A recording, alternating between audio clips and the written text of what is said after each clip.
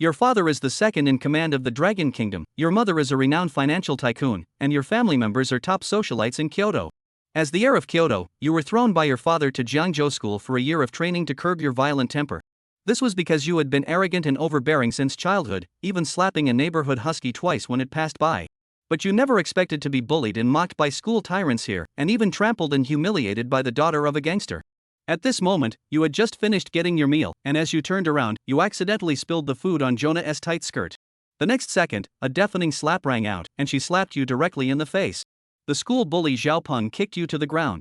Lying there with a fierce look in your eyes, you thought to yourself, I've endured for a year, these last 5 minutes won't hurt. You know your father's character well, he is strict and decisive. When the time is up, he will immediately send you back. If you break the rules, your training period will definitely be extended. Sorry, how much do you need? I'll pay. The next second, Jonah's 10cm Valentino high heel stepped directly on your face, telling you, Jonah's outfit costs no less than 30,000 yuan. Can a poor cafeteria eater like you afford to pay? Kneel down and apologize now, and I'll let this go today. If you don't apologize, I'll make sure you can't stay in this university. Time passed second by second, and the crowd held their breath. Would he admit defeat? Would he kneel and apologize? If he really knelt down, he would become famous throughout Zhang University, and it was already spreading online. At that moment, a ringing alarm echoed throughout the cafeteria. Exactly 12 o'clock, your eyes instantly turned cold, filled with killing intent. You think you deserve an apology from me? You suddenly flipped over, grabbing the opponent's ankle and yanking hard. Joanna was caught off guard, losing her balance in front of everyone, performing a perfect split, her two long legs in black stockings stretched into a straight line, tense against the cold floor. The onlookers all gasped, this guy is incredible. Doesn't he know Joanna, the daughter of a gangster? But some of the boys' expressions gradually changed. This angle, this posture, it was basically a social death scene. You actually dare to hurt me. Jonah's face twisted in pain, her hands supporting her on the ground, but the ligament tear in her leg made it impossible for her to stand. Zhao Peng, Wang Shui, beat him to death for me. Jonah shouted in a panic. Only then did Zhao Peng and Wang Shui snap out of their shock, swinging their fists as big as sandbags and lunging at you. Bastard, how dare you treat Sister Jonah like this? Today you'll find out why the flowers are so red. Your eyes were sharp, your steps slightly retreating, and a 360-degree spinning kick directly struck Zhao Peng's face. The crisp sound of bones cracking was especially clear. Zhao Peng's face instantly deformed, and he flew backward 2 or 3 meters, knocking over a dining table and passing out immediately. The explosive power of your kick was astonishing because you had previously undergone ultra-intensive combat training with the honor guard. Wang Shui had already raised his fist, ready to smash it down on you fiercely, but after seeing Zhao Peng, who was at the forefront, kicked flying, he quickly withdrew his fist and pretended to look at you with concern. But you wouldn't give him time for nonsense. You were the one who hit me the hardest just now. A swift jab landed precisely on his face. Wang Shui was blasted away by the punch, his body uncontrollably sliding backward several meters, blood instantly gushing from his nose.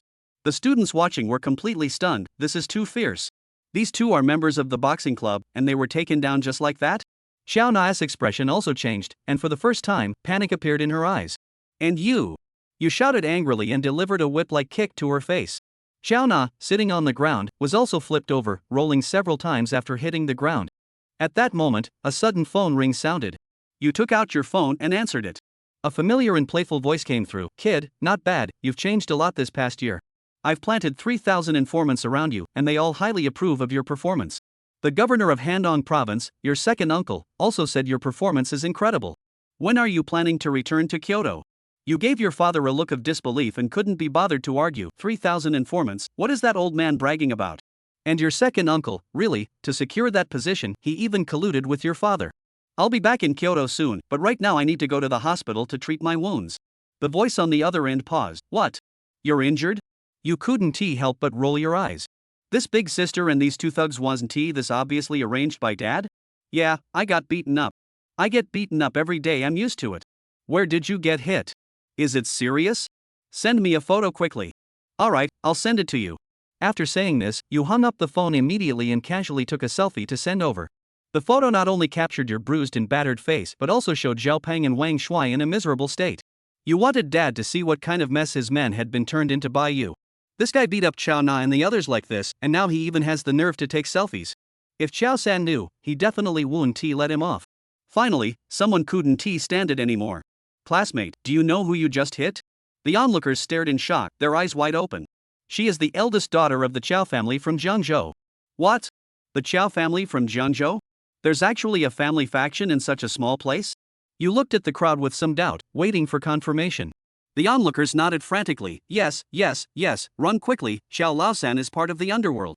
After their warning, you were stunned for 2 seconds, then revealed a meaningful smile. The Qiao family is part of the Underworld? Second uncle, you really gave me a handle on you. Since you are colluding with my father, I must give you a big gift. At this moment, inside a mysterious villa in Kyoto, a priceless rosewood table was slammed down abruptly. A dignified figure in the main seat suddenly stood up. Gu-jun, these are the people you arranged to supervise, right? Tell me, is this the kind of controlled bullying you promised? This is practically trying to kill my son. If he returns to Kyoto like this, your sister-in-law won't be able to handle it. A well-proportioned secretary calmly distributed photos of your bruised and battered face to everyone present. At this moment, the man called Gu-jun turned pale with fright. How could his eldest nephew have been beaten to this state? The original plan was to arrange bullying within a controllable range, mainly to let the eldest nephew endure some hardship and learn to be patient and restrain his sharpness. To be cautious, he had even specifically chosen the more remote Jiangzhou city. But now, judging from the photos, it's obvious he was beaten mercilessly. Gu-jun, shouldn't you give me an explanation? The man in the main seat let out a roar, scaring him and wetting his back with cold sweat. If one were to explain that this was an NPC he had arranged, only that he had hit a little harder, then what he would get in return would definitely be a reprimand from his big brother, as well as a few slaps from his sister-in-law. Then what if he explained that he was completely unaware of it? Even more so, it would not work. Wouldn't it be a disguised admission that something had gone terribly wrong in the municipal city under his jurisdiction? A vicious brawl had blatantly occurred in the university, and he was sitting in this position without any knowledge of it? Just as Gu-jun's brain was running at high speed, Gu Tian of Jiang University swaggered into the guide's office. In fact, he could have just walked away. But after thinking about it, he still had to say hello to the guide. Most importantly, he wanted to see if the guide was also an NPC arranged by his old man. Whichever thought, just as soon as he entered the door. He hadn't even opened his mouth yet. The guide Fong Ting's entire face instantly turned pale when she saw him, and she backed up in shock. You, don't you come over, ha. I've already approved the withdrawal application. It's on the table. You can take it and leave, ha. After you go out, don't say you're my student. I don't recognize you. Gu Tian? He didn't say anything. How come the guide put him on? What kind of efficiency is this Tet? So eager to leave on his own? Fong Ting was almost broken inside. She had just heard that her student had beaten up the Qianjin of the Jiangzhou Qiao family. People's Qiao Na's father, Xiao San, was a member of the board of directors of Jiang University. In other words, the salary they received was paid by Qiao Na's father. So how dare she delay this? If Director Qiao came to her class, wouldn't there be a death in her class? If not, even she, the guidance counselor, would have to take a beating? When the principal found out about the situation, he ran straight over. That speedbolt see all have to be silent. It took less than 2 seconds to sign the withdrawal application. Ah. Guide, you know all about it, ah. Gu Tian raised his eyebrows, originally still suspecting that the guide was also an NPC, but now it seems to be purely his own overthinking. This Jiangzhou Qiao family was quite powerful, ah. Gu Tian shrugged, then picked up the withdrawal application on the table, snorted out the door and threw it directly into the trash. Goodbye, Jiang De. The afternoon sun was extraordinarily lazy, stretched out a lazy waist, the mood was unprecedentedly relaxed. His card mom has been restored, and also gave him $100 million of pocket money as a reward. The next direct ride to the airport, take the earliest flight back to Kyoto, eat, drink and have fun. As for the Qiao family, Gu Tian narrowed his eyes, and a flash of coldness flashed under his eyes. Afterwards, he would go back to Jiangzhou again, and investigate this what's-her-name Qiao family properly, and eliminate them all in one go. It would also be considered a big gift for Uncle too. While Gu Tian was preparing to walk towards the campus entrance. Brat! Don't run! A sharp chortle exploded from behind. Gu Tian turned around, only to see Qiao Na with a bandage wrapped around her face, followed by a large circle of social youths carrying sticks and clubs, who were aggressively killing them. FCK. It's pretty hard to kill. Gu Tian laughed to himself. Get him for me. Qiao Na roared, waved her hand and pointed, and the minions behind her rushed up with a wail. In a flash, a large number of students all swarmed over. Inactive in learning, first in eating melons. Crap. Isn't this Jonah? How did it become like this? Holy. Jonah's so quick to organize her staff. Maru Spice. This kid hasn't left yet. This isn't a fight. This is a real fight. Fighting and killing. What kind of behavior is this? The corner of Gu Tian's mouth hooked out a sneer as he slowly pinched his knuckles. The hearts of the crowd of onlookers beat wildly and held their breath. Even the grandpa in the security booth slowly poked his head out of the window. But just in the next second, Gu Tian turned around violently and scampered away. Slipped and slipped. Everyone. No. I thought this kid was tough. This. Just ran away? Holy. Learned. This is the real big brother. Gu Tian was incredibly fast on his feet. He was a smart person. To still steal himself at a time like this, one would only do so if they were sick in the head.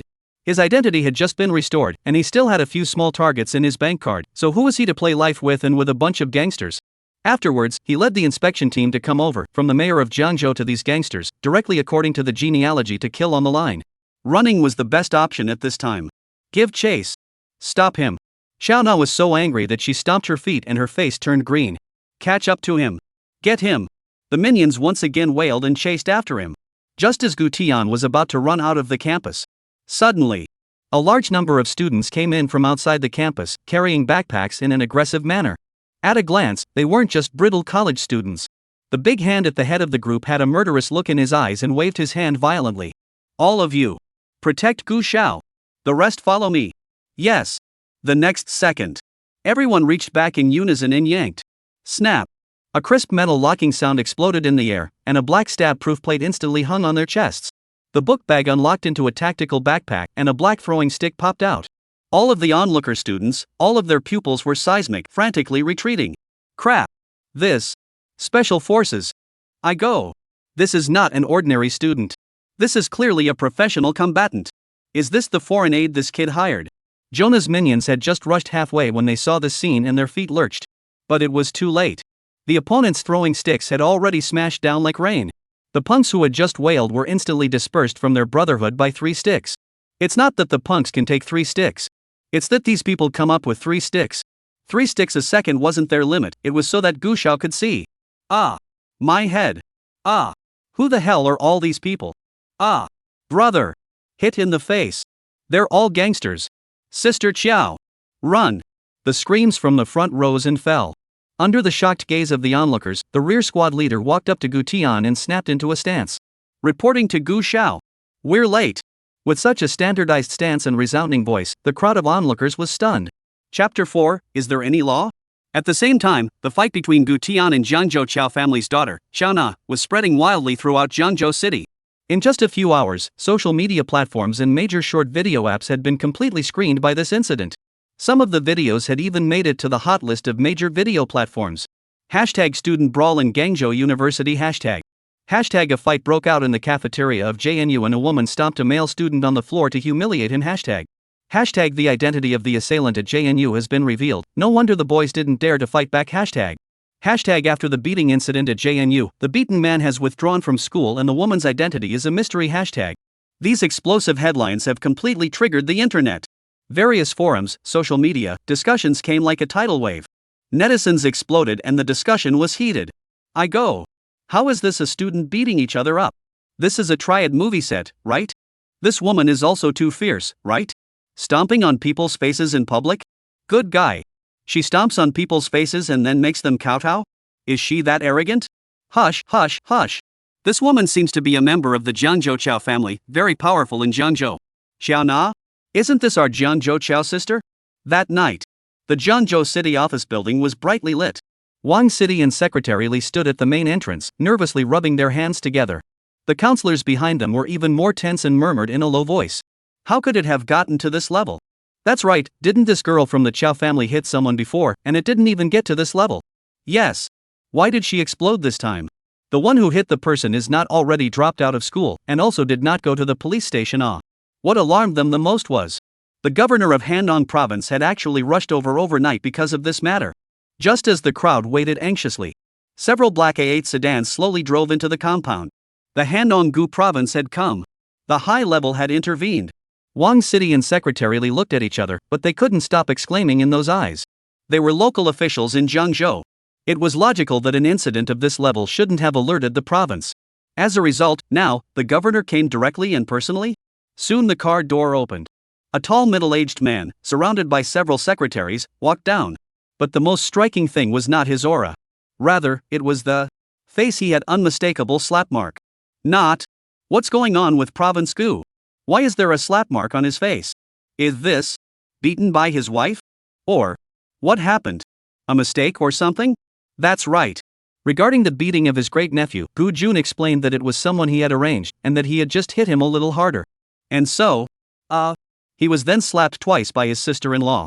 As the governor of Handong province, Gu Jun's identity is also highly confidential, and very few people know about it. The most important thing was that he had sat in this position solely because he had climbed up bit by bit from below. No one would link him to his big brother's relationship. After all, there were many people with the surname Gu.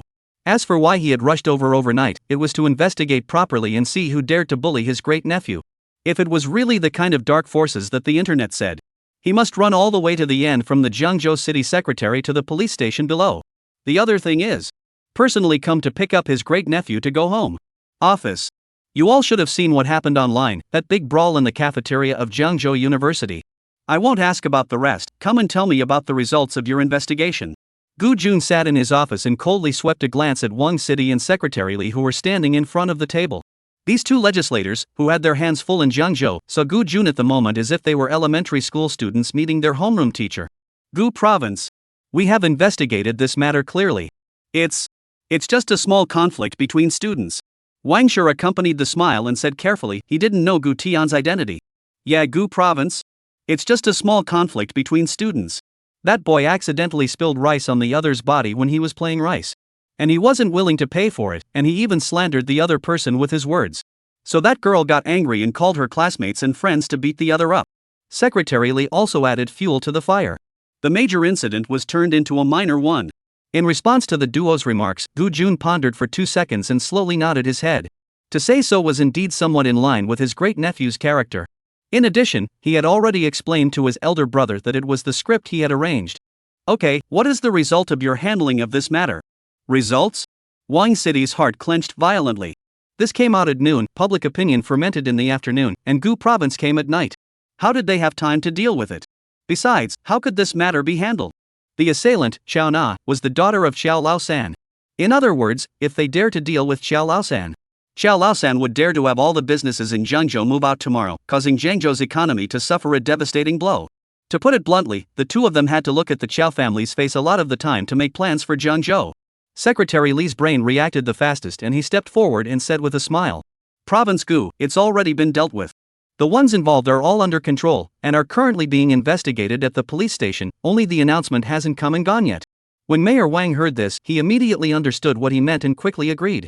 Yes, it's already being dealt with. It's all just a bunch of uneducated student jerks ganging up on the school and having a bad influence.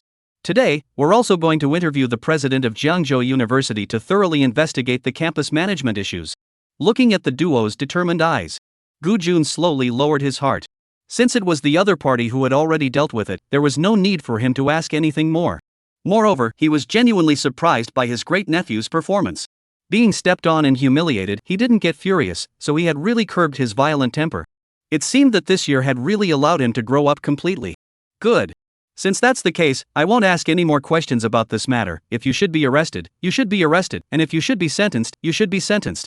Gu Jun slowly stood up and swept a glance at the duo in front of him. Mayor Wang and Secretary Li were instantly relieved and hurriedly bowed their heads and nodded their heads.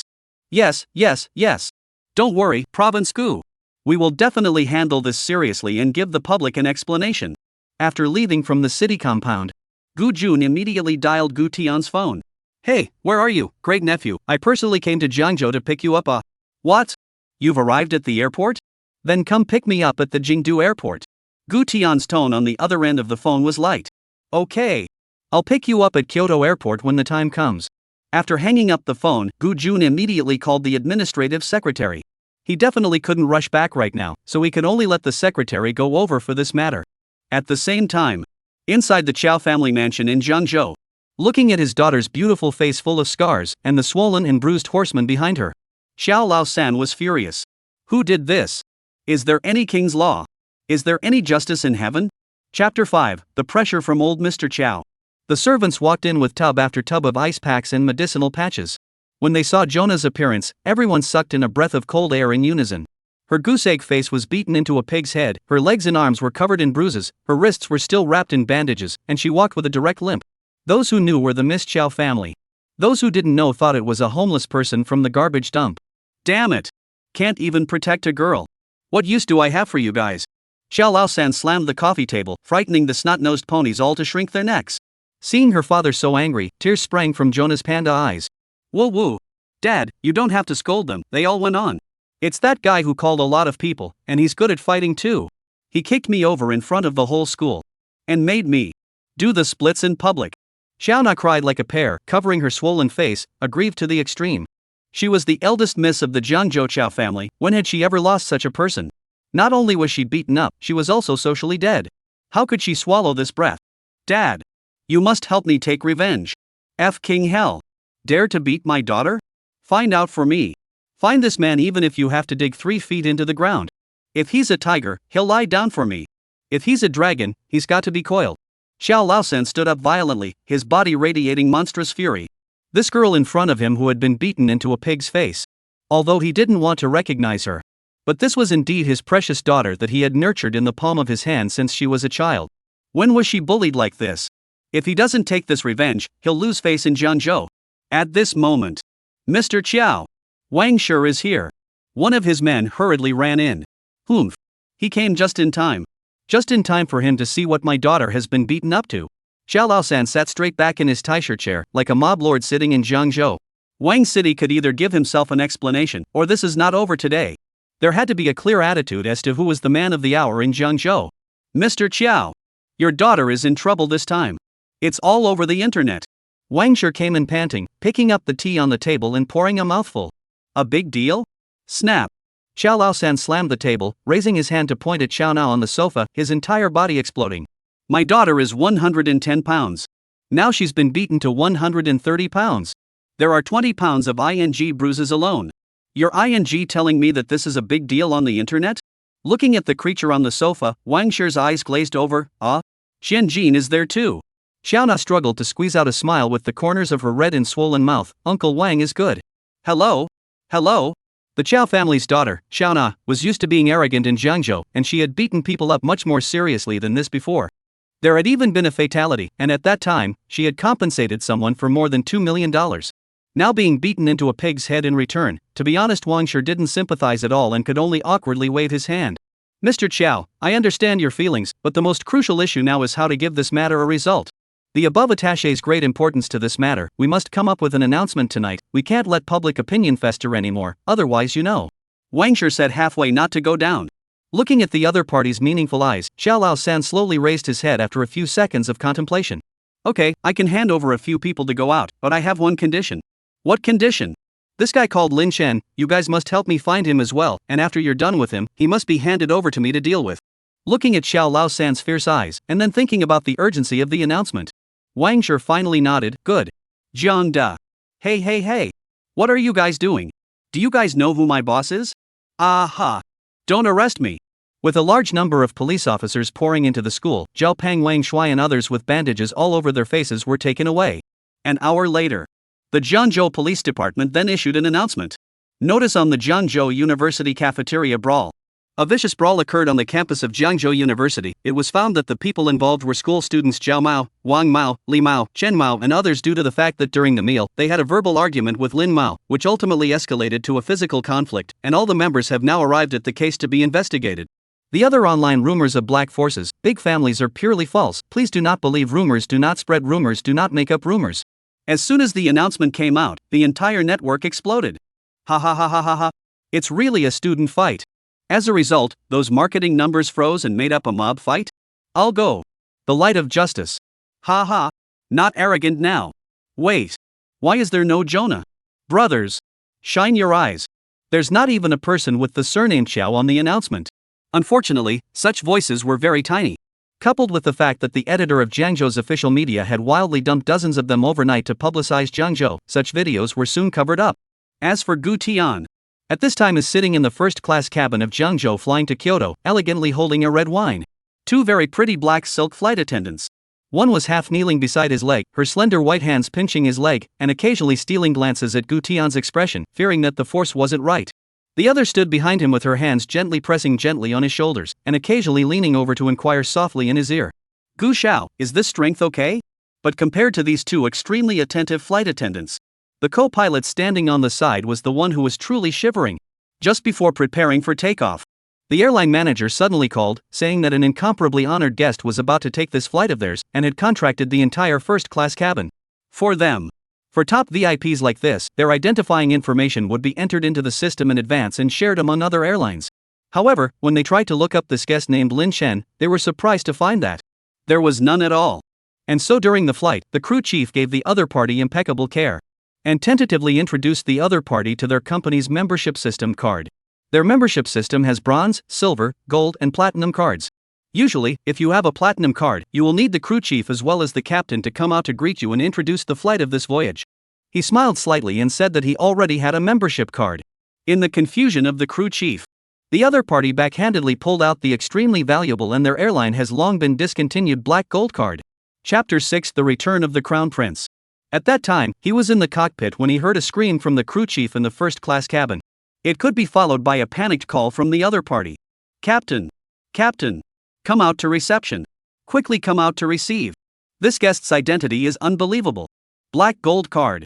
3 short words made his and the captain's hands shake and almost pulled the plane down a little. Black gold card? The highest level member of the entire airline. They hadn't even seen one until now in their jobs. Not to mention them. Even the chairman of the airline had to personally receive and nod his head when he saw a black gold card VIP. But they had, today, actually met one? So without saying a word, he directly ran out from the cockpit. 2 of the most beautiful air hostesses, who didn't even have time to put on their shoes, ran over to receive them with their bare black silk jade feet. Don't know without inquiring. Once inquiring, I was shocked. The other party said that he was not surnamed Lin, and his real name was Gu. Just this one last name. The stewardess' legs were soft at that time. 2 of the most beautiful stewardesses, who were just respectfully pouring tea and water, put down the teacups in their hands and directly rubbed each other's legs and shoulders the moment they heard this last name. Gu surname, black gold card, young to the core. The entire dragon country, who else? The Prince of Kyoto, Gu Qiao, is certainly without a doubt the biggest shareholder behind their airline, is the person's mother's helm of the Qian's group As for his real father, they are not even qualified to mention it. Just as the co-pilot was crying in his heart, how did he meet such a heavyweight guest? Suddenly. Don't press there. It hurts. Gu Tian frowned and let out a muffled grunt violently.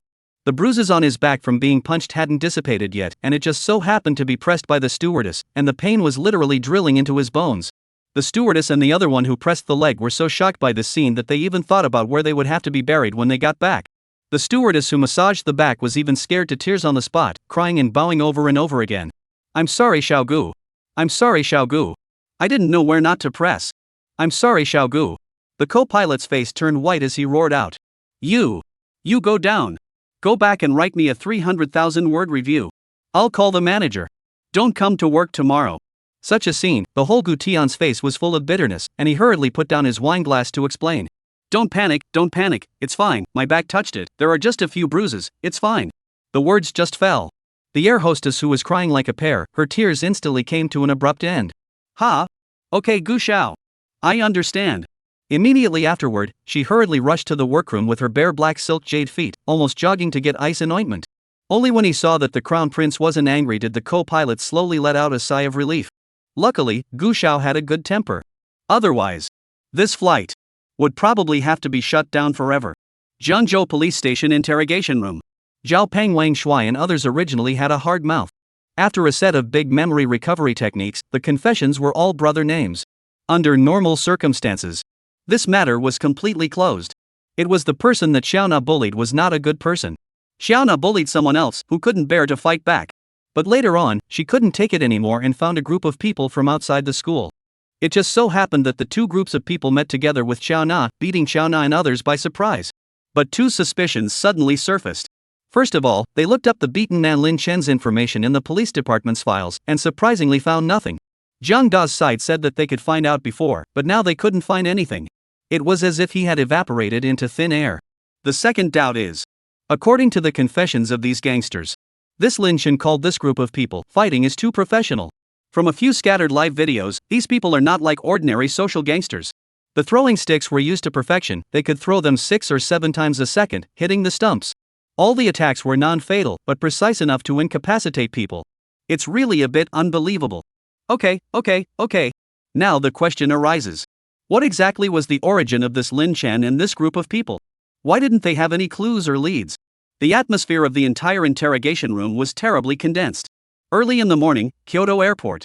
The sky was cloudy, and a mist shrouded this 1,000-year-old capital. Tall buildings loomed in the distance, and the terminal was crowded with people. Boom! A flight from Jiangzhou slowly landed, and the moment the tires touched the ground, it brought up a slight tremor and glided steadily into the tarmac. The moment the cabin door opened, a young man in a customized suit walked out with one hand in his pocket. Finally back.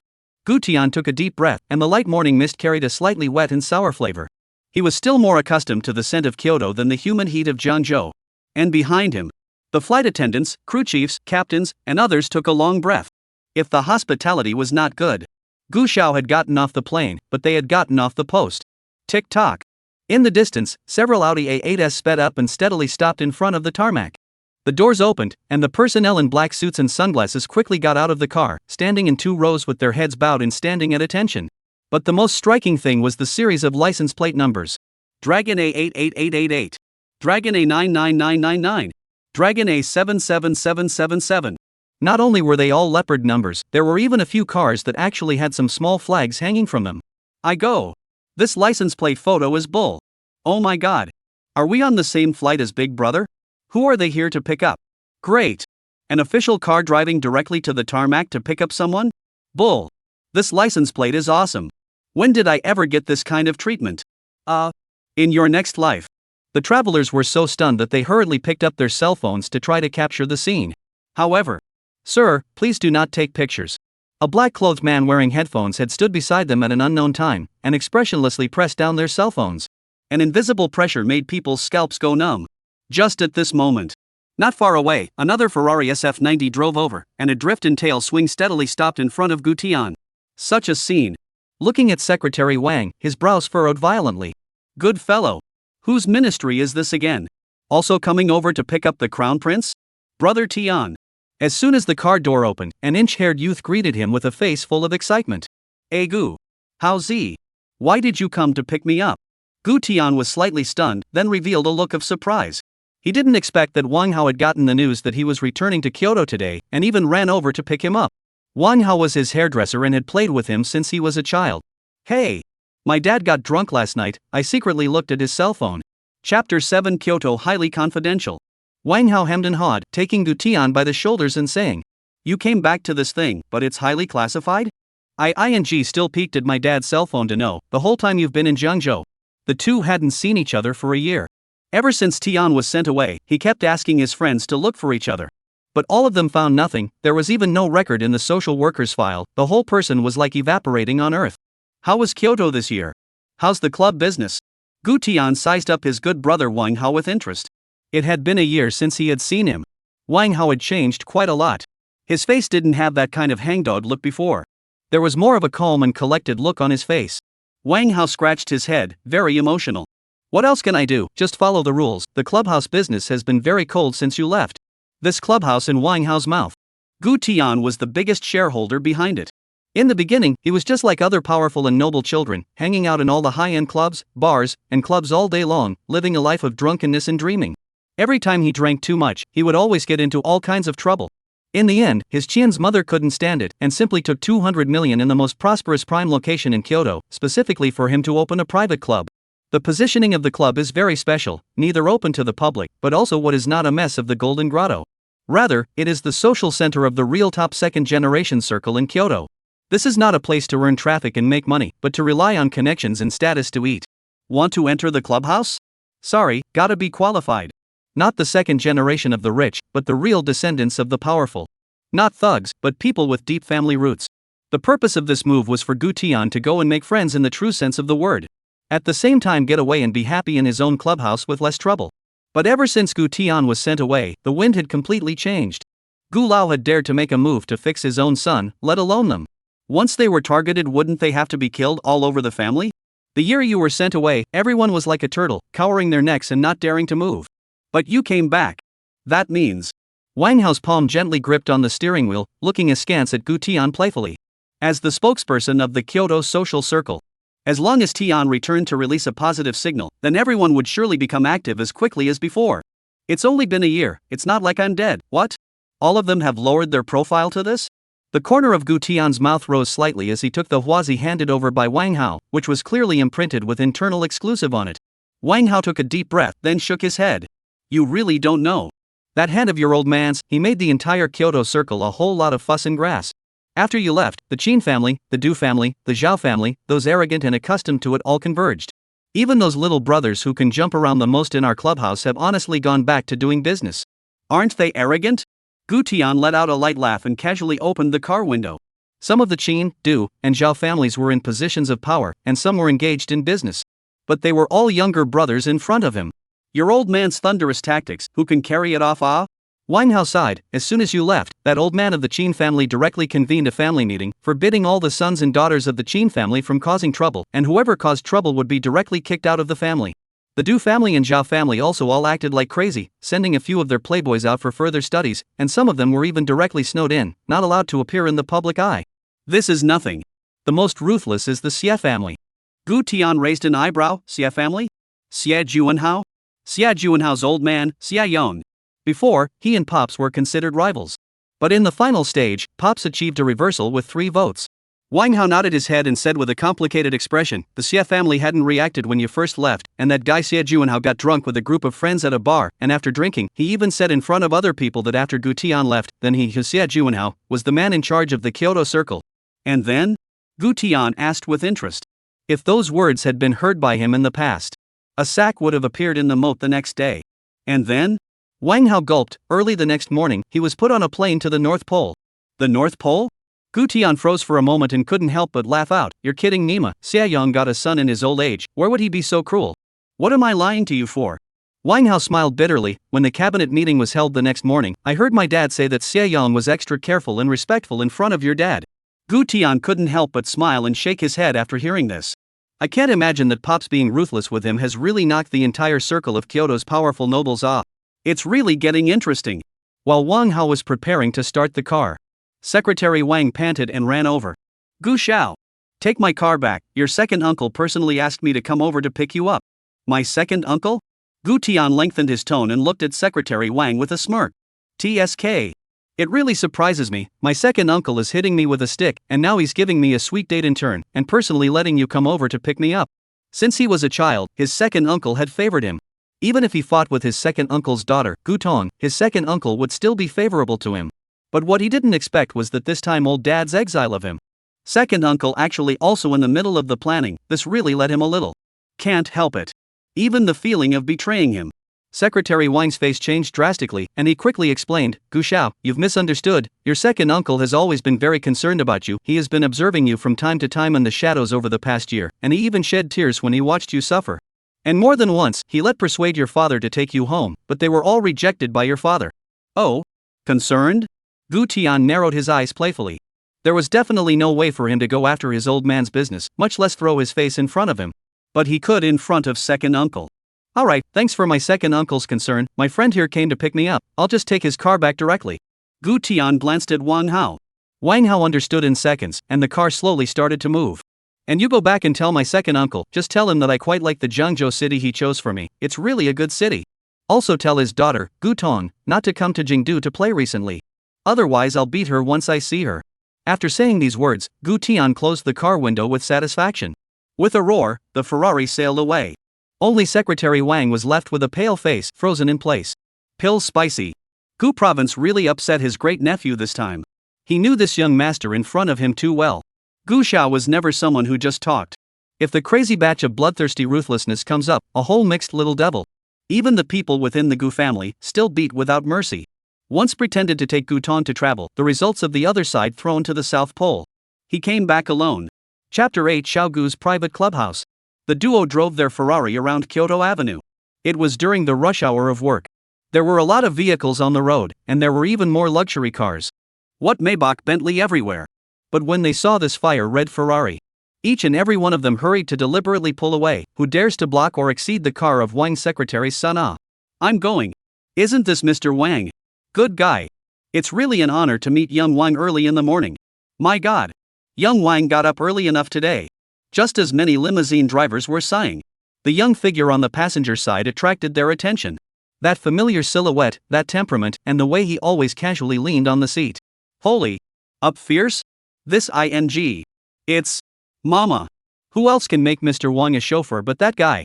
Oh my god. That guy showed up? It's really him. Before they had a chance to take a closer look, Wang Hao sensed something strange about the nearby vehicles and disappeared from sight with a kick of the gas pedal. 40 minutes later. The car slowly drove into the busiest section of Kyoto, in front of the luxurious clubhouse. Gu Tian got out of the car ahead of time and slowly walked towards the clubhouse gate. While Wang Hao drove the car, he directly drove to the parking lot not far away. He usually didn't come here much, and the exclusive parking spaces were given to guests. Is this called cold business?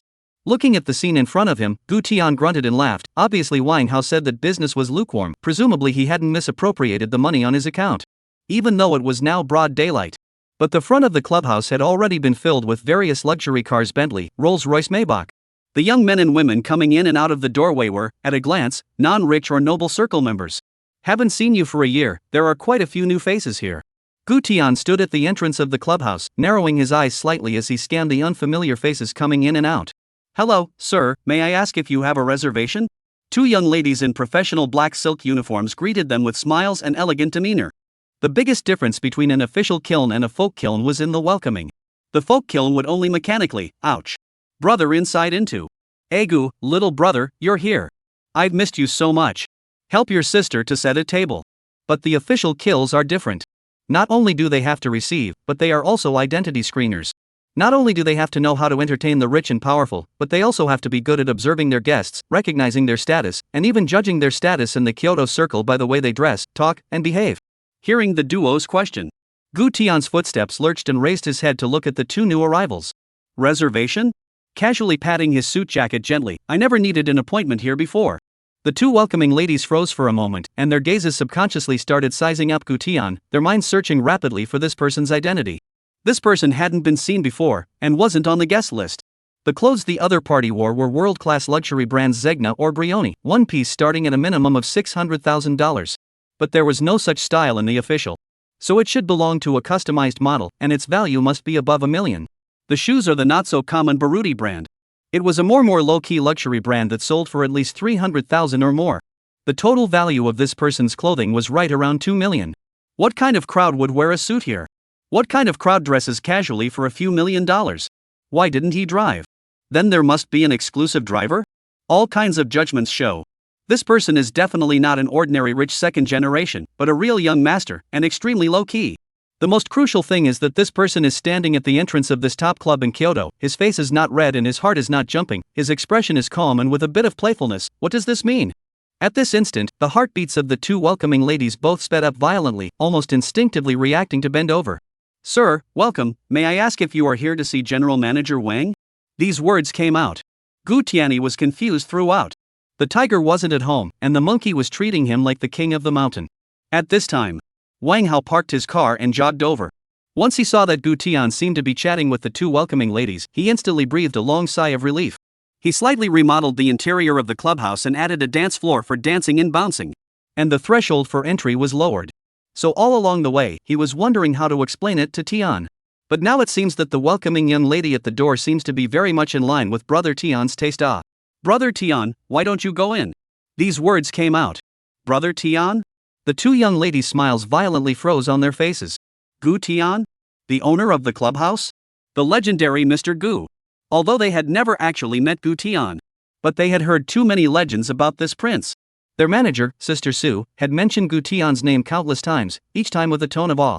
Mr. Wang had also said more than once in private who the real owner of this club was. Not to mention, the powerful sons and daughters who came here to spend their money would talk about the splendor of Gu Qiao back then from time to time. But who would have thought? This man who only lived in legends, today, actually stood in front of them alive? They just even asked if he had an appointment? Gosh! The welcoming young lady's legs went soft and she almost directly knelt down, her long legs trembling slightly. Gu Xiao. I'm sorry. We didn't mean to. Wait. However, Gu Tian wasn't angry in the slightest. Turning around, he explained to Wang Hao, these two have a pretty good service attitude, give out some bonuses, $50,000 each. The moment these words came out, the two welcoming little tiny sisters' bodies trembled and froze directly in place. 50,000? Just because of a single welcome reception, 50,000 was issued? Their monthly salary is only less than 30,000, usually receive even more important VIP, at most is to take some tips, 1,000 2,000 are counted more. But now, Gu Xiao casually said, directly to each of them to send 50,000? Wang Hao froze, then smiled. Why don't you hurry up and thank Mr. Gu? Thank you, Mr. Gu. Thank you, Mr. Gu. Thank you, Mr. Gu. The two women hurriedly bent down and saluted, thanking one after another. Alright, don't get excited. Do a good job. Gu Tian smiled faintly and waved his hand, then turned around and stepped into the clubhouse leisurely with his hands in his pockets. The clubhouse lobby. The moment Gu Tian stepped into the hall of the clubhouse, the whole person froze. The lights were dazzling, neon flashing. The heavy bass drum beats of the DJ booth shook one's heart. The center of the dance floor was densely packed with handsome men and beautiful women who were bouncing madly. The air was filled with a whole atmosphere of paper drunkenness. Wait a minute. Hao Zi. Did you tell me that this is my previous clubhouse? He clearly remembered that before he left, this was the most private and socialized place for the powerful sons and daughters of Kyoto. Quiet, luxurious, and secluded. And now, the entire hall had become an uncompromisingly luxurious nightclub? According to this atmosphere, wouldn't there be foot massages inside? Brother Tian. Take it easy. Listen to my explanation. Listen to my explanation. Without waiting for Wang Hao to wiggle his hands back and forth, Gu Tianke then gave him a saucy chestnut. Chapter 9, The Sultry and Realistic Manager Su. Under Gu Tian's angry gaze, Wang Hao explained mournfully. To put it bluntly, after Gu Tian left, the Kyoto circle all tightened up, causing the clubhouse's benefits to be very bad. So, you changed this place into a nightclub? Gu Tian's gaze was complicated as he looked at the paper drunk scene in front of him. The one dancing in the middle of the dance floor seems to be wearing an underwear. If mom knew about this, she would definitely have to beat him to death. Open this club on the one hand is to let him have a place to play, on the other hand is to see how his entrepreneurial ability. But now, how dare I? Wang Hao quickly waved his hand. This is your clubhouse, you didn't give the word, how dare I just change it? But there's no way, if no one comes, then it's not going to lose money, and if it closes down, you and I won't have a place to play, and auntie will still laugh at you for not having the talent to start a business. So I could only lower the threshold, lowered the membership standard, and allowed other children of rich second-generation, coal bosses, and diamond kings to come in and play. At the same time, I added the bar bouncing program, which is open 24 hours a day. As Wang Hao said these words, he pointed around the hall again. I just remodeled it a little bit, the soundproofing effect is 100%, the outside can't hear the inside at all. The inside of the hall is supplied with oxygen 24 hours a day, there's no sense of time, people who come here often stay for a day or two at a time. Many of these people you see now came in last night and haven't been out at all. I'm telling you that this group of people can really not be bad at money, they can drop several $1 million in just one night, throwing away a lot of money. Gu Tian. Hao Zi. You're really criminal. Wang Hao helplessly smiled and shrugged. Brother Tian. Times have changed. Business, you have to follow the market. And I can guarantee that this is definitely one of the most profitable clubs in Kyoto at the moment. The daily turnover now easily exceeds $5 million. Who is this guest? Can he talk to Mr. Wang for so long? Manager Su tugged on her hip skirt and stepped forward with her long black silk legs alluringly. Mr. Wang, you get busy, leave this guest to me. But the moment he saw Gu Tian's face, a scream fell. Manager Su's entire body jumped up and directly hugged Gu Tian, crying like a pear. Gu Xiao. You're finally back. You don't know. Mr. Wang. Mr. Wang. He's asking me to use my sex appeal to attract customers. What I wore before. You see what I'm wearing now. He said I didn't wear enough character and asked me to be more bold and exposed. Manager Su. We can. Let's loosen it up a bit. I can't breathe. Gu Tian's face flushed red. Manager Su's body was very proud. The waves of curves separated him from breathing. The coal second generation who were throwing away thousands of dollars stopped the wine glasses in their hands and stared dumbfounded at the image in front of them. Holy FCK. Manager Su has gone crazy? No. What the hell? She actually jumped on a man in public? No way. Manager Su just jumped on him? Who the hell is that guy? For these second generation coal workers, many of them are coveting Manager Su's beauty. Manager Su is responsible for the management of the club and high-end reception. But she never accompanied the drinks, not to mention any physical contact. Even if they smashed more money, the most she can do is to serve tea and pour water, accompanied by chatting a few sentences, other things don't even want to think about. Inside the office, the huge aquarium-like fish tank was eye-catching, with many ferocious fish kept inside. Gu Tian sat on the boss chair, browsing through the account books. Manager Su was still talking about Wang Hao's sins in a rainy voice. Gu Xiao. You don't know. Mr. Wang is simply lawless these years. Just after you left, he immediately transformed the club into a 24-hour ghetto. Not only did he lower the threshold, but he also forced me to wear black silk, high heels, and hip skirts every day, saying that it increases beauty and customer satisfaction. Every day, he also made me chat with those people late at night, good night and good morning every day, and daintily play voice for them. He also said that in another 10 years or so when I'm old and gray, no one will even look at me, so I have to make the best use of what I have now. You see. Where am I the manager who manages the clubhouse? It's practically no different from an escort. Brother Tian.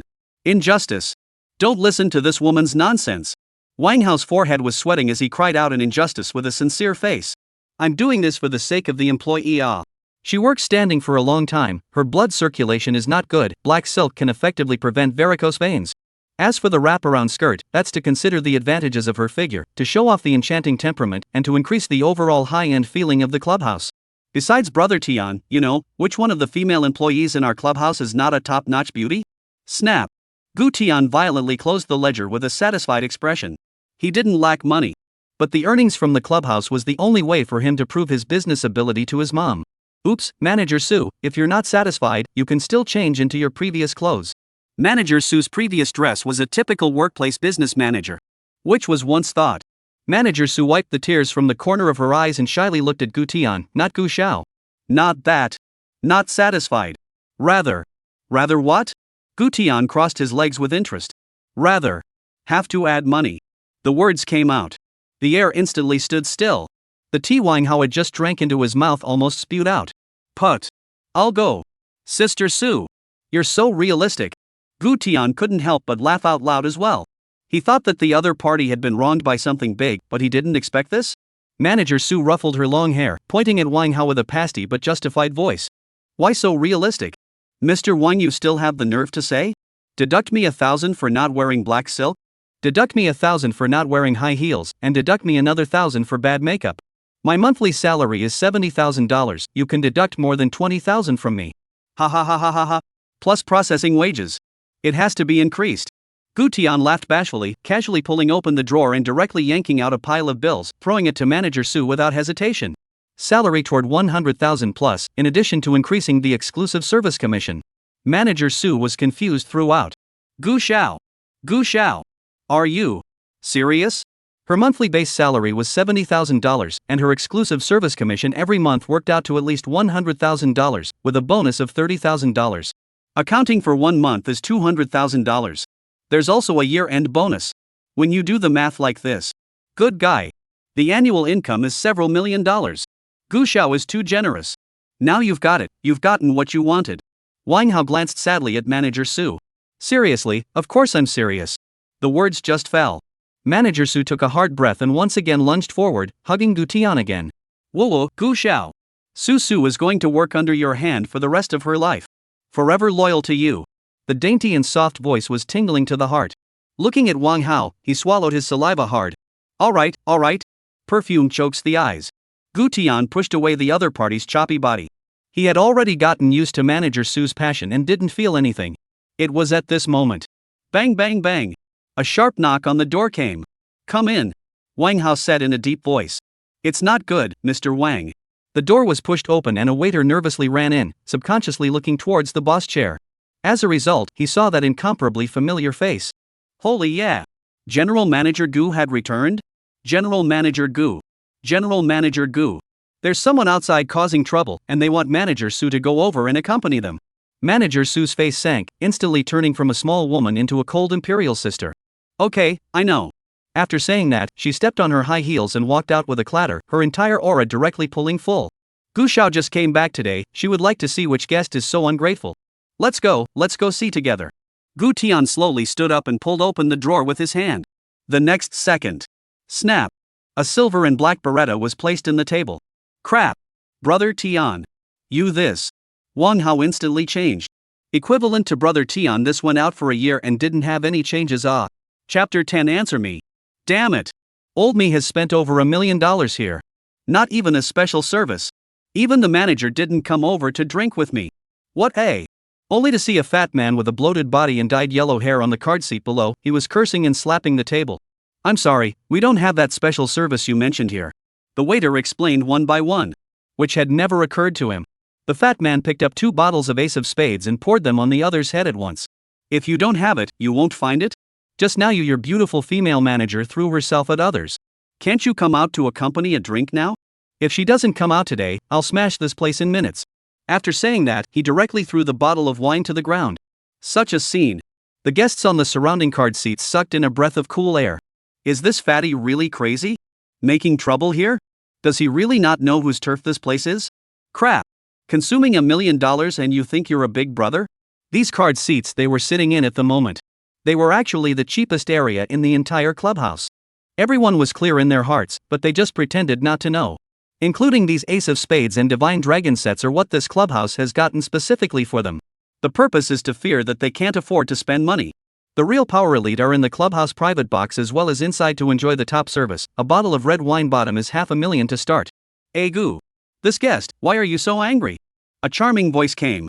Only to see Manager Sue stepping on black silk high heels, twisting her slender waist and slowly walking down the steps. It's still Manager Sue who has a pattern. TSK. Manager Sue's pattern is really different. Surprisingly, she doesn't see eye to eye with this kind of general knowledge. Manager Sue is so beautiful. Just as the people on the card seat were flirting. The next second. I'm going. Wait. A card seat guest's eyes widened violently, and the hand holding his wineglass trembled as he looked behind Manager Sue. Damn. Gu Xiao. Almost at the same second. Many of the guests on the card seats all stood up violently, their faces instantly pale. It's really Mr. Gu. Holy. Mr. Prince. I've seen him. Holy. This is the Crown Prince of Kyoto. The Crown Prince. It really is the Crown Prince. There were handsome men and women who knew about Gu Tian who all wanted to rush over and say hello at this moment. However, looking at Gu Tian's gloomy face, they all froze in place, not daring to take a breath. Sound engineers, DJs, lighting engineers, and even more quickly suspend the whole scene, standing on the stage a whole still. Yellow hair fat man did not know, thought it was his anger roared the whole field. Sue Manager walked up to the red lips slightly raised, a pick up the fat man's chin. To let me accompany the wine, you have to do a membership at least. So flirtatious and teasing. The fat man's throat knots rolled crazily, his cheeks flushed red, like an animal about to suffocate. Mom, yeah. This is too much of a club. I just love it. Do it. Must do it. Get the best membership. What's the harm in having a membership if you can enjoy the company of such a beautiful woman? Watching the fat man pull out his wallet from his pocket with trembling hands. Wang Hao raised his chin and kept showing off to Gu Tian with a thumbs up. The whole thing made Gu Tian speechless. Manager Sue was the one he got from his mom's group. Before that, she was a supervisor of the market management of the following company, a real elite in the workplace. How a year time, was Wang Hao to bring crooked into this way? The waiter pressed the amount and handed the card machine to the front. Okay sir, please swipe your card. Swipe. Must swipe. The fat man's eyes stared at the delicate and charming Manager Sue, holding the card and snapping it to the card swiping machine. It really gave people a sense of having a lot of minds at home and not being short of money. Drops. Insufficient balance. So prompted. The guests around the card seat, as if they had expected it, instantly burst into laughter. The membership card of the Heavenly Seal Clubhouse was not something that ordinary people could do. Wanting to successfully pretend to be a bully here. Other than capturing aliens alive and carrying them over, they really couldn't think of anything else. Fatty's brain instantly went down and his face froze. Nani? What? Insufficient balance? It was impossible for him to run out of money. There was still over $4 million in the card? How could the balance be insufficient? As a result, he raised his head to meet Manager Sue's teasingly beautiful eyes.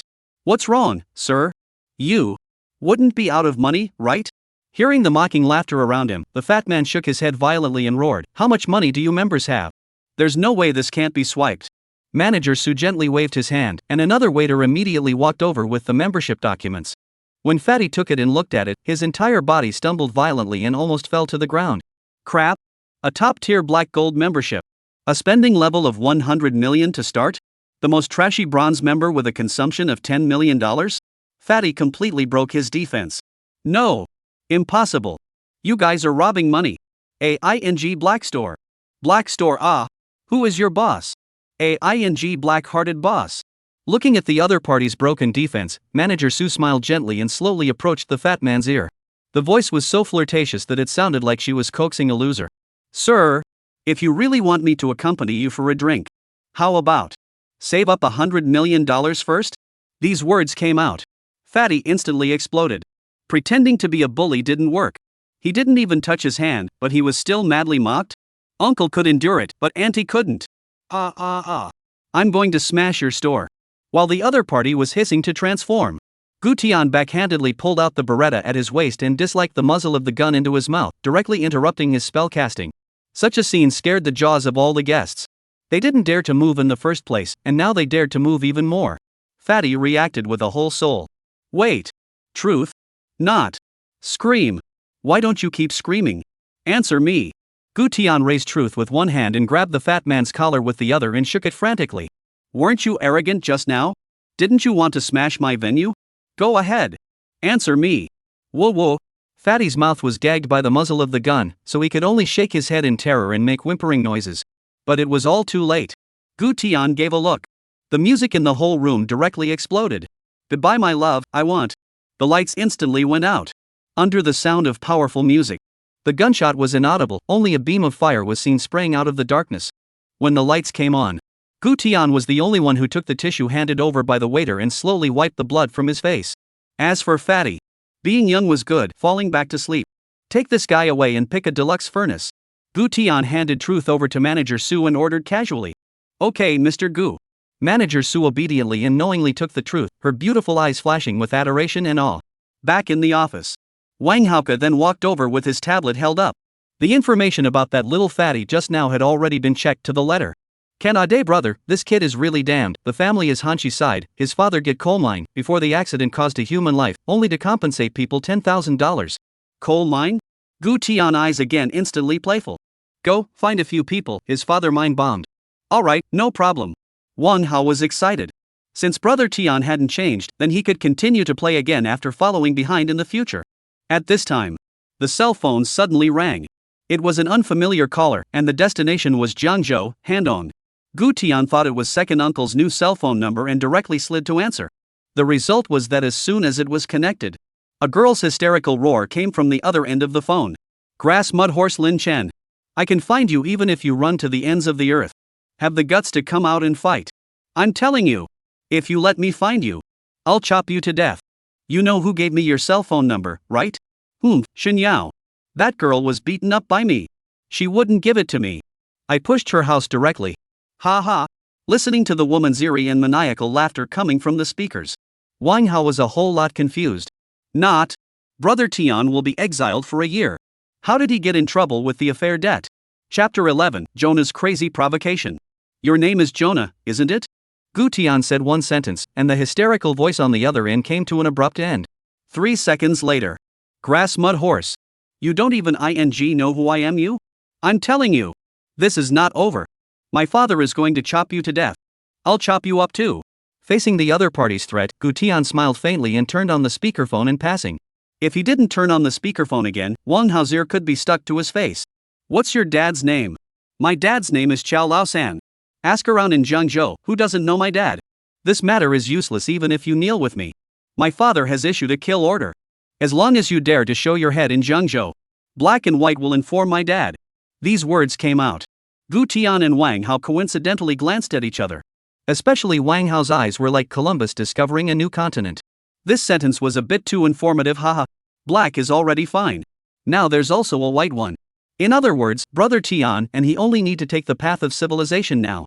This is not a proper political achievement? It's just a matter of whether the phone call involves a big fish or a small fish. Okay, I know, I will show my head in Jiangzhou in a few days, when you come to cut me ha. Gu Tian hung up directly after saying these flirtatious words. Turning on the flight mode again, he directly threw the phone into the fish tank. Splat! The water splashed. A huge crocodile fiercely bit down on the cell phone and directly swallowed it. Brother Tian, what's the situation? Your ex-girlfriend or a crazy woman somewhere? Is this a big fish or a small fish? Wang Hao, a whole bunch of confused, tugged on his chair and could come over. Gu Tian could only tell the experience of the last day of exile one by one, including this Xin Yao. In Jiangzhou, he was fake miserable. But this Xin Yao is really miserable, no father, no mother in the orphanage grew up. Although the appearance of pure and merciful, in the Jiangnan University is known as a small school flower. Nihei low self-esteem is a hard injury, pressure is not much sense of existence. When he first came to Jiangzhou University, he did the same table with the other side. The person is quite good, not much heart, a stupid sweet look, daily life and study is quite take care of him. So Chao Na was able to find Xin Yao, the genius had investigated a bit. Not Tian.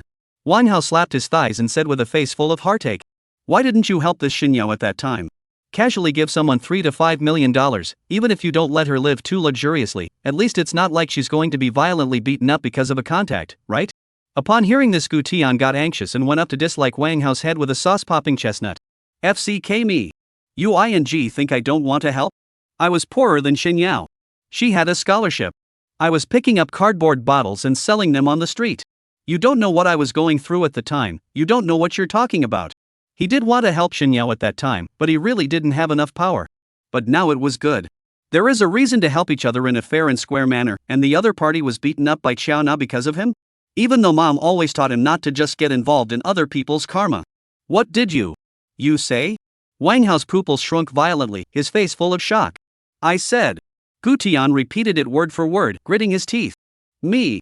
Go. Street. On the. Pick up. Rags. Sell. Money. Ordinary cardboard for 60 cents a pound. Better cardboard 75 cents. Mineral water bottles for 30 cents each. Boom. Wang Hao felt like his brain was going to explode, and with his hands busy, he started searching online for scrap prices. 5 seconds later. Holy. Brother Tian, you really picked it up. Gu Tian laughed. For a moment there. He really wanted to chop up Wang Hao and throw him in the fish tank to feed the fish. Then what are you going to do about this Qiao Na? This is obviously a black force. This is a proper political achievement. Brother Tian. Why don't you take care of them and use this incident to enter the civil service? Then you can transfer this club to me. Wang Hao became more and more excited and began to dream of getting rich. We're going to be officials and businessmen in the future, good guy. Perfect. Can't stand it. I'm going to hell. Be quiet. Gu Tian raised his leg and kicked it. Wang Hao fell to the ground on all fours with his chair. Ouch. It hurts. No, brother Tian, I'm doing this for your own good. My parents have cut off my allowance for a few years now, and they've even drawn a line in the sand with me. What if one day your parents cut off your allowance? I'm thinking of your future, brother. Gu Tian didn't say anything and picked up the previous cell phone from the drawer and fiddled with it. Wang Hao's family situation was different from his. His father had no background, and he had climbed to his current position step by step. Nowadays, he is not only conscientious, but also walks on thin ice, and knows the winds and clouds of the officialdom. In terms of children's education, can be described as strict to the extreme, for fear of being Wang Hao this rebellious son even dragged.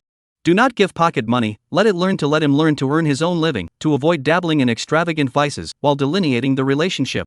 If not for him to play with Wang Hao's life is also difficult to say. In the sound of Wang Hao's wife like nagging voice. Gu Tian opened WeChat. Instantly. Ding. Ding. Ding. Ding dong. Ding dong. Ding dong. Countless messages came like a torrent. Brother Tian. Turn off the network. Turn off the network. Don't blow up your cell phone. Amidst Wang Hao's panicked voice, Gu Tian hurriedly turned off the mobile data. But the few messages that reflected on his brow instantly made him frown. Lu Weiqi, Brother Tian. When did you come back? I just heard from my little brother that he saw you at the clubhouse. Su Jincheng, Brother Tian. Do you see this is you? From my little brother in Jiangzhou. Image JPG. Picture JPG. Su Wanyu, Brother Tian. From my sister in Jiangzhou. I look like you, is that you? Photo JPG. Photo JPG. Lu Qinwei, I'll go to Brother Tian. Are you in Jiangzhou? I see this beaten can be like you, but hopefully not you plus shivering emoticon package. Image JPG. FCK. Lousy ing spread on the internet? Gu Tian shouted angrily and reached out to pick up the tablet on the table and searched for it. Sure enough, a search phrase. The video of him getting beaten up at the Jiangde restaurant was spreading all over the place. But with a bruised nose and swollen face, it was hard to associate him with the prince of the capital circle. I'll go. This beating is too bad. Didn't this man cheat on his wife? Arrested at the scene? Well done. This guy must be A to make such a pretty girl angry. Isn't this my sister Qiao? My sister Qiao is so handsome. Looking at the comments underneath the video, Gu Tianyi was enraged throughout. Damn it. What the hell kind of trend is this? Victim guilt theory? Chapter 12, Fermenting Public Opinion. FCK. Brother Tian. You don't have to go over there. Just leave this to me. Wang Hao also searched for the videos, and a whole lot of anger gnashed his teeth. This ing bully was too much. Even if Tian was a little trash, it couldn't be like this. It's simply trampling on each other's dignity. Speaking here, Wang Hao suddenly turned his words around and cheaply came over. Brother Tian. What were you thinking in your heart when you were stepped on by her? Was it humiliation or? Gu Tian immediately raised his size 43 big foot. What do you think I was thinking? Come and try? Seeing this, Wang Hao quickly retreated 3 meters away with a flash, afraid that Gu Tian would give him another kick. Brother Tian, what are you going to do? I see that this Qiao Na in the comments section is still clamoring that her family has a mob background. Mob background? The corner of Gu Tian's mouth hooked into a cruel smile. The last person who claimed to have a mob background in front of him was still soaking in the river. This would come another one? That was just right. The fish in his fish tank happened to be short of feed anyway. Since the video is spreading in Jiangzhou, it might as well let it continue to spread a bit, giving me a crowning reason to exterminate them. Lest someone pick on me again afterward. After saying this, Gu Tian backhandedly picked up the phone on the table and called. Hello there, this is the Douyin Exclusive Administration Center. Do you have an appointment? A sweet voice came from the other end of the phone. No appointment, I'm looking for Zhang Ming, your director. The words came out. Ha? Well, could you please leave your name? I'll have Director Zhang call you back later. The voice on the other end clearly trembled. It was probably because he had never met a customer in such a situation, as well as a customer who spoke in such a tone. My surname is Gu, first name is Tian. The words fell. Splat. The sound of a phone dropping onto the table came from that end. Immediately followed by an urgent voice came. Ha? Yes, Mr. Gu, please wait a moment, I'll have Zhang Dong call you back right away. Hanging up the phone in less than 3 seconds. Zhang Dong's phone call could have come over. The tone of speech was so respectful. Behind their group there is also the investment of the Chen group, which were dare to neglect Aya Gu Xiao. This is a small matter. No problem. Give me a minute. I'll get this video and topic on the list right away. By the way, Mr. Gu, you can call me directly if you need anything from now on, my phone is always on 24 hours a day for you. Sorry, I forgot to save it. Gu Tian said indifferently. These words made the other end of the phone silent for a second. It's fine, Mr. Gu, my number is probably not easy to remember, it's too normal for you to forget. Well, nothing else is fine, thanks ha. Aya. No need. It's all small things, you see when we snapped. Gu Tian directly hung up the phone. The whole thing filled Wang Hao with surprise, but he didn't dare to say anything more. Brother Tian's character was like this, never talking much when interacting with people from different circles. You help me, I'll help you later. It's that simple. Sure enough. When the boss makes a move, he knows if it's there or not. A minute passed. The Jiangzhou University beating incident directly rushed to the top of the list. Jiangzhou University shocked the entire internet. The vicious incident of campus bullying is exposed. Shocked. Black forces invade colleges and universities? A girl from Jiangzhou University dares to step on people's faces in public? Xiao's daughter, Qiao Na, campus demoness? Family background exposed, mob background called out. Many marketing numbers have started to report on it.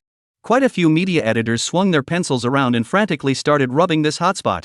There were even legal bloggers who began to analyze how many years this had to be sentenced in a serious manner. FCK me. Brother Tian. 1 minute ah. 1 minute ah.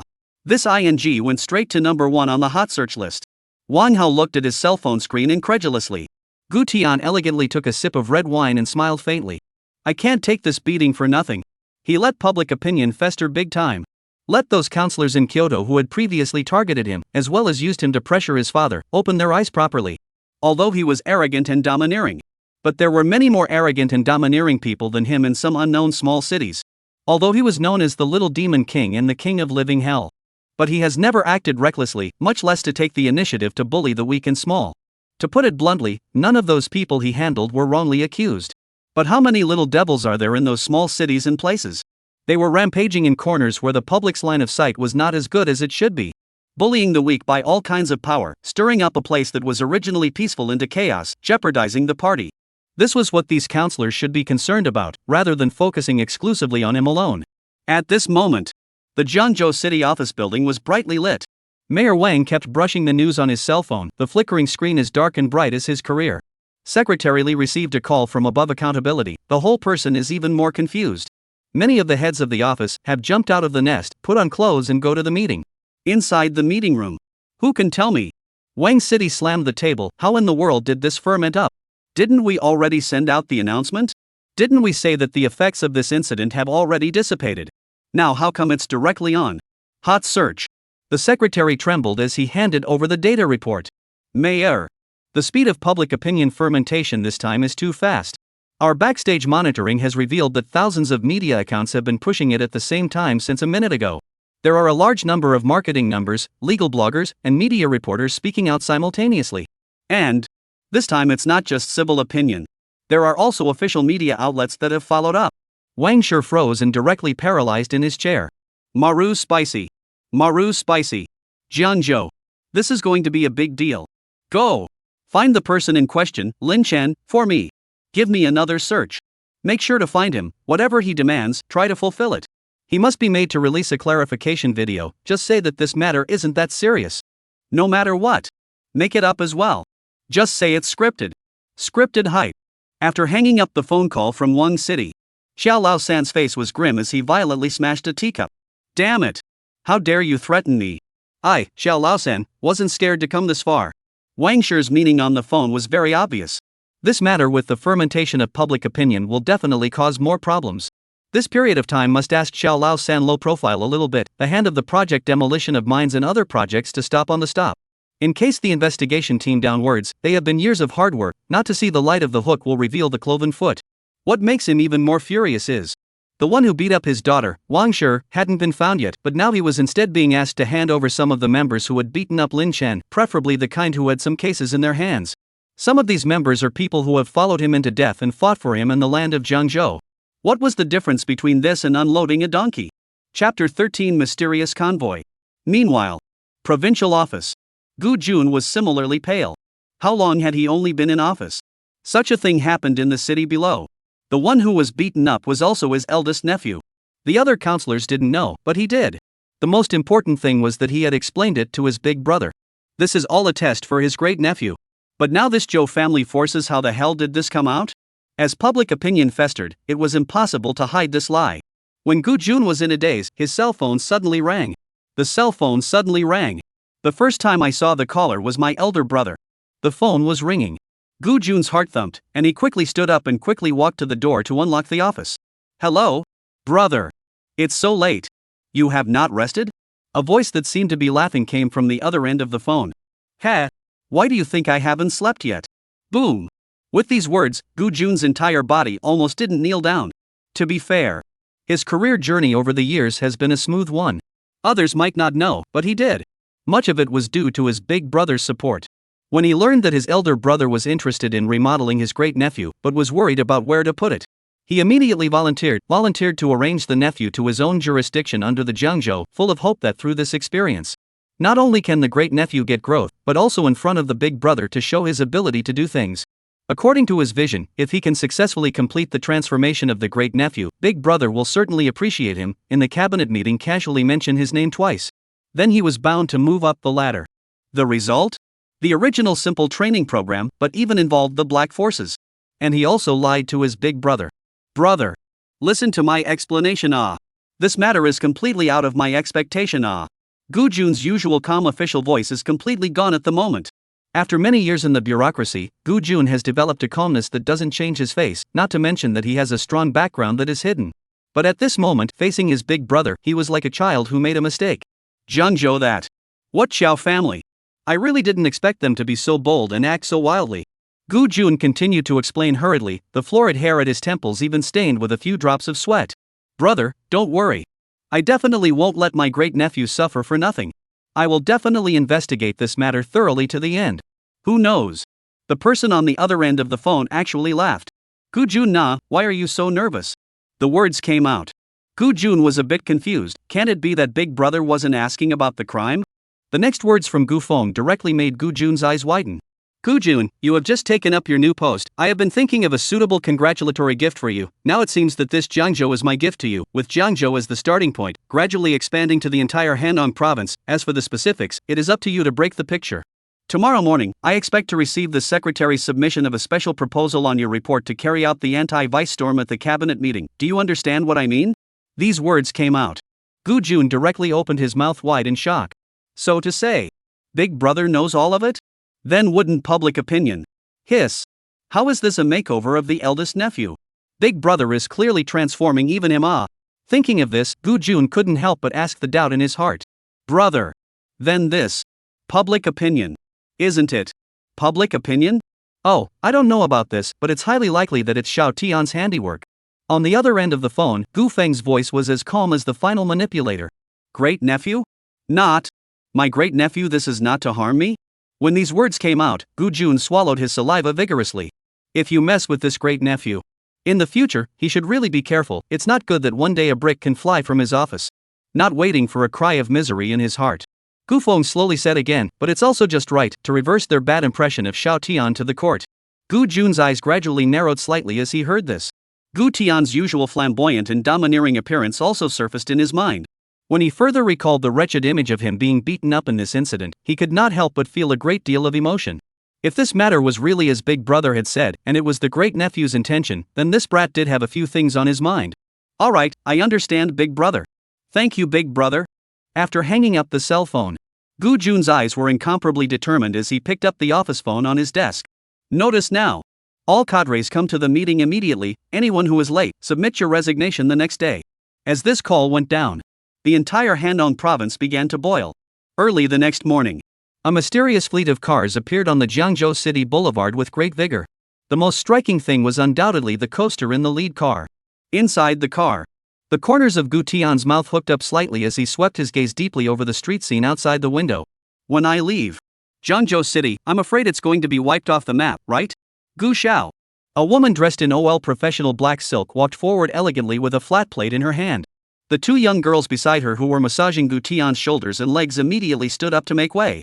Her name was Tang Lan, Gu Tian's private secretary as well as outgoing personal security. Proficient in firearms, fighting, and intelligence gathering, she had served in the Dragon Kingdom's Women's Special Forces and joined the Gu family after her retirement, responsible for Gu Tian's security and field affairs. It's 10 minutes away from the Jiangzhou International Hotel. The hotel has been fully chartered, internal clearance complete. Counter-terrorism teams A and B have already established security around the area.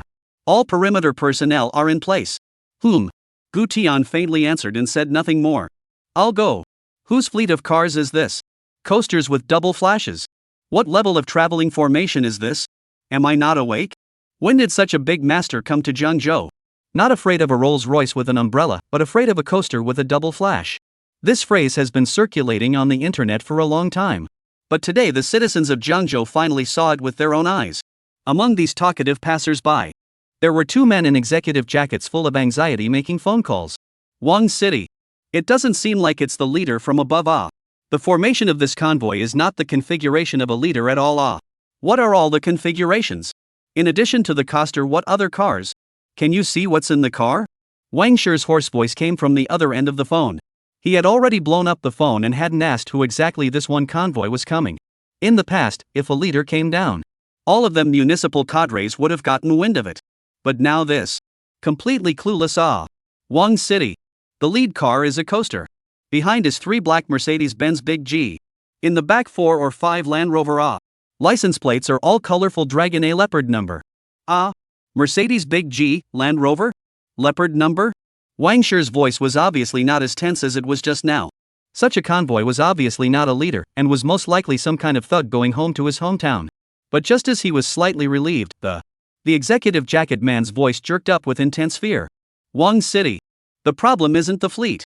The point is the person sitting inside the car. What? Who is sitting in the car? Wang Shi's voice on the phone tightened again. The executive jacket man gulped, his throat drying.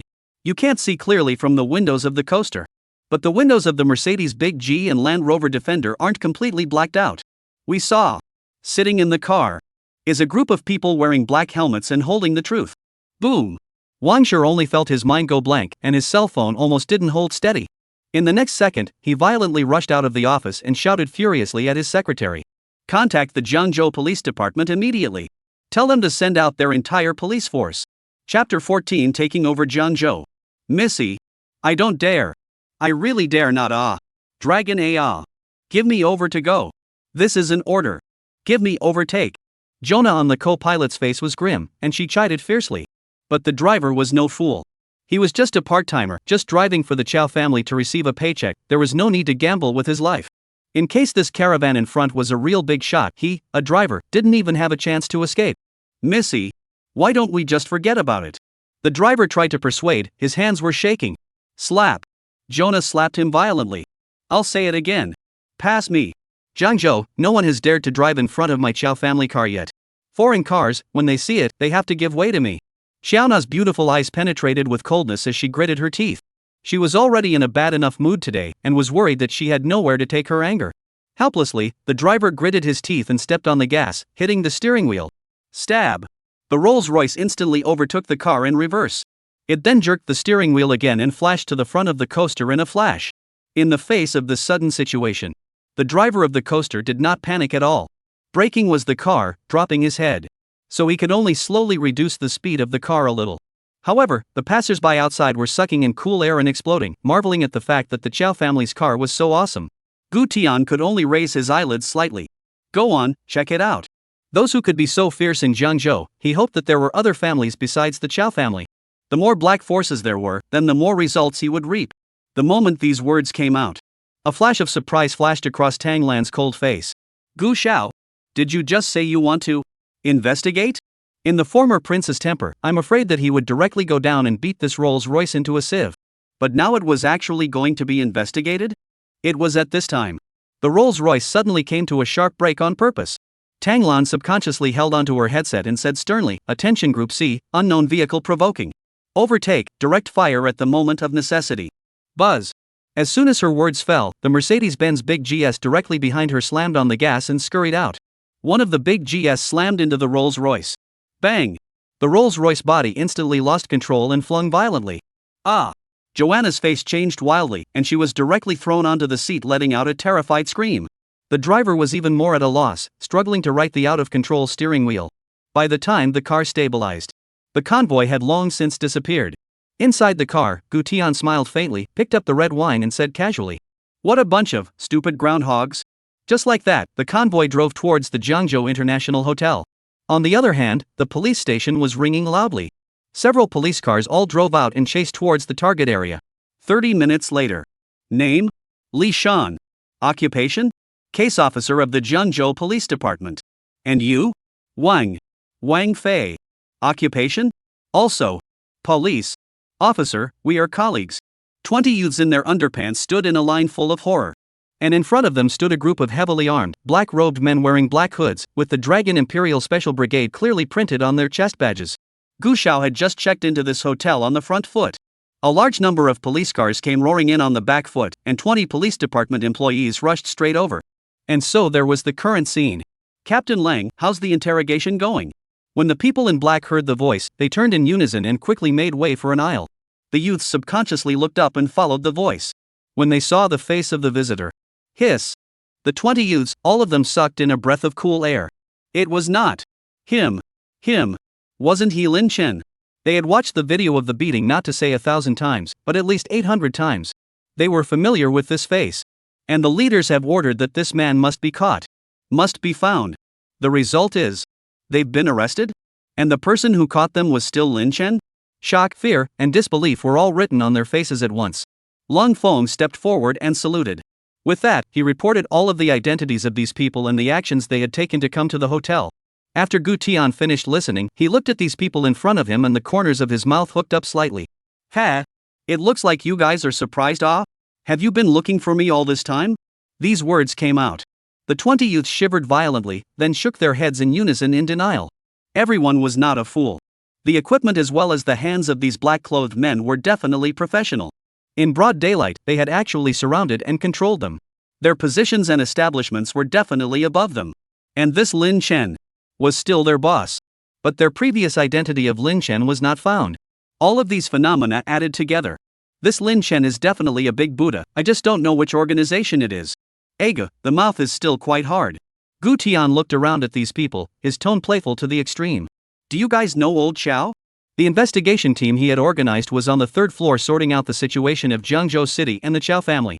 It was a shock when you didn't check. Mayor Wang and Secretary Li of Jiangzhou City actually had accounts outside? Frequent caller is the Qiao family?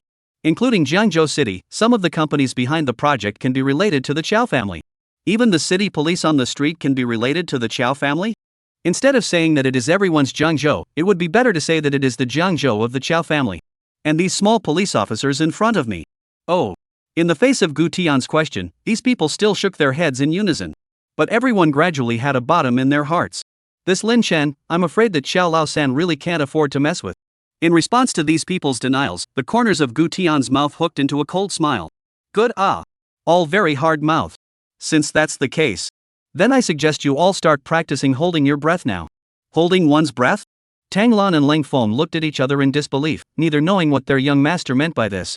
However, the next sentence instantly caused all the youths to turn pale and break out in cold sweat. After all, it takes 72 hours for concrete to solidify. The words fell. The black-clothed tactical team members understood in seconds and directly raised their truth guns in unison to aim at these people. Click, click, click, click. A loading sound rang out. Who could carry such explosive and visually effective fear? Don't. I recognize it. When one youth broke the defense, there would be a second. Don't. I also recognize. You're here to arrest Zhou Laosan, aren't you? I'll say. I'll provide clues. I provide clues too. I know too. I've worked on related cases before. I know too. I know them too. That's more like it. Gu Tian looked at the group of people who were completely broken down in front of him with interest. When one wave of police officers couldn't contact them, a second wave would come to look for them. If the second wave couldn't find them, there would be a third wave. In the end, the entire Jiangzhou police station was completely thrown into chaos. More and more members of the Jiangzhou police department were brought into the hotel. Even the head of the Jiangzhou police department was escorted in. Who the hell are you guys? Which unit? Is there any formalities? The words just fell. Pa. The man in black pulled out a black ID and directly disliked his face. On it was clearly printed the Cabinet Special Action Certificate, with the topmost official steel seal right in the center. The director's roar came to an abrupt end, his worldview instantly collapsing. What the hell is this? Cabinet-level special operations? Jiangzhou. Something big is going to happen this time. Walking out of the interrogation room, Gu Tian stopped and slowly turned around. Captain Lang, go ahead and take over the entire Jiangzhou's transportation, hospitals, and police force. Lang Fom and the vice captain looked at each other and raised their hands in unison. Yes. Gu Xiao. This storm belonging to Jiangzhou was descending silently and unnoticed. Chapter 15, Returning to Jiangzhou University again. Inside the presidential suite, Gu Tian elegantly sipped the red wine he brought from Kyoto. He had come to stay at the Jiangzhou International Hotel. The entire hotel's catering and services were all brought by Tanglan from Kyoto, and the main focus was one of safety. At this moment, the cell phone rang. Hey Gu. Second uncle, why did you remember to call me? Gu Tian shook the red wine glass in his hand in a playful manner. With such a tone, the second uncle on the other end of the phone panicked into a dog. No, Xiao Tian. Where are you now? Are you in Jiangzhou? You guess. Gulp. The second uncle on the other end of the phone clearly swallowed his saliva. Don't. Second uncle doesn't dare to guess. Second uncle is afraid. He had started investigating the matter in Jiangzhou now. But just now, he received a message from the people underneath. It said that a mysterious caravan from Kyoto appeared in Jiangzhou, and immediately after that, the police station in Jiangzhou was paralyzed? Now even the mayor of Jiangzhou can't be contacted. Such a stroke, his first instinct is the great-nephew. If this were to be tossed around, it would definitely have to stir Jiangzhou into a frenzy. How can he carry out his anti-triad storm work next? Listening to his second uncle's nervous tone, Gu Tian stifled a laugh and just didn't say anything. A few seconds later, the second uncle on the other end of the phone broke his defense. Xiao Tian. Don't mess around. I'm really begging you, I apologize, I did participate in your remodeling, but that wasn't my intention. At that time, I thought you were in Jiangzhou, I can take care of you, we can at most change the environment of life, it's nothing. I didn't realize that your father was so cruel. I didn't even have a chance to send you money or food. He was telling the truth. At that time, he thought that the remodeling was meaningless, who knew that his big brother would let him arrange so many bitter experiences. Gu Genius didn't care about these explanations, anyway, he had already suffered. The face and dignity that he had lost before, it was time to get it back. What's more, the fish that was Qiao Laosan was right in front of him, if he didn't catch it, would he still keep it to release it? Alright second uncle, you put 10,000 hearts well, I won't mess around, when the time comes, I will definitely give you a big gift. Without waiting for second uncle to continue explaining, Gu Tian directly hung up the phone. At the same time, the atmosphere of the Qiao family villa was exceptionally depressing. There was a crashed Rolls-Royce Ghost parked in the middle of the courtyard. The body was extensively scratched, the front bumper was shattered, and the headlights were completely scrapped. Snap! Qiao Laosan viciously shattered the teacup in his hand, his face gloomy and frightening. This car was the Qiao family's symbol of status, but now it had been smashed into broken metal. Most importantly, he felt more and more that someone in the shadows seemed to be targeting him. Who did this? Which ungrateful thing? Next to her, Jonah cried out telling about today's encounter. Pa! You don't even know. I almost got killed. They hit my car directly. Jonah said, pointing to the driver who was kneeling on the ground next to her, beaten and swollen. You ask him. You ask him. Wasn't it a bunch of assholes in a Mercedes-Benz Big G Land Rover that ran me down the driveway? Say, what the hell is going on? The driver's entire body trembled as he stuttered and spoke. Third Master. I really didn't dare to overtake. That's Dragon A's convoy. It's still a clear leopard number. But Missy had to let me overtake Pa. Xiao Laosan's face turned blue and directly threw an ear slap on the driver's face. Dragon A leopard number? What the are you telling me, there's even such a fleet of cars in Jiangzhou? The Qiao family, which had been rampant in Jiangzhou for many years, had never had anyone dare to provoke it head-on. But today, there was someone who dared to forcefully crash the Qiao family's car in the boundaries of Jiangzhou? In the end, what kind of person is it? Check for me. With this roar, a large number of juniors immediately rushed into their respective seats and drove out. At this time, Joanna's cell phone rang. As soon as it was connected, an urgent female voice came through. Sister Qiao. Sister Qiao. Lin Chen. Lin Chen has appeared. Lin Chen is at Jiangde. Lin Chen is at Jiangde. These words came out. Xiaona's cries came to an abrupt end and she looked up sharply at Xiao Laosan. Damn it. It finally appeared. Go. You guys go to Jiangde for me. Bring the guys. Go to Jiangde for me. Xiao Laosan's knuckles squeezed and clicked. Xiaona directly ripped the gauze off her face and stood up violently. Dad. This time, I will definitely get him killed. Go on. Getting a nod from Pops, Jonah directly ran out of the courtyard. All follow me. All go with me. Truth, all bring them with me. Missy. At the entrance of the courtyard, dozens of black-clothed bodyguards, who had been waiting for a long time, directly picked up their black tactical bags and rushed towards the convoy. At the same time, the door of the Qiao family villa garage slowly opened. A dozen modified Toyota Barracudas, all armed, instantly started. The convoy roared out, heading straight for Jiangde. On the other side, Gu Tian drove the Big G and led the convoy into Jiangzhou University. This scene directly shocked all the students of Jiang University into confusion. Holy FCK. What kind of battle is this? Holy. It's so awesome. No, what's the situation? There's a rich brother in our school besides Joanna, the rich sister? However, when the passenger window slowly lowered, revealing a familiar face, the crowd instantly exploded. Holy. Lin Chen? I'll go. Isn't this the student who was beaten up a few days ago? Crap.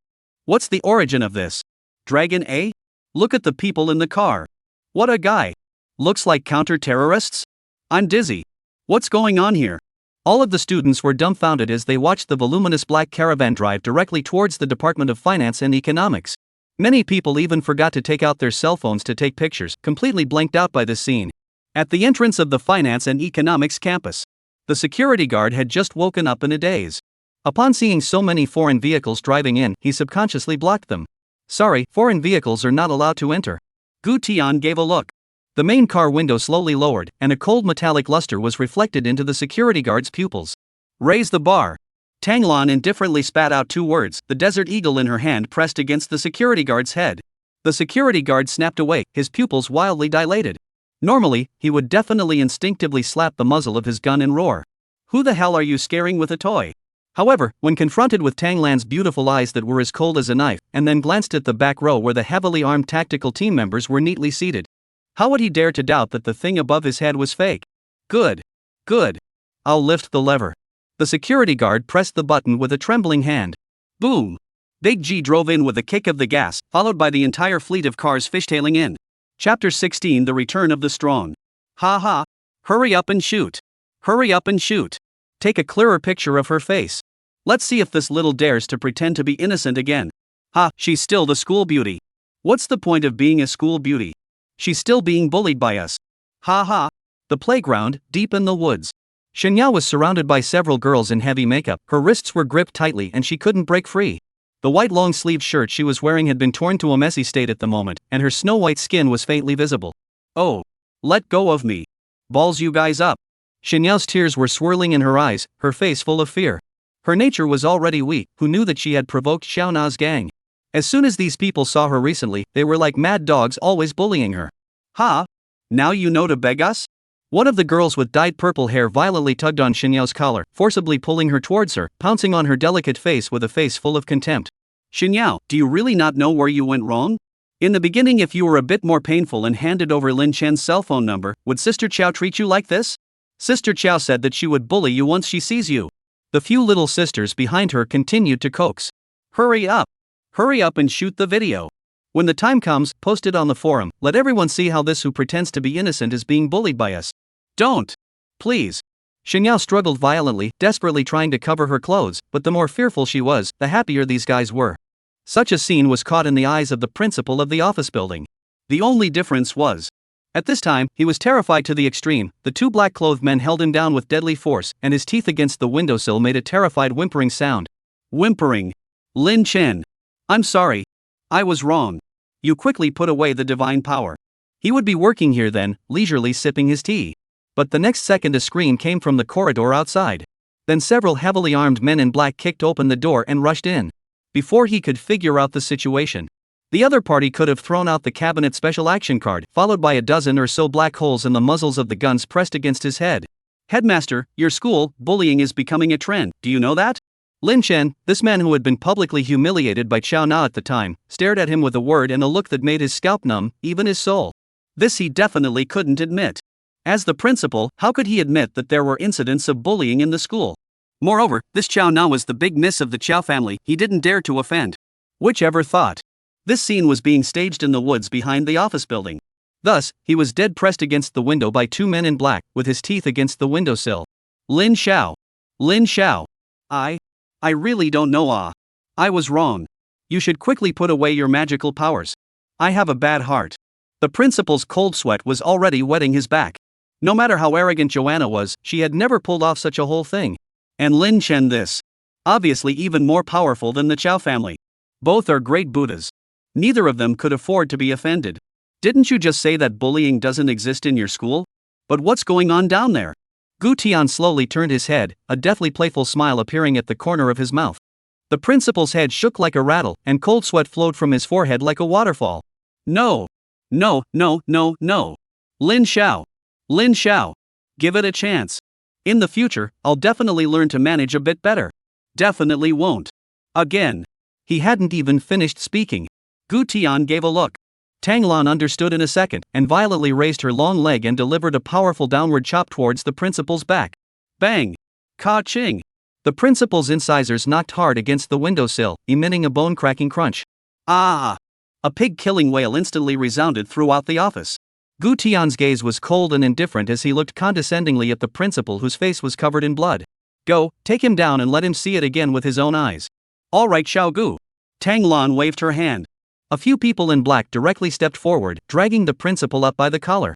The faculty members in the corridor, seeing this scene, retreated back to their respective offices in unison, slamming the doors shut. I go? What's going on here? Just now that. Is that the principal? Why are his teeth gone? Incisors? Who are these men in black? How dare they just grab the principal? On the other side, Xiaona also led her fleet of vehicles to the finance and economics campus with great vigor. The security guards went up to stop them just like earlier. Foreign vehicles are not allowed to enter.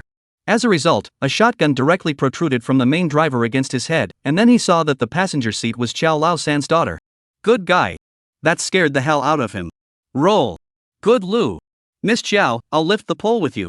Seeing the back of the caravan far away, the security guard wiped the cold sweat on his forehead, turned around and returned to the security booth to write a letter of resignation. He is just a small security guard, to protect the peace and security of a party, like the teacher Xiaodan. But one noon actually experienced 2 moments of life and death. This you damn Barrett? In the woods. Remember. Call me sister Ran from now on. Ah! Xinyao shrieked out in pain, her hair was torn messy, and her white neck was directly exposed in the air. With such a delicate and helpless appearance, watching Xiaona's several juniors couldn't help but gulp. FCK. This is so damn. TSK. I like it. It was at this moment. A luxury fleet of cars came speeding in. The wire gate of the playground was blasted away by the big G and smashed heavily on the ground. This scene instantly drew a crowd of spectators from the playground. But the convoy didn't slow down, crushing the lawn and heading directly towards the woods. I'm going. Sister Qiao's convoy, right. It's too domineering. So handsome. A few spirit misses were so excited that they danced around, looking at Xinyao with smug faces. Xinyao, you're dead. My sister Qiao is here.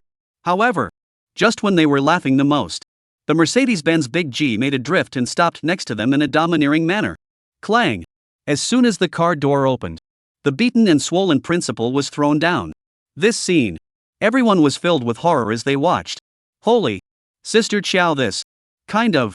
Against the heavens. Just as they raised their heads to see if Sister Qiao was walking down next, an incomparably familiar figure came into their eyes.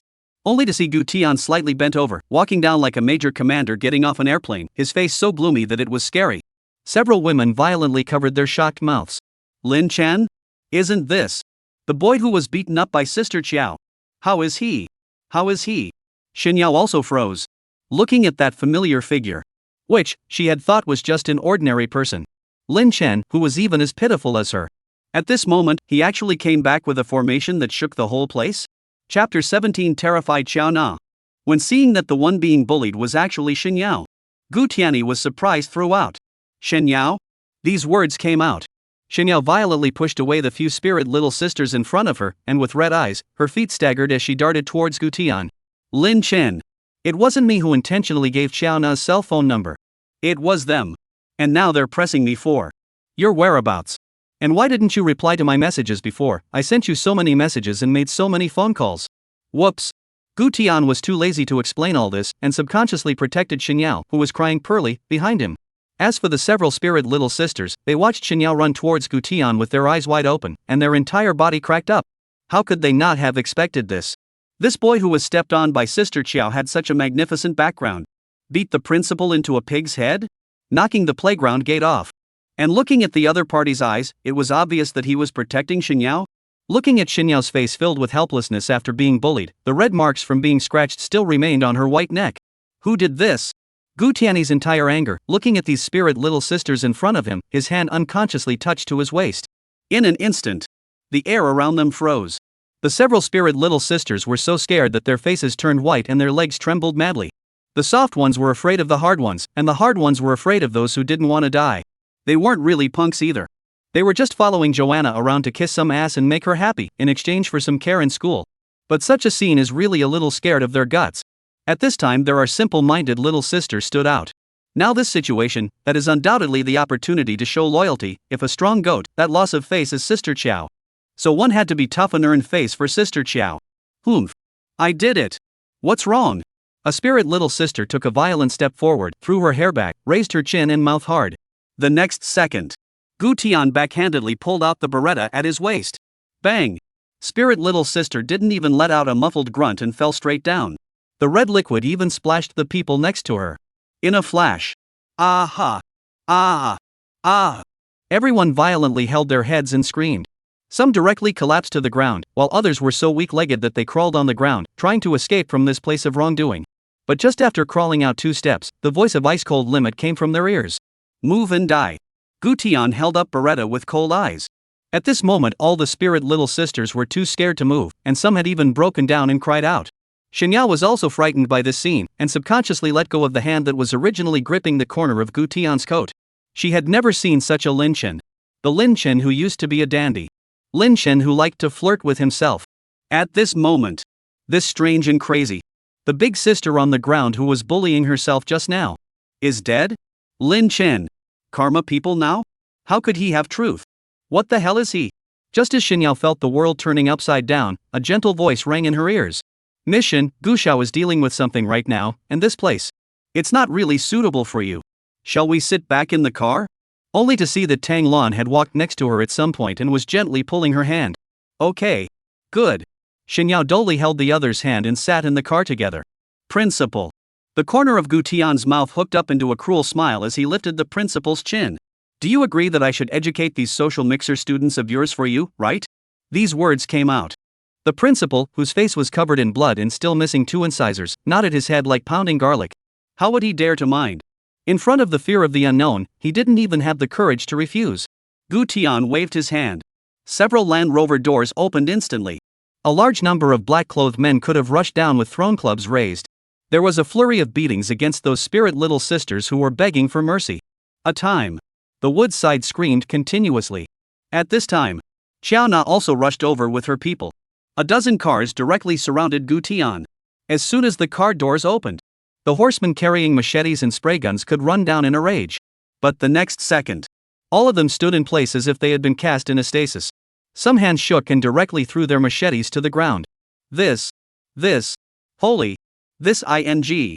Counter-terrorism? Truth? All truth? A dozen black hole assault gun muzzles coldly aimed at them. And the people in front of them were all wearing black helmets and masks, with tactical vests on their bodies, an entire counter-terrorism stance. They had thought that they were going to crush the other party today and avenge Miss Qiao's death. Result: now it seems like they are simply here to get killed off. Some of them, although they are carrying a spray gun, can only take one shot and scare people with it. And the other party's hands could completely harvest them? No. What are you guys doing? What the are you all frozen here for? Jonah cursed and walked down. Sister Joe. Sister Qiao. Did we make a mistake? This damn. Where is an ordinary student? What the hell? What are you barking at? Jonah pushed away the little brother in front of her and went straight inside. The next second, the footsteps violently froze. A cold gun muzzle was pressed firmly against her forehead. The air suddenly silent death. Uing. Xiaona just wanted to explode, and when she looked up and her gaze met Tanglan's, her body shook violently. Those were beautiful eyes that were cold to the extreme. There was no anger, no resentment, but a sense of discrimination that transcended her cognizance. Xiaona's thoughts went blank, and her limbs became cold beyond measure. After living for more than 20 years, she had never encountered such a situation. She instinctively wanted to turn around, but her gaze swept towards the row of black-clothed men, and her pupils instantly contracted. These people. Not gangsters. Not bodyguards. Those tactical undershirts. Those professional weapon configurations. She had only seen them in movies. While Jonah was having a whole inner breakdown, an indifferent voice rang out. Jonah. Gu Tian walked forward slowly, the corner of his mouth slightly hooked. Seeing the person who came, Xiaona's face instantly turned pale. You. Lin Chen. Gu Tian smiled and nodded. Yeah, didn't you come to cut me? Your little sisters are rampant awe. After saying that, he waved his hand. A dozen or so spirit little sisters, who had been beaten to death, were dragged and thrown in front of her like rags. Some had deformed limbs and bloodied faces, panting and gasping for breath. Some were no longer in their life cycle, their eyes wide open. Jonah's body stiffened violently, her entire being completely messed up. No matter how arrogant and domineering she was, she had never really calmed anyone before. You. Xiaona wanted to escape, but her legs had gone completely soft, and in the next second, she directly sat on the ground, looking at Gu Tian in horror. She finally realized. The Lin Chen she had bullied in the restaurant wasn't an ordinary person at all? No wonder that Pop said that he always felt like someone was targeting them lately. Now it seemed that it was this Lin Chen in front of them. What kind of background has she gotten herself into this time? Chapter 18, Sending You to the Capital University. All of you put down your weapons. Bang! The man in black let out a furious shout and fired his gun towards the sky. All the punks instantly threw their weapons to the ground and very consciously held their heads and crouched down. In front of absolute strength, the only way to save one's life was to obey. Not to mention that even Miss Qiao had her fate by the throat. Watching Gu Tian slowly raise the truth in his hand to point at himself, Xiaona directly cried for mercy. Lin Chen. I was wrong. Let me go. I'll do whatever you want me to do. Let me go. Let you go? Gu Tian crouched down with interest and picked up truth to pick up Jonah's chin. It's easy to get me to let you go, just live somewhere else. Upon hearing this, Jonah was like grabbing a life-saving straw. Change where you live? I'll definitely go over there. Just let me go wherever you want me to go. In this situation, not to mention changing places, she could even agree to selling. Who would have thought that the corner of Gu Tian's mouth hooked into a cruel smile? Change to underwater. Ha! Xiaona hadn't reacted yet. An elbow strike from Gu Tian could have knocked her out. Immediately afterward, under the terrified gaze of the punks, the people in black took out one sack from the car and loaded the people on the ground, including Xiaona, into it. As they left, the people in black walked up. Gu Xiao, what are we going to do with these black punks? Gu Tian in the passenger seat didn't say anything and raised his hand to wipe his neck. The man in black understood in seconds. Gu Xiao was trying to crush the darkness with a thunderbolt. Yes. Gu Xiao. When the vehicle pulled out of the playground, a dense burst of firecrackers rang out, and the punks of the Qiao family's dark forces were directly tried in place. The atmosphere inside the vehicle, dead silent. Xinyao's pink hand clenched the corner of her coat in a deadly manner, and her petite body trembled slightly. That scene just now. Too scary. Although sitting in the car, the scene outside the car she began to see. Lin Chen backhandedly drew a handful of truth from his waist, that bloodthirsty expression, those cold eyes. And that arrogant and domineering Jonah. Just like that it was gone? For Lin Chen's identity. Tanglan that will also explain it according to the explanation of the care of the sky. It was to make up a fake identity. Said that Lin Chen's original name was Gu Tian and that he had been abducted and sold since he was a child. He was just found not long ago, and his real parents were famous plutocrats and big shots. Although Xinyao accepted it, those scenes just now always lingered in her mind. After all, those plutocrats and bigwigs on TV. They didn't look like this either. Lin Chen. Xinyao's voice trembled, as if she had used up all her courage. You just put those people. How is it? She didn't dare to raise her head, and could only keep her head down. Although Tang Lan next to her kept stroking her back, trying to ease her nervousness. Only then did Gu Tian realize that Xinyao was sitting in a car with him, and immediately turned his head, smiling faintly like a big brother next door. What's wrong? Just bought them a ticket. Ticket? Xinyao's heart skipped a beat, suspiciously raising her nervous face to look at Tang Lan. Tang Lan smiled faintly, her beautiful eyes flashing a touch of teasing. Right. Ticket to hell. These words came out. Xinyao couldn't help but win a Cold War, no longer daring to continue asking down the line. But soon, with Tang Lan's pacification, plus Gu Tian didn't put up any fight. The atmosphere in the car became cheerful and relaxed. Sister Tang, let me tell you this Lin Chen person. Oh no, we have to call him Gu Tian now, he was particularly rogue before.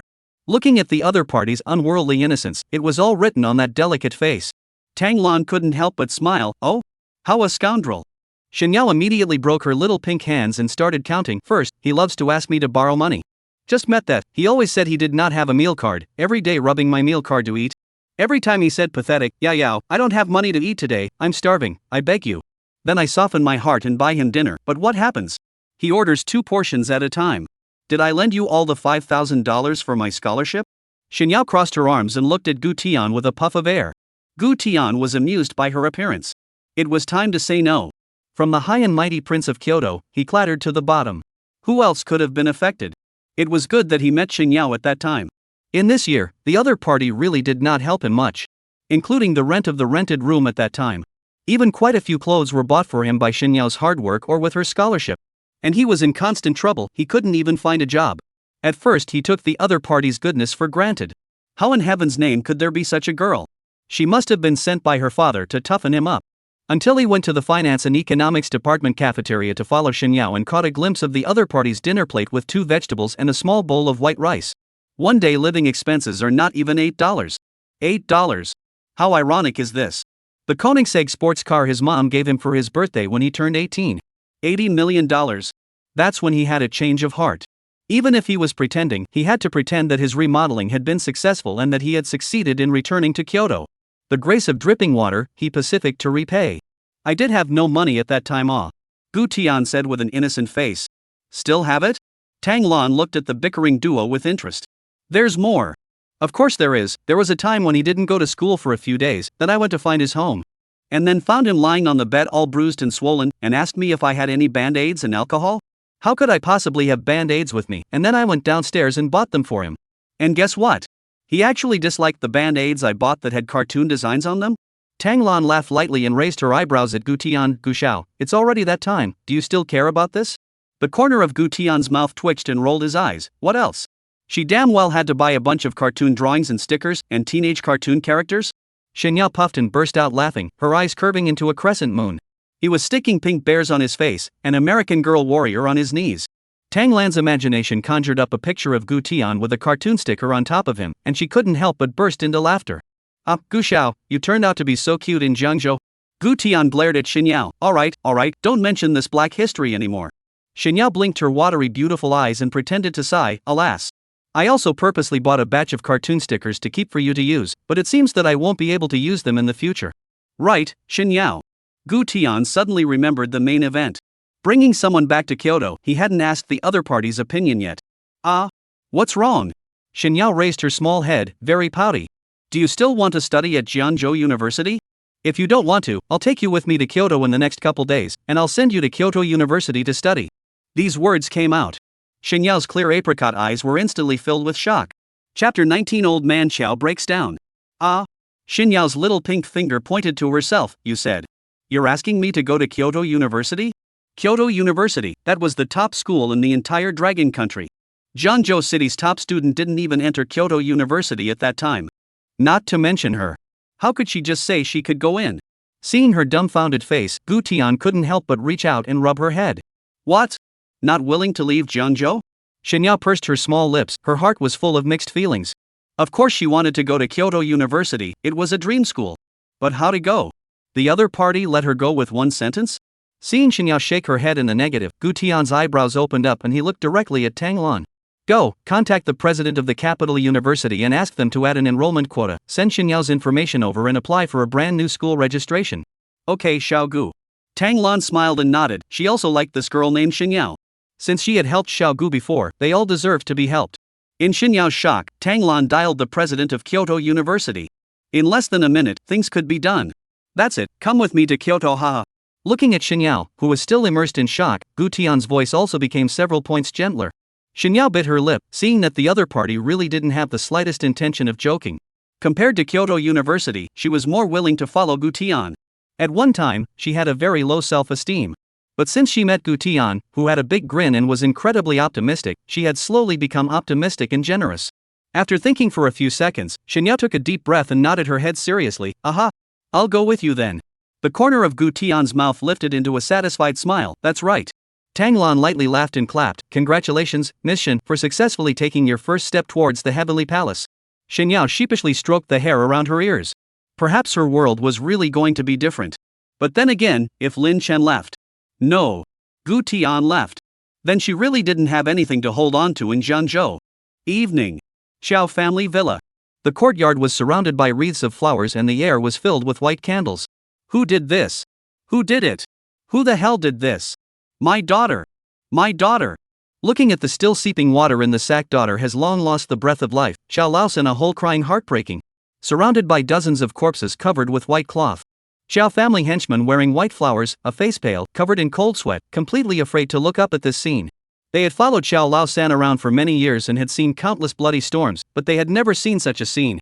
This was the most tragic overthrow of the Qiao family ever.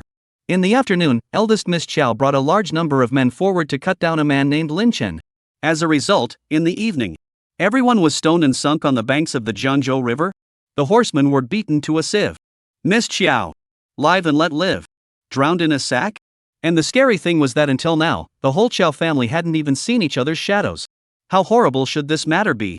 This was no ordinary vendetta, but a destructive action against the Qiao family. A large invisible hand was silently devouring the Qiao family's power bit by bit. Find out for me. Who did this? I'll let his entire family die without a burial site. Qiao Laosan's entire person had fallen into a frenzy. The words fell. A henchman stood out warily, his voice trembling as he almost cried out. Third master. We checked. Checked what? Qiao Laosan violently grabbed him by the collar, his body exuding an appalling hostile aura. The hand gulped, cold sweat dripping down. Lin Chen. This one called Lin Chen. He's not an ordinary person at all. We can't find his file.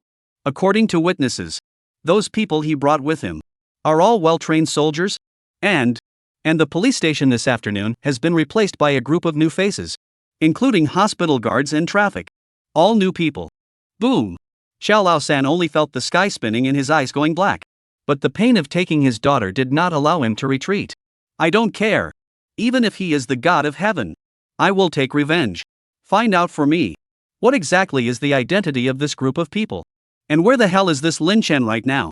With Qiao Laosan's angry roar, the entire Jiangzhou was plunged into an unprecedented panic.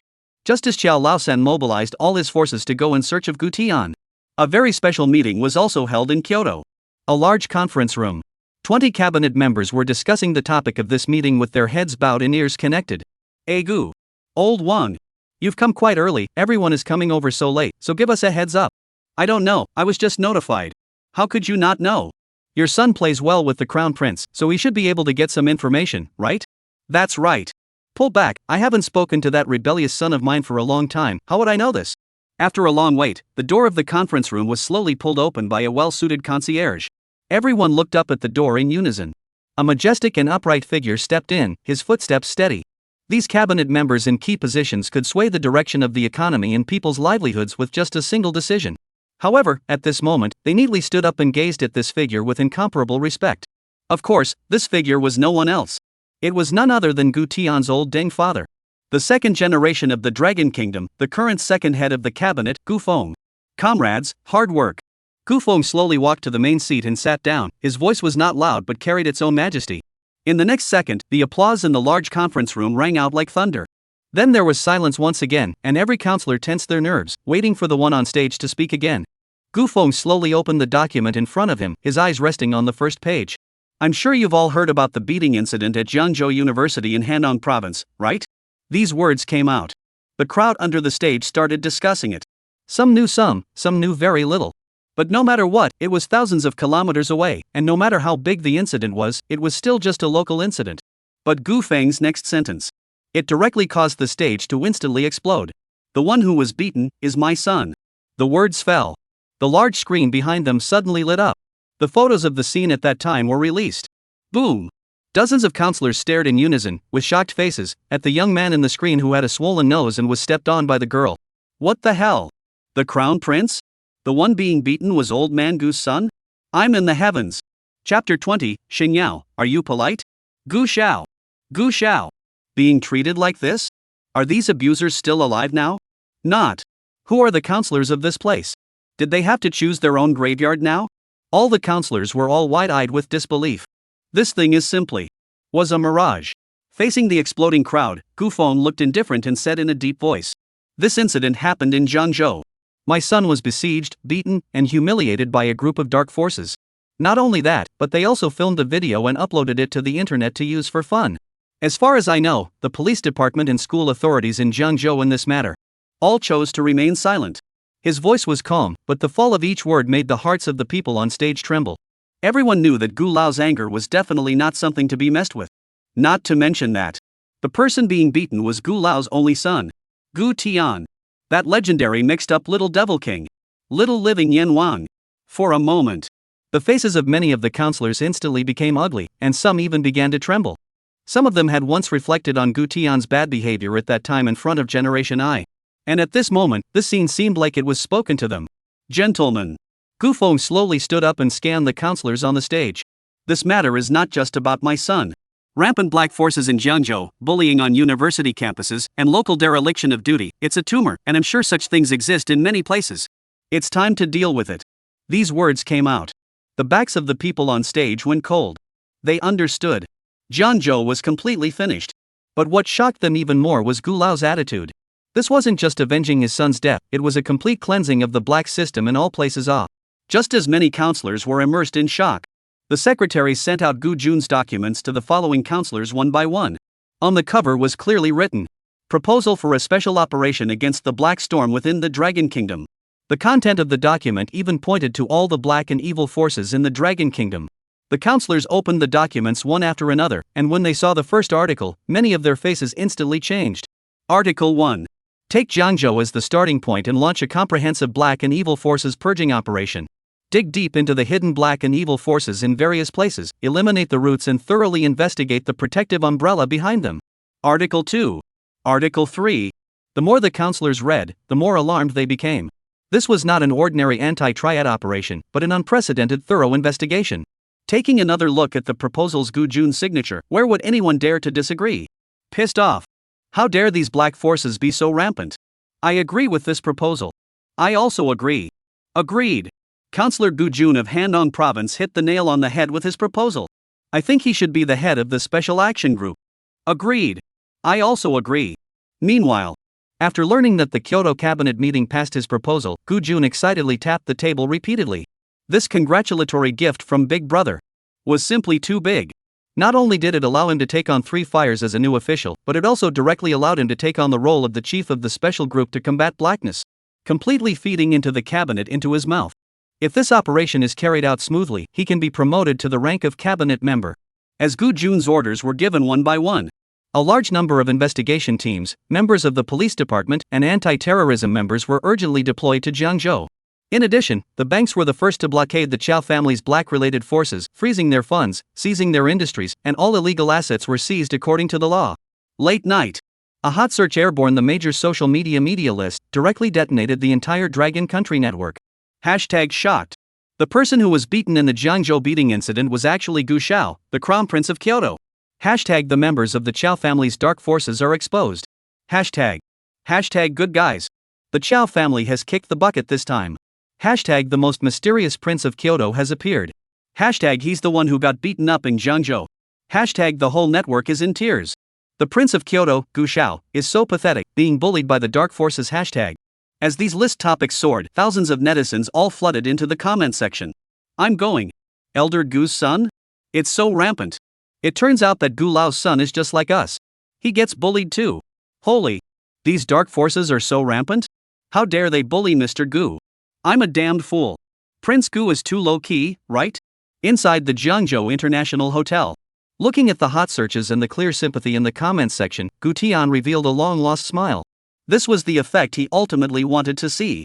Pop's own status was honorable, and this fermentation of public opinion, wouldn't it make the prestige even more so in the hearts of the public? He, who was the son, was by all accounts of a distinguished status. And yet, he was bullied by the black forces in Jiangzhou? This is the main fight, is not the contrast. Especially those counselors in Kyoto, their respect for Pops as well as for their Gu family would definitely go up a notch. The most important thing is, he can still reshape his image in the Kyoto power circles. As for the Qiao family, whether he destroys all 3 or 9 of the other family's clans, no one will say anything about it even if it gets out. Even if he spread the word, no one would say 1, 2, 3 more about him. At this time, the bathroom door slowly opened and water vapor gushed out. Xinyao walked out wearing a pure white bathrobe from the hotel. The exquisite figure outlined by the bathrobe, as well as the neckline slightly open to reveal the collarbone and white skin. Any man would be tempted to do the same. Seeing Gu Tian half lying on the sofa playing with his cell phone, he completely forgot to get her clothes. Xinyao raised her small face and spoke softly, "My Gu Dishao, did you forget my clothes?" If it was any other girl, she definitely wouldn't just walk out in a bathrobe like this, especially in front of a man. But Xinyao was really too familiar with Gu Tian.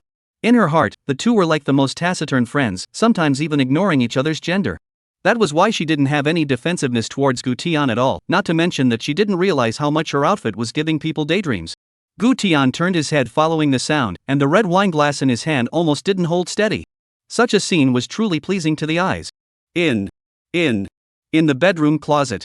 Go get it yourself. Gu Tian spoke, his gaze trying to avoid the slightly spacious neckline of her bathrobe. But this little ninny didn't even realize how lethal she was at the moment, but instead fluttered her innocent beauty eyes and curiously came over. Why is your face red? Is it hot in the room? Gu Tian. Are you polite? Look for yourself what you're wearing before you ask me that question. I drink alcohol to drink. Xinyao pouted, but didn't think much of it as she turned around and walked towards the bedroom. Between the swaying of her slender calves under the bathrobe, the hem of her skirt gently lifted up a corner, revealing her delicate snow-white skin. Seeing Gu Tian rubbing his eyebrows one by one, he couldn't help feeling even more emotional in his heart. This girl thanks to meet me. If you meet other men. Oh. Chapter 21 Dragon Emperor Special Brigade. Opening the bedroom closet. Xinyao directly covered her mouth and widened her clear, beautiful eyes. Oh my god. The entire closet was full of top luxury brand clothes, and even the hang tags weren't taken off. Chanel, Dior, Givenchy, Hermes, Armani. I'm afraid that the value of just any piece of clothing was more than her scholarship for an entire year. She had thought that it was just a few ordinary clothes, at most a little more expensive than what she usually wore, which had thought that it would be this kind of top big brand? These clothes? Are you preparing them all for me? Gu Tian lazily sat on the sofa, casually shaking his red wine glass.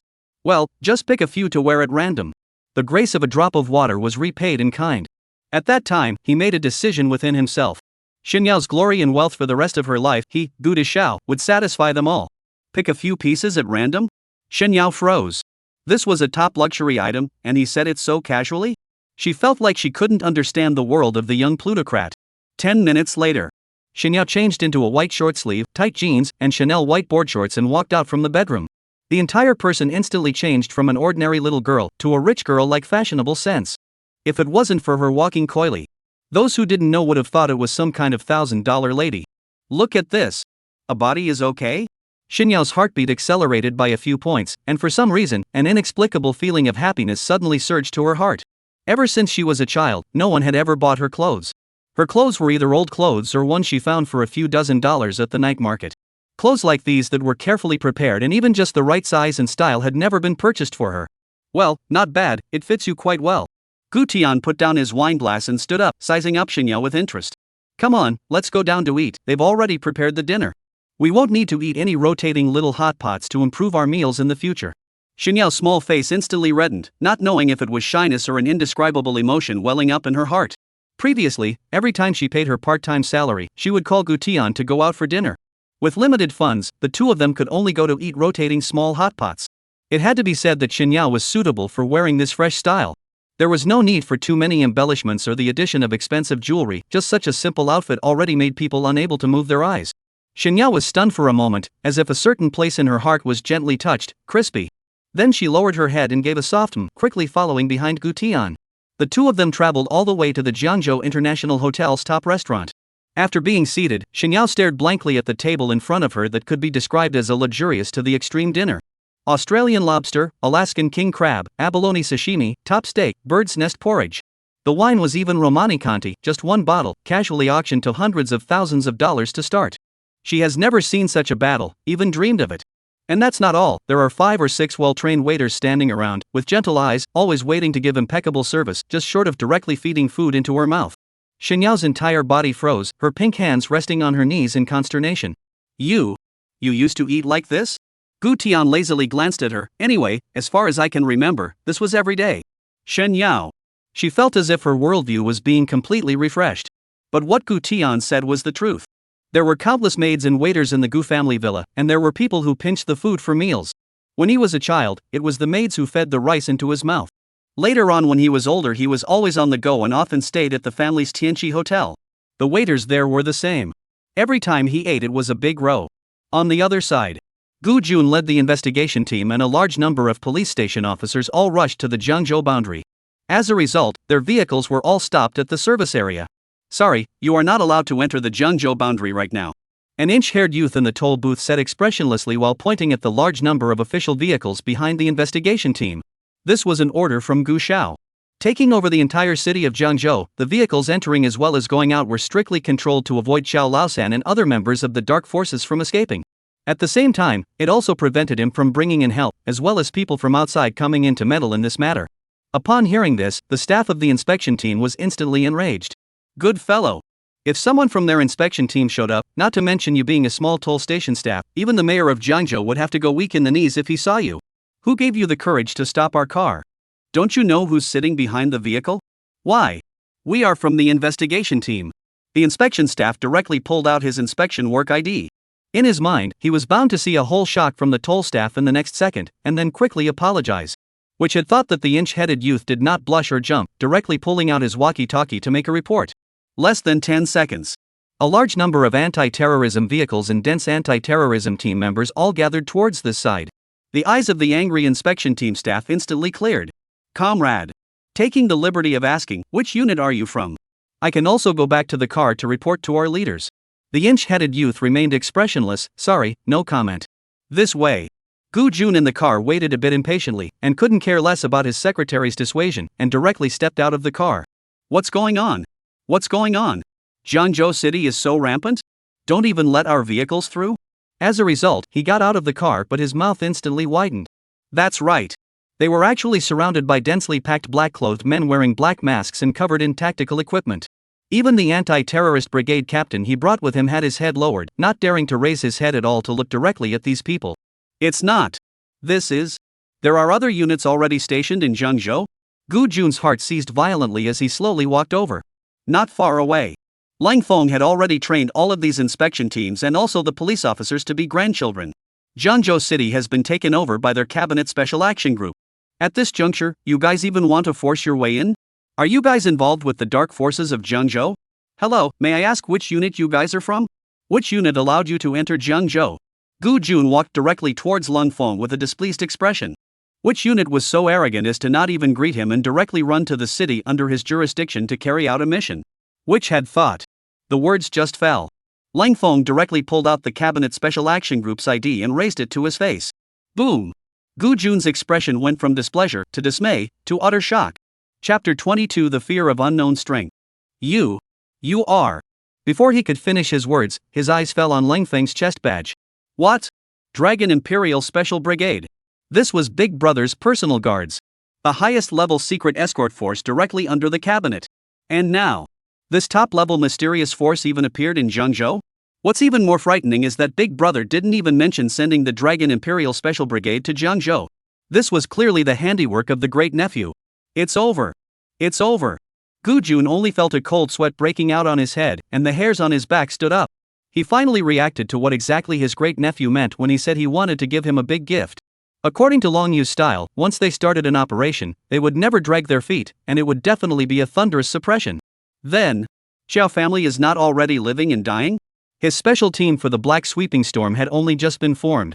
It hadn't even begun to collect evidence of the Qiao family's specific crimes.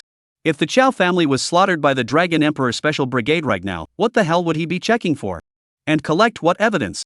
What other political achievements could he land in this operation? May I ask? Have you guys already started the operation? And, is the person commanding you guys Gu Tian? Seeing Gu Jun's nervous appearance, the other counselors beside him raised their heads in shock. What kind of unit is this? Was even afraid of Gu province like this? But they were also thankful. It was fortunate that they did not clash with the other party just now. Lang Feng's gaze under the black mask was as cold as a knife as he put his documents into his tactical pocket and coldly said, "Sorry, no comment." Gu Jun. Having been defeated, he couldn't care less about getting angry. Of course he was not qualified to be angry to dare to be angry, and after moving away from the crowd, he immediately leaned over and dialed his great-nephew's cell phone. "Hello, great-nephew my dear great-nephew.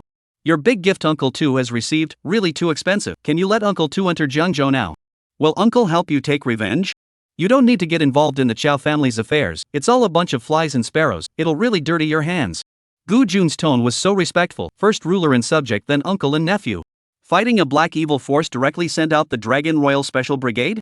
It's no different from hitting a mosquito with an anti-aircraft gun. Take a simple example. He deployed so many police officers to Jiangzhou because he was afraid that these black forces would rise up and resist. But the Dragon Imperial Special Brigade is different.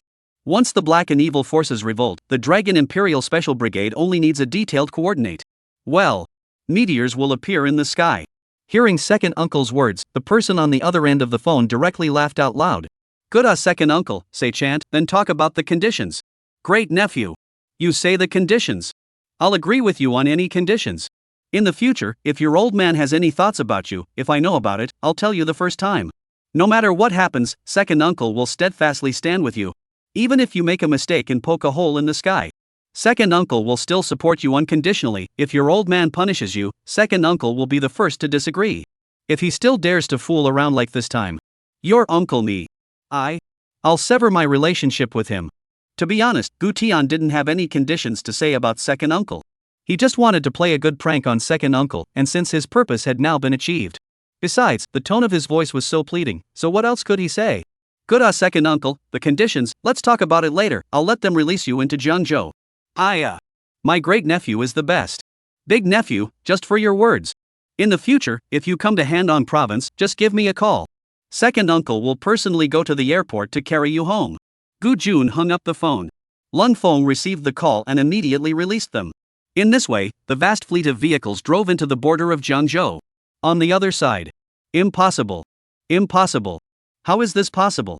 Xiao Laosan sat on the sofa, his hands trembling as he held his cell phone, his face as white as a ghost. The picture in the video was either #shocked.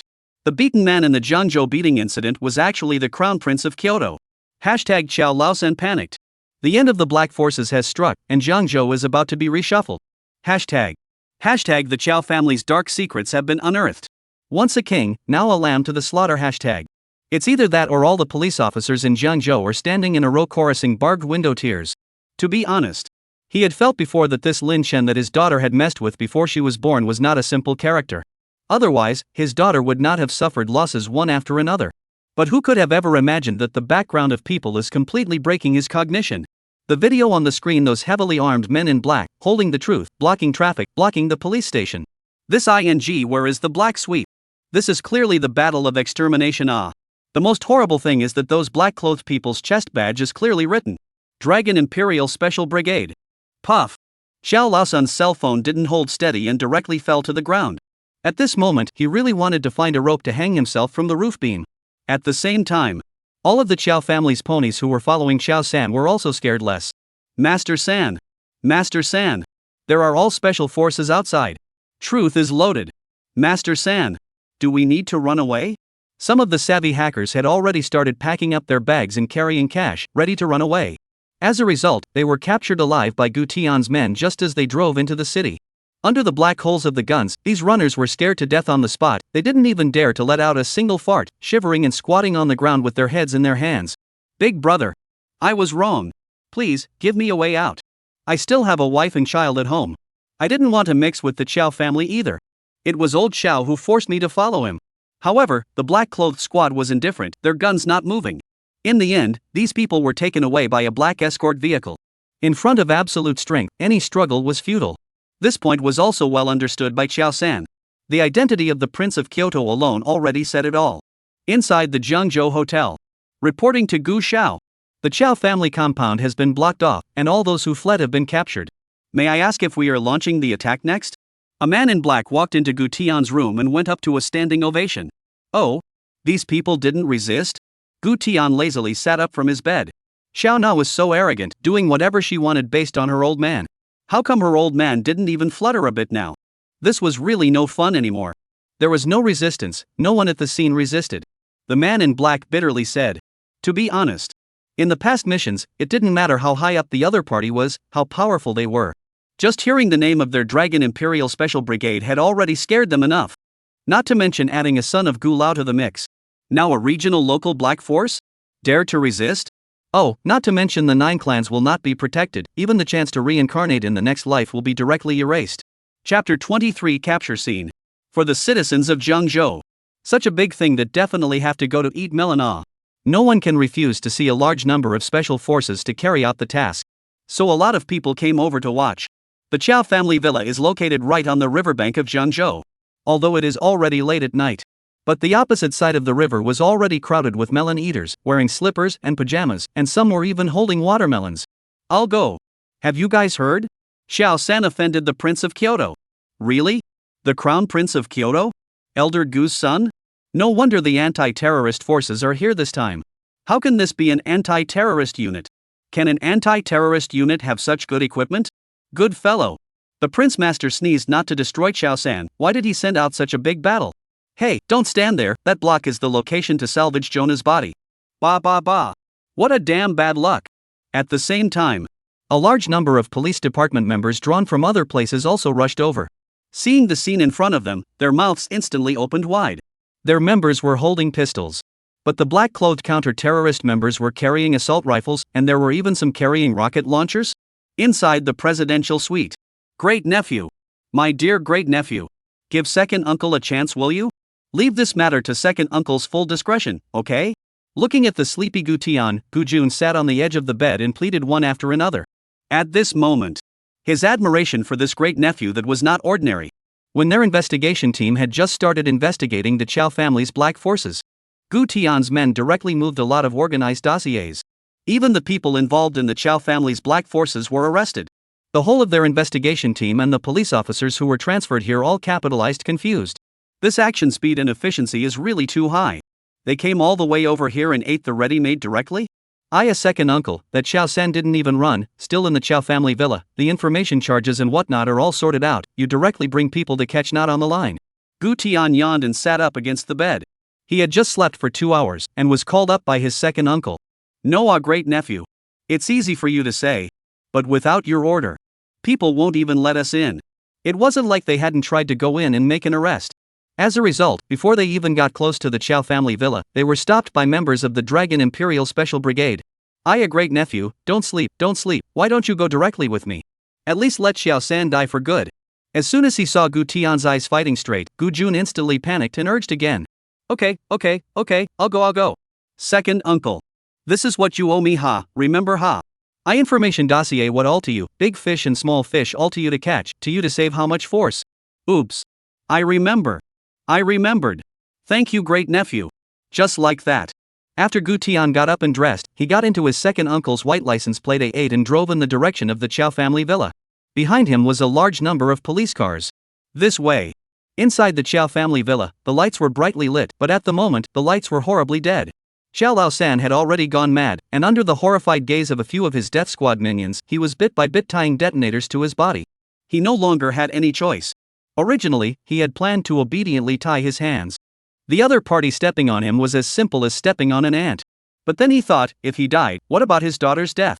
So even if he got one person killed, it would be a consolation to his daughter's spirit in heaven. But he didn't dare to pick up the gun directly. The opposite side was not an ordinary police officer. Once he saw that he was a threat, he would definitely be beaten to a sieve. Since you're going to die, then pull a few to accompany you. Qiao Laosan grimaced as he connected the last detonator fuse together. He was the one who made his fortune from the mines, and blasting techniques were easy for him. Of course, these explosives were also his strongest card to call the shots in Jiangzhou and establish a huge network of officials and businessmen. Before the investigation team came to Jiangzhou to investigate, the result just stayed in the hotel. He sent his little brother covered with detonators to greet.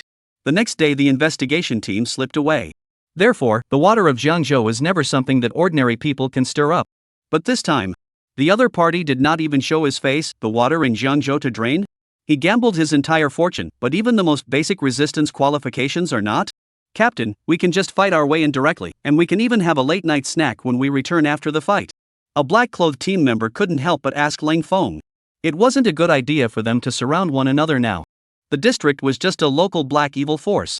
A small team of them entering would be able to finish blowing up this Qiao family villa. And now it was out in such a big row? Don't rush, wait for Gu Xiao's order. Ling Feng said in a deep voice. He didn't have a plan in his heart either. Perhaps Gu Xiao had eaten too well at dinner? Slept in? Or had forgotten about it? Gu Xiao hadn't given the order, so that was all they could do. It was at this time. A large commotion came from the opposite riverbank. Dozens of police officers quickly ran over to maintain order at the scene. Only to see a number of Audi plus police lights to open the road, followed by an A8 slowly drove towards this side. Such a scene. The crowd at the scene instantly exploded. There are a lot of long necks to look inside the car. Such a big row of 100% is a big person off.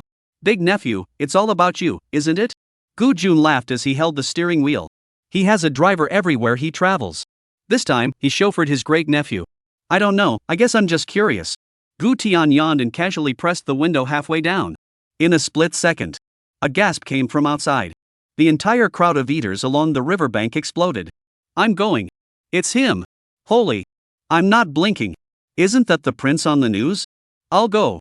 Is it really the crown prince? What a show. Oh my god. I can't believe I'm breathing the same air as the crown prince. Many onlookers were dumbfounded and exclaimed in astonishment. Some of those who did live streaming, just because of that shot just now, the live streaming room madly surged to 100,000 plus. The social platform list appeared directly.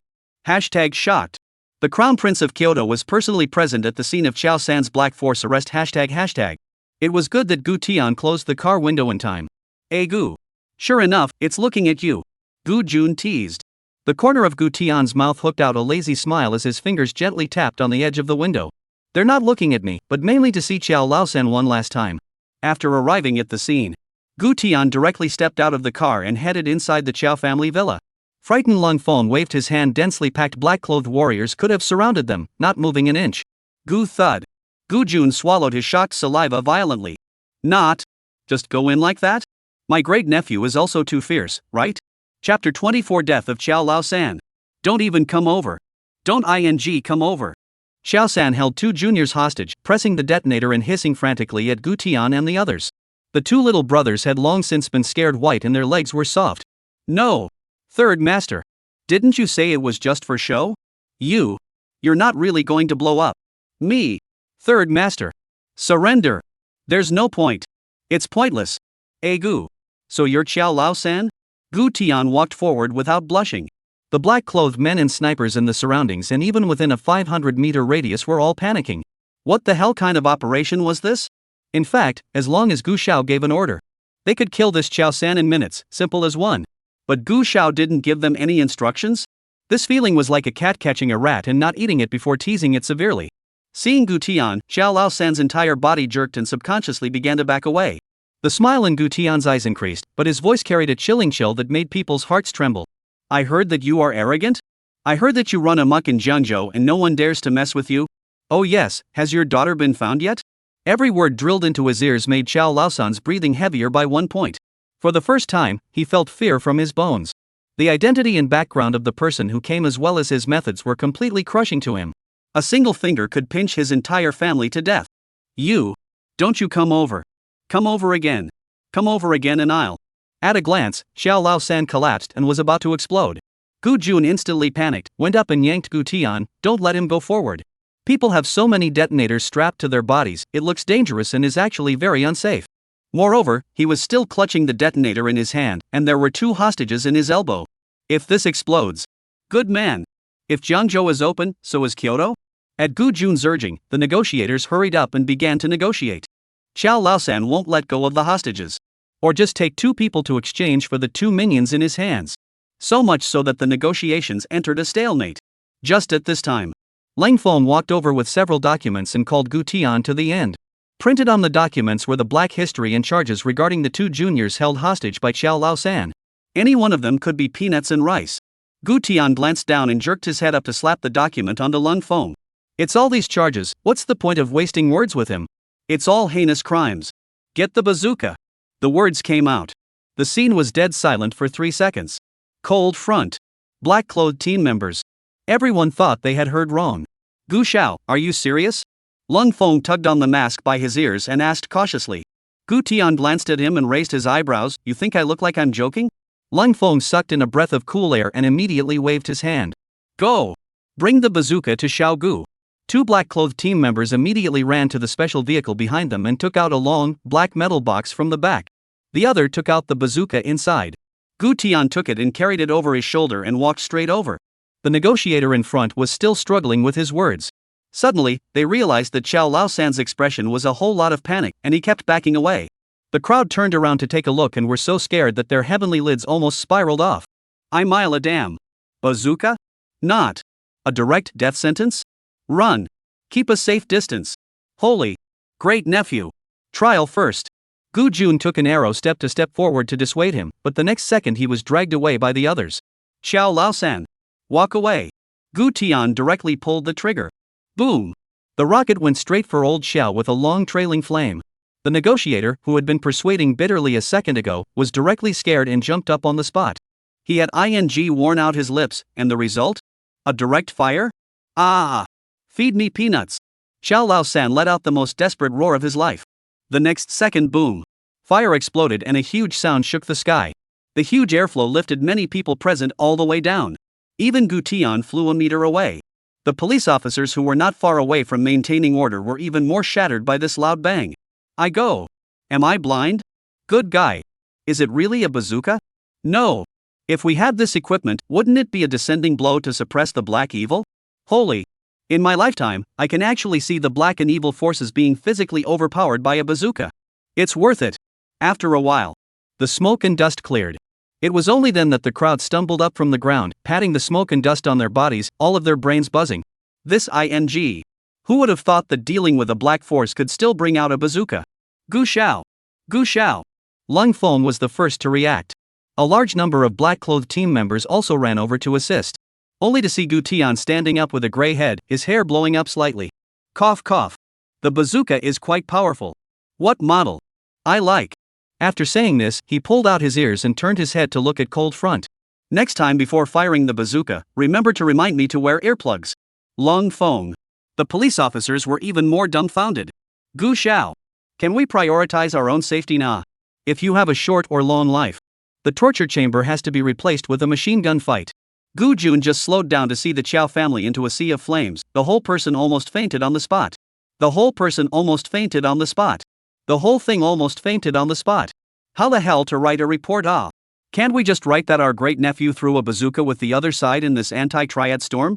Thinking of this, looked at the time, and hurriedly dialed a phone with Big Brother. Beep beep beep. The phone connected. Gu Jun patted his dusty hair, his face full of bitterness. Big Brother. Ahem. Qiao family. Nope. There was silence on the other end of the phone for 3 seconds, and then Gu Feng's voice sounded quietly. I know. Let Gu Tian handle it, there's no way the Qiao family will survive. Gu Jun. So? What about this matter? Gu Feng smiled meaningfully, asked Gu Tian about this. After saying that, he hung up the phone. Only Gu Jun was left to look at the messy Qiao family villa that was ablaze not far in front of him. Great nephew. Great nephew. This matter you so much. How should I get the report from the people at the bottom? Gu Tian slowly pressed down the window and raised his eyebrows and smiled. What else can we do? Qiao Laosan was strapped with explosives and took hostages, and then the villa's natural gas accidentally exploded. The gas explosion? Gas explosion? Do you think others are fools? Alright, second uncle, I'm going back to the hotel to sleep. Lang Feng, inform the logistics and assist them in cleaning up the mess. Lang Feng, yes. Gu Jun. Gu Jun. Thus, under Gu Jun's dumbfounded gaze, Gu Tian calmly got into the A8 and left the scene in style. Chapter 25, Curtain Falls on Jiangzhou. Early the next morning, the entire Dragon Country's social media platforms directly exploded. A heavyweight hot search appeared on the list like a cannonball, and soared rapidly. Hashtag shocking. The Jiangzhou Qiao family's black forces were taken down by the Prince of Kyoto in one fell swoop.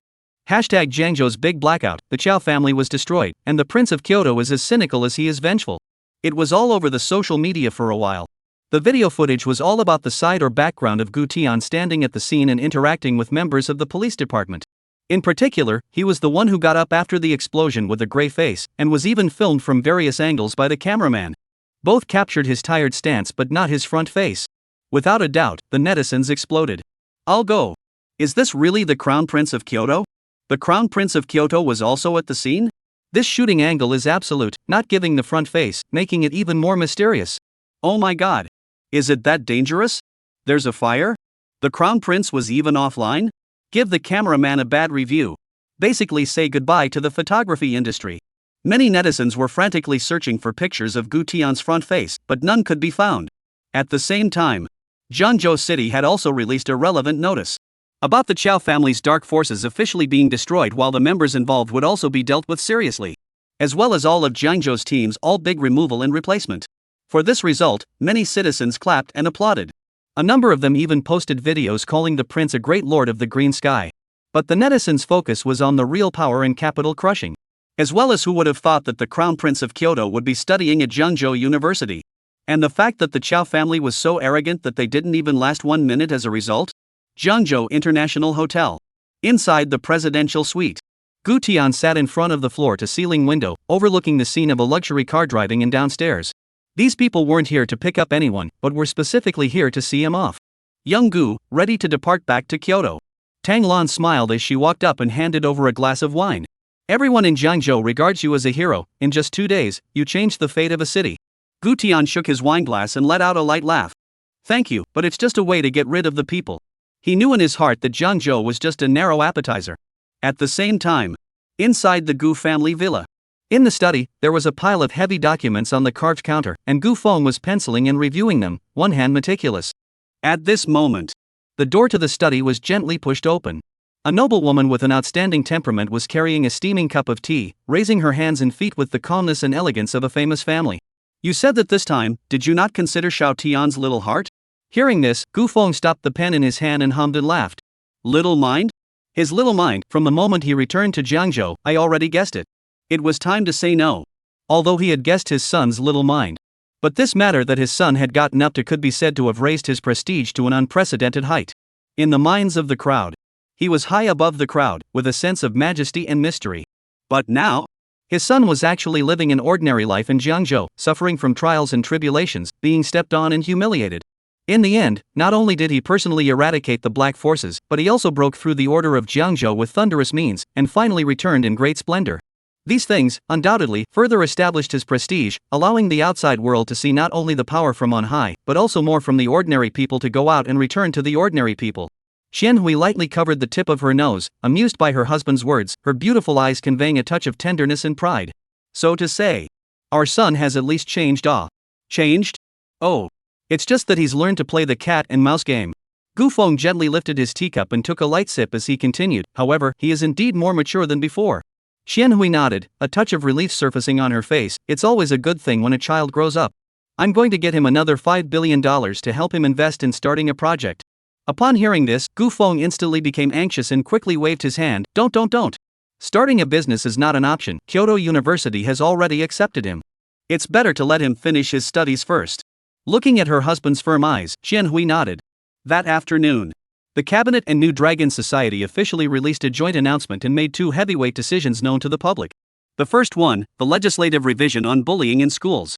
The bill clearly states that in order to protect the healthy growth of students, regardless of whether they are adults or not, any bullying behavior will be severely punished in accordance with the Dragon laws once it is confirmed, with the death penalty for serious cases. No bullying will be punished by death. Item 2, on the 8-month Special Action Program to combat the Black Storm. With immediate effect, the cabinet formed a special inspection team led by Comrade Gu Jun to launch a large-scale inventory of various places and carry out the corresponding questionnaires. Once these two decisions were released, they instantly caused a frenzy of media coverage. The eyes of the outside world were all on Gu Tian. The mysterious crown prince made a move, and the cabinet directly made two brand new decisions out of whole cloth? Netizens were frantically discussing them, and the comments section was a complete explosion. I'll go. The crown prince is too ruthless. Directly letting the cabinet amend the bill overnight? This is the real big shot. What AKWZY, what rich young man from Kyoto? Only Gu Qiao is the real young master. This is great. Who dares to mix with the Yakuza in the future? Who dares to bully? Eat peanuts? No. Who has a high-resolution photo of the prince's real face? Late at night. The grounding of Kyoto International Airport was brightly lit, and the surrounding area was blocked off by a heavy police line on. The light of sniper scopes flashed from time to time on top of the terminal building. The surrounding area was even more silently patrolled by truth-wielding security personnel. In the air, a special airplane painted with 9 dragons slowly landed. This flight is the special airplane of Lin Guoxian, who returned from his visit to a foreign country. As soon as the airplane came to a stop, a hatch slowly opened, and an elegant figure appeared on the gangway ladder entrance. The densely packed legislators under the stage said in unison, "Elder Lin has worked hard. You guys have also worked hard." Lin Guoxian swept his gaze violently over the crowd, his tone unhurried. After speaking, he sat in the car under the escort of his guards. Watching the backs of the escort caravan leaving, the councillors let out a long sigh of relief. Some quietly returned to the car and left, while more gathered and whispered. One had to know that Elder Lin's original foreign visit had lasted for 2 months. Now that he had returned a month earlier, there was bound to be a deep meaning behind it. As cabinet members, they knew that once they entered the official world, it was like a deep sea, and the slightest movement of the wind and grass could send shockwaves through the air. What happened? Did Elder Lin's foreign visit not go so well? It shouldn't be. Looking at Elder Lin's amiable expression, the foreign visit should have gone all right. Could it be that it's because these two newly released decisions by Gu Lao are in disagreement with Lin Lao's relevant ideas? That shouldn't be the case. These two decisions are in line with people's hearts. There's nothing wrong with them. Aya, don't talk about it. It doesn't make much sense. Do you think Lin visited his daughter on this trip? I don't know. I don't even know the name of Lin's daughter. Called Lin Shusi. Memorize it. Take a small notebook and memorize it. Chapter 26C, where it's appropriate for an old slave to be tethered. Not. This is your home? Looking at the glorious hotel in front of him, after getting off the bus, Qiao opened her mouth wide as a hole, shock written all over her small face. This thought the Jiangzhou International Hotel was grand enough. As a result, Gu Tian led her here after arriving in Kyoto. This glorious building, surrounded by quite a few gate guards standing guard with truth, any normal person can realize that this hotel is not something that ordinary people can stay in. Yeah, let's go. Gu Tian walked ahead. Behind him, Tang Lan and Lang Feng and the others pushed several suitcases. These weren't Gu Tian's things, all of them were Qiao's things. It couldn't be helped. The little girl didn't want to throw this or that away. The whole Gu Tian was helpless, since he hadn't yet realized that his status as a rich young man was in the end then simply bring all of them with him. Tianchi Hotel entrance steps have stood full of wearing OL black silk waitress.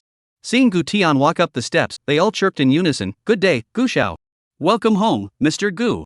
Such a delicate and respectful voice caused Qiao to momentarily fall into a trance. She basically didn't brush the jitterbugs. Nor did she pay attention to the news on the internet. Even though the internet had confirmed that the beaten Lin Chen was the crown prince of Kyoto and the son of Gu Lao. But she didn't brush up on any of this. In her consciousness, Gu Tian was the child of a rich family in Kyoto. As for how rich, she couldn't brainstorm it at all. Perhaps 4,000 or 5,000 a month in living expenses was the life of a rich young man.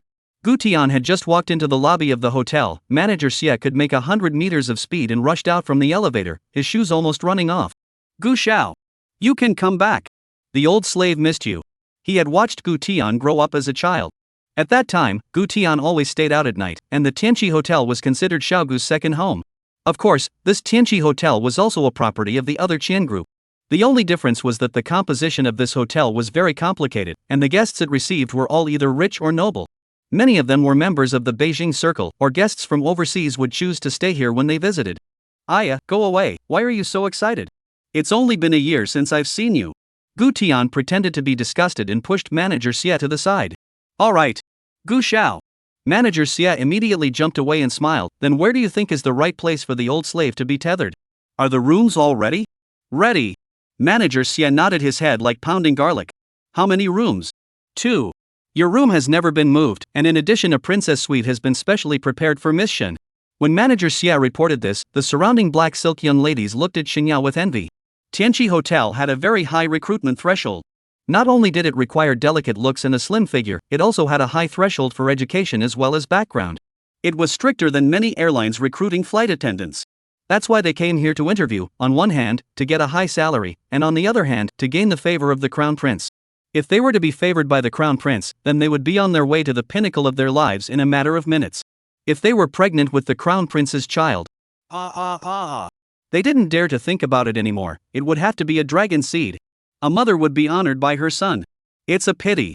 Although they were very hard to perform, the crown prince never looked at them. After coming to the room, Qiao was as excited as a happy bird. The black silk young lady served all kinds of fruit plates and drinks, and affectionately addressed Gu Tian as Gu Xiao. Qiao followed suit and wooed Gu Tian. I can't call you by your name from now on, do I have to call you young master too? Looking at the other party's cute and adorable face, Gu Tian couldn't help but lift his hand and pinch it, raising his eyebrows and smiling. You can call me whatever you want. Anyway, what about it? I'll return the favor of a drop of water with a spring of water. These words made Qiao's heart warm, her eyes reddened, full of enjoyment as Gu Tian stroked her face. How could she be so virtuous to meet such a nobleman? In a blink of an eye, her fate was rewritten? In the future, whatever she said, she would follow the other party's side and be doubly good to the other party. Thinking of this, Qiao violently raised her head, her clear eyes filled with determination. Gu Xiao. Oh. No. Young Master Gu. I'll definitely follow you all the way in the future, and be doubly good to you. Oh? Follow me? Then how do you plan to be nice to me? Qiao pouted her delicate lips and pondered for a few seconds, then with the persistence and determination of a young girl. You're kind to me, of course I have to repay you 1,000 times over. I can pour you tea, I can give you a massage, and I can. I'll do whatever you say. The atmosphere in the room instantly became ambiguous after this passage was said. Qiao also realized that said risky, her little face swished red. Such a scene, looking at the two black silk young ladies next to her, was again full of envy. This young girl. Really too good at it. Will Gu Xiao really eat this off? Send the other party a black card in return? If Xiao Gu eats this, then they'll have to woo a little bit in the future as well. Gu Tian froze for a moment, the other party's expression of loyalty was really a bit too sudden. He hadn't done anything either. Good, in that case, will you listen to me from now on? I'll listen. Although the young girl's face was full of questions, she still nodded firmly. Good, since you're obedient, then go to school tomorrow. You've already been accepted over at the capital university. Gu Tian casually handed Qiao the document on the table. Upon hearing about going to school, the two black silk young ladies almost laughed out loud. A burst of sweet words to Gu Xiao had resulted in schooling in exchange? But the next second after hearing about the capital university, the two instantly widened their beautiful eyes.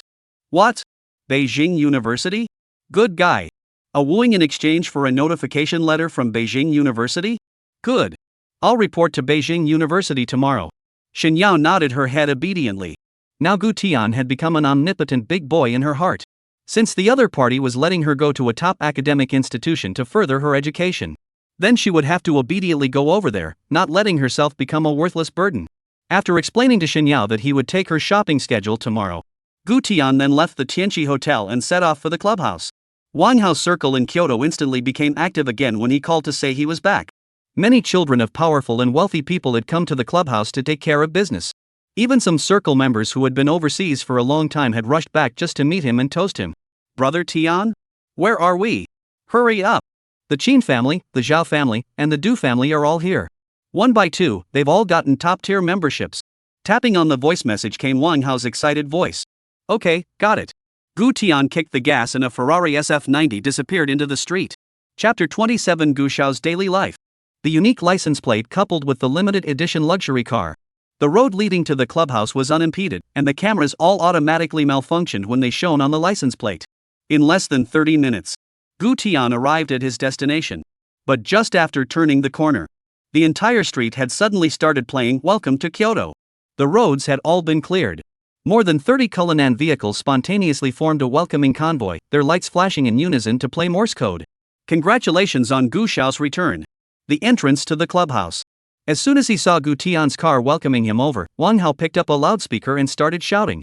Brothers and sisters, congratulations on the return of our Gu Xiao. In a blink of an eye, the sea of people in front of the clubhouse all shouted, just like a celebrity support group. Aha! Gu Xiao. It's really Xiao Gu. Gu Xiao. I just got my deep water lifeguard license. Is your pool short of people to fish for gold bars? Gu Xiao. Your license plate, Dragon A8888, is clearer than my life plan. Mr. Gu. The exhaust from your luxury car smells better than my perfume. Even the cleaning lady swung her broomstick into a glow stick. Seeing such an ecstatic scene, Gu Tian was shocked but quickly calmed down. It was the same as before when he was in Kyoto. These people reveling at the entrance were not qualified to enter the clubhouse, and could only get his attention in this way.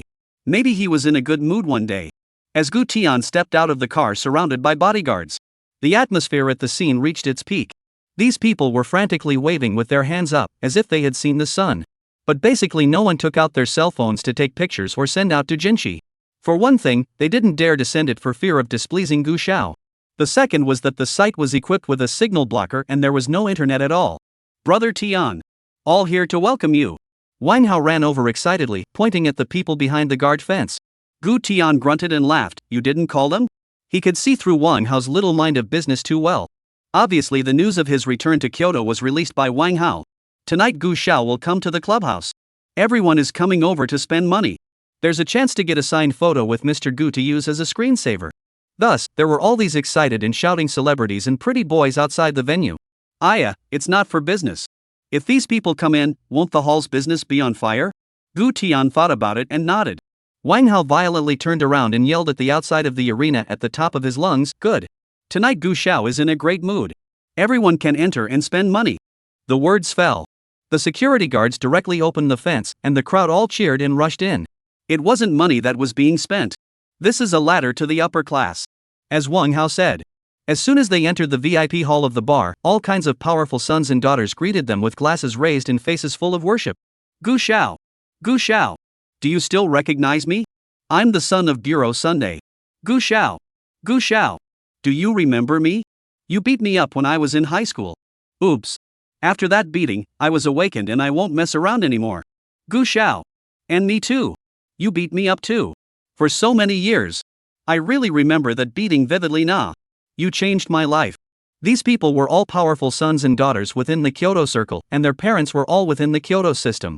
But they were all younger brothers in front of Gu Tian. Remember, all of you. Gu Tian took the wine served by the waiter and raised it high in a gesture, then took a sip. Seeing this, the crowd below also raised their glasses in response, and then drank it all in one go. It was rather like a sense of the uprising of Lianshan. After drinking the wine, it was natural to have a group photo session. Of course Gu Tian readily agreed. Entering into the VIP hall, each person has charged 10 million yet, this face he has to give. But for these people, it wasn't just as simple as a group photo, sometimes it could even be used as a gold medal to avoid death.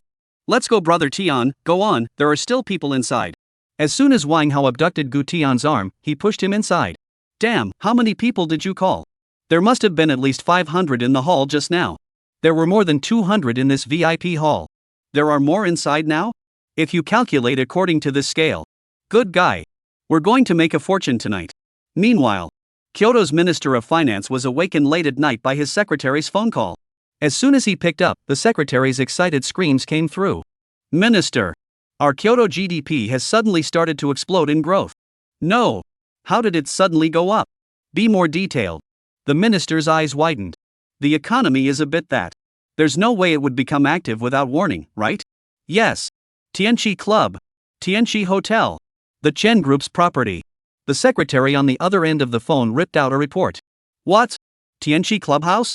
The minister exclaimed in shock, but quickly reacted. Good guy. The crown prince was really bullish.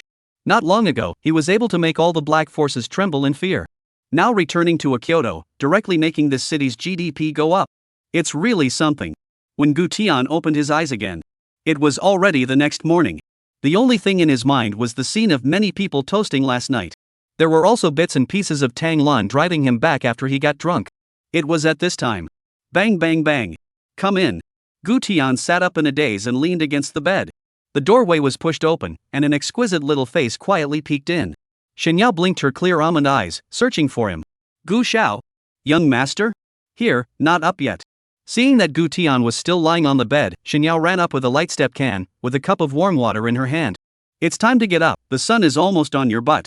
Gu Tian reached out and lazily rubbed her hair, his voice a little hungover and hoarse. Why are you here so early? How did you sleep last night? Shenyao raised her small face and huffed. You still have the nerve to ask me how I slept last night?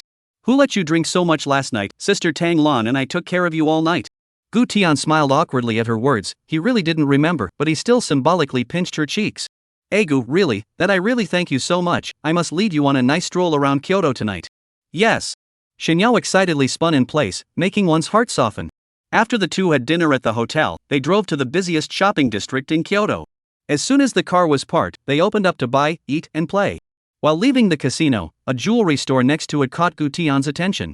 Under the impression that this was a Hermes store, the owner was very nice. Every time any limited new product came out, he would specially pull a cart over and let him pick first. Shinyao, do you like jewelry? Upon hearing this, Shinyao in the passenger seat instantly panicked and hurriedly tugged on Gu Tian's coat. Don't like it at all, go on, go back, I'm a bit tired. She had already been shocked by Gu Tian's horrible consumerism. When buying her a bag, she asked her which one she didn't like. She had no idea what it meant, let alone the price of those bags, so she just pointed out a few she didn't like. Then Gu Tian waved his hand. In addition to those few, the rest all want, Sentienchi Hotel. A swipe of the card. The whole 3 million. Not to mention 3 million, even 1 million is an astronomical figure for her. So she really doesn't want to shop now, she just wants to hurry back to the hotel. Chapter 28, I'll take them all. Oh, but I like it. Without waiting for Shinyao to react, Gu Tian put on his sunglasses, opened the car door and walked down. How could a little girl's family not like jewelry? On his way to the capital, he had thrown away the plastic string Shinyao had compiled earlier in passing. Now it was time to buy the other party some really extravagant and beautiful jewelry. Since it was Gu Tian who wanted to buy it, then of course Shinyao had nothing to say, and could only follow along ignorantly. Walking into the jewelry store. An enthusiastic clerk could walk over. The two of you are here to see the gold jewelry, where is the jewelry? This jewelry store of ours is newly opened with great discounts. In between speaking. Her gaze was as frantic as an X-ray as she swept past Shinyao's Qingren's face, and then began to survey Gu Tian, who was wearing sunglasses. As for the girl, she was very pretty and innocent looking, and dressed in clothes that were worth a lot of money. But the eyes were a bit evasive and cautious. But this man wearing sunglasses was different, calm and casual. Especially when looking at these jewelry when the action, as if in the market to buy food. So her analysis was, this man must be very rich. This woman, perhaps a female student, maybe this man's adopted. And this man is still a married man, or has a girlfriend, so wearing sunglasses. In that case, then her main target must be this girl.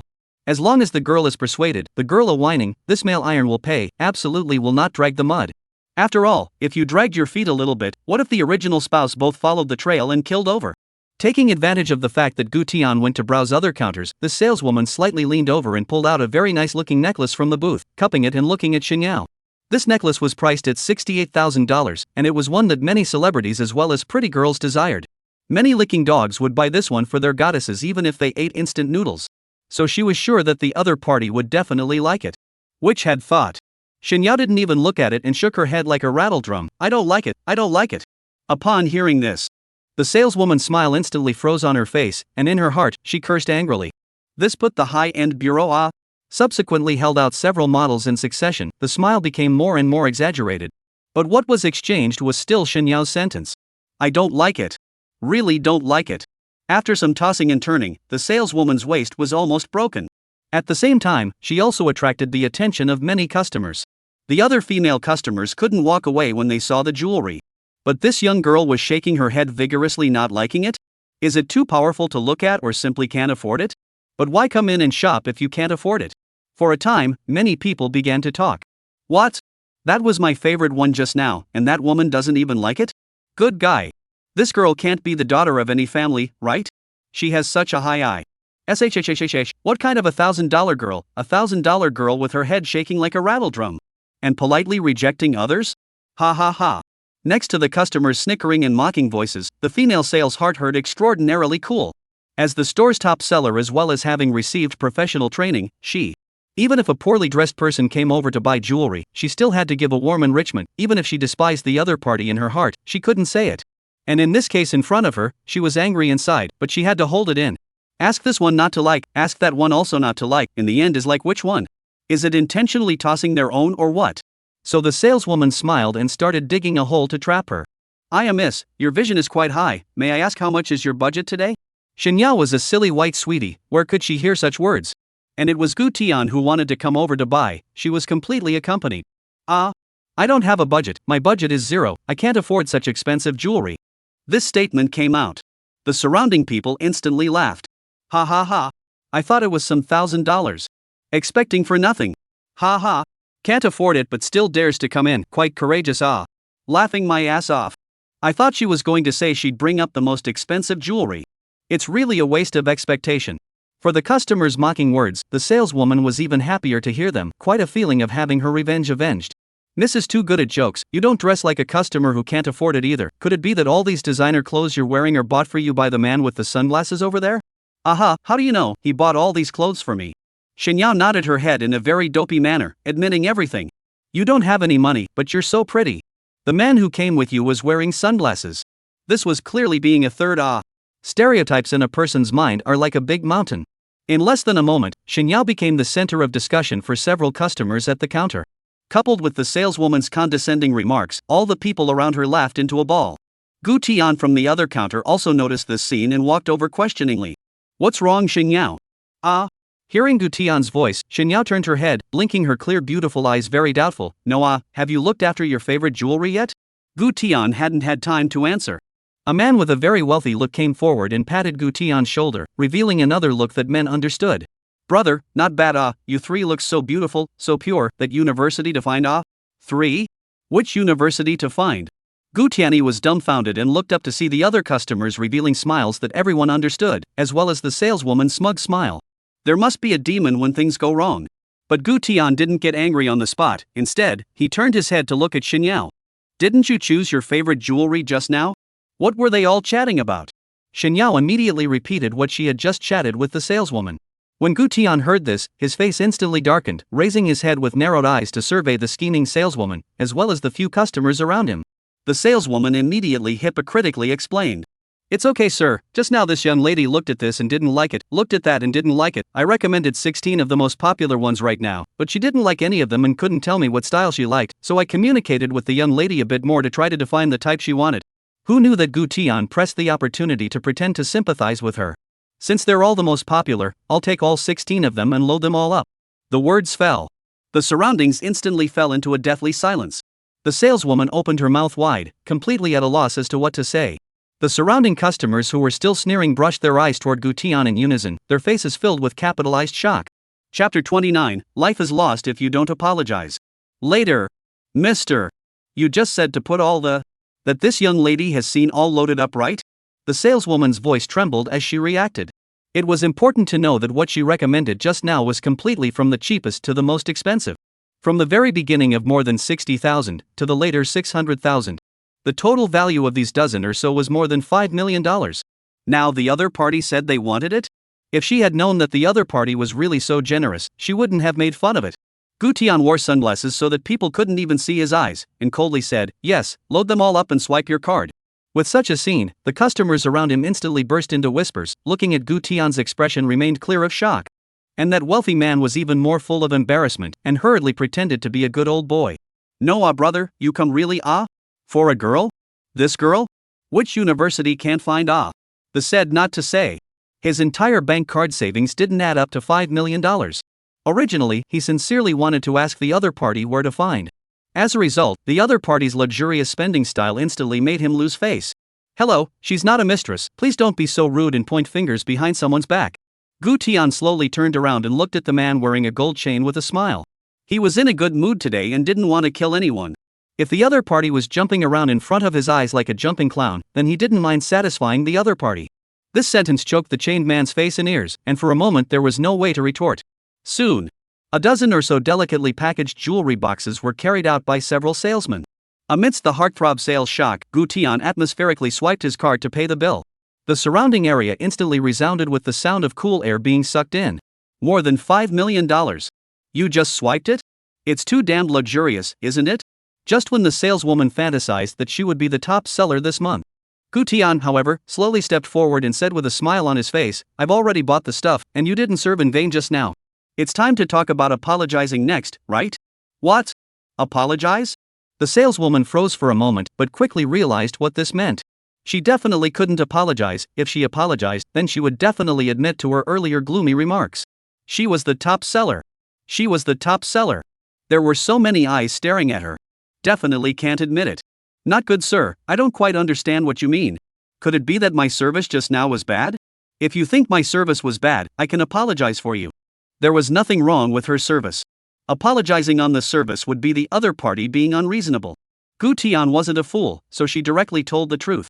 How did you ask her a question just now? Your questions seem to make the customers around you laugh a lot, including this customer who was still asking me where I found this mistress. With these words, Heartthrob Sales was a bit flustered. She didn't expect the other party to be so direct. The chain man came to the bottom at this time. Just now the other party embarrassed him and turned around to educate him? At this time is undoubtedly the opportunity to take revenge. So immediately put on the identity of the person who came over and began to educate up.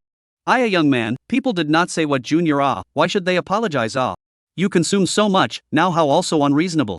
Your consumption habits with your behavior and speech a bit inconsistent In addition to say junior, it is me who asked you. You see this girl so beautiful and simple, at a glance as a college student, you also wear sunglasses, leading the other party to shop in the jewelry store. This one glance can remind people of junior After Chain said this, he even glanced at the other customers with pride. Without a doubt, the other customers immediately nodded in agreement. People love to hug. Yu went up and consumed more than $5 million. We watched with bated breath? Then those of us who are there now should definitely stand together. Oh? So you all think she's my mistress? Gu Tian stuffed his card into his wallet and lazily raised his head. Multiple people nodded in unison, full of agreement. Gu Tian looked at the saleswoman again. The saleswoman nodded her head as well, but reacted and hastily shook her head again. But it was already too late. Gu Tian directly removed his sunglasses, and his cold gaze looked proudly at the crowd. In a split second. Boom! The entire crowd in the jewelry store was as if they had been struck by lightning. In the next second, an unprecedented sound of cool air intake erupted directly. I'm Dam. The Prince of Kyoto. How can they not be familiar with this face? Everyone was dumbfounded, some even started to tremble. Some even started shaking. Some even backed up to the entrance of the store and then ran away. Not to mention the chained man. The moment he saw Gu Tian's face, his entire body collapsed to the ground, his face pale. What? Not continuing? Weren't you gossiping all the time just now? Isn't she a mistress? Gu Tian's cold gaze swept over the crowd. That innate bile made the crowd swallow their saliva one by one, not even daring to raise their heads. Leveling his eyes at the crown prince? Who had the courage? I'm sorry. Sorry. Gu Xiao. I was wrong. I was wrong. The heartthrob saleswoman's mouth fought one after another as she lowered her head and apologized. Just now, she was worried about apologizing in case she couldn't get the sale? Now. If you don't apologize again, it's damn near even life. With such a scene, Shinyao's beautiful eyes were greatly shocked. She kind of didn't understand why the crowd was scared like this after Gu Tian removed his sunglasses. Could it be that Gu Tian's family was a gangster like Qiao Na? But looking at Gu Tian's serious expression, she didn't dare to go forward. I'm sorry. I'm sorry. I'm sorry, Gu Xiao. I was wrong. The little one has eyes and doesn't recognize him to tie. I don't know how to speak. The more Gu Tian didn't respond in any way, the more alarmed the chained man became, and he simply flung himself directly onto his knees and began to slap his own face. Stand up for me. Gu Tian yanked on his dog chain and directly picked up the scared less chained man. Just now, the other party had personally admitted to being the mistress he said he was. And shamelessly asked him where he found his mistress? Now beg for mercy? It was too late. Gu Xiao. I was wrong. Wrong. Wrong. With a plea that went from light to heavy. Gu Tian pressed down on the chained man's head and slammed it against the counter with a thud. Wow! The counter glass shattered all over the place. The chained man sat paralyzed on the ground with a head full of blood, not even daring to wipe the blood from his face, still kowtowing and begging for mercy one after another. Under the horrified gaze of the crowd, Gu Tian backhanded out a black gold card and handed it to the salesman. Compensate at the price. How would the heartthrob salesman dare to take it? Even if the boss knew that the crown prince had done it, he wouldn't dare pursue the matter. Watching the heartthrob salesman waving his hand in horror and refusing, Gu Tian directly snapped, "Hold it for me." A roar. The heartthrob was so scared on the spot that her spirit collapsed and she directly fainted. Damn it! Who's causing trouble? Who's causing trouble? Xin Shi, who had just parked his car by the side of the road, saw the scene happening inside his store from a long distance away and directly ran over. He was in a bad mood today. When he heard that the Crown Prince of Kyoto had returned, he immediately went to the Tianqi clubhouse to try to make a toast. As a result, he was fooled by that Wang Hao into running a membership and charging tens of millions of dollars into it. What happened? Last night even Gu Xiao face did not see? And got very drunk. Chapter 30 Fearful Qin Chi. Who is causing trouble? Who the hell dares to make trouble in my young master Qin's venue? Qin Chi ran in furiously. As a result, he entered the store in a complete daze. The sales clerks and customers were all under the spell of immobilization, with no reaction except for trembling all over. Just as he was about to ask what had happened, he turned around and saw a gloomy Gu Tian. Xin-Chi's heart exclaimed on the spot. In the next second, his legs softened and he knelt down. There was no meaning to it, it was just an innate fear. Gu. Gu. Brother Tian. Brother Tian. Xin-Chi forced down the fear within him and stumbled to meet him. Brother Tian. Who? Who made you angry? This is my gold store. Who did you say pissed you off? Me. I. Chop him to death. Looking at the youth in front of him who couldn't speak well and whose legs were still trembling, Gu Tian lightly raised his eyelids. Oh? You recognize me? Recognize. Recognize. Recognize. Brother Sky. It's me. Me. Xin-Chi. Your little brother. Your little brother. Xin-Chi's mind went blank as he nodded his head vigorously, trying to fantasize Gu Tian's memory. Watching their boss look terrified in front of the prince. The fear inside the shopkeepers that was rubbing off on them rose a few more degrees. That kid from the Qin family? As soon as he saw that the other party had remembered, Xin-Chi instantly revealed an expression of a life after a robbery. Yes, yes, yes. Brother Tian. I'm that kid from the Qin family, Xin-Chi. Oh ha, Xin-Chi. Gu Tian finally remembered. It was the same Xin-Chi that Wang Hao said last night and said that he had claimed a girl. But he was drunk last night, so he shouldn't have greeted the other party. It's fine, it's just that your salesman spoke badly and there was a bit of a misunderstanding. I've already compensated for them at the price. Gu Tian went forward and patted the other party's shoulder, revealing the expression of a big brother appeasing his little brother. Which had never occurred to him. Xin-Chi instantly became furious, pointing at the shopkeepers and cursing angrily. Who? Which sales made my brother Tian angry? Stand out and spare your life. Gu Tian laughed and raised his finger to point under the counter. No, the one who fainted in fear. Xin-Chi went up to the scene and instantly sucked in a breath of cool air. Fainted from fright? So it's justifiable that he just kneeled in fear. Come a few people. Carry this salesman out to me and throw him to the curb. Xin-Chi took a step back and sternly ordered up the several dumbfounded sales clerks next to him. Boss. She what she? She is nothing good. Xin-Chi slammed the counter. Afterwards, he would say anything to dismiss all these salesmen. All wandering on the brink of death and still can't tell the difference? She's Sister Wang, the salesperson. A sales clerk said with a trembling voice. What does it mean to be a pinnacle? A single person could feed an entire jewelry store. The sales clerk's words fell. Xin-Chi directly jumped up and roared, FCK. The thing I hate the most is pinheads. Carry it out for me. Only then did a few of the sales clerks react as if they were waking up from a dream, scrambling forward to drag the heartthrob sales away. Just as Xin-Chi was all smiles, he turned around and was ready to please Gu Tian again. But he found that Gu Tian was already carrying the bag of jewelry in one hand and leading the girl towards the outside with the other. Gu Xiao! Gu Xiao! Xin-Chi chased after him outside the store. Gu Tian had already sharply opened the car door and casually waved his hand towards him, making a gesture of nothing. Please go back, I'm leaving. But because of the different angles. In Xin-Chi's eyes, it was clearly a neck-wiping gesture. In a flash. Boom! Xin-Chi only felt a chill rush from the soles of his feet straight to his head, and the whole person was like being struck by lightning. Maru spicy. I'm going to die. 5 minutes later. Only then did Xin-Chi come back to his senses from his tremendous panic and tremblingly pulled out his cell phone from his pocket. Father. It seems like, have messed with the prince. Boom. A shocked roar instantly erupted from the other end of the phone. What are you talking about? Tell me again. On the way back to the hotel. Xinyao was like 100,000 reasons, and kept asking Gu Tian why he was so fearful of those people after they saw his face. She was even curious about how luxurious his mansion was? More luxurious than Ma Yun? More luxurious than Ma Huateng? Ha! Gu Tian all laughed. There was nothing he could do but ask her to search the news and tell her to download a Douyin. Driven by a strong curiosity, Xinyao obediently did as she was told. A minute later.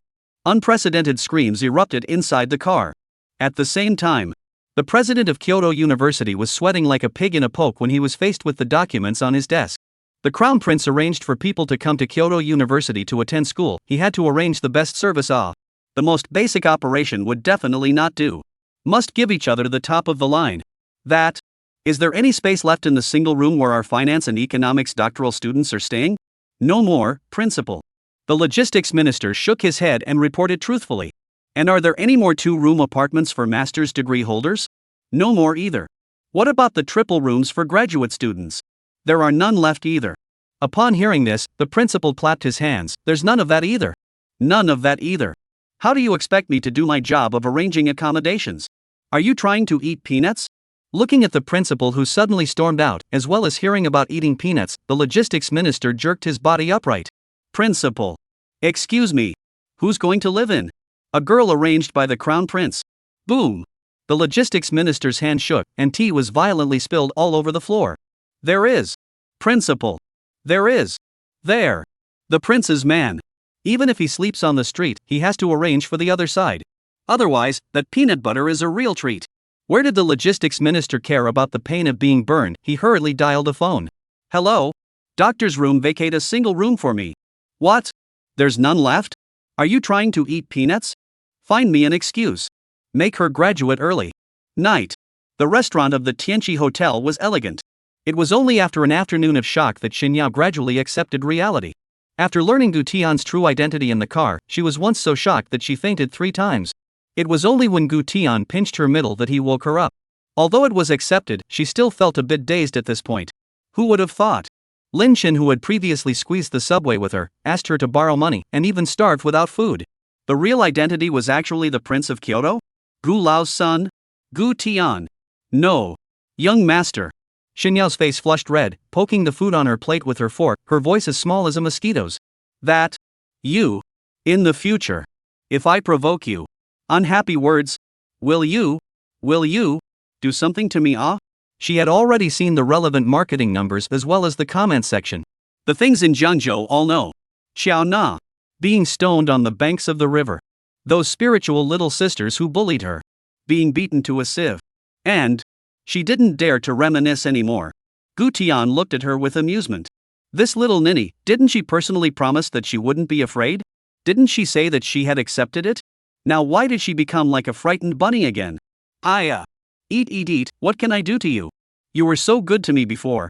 Seeing Xinyao timidly raise her head like a deer, the corner of Gu Tian's mouth hooked out a bad smile. But, if you don't listen, I'll beat your ass. How about it? The words just fell. Xinyao's face instantly turned red. Aya, you're annoying. Chapter 31, Meeting at the Qin Family Mansion. Compared to the vibrant atmosphere of the Tianqi Hotel, the Qin family mansion was obviously much more depressing. Multiple luxury cars were coming in and out. The Qin family's leader, Elder Qin, sat on the eunuch's chair in the center of the lobby with his crutches and a gloomy face. The people sitting around were all important people in the Qin family. Some talk in a low voice, some look grave, more still low voice, silent waiting for the upcoming storm. The old master had previously told the old and young of the Qin family that they should not mess with anyone from the Gu family. Now it was good. The ins and outs of the gold store they had all learned very clearly. According to normal. This time, it was really them who were unreasonable, who let those scheming salesmen play so much, and the trouble came directly from their mouths. Grandpa, I'm wrong. This matter. It's all my responsibility, it's all because I didn't train the staff below properly. In the hall, Qinshi fell to his knees with a thud, crying in mourning, with a reddish slap mark on his face, obviously slapped by his father. Upon hearing this, Qin father cursed on the spot, "You rebellious son. What's the use of saying this now? Even if the training wasn't in place. It caused trouble. This is a completely trivial matter. Why did you storm into the store in a rage at that time, yelling who dares to cause trouble in my young Qin's venue? Who do you think you are? Answer me." According to normal times, these uncles and uncles of theirs would definitely come forward to plead for mercy. But this time was different. This bastard Qin Shi had really gotten into trouble this time, sending the Qin family to the guillotine in front of the crown prince. There's only one great young man in all of Kyoto. That's Mr. Gu. There's only one crown prince of Kyoto in the whole of Kyoto. That's Prince Gu. The rest of you, no matter how powerful you are or how rich you are, you have to move back a little. This is the most basic common sense. But Qin Shi was good, actually claiming to be a great young man in front of Gu Tian, and putting on the appearance of a local snake to yell? Is there a difference between this and smacking the crown prince's face in public? Thanks to the timely apology at that time, otherwise the crown prince backhandedly pulled out his matching gun and went up with a peanut rice. "Kir, you this time. Really let me down, Elder Qin slowly opened his eyes, his low voice filled with endless sighs. Qin Shi was jolted. Grandpa had never looked like this. If he sighed, it meant that this matter is really tricky. The other members saw this and began to offer words. If this matter wasn't handled properly, everyone would have to play along. Father, I think it's best if we take the initiative in this matter. Qian's real estate under Qian's group has its eyes on a piece of our commercial land. Why don't we just give it to them? Right. Just give it to them. Dad. Why don't we do it this way? I'll privately contact a few financial bigwigs and pay a visit to Qian's group. I have a few big projects on my side that I can directly give to Qian's group. Right. Just send it to them. The crowd was talking, and Elder Qin tapped his cane. All be quiet for a moment. The bell must be untied. This is a matter of Heir offending the crown prince. This can only be resolved by him. None of your suggestions will work. Does the prince need money? Does the Qian group lack land? Does it lack projects? After a few heckling voices came down, the crowd fell silent. Grandpa! What do you say I should do? What do you think I should do? Hearing these words, Qin Shi was like grasping onto a life-saving straw as he cried and knelt down beside Elder Qin. Under the nervous gaze of the crowd, Elder Qin slowly spoke his thoughts. The money, land, and various heavy gifts pressed no sincerity. The background of the girl that the prince master brought along with him, he had already done his research. She was pretty and a pure vegetarian. But the crown prince is very good to people, buy all kinds of gifts, but also send each other to go to school in Beijing University. That proves that the crown prince is now a vegetarian. Since he's a vegetarian, then they have to offer the best vegetarian dishes. Good grandpa. I'll do so as you said. Watching Qin Shi's back as he left, the hearts of the crowd were all in their throats. The next fate of the Qin family depended on what this brat Qin Shi would do next. The second day. Today was the day Xinyao went to report to Beijing University. Originally, Gu Tian thought of personally sending Xinyao to school. But Xinyao felt that it was a bit too high profile, and could just take the subway by herself. But Gu Tian was not assured and still sent a driver to send her. It should be said without saying. Kyoto University was worthy of being a top university. Those who were able to enter here were either rich or noble, or their academic performance was outstanding. There were many luxury cars whizzing by before they even reached the entrance of the school. All of these gentry went to school here, basically because of their parents' families. Some donate a large library, some sponsor some research programs, and some donate several $100 million in scholarships. The world of the magnates, it's really beyond my cognizance. After the car stopped, Xinyao pushed open the door and stepped out of the car. Her outfit today was very simple and fresh, a white color with a slim fit, her feet with small white shoes full of teenage girls. Before leaving, she didn't forget to sweetly and delicately thank the driver. Thank you for sending me over to school. This action directly moved the driver to tears. Miss Shin, you are too polite. It's my honor to send you to school. If you need anything in the future, just give me an order, I'll be happy to serve you. There had to be dozens of chauffeurs who served the crown prince at least, and the crown prince hadn't remembered a single one of them. And if Miss Shin thanked him now and mentioned it in front of the crown prince afterwards, then his fate would change in minutes. After the driver left, Xinyao could get nervous. Looking up at this magnificent higher learning institution, her breath became slightly short. This was a hall that how many scholars dreamed of wanting to enter. And she had actually come in now? Everything that happened these days was like a dream. In order to calm her excitement, Xinyao's small pink hands gently clenched her fists and puffed out her chest, secretly cheering herself up. Yao, you can do it. After saying that, she took a brisk gesture and walked towards the school gate. Such a scene. As much as possible, it was caught in the eyes of a few rich second-generation people who were leaning against the side of the luxury car and chatting at the school gate. Look. Sister. I've never seen this before. There's such a thing in Beijing University. She's even better looking than the school flower, Su Nanxue. Where is it? Xiaobin snapped out from inside the big bull, his eyes like cameras as he began to search. No, that's right there. The one wearing white short sleeves. I'll go. So innocent. I love it. Xiaobin subconsciously swallowed his saliva. These guys were the typical dude. Although they didn't make any big splashes in the outside world, they acted recklessly on and off campus due to their family's power. Skipping classes and failing classes to flirt with girls was a common occurrence. At this moment, when they heard that there was a new-faced girl in front of the school, that one was instantly in the spirit. Chapter 32, Going to Beijing University Together. There was no doubt about it. Xinyao, who had no worldly affairs written on her face, walked into the campus causing many passing students to look at her sideways. Wow! You're really prettier? Which department? It can't be the art academy, right? It really doesn't look like that kind of Netflix face, it looks like a school bully type. So cute. I want to pinch her face.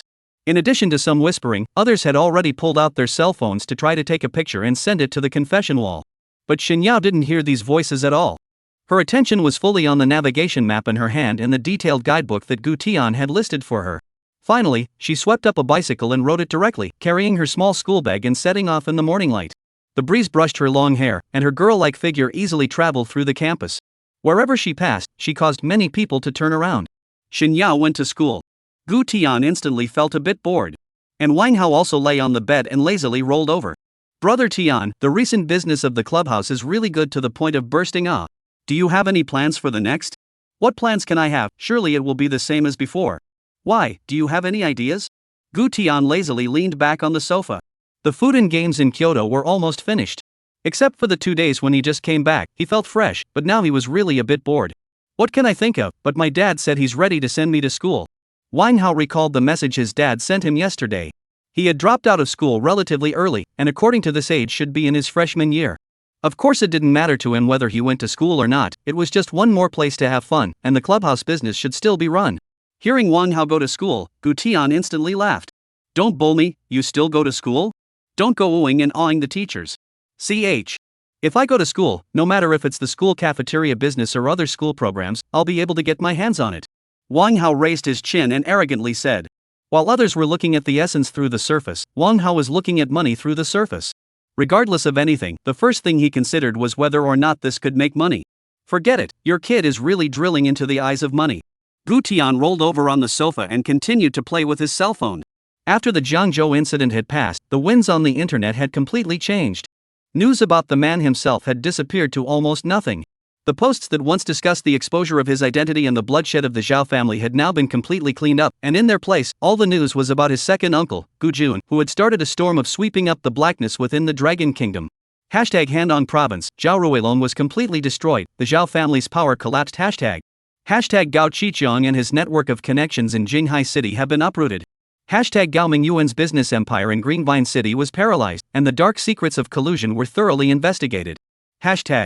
Binjiang City's Wei Tianlang and others have been caught, and the umbrellas involved have surfaced. Gu Tian swiped through the news, and at this point, he really admired his second uncle a little bit. With such a record, in the future, wouldn't Uncle 2 be transferred straight to the cabinet in minutes? At this time, the cell phone suddenly rang. As soon as it was connected, there came the low voice of Pops. Your kid is not going home even now, what are you doing outside? Gu Tian rolled his eyes in a diffident tone. What can I do, Dad, in the hotel to stay honestly? Pops was still the same as before. I always feel that the child is too quiet, there must be a demon. Immediately after the phone on the other end came a meaningful laughter. Oh, stay? Then how about I find you something to do? Upon hearing this, Gu Tian's curiosity was instantly lifted. The things that Pops had arranged were definitely not ordinary things. These battle scores of Uncle 2 were obviously what Pops had fed to his lips. If Pops found something for him to do, wouldn't it be so high-end as well? What for, Dad? I'm always at your disposal. Then the person on the other end of the phone just faintly spat out 3 words. Go to school. Boom. Gu Tian's brain instantly rang. What? Going to school? What kind of international joke is this? Was he the kind of person who was fit to go to school? He didn't even have the gene to go to school in his bones. Besides, with his current identity, which university would dare to hire him? Are they going to make him hide his identity again? No, Dad. It's fine if you let me do something else, but can't we talk about school? Discuss? Don't hang around. If you don't want to go to school, then go work in your mom's group. Go to work? He had even less interest in going to work. However, at this moment, Wang Hao smiled and urged in a low voice, Brother Tian. It's good to go to school. If you go to school, then I'll go too. Truth be told, this matter of going to school, he and his dad wouldn't have any room for discussion like Brother Tian. If Tian went to school as well, then he could ask his dad to let him enter a university with Tian. Forget it, if I go to school here, I'm also causing trouble for other universities, don't you think so? Which had thought? The person on the other end of the phone obviously expected Gu Tian to say this. What trouble? Several universities rush to want you. Beijing University's attitude is the best. Your mom once happy to give people donated a building, called what Tianqi building. People will immediately send the notice over, you as soon as possible to this matter to me to implement a good No more, I'm going to a meeting. After saying that, he directly hung up the phone, leaving Gu Tian full of confusion. Dad. I want to go to Jing University too. Wang Hao directly dialed his dad's phone, demanding like a child. Go to your mother's Beijing University. With that level of culture of yours. You'll go to Beijing University, the notification letter of Beijing University has been sent over, so report as soon as possible. Wang Hao's father's tone was quite like a feeling of hating iron and steel. Wang Hao held up his cell phone and looked at Gu Tian. Although he was aggrieved, he was refined in his heart. What Tian's dad had arranged, Tian had no possibility of refusing. So it was already finalized that Tian would go to Beijing University. As for whether or not he would be able to go to Beijing University, that could only be done by Brother Tian. At this moment, Gu Tian's brain was running at high speed, and after 2 seconds of contemplation, he backhanded the phone handed by Wang Hao. Hey, Uncle Wang, this is Gu Tian. The words came out. Wang Hao, his father's voice on the other end of the phone, clearly panicked for a moment. The next second. Hey Gu. Gu Tian. Uncle Wang hasn't seen you for a long time. When will you come to Uncle Wang's house for dinner? It's fine, Uncle Wang, I'll go when I have time. Gu Tian smiled back and continued, Uncle Wang, you don't have to worry about that Wang Hao going to school, I'm going to school too. Just the two of us will go to Jing University together at that time. These words were said. How could Wang Hao's father have the right to refuse? Oops. That's really causing you trouble. Just watch over the arrangements. After hanging up the phone, Wang Hao pounced over with tears in his eyes. Brother Tian. Righteous father. Roll. Clang. Gu. Chapter 33 Highly Cold School Flower Su Nanxue. What? Oops. Why is Qin Chi so polite? Oops. No problem. I'll definitely arrange it for you this time, Brother Hao. After hanging up the phone, Wang Hao looked at Gu Tian in a serious manner. Brother Tian. The Qin family came to our clubhouse again, and that Qin Chi kid filled up $20 million again, so he said he wanted to toast with you. Qin Chi? Which one? Oh, I know.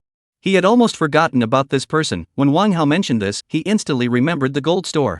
Should I say no? He kinda liked this kid, very good at coming to terms with things. Smashing the counter of the other party not only had a very respectful attitude, but even ran out to wave goodbye to him. This pattern in belly. It was a match for him. Good. It just so happens that school starts tomorrow, so there's no harm in dashing off again tonight. Gu Tian casually picked up the desk's notice and flung it onto Wang Hao. It was only a matter of words to arrange Wang Hao in as well. The president of Jing University directly signed and stamped the notice and sent it over by fax. What major they wanted to go to, they could just fill it out themselves. Kyoto University. Inside the dormitory, smoke lingered. How's it going? Any good-looking ones? Xia Bin and a few of his good buddies were holding cigarettes in their mouths, discussing the number of girls they saw today. Not much to look at, just the one in the white shirt today. The one who spoke was Zhou Yu, a native of the imperial capital. His old man, who operated real estate in the imperial capital, had built a dormitory building for the University of Beijing, which allowed him to barely reach the threshold of recruitment. Moreover, Zhou Yu's academic performance wasn't too bad, so he came to Jing University to attend school. The other brothers also nodded their heads in agreement, and it was clear that everyone's focus was on the newly enrolled Xinyao. I agree with what brother you said, it's rare to have one with such a clean temperament. Yeah, not like those with heavy makeup. I don't know which department it's from, I've already asked people to inquire. The atmosphere of the dormitory gradually came alive. And next, Zhou Yu suddenly smiled and changed the topic, his tone carrying a bit of flirtation. Brother Bin, how are things going with that schoolgirl? To be honest, he really looked at Xia Bin a little bit before. At the very beginning when they met, the two even clashed. Only later did he learn that Xia Bin was from the Xia clan in Kyoto. As the saying goes, a strong dragon can't suppress a snake in the ground, and then they turned enemies into friends. Plus, his age was a year older than him, so he called the other party Brother Bin. Being brought up by Zhou Yu, Xia Bin waved his hand impatiently. Don't mention it. That girl doesn't even give a damn about me, neither soft nor hard. After saying that, he casually flicked his cigarette out. The next second there was a miserable scream from downstairs. Me. The few people in the room looked at each other, then laughed out. Without any sense of guilt, Xia Bin shrugged, after all, it's the school flower, how can it be so easy to chase after? Zhou Yu smiled and went forward, patting Xia Bin's shoulder, don't be discouraged. Chasing a woman like this is all about strategy, my brother Bin's skills, I still believe in it. The school flower in their mouth. It is the Department of Finance and Economics freshman Su Nanxue. Just when the school year started, with the ice-cold and cold appearance, in the freshman instantly popular, directly by the Department of Finance and Economics students elected as the newly promoted school flower. Countless people had launched a frantic pursuit of her. But so far no one had been able to actually get close to her. Xia Bin, on the other hand, was the most active one among the group of suitors. But right now, he needed a brand new target to alleviate the frustration of hitting the wall recently. And the one at the entrance of today's enrollment was clearly the perfect one. With her white shirt and neat demeanor, she was completely different from those dainty and delicate rich girls. It was like a clear stream. So he thought. The other party's reaction will definitely be interesting. The other side. Inside the Qin family villa. Brother, you're asking me to go drink with your friends? What kind of international joke are you playing? Do you believe I'll tell my aunt? Su Nanxue sat on the sofa, her white fingers crossing her arms, looking at her cousin with displeasure. And Qin Chi had a bitter look on his face, practically on the verge of kneeling to Su Nanxue. Can you help brother this time? This bureau is completely inaccessible to ordinary people, this person has a lot of power in Kyoto. However, Su Nanxue did not say a word and looked at him coldly. Accompanying her? What kind of joke is this? At that time, by virtue of her status as Sudo scholar, she came directly to Kyoto University to attend school. Her aunt in Kyoto was afraid that she wouldn't be able to eat or sleep well at school, so she let her live here. At first everything was wonderful. Who knew that the annoying spirit cousin had returned from abroad? So there was the next scene, had to let her follow the cousin's friends out to dinner and drink, and let her accompany the wine? Oh, she didn't have any interest in eating and drinking with her friends, let alone accompanying someone? She was born cold and proud, how could she be taken as a bargaining chip? Brother, I'll say it one last time, it's impossible. Su Nanxue stood up from the sofa, her beautiful eyes filled with impatience. I don't want to enter your circle, and I don't have any interest in your circle, don't make this ridiculous request again, or I'll tell my aunt and go back to live at school. As soon as he saw that the soft one would not work, Qinshi directly came to the hard one, fiercely reaching out and picking up the fruit knife from the table. Brother! What are you doing? Put the knife down. Su Nanxue was startled by the scene, his cousin going to kill in pain? Qinshi raised the knife in mock despair, since you won't help me, what's the point of me living? After saying this, he made a gesture to slash at his arm. Brother! She wasn't a fool, she could make her cousin push his cousin to the point of confronting himself in such a way. Then it must be that he had messed with someone outside that he shouldn't have. Knowing that the Qin family had a lot of power in Kyoto, to be able to make her cousin panic like this, even going so far as to make her go to accompany her. Then this genius really can't be offended. Brother! You put the knife down, who did you offend outside? Their Su family was very powerful in Sudo, while her cousin Qin family was even more powerful in Kyoto, so she was curious as to what segment this big shot her cousin was talking about was in. Qinshi sheepishly avoided his gaze, not daring to explain too much at all. If he explained clearly, his cousin would definitely not dare to go. Let me ask you again, this favor, are you helping or not? No, brother, you say it clearly first ah. Su Nanxue furrowed her brows and wanted to ask again, but the moment her words just fell. Swish! Qinshi really picked up a fruit knife and viciously slashed at his arm. Brother! Su Nanxue cried out in shock, her pupils contracting as she watched scarlet blood flow down Qinshi's arm. I'll go. I'll go. Brother! I'll go. I promise you. I'll go. Chapter 34, The Schoolgirl is Drunk. Evening. Tianqi Clubhouse. Still crowded like last time. Brother Tian. Long time no see. Brother Tian. I'll drink to that. Make yourself at home. Brother Sky. Still remember me. Facing the currying favor of these powerful sons and daughters, Gu Tian responded with a smile as usual. This is the room, Qinshi, and the others are in here, and they even brought a pretty girl with them. Wang Hao led Gu Tian to the entrance of the VIP's box, then turned around and went to greet the others. Gu Tian didn't think of that much and turned around and pushed open the door. Inside the box, the atmosphere was still quite relaxed. But the moment Gu Tian's figure appeared, swish swish swish, Qinshi and a few of his juniors stood up as if they had springs installed. Brother Tian! Brother Tian! Finally, I see you. Qinshi hurriedly pulled out his chair and greeted him with a smile on his face, while at the same time, he kept waving his hand to signal Su Nanxue to stand up and greet him. Brother Tian! Good day, Brother Tian. Hearing this voice, Gu Tian shifted his gaze from Qinshi to this girl. As Wang Hao said, it was indeed very pretty looking. A standardized melon face, delicate and three-dimensional features, fair skin like jade, more or less cool temperament, and a good figure. At a glance, it was a golden girl cultivated in a powerful family. Gu Tian looked at Qinshi and casually asked, "This is your girlfriend?" He didn't have a girlfriend yet, and the other party brought his girlfriend over? Spreading dog food is against the law, haha. Upon hearing this, Su Nanxue looked at Qinshi helplessly. To be honest, ever since she came here, she had been curious about how big this big shot was. In her imagination, was it a bearded social big brother tattooed with 9 dragons? Or the kind that wore sunglasses comparable to a killer? But how did she not expect? This big man is so handsome. The most important thing was that without saying much, he exuded a sense of majesty that she could hardly describe.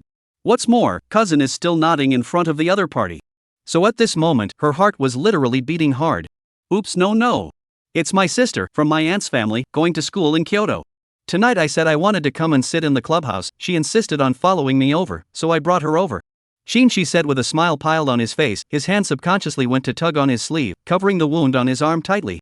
Well, quite good. Gu Tian smiled faintly and sat down. Then there was no more then. The 2 juniors that Qinshi brought with him didn't dare to look up at Gu Tian at all, and they didn't even dare to breathe nervously. They were afraid that if they said the wrong thing, they would be mixed with concrete and sunk in the river.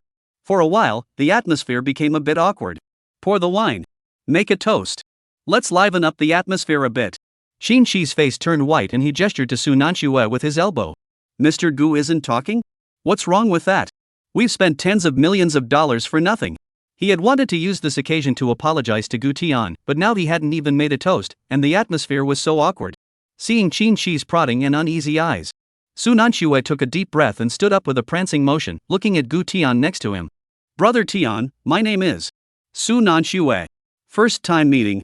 I'm very happy to meet you. Looking at the sudden scene, Gu Tian was dumbfounded. Before he could react, Su Nanxue could just pick up the Remy Martin Louis XIII on the table and pour it into a cup into her own cup. Gulp gulp gulp. The whole cup was filled up. Such a scene. Qin Shi's face turned pale, and his heart cried out furiously.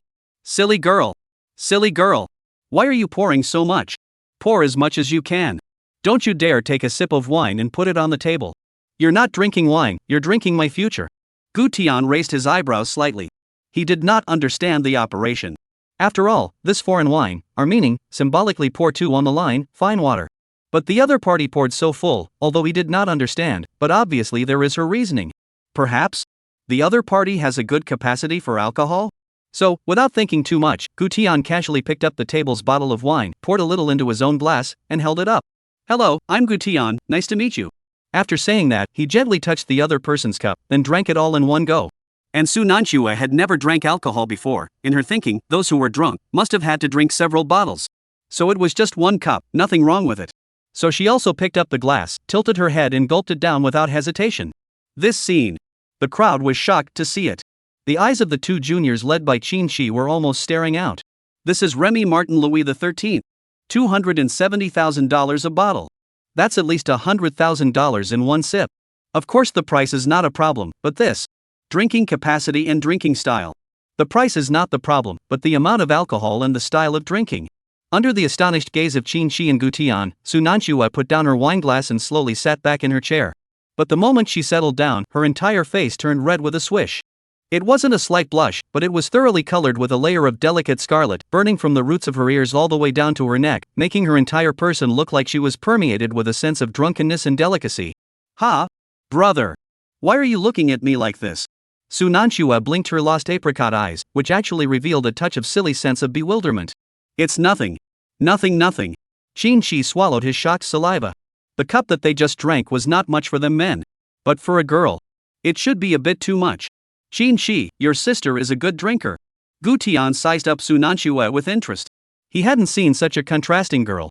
One second she was quite reserved and high-strung, but the next second she picked up her wineglass and dried up. Interesting. Ah. Right. The drinking capacity is very good. Qin Shi nodded his head repeatedly, his tone more attentive than earlier, almost as if he was applauding Su Nanxue. Gu Qiao had praised Su Nanxue, which meant that he was in a better mood. Then doesn't this prove that Su Nanxue really came to the right place tonight? With the atmosphere gradually becoming more active. Gu Tian also said more, chatting with Qin Shi about some things in the Kyoto circle. There was constant laughter in the box. And Su Nanxue had already gotten a bit tipsy by this time. But she didn't realize it. Instead, she felt that the atmosphere was getting more and more lively, so she followed suit and raised her wineglass, drinking one glass after another. She was already sitting next to Gu Tian, and unknowingly leaned over to the side. In the end, she even blinked her misty eyes and leaned on Gu Tian's shoulder like a lazy kitten. However, Gu Tian was still smiling and pushing cups with Qin Shi, completely unaware that there was an additional drunken cat on his shoulder. Drinking to the end. All the people at the table collapsed. In addition to Gu Tian, there was also Su Nanxue, who was already disoriented, blinking her hazel almond eyes and pouting in a delicate voice. Brother Tian, continue. Why do you always drink with my brother and not with me? At this time, the door of the box was pushed open. Sorry. I came late. It's really outside. Wang Hao's entire body froze after he pushed open the door. Qin Shi, this drunk is nothing. The key Qin Shi just brought in this cold girl? At this time, she was completely like a drunken fox, completely exposing her soft and delicate side? Chapter 35. The road is blocked, then walk the sky. Gu Tian stood up and supported Su Nanxue. Her entire body was limp and staggering as she leaned on him, completely drunk. Qin Shi and them just arranged to stay in the guest room. This girl, send it to the Tianqi Hotel. There was undoubtedly no problem with Qin Shi and the others being here. But this girl staying here was clearly not a good choice. Brother Tian, you shouldn't be thinking. Wang Hao revealed a look that all men understood. Gu Tian lazily ignored him and directly assisted Su Nanxue, trembling towards the outside of the box. Tang Lan, who had been waiting outside for a long time, walked up and saw Su Nanxue's drunken, delicate face, and glanced at Gu Tian. "I Gu Qiao. This drunken kitten is very pretty." Gu Tian glanced at her without any good humor, cut the crap, sent it to the Tianxi Hotel and arranged to stay there. Tang Lan shrugged her fragrant shoulders, but did not ask more questions, picking up Su Nanxue, whose face was flushed and whose whole body was soft, and left. The next day, the entrance of the capital university. Xiabin started messing around. My brother Bin has so many strategies for chasing women, he will definitely succeed. Zhou Yu's words inspired Xiabin. He just met the girl in white who appeared on a bicycle and immediately stopped the way with a divine dragon swing. However, the car skills were not up to par, and the rear of the car directly grazed the bicycle. Bang! Look at you! Look at you! How do you ride a bike? Do you know what kind of car I have? I couldn't even afford to pay for it if I sold you. Xiabin opened the door of his car and rushed out in a furious manner, instantly attracting the attention of quite a few students. Xinyao was a bit freaked out by the scene just now, timidly standing beside the bike with her face flushed red. She was clearly riding well, but as a result, a car suddenly rushed out beside her and drifted in front of her to block her way. Now the other party also turned around and said that she crashed his car? This is clearly touch porcelain. Although Xinyao thought this in her heart, she didn't dare to say it on her mouth, and could only bite her pink and tender lips, blinking her big watery eyes. I am sorry. How much money do you have here? I'll compensate you. Just a small cut and rub, no matter how expensive it is, it won't be more than $1,000. She still had $3,000 in her card, it should be enough. A look at the other side of the poor look, Xiabin eyes are bright. Gu. I just like this one. Good since you want to take the initiative to pay for it, then I can give you a cheaper price. You need at least $100,000 for such a small cut. I'll charge you $60,000. This word came out. Xinyao's face was full of shock, and her small hand subconsciously pinched the schoolbag bag. $60,000? Selling her wouldn't be worth that much? The surrounding students also began to talk. Good guy. What a lion's mouth, you want $100,000 for such a small cut? 5,000 is too much. Ha ha ha. Isn't this Xiabin? Damn. Why is my brother been so good at this? Listening to the laughter of the crowd, Xiabin, instead of feeling ashamed, became more and more complacent. Originally, he had thought that the other party was the daughter of one of those rich families. Now it seems not. He can't afford to pay for it. When his girlfriend on the line. Thinking of this, Xiabin stepped forward and narrowed his eyes as he looked Xinyao up and down. If you can't afford to pay for it, I also have other ways. What? What way? Meeting Xiabin's very lewd eyes, Xinyao subconsciously took a step back. She had just felt that this person was unsuspicious, and now it was true. I didn't realize that there were people like this in the capital university as well. Xiabin narrowed his eyes and revealed a smile that he thought was handsome. Being my girlfriend? What else can I do? As long as you're my girlfriend. You don't have to pay a penny. The moment these words came out, Xinyao's entire body froze. What the hell? Is this person crazy? What's wrong? Is this method not good? Xiabin took a step forward and the Dragon King looked at Xinyao leisurely with a crooked mouth. Xinyao took a step back and suddenly thought of what Gu Tian had explained before. If she meets someone who has bad intentions or bullies her, just call directly. Thinking of this, Xinyao didn't have any hesitation and directly flipped out the cell phone in her bag and called. At the sight of this stance, Xiabin was happy again. What? Starting to ask your family for money? Can. Then it's $100,000, not even a bite less. With such a scene, the surrounding onlookers were also talking. Good guy. Xiabin is blackmailing people. Really, isn't it just because he's a member of the Xie family? No. Can this be worth $100,000? Such a cute girl is being given a hard time by this kind of person? When he received Xinyao's call, Gu Tian was still stuck in traffic in the downtown area. Of course he could have given the transportation department a call and the whole road would have passed directly on the green wave. But what he was driving at the moment was a sports car, so if the whole road was green or guided by a police officer, it would easily cause unnecessary trouble. It's okay Xinyao, you don't have to worry, just wait for me there, I'll be right there. After hanging up the phone, Gu Tian rummaged through his cell phone address book. Since he couldn't go on the road, he could just take the sky. While he was on the phone, the drivers around him noticed his inchworm Ferrari and flirted. Yo! Handsome man! You're stuck in traffic even when you're driving such a nice car. Ha ha ha! Traffic jams don't discriminate between the rich and the poor. Handsome! Doesn't your car use a lot of gas in traffic? See, that's why I don't buy luxury cars, also traffic jams. Ha ha ha! Don't flirt with people, in a moment they get off and beat you up. As soon as the phone was dialed, Manager Xie's incomparably respectful voice could be transmitted. Aya Gu Xiao, what's wrong? I'm always waiting for your dispatch. Gu Tian's tone was casual. Hey, is our hotel's helicopter in use? No? That's good. I'm in a bit of a traffic jam on Kyoto Avenue right now, so have them pick me up in 5 minutes, or else I'll give them a discount on their legs. Good Lu Gu Xiao. After hanging up the phone, Gu Tian unbuckled his seatbelt and sat in the car waiting. It was suspected that a traffic accident had occurred in front of him, which led to a bit of a traffic jam on this side. There were quite a few drivers who got out of the car and tried to observe the situation in front of them, but more of them were still chatting. And Gu Tian's Ferrari undoubtedly became the topic of their discussion. Hey handsome, why do you think you bought such an expensive car? Still not stuck here like us? That's right. How nice to have this money to start a business, buy such an expensive car, and still end up in the traffic jam. Handsome, you didn't rent this car, did you? And why don't you wear a seatbelt? Gu Tian listened to these words, the corner of his mouth rose slightly, and he said lightly, you guys can only be stuck in traffic, but I'm stuck in traffic and don't have to be stuck in traffic all the time. These words came out. The crowd froze for a moment, then burst into laughter. How did they know that Gu Tian had called for a helicopter, thinking that Gu Tian had started bragging? Ha ha. Brother, are you trying to fly out? Handsome, you're such a joker, my family has this car too. My family also has this what Farah what Lee, I buy groceries with, I do not have you so loaded. Bull, you can still comfort yourself when you're stuck here. Just at this time. Not far away from the sky suddenly came a roar of propellers. Buzz buzz buzz buzz. Chapter 36 Skydiving. Only a black commercial helicopter slowly flew over from high altitude. The smooth lines showed off the noble temperament. Crap. What is that? No way. Which big brother is traveling directly by helicopter? What's going on? Why is it flying this way?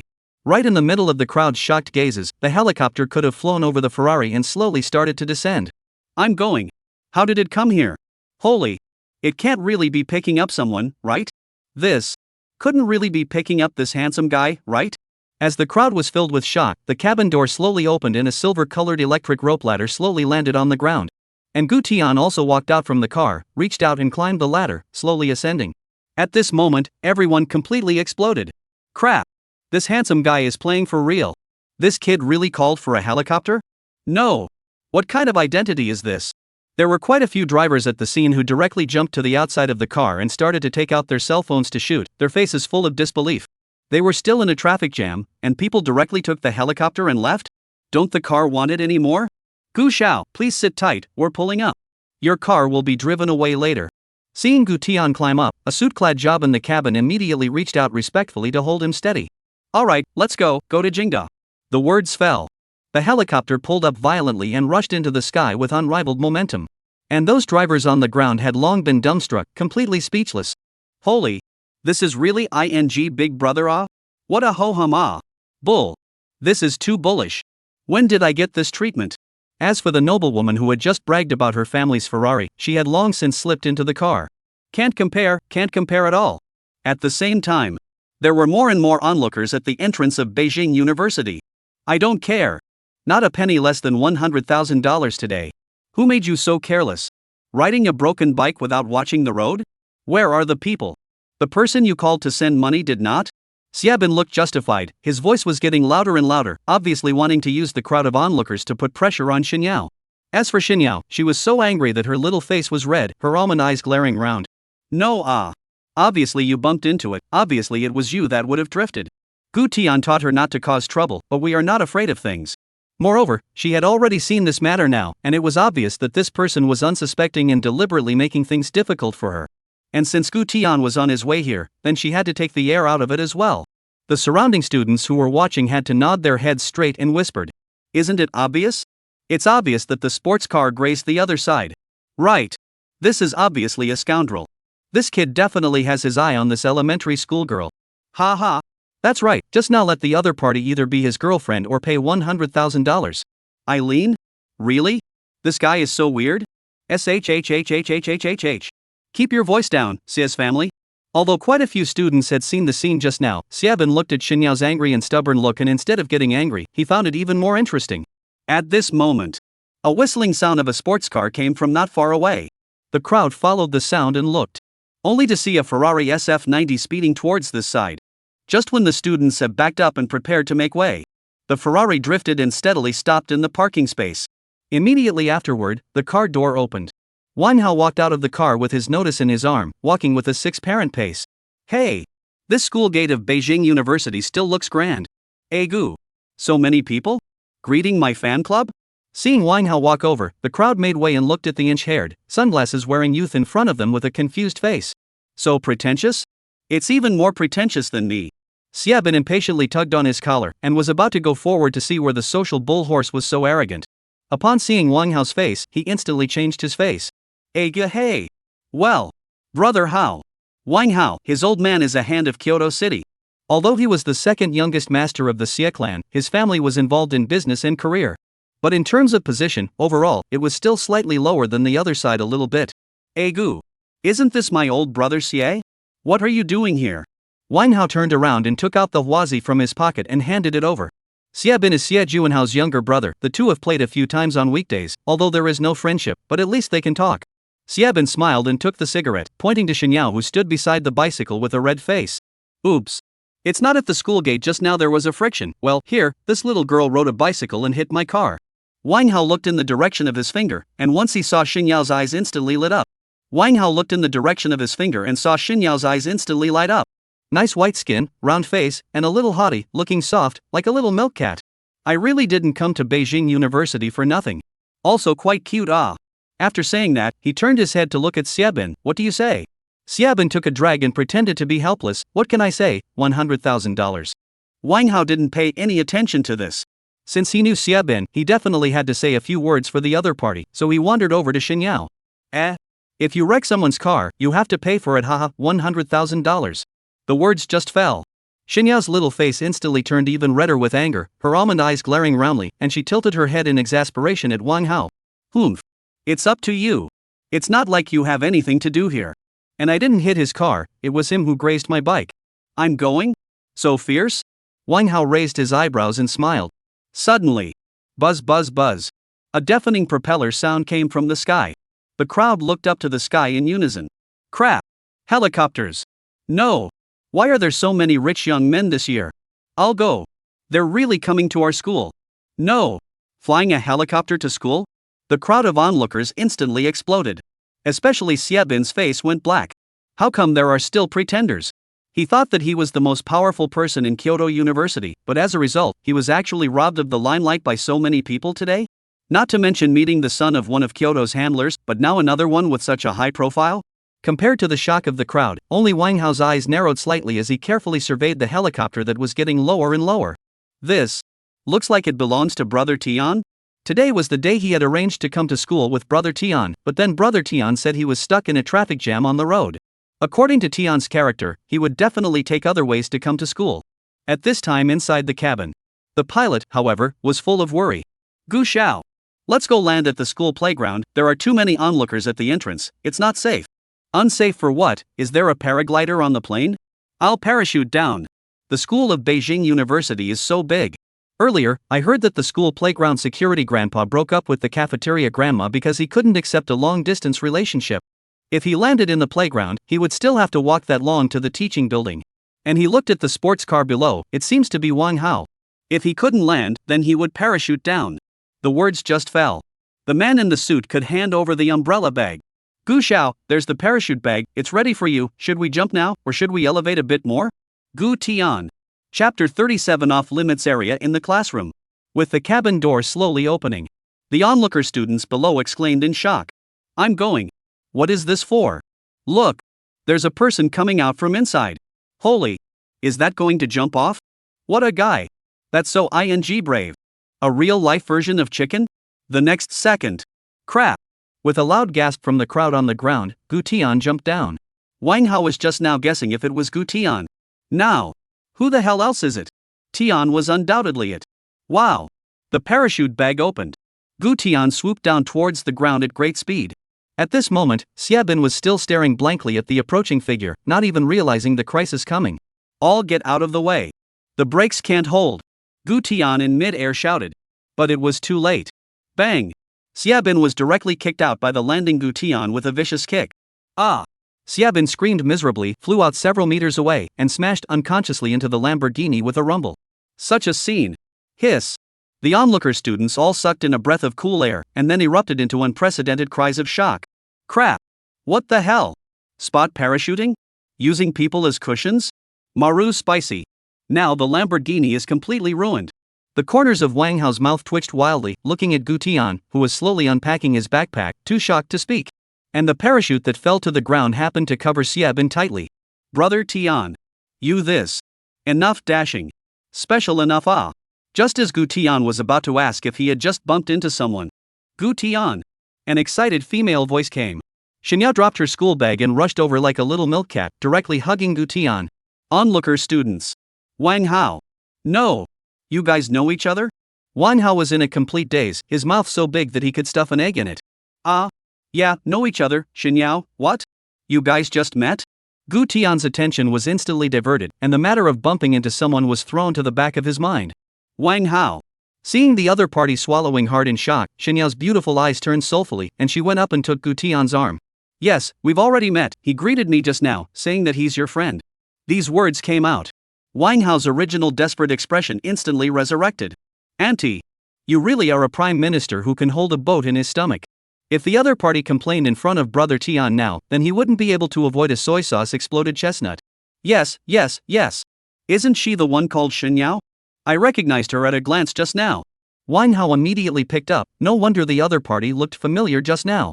After the whole thing, the other party was the Xinyao that Tian had described earlier. That's quite a coincidence. Gu Tian raised his eyebrows slightly and smiled in realization. He. Xinyao revealed a sweet smile while winking her beautiful eyes mischievously at Wang Hao. Wang Hao immediately understood and furiously wiped his cold sweat, while folding his hands and nodding furiously. This girl was the one that Brother Tian had specially picked up from Zhangzhou.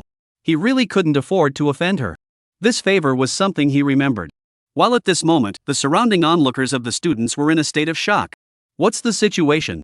They all know each other? No, wasn't he the one who compensated for the money just now? Why are they nodding and bowing?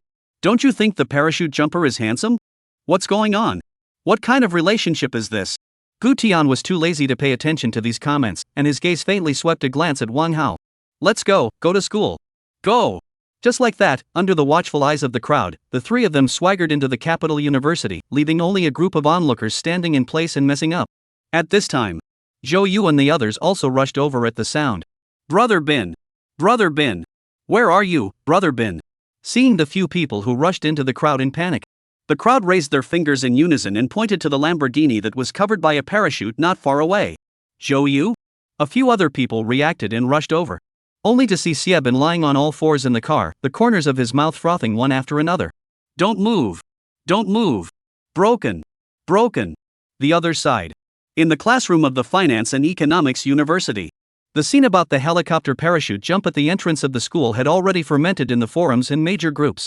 All kinds of videos and screenshots began to circulate like crazy. Many students gathered around in groups of 3 or 5 holding up their cell phones and discussing. Who is this person? Too fierce. Really treating the school as a battlefield? Jumping exactly here? Is this a student from our school? You have to learn how to skydive to go to school? That's awesome. This guy was kicked off his feet? This guy isn't a special forces soldier, is he? Just as the crowd was talking. Click. The large classroom door was pushed open and a figure walked in. The originally lively classroom instantly quieted down. The eyes of the crowd were all attracted over, only to see Su Nanxue walking in wearing a slim white shirt with a pair of high-waisted body jeans. Especially that cold and noble face, completely with a sense of high coldness that no one is allowed to get close to. The gazes of the boys instantly froze, and some had even quietly swallowed their saliva. This is also too beautiful, right? School Flower Su is my motivation to come to class. Mom! Luckily, I didn't skip class today. And the girls were eager as hell. For them, Su Nanxue's face value had already thrown them off several blocks away. The key was that Su Nanxue was also very good at dressing. Any set of clothes could wear that star model temperament. Pretty. Even I, a girl, am jealous of her beauty. How I love that she's a lesbian. Wouldn't that give me a chance too? Too pretty. It's rare to be in class with School Flower Su. Su Nanxue ignored all the stares. Mainly she was annoyed today, and with a cold and unhappy expression, she walked straight to the back row. And some of the girls and boys in the back row consciously moved their seats and sat far away. For one, schoolgirl Su's icy cold aura made it easy to freeze and catch a cold. Sitting next to her, the pressure was not normal. The second was that Su's suitors were either rich or wealthy. In case they sat too close and were misunderstood by a certain young master, wouldn't they be targeted? So everyone chose to keep a safe distance. Thus, a very peculiar scene was formed in the classroom. The overcrowded classroom, the only thing around Su Nanxue was a forbidden area that no one dared to approach. Damn. I should have known not to drink so much last night.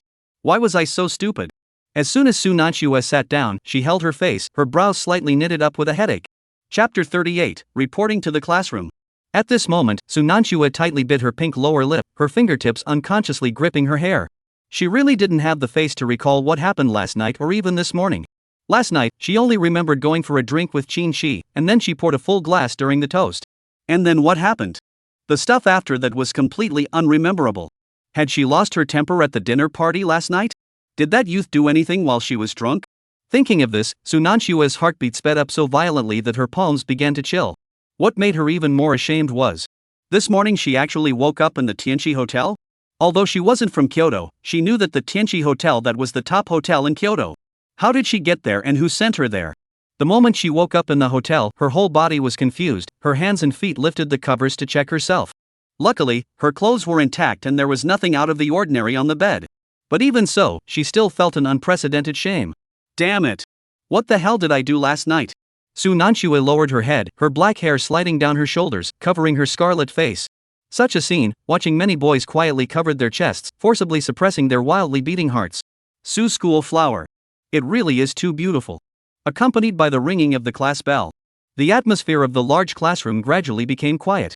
On the other side, Wang Hao and Gu Tian were still wandering around inside the campus with their notification letters. Look at Brother Tian. There's a girl. Wang Hao was like Lulu entering the Grand View Garden, curious about everything. But this was normal. He dropped out of school long ago and didn't go to school, and returning to campus was a whole lot fresher. But Gu Tian was not. He had been a freshman in Jiangzhou before, and now that he had come to the capital university, he should be reading from the freshman year as well. That's all you've got. Gu Tian found a pavilion and sat down, casually taking out the notice and a pen. Which department to go to? Which class? Fill it out. The principal and the dean of each department had already signed the notice. It was up to them to fill in which department or class they wanted to go to. How should I know? I'm not even skilled at adding and subtracting within 100, and you're asking me to fill out a wish? Wang Hao handed Gu Tian a pen and told him to fill it out first. But Gu Tian didn't know what volunteer to fill in either. But just now, he heard Xin Yao say which department she was in. Since that was the case, why don't we all just read one major? Thinking of this, Gu Tian filled in the finance and economics department on the major column. Finance and economics is good. It sounds like it's related to money. I want to study finance and economics too. Wang Hao took the pen and wrote down the Department of Finance and Economics on his own notice. After filling out the major, it was time to choose a class. Gu Tian originally wanted to be in the same class as Xin Yao.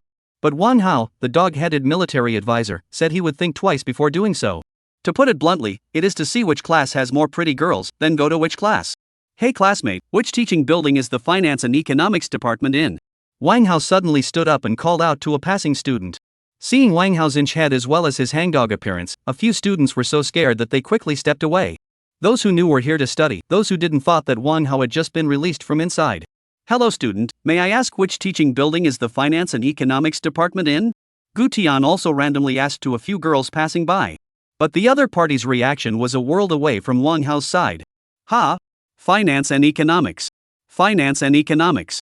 Finance and Economics is in teaching building E. The young girl with the backpack was looking at Gu Tian with a face full of florid fascination, and her speech was stuttering. Okay, thanks. Gu Tian smiled faintly. A thank you instantly made a few girls happy, and they even looked back at Gu Tian 3 steps at a time as they left. Let's go, teaching building E. Looking at Wang Hao, who was full of grief, Gu Tian smiled and patted his shoulder to appease him. It couldn't be helped, this kind of thing like face value was given by parents. The per capita face value of the Gu family was still very resistant. Affiliated Hospital of Beijing University. On the hospital bed, Xia Bin's abdomen was wrapped in bandages, and the whole person looked wretched. Brother Bin, what exactly happened? They said you were knocked out by Superman? Zhou Yu and a few of his brothers were at the side of the hospital bed and said urgently. Everyone likes to eat melon, even among friends.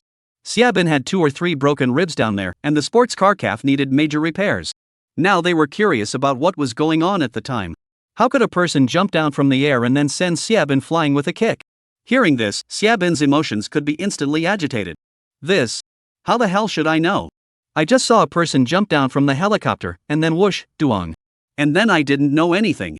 By the way, Did you guys find out about the person? Zhou Yu and several brothers shook their heads in unison. They immediately rushed to the scene after it happened and sent Xieb into the hospital. As for who hit it, they haven't bothered to investigate yet. Xiebin sniffed and instantly gritted his teeth. Damn. I must find this person to break him into pieces. In fact, this matter he remembers very clearly. The reason why he didn't say it clearly was because it was too humiliating. Originally flirting with a girl was going well, but as a result, it took off directly? So many people were watching, and Wang Hao was still there. I don't know what people will say about this in the circle behind their backs. On the other side, Wang Hao and Gu Tian had already arrived in the school building, wandering around like ghosts. It didn't take long. The two of them could arrive in the large classroom on the ladder where Su Nanxue was. It was well known. The so-called large classrooms were usually several classes together. So the number of people looked a bit more. And when Wang Hao took a look through the window, his eyes instantly lit up. Brother Tian. This class has more girls, let's go to this class. Gu Tian followed the sound and looked, and it was indeed as Wang Hao said.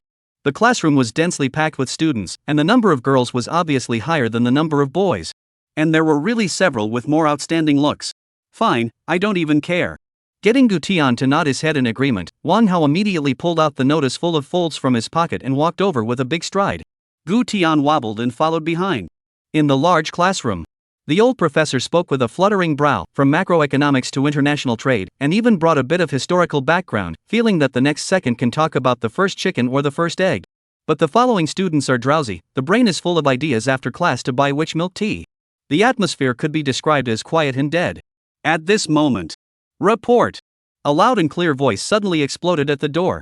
The old professor was caught off guard and the airplane in his hand almost flew out. The students below even nearly bounced in place en masse, and a few sleeping souls were scared out of their wits. Crap! Whose ministry is so tigerish? No! What report is being shouted? What ancient tradition? The eyes of the entire room looked towards the doorway in unison. Only to see Wang Hao with a harmless smile on his face, one hand raising the notice, one hand resting on the doorframe, a different posture flirty as hell. Who are you? The old professor flung his chalk, directly treating Wang Hao and Gu Tian as disruptors of the classroom order. Chapter 39, Gu Tian's Arrival. Facing the imposing old professor, Wang Hao titled his mouth with a smile and directly raised the notice in his hand. Teacher! We're new students, here to report. With these words, the entire classroom instantly exploded. Holy! What time has it come to report? No, what kind of weirdo is this? It's been so long since school started, come to report? What? Reporting for duty? Such a niche word. The old professor was also a whole lot confused, and his gaze subconsciously looked towards Gu Tian, who looked relatively normal. Gu Tian nodded lightly. Are you kidding? The professor spat out a sentence, and then he pulled out his cell phone from his pocket and dialed the security office. Hello, security office? A student is disrupting the class. Wang Hao, on the other hand, was unimpressed, still shaking his notice. No, why would I lie to you, just take a good look. The old professor hung up the phone and took the notice suspiciously, wanting to continue rebuking. But when his eyes swept over the contents of the notification, his entire person instantly stiffened. Good fellow. Without looking, it was a shock. The notice was actually covered with a dense number of stamps. From the principal to the dean to the signatures of the various professional administrators, almost the entire paper is written all over. If ordinary people see such a notice, the first reaction must be fake. But the old professor cannot be immortal, with all kinds of people have dealt with a lot of people, working in the capital university for decades, these things he can still see. Not. What the hell is this situation? This person is not small? The old professor's fingers involuntarily trembled twice, and his expression became grave. Just as he was about to open his mouth to ask something, he suddenly discovered a key problem. The notification letter actually didn't write which specific class it was from. Hey, classmate, are you? Before he could finish his sentence, he saw Wang Hao directly ignoring him and walking into the classroom, casually patting the shoulder of a boy in the front row. Hey classmate, which class are you guys from? The boy was full of confusion. We're in the first class of finance and economics. Good. Under the shocked gaze of the entire audience, Wang Hao yanked back the notice from the old professor's hands and picked up a pen to write in the class column as Finance and Economics Class 1. Such a scene. Old professor? The whole class? What the hell? Improvising a notice?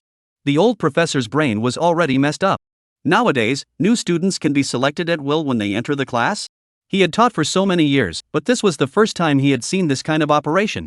Just when everyone hadn't gotten over it, Wang Hao casually handed his pen to Gu Tian, smiling brightly. Brother Tian, right. Finance and Economics Class 1. This class girl is good looking. Put. The old professor almost spat out a mouthful of blood. You guys came to this class to see the quality of the girls? Before he could blow up, the students in the first class directly cheered. Crap. This brother knows his stuff. Ha ha. Cowardly. This brother is too interesting. Leave it alone. Welcome. This brother has vision. Good guy. All the Sioux schoolgirls are in our class. The quality of our girls is not something to be reckoned with. There were even a few men who directly applauded and blew their mouthpieces. The lecturer stood at the door and watched these two heavenly wizards write themselves into a class just like that. Just then. People. Where are the people who are disrupting the class? A few security guards could have run over, but they met Gu Tian's face head on.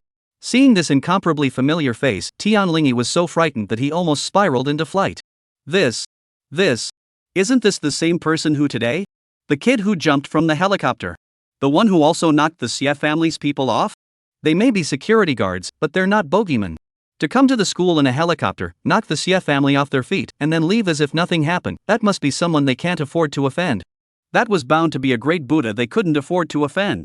Without waiting for the old professor to call out to them, a few security guards could turn away in unison, pretending as if they hadn't seen it and muttering to themselves. Going to the wrong place, disrupting classroom discipline shouldn't be in this building. We can go in, right? Wang Hao looked at the old professor with a smile.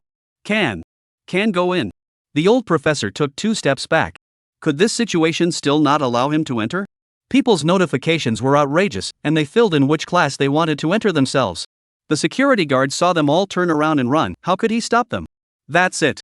Under the crowd's shocked gaze, Wang Hao and Gu Tian walked in. The moment Gu Tian walked in, the class was instantly agitated. At first, standing outside the door, the students inside didn't see his face clearly. Now, they could all see him clearly. I go. So handsome? Crap. This handsome is a bit outrageous. Good guy. That's a bit handsome, guys. Holy. Why? Why are you going to class 1? Come to class 2. Many girls instantly held their breath, staring at Gu Tian with a face full of nymphomania. The old professor stood on the podium, his eyes wide open as he watched the scene. The hell is this here to go to school, or is this here to stage a campus beauty pageant? Handsome boy. Sit here? Handsome boy. Sit here with me. Come here. I have empty seats here. A few girls even waved at Gu Tian.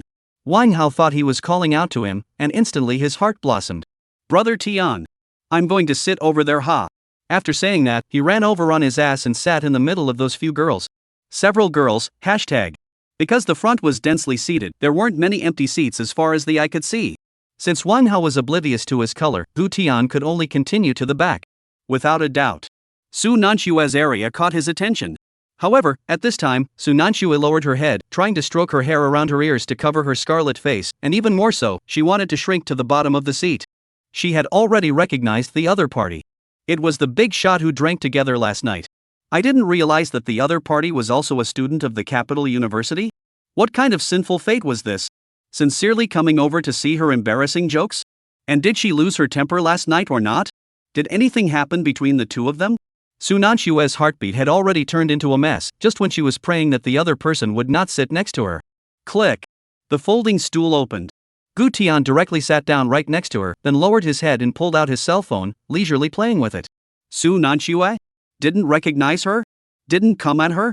Chapter 40, being named in class. Su Nanshue secretly turned her head sideways and gently surveyed Gu Tian. The other party looked casual, the whole person loosely leaning on the back of the chair, completely like I'm just going to find a random seat. With such a scene, watching her shame and embarrassment once again surged up. Last night she was there to accompany a drink. Although she desperately didn't want to admit it, she was still led by Qin Shi to please this man in front of her. And the way the other party looked now, he completely looked like a young lord on a leisurely vacation, not a student who had come to class. Right at this moment. That newcomer, the one at the back, answered this question. Could you please explain what the core idea of Ensign modern economics is? How does it affect economic policy? The entire class turned around in unison, their attention all focused on Gu Tian. What? Answer the question? Suddenly named by the old professor, Gu Tian stood up with a face full of confusion. He didn't even have a textbook to answer a hammer question. What economic core concepts? He couldn't understand it at all. The old professor squinted his eyes and the corner of his mouth hooked into a meaningful smile. Hoof. Come to my class? I'd like to see if you're here to really study, or to muddle through. There's always a need to let me see how much weight you have. By now, there were already quite a few boys laughing in low voices, and there were also quite a few girls raising their books in an effort to give Gu Tian a hint as to which pages the answers were on. The professor is so ruthless, deliberately playing him up to embarrass him, right? Ha ha. This dude doesn't even have a book, how can he answer the questions? Why does this dude look familiar? Is he an internet celebrity? Handsome guy. Page 93, line 6 of the textbook. Just as Gu Tian was about to give an awkward smile to show that he didn't know how to do it. Sha! A spread textbook was pushed over in front of him. A pair of slender white fingers pointed at a few lines on the textbook. Gu Tian froze slightly and subconsciously looked sideways at the girl next to him. The other party had her head lowered, her eyelashes fluttering, her face slightly red, and her pair of good-looking hands still resting on those lines in the textbook. Is this the answer? Quite good. Quite helpful. Gu Tian smiled faintly, then calmly spoke along with what she was pointing at. The core concept of Keynesian economics advocates the use of fiscal and monetary policies to cope with economic cycle fluctuations and avoid the negative impacts of market failures on society. Speaking here, Gu Tian already roughly understood the meaning, and then the corner of his mouth hooked up. To put it simply, the economy is like an emotional investment. The management above is like a boyfriend, and the market is the girlfriend. Excessive will make the other party feel crazy, and ignoring it will cause an imbalance in the relationship. So the key is how to regulate it, just like a relationship, not too sticky and not too free range. Otherwise the market will collapse and so will people. Gu Tian raised his head triumphantly after he finished speaking. But the entire classroom fell into a brief dead silence. The next second, applause rang out like thunder. I'm going. That's a fantastic analogy. Nima. This analogy has no sense of incongruity whatsoever. Awesome. This can actually be related to love. The old professor under the stage was also filled with shock. It really was true that you can't judge a person by his appearance, and you can't measure the sea with a bucket of water. Good answer. Sit down. Under the crowd's praises and admiring gazes, Gu Tian sat down casually, glancing sideways at the girl next to him. Thanks. These words came out. Su Nanshue's ears instantly turned red, and subconsciously withdrew her textbook and retracted her hand. This scene caused the boys not far away to have an instant seizure. Schoolflower Su was really someone who looks at her face. Schoolgirl Su just took the initiative to help this boy. Woo woo.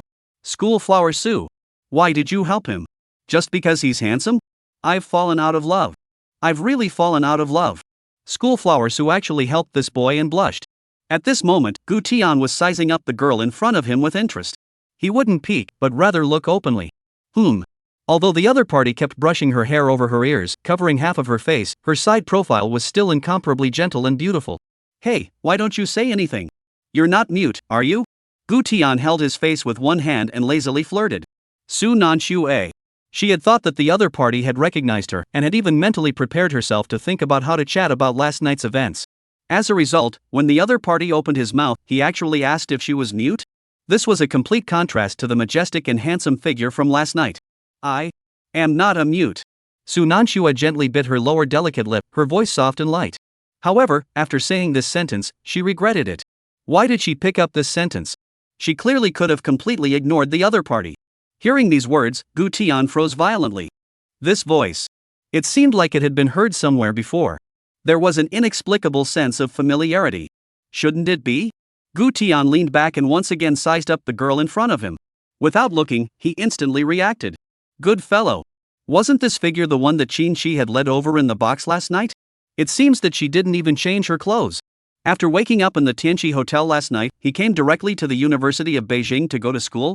Su Nanxue also realized that the atmosphere was a bit abnormal, and once again, she scrambled to run her hair around her ears to hide her panic. But the next second, a handsome face, suddenly close. Gu Tian directly brought his face over. Su Nanxue. So no sense of boundaries well. She panicked and leaned back, but the back of the chair was dead against her back, so she could only face Gu Tian's playful eyes straight on. Hey! I said how come the voice is so familiar? So we've already met last night. These words came out. Boom! Su Nanshue's face turned red to the ears kind of red. Well, this is good, what's coming is still coming. Hello? Hello? Hello brother Tian? Quite a coincidence, you go to school here too. Gu Tian straightened up, the teasing in the bottom of his eyes a few points thicker. A few boys not far away who were listening with their ears perked up instantly exploded. Crap! What the hell? My goddess called the other brother? It's over. Finished. No wonder my goddess is ignoring me. Woo woo. I've fallen out of love. Out of love. Begging for a loli or a royal sister to talk to me. Just as the air was filled with embarrassment. The bell rang for the end of class. The professor carried his textbook and left. Su Nanxue instantly breathed a long sigh of relief, but her fingertips still clutched the corner of her coat as she stumbled over her answer. Well, yes. I go to school here. It's indeed a coincidence. Gu Tian nodded and didn't say anything. He was about to get up and go find Wang Hao, who was chatting with the girl in the front row. Suddenly, Sun Wei led a group of juniors hurriedly into the classroom and walked straight towards the back row. Su Nanxue. Su Nanxue. Quickly. Quickly. Go to the hospital. My brother Bin is hospitalized. You have to go see my brother Bin. Such a scene instantly caught the attention of the other students. It's over, my goddess is going to be harassed again. What? Xia Bin is hospitalized? No. What's it got to do with my goddess if he's hospitalized? Chapter 41, you guys wait for me. Facing Sun Wei and the others who suddenly surrounded her. The shyness and embarrassment on Su Nanxue's face that had just been in front of Gu Tian instantly disappeared, and was replaced by a sense of uninviting indifference. What does his hospitalization have to do with me?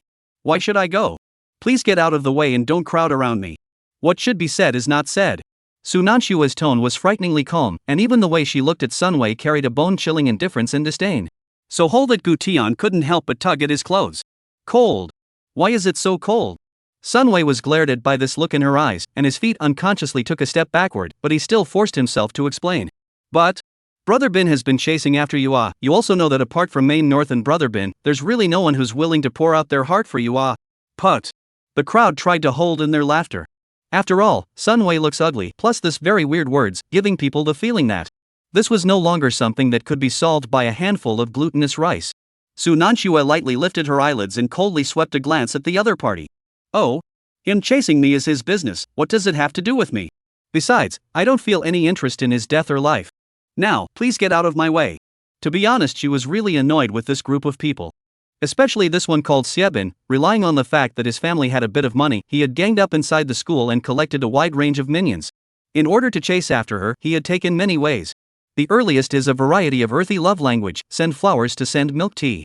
Later intensify to follow her, but also let the little brothers to investigate her whereabouts to create chance encounters. In short, there is no way to say all kinds of strange ways. At Su Nanxue's words, Sun Wei's face changed. What do you mean? Brother Bin's deep love was exchanged for a double blitz of disregard plus contempt from schoolgirl Su. Su Nanxue. I won't allow you to curse my big brother like this. My big brother is in the hospital, just a skydiving kid hit him today. These words came out. Gu Tian, who was originally eating melon, raised his head on the spot. Good guy. If the other party hadn't mentioned this, he'd almost forgotten about the parachute jumpers crashing into people today. It also hit the hospital, and it looked quite serious. But look at the posture of this group of people. This person he bumped into today is not that good bird. At this time, the onlookers of the students were discussing. Wait. The person who hit in the video is Xia Bin? Ha ha. Laughing my ass off.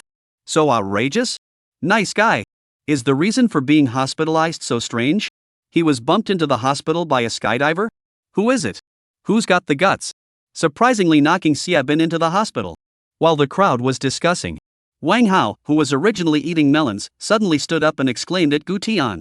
Holy brother Tian. It looks like you hit him pretty hard. I know that kid, should I go to the hospital to see him? These words came out. The entire room was instantly quiet. I don't know him, he said. Wait a minute. What are they talking about? The gazes of Sun Wei and his minions snapped to focus on Gu Tian. Wait, what are you guys talking about? Did you hit him pretty hard? Was it you who hit my big brother? Su Nanxue's beautiful eyes also stared round, looking at Gu Tian incredulously, as if waiting for his confirmation. And at this moment, Gu Tian was speechless. Piggy teammate, truly a damn piggy teammate. He was originally looking forward to seeing how Su Nanxue would react to these people. As a result, he himself became the protagonist? Say, was it you? Was it you who hit my big brother? It was at this time. Some other little brothers also ran over and exclaimed on the spot upon seeing Gu Tian. Holy! It was you! It's you! Brother Wei! It's this kid! It was this kid who jumped from the helicopter and knocked Brother Bin off. Hearing about the helicopter, the onlookers were all dumbfounded. What?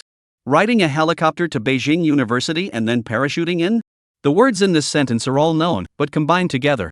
How is it that there is a feeling of not being able to understand? Wait a minute! Wait a minute! This handsome guy came here by helicopter today? Came to school in a helicopter and parachuted in? Knocked Xia Bin off his feet?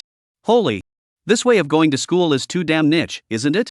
Just as the crowd was talking, Sunway's face had completely darkened. His big brother, Xiebin, had been smashed into the hospital by this kid in front of him, with 2 broken ribs. And this kid was still sitting next to schoolgirl Sue as if nothing had happened at this moment? The 2 charges together were enough to screw him over. "You're the one who knocked my big brother into the hospital, right? It's you, isn't it?" Sunway angrily raised his fist towards Gu Tian. The little brother next to him rushed forward and stopped him. There were so many students in the classroom, and if they got into a fight, they would be expelled in minutes. "Since you know who hit it, tell Bin afterwards and let him clean it up." They win the horseman. Bin brother is not present now, there is no need to show off. Crap, Sunway is really angry. It won't be a straight up fight inside the classroom, right? Good guy. Is this new one so fierce? No, don't you guys think that this newcomer looks familiar? Accompanied by the crowd's murmurs, even Su Nanxue looked at Gu Tian with a complicated expression. This really had nothing to do with the image of the big shot she saw last night. And to do something as strange as parachuting into someone? However, she didn't have any good feelings towards Xiebin either, so at this moment, there was inexplicably a bit of feeling of wanting to laugh. "Ro! You kid has guts. I'll remember you. I'll let my brother Bin clean you up." Sunway, who was stopped by his junior brother, was furious and raised his hand to point at Gu Tian fiercely. "You wait for me." But he hadn't even fully extended this finger when he did. "Grass mud horse.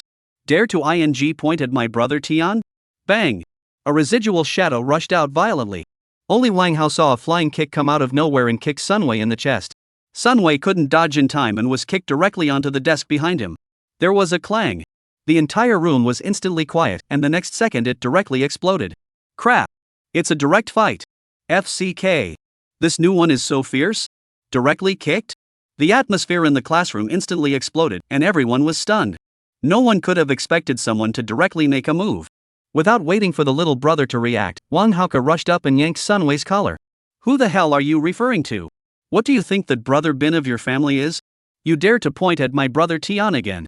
Believe it or not, I'll let you share a ward with him now." The sudden scene caused Sunway's face to turn green, and his momentum was instantly lost.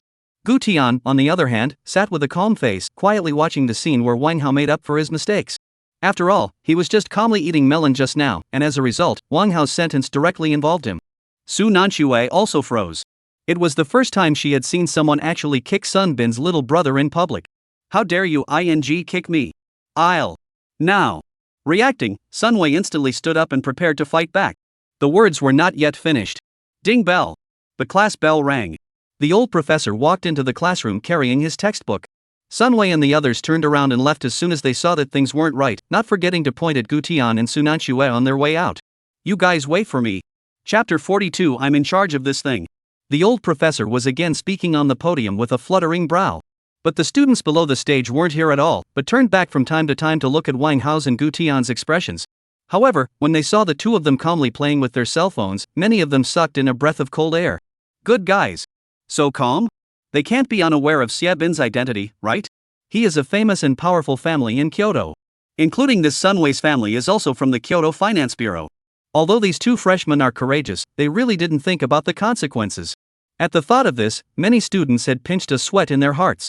I'm afraid that the end of this class will be the death of these two, right? Perhaps now Sunway had already gathered quite a few minions in the vicinity of the school building.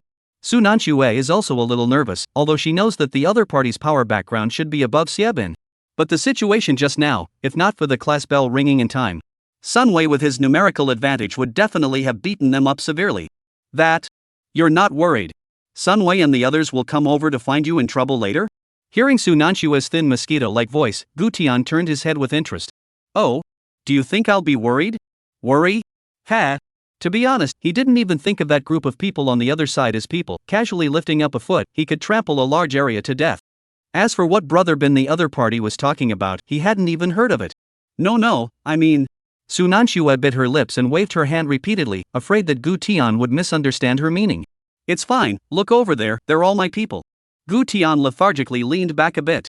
Su Nanxue froze, subconsciously following his line of sight to the right rear row. Without looking, it was really a shock. There was originally no one sitting in the right back row area. But this class has a lot more inch-headed boys sitting there, all of them are stout, and their eyes are very sharp. Seeing Su Nanxue looking this way, these inches subconsciously touched their hands to their waists. Such a murderous action scared Su Nanxue and hurriedly turned her head back. Don't worry, no one can touch a hair on my head today. And your business, I'm in charge, just as a reward for the teacher's questioning in the last class. Gu Tian lazily yawned, as if he was talking about a trivial matter. However, when these words were heard in Su Nanshue's ears, they smashed into her heart like a muffled thunder. This was repaying her? Because she helped the other party in the last lesson, and the other party was going to help her set up Xiebin's gang? To be honest, regarding Xiebin's entanglements, she really wanted to settle them.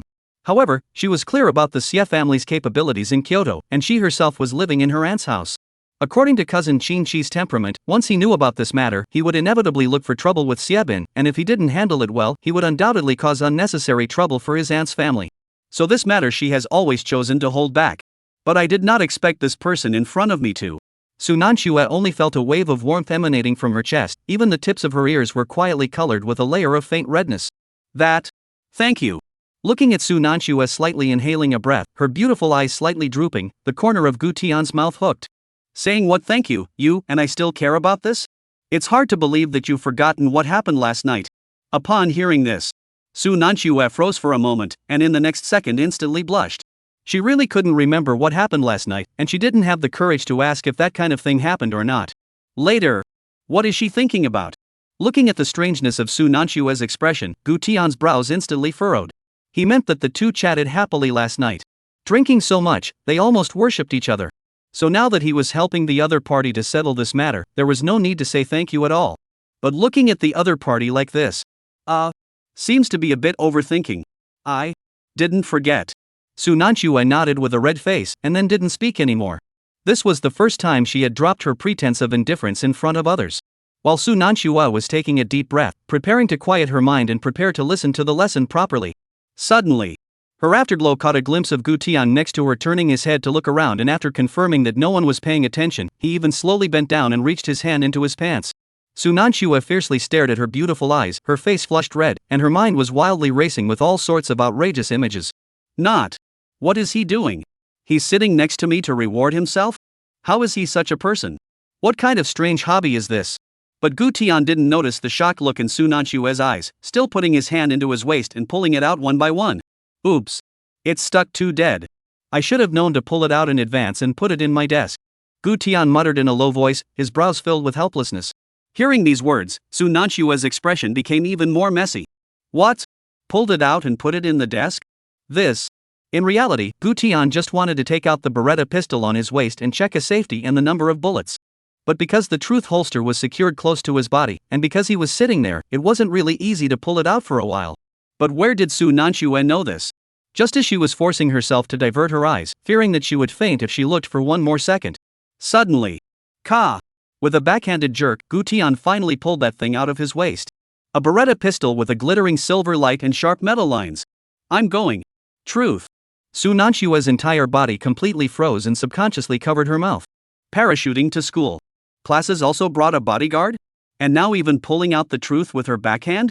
At this moment, Su Nanxue finally had a concrete concept of the big shot that cousin Qin Shi was talking about. After all, truth was forbidden in the Dragon Kingdom. No matter how powerful you were, this was not allowed. But the other party In contrast to Su Nanshue's panic and nervousness, Gu Tian had a calm face, and with a click, he began to disassemble the magazine as well as the number of bullets. The entire movement was smooth and steady as an old dog. At this time, do you have any wet wipes? The sudden sentence instantly made Su Nanxue petrified on the spot. Are you going to wipe the gun? Yes. Why is your face so red? Is it hot? Gu Tian turned his head, but realized that Su Nanshue's face was strangely red, and was very questioning. Su Nanxue. The only thing she wanted to do now was maintain a bit of a safe distance from the other party. Although she was a bit scared inside, Su Nanxue still pulled out a pack of tissues from her bag and handed it over. Gu Tian was nonchalant, unwrapping the package and pulling out one to start wiping this Beretta. And Su Nanxue sat next to him, her face flushed red as she watched the scene. She wiped the sweat, he wiped the gun. Her heartbeat is 180, his heartbeat is 80. Chapter 43, Sunwei exposes himself. On the other side, Sunwei immediately told Xiebin about these things. There was no doubt about it. Xiebin was so furious that he directly jumped up from the hospital bed and gave Sunwei an order on the spot. No matter what, he had to carry the bruised and swollen Gu Tian over to meet him. It would be best to bring schoolflower Su over as well. He wanted to feel schoolgirl Su's loving touch on him, that would be conducive to his injuries recovering a little faster. With Xiebin's nod, Sunway immediately led a large group of juniors to the school building. The moment the class bell rang, the professor's front foot had just left, and Sunway was leading his little brothers to all rush in. Kid! Stop! Who kicked me in the last class? Come out! Facing the imposing Sunway and his many minions, many students were so scared that they ran out of the classroom in a hurry. The ones left behind were the ones who had the guts to venture out and eat melon. At this moment, Wang Hao was confused. Xiaobin all knew him and bowed down in front of him. But the other party's little brother didn't even recognize him? I kicked it. What's wrong? Wang Hao peeled back his chair and walked out, squinting his eyes and sizing up the visitor in front of him. You won't be alright? Su Nanxue looked at Gu Tian, who was ready to stand up next to him, and asked worriedly. Gu Tian patted the bulging truth at his waist, raised his eyebrows and smiled. It's fine. With such a calm demeanor, Su Nanxue sucked in a breath of cool air on the spot. In her impression, conflicts between boys were fisticuffs at best. But the other party directly took out a hot weapon? Of course for Su Nanxue. She didn't think Gu Tian would really use it, at best it would scare the other party. Also she wasn't sure if this truth was real. Maybe it was a lighter? Anyway, both nervous and curious. One look at the duo and they both stood out. Sunway and his many minions couldn't help but take 2 steps back. In normal times when so many of them come out, their opponents usually start to smile and beg for forgiveness. But this time how? Not a bit of a wimp? Just like this, both sides began the confrontation stage. Sunway and the crowd of juniors stared angrily at Gu Tian and Wang Hao, and the atmosphere became tense. And at the same time, the bodyguards in the right back row also began to slowly stand up, some hands reaching for their waists, some reaching inside their shirts. As long as the other party dared to make an aggressive act against Gu Xiao, Gu Tian gave a nod. They could quickly reward each of these people with a peanut rice. What's wrong? Never seen someone so handsome? Do you know what your family's brother Bin has to call me when he sees me? Call me Brother Hao. Who do you think you are? How dare you tell me what to do in front of me? Although Wang Hao didn't make a move, he didn't spare his mouth at all, sizing up Sunway while mentally attacking. Of course, Wang Hao also had a selfish motive in his heart. As long as the other party dared to make a move against him, this was something he could take out in the future and go to Xiaobin to say something. For example, "Hey Gu Xiaobin, you can mix it up now. Last time your little brother reported your big name and even made a move on me." Xiaobin must have been full of apologies, maybe going to the clubhouse to fill up a big membership. Hearing Wang Hao's words, coupled with the other party's dejected face, Sunway gritted his teeth in anger. When had he ever wasted so many words before a fight? And being taunted severely? You don't even put Brother Bin in your eyes? Who gave you the courage? Shut the up.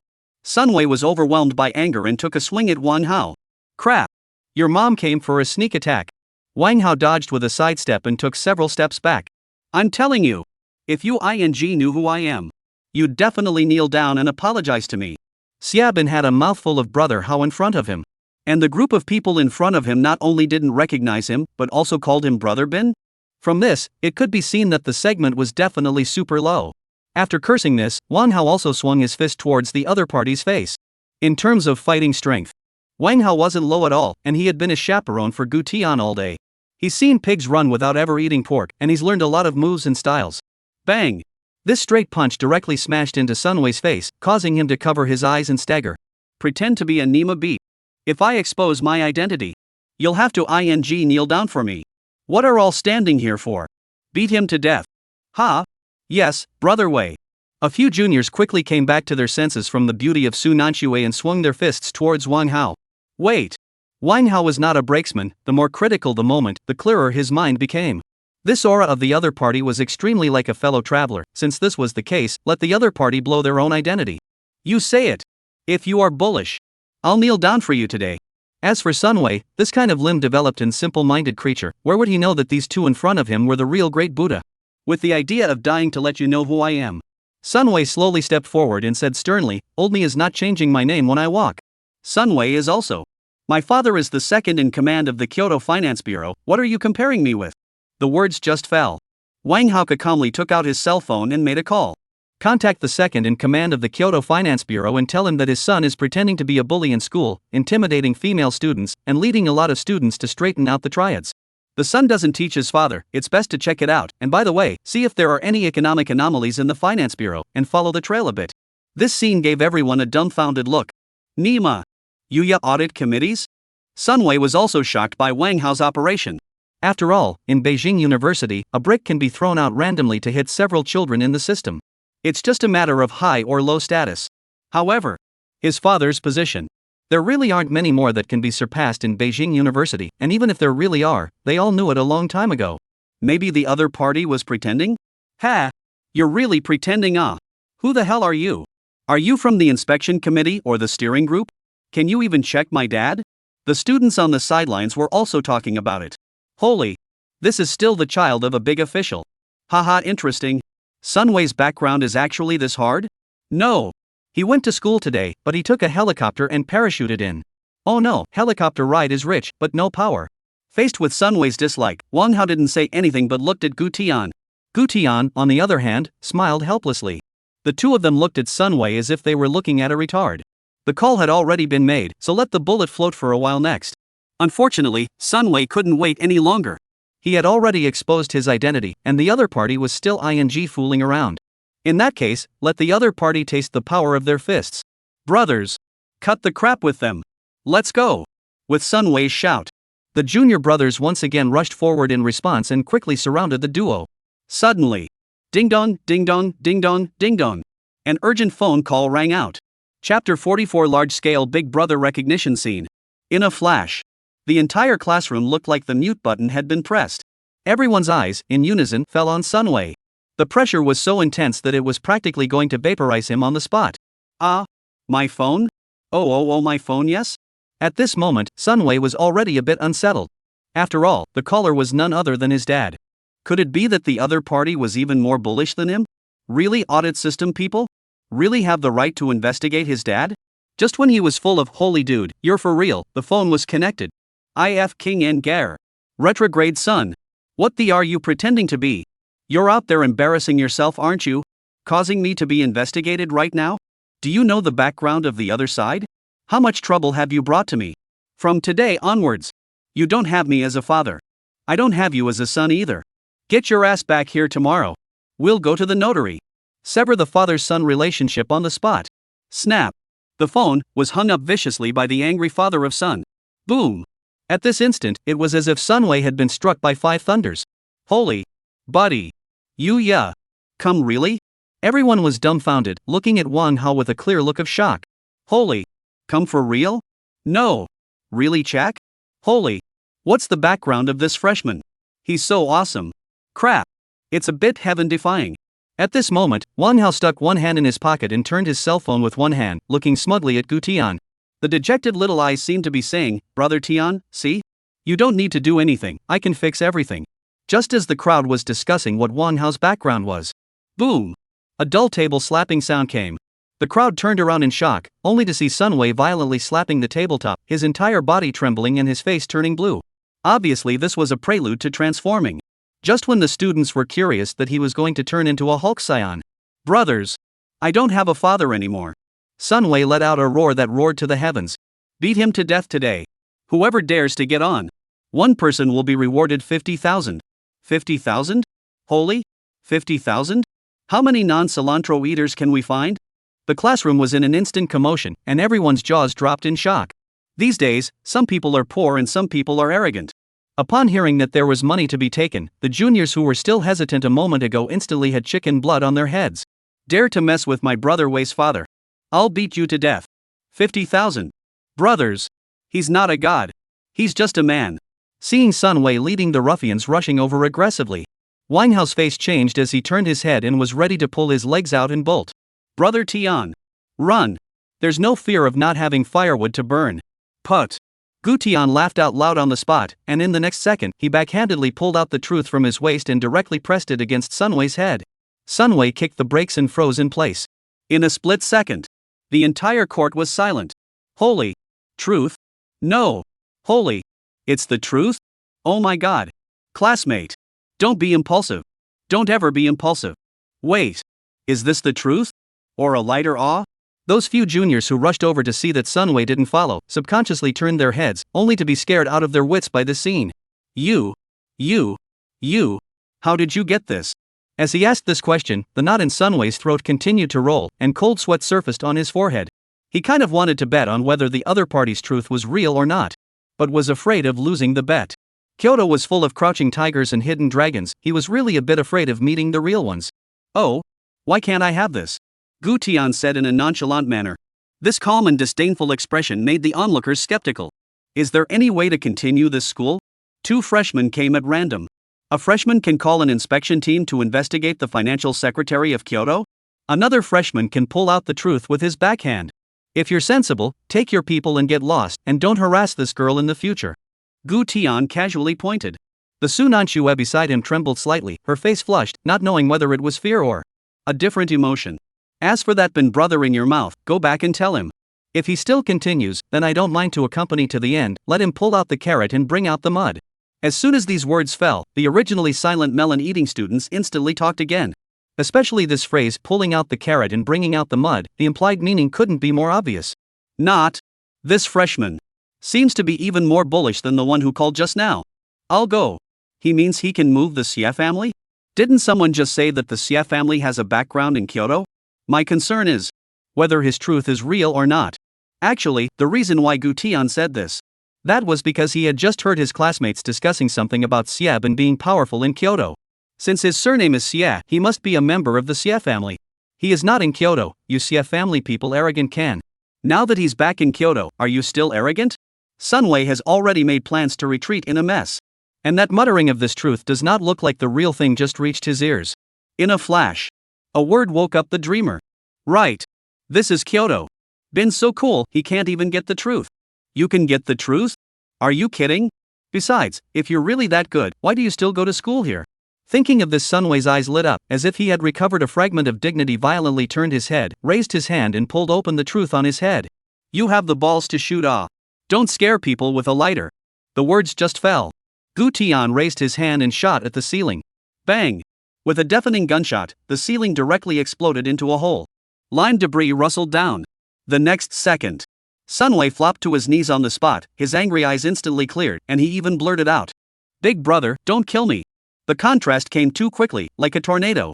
At the same time, the crowd in the classroom reacted and their faces turned green with fear. Crap. Truth. Run. Crazy.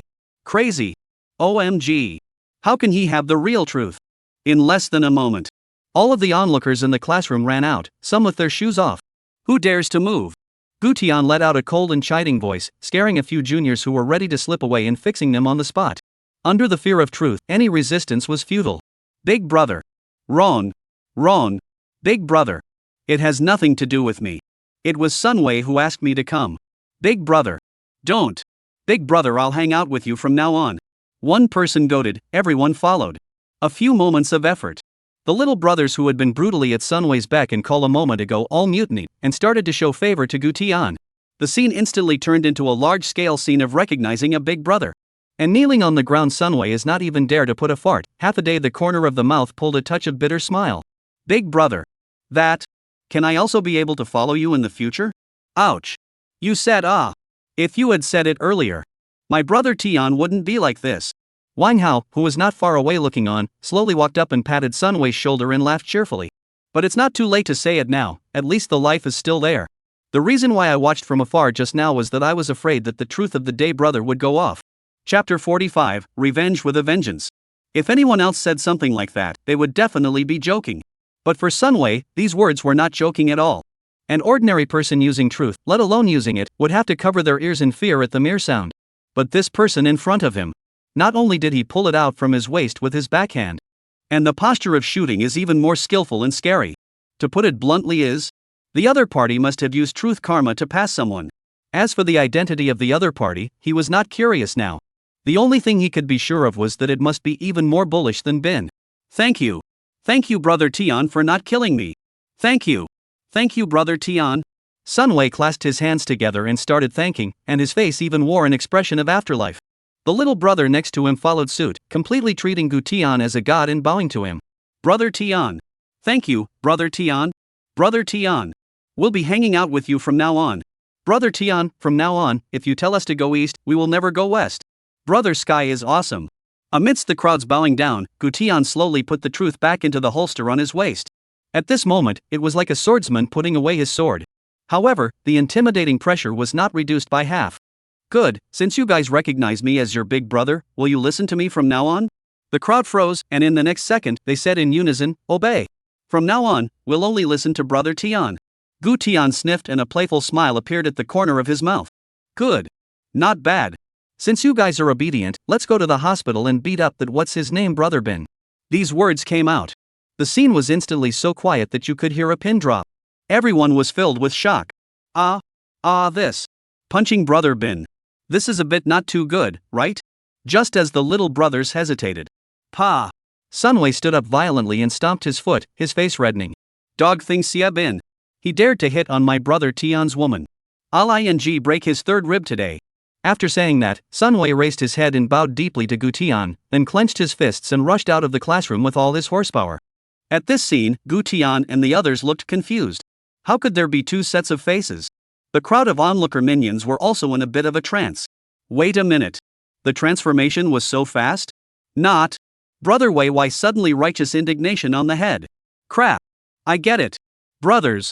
Beat the out of Xia Bin. Let's go. Go. Quite a few juniors followed suit and rushed out of the classroom as well. Is Xia Bin bullish? Yes. But does Xia Bin have the truth? No. Xia Bin can make a phone call to Sunway's father to sever the relationship between father and son? Can't do it. And what about Tian and his friends? A phone call, the finance bureau shock. One shot fired, and the whole class nearly recognized their ancestors. So who the hell are the two cowards? The result is obvious. And why did Sunway suddenly run out full of rage? Obviously this was the best pitch to Brother Tian. They were still hesitating, but other Brother Wei had already shown his loyalty with his actions. No wonder people can be little big brothers. In less than a moment, the classroom returned to calm once again. Wang Hao stroked his chin and couldn't help but flirt. Brother Tian, you came here to simply go to school, and Jing University instantly became rowdy. Gu Tian ignored his flirting and instead looked at Su Nanxue. It could be seen that the other party had just been scared to death. Although she was holding on to her composure, her fingertips were trembling slightly and her eyes were drifting, all the tension written on her face. How was it? Did it scare you? Su Nanxue froze for a moment, not expecting the other party to suddenly care about herself. No. It's just a bit out of the blue. She originally thought that the other party was just like what her cousin Qin Shi said, that he was the kind of cold, arrogant son of a powerful nobleman. But that scene just now was not only shocking, but also a bit handsome. Especially that sentence, your business, I will manage. How to say it? As if suddenly cast a stone in her calm heart, ripples. Looking at her shy appearance, Gu Tian's smile deepened a few points. Don't worry, they won't dare to bully you anymore in the future. Anyway, now his words had been put out. Sooner or later, it could reach Xia Bin's ears. If the other party had a bit of common sense, they would definitely converge. If there wasn't any convergence, then he wasn't putting him in his eyes. At that time, he wouldn't mind having one less family lineage in Kyoto.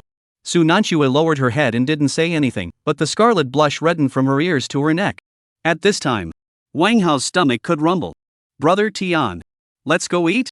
Gu Tian took out his cell phone and saw that it was already time for the noon meal. Su Nanxue, are you going to eat? Want to come along? Where would Su Nanxue refuse? Being with the other party, it was really a proper sense of security. Unlike before, when eating, she still had to be wary, afraid that Xia Bin would suddenly come to the restaurant with a large bouquet of flowers and give her a confession. Embarrassed to death personally. Good. Together. It's just like that. The three people walked out of the teaching building and headed to the dining hall of the capital university. The journey could be described as a different kind of scenery, attracting many students to stop and watch. What's the situation? Why is School Flower Su with the opposite sex? I go. Is School Flower Su in love? Mom. It's the first time. It's the first time I've seen Miss Su with a boy. Which one is Miss Su's boyfriend? Is it that inch head or another handsome guy? Damn. You're blind. It's obviously not that inch head. On the other side, Xia Bin is still at the school hospital waiting for Sunway to triumph. As a result, the door of the hospital room was kicked open, scaring Xia Bin to sit up from the bed. Only to see Sunway leading the crowd of minions walking in with a face full of mischief. Sunway. What the hell are you doing? You want to scare me to death. Xia Bin impatiently scolded, not even noticing the difference in Sunway's expression. Where are the people? Where are the people I asked you to bring? You kid wouldn't have failed to get things done for me, right? Just as Xia Bin endeavored to stretch his neck to look back. In hell. Call Brother Wei. Sunway went up and whistled on Xia Bin's face. Splat. This slap directly dazed Xia Bin. Even the minions behind Sunway sucked in a breath of cool air. Nima. Brother Wei was awesome.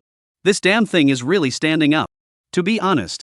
When you're hanging out behind Xiebin, you're really just like a dog at the other side's beck and call. They would have liked to recognize another big brother. Naiha Jingda dignified is very low-key, simply will not show up. Even if they show up, they can't get in touch with such a level. And right now, Brother T on this, obviously is much more bullish than Xiebin. Are you ing crazy? Dare to ing hit me? Xiebin covered his face and subconsciously prepared to get out of bed to fight back, but the pain in his abdominal ribs made him decisively give up. Which had thought that the words had just fallen. What's wrong with just hitting you? Snapping. Sunwei went up and hit him with another ear slap. But it was more like venting all the anger from before. This scene, undoubtedly, is to see behind the junior's blood boiling, all kinds of dissatisfaction all at this moment to explode. Him. Brother Wei is awesome. I've long looked at him with displeasure. He treats me like a dog. He said he'd make my dad the village chief. Brothers. Today, we'll avenge our grudges. We'll avenge our grudges. Sunwei was filled with murderous anger, copied the stool next to him and turned to the little brothers behind him. Chapter 46 Exclusive Seats for School Leaders. Looking at the sudden revolt of his once junior brother, Xiebin was completely flustered this time. A gentleman does not stand under offense. This situation was clearly most unfavorable to him. Sunwei. You're crazy, huh? Have you guys gone crazy? Have you guys been brainwashed by someone? Do you know who I am? I'm Xia Jia. Xia, your mom. Sunwei threw a bench up and directly interrupted Xiebin from pretending. The stool smashed right on Xiebin's second brother, and the whole person instantly bowed into a prawn. Before he could react, Sunwei howled. Brothers, give Brother Tian's pitch. Beat him up for me. The crowd of minions swarmed in response. For a while, Xiebin screamed miserably in the hospital room, the hospital bed creaked, the pillows scattered skyward, and even the four-stand collapsed. Although the dining room of the Financial Institute is elegantly decorated, with high floors and an elegant environment, it can't hold up to the number of people. But it can't help that there are a lot of people. But just at mealtime, the hall is crowded, lively comparable to the spring festival scene, even the corners are crowded with students. The three stood still looking left and right, looking around. Brother Tian. I'll just go over there and tell them to get lost. Wang Hao grunted, his face irritated. When did you need to look for empty seats to eat? There was really a need to reflect the situation to Pops in return. After allocating so much money to the university every year, the cafeteria is so overcrowded that you can't even find an empty seat at mealtimes. This situation must be properly investigated and implemented. Gu Tian turned his head, his gaze faintly sweeping him. What's your hurry, Fussy? Since you're here to go to school, then you have to have a student's appearance, all day long fighting and killing. What kind of behavior is it? Wang Hao reddened on the spot, opened his mouth, but knew how to retort. What fighting and killing? Wasn't it when you just held the truth against someone else's head? These words made Su Nanshui cover her mouth and laugh. She did not expect the other party to be so humorous and witty. Once again, there was a huge contrast with the one holding the truth in the classroom. He. There's a spot there. Gu Tian suddenly pointed at an empty area not far away and said. Just as the crowd was helpless. Gu Tian's eyes suddenly lit up and pointed not far away. Hey. There's an empty spot over there. Not far away, there was an area where none of the students were sitting. The words hadn't even fallen. Wang Hao dabbled and rushed over, shouting, "Take the seat. You guys take your time to chat. I'm going to take the seat first." Only then did Gu Tian look at Su Nanshui and saw that she was still standing still. Going away? What? You're not eating? Su Nanshui bit her lip, her tone soft. Over there. Not very good. It's not for us students to sit. That's the exclusive seat for student leaders. In order to facilitate the classroom leaders to dine. Inside each cafeteria, there were areas that differentiated between student dining and faculty dining. The most important thing was that those few school leaders were very grumpy. If they came over and found that the seats were occupied by students, they would lightly go up and give them a scolding. The heavier ones would go up and kick you in the face, and bring out some kind of teacher in Confucianism to criticize you to the point of speechlessness. Gu Tian froze for a moment. Leader? Su Nanshui nodded, her voice a little lower. Well, yes, it's best if we don't go over there. Ha, interesting. In that case, do I have to prepare my exclusive seat as well? After saying that, Gu Tian directly walked over with big steps. Su Nanshui hesitated for 2 seconds, but finally took small steps to chase after him. As expected. This scene had already caused quite a few students to cast their gazes. No way, they really sat there? Crazy, right? That's the principal dean's exclusive seat for them. It's over. The dean is definitely going to give them a hard time later. Good man. Is Ms. Su so brave? These two students seem to be the ones in the finance and economics classroom, right? Right in the midst of the murmurs, Gu Tian had already walked to his seat and sat down with his casual chair in a dignified manner. On the table were the principal's exclusive, dean's exclusive. and so on signs. Gu Tian smoothly pulled to the ground, placed on the table is really an eyesore. Splat sound. Not to mention the surrounding students, even the window of the dishes in the Big Mom are stretched out their necks to look at this side. Wang Hao gave a thumbs up with admiration. Brother Tian, this aura of yours is so awesome, I want to kneel. Although Su Nanxue also sat down, she was obviously much more formal than the two, looking at the entrance of the cafeteria for a while, looking around for a while, and praying continuously in her heart. Don't let any school leaders come today. Gu Tian still had her gun in her waist. Seriously, she was really afraid in case any leader heckled Gu Tian. As a result, Gu Tian would just backhand it like he did in the big classroom. Then, she didn't dare to continue thinking about it. Let's go and see what to eat. Wang Hao slowly stood up and walked towards the window where he was eating. Gu Tian followed closely behind. Well, let's see how the dining hall meals are at Capital University. In less than a moment's effort, the three of them returned to their seats with their dinner plates. Compared to the hungry Wang Hao who wolfed down his food, Su Nanxue and Gu Tian were obviously a bit more elegant, chewing slowly. Hey Haozi, how much money do you think the financial allocation gives to Jing University every year? Such a large dining hall, even a seat for dinner is in short supply? I think it's time for you to let your father properly check where all this money is spent. When Wang Hao heard this, he instantly came to his senses. These words undoubtedly spoke to his heart. Brother Tian, if you want to check, I'll just tell my father directly. It won't take more than a day for the financial ledgers of the Capital University to be called over to you. As Su Nanxue listened to them discussing this lightly, her entire body was a little confused. It was even a bit regretful. If she had listened to her cousin Qin talk more about things in the Kyoto circle at that time, then she definitely would have known a little bit more about this big shot called Gu Tian. It wouldn't be as bewildering as it was now, being shocked hundreds of times a day by the other party's daily operations. It was while the three of them were enjoying their lunch. The restaurant suddenly began to stir. Whispered murmurs and even more frying pan sounds rang out, and hundreds of gazes were thrown straight towards their side. Oi oi! Look over there! Maru Spice! Maru Spice! Schoolgirl Su Maru Spice! Holy! The school leaders are really coming to dinner. Aha! We're in trouble. Run! Run! Why don't they run? At the entrance of the restaurant, a group of people came in hot and bothered, and at a glance, they were also the hungry kind. The leader was a middle-aged man with a bloated physique, followed by several college-level cadres, all dressed in suits and with bad looks. Wherever they passed, the students have bowed their heads, shut their voices, and silently grubbed their meals, fearing that they would be named and educated in the next second. Such a scene, the dean of Zhang instantly unhappy, suddenly face sunk, sleeve flung. Not even a greeting?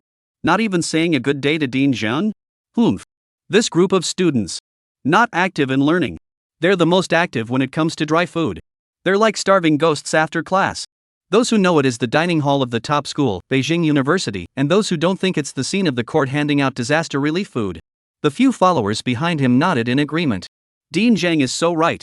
Aya, this description of Dean Zhang is simply wonderful. Vivid. Accurate. Figurative. We need to let these students listen to the teachings more often, or else they won't know their own last name. This pat on the back is not horse's ass, this is the ladder of upward mobility, this is the name of the school. Chapter 47 Dean Zhang angry. Dean Zhang and his entourage had not yet approached, and from afar they caught a glimpse of the scene at the long table area that belonged to the school leader's exclusive area. Originally erected on the table side of the internal seat, students do not coordinate sign was kicked down. The identity plate on the table was even thrown on the ground. What makes people even more furious is that table is still sitting three students, and eating, a completely do not put the special seat in the eyes of the appearance. Dean Zhang instantly exploded in place, his face directly blackened into a pig's liver color. Good. Good. Good. This group of students more and more lawless, right? Eating a meal dare to sit on my head. He didn't wait for him to fling his sleeves and go forward. The subordinates behind him rushed forward. You guys? Which department are you from? Do you know that this is an exclusive seat? Who let you guys sit here? Hurry up and go sit somewhere else. With such a rant, the chicken leg in Wang Hao's hand instantly stopped in mid-air, squinting at Gu Tian leisurely. Brother Tian, this bureaucracy is pretty serious. Gu Tian's face was not red and his heart did not skip a beat, sneering, yes, indeed quite serious, only sat in the seat for a bit, this school leader all blew up Facing the blandness of the two, Su Nanxue sat there with a small red face, not daring to breathe. She was a girl, if she was reprimanded by the school leader pointing at her nose, it was really a bit embarrassing. Who threw these on the ground for me? Stand up for me. Dean Zhang walked forward and pointed at the three people before questioning them viciously. What was thrown away was the sign, but what was lost was his dignity as a dean. Today there were students who dared to throw his identity nameplate, tomorrow there would be faculty members who dared to talk back to him. How would this finance and economics college work in the future? You three. Now. Immediately. Stand up for me. Dean Zhang's voice became more and more agitated, even slapping the table. Wang Hao's violent temper instantly came up, picking up his dinner plate and preparing to whoop the other party in the face. And Gu Tian fiercely reached out and pressed his arm, and cast a look of "don't be impulsive." The other party was also the principal. If a bowl of rice was huffed in the other's face, then they would be in the wrong in the first place. The question at hand now was why the cafeteria seating was so limited, and why did the school leader have an exclusive seat? Speak up. Playing dumb, huh? And you? A girl family? How dare you hang out with two boys? Seeing Gu Tian and Wang Hao's two faces full of indifference, Dean Zhang directly aimed his spearhead at Su Nanxue. Such chiding words were said on Su Nanxue, but they hurt in the hearts of the surrounding boys. Woo woo. Dog day Dean Zhang. How dare you count my goddess? Dean Zhang. You old den. I won't allow you to talk about my goddess. What do you mean my goddess girl family? As long as my goddess is happy, she can have dinner with whoever she wants. Zhang Laodang. I'll report you for sexism. Su Nanxue was so spoken to that she lowered her head, her hand gripped the corner of her coat tightly, and even her beautiful eyes were flooded with tears. It wasn't that she hadn't seen this face of Dean Zhang before, but it was the first time that she was named and humiliated in public. At the sight of this, Gu Tian violently raised her head and angrily stared at the other party and retaliated. What are you arguing about? Eating a meal beep talk so much, right? What exclusive not exclusive, come to eat even a seat is not, still open the Nima restaurant ah. The above to the University of Beijing allocation so much, you girl all greedy right? Boom! The air directly exploded when these words came out. Crowd? Su Nanxue. Wang Hao, holy. Even the few subordinates behind Dean Zhang couldn't help but take a step back. Nima. This is a damn face sticker to open big ah? Dean Zhang was disliked to the point that his face turned purple, and with his hands scrambling, he pulled out a bottle of quick-acting heart-saving pills from his suit pocket and stuffed them into his mouth. After so many years of being the dean here. Never seen such a fierce student, really shocking. The surrounding students looked dumbfounded. Crap. Too fierce, right? Mama. Disliking the dean to the point of taking medicine? This is the rhythm of the principal to the hospital. This scene is too damn powerful. A few seconds later, Dean Zhang finally slowed down his energy, his face reddening and gritting his teeth. Say. Which college are you from? Which department? Which class? Who is your counselor? Such a student who is blind to his teacher must be reported for disciplinary action for expulsion. Just after he finished yelling, Gu Tian didn't have time to answer, and Wang Hao, who was fiddling with his cell phone, lazily said, "The first class of the Finance and Economics Department, the counselor doesn't know who it is yet." Such a loose tone, completely not taking this school leader in front of him seriously. Moreover, he was now contacting someone to check out the leadership structure of the capital university and find out who the person in front of him who dared to yell at Tian and also him was. Dean Zhang's face instantly darkened another layer. This time, he had really met a headstrong student? You? Which class are you in? Su Nanxue's body trembled and instinctively lowered her head, but before she could open her mouth, Gu Tian, who was on the side, suddenly laughed and added a sentence with a raised eyebrow. She is also from the first class of the Finance and Economics Department, all three of us. The subordinate beside him couldn't stand it anymore, pointing at Gu Tian and chiding him as well. Did I ask you? Did Dean Zhang ask you? Dean Zhang asked her, what are you interrupting for? Gu Tian raised his head violently, his cold eyes looking straight at this subordinate. What's wrong? Picking a soft persimmon to pinch? This sentence choked the subordinate to the point of blushing. These two students in front of them were tall and big, so if they wanted to show off their majesty as faculty members, then they could only go and berate this girl in front of them. But I didn't expect that they would be seen through by the other party so easily. Go! Call the counselor of the first class of the Finance and Economics Department over to me. I'll give him 3 minutes. Tell him to get his ass up here immediately. Dean Zhang's words had not yet fallen. Wang Hao stood up with his cell phone raised and looked at Dean Zhang and leisurely said, "Your name is Zhang Qichuan, right? Dean of the College of Finance and Economics, and there's a cousin in the Academic Affairs office below. You have 3 suites under your name in Kyoto, a public car and a private business Mercedes. Your Qingxi Lake villa is titled by your wife's brother, tax avoidance, just finished renovating last year." The words came out. Dean Zhang was instantly shocked out of a cold sweat. How the hell does this know? Even the villa each other know? Who is this student? You. Did you open my box? Dean Zhang swallowed his saliva, but the anger in his eyes did not diminish at all. Put. Gu Tian didn't hold back his laughter. This was on the verge of death and still questioning if he opened the box? Who the hell are you? How do you know all this? Dean Zhang wiped the cold sweat from his forehead and fiercely stepped forward. The subordinates behind him looked at each other in disbelief, unable to figure out what was going on at this moment. They had never seen Dean Zhang panic like this before. Could it be that these few students in front of them were of great importance? You're asking me who I am? Open your dog eyes and take a good look at who I am. Wang Hao put down these words and directly made a call to his old dad from the city council. Hello? Pops, my brother Tian asked you to send someone over to check on Dean Zhang Chichuan of the Kyoto College of Finance and Economics. Gu Tian. Nima, did Laozi ask you to check? Laozi said a few words the whole time? Chapter 48, the headmaster is here. Right. My brother Tian told your people to half an hour. No. Let you guys come over in 10 minutes. Snap. The phone hung up. Wang Hao jerked his head up very disdainfully to look at the long dumbfounded Dean Zhang and his subordinates. In 10 minutes, let you guys know who I am. And a ING exclusive dining seat? Don't even eat if I can't. FCK. Wang Hao picked up his dinner plate and directly called out on Dean Zhang's greasy old face. Splat. Hot soup splashed and vegetable leaves flew in all directions. Ouch. Dean Zhang's face changed and he jumped up in place as he was scalded. Aha. The entire restaurant instantly exploded. Crap. This can go down in the school history. Crazy. It's awesome. Holy. This kid is really tough. I'll be damned. Treating Dean Zhang as if he's from Sakura Nation? Su Nanxue covered her mouth, her beautiful eyes round with shock. She had thought that this friend following Gu Tian wouldn't be that crazy, backhanding the truth at the drop of a hat. But she did not expect. The other party was not inferior at all. This scene is a bit crazy, but it looks extraordinarily a bit relieved. The subordinates behind him hurriedly surrounded up and pulled out paper towels to wipe Dean Zhang's face. There were also two subordinates who went up and were ready to drag Wang Hao and Gu Tian. You too. Go. Come with me to the academic affairs office. As a result, the two hands were still outstretched. Suddenly, two black shadows came out from the side and went up to General Yu's flying kick. Bang bang. The two subordinates were directly kicked out and fainted on the spot. When the two black shadows stood still, the crowd couldn't help but cover their shocked mouths. Misty grass. Who goes to school and brings bodyguards? It's a bit handsome. Gu Xiao, are you alright? The black-clothed, inch-headed youth walked up and stood upright and asked. Gu Tian's face went black. Who? Let you do it? At this question, the two immediately bowed their heads like elementary school students. One of them answered in a small voice. I'm sorry, Gu Xiao. I just felt that the other party had bacteria on their hands. Su Nanxue. Gu Tian had a helpless face. Okay, pay attention next time, wait for my eyes or gestures. Okay, Gu Xiao. Under the shocked gaze of the crowd, the two black-clothed, inch-headed youths turned around and left, as if they had made some sort of determination. With such a scene, the subordinates next to Dean Zhang no longer had the aggressive scene from earlier. Except for Dean Zhang, who sat paralyzed in his chair, wiping the rice from his face while cursing. Gu.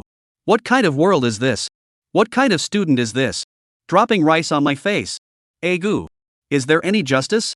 The principal was unaware of the scene in the cafeteria and was still buried in his office. Suddenly, there was a clang. The office door was directly slammed open heavily. The person who came was the secretary of the department below the College of Finance and Economics. Principal. It's not good. It's not good. There's a brawl in the dining hall of the College of Finance and Economics. That student directly huffed a dish in Dean Zhang's face. The words came out. The principal clapped his hands. What? Which class of students? Expelled. Must be expelled. But as the roar fell, the secretary of the Finance and Economics department remained standing in place, slow to go over to the office. What's wrong? Why are you standing here? Go down and put this matter into practice for me. Not principal. This student. This student. What happened to this student? Was he beaten by Dean Zhang? The principal stepped forward and asked after him. Dean Zhang had a violent temper, which was known to everyone in the entire Jing University. If Dean Zhang had made the first move, then this matter would indeed take some time to deal with. However, the next sentence of the secretary of the Department of Finance and Economics directly scared the principal so much that he paralyzed in his chair on the spot. No, principal. One of these two students is Wang Hao and the other is Gu Tian. Their notices were still issued with our personal signatures. Boom! The principal's head instantly rang with a huge thunderclap. Worry he da. How did Dean Zhang provoke such a big Buddha? And there are still two. Especially the one called Gu Tian, a word from him, it is estimated that the capital city can be bulldozed. Dean Zhang, this ID card is estimated to have been cancelled, right? No, Why don't you remind Dean Zhang? The principal picked up the car keys on the table and pulled his leg out.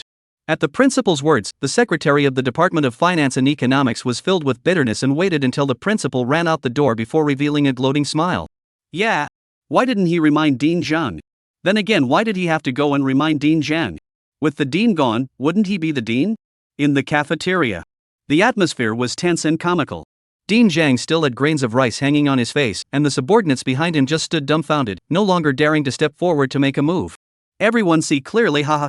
It was the two of them who made the first move. I was just fulfilling my faculty management duties, and they beat, abused, and even brought someone to use force. This inch head even opened my box. What villa he was talking about, I don't know anything about these ha. If I were really so rich, I would come to school to eat at the cafeteria? There is also this so-called exclusive seat. It is only set up for ease of management, not mandatory. Yard Zhang blah blah blah gave a condescending explanation, stealing all kinds of concepts. The surrounding students snorted after hearing this. Damn. Really think we are fools, ah? Just now did not say that we are all starving ghosts, disgraceful. The court issued a disaster relief, right? Soon, the school leaders all came to the cafeteria. Several usually high and mighty people walked over one by one. In particular, the principal at the front didn't even have time to organize his suit, and walked with eager steps to look around for Gu Tian and the others. Dean Zhang took a look from a long way away, and good lord, his eyes instantly glazed over. He was still planning to go to the principal to sell his misery, but he didn't expect the principal to take the initiative to come over. Principal, you came just in time, ah. These two students are unorganized, undisciplined, and even. Snap. Before Dean Zhang's words fell, the principal directly threw a big beeping pocket in his face. You shut up. With such a scene, the students on the sidelines were all dumbfounded. What was the situation? The principal came up and beat up the dean? I go. Did the light this dude fought for really shine on us? Dean Zhang was almost spun in place 3 times by the slap, covering half of his face. It's not a principal. It's him. Slap. The principal waved his hand and slapped 3 more times. The crowd was all dumbfounded. Dean Zhang was so dumbfounded by the beating that tears were falling from his eyes. The principal, on the other hand, completely ignored him and led the leaders to walk quickly towards Gu Tian and Wang Hao. Especially that face instantly changed from gloomy to respectful and humble. Oops. Young Mr. Gu. Mr. Wang. I've long heard of your great names. Why have you come to the restaurant to eat in person? If you want to eat, I can ask the restaurant to give you a separate table. Aya, you said this is a mess. It's really rude. The principal sat directly next to Gu Tian, so close that it made the crowd skeptical in all capital letters. They didn't hear the principal's address to Gu Tian and Wang Hao, and just watched such an exaggerated scene from afar. I go. What kind of identity is this? Ma, when did you see our principal so humble? Not. What the hell? This is our principal? What are these two people? They're really big Buddhas. Chapter 49, Restaurant Meeting. There was no doubt about it. Dean Zhang and a few subordinates were also shocked into a cold sweat by this scene. Wait for the meeting. Wait for the meeting. Wait for the meeting. What exactly are the identities of these two students? OMG.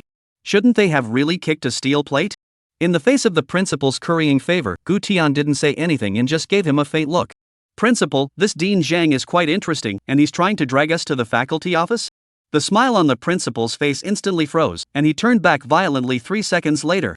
Zhang Qichuan, you come over here. Tell me what happened. This chortle startled Dean Zhang so much that his soul ran halfway out of his body.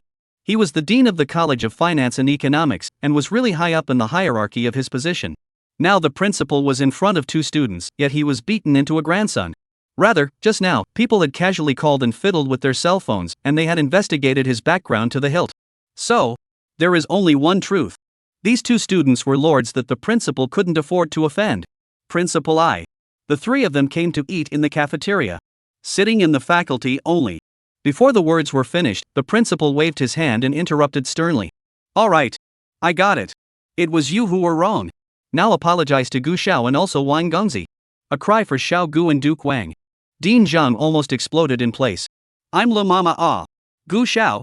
Wang Gongzi? Isn't this the 2 freshmen who signed their entire university, Gu Tian and Wang Hao?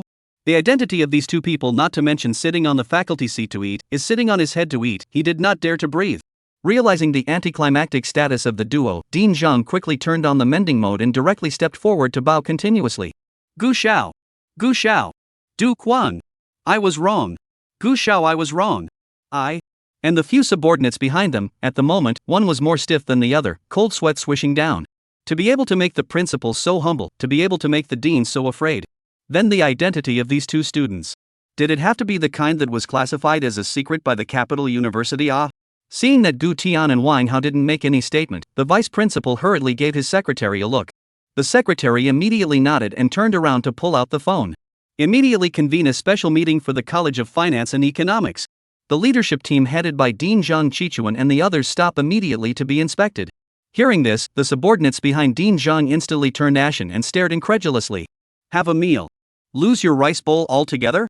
Compared to the trance like them, Dean Zhang was still apologizing one after another.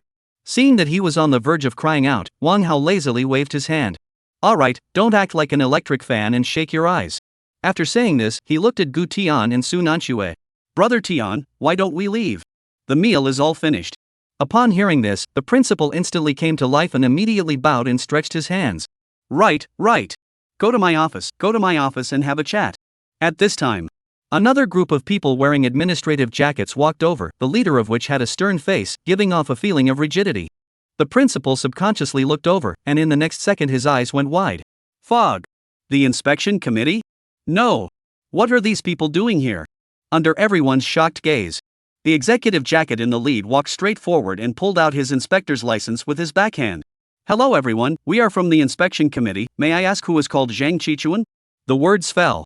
The principal and the vice principal's secretary and the others exchanged glances and coincidentally raised their hands to point at Dean Zhang. This matter had nothing to do with them. It was Dean Zhang who had provoked these two great Buddhas, so it couldn't have anything to do with them.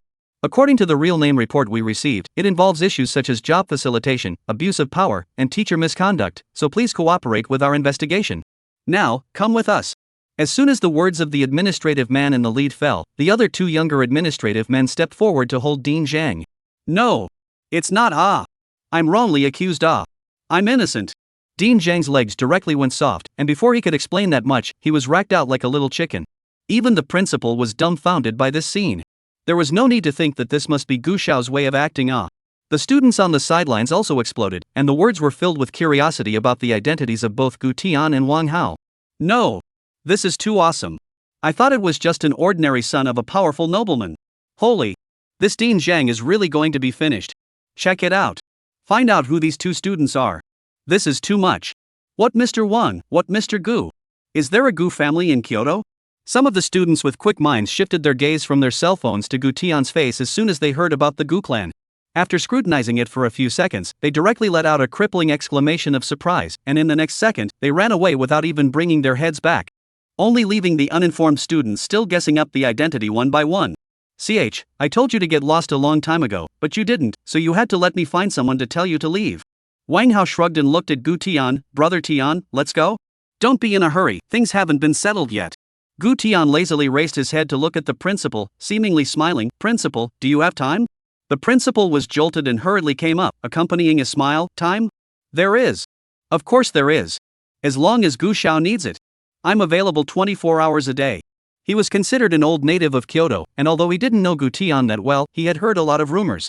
It was often said that when Gu Xiao smiled, life and death were hard to predict. Although this sentence sounded exaggerated, it was definitely not an empty rumor. What's more, that smile of Gu Xiao's just now didn't seem friendly by any stretch of the imagination. Gu Tian looked at him cautiously and raised his hand to point casually. Go, call all the restaurant's executives, as well as the school leaders who didn't come, over for a meeting. I'm not particularly happy with this meal today, let's solve this problem directly on the spot. A meeting? Not happy with the meal? The principal froze for a moment, but he didn't dare to ask too many questions and immediately nodded his head as if he were pounding garlic. Okay. If you say open, then open. I'll go over and make arrangements. Immediately afterward, he violently turned around and chided the vice principal and secretary. What are you guys waiting for? Go and inform the people. All of them are present. Whoever doesn't come, write me a resignation immediately. These words came out. The leadership team was like an enemy. Those who knew Gu Tian's identity ran as fast as they could, and those who didn't know Gu Tian's identity ran after them despite their doubts. What was the point of running back? In addition to notifying those who weren't present to come over, they still needed to get notebooks and pens. In less than 10 minutes, the restaurant executives and the main managers of the school arrived. Under the dumbfounded gaze of the other students, the principal, vice principal, dean of faculty, director of logistics, and head of the dietary section, with high positions took their seats, and those with low positions could only stand on the side. Even the kitchen chef was wearing a white coat and stood trembling in the corner, not knowing where to put his hands. Such a high level, so many leadership team to the meeting, he is still the first time to participate. But this sitting in the main seat. How is a student? Chapter 50. Take a note, I'll make the following deployment. Gu Tian sat in the center. Wang Hao sat beside him, crossing his legs with a smile on his face. He really wanted to experience his old dad's daily life, and today he really found the opportunity. Su Nanxue carefully sat on the other side, shock written all over her pretty eyes. The originally noisy atmosphere in the restaurant also gradually quieted down. Everyone wanted to hear what this student with a background would talk to the school leaders about. Everyone's here, right? Alright then, I'll say a few words briefly. Gu Tian raised his hand and knocked on the desktop, his sudden aura causing everyone to subconsciously straighten up. On the way here, the vice principal had already revealed the identities of Gu Tian and Wang Hao. Good guy. Upon hearing Gu Tian's identity, several leaders stumbled in fear and fell several times on the spot on their way running here. I'm coming to the school for the first time to eat today. Was looking forward to it, but what happened? No seats. Oh yeah, it was so hard to find an empty seat, but I was also yelled at by a few of your bull rules about leaders being exclusive. In the face of Gu Tian's words, the principal and the others didn't dare to say anything and could only lower their heads to wipe their sweat. The logistics director's legs were shaking, and the cafeteria manager's face was even whiter. If his restaurant had hygiene problems, it would normally be penalized at most. But now this situation. Estimated to have to eat peanuts directly, right? You're the manager, right? Tell me, the restaurant doesn't have any seats, is it a dereliction of your job? Gu Tian pressed the positions on these people's badges and started naming them. The manager of the restaurant stood up violently, bowing what could be described as 90 degrees, and was close to dropping his head on the table. It's my dereliction of duty. I'll rectify it right away. I'm sorry, Xiao Gu. I'm sorry. Gu Tian didn't say anything and looked at the principal again. You're the principal, right? In the future, you give me clear instructions to your faculty and staff to put away that Thai sense of superiority. If you want to enjoy good dining treatment, then simply build a dining hall exclusively for the faculty and staff. What's the point of coming to grab a meal from the students? And leadership exclusive? What are you going to do? Become the emperor of the land? Do you want to turn around and give you some exclusive dragon chairs? These words came out. The principal was so scared that he was about to pee. This wasn't an accusation, this was clearly a warning before death. Who could sit in the dragon chair? The answer was obvious. How could he, a tiny principal, dare not? I'm sorry. I'm sorry. I'm sorry, Gu Xiao. I will definitely rectify the issues you raised. I will definitely rectify it tomorrow. No. Rectify today. Rectify today. The other leaders were already ashen and followed the principal in nodding their heads as if pounding garlic. Young Gu is right to criticize. You're right, Xiao Gu. We'll rectify it right away. We'll rectify it right away. Gu Tian waved his hand, telling them to stop, then looked at the secretary in the white shirt. Hey, you're the secretary, right? Yes, yes, yes. I'm the secretary. I'm the secretary. Being suddenly named by Gu Tian, the female secretary's body shook in fear, and she hurriedly picked up her notebook and paper. Okay, since you're the secretary, take a note of it and I'll make the following deployment adjustments to the dining halls of Jing University. Good, good, good. You may speak freely, Xiao Gu, I'll take notes. I'll memorize it. The speed at which the female secretary nodded her head almost threw off the glasses on the bridge of her nose. First, the cafeteria needs to be expanded to add windows for students to eat and punch their meals, as well as tables, chairs, and seats for dining. Second, build a special cafeteria for faculty and staff, but the food should be the same as the students, so don't give me any special treatment. Third. After saying that, Gu Tian didn't forget to threaten them again. If these above are not rectified, after letting me see students without seats, as well as exclusive seats for faculty and staff again, you guys are really wasting air by living. When the crowd heard this, their faces paled once again. Don't worry, Gu Xiao. I'll personally keep an eye on this matter. I'll definitely treat this matter as a top priority. The principal stood up tremblingly and promised even though his legs were already weak. Seeing that Gu Tian didn't have the intention to speak anymore, Wang Hao raised his head and snapped his fingers triumphantly. Alright, the meeting is over, you guys can go now. The words just fell. The dozen or so leaders on the scene were instantly like amnesties, immediately standing up and bowing with neat and organized movements. Thank you, Gu Xiao. Thank you, Mr. Wang. Thank you, Xiao Gu. Thank you, Mr. Wang. In the next second, all of them fled, fearing that if they stayed for one more second, they would lead to murder. And at this time, the students around the restaurant, all of them were dumbfounded. Especially the nearest eating students, the way they looked at Gu Tian was as if they were looking at a god. Who would have thought that a student could make the entire senior leadership of the capital university bow their heads to listen to the lecture, stand and listen to the meeting, and retreat in ashes? Is this still a student? This is the principal's ing father, isn't it? This is the gold master behind our capital university? What about Mr. Gu, Mr. Wang? How come I can't find any of them? Many people frantically swiped their cell phones, trying to search for Gu Xiao and Wang Gongzi, wanting to know exactly what their backgrounds were. But the online news was outrageously clean. Cowardly, brother Tian. You're really giving Jingde a new rule now, ah? Gu Tian squinted his eyes, his tone was lazy. The rules don't matter, what matters is who is making the rules. Let's go Sunanxue, do we still have classes in the afternoon? Ha? You still need classes? Sunanxue's face was filled with big question marks, and she looked at Gu Tian with great incredulity. We are all in this. Identity. We've trained the principal as a grandson. Is it still important to attend classes?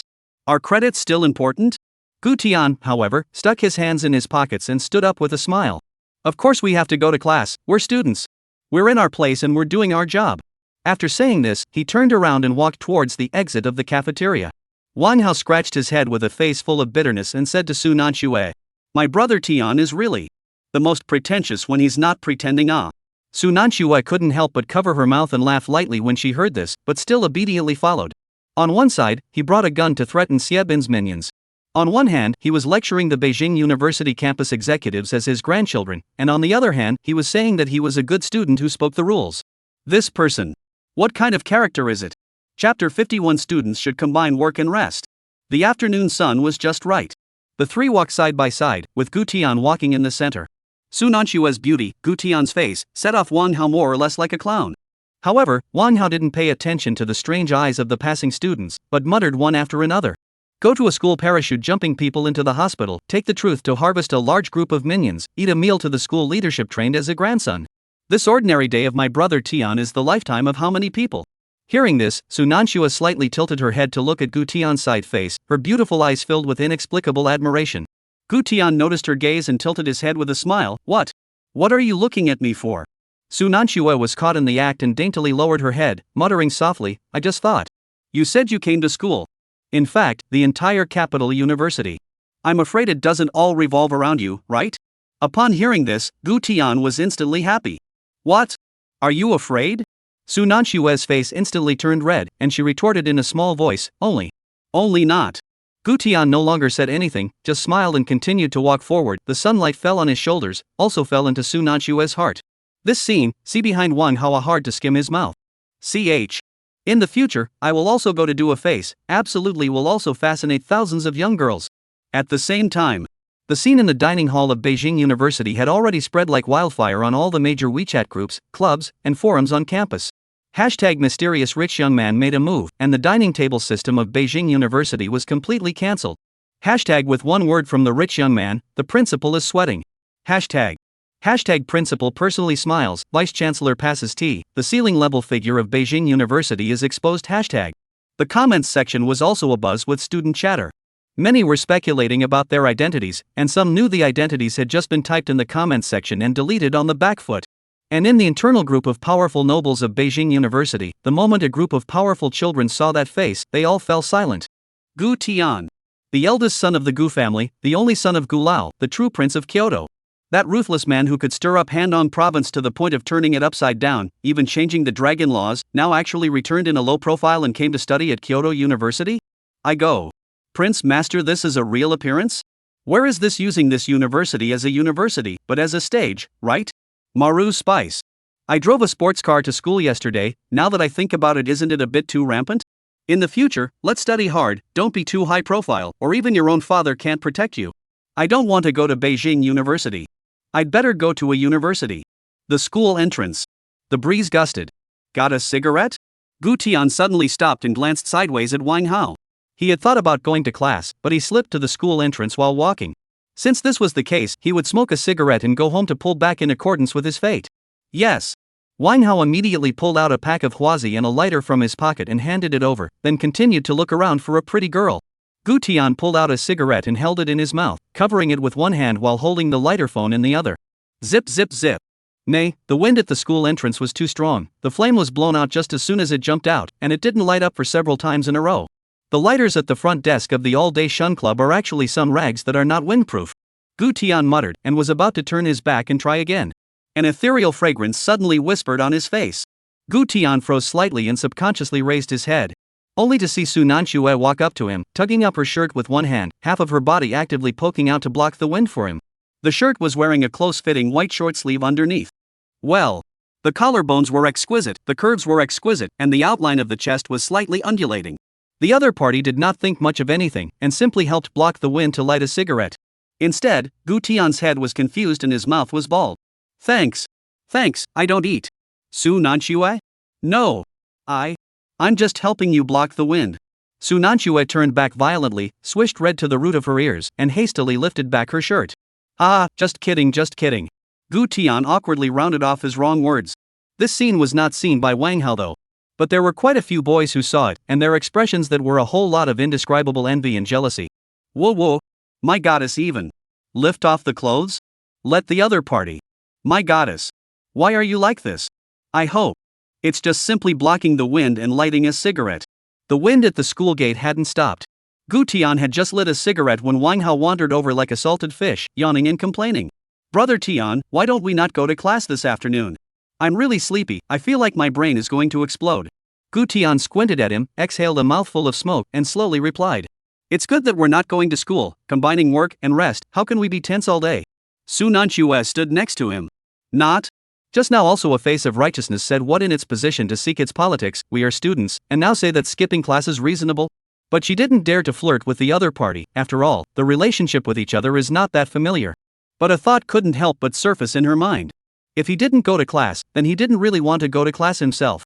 Hey, Su Nanxue. Gu Tian suddenly turned his head and glanced at her, are you going to class this afternoon? Su Nanxue was stunned by the question and thought for 2 seconds before shaking her head, it's all small classes. The teacher doesn't call the roll. I plan to go home. How are you going back? Did you drive here? Gu Tian asked while extending his hand towards Wang Hao. He had flown over in the morning, and the other side of the car didn't have the slightest eye to send him over. Now he could only drive Wang Hao's car back. Not You drive away what I drive Wang Hao rolled his eyes, but still resigned himself to pulling out the Ferrari key in his pocket. No, public transportation. Or take a taxi. Su Nanxue whispered. In reality, if she made a phone call, the driver would come over to pick her up, but she didn't want to trouble others. Let's go, I'll send you back. Gu Tian took the keys and without looking back, he stepped towards the car. Su Nanxue's small face flushed, wanting to say something, but Gu Tian had already walked away, and after 2 seconds of hesitation, she had no choice but to follow. Wang Hao looked at the backs of the two leaving, the corners of his mouth twitching. Damn! You came to school in a helicopter, drove my car and left. Now leave me alone to squeeze the bus? The car sped down Kyoto Avenue. Gu Tian drove the car, chatting with Su Nanxue in the passenger seat from time to time. Where did you go to school before you came to Kyoto? In Jiangnan. Su Nanxue replied softly, the corners of her mouth slightly raised, a modest place. Jiangnan is good, that place produces beautiful women. Gu Tian turned his head and glanced at her, the corner of his mouth raised in a playful smile, but to be able to come from Jiangnan to go to school at Beijing University, you're not simple either. Luck. The state before the exam was okay. Sunan had bowed her head to hide the blush on her face, her eyelashes fluttering gently. The two people chatted like this with a sentence or two. Su Nanxue from the beginning of the nervousness, and then later the look became soft, and the relationship with each other also became a step more familiar. Less than 40 minutes. The car drove towards a villa area. The Qin family. There were also security guards in black clothes patrolling the roadside. As soon as they saw the unfamiliar vehicle traveling over, they subconsciously wanted to stop and inquire about the purpose of the visit. As a result, they saw Gu Tian's face. Instantly. The security guards instinctively straightened up and their movements became respectful. Good day, Xiao Gu. Good day, Xiao Gu. Gu Tian only nodded slightly, not slowing down or stopping, still driving in unhurriedly. Su Nanxue on the co-pilot looked dumbfounded, her small mouth slightly open. They recognize you? Do you live here too? Chapter 52 Mindless Willow becomes a shade. I guess so, the security guards of these high-end villa areas should all know me. Gu Tian said indifferently. It wasn't false for him to say this at all. He had basically been to all the upscale villa districts in Kyoto. Those security guards, the bodyguards, must have memorized his face. At Gu Tian's words, Su Nanxue was instantly speechless. At this moment, learning that Gu Tian had personally sent Su Nanxue home, Xin Shi's parents stood at the entrance of the Qin family villa early. Even the nanny had been called out to clean the leaves in front of the door, a grand gesture of welcoming guests. Of course, they were not welcoming Su Nanxue, but this legendary prince of Kyoto. In particular, Qin Shi's old man was trying his best to organize his clothes, urgently saying to Qin Shi, "Son, quickly look, how is Dad's clothes? Is the tie crooked? Ouch. Dad, you've had enough, haha. Last time was purely a misunderstanding. Mr. Gu didn't have any problem with me at all. You know nothing." Qin's father gouged him fiercely. "Do you know what the status of the Gu family is? What is the concept of the crown prince? If you don't see eye to eye, the entire Qin family will be finished." Speaking of the matter of Gu Tian's neck smoothing maneuver last time, Qin Shi's entire being directly blackened his face. If it wasn't for him scaring himself and taking Gu Tian's greeting gesture as a signal that you're finished, it wouldn't have caused the entire Qin family to be on the verge of an attack. Grandpa even didn't close his eyes for 3 days and nights. What was even more outrageous was that he had also rigidly arranged for his cousin, Su Nanxue, to show her goodwill. Soon, the Ferrari slowly drove in from the distant lane. Su Nanxue carefully opened the car door and walked down. It was puzzling to see her aunt's family standing at the door with smiles on their faces looking at her. Aunt, what are you guys?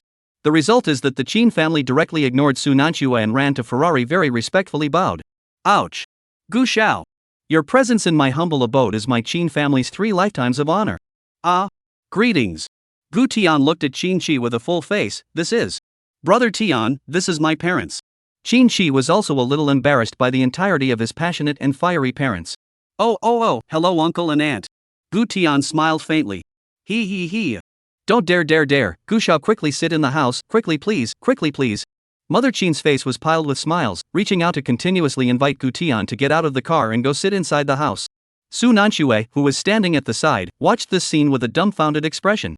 In her eyes, her aunt had always been dignified and strong outside, but at this moment, she was like a passionate maid, and even her tone of voice had lightened up a few degrees. Auntie's husband outside is even more say one, the mayor of Kyoto have to respect him 3 times the man, at this moment but slightly bowed, more than smiling. This is in the end who is a guest in whose house Su Nanxue brain buzzing, a time really a little confused. Gu Tian's identity, I'm afraid, was even more terrifying than she had imagined. In the face of the family's warm invitation, Gu Tian could only wave his hand repeatedly. He didn't want to get involved with the other party in any way.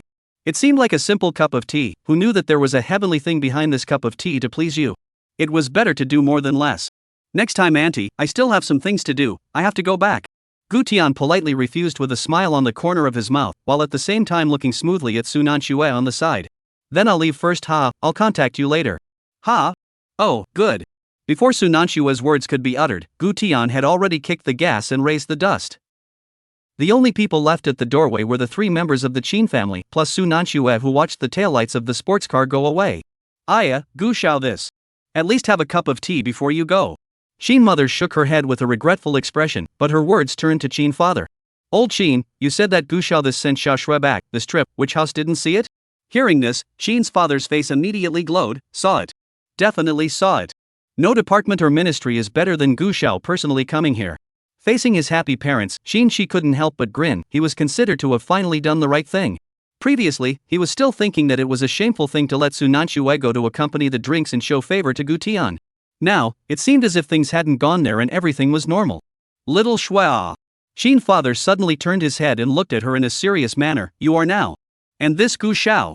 What is the relationship, Su Nanxue's beautiful eyes flashed, and 2 groups of redness instantly floated on her face.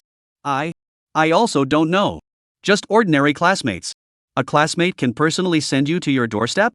Qin mother smiled meaningfully and patted her hand. Our Xiao Shui this time. I was worried about what to do about your marriage after graduation.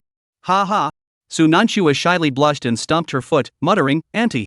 What are you talking nonsense, We are just ordinary classmates, Good. Ordinary classmates or not. Go. Let's go inside. Eat lunch. Qin's father cheerfully said, but in his heart, he sighed one after another. Really unintentional willows into shade. Who would have thought that? The old master's words had come true at that time, pointing out that he must find a girl who was out of the mud, cool and dignified to introduce to Gu Xiao, and the other party would surely like it. The other party will definitely like it, and maybe it will resolve the conflict with Qin Shi, and even establish a connection with the Qin family in the future. Now it seems to be true. Gu Xiao casually sent Su Nanxue home, and he had already felt that the entire Qin family deck was different. At the dinner table, Qin mother was naturally very happy. She didn't know the rules and regulations of it, she just felt that it was unbelievable that Su Nanxue knew Gu Tian. Hey! Old Qin, you say Gu Xiao this, how to specifically pick our family this clear water lotus under the chopsticks, I don't know, it's fate. Shin's father could only smile awkwardly. He couldn't tell the truth and say that the two of them knew each other all by premeditation. Shin was also very embarrassed, and quickly waved his hand. Mom, can you stop talking nonsense? My sister has said that it's an ordinary classmate relationship, and you're still going on and on about it. To be honest, he was really afraid that Su Nanchua would tell the truth about him letting the chaperone out, so he could only keep helping Su Nanchua to relieve herself. Luckily, Su Nanchua was just shy one after another and buried her head to eat, ignoring her aunt's various flirtations. Evening. The backyard of a villa in Kyoto. The pool was dotted with lights, and several hot bikini beauties were laughing and playing in the water. This should have been a picture of paper and gold, but the atmosphere was very depressing at the moment. Xiabin, who had bandages wrapped around his body, was lying on a chaise longue, looking at the scene in front of him with a gloomy face. There was also a huge, black Tibetan Mastiff with a ferocious face lying by his feet. Brother Ben, I think that kid Sunway must have been backed up by someone before he dared to rebel. A junior brother lowered his voice and handed over a cup of chilled lemonade in an attempt to persuade. Xiabin took the cup, his face expressionless. I know, I've already asked Lu Jian to bring someone to chase after him. The words just fell. 2A8s sped in, their wheels not yet completely stopped. Lu Jian and a few of his juniors hurriedly pushed the door down, not even bothering to take a second look at the bikini beauties by the pool. Brother Bin. It's not good. Sunway and the others ran away. We chased them all the way to the western outer ring road. Chapter 53 Going Home. Lu Jian gasped for air, his forehead covered in sweat. We're not familiar with the terrain over there. We watched them get on the bridge and run away. Snap. Xiabin violently flung the cup in his hand, lemonade splashed all over the place, the cup shattered in the stone tiles by Lu Jian's feet. You. Waste. All ing trash. Roar. The black Tibetan Mastiff next to him sensed his master Xiabin's emotions and directly pounced up in the air. Bin don't. Lu Jian was just about to dodge, but he was still a step too slow. Bang. The Tibetan Mastiff's huge body violently pounced on him, his back hitting the stone platform at the edge of the pool solidly with a loud bang. Ah! Lu Jian let out a miserable scream and tried to get up. Roar! Roar! The black Tibetan Mastiff's fishy red canine eyes carried a bloodthirsty light, biting his arm dead center, flinging his head and tearing it. In a blink of an eye, blood flowed out, and the sound of bone cracking could even be heard. The faces of the onlookers and the bikini beauty went straight to white, but none of them dared to say anything. This Tibetan Mastiff that Xiabin raised was the finest breed that cost several $1 million to get back from the plateau, and it was said to be able to do battle with lions and tigers. Aha! Brother Bin. I was wrong. I was wrong. Give it another chance. Ah! Xiabin sat on the recliner and took a sip of his cigar in silence, only raising his eyes when he saw that Lu Jian's right hand was already bloody and basically ruined. Black Diamond. Come back. Oh. The Tibetan Mastiff let out a low roar and violently let go of its mouth, dragging saliva and blood, grinning as it returned to Xiabin's feet and obediently got down. Only Lu Jian was left struggling and wailing on the ground with his face covered in blood. Xiabin squinted and swept a circle of the few juniors still present, faintly spitting out a sentence. This matter today, let this be a wake-up call for you guys. Anyone who drops the chain for me in the future, I'll directly feed it to the dogs. On the other side, Gu Tian had planned to go to the Tianqi Hotel to relax. As a result, the car had just driven to the elevated area when he received a call from his mom, asking him how come he hadn't brought home even once when he had been back for so long. And Grandpa had also come over. There was going to be a family dinner tonight, and if she didn't see him, she didn't mind letting Dad go into exile again. Good guy. As soon as he heard this, Gu Tian's steering wheel twisted, and the front of the car turned directly in the opposite direction. However, Mom was right, it was indeed not good to come back for so long without even returning home. What's more, he suddenly remembered something else. When he went to Jiangzhou before, Grandpa had sent someone to contact him privately, saying that as long as he performed well in Jiangzhou, he would come back and give him a gift. So he was now curious as to what kind of gift Grandpa would send. After all, Grandpa that bullet wiped scalp, real-life actual combat walk down the original stock, usually send a gift is not too bad, and has a strong commemorative significance. An hour later, the car drove into the most mysterious and the most inaccessible street in Kyoto, Forbidden Street. Both sides of the street were full of colorful vintage houses, with no house numbers, and they couldn't even be found on the map. Because it was Wang Hao's car that was driving. Undoubtedly, as soon as the car appeared, there were immediately hordes of plainclothes people surrounding it. Excuse me. Visiting is prohibited inside. Please return the way you came. Hello? No trespassing inside. Hello? Please step out of the vehicle for inspection. 6 more truth-wielding soldiers quickly stepped forward, their black-holed muzzles aimed directly at the car. Get out of the car. Accept the inspection. Get out of the car quickly. Get out of the car. In the face of the other party's stern rebuke, Gu Tian pressed down on the car window without panic. The next second, All the soldiers and plainclothes bodies jolted and hurriedly retracted the truth. I go. The crown prince was back. Do we still need to get out of the car to be inspected? Gu Tian raised his eyebrows and leisurely said. Anyone else who came to the street would have to show their cabinet-stamped documents for a lesser amount of time, or they would have to undergo layers of inspections and be taken into a dark room to face a machine gun for questioning. If they dared to break in. Oh. The Monkey King would have to be beaten to death. Gu Xiao. Welcome home. Everyone immediately stood up straight and saluted. Buzz. As the Ferrari drove along, a group of gun-toting guards stood guard every 50 meters.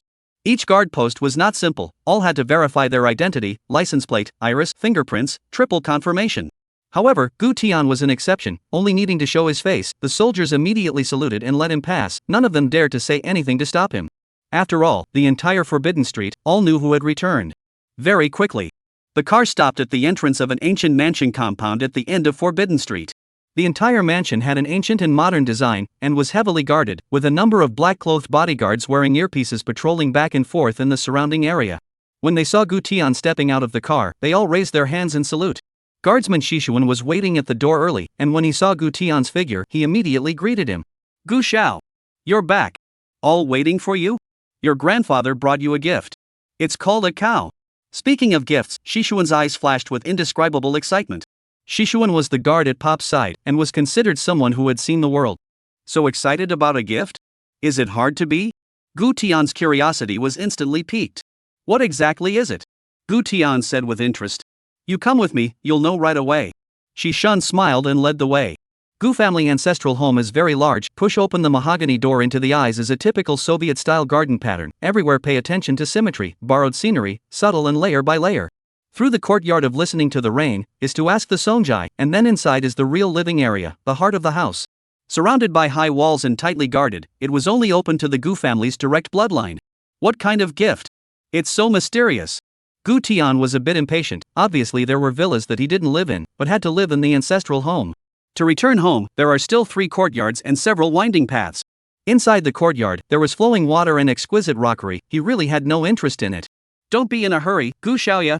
Shishuan turned around and smiled mysteriously. To be honest, this gift prepared by Elder Gu, even Elder Gu was taken aback.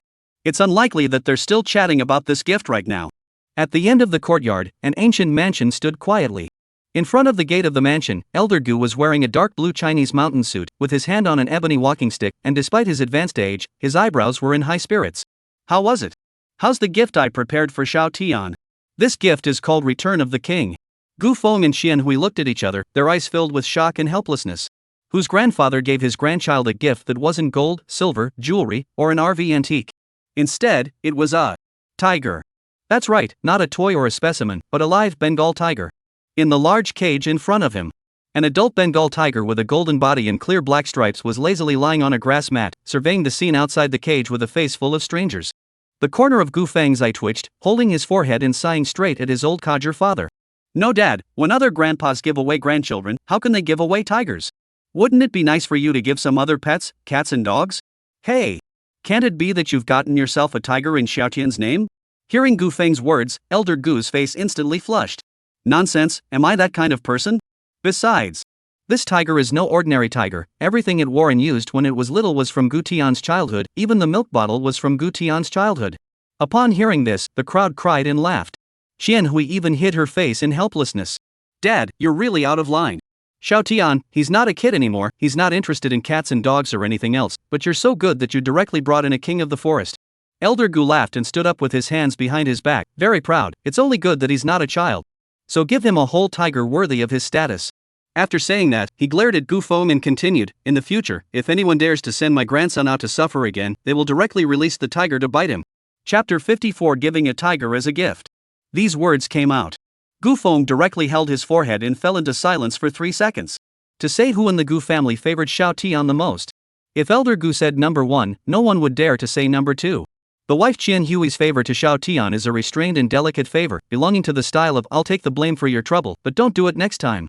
But Master Gu is not the same, say no, spoiled blatantly, belongs to the route of the grandson who said to anyone. After all, from the line of fire and the pile of dead people down, once angry, then the other side as a ghost hole. He remembers very clearly. A few years ago, Xiao Tian had a conflict with someone in a bar in Kyoto and received a slap on the wrist, not a big deal.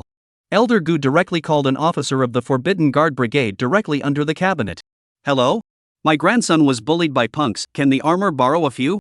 The opposite party was too scared to utter a single breath. Old master. You don't say a few units.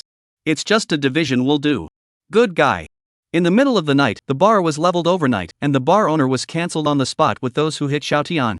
The good thing is that Xiaotian accounted for that time. The background of the bar, there are black and evil forces, otherwise this matter do not know how to be outside of the media, how to report it. At this time, a cheerful greeting dragged Gu Feng back to reality. Grandpa. Mom. Dad. Your most handsome son is back. Gu Tian was carrying a bunch of gifts in his hand, big bags and small bags, as if he had gone to the wholesale market to sweep up the goods, and shoved them all to Shishuan and the maids, and then rushed towards Elder Gu's side with big strides. To say that the most fruitful thing in the experience of Jiangzhou, that is to let Gu Tian learn to change face. When he saw his family, his little mouth was so sweet that he didn't feel like he was outside with a cold face and an aura so big that it was scary. I am my precious son. Xianhui didn't bother with her usual elegant reserve and went up to give Gu Tian a big hug. My good grandson. Quickly let Grandpa take a look.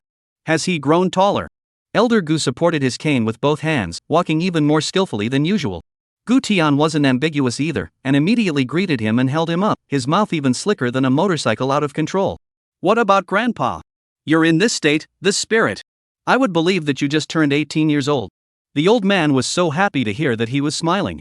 Gu Tian didn't notice the large cage not far away, but started to give gifts to the crowd with a smile. Mom. Bought you a limited edition necklace. There are only a few of them in the world. You have to wear it every day to show off. Xianhui covered her mouth in surprise. Aya. Son, Mom loves it. Dad. This is for you, a string, made of sandalwood, to refresh your mind. Gu Feng froze, originally wanted to play a steady superior old man's persona, but still the corner of his mouth grinned. Lina kid, did not forget your father Mia. Only a crooked head. Wait, play with me guys? What do you mean by refreshing the mind, and then connotation of my old age brain is not good? Gu Tian spat out his tongue and took the exquisite pastries handed over by Shishun and handed them to the old man with both hands. Grandpa. This is the oldest pastry in Ziga town, it's still the taste of Master Zhang, the headmaster. Don't you love eating this the most? Never mind the rest, just eat it. The old man nodded his head repeatedly as he was moved. The good grandson didn't love you in vain. But on second thought, he questioned, wait, didn't Master Zhang die long ago? What? You dug him out for me? Gu Tian instantly laughed. Grandpa was still as humorous as ever. No, Grandpa, I let his grandson start learning. If he can't learn, he gets electrocuted. Hey. Half a year to learn his grandfather's ancestral craft. Hearing this, Elder Gu and the others looked at each other. Especially Gu Feng, that face a whole ugly. After half a day of this whole thing, it seemed that his son hadn't failed to make any changes in his personality. However, considering that today was the day of the family gathering, it was not good for him to countenance it. Just as Gu Tian finished distributing the gifts with a smug look on his face, enjoying the laughter of his family, the Bengal tiger in the cage with its back to the crowd slowly got up. Gu Tian glanced out of the corner of his eye, and with a jolt, he subconsciously blurted out, Egu, my god! Who's this dog with skin? Gu Feng almost burst out laughing. Xianhui covered her mouth and snickered, and the old man was so happy that tears spilled out of his eyes. This is the gift Grandpa prepared for you. Hurry over and take a look. Gu Tianhui narrowed her eyes and surveyed the way her grandfather was scowling at her father and mother. When things go wrong, there must be a demon. Shishuan, what's in the cage? Being asked by Gu Tian so suddenly, Shishuan could only hold back his laughter and chimed in. Gu Xiao. Dog. Big dog with skin. Just go over and take a look. Just at the moment, Gu Tian walked over towards the iron cage with a head full of questions. The tiger in the cage sniffed a familiar odor and violently turned its head with a low roar. Roar. Gu Tian directly bounced in place. Retreat. Retreat. Retreat. I Nima. Who the hell gifts a tiger? No. Grandpa. You're giving me a gift. You're asking me to play with my life. The family was amused by Gu Tian's frightened reaction. Xianhui was even so happy that she pulled out her cell phone to record Gu Tian's dumbfounded stupidity. Elder Gu's beard curled up with joy, pointing his cane at the caged tiger. Didn't you like tigers the most when you were a kid? Grandpa didn't find a real one for you. No. Gu Tian pointed at the tiger that was rubbing against the iron mesh in the cage, and his entire body was about to collapse. When I was a kid, I liked toy tigers. Play. Tools. This is a real tiger. It will eat people. Ego my heart ah. Gu Tian was a bit speechless, covering his chest and taking half a step back. I thought that the gift from Grandpa would be either some kind of state seal, or a piece of the Forbidden City, a piece of me. In the end, the whole thing was a tiger. No wonder when Shishan said the gift at that time, that expression was very strange. At this moment, this Bengal tiger unexpectedly began to roar low and pout, walking around the iron cage with its tail wagging, never taking its eyes off Gu Tian. It even raised its paw and rubbed against the iron cage door. Like begging for the door to be opened? Why are you so wimpy, kid? I can remember that you weren't afraid of the sky or the earth before. Have the guts to go up and touch it. Gu Feng was laughing on the side, but still followed the coaxing. As a result, the words just landed. It was met with beautiful eyes with a deathly aura from Qian Hui next to him. What did you say? Why don't you go and touch it? Dad, look. How old is Gu Feng? He still can't talk without thinking. Which had never occurred to him. Elder Gu, however, nodded his head with a single smile. It's fine, it doesn't bite, touch it and it won't bite. These words came out. Qian Hui slammed her forehead, a whole speechless. How? Gu family members? Are all this a virtue? But not waiting for her to continue to spit, but the afterglow suddenly glimpsed Gu Tian actually watery toward the cage door? Qian Hui instantly changed her face and anxiously shouted, "Hey! Xiao Tian! Don't listen to your father and grandfather." Gu Feng also instantly read warm. He was just joking, he didn't expect this kid to be so brave. Hey! Stop! I was joking. Don't go over there. This if there is a long or short, he and his wife will not be deleted and reopened? On guard. Protect Gu Xiao. Kill him if you have to. Shishan reacted quickly, his hand snapping to his waist as he ran forward. Swish, swish, swish, swish. A dozen or so loaded Secret Service officers scurried out, their black holes of gun muzzles all aimed at the tiger in the iron cage. As long as the tiger had a tendency to attack, they would be able to beat it into a sieve in the next second. Originally, Gu Tian was still a bit apprehensive, but it seemed that such security measures instantly had a bottom line. Jerking a cat or a dog doesn't eat cilantro, but who has ever jerked a tiger? Just at the moment Gu Tian stretched out his hand, something miraculous happened. Chapter 55, Bite him for me. The tiger actually really tilted his head just like a big cat and came forward. Not at a sir. You so active? Really touch? Gu Tian held back his inner panic and reached into the cage to touch its head. Result. Not only did the tiger not show a fierce look, but it instead shook its head, closed its eyes to enjoy itself, and the corners of its mouth even rose, completely resembling an enlarged cat. This scene saw Qian Hui and Gu Feng in a cold sweat. Gu Tian this. Good brat. Braver than even Lao Zi.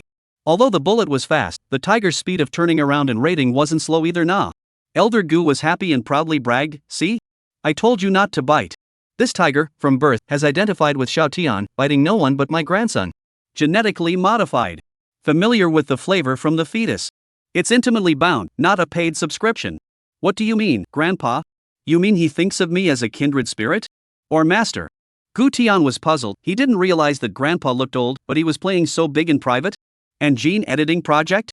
Grandpa Gu didn't know how to explain it. After all, this was all a whole thing by the researchers behind it, and he was just saying it from the book. Yeah, that's what it means anyway. Oh, Gu Tian nodded at his words.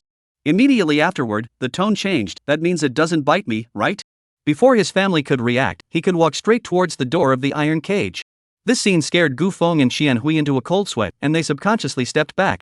Today was a day for a family gathering, not a day for a banquet. Xiao Tian. You don't mess around ha. Mom will double your allowance again. Gu Feng, who was usually high and mighty, was not calm at this time. Kid. Don't believe your grandfather's words, your grandfather I look. Like he has the precursor of Alzheimer's. Unfortunately. Everything was too late. The corners of Gu Tian's mouth rose slightly, his eyes filled with the firmness of I believe in my grandfather, and his fingertips gently pressed. Ka-da. The locking tongue of the iron gate made a crisp sound. The fence slowly rose. The Bengal tiger in the cage with a horrifying aura got up violently and slowly walked out. Seeing this terrifying scene in front of him, He Shan and the other Secret Service personnel's eyes were almost glazed over. I Nima. Prince Master, you're really on it. Observe the tiger's movements. As soon as it makes an attack, move immediately. Don't move. Mr. Prince, you're so fierce. It's really a fierce tiger coming out of its cage. Compared to the nervousness and shock of the crowd. Gu Tian, however, stood still and looked at the big cat that was slowly approaching with an excited expression. TSK. It doesn't look that scary. Isn't it just a bigger looking cat? Gu Feng. Qian Hui. Shi Shuan. Gu Dong. My grandson is really a tiger with the guts of a tiger. Elder Gu swallowed his shocked saliva. Under the horrified gaze of the crowd. As soon as this majestic Bengal tiger approached Gu Tian, it began to sniff continuously. It then resembled a tame kitten, rubbing and arching against Gu Tian regardless. And Gu Tian slowly squatted down and jacked up this big cat. Shishuan, bring me a dog chain. These words came out. The crowd all broke out in a cold sweat. Misty grass. Is this ing speaking human language? This is a tiger. It's not a dog. Although he was shocked, Shishuan honestly looked for a police dog's leash. Gu Tian took it and put it on the tiger. The key is that the tiger not only did not resist, his head also disliked to the collar. This cooperation degree hit the workers to see all the tears. The old man Gu couldn't stop sighing. Aya. I told you. Our Xiaotian is a god in the sky. Able to subdue the beasts. What's that Dongyue emperor? His mount is a white-fronted tiger. Our Xiaotian is definitely the reincarnation of Emperor Dongyue. These words caused Gu Feng to have a black face. What Dongyue great emperor? Now that the tiger didn't have any aggressive behavior, it was obviously fear in the face of the truth, or it had eaten its fill in advance. He was the king of all beasts, not a fool. He could definitely tell the difference between a full meal and a full stomach. Dad. When you are bored, enjoy the flowers, birds, fish. Do not always read those foreign persimmon fairy novels, okay? This is also how the whole out of Dongyue da diet. After saying this, he quickly waved his hand for Gu Tian to come over. Kid, don't play that scary thing. Hurry into the house, dinner is ready. However, Gu Tian was in no hurry to turn around, but instead, the corner of his mouth slightly hooked, revealing a cheerful smile. He Shan's heart thumped. Not good. When Gu Xiao smiled, life and death were hard to predict. As expected, Gu Tian tugged on the tiger's chain and pointed at Gu Feng not far away, signaling, see that man in front? Go! Bite him for me. I Nima. Gu Xiao. That's your father. You don't have to. That position will be yours sooner or later. The next second. The big tiger that was originally lying on the ground lazily, actually really stood up and stared at Gu Feng with a ferocious light, with a look of giving his big brother a job to do. Gu Tian was instantly agitated. Good job. Bruce. Gu Feng was once again scared to the point of red warmth in place, backing up one by one. Hey. You really listen You beast really want to come over and bite me. I knew your grandfather's little scientific research was unreliable. He soon. Go. Take the researchers who worked on this tiger and put them in the family tree. Why are you so mean to everyone but me? After saying this, he stumbled towards the steps, fearing that the tiger might pounce on him in case of a burst. This scene. Elder Gu sat in his recliner and laughed until his cane hit the beat. Ha. Worthy of being my grandson. Adjusting the tiger to invisibility, scaring father in a flash. Without a doubt. The family had a great time at dinner. Gu Tian was very fond of this tiger and even gave it the name Gu Million. Of course, he was afraid that afterward, old dad would get rid of this tiger. So at the dinner table, he praised grandpa's gift so much that he coaxed Gu Laozi into becoming a grandson and directly ordered that no one but his grandson could hit this tiger. Gu Tian was very happy about his grandfather's statement. He thought about it, in the future, when others walk the dog, he will walk the tiger. Those who offended him would not be sunk in the river, but would be sent directly into Gu Million's mouth to be digested. The poop pulled out can also be recycled, the main one is environmentally friendly. At the same time, on the other side of the ocean, in a top-sea view villa on the west coast of a certain country, the early morning sunlight sprinkled on the soft and cozy princess bed through the floor-to-ceiling windows. A girl with three-dimensional delicate features and a cool and noble appearance slowly sat up rubbing her hair. Several blonde maids stood respectfully at the side. Some carried water, some carried breakfast, and some held today's latest fashion magazines and stock market dailies in their hands. Ms. Mia, the temperature is slightly higher today. Chanel headquarters just sent over the latest models for this season. Would you like to wear them out? A maid asked softly. Lin Shusi gently rubbed her temples, her tone light, not going out. Lin Shusi. Lin Lao's pearl in the palm of his hand, having gone to school outside for many years, he was the most mysterious goddess-like figure in the entire West Coast upper-class circle. In the words of the rats in the study abroad circle, this woman was so beautiful that she was untainted and unapproachable. She doesn't love socializing, doesn't like noise, and is used to being alone. Some said she was a reserved duchess, while others said she was an iceberg beauty. But either way, no one dared to approach easily. After all, in the upper-class circle of study abroad, a random brick can hit a person who is beyond cognizance, or even in the heavenly palace. To put it bluntly, the more mysterious the background, the more heaven-defying the identity. While Lin Shusi was trying to get her brain to turn on, the cell phone by the bedside table rang. The caller Lin Guoxian. Chapter 56, Lin Shusi's Heart. Her father, who was so powerful and famous that he had single-handedly laid down the family's power map. However, Lin Shusi's beautiful eyes did not have a single ripple in them, as if she had prepared her full name. Her fingertips slipped and connected. Hello. The voice was still clear and cold, as if the snow had not melted in March. The other end of the phone was silent for a moment, and Lin Lao's slightly low voice was heard. Shusi, it's time to go home. Lin Shusi raised her beautiful eyes and casually glanced at them. The maids retreated very knowingly, although they didn't understand the dragon language. but it always felt like the voice on the other end of the cell phone was familiar. It seems like I've heard it before on TV? Lin Lao continued, you should already know some news. Gu Feng's son has returned to Kyoto. Lin Shusi, so? Gu Fo might be testing me, maybe he's cultivating Gu Tian. I don't know if you know anything about what happened in Zhangzhou, there are some things. You know. Lin Lao stopped talking in the middle of his sentence. He believed that his daughter could understand what he meant. Lin Shusi smiled gently, but the smile did not reach her eyes. So you want me to go back and be your bargaining chip in the power world? No. Lin Lao's tone was soft. You're my daughter. I want you to return home. You've been avoiding it for so many years. It's almost time to come back. You now remember that I'm your daughter. Lin Shusi smiled faintly, but her beautiful eyes looked like her mother, the woman who had stunned time. Lin Shusi's mother was called Kong Shuling, the eldest daughter of the imperial capital's scholarly family, talented and magnificent. When Lin Guoxian was young, he was deeply impressed by her poetic style and elegance of speech, and pursued her with all his might, and eventually the lovers were united. After marriage, Kong Shueling put aside the pride of the Kong family's daughter, willing to keep a low profile, accompanied Lin Guoxian all the way to his career. After giving birth to Lin Shusi is retired from the scene, dedicated to raising children with their husbands. Originally, it was a good story that could be called a model marriage in the civil service. Whoever thought, but because of a storm the Kong family fell apart. Kong Shueling's own brother Kong Xianchang, relying on the identity of his brother-in-law, the city of a hand, a large metal and real estate, investment projects, secretly annexed Long Capital, the amount of shocking. But at that time, Lin Guoxian had just served as secretary of the Imperial Municipal Party Committee, completely above the wind and waves. In the face of surging public opinion and inspection committee inspection team, had to personally clap, a cut, personally will be brother-in-law Kong Xiancheng sent to life on the bench. The Kong family thus fell overnight, the old man's anger, heart attack. Kong Shuling is more grief and anger, and Lin Guoxian face-to-face quarrel, angrily denounced his ruthlessness. Since then, the two existed in name only, towards separation, and later secretly did the divorce formalities. This incident in the heart of Lin Shusi, completely an unhealable rift. In her eyes, Lin Guoxian is a good public servant, but definitely not a qualified father. From the time she could remember, every time she ate, instead of asking her mother and her if they had eaten, she asked the secretary crowd if they had eaten.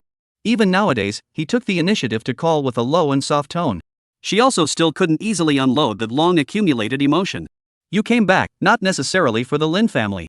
Lin Lao paused for a moment and added meaningfully, you've grown up now, there are some things you need to get in touch with, that's never where you belong, not to mention that I'm worried about you too, come back. Where I belong, has always been freedom. Lin Shusi's voice didn't fluctuate half as much. Just as she was about to hang up, Lin Guoxian's tone changed. If you come back, I'll consider having a good talk with your mom, in addition to your uncle's matter. It hadn't even finished. Lin Shusko hung up the phone. The entire villa was surprisingly quiet, with only the sound of waves tumbling outside the window. Obviously a threat, but also like a promise. It was clearly a test, but it precisely stepped on the softest corner of her heart. It was like a rebellious daughter stepping into her father's carefully designed orbit. But bias, she really faltered. Lin Shusi stood in front of the floor-to-ceiling mirror, her beautiful eyes looking towards the distant skyline for a long time before she slowly turned around. Monica, come here for a moment. The blonde maid at the door who was waiting for orders at any time pushed her way in at the sound of her voice. What is it, Ms. Mia? Lin Shusi pursed her red lips slightly, her tone soft and cold. Inform the principal of Ethelwyn Royal Polytechnic University and tell him to help me with the withdrawal procedures. The maid looked shocked, thinking that she had heard wrong. Miss Mia? You mean? Yes, I want to withdraw from school. This side. Gu Tian, who had finished eating, was dashingly holding the tiger as he strolled through the courtyard. If there had been an eagle, it would have been a complete left holding yellow and a right prime. This scene made the guards and secret service as well as the bodyguards all sweat. How did the prince walk a Bengal gold tapering as a corgi? Shishuan, in particular, had his hand tightly holding onto the truth at his waist, fearing that something might happen. Heishuan, do you think it will ride in the car? It won't get carsick, right? Walking to the entrance of the courtyard, Gu Tian sized up the big guy and glanced at Babs at the door. This. Shishuan was a bit speechless for a moment. The prince's posture. Is he really going to take it out for a walk? If this was on the main street, it would definitely cause a panic among the citizens of Kyoto. If the tiger was hungry, it would be like eating a buffet. Theoretically, it shouldn't. But are you really going to take him out, Mr. Gu? Of course, other people walk their dogs, why can't I walk a tiger? Gu Tian raised his eyebrows and laughed. Before Shishun could react, Gu Tianka opened the trunk and lowered all the rear seats. The tiger, as if it had a heart-to-heart, directly jumped up, yawned and plopped down. All right. Let's go. Gu Tian kicked the gas. Babs disappeared directly into the crowd's line of sight, leaving only Shishan and the soldiers standing guard full of faces in the wind. Company commander. How many levels of security incident is it considered for the prince to bring a tiger out on the street? Shishan was a bit speechless. He only felt that he was walking on thin ice on the road of the military. I'm afraid that it is difficult to go to the other side of the river. Half an hour later. The car then drove towards the Forbidden Garden. This place was originally a royal garden that was later transformed into an open park. Coupled with the fact that it was located in the heart of Kyoto where every inch of land was gold, and with a bit of royal blood in its name, it became the first choice of many noble women, rich ladies, and Netflix bloggers to walk their dogs and take pictures to hit the spot. Especially after dinner every day, this place almost became a beauty pageant for dog VIPs. For Gu Tian, this place was perfect for walking a tiger. Not bad. Quite empty. Gu Tian parked the car smoothly and took off his sunglasses to survey the surroundings. Just as he opened the car door and was about to get out. Woof! Woohoo! A bark suddenly came from near his feet. FCK. Gu Tian only felt a softness in the soles of his feet, and his entire body jumped straight up in place as if he was electrified. Whose dog is not on a leash? Running here to pee? Woof woof woof. Only to see a brown teddy barking furiously at him, with a series of urine stains on the side of the tire. Apparently he had just stepped on the teddy's paw when he got out of the car. Woof woof woof. Teddy was fierce, showing his teeth and barking furiously at Gu Tian, and he kept coming forward. No. What are you barking for, dog? It's not like I stepped on you on purpose. Whose good dog came all the way over to pee by my tires? Go go go. Gu Tian waved his hand in an attempt to drive Teddy away so that he could walk to the trunk and release Gu Wanlian. Nay, Teddy wasn't a wimp at all, bursting forward 2 steps every now and then in a vengeful stance. Woof woof woof. At this time. Iya. My little baby. So you're here. Mommy thought you'd lost it. A noblewoman trotted over on her high heels. Obviously the dog's owner. And as soon as Teddy took a look at his owner's arrival, he was instantly possessed by the playwright. His acting skills were online, and he directly limped and ran away for 2 steps, then rolled on the spot and let out a whimpering and aggrieved humming sound. Son. What happened to you? Who bullied you? The noblewoman picked up the sprawling, rolling Teddy in one hand. My little cub. Who bullied you? You quickly tell your mom. Did someone beat you up? Gu Tian. Woof woof. Teddy unleashed a mournful whimper into the noblewoman's ear. And he didn't forget to turn back to bark 2 more woofs furiously at Gu Tian. The meaning couldn't be more obvious. It was him. Mom. It's him who bullied me. Oi. You. Only then did the noblewoman turn around, holding the dog in one hand and crossing her arms with the other in an aggressive manner and drinking at Gu Tian. Wasn't it you who bullied my son? Was it you who beat up my son? Gu Tian. When people were speechless, they would always inexplicably want to laugh. He empathized with this moment, and looking at the noblewoman's aggressive face, Gu Tian laughed. Right. That's right. It peed on the side of my car and I got out and stepped on it. For this explanation, the noblewoman did not buy it in the slightest. Your wheels are that dirty? What's wrong with my son going for a pee? Do you know how valuable it is? It drinks imported dog milk, eats organic fresh meat, and has an exclusive nutritionist to prepare meals every day. What if you step on it? Who will pay for my son's psychological trauma? And you a broken Mercedes-Benz Big G, what's wrong with taking a piss? Hearing this, Gu Tian's breath almost didn't come up. This Nima. This is a limited edition Barbos he. Surprisingly, it was said to be a broken Big G? Mom. I'll open the trunk and let you and your dog's son experience what is called Wilderness Battle Royale SSS Season. Chapter 57, Suspected you of stealing the dog. Go to hell and back. Just when Gu Tian took out the key and was ready to open the trunk, to have a 0-frame start to release the tiger. Nay, the front swing is too long, many people walking their dogs have come over to watch, pointing at him. That's if the tiger is out of the cage. Oh, that would be quite a life. The late intent of the Beyond, the first birth of the eastern sunset. Gu Tian put away his keys and turned around, taking a deep breath. What do you want? It's just a dog, not to mention you're not holding a leash. The words just fell. How dare you? My son is a human being. Not a dog. The noblewoman was so angry that she almost smashed her dog bag over. The dog walkers next to her heard this sentence in silence, and the cows and horses were frustrated. One's own life was not as good as a dog? What's wrong? What's wrong? What happened? A few noble women who were also walking their dogs recognized the Teddy noblewoman and walked up to ask about it. There was no doubt about it. Under the Teddy noblewoman adding fuel to the fire, several people quickly reached a united front. Why is this person like this? Hey! You step on other people's dogs and still have a point, right? That's right. You broken Big G, what's wrong with taking a piss? Woof woof woof. Their dogs were also dogfighting, barking furiously at Gu Tian, and the Doberman Pinscher Bulldog was still bursting forward one after another. With such a scene, watching Gu Tian really dried up his silence. Everyone else was begging to come into wealth, how come there were still people begging to die? However, he also does not want to do too much evaluation. If today he was really bitten by the dog, even people with dogs threw the chicken death on the line. At this time, Shishan also led the guards drove over. As a result, when he parked his car not far away, he saw Gu Tian surrounded by a group of barking dogs and aggressive noble women. In a split second. No! What the hell? Leading dogs around the prince?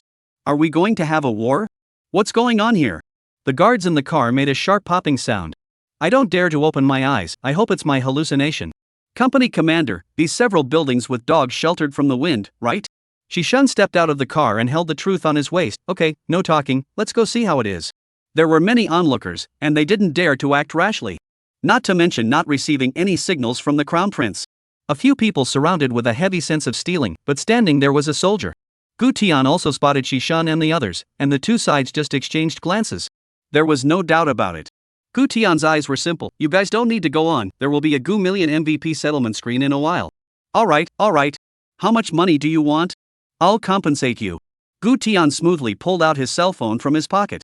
Of course, what he compensated was not the cost of stepping on that foot, but the cremation and cemetery fees for the followers and the dogs. Just these few barking dogs? Gu Million definitely took a bite out of little Teddy. This action instantly ignited the anger of the surrounding noble women. Anyone who could walk a dog here wasn't too bad at taking $3, $5, $80,000. What are you pretending for? We don't lack money. Apologize. You have to apologize to this dog. You think you can fool around by giving a few stinking dollars? With the addition of a crowd of famous women and noble women, the noblewoman who was holding Teddy also had her aura on full blast like she had chicken blood. Right. Apologize to me. What are you pretending with me? My son is more expensive than your car. You apologize to my dog son. Gu Tian. I've never heard of a Teddy selling for $30 million. I just wanted to open my mouth to dislike it, but then I realized that a few noble women were furtively exchanging some kind of tactics. The next second. Ka. Several large, fiery dogs directly charged off the leash, running towards Gu Tian. Holy! Directly opening up a group? Gu Tian hadn't expected the other party to be so unmartialized, and prepared to surround Babs with a King of Qin around the pillar-style flash. But the next second. Swish! Several dogs had just rushed to the side of the car, when suddenly the whole group made an emergency brake, each one of them lowering their heads and sniffing furiously, their expressions changing from arrogant to wrong. Not right. Suddenly. The Doberman in the lead looked as if he had discovered the world's most unwanted creature hiding in the trunk, and instantly ran wildly with a wail. The other dogs are also like Trigger Rat Aya kicked the steel plate, heir wow chaotic scurry to the green belt. Several noble women all confused, high heel shoes are shocked off the strap. Hey. My dog. Come back. Hey. How did it run away? What's going on? They were deliberately letting go, thinking that they would stage a bit of a bite to teach this little guy a lesson. How come the dogs all collapsed? Gu Tian, on the other hand, stood still, hooking the corners of his mouth with a playful face. A dog's sense of smell was very well developed. Even if the other party is a big dog, but in front of his Bengal tiger, it is a pure bloodline crushing. If just now that would be his ruthlessness up to open the trunk, it would definitely be a crunching mess to kill. Ha. Such a big dog so wimpy? Laugh me to death. How are all scared away by this youth? Doberman so wimpy? Why did these dogs run away as soon as they got close to the car? What's in the car? The onlookers and eaters also laughed, which made a few noble women's faces lose face. Say, did you install a dog repeller in the trunk? Are you a dog thief? Open the trunk and let us see. What did you do? Why did my dog run away as soon as it got near your car? The more the several noble women spoke, the more outrageous they became, and their expressions grew even more certain. Gu Tian rarely came to the Forbidden Garden and didn't realize that there had been incidents of dog theft and dog abduction here. Gangs of dog abductors had appeared here before. These people used special equipment to lure the dogs, scare them, drive them away, and then control them with electric shocks or drugs. Only when the dog owner posted a notice looking for the dog, as well as offering an exorbitant sum of gratitude, did they send the dog back. Although the den was later terminated, these shadows were widely spread in the noble women's circle, and everyone was at risk. And just now, they had witnessed their own pampered and even a bit arrogant and domineering dog son, approaching the other party's car and then actually all but collapsing and fleeing. This is obviously not a normal reaction of a dog. So at this point there is only one truth. The other party's car must be equipped with a dog repellent or dog attraction machine. Let me tell you. My friend's family's expensive corgi is so lost, my family Tibetan mastiff chased after it, close to the car was scared away. Hurry up and let him open the trunk to see if there are any dog-catching instruments and tools in the end? A few noble women talk, the more they say the more vigorously, but also said that there is a nose and eyes. And the noblewoman who was holding Teddy also realized after the fact and raised her head violently to question. Yeah. There are so many cars here. Why did my Teddy run by your car to Qiao? Did you lure it over there? While saying these words, the noblewoman was even looking Gu Tian up and down with very unkind eyes.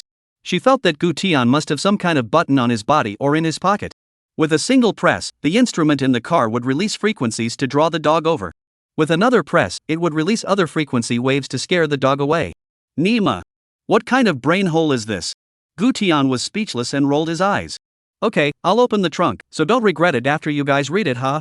Chapter 58, Gu Million First Blood. Whichever thought. The Teddy noblewoman directly yelled at the top of her voice. Come on people. I caught the gang that stole the dog. Everyone come over and look. This kid is stealing dogs. Look at the people. Sisters are united, their strength breaks the gold. The few remaining noble women exchanged glances with each other and also howled at the top of their voices. Everyone, come see. The dog thief was caught by us. He hid a lot of dogs in his trunk. Everyone smashed the car to save the dog. The people around were watching the fun. A few young men playing baseball.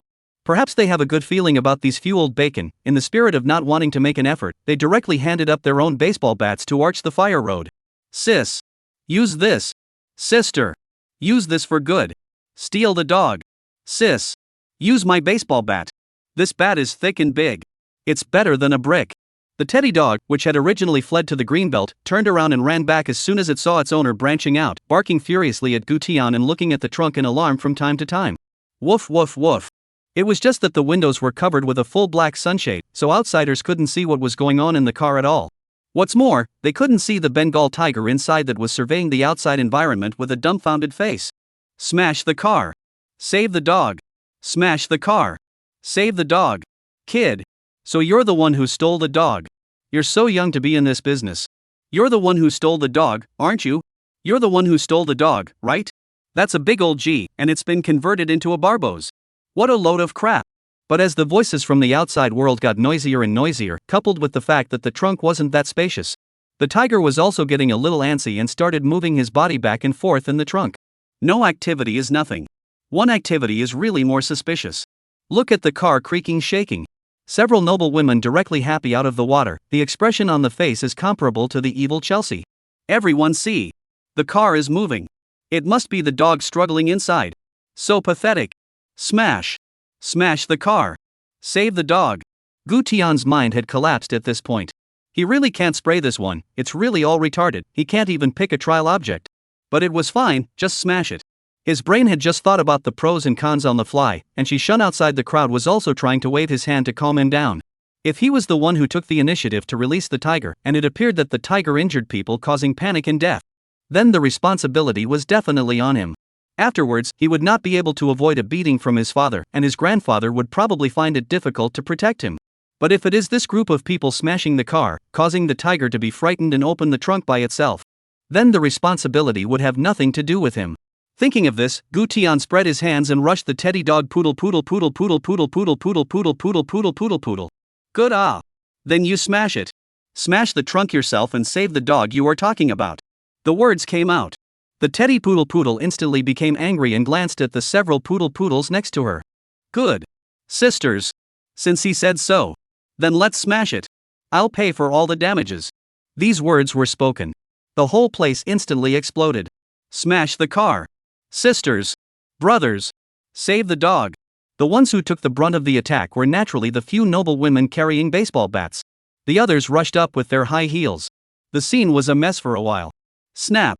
Clang. Snap. Since the noblewoman said that she would pay for all the damages, there was no lack of those who were up in arms to join in the fun. It was hard to buy a Mercedes Big G, but it was still easy to destroy one. So many melon eaters smashed the lights, smashed the mirrors, and even some were ready to lift the car to overturn. Such a big movement, the Bengal tiger inside the car instantly not calm. Just when a group of people smashed vigorously. Ah! An earth-shattering roar exploded out from the trunk. The crowd's complexion jolted. Wait? What's that sound? The bat in the baseball man's hand was still resting in midair, and for a moment he didn't know whether to drop it or raise it higher. Not to mention the few noble women whose bodies directly trembled and almost stumbled and fell. Holy! What's moving inside? It doesn't seem like. It's a dog, ah! I heard. Like a tiger barking. The teddy noblewoman instantly laughed. Ha ha! A tiger? What a niche word, there's a tiger downtown. Sisters! It must just be sound effects in here. Playing the tiger's whine to scare us and the dogs.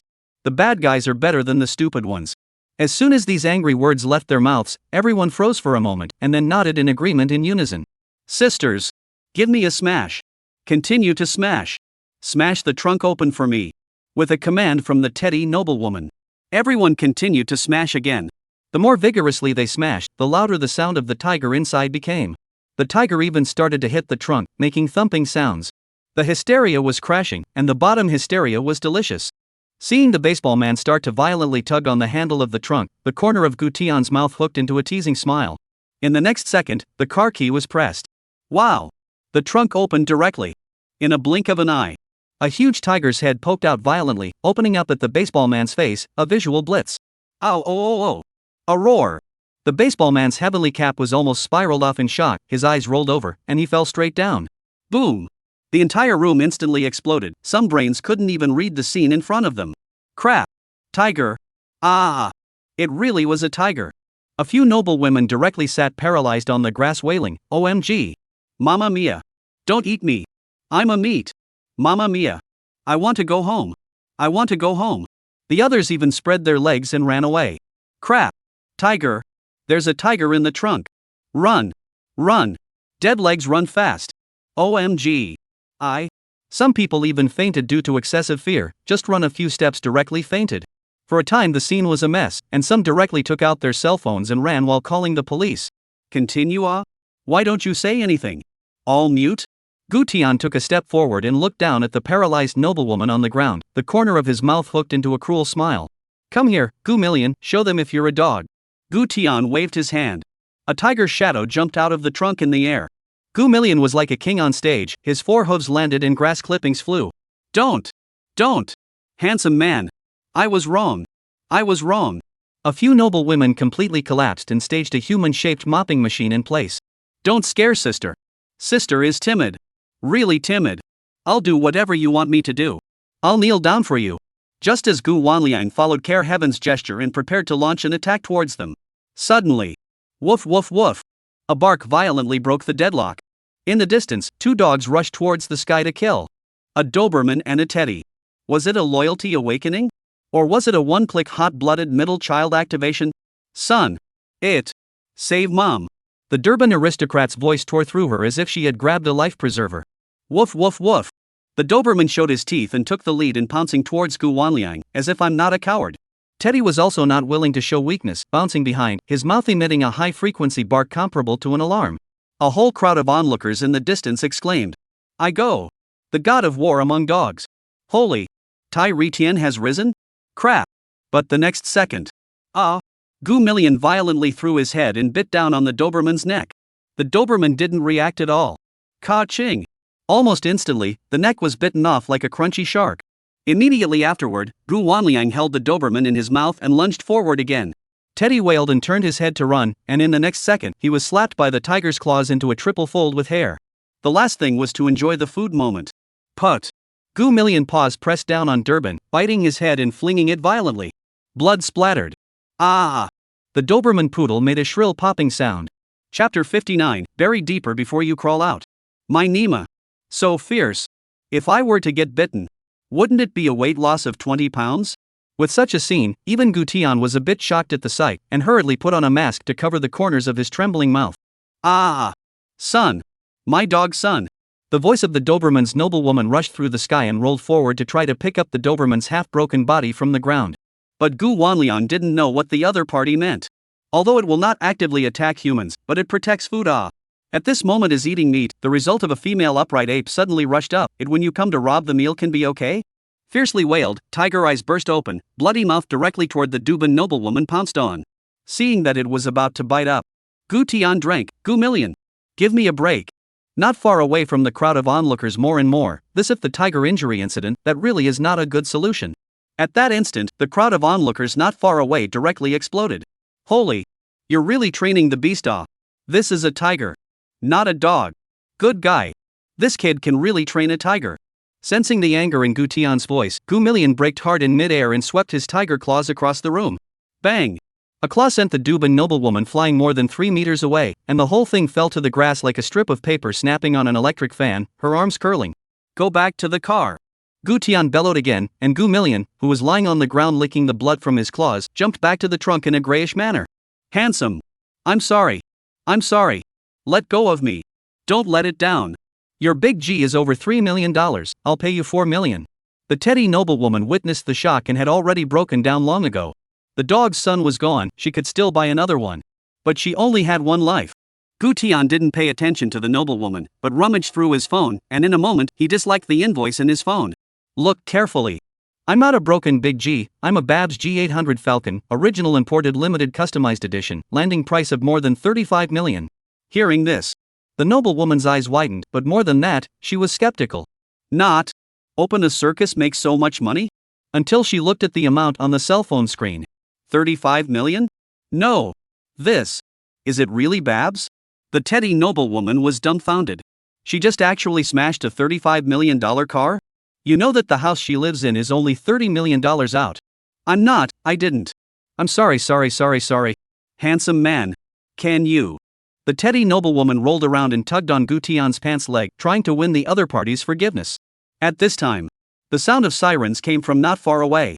Only 2 police department cars were seen whistling over this way. The crowd of onlookers exploded in shock. The police officers are here. Great. They're saved. Nima. How come only 2 cars came? We're going to have to fight terrorism, right? Is this a circus tiger, or is this guy's pet? What's wrong with having a tiger as a pet when you're almost Babs? The Teddy noblewoman instantly put away her pleading face and stood up, frantically waving at the police car. Help! Uncle Dan! Help! This man is a pensioner tiger. And arrest him. This maniac. He even aged a tiger. You guys arrest him. Which was once thought. The scene she was expecting didn't happen. Several police officers drove up, got out of their cars and trotted straight to Gu Tian. Comrade, you. Are you alright? Did the vicious dog hurt you? Seeing the respectful and nervous eyes of the other party, Gu Tian knew that Bluetooth had been paired successfully and said with a faint smile. It's fine, hard work you guys. No, buddy. The Teddy noblewoman was a whole lot confused, pointing at the corpse of her dog's son on the ground and said excitedly. Not Constable. It was him. It's him walking the tiger. Walking the tiger The tiger bit him. Tiger? A couple of officers exchanged glances and looked around in a pretense of searching. Where's the tiger? How come I don't see a tiger? Hearing the commotion coming from outside, Gu Wanliang poked his head out of the trunk again. Hiss. Several police officers instantly broke out in a cold sweat. Nima. Worthy of being the crown prince? This kind of beast can be pulled out for a walk.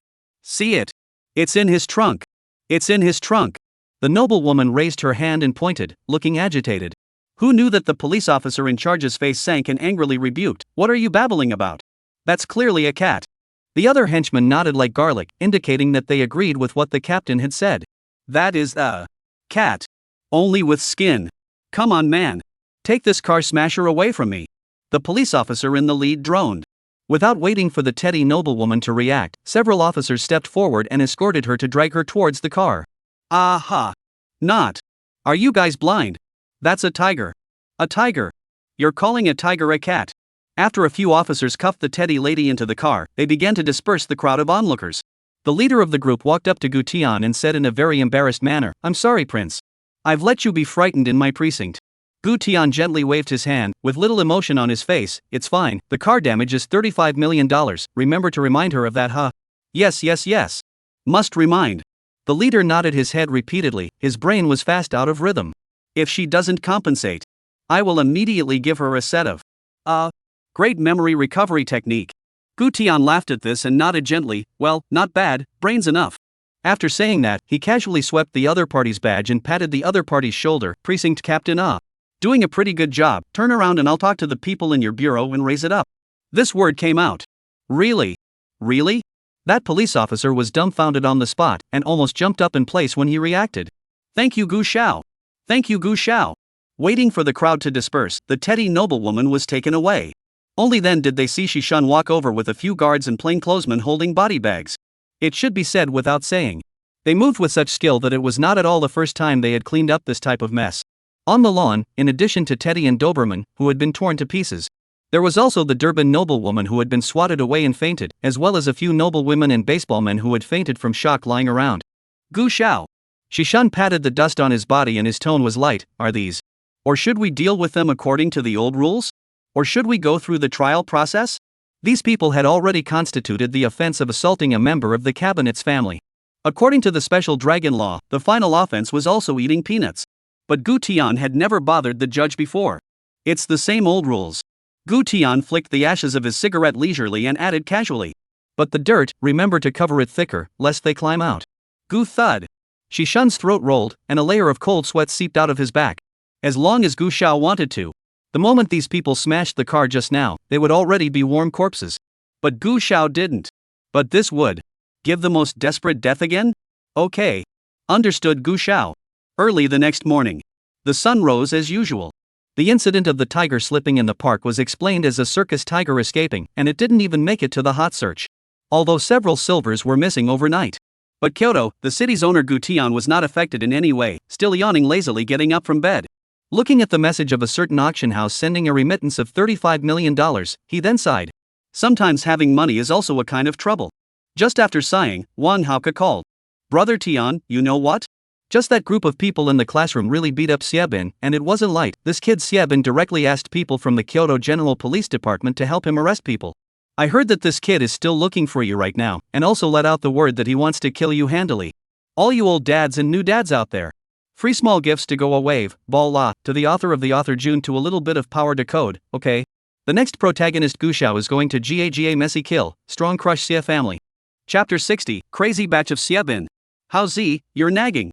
Who is Xiebin again? Why do you always like to pull this kind of nonsense early in the morning? Gu Tian was impatient. One of the things that annoyed him the most was when he had just gotten up and his brain hadn't even finished booting up yet, he was being yacked at in his ear to start a group and open a microphone. And Wang Hao was such a person. There was a lot of nonsense. That's how things were, but what exactly was going on still depended on the situation. Wang Hao on the other end of the phone was confused and added, No Tian, you really don't know? It's the one where they shouted Brother Bin in the classroom. The one you parachute kicked down at the school gate is Xiebin, then in the big classroom, the one who said he liked Su Nanxue, that one is also Xiebin, the one who harassed Su Nanxue and made her go to the hospital, those people are Xiebin's little brothers. And then didn't you let Xiebin's little brother go to the hospital and beat up Xiebin? Those people really beat up Xiebin. Gu Tian responded with a seeming understanding. He never wasted brain capacity for people who didn't have to. After all, what his brain had to hold was the future development of all mankind. So what, who is this Xiebin? Faced with Gu Tian's habit of being a nobleman and forgetting things, Wang Hao could only give Gu Tian the science. To put it simply, Xia Juanhao was the boss of the Xie family, a native rich young man from Kyoto. And what about Xiebin? Is Xie Yong early years outside the illegitimate son? The real mother Huang Suizui is a third-line model, looks good, but no background, no roots. Xie Yong simply did not give her any name. Later on, Xie Yong's wife found out. Huang Suizui on the box lunch, if not Xie Yong protection, Xiebin also together to find his mom went. Later Xie Yong wind up, presumably guilt on the head, Xiebin picked up back. As a result, the boy began to fly self-soil high. People are not very smart, 3 views are still crooked, outrageous. Not from a child's own mother and father to bring out the child. Once the rich and powerful fall from the sky, the mentality is more or less a bit problematic. In addition, Xiebin has a kind of extreme mentality that I want to make up for what I didn't get before. So that the whole person more or less a little crazy batch, stupid batch feeling. The worst thing is that Xie Yong has a feeling of compensatory favoritism towards him. Gu Tian listened and yawned lazily. I hear you, it's just motherless orphans, right? These words came out. Wang Hao. He had asked many people to investigate this information. The result was exchanged for a sentence from Brother Tian that the other party didn't have a mom? Not Brother Tian, this Xiebin kid is now investigating you and wants to kill you handily, you'd better pay attention in the future. Send more security around, in case he gives you a brick on the road that day, it's enough to toss you. Okay, cut the crap, I'm getting up, haha, hanging up. Gu Tian was too lazy to talk to Wang Hao that much. And give him a brick? Oh. Before the brick was raised, it was estimated to be sieved by the surrounding plainclothes. But it was time to say no. This Xiebin did arouse his interest. Crazy batch is it? He gave him a stupid batch. Capital University Venture Incubation Experimental Building. The sunlight in the morning was still gentle, and the crowd was walking sparsely around. Suddenly, boom! A matte black Bugatti Veyron surged into the crowd's field of vision.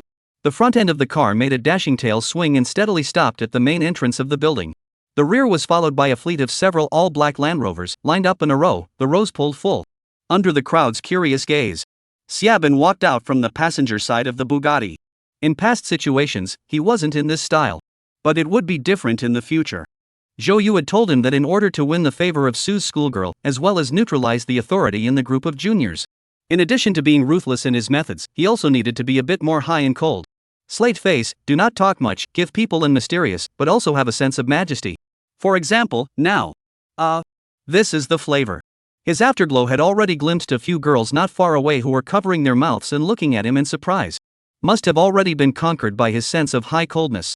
Little kind, not to fascinate you guys to death. Wow! This car is so handsome. Who's the one who got down from the passenger side? It's Xiaobin. Vomit. No more looking, let's go to class. This is a high-profile support venue provided by the Capital University to encourage student entrepreneurship. And Xiaobin, with the background and funds directly take a layer named Brother Xia Media, the beautiful name of the live startup. In fact, it is a circle of powerful sons and daughters of the entertainment and recreation place. Nothing to do with a bunch of pretty girls to engage in activities shooting segment and incidentally teach to do people. Xiaobin walked into the building, and the minions behind him followed closely behind. Say, how did Sunwei and the others handle it? Brother Xia, don't worry. Junior brother Zhang Tao said with an evil smile on his face, Sunwei has already let us cripple him, he's still hanging on in ICU. Also, I've sent someone close to his family's nanny and stuffed a box of gold bars into his house. The people from the inspection team should be on their way to his house. As for the gang of minions that followed him, they should have grown corpse spots by now. These few minions were Xiaobin's true lineage. They played with Xiaobin in the early days. After Xiaobin was picked up by his real father and returned to Kyoto, he didn't forget about them either. To put it bluntly, Xiaobin had helped them as well as their families make the class leap. They were naturally incredibly loyal to Xiaobin. Regarding Zhang Tao's report, Xiaobin nodded in satisfaction. He just wanted Sunwei to experience the feeling that life was worse than death.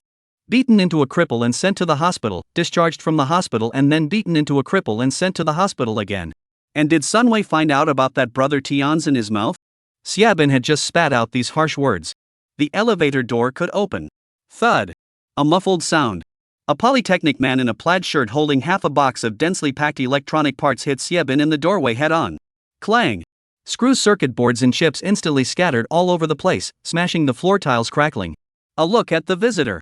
The Polytechnic man was so scared on the spot that he almost knelt down, unable to pick up the parts on the ground, and hurriedly bowed and apologized. Right, sorry. Brother Bin. I didn't do it on purpose. I really didn't mean it. I didn't see it. I was holding the box. My field of vision was obscured. Are you blind?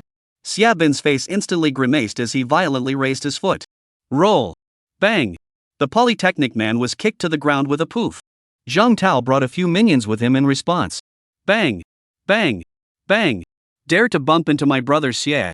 You're tired of living, aren't you? You've been downstairs all day studying that stupid robot of yours. You're nuts, aren't you? It's a pile of junk. You can't do anything with it. The Polytechnic man was beaten to a pulp and watched as the integrated module, which had been carefully polished for a month, was stomped into the ground. Brother Bin. Don't hit it. That's my graduation design. Please don't step on it. But Xiaobin didn't listen at all, and instead laughed hideously. Yoo-hoo, graduation design Knocking around my downstairs all day, guess if you can graduate? After saying that, he turned his head to look at Zhang Tao to play with the flavor, who is this kid's mentor? And notify the person in charge of the incubation building to take back this kid's research site. Knocking around downstairs all day, annoying the old man to death. Zhang Tao immediately nodded his head. Gotta brother Xia, I'll do it at the party. Upon hearing this, the man of science and technology cried on the spot until he collapsed. What they are researching is artificial intelligence robots. In the future, it will be used for medical, driving, and home use. Now it can already throw handkerchiefs and make paralyzed patients happy. If it succeeds in the future, it will be a huge advancement in scientific research. But now this. Chapter 61, he's Gulao's son Na. After returning to the office, Xiaobin then began a string of 3 consecutive questions. That kid called Tian, have you found out yet? And what exactly is his relationship with Su Nanxue? What's the name of the girl I saw at the school gate? Is there any detailed information? These few questions were thrown out, and the playful laughter in the office came to an abrupt end. Zhang Tao's few people looked at me and I looked at you, no one dared to say anything. The background was indeed found out, it was just a bit anticlimactic. They didn't even have the courage to mention each other's names. Xiabin, who originally still had a cross face, instantly sensed that something was wrong. Why did the secretaries of the house not say a word? What's wrong? Mute? Is this person more bullish than me? Dare to go against me in the capital university? Hiss. Hearing this, the juniors all sucked in a breath of cool air. This was more than being more bullish than you weren't even on the same level as them. Why was your brother Xie Juanhao sent to the North Pole at that time? Wasn't the reason that he drunkenly said that after Gu Tian left, he was the king of Kyoto? After a 5-second long face-to-face look. Finally, Zhang Tao stiffly stepped forward. Brother Xie. This brother Tian is not an ordinary person. I think it's better for you to keep a low profile in the future. Oh, how extraordinary. Xiabin frowned. Speak. Zhang Tao swallowed a mouthful of saliva and spoke word for word. He is Gu Lao's son. Called Gu Tian. Transferred to Jing University not long ago. The overthrow of the black evil forces of Xiao Laosan in Jiangzhou. And now the entire Dragon Kingdom is carrying out a campaign against the black and evil. I've heard that he was the trigger. These words came out. Boom. Xiabin only felt his brain buzz and his pupils contracted. What? You? Are you saying whose son he is? Gu Lao's. Zhang Tao wiped the cold sweat from his forehead and shivered as he repeated. The other juniors behind him had long since broken out in a cold sweat and swallowed their saliva repeatedly. Immediately after, Zhang Tao went on to talk about what happened at the Jingde restaurant when Xiabin wasn't at school. Gu Tian was only dissatisfied with the Jingde restaurant, which directly led to the Jingde senior management to remodel it overnight. The more Xiabin listened, the less calm he became until he finally sat paralyzed in his office chair. It felt as if there was a sense of harboring a sense of not being able to slap the other side's face. Bin brother. Why don't we forget about this? The one at the school gate is called Xinyao, didn't he stay in Jiangzhou before, and this girl is the one he brought over from Jiangzhou. Anyway, this Xinyao and Su Nanxue are all related to him. And the relationship is all quite good. In the face of Zhang Tao's loyal advice, Xiabin waved his hand as if it was stuck in his throat. Don't argue, I'm thinking. At this moment, he really wanted to mute the world and listen to his broken defense. Originally thought that the other party was the kind of rich young man with a bit of background. But how did one ever think that it was ing straight to the ceiling? Most importantly, he had heard a lot of things about the other party from his old man. Including the other party caused too much trouble was sent to Jiangzhou rehabilitation. As well as Pops joining a number of MPs to jointly advise Lin Lao. Wait a minute. Yeah. He was sent to Jiangzhou for rehabilitation for causing too much trouble. Now that he's back, he won't dare to cause trouble again. If he makes trouble again, the big deal is to get his dad to join the other counselors and advise Elder Lin to banish him once more, and that would be the end of it. The more Xiabin thought about it, the more pleased he became, and his self-confidence went straight from wilting to bursting. You think you can be the crown prince just because you came back? Ha! You dare to mess around again. I'll let you retrace the Jiangzhou route. What, brother Tian? You count as a bag? At this time, another junior walked over with a few attendance records. Brother Xia, take a look at this. Xiabin took a look at it uncertainly, and in the next second his calculations came to a head. Beijing University was not an ordinary university. Even with a status like his, he didn't dare to miss some classes. And Gu Tian missed classes almost every day. If these ordinary students knew about Gu Tian's identity and his performance at the capital university, wouldn't that stir up public anger? Plus, the other party had parachuted into him in a helicopter and even had Sunway and the others come to the hospital to beat him up. These things he casually added oil and vinegar, looking for some outside reporters to report, enough for the other party to drink a pot. But this kind of thing he can't come openly, open to the suspicion is a little big. And he is the best is to come in the dark. Now to do is, in the school to brightly pressure each other head. Thinking of this, Xiabin directly took out his cell phone and called the past. Hey! Xia Xiao, what wind blew you to our student union ah? A very cheerful voice came from the other end of the phone. Xiabin raised his eyebrows and smiled. Young Zhang, how long have you been the student president? Ah? The opposite party froze and casually responded, just over a year. Why? A year is good, quite a long time ah, why don't you let me sit for you? Anyone who has been to college knows. The student council is not an ordinary club in the university. Especially in a top school like Beijing University, the gold content of the student council is comparable to the sky. Don't look at it as just a student self-management organization, but it actually holds a lot of power. What all kinds of scholarship evaluation, 3 good students, excellent cadres, and other titles assigned. There are even entrances to internships, exclusive internal promotion, and other relationships. What's the saying? If you want to walk horizontally in the university, either your grades explode or you enter the student union. And the president of the student body is the top of the chain of power. Play well, this is the name of the students in minutes, comparable to a small principal, directly affecting the flow of resources in a college and even the whole school. If you can't play well, you can also rely on this identity to feel what is called the temperature of power.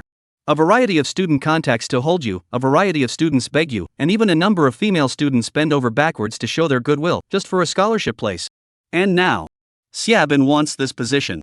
Not for anything else. It was because he wanted to bully Gu Tian openly and honestly.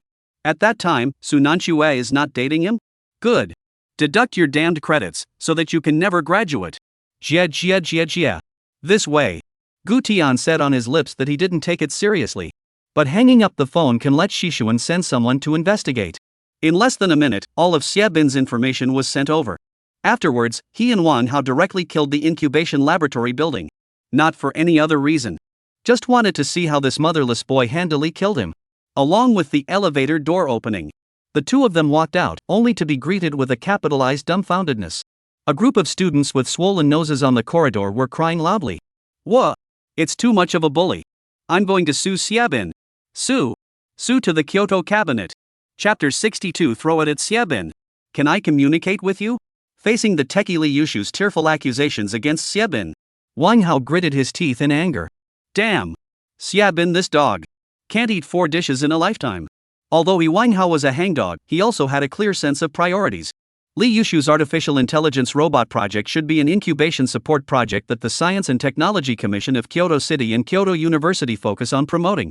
If the project is successfully completed, not only can it be on the preliminary evaluation of Science and Technology Awards, then for Kyoto, it is a billboard to attract scientific and technological talent. And now, a good researcher was blasted and hammered, with all the parts shattered and data boards stumped and cracked. If the data wasn't backed up, the year's results would be wasted. And a guy like Xiaobin threatens to kick someone out just because they're too noisy and bump into him? Then he thinks he's invincible. In his eyes, this is a complete idiot and a tumor. Gu Tian's mind wasn't here, looking at the humanoid robot in front of him, who was flinging his handkerchief in all sorts of patterns. He was lost in thought. Only after a long time did he slowly turn his head to look at Li Yushu. Can this robot of yours only throw handkerchiefs? Can it throw other things? Being asked this, Li Yushu was a bit confused. To say that apart from throwing handkerchiefs, there were many things that could be thrown. What paper airplanes, small sandbags, and small balls could all be thrown? Well, you can also throw other. Just remodel it a little. Which had been thought. Gu Tian blurted out, Can you throw grenades? This word came out. Boom! The shocked gazes of the other Polytechnic men turned to Gu Tian in unison. Did you guys hear that? Did he just say grenade? Is it really that? Grenade that clicks with a 5-second countdown? Are we a scientific research? Or military industry? Who the hell is this guy? Is he crazy? He's not a classmate. What did you just say? Throwing grenades? Li Yushuoren was dumbfounded. Why did the thought of having a robot throw a handkerchief come to mind? The reason was because of the childhood song, throw a handkerchief. Now, throwing a handkerchief? Brother Sky, what do you want to do? Brother Tin. This is not a good thing to study. Looking at Gu Tian's serious and playful eyes, Wang Hao only felt that something bad was happening. But Gu Tian didn't care that much, turned around and stood on the table, shouting at all the Polytechnic men in the office. Everyone! These research results of yours are great. I just heard your boss say that you are now facing project funding constraints, not enough equipment, and the site can't keep up. The crowd nodded in unison. That's fine. Gu Tian spread his hands, I'll take a stake in your project. You guys continue to research here, leave the venue to me, and the project funds to me as well. These words came out. The air instantly froze. Li Yushu froze, not. Classmates. Aren't you afraid of Xiaobin? The words have not finished can be interrupted by Wang Hao. Xiaobin, he is a JB, turn around, you directly report my brother Tian's name, you see who dares to move you. Brother Tian? You just said project investment, how much can you take? For the venue, Li Yushu wasn't worried, what he cared about was still the funding issue. Gu Tian thought about it and seriously compared a number, $5 billion, is that enough? The words came out. Li Yushu almost dropped his jaw in shock. Who the hell were these two people? At this time, someone suddenly recognized Wang Hao.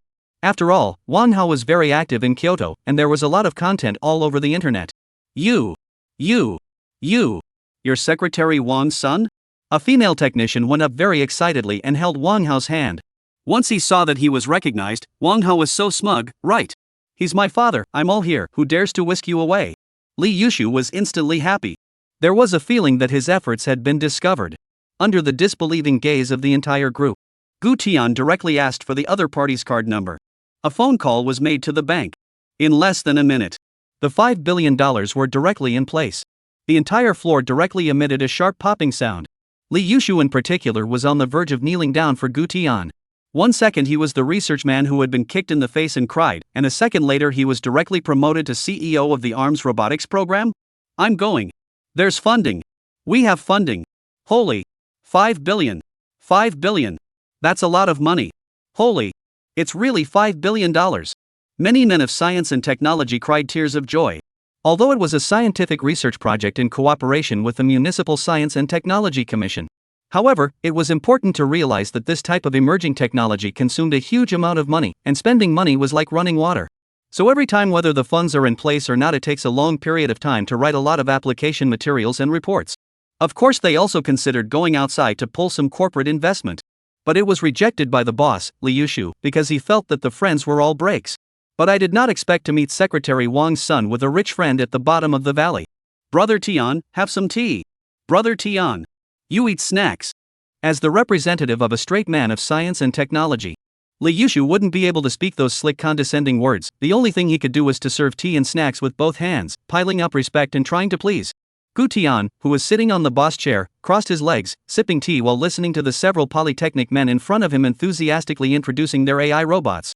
Brother Tian, look. This robot's hand, the knuckle dexterity can be said to be 90% of a human's. We've tested it with small balls and sandbags and frisbees and it can throw them all, so it's not difficult to throw grenades now.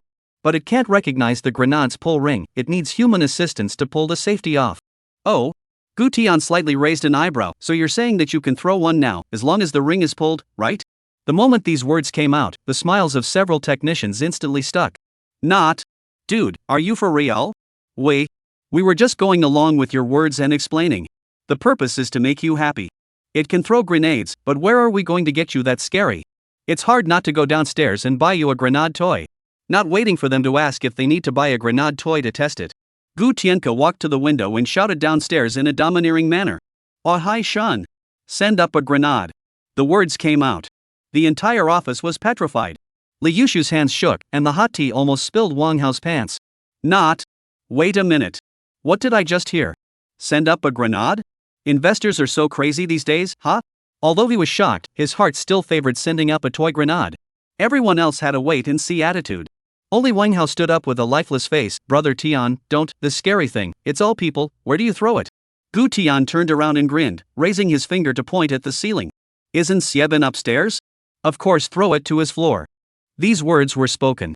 The air froze for 3 seconds. Then, crap. Kao Brother Tian. I declare you the wildest man in Beijing University. Wang Hao directly jumped up in excitement. Crowd. Chapter 63, Playing It Real. In less than a moment, He Shanke sent up a grenade. But for Li Yushu and a few technicians, how can this grenade be real? Throw real grenades? Oh, it's not a matter of whether it's okay or not, but whether it's criminal or not. However, in order to please the Gold Master, they could only do what Care for Heaven requested. Brother Tian. You made this grenade very realistic. It's heavy, ha! Li Yushu laughed and tossed it a few times in the palm of his hand. Next to him, Wang Hao had a whole heart attack. Don't! You don't throw it, you hurry up and stuff it in the robot's hand. Oh. Under the operation of Li Yushu's several people, the robot quickly and firmly clutched the grenade. Just as Wang Hao was breathing a long sigh of relief. Click! With a twist of Gu Tian's hand, the grenade safety clasp was directly pulled off. Aha! Crap. What are you doing, Brother Tian? Wang Hao flew out of the sky on the spot, screaming while drilling under the table in a prostrate position. Crowd. A toy grenade is worth being scared like this? This emotional value given by Secretary Wang's son is really on point, ha. Li Yushu smiled as he stepped forward and activated the robot. Brother Tian, where do you say to throw it? Where do we throw it? Gu Tian raised his eyelids to look upstairs. Of course we'll throw it upstairs. Ah. Li Yushu and the others glanced at each other, looking embarrassed. They wouldn't dare to throw it upstairs. Upstairs was Xieben's territory. It was in itself chucking them out, and now they were going over to show their faces. In case they rushed down and beat them up, wouldn't it be unjustifiable? Maybe even Secretary Wang's son also beat them up. Ahem. Wang Hao tried to calm his panic and coughed. What's the point of wimping out? Wherever my brother Tian says for you to throw, you throw. After saying this, he patted the tech guy who was maneuvering the robot. Hurry up, set the route for upstairs. Looking at Wang Hao's firm and dangerous eyes, the tech guy didn't dare to slack off. It was just a toy grenade anyway. Compared to $5 billion, taking a beating was really nothing. Fine, throw it upstairs. The tech guy immediately lowered his head and operated on the tablet. In less than a moment, Robot Ko walked out of the office with stiff steps. The other tech guys in the hall instantly laughed when they saw this scene. Of course, in their consciousness, the grenade couldn't be real. One could only say that Secretary Wang and his rich young friend loved the whole job. I'll go.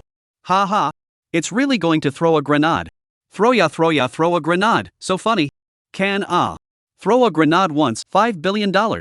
As long as the rich young man wants, we need robots that can also carry machine guns. At this time, Xiabin is jerking his Tibetan Mastiff Black Diamond, while training with the minions, playing chicken blood. The chicken blood he was beating was simple. It was undoubtedly that Gu Tian's identity was awesome, but a paper tiger. Previously, he was exiled to Jiangzhou, or his dad united with a number of legislators to fix it. In addition, he also bragged that if it wasn't for those 3 votes, it was his dad who was sitting in that position right now. There is no doubt that the juniors are listening to the blood boiling, calling Brother Xia bullish. Brother Xia is the king of Kyoto. Little Gu Tian, if he met him, he'd take him down in a minute. Gu's son? Bull.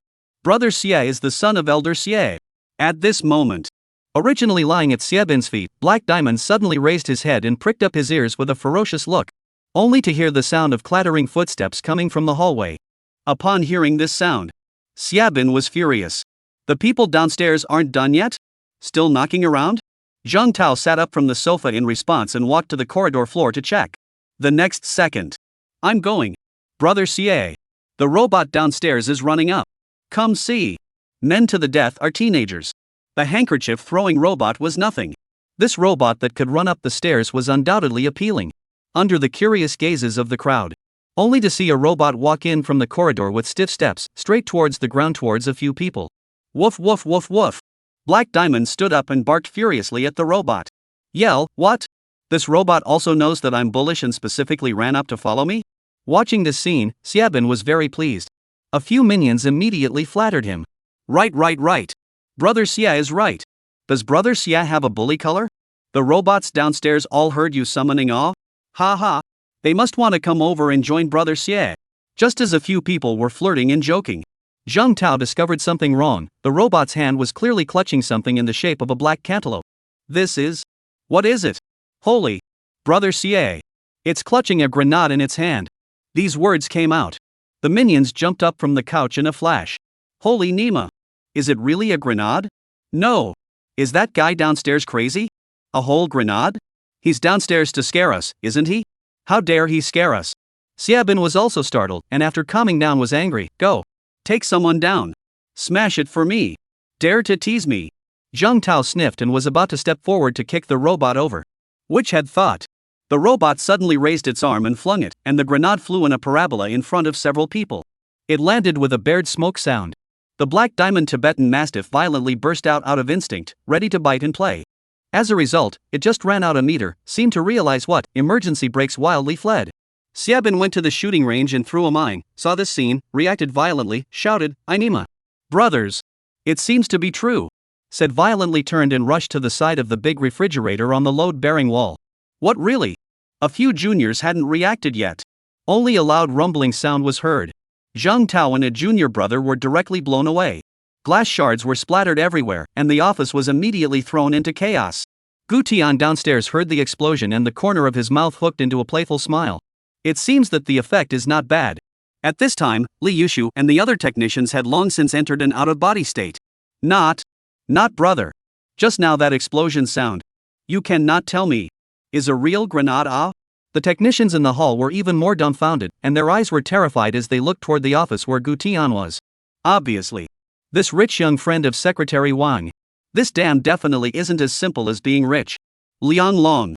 Li Yushu's legs went soft and directly fell to his knees, stuttering out a question. Brother Tian. Just now will not. Wouldn't really blow up, right? Gu Tian lightly sipped his tea and faintly mumbled. The $5 billion he had invested, that wasn't for nothing. Just now, he had already called with the people in the military region. Chapter 64 Xiabin takes a kick. There really wasn't such a weapon at the moment, it had been a concept version. These humanoid robots move freely, and since they can throw mines, wouldn't they be able to carry machine guns? Then if it's used in actual combat in the future? Oh. His industry chain can never be limited to entertainment bars, that looks like he is low.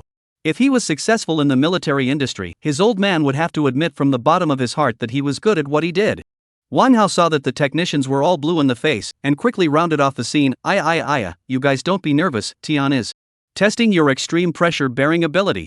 Do you know what is called real-world simulation? This is called scenario experiential development. Crowd. We understand a ghost awe. Your thunder is really thunder awe. This way. Ah. Get up all of you. Get up. Destroy the ones downstairs. Xiabin stumbled and climbed up, a whole lot of rage. People say that you can't mess with anyone who studies chemistry. Now it seems that the science and technology ones are also not good to mess with. This direct hand rub to thunder? Zhang Tao's entire body was a bloody mess, lying on the ground with his remaining consciousness trying to find his legs. Brother Xie. Brother Xie. I can't feel my legs. Where's my leg? Several gray-headed juniors cried as they went up to assist him. Whoa. Brother. Your leg. It seems to have flown downstairs. Upon hearing this, Zhang Tao gulped on the spot. Where does Xiabin care so much? Not just smack you downstairs noisy, the result you rub thunder? Yuya then Ma Jiaju is still bullish? Today do not beat you out of the Shang, sent to the ICU, sick and then alive. You do not know how the word bin. Accompanied by Xiabin's anger. The office of the little brother could not care about cleaning up the mess. Carrying a baseball bat can follow Xiabin rush down. Facing the sudden scene, the technical guys in the hall were so scared that they fled in a hurry. Where is your boss? Where is your boss? Get your ass out here. Was it you guys just now? Was it you guys just now? Xiabin picked up his baseball bat and directly smashed the row of computers in front of him to smithereens. Just as the minions behind him were about to rush forward, Gu Tian and Wang Hao walked out from behind the terrified tech guy. Oh, I'm the boss, what's the matter with me? Seeing this familiar face, Xiabin's expression was a whole lot of panic. The minions behind him all subconsciously took a few steps back. Nima. Isn't this the son of Gulao? How is he here? Truth be told, they who were still furious just a moment ago clearly felt the air around them become thicker as the other party suddenly walked up. That sense of oppressive pressure from someone who had been in power for a long time, not even Xiabin had it. Brother Tian, that anthropomorphic-looking one, is Xiabin. Wang Hao signaled Gu Tian in a low voice. Gu Tian looked alone. Nice guy. No wonder Su Nanxue was disgusted with this person. It wasn't the feeling of being ugly that made him look ugly, it was the fact that 2 handfuls of glutinous rice flour couldn't solve the problem. Being swept by Gu Tian's stern gaze, Xiabin didn't dare to breathe a single breath. Instead, the black adamantine Tibetan mastiff squeezed out of the crowd and barked furiously at Gu Tian twice. Woof woof woof. Seeing this, Xiabin hurriedly bent down and grabbed the dog's leash, holding it firmly in his hand. If this went up and bit the other party, this could not be explained. You're Xiabin, right? Hold your dog well, don't bite my employee. Gu Tian glanced at the other party and said casually. The corners of Xiabin's mouth jerked and he braced himself. It was you. Your robot went up and threw a grenade, right? There was no way for him to pick his words apart now, so he could only try to talk about the matter. Who would have thought that Gu Tian didn't even bother to talk nonsense to him and directly admit it all? Not only throwing the grenade just now, but also kicking you at the school gate and your little brother beating you up, all of these were done by me. But I heard that you wanted to kill me handily? These words came out. Hiss. The juniors all sucked in a breath of cool air. You're not even salty anymore? You're admitting it?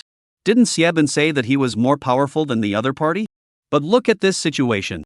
The other party did not put Xiabin in the eyes in the slightest awe. Xiabin did not expect Gu Tian to be so direct and could only show his true colors, pointing and cursing. Gu Tian. You don't think that just because you're a bully, no one dares to touch you? If it wasn't for my carelessness at the time. I'm telling you. It's hard for you to even touch a finger of mine. These words came out. Wang Hao broke out in a cold sweat and subconsciously went to look at Gu Tian's waist. Nima. This is a face-opening shot? If Brother Tian's anger came to Bayu, it would be a big deal. Hey. Xiabin. We are all in the same circle. There's no need. You two are in this position, it's really not necessary, just talk it out. Wang Hao pretended to be a peacemaker and went up to persuade, trying to get Xiebin to put his hand down. He remembered very clearly. The last one who pointed his finger at Tian to stick his face open big didn't sink into the river but threw it into the blender. Afterwards, it was beaten into fish feed and fed to the fish in the office. Whichever thought. Xiebin also did not act, violently pushed away Wang Hao, angrily cursed, "Wang Hao, you pretend to be Nima. Don't think I don't know you two are playing nice." The words just fell. Gu Tian raised his leg and kicked. Bang! This scene came so fast that none of the people reacted. In particular, the tech guys in the office who hid behind their desks and poked their heads out were all dumbstruck. Holy!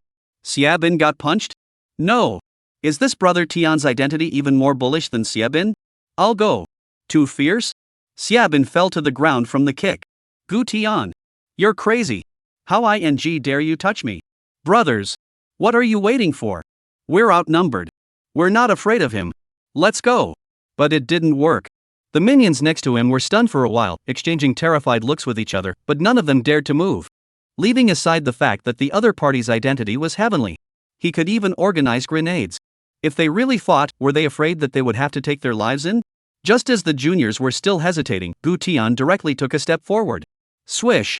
Almost subconsciously, Xiebin's juniors took a few steps back in unison. Gu Tian looked down on Xiebin with a smile on his face. It's fine if you want to get back your offense. However, first figure out if you have this qualification. At this time in the past, I beat up your brother. These words came out. The temperature of the surrounding air plummeted. Especially the way Wang Hao looked at Gu Tian was nothing short of adoration. Brother Tian standing up for him, so handsome, want to talk. Xiebin clenched his fists in death, his face flushed red and he couldn't say a word. And Gu Tian withdrew his gaze and raised his hand to point around the hall. Remember, this is my place. If I see you guys barging in again, it won't be a matter of a kick. As the words fell, the entire room fell dead silent. Xiebin's breath almost froze. He wanted to go forward and make a move, but the situation at hand was clearer to him than anyone else. Single-handedly? Couldn't beat it. With a little brother? The little brother wimped out before he did. It was tantamount to saying that this time, like before, he was careless. But then again, when he came down just now, he really didn't expect the other party to be present. Let's go Hao Zi. Gu Tian waved his hand, and Wang Hao immediately followed. Everywhere they went. Xiebin's minions stepped aside, and a dozen of them froze without daring to breathe. But just as Gu Tian and Wang Hao walked out of the crowd side by side, Xiebin in the back gritted his teeth and stood up, violently shouting out. Gu Tian! I'm telling you! Don't be so damn arrogant. Do you know why you were sent to Jiangzhou before? It's because my father joined the other counselors to go to Elder Lin to sue you. Do you believe me? I'll ask my dad to join forces with the other counselors to send you even farther away. These words came out. Boom! The air directly exploded. Chapter 65, Doom Retreats. Ailua Xiaogang. Wang Hao's expression was so wide open that he could stuff down a light bulb. It was the same as saying that the year of suffering that Brother Tian had endured was all thanks to Xiebin's father. Just when Wang Hao thought that Gu Tian would definitely fiercely pull out the truth and take a shot at Xiebin's brain. But Gu Tian didn't turn around, nor did he open his mouth to speak. Instead, he silently pulled out his cell phone and turned on the recording before putting it in his pocket. Originally, he wanted to spare this poor motherless child. Now it is good, the entire Xie family has to die. Didn't Uncle Tu want to get into the cabinet? That position of Xie Yong is quite suitable. Xiebin thought Gu Tian had been bluffed and couldn't help but laugh openly. Ha ha! How about it? Isn't it a shocking feeling? What can you do if you're even more bullish? A single word from my father can decide whether you will leave Kyoto or not. If you beg me now, I won't tell my dad that you kicked me in front of the school, as well as stealing my woman. Also, my dad isn't like your dad, my dad favors me a lot. Listening to these dejected words, coupled with Xiebin's smug face, Wang Hao couldn't help but raise his hand and pinch the middle of the person. Otherwise, he really couldn't last the next second. Oh? Gu Tian slowly turned around, playfully sizing up Xiebin, and faintly spoke, You're saying that I was sent to Jiangzhou before? It was your father who headed the joint, right? That's for sure. Xiebin raised his head violently, his eyes slightly closed accepting the worship from his minions. But the junior brothers didn't, instead swallowing their shocked saliva one after another. The affairs of the dynasty were not clear to them. The only thing that was clear was, Brother Xie's mental state after being frustrated is really worrisome. Under the guidance of Gu Tian's words, Xiebin a big stupid beep a brain to show off. Giving out all the names of the members of that small gang headed by his dad. From some of the counselors in the cabinet, down to the director of the Kyoto General Police Department. At the same time also revealed that his dad triumphed that position for a long time. Now it is in the secret layout. In the future, the Crown Prince of Kyoto is him Xiebin. In the face of these remarks that can only be a sentence of lying down, everyone in the room all spontaneously covered their ears. Unintentionally heard ha. It has nothing to do with me. Doom retreats. Gu Tian just gave a meaningful smile to Xiebin and turned around to lead Wang Hao away. Xiebin thought that Gu Tian had been bluffed by him, and even turned towards the minions next to him to show off in a deadpan manner. How was it? How was it? I told you guys. What Prince of Kyoto? He has nothing to fear. Little brothers. Inside the elevator. Old thief Xie Yong. So sinister? Brother Tian. I feel like this Xiebin is a bit abnormal. Wang Hao cursed. Gu Tian grunted and laughed, but if he was a little bit normal, I would have ate him to death that time. When Xiebin cursed Wang Hao just now, he envisioned kicking the other party, and then the other party's anger came up, and a group of people started to surround and beat him and Wang Hao. Then Shishun and the others would be able to settle Xiebin with just cause. Then again, Xiebin was, after all, the son of a cabinet member. If he had directly given the other party a peanut rice, this matter would really be troublesome and involve many levels. But what surprised him was, not only did this Xiebin not have a mom, but he was also stupid. Now it is good. With Xie Yong as the head of the parliamentarians even privately hold small groups? And against the suspicion of confronting Pops? Good lord, that's a family cop-out. Brother Tin, what are you doing with that recording? You're not going to play it in front of your dad at night, are you? Exactly. Wang Hao was speechless. He couldn't comment on this matter, much less say anything. After lunch, the two of them went back to the capital university. Before they could walk to the teaching building, they heard many students holding up their cell phones and running over to the square. Quickly go and look. Xiebin pulled in a very large Tibetan Mastiff, walking his dog there. I heard it's a Tibetan Mastiff bought for a few $1 million. Really? Go and take a look. No, is this idiot lack of love and attention since childhood? Why don't you go home and pick a coffin? What are you fooling around for? Looking at this scene, Wang Hao couldn't help but mock. Go over and take a look. Gu Tian laughed, and at the same time took out his cell phone and sent another message to Shishun. Shishun asked someone to send Gu Millionaire to Jing University. I want to slip away. Only to see not far away Xiebin holding a Tibetan Mastiff at the square, surrounded by a group of people taking all kinds of pictures, just like a person who was fine. To be honest, he was in a great mood. After mocking Gu Tian in the incubation building in the morning, the way the juniors were looking at him now, it was called awe. Awe from the bottom of their hearts. Can we take pictures? Can we take pictures? He's so powerful. Can I take a picture with the dog? Yes. Of course we can take pictures. Getting Xiebin's permission, quite a few girls instantly surged up with excitement. I want to take a picture too. I want to take a picture too. Let me touch it. Quickly look at the camera. Click. Such a scene. Watching Xiebin's eyebrows open up, he loved the feeling of being surrounded by people. A thrill of being on top of 10,000 people. There are too many people. While holding the dog, Xiebin pretends to be generous and yells with a smile, don't squeeze, don't squeeze. Come forward if you're good looking, Black Diamond likes beautiful women As for the... Sorry that doesn't look good, my Black Diamond picks people, it will bite. The said not to say. This Tibetan Mastiff is like being able to understand. After the words fell, it immediately bared its teeth to the average-looking sister, and begged for stickers to the pretty-looking sister. The onlooker girls were instantly diverted. Those with ordinary looks, their expressions instantly stiffened for a few moments, silently shrinking back, even lowering their heads and pulling their masks to cover their faces. And a few exquisitely dressed girls with exquisite figures boldly walked forward and squatted down to take a selfie with the Black Diamond. Don't lick me, it tickles. This dog is so good. It looks so fierce, but I didn't expect it to be a sticky little cutie. Good boy, it's begging to be labeled. Xiebin condescending face full of complacency, eyes along with squatting on the ground a few girls collar quietly downstream, instantly happy mouth straight grin. Gu. Purple. This blue one. Gu Tian and Wang Hao in the back, looking at Xiebin's obscene dead appearance in the crowd, laughed so hard that they almost jerked over. At this time, a V12 engine sound came from not far away, startling Black Diamond to violently stand up from the ground. The crowd also followed the sound and looked.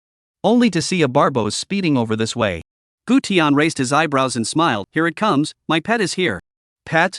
Wang Hao was full of doubts. When did you raise a pet, Brother Tian? What kind of pet did you raise? Chapter 66, Shishun releases the tiger. Brother Bin is mighty. Brother Bin is so handsome. Surrounded by a burst of boasting, Xiebin could not wait to hook his mouth into a triangular pants on the spot for a catmaster walk. But the sound of this sudden entry of the engine directly broke his intoxicated scene. The girls' gazes bristled and veered over. Holy... Babs? Is that really Babs? It's so handsome, isn't it? Not whose car is this? It's even more handsome than Xiebin's Bugatti, right? That's a very dominating look. Unlike Xiebin, Gu Tian had passed the age of playing with cars. What Bugatti limited edition luxury car, long tired of? The daily routine is also Babs for transportation, and when the mood is good, he will pamper the other limited edition sports cars in the garage. No. How much is my Bugatti? How much is this car? Xiebin instantly broke defense, angry, tugging the Tibetan Mastiff to rush over to find fault. FCK. What kind of car to drive? Can you drive on the square? Didn't you see so many people? Do you know you almost hit someone? Before the words were finished cursing, Babs made a crisp break and stopped directly in front of him. The next second, the car door opened and a man in a guard uniform jumped down. Xiebin's footsteps lurched. Wait? The surrounding students also froze, thinking it was a guard from Xiebin's house. I'm going. Xiebin is awesome. Nice guy. There's even a guard. Does his family even give him guards now? Wait a minute. What's Xiebin's background? But before they could finish marveling, they only saw that the guard didn't even look at Xiebin, directly bypassing him and striding through the crowd. Then, under everyone's shocked gaze, he walked straight to Gu Tian, snapped to attention, and saluted. Reporting to Gu Xiao. Gu $1 million has been delivered. The moment this booming voice came out, coupled with that extremely iconic clothing and standing posture. Boom! The air around them shook. Under the gaze of several gazes, Gu Tian nodded his head gently. Good. The next second, the scene exploded.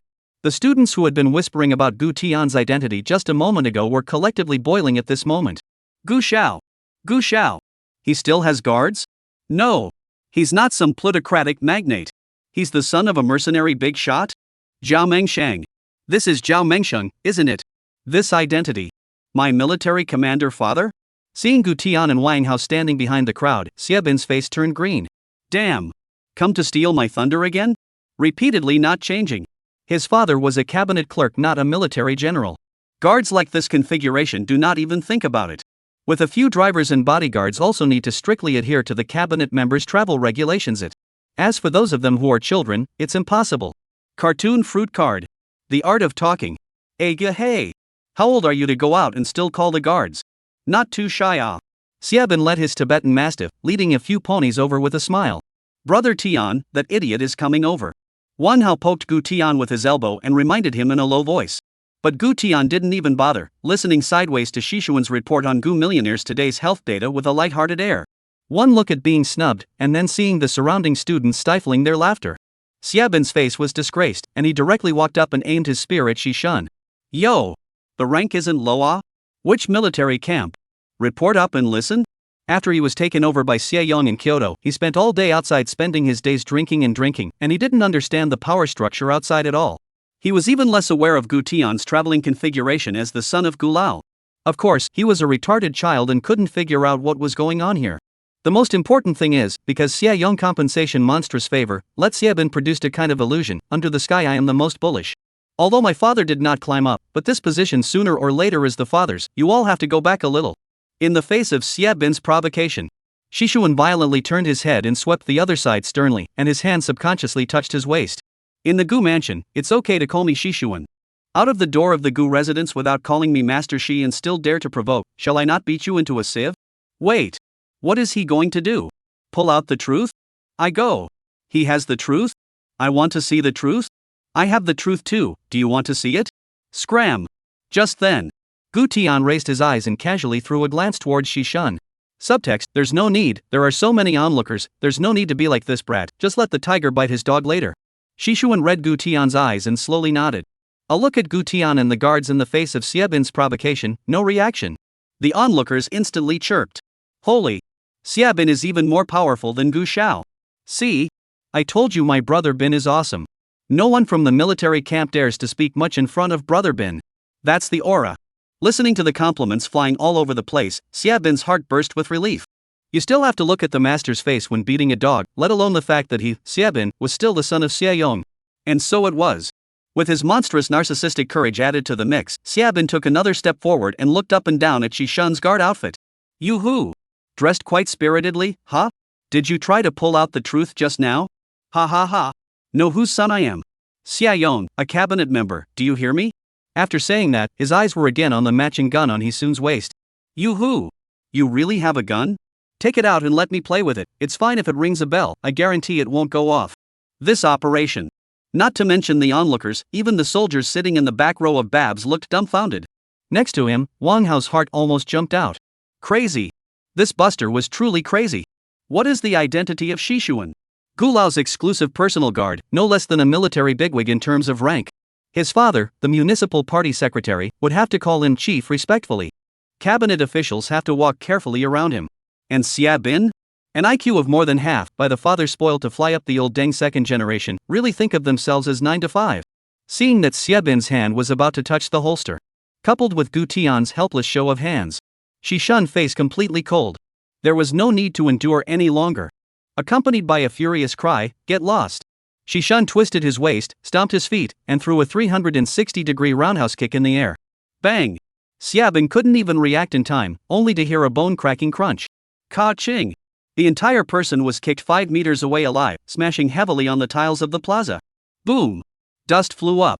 The crowd all looked dumbfounded. WTF? Xiabin took another kick? Not. Gu Xiao. Dare to beat up Xiabin? This kick will either kill or maim you. Brother Xie. Brother Xie. Xiabin's followers rushed over in a panic, only to find that Xiabin was quite hard to kill. Put. A mouthful of blood was spat out. The pudgy Xiabin hissed miserably, "Give me. Give me. Kill them for me." These words came out. His minions collectively jumped back half a meter in place. Beat them to death? Beat who to death? It's not a matter of adding or not adding. Brainburn also points to the occasion. At the sight of his little brothers dropping their chains again, as well as Gu Tian Wang Hao revealing a smile like he was looking at a stupid beep, Xiabin sprayed out another mouthful of blood. Put. Black diamond. Bite them to death for me. The words fell. A large-sized black Tibetan mastiff roared and leapt out, pouncing straight at Gu Tian. Brother Tian. Be careful. Wang Hao reacted extremely quickly, rushing up in an arrow step to protect Gu Tian's front. But in the next second, Gu Tian backhanded a push, pushed Wang Hao away, and ordered in a cold voice. Shishuan, release the tiger. Chapter 67, Tiger-Mastiff Battle. Wait. What? Release the tiger? What tiger? Could it be that I'm that fierce tiger from Brother Tian? Just as Wang Hao was thinking about whether or not to pose as a fierce tiger to meet the black Tibetan mastiff, turning around, he saw the most terrifying thing in his life. Roar. With a deafening tiger roar, a majestic Bengal tiger popped down from the trunk. The crowd of onlookers collapsed on the spot. Holy Nima. Tiger. Who brings a tiger to school? Xiabin raises Tibetan mastiffs. Gu Xiao raises a tiger. It's still Gu Xiao who's the bully, right? What's the big deal? It's important to escape. Call the police. Call the zoo. The students scattered in all directions, screaming and running like they had seen a ghost. Xiabin's minions, who were still trying to hold on to their momentum. As soon as they saw a tiger pop up from the trunk, they all hid behind Xiabin. If you eat my brother Xia, don't eat me. The most important thing is that Brother Xia is now incapacitated. I Nima. Brother Tian. Don't tell me this is a pet you raised. Wang Hao hid behind Gu Tian and hugged his waist, completely afraid to face the scene in front of him directly. Compared to the crowd that was frantically fleeing, Xiabin had long been petrified, his mouth opened into an O shape and his face instantly turned pale. Not. This damn pensioner tiger as a pet? This is Kyoto. Ordinary people who want to raise a large dog need layers of approval and all sorts of connections. You directly pull out a tiger? Oh. He's no ordinary person like me. But that's pretty unbelievable. Looking at the huge patterned big thing that was slowly walking towards it. Although the black diamond had a ferocious look and bared its fangs, its limbs were honestly backing away. This time, Xiabin panicked, retreating any further was almost to him, growling in the spirit of preferring to die a Taoist friend rather than a poor one. Black diamond. Uing on ah. Uing on ah. Didn't you fight with the tiger and lion in the zoo before? You go. Sure enough, Black Diamond no longer retreated, but grimaced and surrounded Gu Wanliang with a low roar. Woohoo woohoo. However, Gu Million didn't have any of this trash in its eyes. It only had Gu Tian in its eyes, wagging its tail as it prepared to walk towards Gu Tian to beg for a sticker. Brother Tian. Brother Tian. Why is it coming over? It came over. Wang Hao was on the verge of crying in fear, his hands wrapped around Gu Tian's waist like a python. Get up. Facing Gu Million's lack of any desire to fight back, Gu Tian was furious as he yanked Wang Hao's hands away. Gu Millionaire, it. The big dog on the left. Him. Who would have thought that Gu Million just lazily glanced at Black Diamond and then turned back to the tiger's head in a very arrogant manner? It was like they threw mud at me, and I took the mud and planted lotus flowers with a sense of spontaneity. But at this time. Roar. Woof. Black Diamond barked furiously, and leapt violently to launch an attack. Gu Wanliang didn't expect this dog to really dare to make a move, and subconsciously turned sideways, his huge body rolling on the ground and dodging. Hiss! The onlooker students hiding over the flower bed sucked in a breath of cool air. I go. It dared to a tiger? No. This Tibetan Mastiff is crazy, right? Not ah. This tiger is more lung fog than gong million? Such a scene. Xiabin instantly laughed openly, completely forgetting the fear he had just felt. Ha ha. Your tiger counts for nothing. Chicken 1. My Tibetan Mastiff can scare you both. Pulled out of which circus? Ha ha. Get up. Gu Tian didn't respond to Xiabin's taunts, but pointed at the yawning Gu Million who was lying on the ground and chided. If you keep ing hanging around, I'll ing kill you tomorrow. Although this sentence was said to Gu Million. But hearing Wang Hao's neck, a gust of cloudy wind drifted past, subconsciously loosening his hand that was tugging on the corner of Gu Tian's coat. Once he looked at Gu Tian's serious and angry face, Gu Million's clear and dull eyes instantly disappeared. Woof woof. Woof woof woof. The Tibetan Mastiff next to him was still playing dead. Holy. Brother Tian. It understood you. It understood. Seeing that the tiger stood up, Wang Hao exclaimed as a whole. And at the same time, the onlookers behind the flower bed also discovered something shocking. The tiger that had a clear and dull face just now, at this moment, its eyes gradually glowed with a touch of scarlet light. Holy. Why are this tiger's eyes red? I'll go. It's looking at Xiabin's Tibetan Mastiff. Holy. It's going to attack. Black Diamond. Come back. Come back. Xiabin saw that things were not right and hurriedly pushed his little brother forward to tug on the dog's leash. But it was all too late. Gu Million suddenly stormed up. Leaping forward, he slapped his paw hard on Black Diamond's face. Bang! Boom! The Tibetan Mastiff, who had been unruly just a moment ago, was directly slapped over several meters away. Ah! FCK! Fighting! The tiger struck. Too fierce. A single claw sent the Tibetan Mastiff flying. And the Black Diamond was obviously dumbfounded, just as he was about to struggle to get up. Roar! Gu Wanliang let out a roar, arching his body and catapulting himself to pounce again. Boom! The huge tiger body Titanic. Woof woof! Not waiting for Black Diamond to turn and bite back, Gu Million's bloody mouth came towards its neck. One bite. Ka-ching! Anyone who's been bitten by a tiger knows that an adult tiger's bite force is upwards of 400 kilograms. Just this one blow. The Black Diamond instantly ascended to the sky, with only its limb muscles instinctively fluttering. It simply didn't expect that this creature on the opposite side of the battlefield could be this strong. Of course, it didn't have time to think about that. Ow! Gu Million shook its head violently again, flinging Black Diamond up like the Hulk storming Loki and slamming it heavily on the ground again. Bang! Bang! Bang! A dull explosion. With such a scene, many people's hearts were about to jump out. Some of the timid ones had long ago pulled their legs out and fled, while the bold ones hid behind the flower beds to watch. 20 minutes later. You return my dog's life. You return my dog's life. I'll kill you. I'm going to kill you. Looking at the pile of hairy meat sludge in front of him, Xiabin cried until he fainted for a while. Black Diamond was not only his favorite dog, but also his father's favorite dog. How could this going home be explained? On the contrary, Gu Million was lying beside Gu Tian, licking his bloodied paws beautifully. This scene, watching Wang Hao sucked in a mouthful of cool air and mumbled in a low voice, "Brother Tian, you have to be honest, huh? Do you have any special ability? The royal beast?" Such a big tiger had never heard of Brother Tian. Now it was so docile and obedient to Brother Tian, biting when told to bite and lying down when told to lie down. He was really afraid that one day the sky would descend and the aura would revive. Some flying with their swords, some summoning spirit beasts, while he stood still in the wind? Gu Tian ignored Wang Hao. Facing Xiabin, who was constantly cursing and growling at him, he directly asked for a matching gun towards Xishan. Xishuan even thoughtfully screwed on the silencer for him. Ka. Chapter 68. It's okay to show off, but you have to have 2 lives. The bullets were pushed out one by one. Before Pops made any statement about Xia Yong. This Xiabin he couldn't GA yet. As soon as he saw Gu Tian holding the truth over, Xiabin's minions were scared out of their wits. Other people holding guns are pretending to be, while this person is daring Brother Tian. Brother Tian. Brother Tian. Not so much. Brother Sky. It's really not so bad. Let's talk this over. Brother Tin. My brother Xie. Brother Xie is a bit impulsive. I apologize to you on his behalf. Oh? Gu Tian's last bullet didn't retreat and lifted his head to look at the little brother playfully. You said you apologized for Xiabin? The long-haired little brother nodded and pounded his head. Yes. I apologize to you on his behalf. I'm sorry. Xiabin sat paralyzed and furious. Lu Xuan. You punk. You do him ah. You're afraid of what he'll do. He has a gun. I also have a gun. I'll have someone bring my gun now. The surrounding minions rushed up to cover Xiebin's mouth. Brother Xie. Don't say too much. Say less. You have the truth, but you don't have a tiger. Your Tibetan Mastiff has just been ate into a meat paste by someone else, have you forgotten? Well then, let's play a game. Gu Tian hooked his lips and smiled, lifting his hand and disliking the black hole truth to Lu Bolt's head. It was fine to be a hero, but you had to have 2 lives.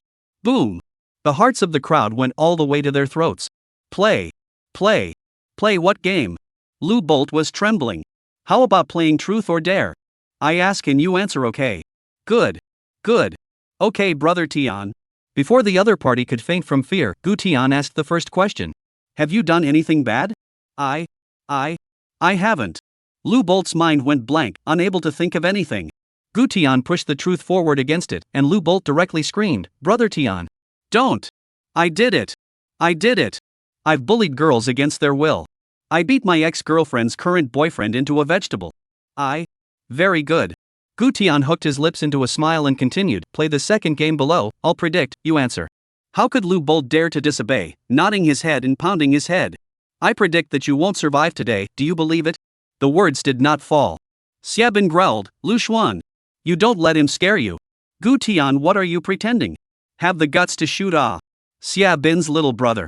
Lu Xuan. Brother Tian. Don't. I believe. Lu Bolt. Are you so wimpy? I'll kill you.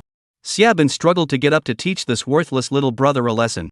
He himself was miserable like this, but these goons didn't even dare to move, and they were even hard controlled?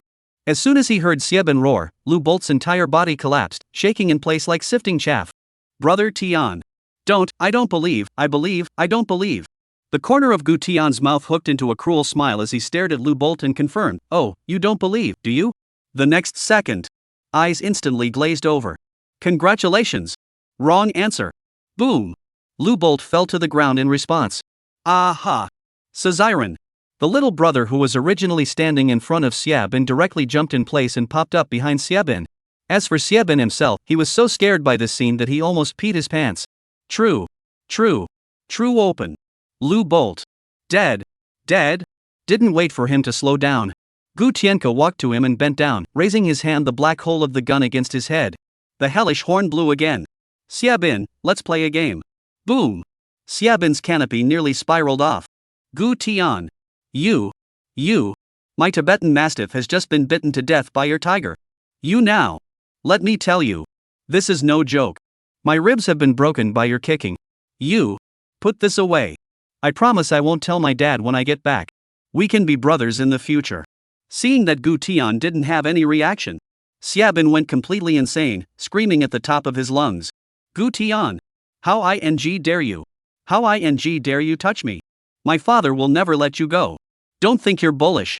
You won't escape the judgment. Your dad will be dragged down by you too. The Gu family will also have to be finished. The hissing sound just fell. Gu Tian directly pulled the trigger. Ka-da. The gunshot did not sound. It was just a cold, empty sound. However, Xiebin's entire body jerked violently and fainted as he leaned against the wheel. The surroundings were dead silent. The crowd looked dumbfounded. Gu Tian then slowly and methodically put away his pistol and swept a glance at the trembling Xiebin's minions with a smile. I'll give you all 3 seconds. From my eyes, disappear. These words came out.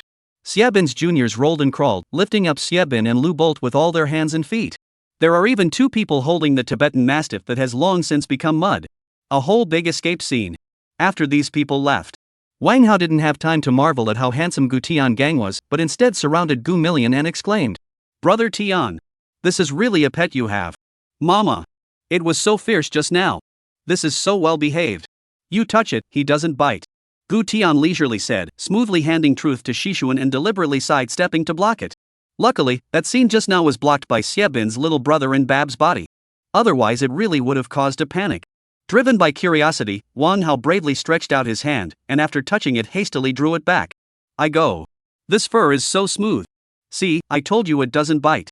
With Gu Tian's continued encouragement, Wang Hao's courage gradually grew, and his hands began to rub the tiger's head. This scene attracted the crowd over the flower bed to slowly gather around. I go. Too obedient, just now bit the Tibetan Mastiff to death. This will be so well behaved? I want to touch it. I want to take a picture of it. Gu Xiao. Can I touch it? Just a little? Gu Xiao. I'm a college student. Can I touch it? I studied animal medicine. Looking at quite a few girls scrambling forward, Wang Hao's heart blossomed and he yelled in the same tone as Xiebin just now. Taking a picture together is fine. Touching is also okay.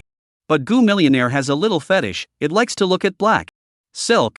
Just to be safe, you guys go back and change into black silk, come over and take a picture with it, and stick with it. There will be no problem. The words fell. The air froze for a second. Then, I love this color tiger. So much personality. Yeah. You wait 5 minutes for me. I have a whole drawer full of black silk in my dorm. Holy. I'm wearing light gray today, am I going to be excluded? In less than a moment. The onlookers all dispersed in a flurry of excitement and ran back to the dormitory to change their clothes. At this time, the surrounding compatriots couldn't hold back. They also wanted to go up and take a picture and touch it, but they couldn't go back and change into black silk, right? The key they do not have. Maybe some of them will have. Gu Xiao. The man, why make it difficult for the man? I also want to take a group photo. How? Mr. Gu. Are you sure boys should change into black silk too? Mr. Gu. I can't do it. I can't do it. Put. Gu Tian almost couldn't hold back his laughter and hurriedly waved his hand for them to come over. Come on. Come on. Boys shoot at will. The words fell. Many boys excitedly trotted over. Thank you, Gu Xiao. You're really my righteous father. I'm going to take a better picture. As a headshot. At this moment, a delicate and cool voice came from behind, but with a hint of shyness. Gu Tian. Are you sure? Wearing black silk. It doesn't bite? Gu Tian followed the sound and turned to look, and in the next second his pupil shrunk, only to see Su Nanxue appear behind him at some point. Cool schoolgirl plus JK uniform black silkwear, direct contrast pull full. This side, back to the office. Feeling the softness of the sofa below, Xiabin Tangtang can open his eyes. Look at the little brothers a whole confused. Brother Xie. You just weren't. Xiabin ignored it and fished out the cell phone with the shattered screen from his pants pocket and dialed. As soon as the call connected, he cried out with a wow. Hello? Dad. Quickly come and save me. I'm going to be killed. Black Diamond's been bitten to death too. There's a tiger. Send someone over right now. The other person froze for a moment and then confirmed angrily, what? You've been hit? Immediately what? A circus tiger? Yes. A tiger. Quickly come here to kill it. Special police officers, come here. Help me. Chapter 69, Justice for Black Vajra. This side. Looking at Su Nanxue's smooth and tight black silk long legs, Gu Tian was surprised. The contrast is really a bit big. Just Wan Hao casually a joke, did not expect Su Nanxue seriously? This. It's okay, no problem, it doesn't bite. Gu Tian reacted and hastily beckoned her over.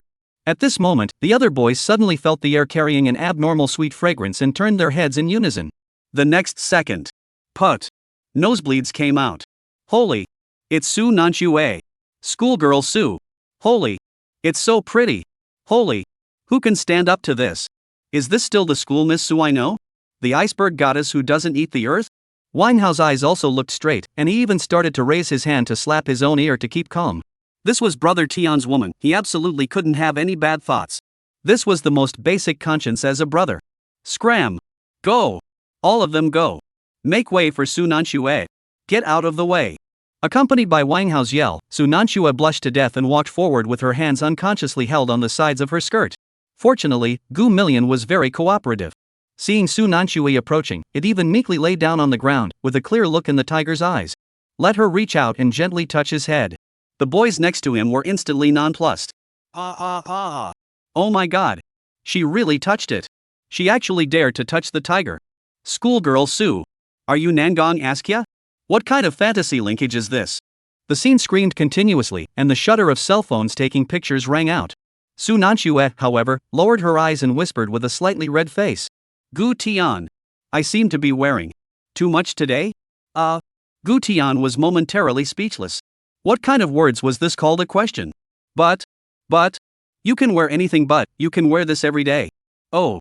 Su Nanxue blushed and nodded, she didn't know if what Gu Tian said was true or a joke. And she also didn't know how to reply. Because the crowd of onlookers was getting bigger and bigger. Originally, they were watching the tiger.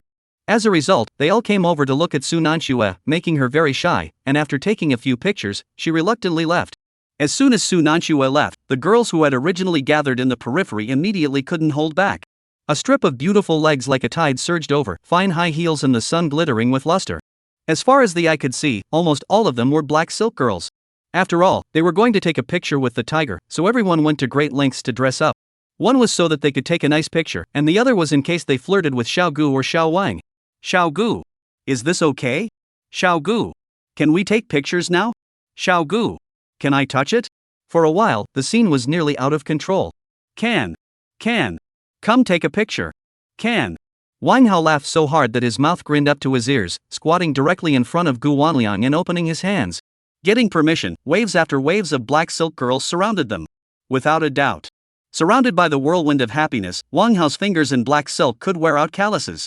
And in order to make room for a group photo with others from time to time, Wang Hao needed to constantly turn sideways or tilt his head. Sometimes he could directly bury himself in the soft ocean.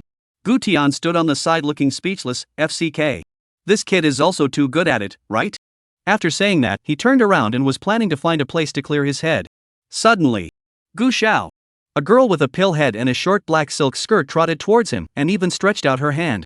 Gu Tian froze, thinking that the other party wanted to shake hands in greeting, and subconsciously extended his hand. Whichever thought. The girl's hand was as if she had a navigation position. FCK. Gu Tian's body bowed violently, directly turning into a prawn shape. Not. What are you doing? The girl blushed, blinking her watery eyes in confusion. Not. Didn't you just say you could touch it? Gu Tian almost didn't choke to death on those words. I meant to say touch the tiger. Touch the tiger. Where were you thinking? Aha. I misunderstood.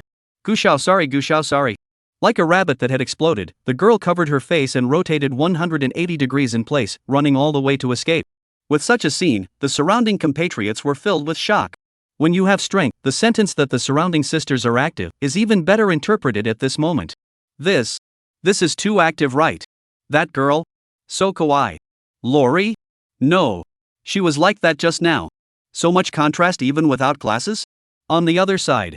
Although Xiebin was crying and preaching on the phone. But Xia Yong was so eager to spoil his son that he grabbed the phone and called the Kyoto General Police Department at the first opportunity. With a single command, the entire Kyoto General Police Department nearly exploded. What's going on here? Senator Xia's son was beaten up in Kyoto University and there was a tiger? This is a terrorist incident. Activation. All activated. Ordinary police officers, special police squads with real bullets, and anti-terrorism all mobilized. All at once. Lights are flashing, sirens are wailing. Inside the office. Damn it. Principal, this old den. Did my family donate the building for nothing? Did my dog die for nothing? He beat me up when he didn't know my identity, and he still beat me up when he knew my identity. So my identity is exposed for nothing? Xiabin was furious throughout. When Gu Tian hadn't appeared, not to mention Jing University, the whole world basically surrounded him. Now it's fine. As soon as Gu Tian appeared, the whole world couldn't turn around.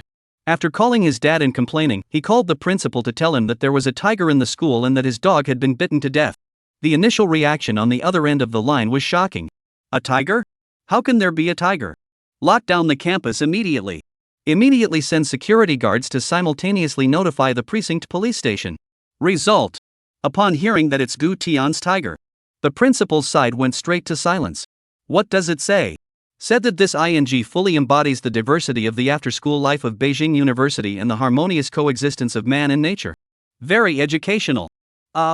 Educational, my ass. You're not even going to act, are you? At this moment, my little brother came over excitedly with his cell phone in his hand. Brother Xie. The matter of your black diamond being bitten to death is fermenting in the forum of the capital university. They're all talking about it. Xiabin was on fire, looking up and frowning. He asked, talking about what? The little brother nodded his head repeatedly and reported in a rapid speech. Everyone is talking about it, saying that Black Diamond is a female. And the tiger on Gu Tian's side is a male. A lot of people are outspoken to speak up for women and seek justice for Black Diamond. The dog-loving society has already issued a statement, saying that they will severely punish the evil tiger. To seek justice for Black Diamond. There are also slogans, saying something like Black Diamond's blood can't be shed in vain. Resolutely punish the murderer severely. Defend the rights of canines. In the name of love, seek justice for Black Diamond. A series of words slammed down like a machine gun. Xiabin's eyes lit up as he listened. The opportunity had come. Slapping his thighs, he was so excited that he almost jumped up from his wheelchair. Good. Very good. Go. Go. Contact the president of the dog-loving club for me right away. Tell them. Make a big deal out of this and give each of them a gold bar. With the addition of the money ability, the dog-loving society group had exploded. Sisters. This is not an ordinary dog bite. This is vicious school violence. Black Diamond is a female. Tiger is male. Behind this lies a female. Problems. Leaving aside the fact that Black Diamond took the initiative to attack the tiger, what if the other party walks the tiger to King's University and injures people? We want justice for Black Diamond. We'll gather at the King's University Plaza later. Protect the dog. Protect the mother. Protect women. A blood-boiling slogan exploded the group chat. In just half an hour, dog lovers, animal protection associations, and students with an overwhelming sense of justice from all the colleges of Beijing University. There were also a whole bunch of club members who rubbed up against the heat, and they rushed in with banners and lighted signs in great numbers. Chapter 70, Gu Shall You Listen to Me? The setting sun was infinite, but it was just near dusk. Gu Tian sat on a chair in the plaza, browsing through the bull news about Black Diamond on the forum. Pretty hard to kill. Don't even have to think about it, this must have been made by Xiabin. Taking such a heavy kick from Shishuan and witnessing the scene of his beloved dog being torn apart. Surprisingly still have the strength to toss these? And not far away Wang Hao is still happily holding Gu Million to tease the girl. At this time, a vast team appeared not far from the square, not only pulling banners and holding up lightboards but also shouting slogans. Punish the vicious tiger severely and seek justice for the beloved dog. Mother Mastiff fell under the claws of the tiger, female dignity cannot be trampled on. If we don't get rid of the tiger, the dogs can't rest in peace. President, I think it's better to forget about it, the identity of that tiger walker seems to be very powerful, they dare to go against Xiabin. A somewhat timid female member couldn't help but tug on the corner of President Wang Lijuan's coat. Wang Lijuan, who had the face of Fu Shouer, raised her head arrogantly. What are you afraid of? If he dares to touch me, I'll sue him for forcible. Let him squat for 3 years. Xiabin said. He remembered exactly who gave him buns and who gave him fists. As long as he made a big deal out of this, he'd hand out gold bars. There were a lot of women in their dog-loving society, and she bet that the other party wouldn't dare to touch them. Such a scene confused Gu Tianka. Nima. This day is so wonderful, right? What's with you guys jumping around when Xiaoya is getting married? Compared to Gu Tian's confusion, Wang Hao's jaw was about to drop. Is this an offense? That dog attacked Gu Million first, right? Where's the Love Tiger Society? Come out and show your face. In an emergency, Wang Hao could only hold Gu Million as far away as he could stand, fearing that Gu Million would be frightened and bite a brittle college student. Under the gaze of many students, Xiabin dialed his wheelchair and slowly walked to Gu Tian. Unexpected. Killing me alone. There are thousands more. You have to give me a statement today, my Black Diamond can't die in vain. And I've already called with the police department, ordinary police officers. Special police officers. All on their way here. You wait for your tiger to be caught and killed on the spot. Gu Tian. This man must die today. Jesus can't even stay. Breaking to the point of outrageousness. As soon as he saw Gu Tian revealing the look of a retard, Xiabin grunted and waved his hand. The students led by Wang Lijuan once again shouted, "Return my dog's life." The mother mastiff fell under the tiger's claws, female dignity cannot be trampled on. If the evil tiger is not removed, the canines will not be at peace. Learning that so many club members appeared in the square, the school leaders also came to the square without stopping. However, after seeing that gloomy face in the middle of the crowd, they were instantly shocked into a cold sweat. Wasn't this Gu Xiao? Withdraw. This is out of our hands. The principal turned around and ran away with a kick of the brakes, and the other school leaders also ran out of the crowd with their heads bowed. It's here, but it seems like it's not here. Suddenly. Drip drip drip. Woohoo woohoo. A sharp, piercing siren roared from the distance. The crowd turned around at the sound. Only to see a police car and special vehicles whizzing in. In the blink of an eye, the entire square was surrounded. Immediately following, a large number of police officers with real guns quickly jumped out of their vehicles, spreading out in formation and standing by. The atmosphere of the entire scene was instantly taut. Holy! This is a tiger that really wants to hunt down Gu Xiao. No way? Things have gotten this big? Support Brother Xie. SHHHHHH. Don't talk. You can't take money for nothing. Let's stand still. And at this moment, the door of a black high-class specialized car in the lead slammed open. Only to see a middle-aged man wearing the uniform of the chief of police hurriedly running out of the car. Behind him were several adjutants and special agents. Xiabin recognized the person at a glance and was so excited that he almost jumped up from his wheelchair. Uncle Ho! Uncle Ho! You're finally here! Hurry! The tiger is over there. Shoot it down. Give me the truth. I'll shoot it down myself. I want to avenge my dog son. Ho Ping's heart skipped a beat as he looked at Xie Bin's miserable appearance in his wheelchair, covered in bandages. If this didn't give the Xie family an explanation, he was afraid that he wouldn't even be able to keep his crown. Looking in the direction of Xie Bin's finger, the pupil earthquake directly burst into profanity. Crap! What the hell is a big tiger? Ho Ping made a snap decision and waved his hand violently and yelled, "Attention all! Kill the target on the spot! Prepare to fire!" Click click click click. A dozen or so heavily armed police officers lined up, truth-loaded, tactical pace-pressing. And at this moment, not far away holding Gu Million, Wang Hao's face went white, waving his hand repeatedly and shouting urgently, "Hey hey hey! Not ah! What are you guys doing?" Everyone's attention was locked on the tiger, and no one recognized Wang Hao at all. Once he saw that there was someone next to the tiger, Ho Ping's heart thumped. "Pay attention! Don't hurt the hostage by mistake! Gu Million! Xia Xiao! Are you alright? Where is the person who beat you up?" Ho Ping was about to go forward to check on Xie Bin's injuries and express his concern. At this moment, Gu Tian violently stood up and took a step forward. Splat! A slap heavily slapped Ho Ping's face. "Dog thing! Open your doggy eyes and see who I am." Everyone looked at the scene in front of them in shock and were a bit slowed down. Not Gu Xiao. It's really a bit heaven-defying. People at least come with skins. Just like that, they gave a big pussy pocket? Damn it! This is outrageous. Ho Ping just wanted to raise his hand to counterattack, but after seeing the person in front of him, his eyes almost split. The person standing in front of him was no one else. It was the famous Prince of Kyoto, the Demon King Gu Tian. Gu Xiao. Are you Gu Xiao? Gu, you asshole. Gu Tian didn't give him a good face and went up for 2 slaps. Xie Bin had personally admitted that the chief of general police was involved in his being sent to Jiangzhou. Now that he saw this dog, how could he not be angry? Slap. Gu Xiao, listen to me. Xiao Gu, listen to me. Ho Ping was beaten back and forth. I'll listen to you paralyzed. Know why the hell you got to be the chief of the Kyoto General Police? That's because the old police station was bombed by me before. Slap. Gu Tian cursed and slapped his mouth at the same time, and in the end, feeling that he was not relieved, he went up and kicked him. Bang. Ho Ping was directly kicked and half-kneeled on the ground with a thud. Everyone at the scene was dumbfounded. The police officers were confused, their hands were shaking. The only one who was alarmed was the deputy officer, who rushed to the gun-wielding constable in front of him and an arrow stepped to stop him. Quickly put it down. Put it down quickly. Operation terminated. Who the hell dares to shoot this? The bullets that were shot were bullets that were running towards them. Gu Xiao. Gu Xiao. Let me explain. It was Xia Xiao. It's Xiao Xie who said he was beaten up. There was a tiger on the other side. That's why I came. Chapter 71, those who attacked Gu Xiao were executed by decapitation. The words just fell. Wang Hao rushed over with an arrow step and went up with a big beeping pocket as well. Explain your paralyzing. Pa. Seeing the person coming, Ho Ping almost fainted. The 3 great Buddhas. This meow 3 big Buddha ah. For Xia Young head out, directly ing on the road of no return? Wang Hao simply did not give him a reaction, grabbed his collar and shouted. Look at me. Tell me.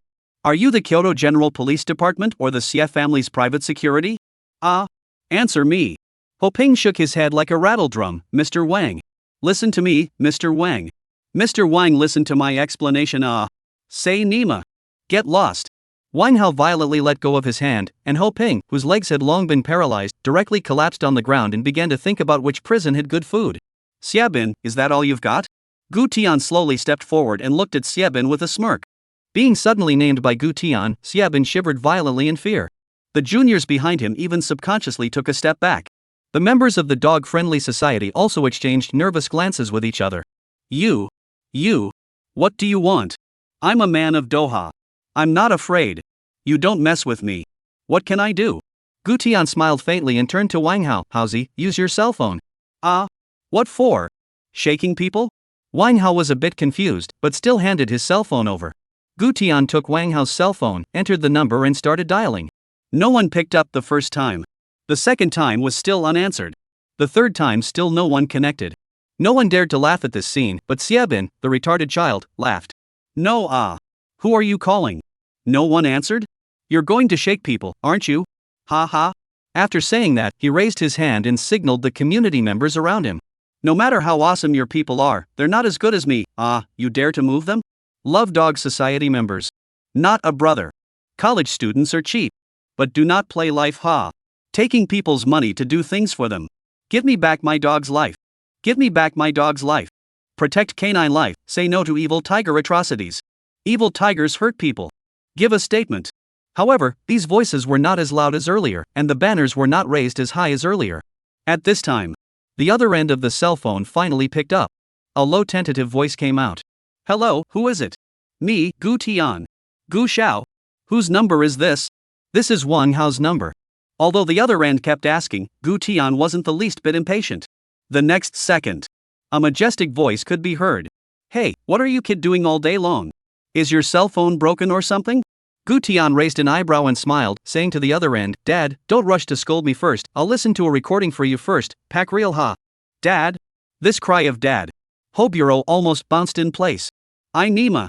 It's not ing time to think about that prison food is good. Xiabin, on the other hand, was even more at a loss for words, his face pale. His brain capacity was completely unable to fantasize about what would happen next.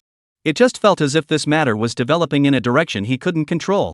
Fine, you put it on. With Pop's permission, Gu Tian directly clicked on the recording. The next second, Xiabin's previous arrogant and incomparable words floated out of the speakers without any concealment. What can you do if you're even more bullish? Do you know why you were sent to Jiangzhou? It was my father who joined forces with the other counselors to find Elder Lin. Ha ha. Sooner or later, my dad will be sitting in that position. Do you know that my dad is secretly laying the groundwork? Ha ha ha. Xiabin's voice in the recording was arrogant and domineering, filled with a sense of superiority that almost overflowed the speakers. Not this. Is it the moment to write a suicide note? Listening to the recording popping out word by word, Ho Ping's brain began to sweat like crazy, subconsciously took out his cell phone, and silently began to search for funeral one-stop services in cemetery price lists. And Xiabin, feeling the pressure of the air around him, began to stutter and weasel his way out. Gu Tian. Gu Tian. You're not. Man ha. How can you? Tell your dad about it. My dad told me this when he was drunk ha. Maybe it's a lie ha ha. Gu Tian lazily ignored him, and continued to play the recording with if anything a smile on his face. Although Pops didn't say anything, he could feel the anger rising on that end. Finally, the recording finished playing. The other end still didn't speak. Gu Tian unhurriedly put away the recording phone and asked with a smile. How was it, Dad? Well, a low, suppressed laugh came from the other end. Pretty good, so where are you now? What are doing? Gu Tian slowly and methodically swept a glance around, and lightly said, where else? Beijing University chanting, surrounded by Xiaoyang's son with over 100 people. Oh? Why are they surrounding you? Gu Tian dusted off the ash on his cuffs and replied with a smile, nothing, I want to be the boss, and by the way, I want to kill Gu Wanliang. The person on the other end was silent for a moment, seemingly digesting the information, and then asked, how do you round up? Gu Tian gently raised his eyebrows, how else can we surround it? Banners and demonstrations, chasing and intercepting, the general police department has come, almost setting up a ring to ask for a fight. The other end was quiet for 2 seconds, and suddenly laughed out, oh, quite good. Then, the phone hung up with a beep. Only Gu Tian was left standing in place, the corners of his mouth slightly raised. Ho Ping wasn't a fool, he had to slip away as soon as he saw that things were not going well. After all, if he slipped away now, he could still get a reprieve. Then, if he could get a patent for an electromagnetic magic light cannon in prison, he might be able to regain his freedom before he died. Uncle Ho! Why did you guys leave? Tiger is still there. Quickly shoot down ah. Don't be a wimp. Xiabin watched Ho Ping slipping away with his men so fast that he was so anxious that he was about to bounce out of his wheelchair. Strike your grandmother's leg. Tiger's ass can't be touched. Ho Ping drilled towards the car without even bringing his head back. President Wang, it's your turn. You can't take the money for nothing. Xiabin's little brother tugged on Wang Lijuan's coat corner and reminded him urgently. In this situation now, even the chief of general police had run away. If they didn't take advantage of the chaos and run with Xiabin, they would probably all have to be accounted for here. Good. Wang Lijuan nodded at Xiabin's little brother with a look of a packet winner, and turned around to yell at the community members behind him. Students! The mother mastiff is in trouble, we women can't be silent. Defend your rights and demand justice from the vicious tiger. This voice. The female members of the society who were originally a bit hesitant all ignited, the banners were raised higher, the pace quickened, and they approached in the direction of Gu Tian in a voluminous manner. And Xiabin's little brother took advantage of the chaos and pushed up Xiabin's wheelchair and started running. AI. What are you guys doing? Brother Xie. Running away is still giving out gold bars. Staying is handing out urns. Wang Hao was anxious and hastily patted Gu Tian signaling, Brother Tian. Xiaobin ran away. The chief commissioner of police has also run away. Looking at the chaotic scene in front of him, Gu Tian hooked his lips and smiled. Run? Can they run? None of them can run today. The words fell. Rumble. A violent roar of propellers exploded from the sky not far away, pressurizing the ground with dust. The crowd followed the sound and looked, only to see the sky blackened. Several helicopter gunships were flying over. Huge searchlights illuminated the ground in snowy white, and the anti-aircraft machine guns on both sides were slowly rising. Crap FCK. Brother Tian run ah. Xiaobin's father has transferred the wushu. Wang Hao's face swished white when he saw this scene. Gu Tian slightly tilted his head and said with a smile, is there a possibility? These were transferred by my father? These words came out, not waiting for the eyes of the crowd to glaze over. The several hovering helicopter gunships adjusted their positions in unison, and the megaphones on their fuselages instantly turned on. According to the cabinet's special dragon laws, anyone who attacks Gulao's children shall be executed by decapitation. Boom! A single stone stirred up 1,000 waves. The entire audience was in an uproar. What? Elder Gu's children? Wait. Not waiting for several gazes to look at Gu Tian in unison. Day. The machine guns on both sides of the fuselage of a wushu directly opened fire.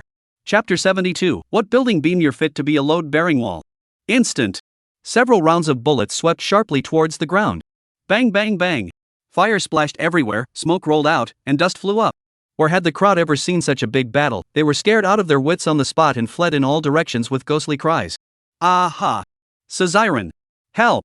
Originally pushed Xiaobin desperately running away from the minions. Once they saw the battle so ferocious, hand loosened, Xiaobin even with a wheelchair violently pushed forward, scattered themselves to escape.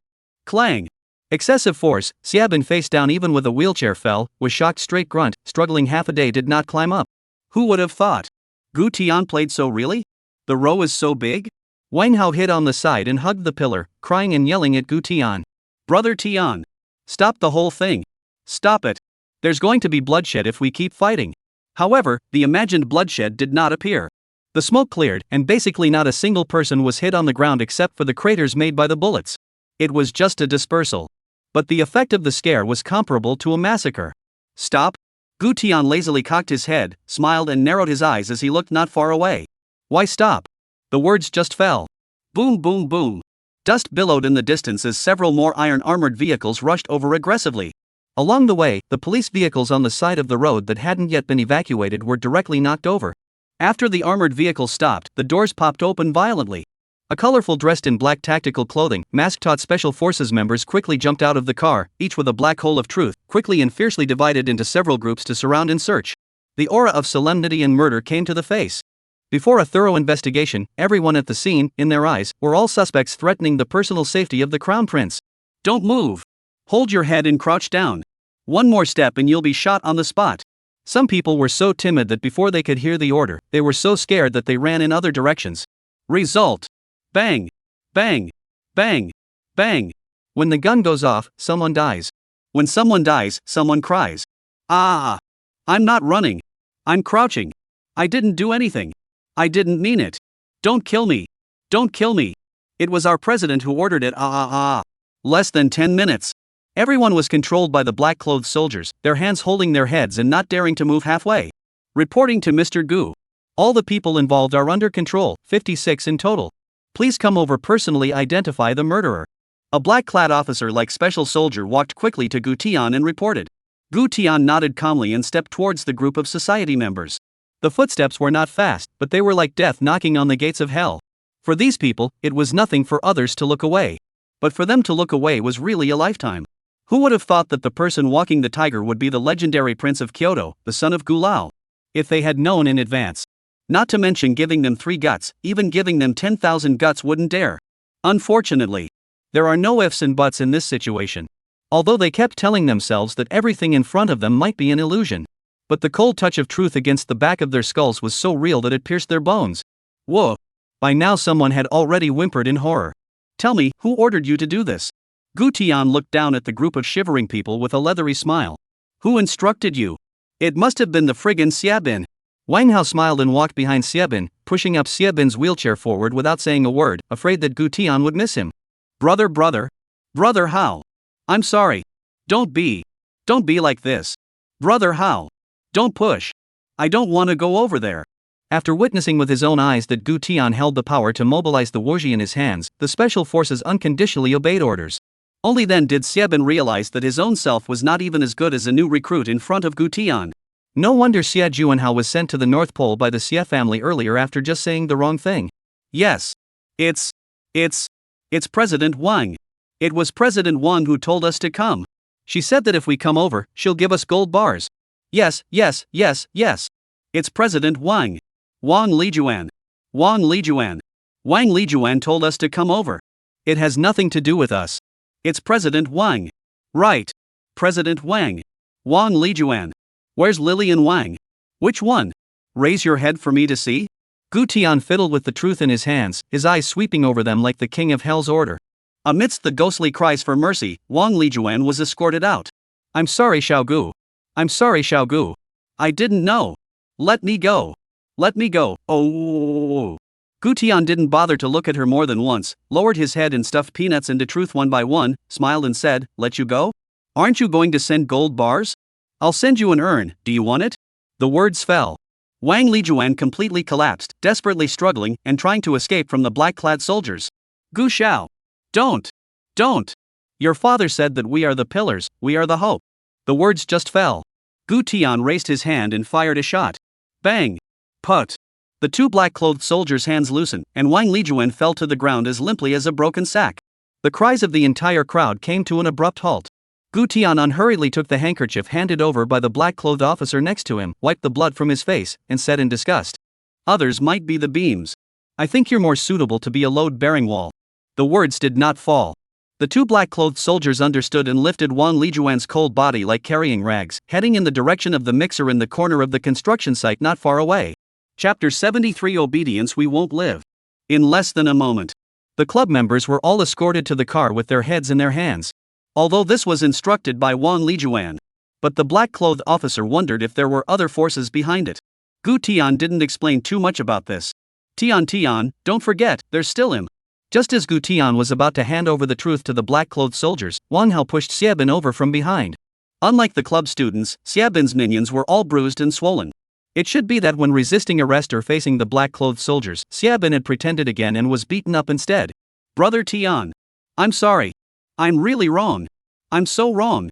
Feeling the icy breath of death gradually approaching, Xiebin finally snapped out of his arrogance and hubris, his entire face a wail of survival and despair.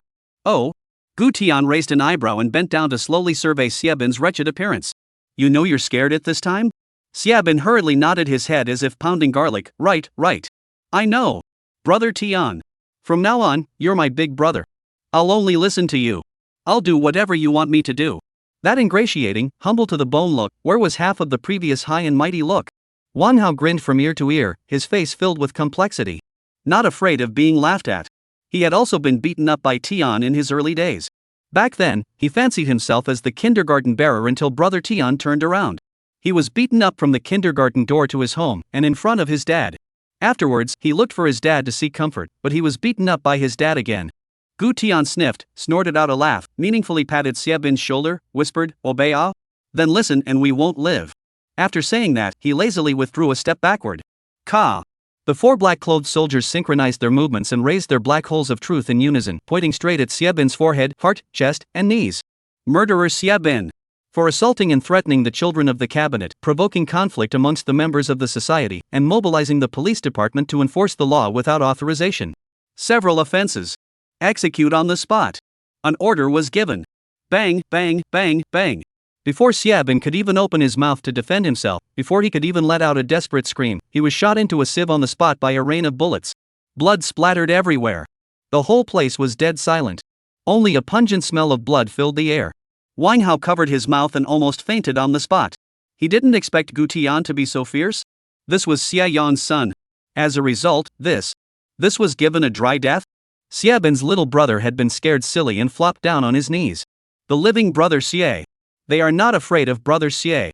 Just like that. Life struck dead? At this moment, they just realized. There is a sky outside of the sky and a man outside of the man.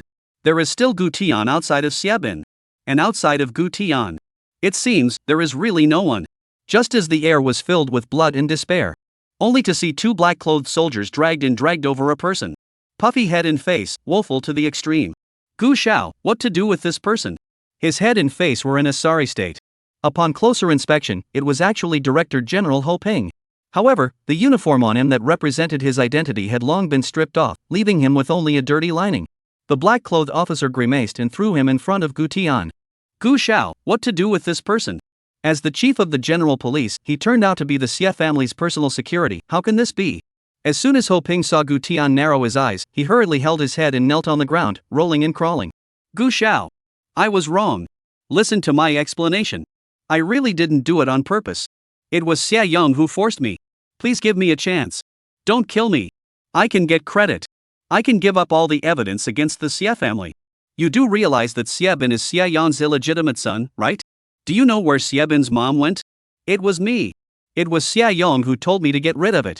It was Xie Yong who told me to get rid of it. Oh, my God. What a great story. Just as Gu Tian took out his cell phone and prepared to record it, he went back to eat melons with his mom and dad. The sound of a cell phone call came from the bag on the handle of the wheelchair. Apparently it was Xie Bin's. The black-clothed officer immediately stepped forward and pulled out his cell phone and handed it over. 2 words flashed on the screen, Dad. Xie Yong. Gu Tian hooked the corner of his mouth and casually picked it up. On the other end of the phone, Xie Yong's familiar and smug voice came. Hello? Son. Have things been resolved? I've greeted Ho Ping, he will definitely cover you. Whoever dares to touch you will directly kill his family for 18 generations. From now on, you'll be able to walk around the school, don't hold back. If anyone dares to bully you, don't even ask who your father is. Also, remember to tell Ho Ping that if he gets the job done, I won't be able to do without his favors. By the way, what's going on with Black Diamond? You kid less scare me haha.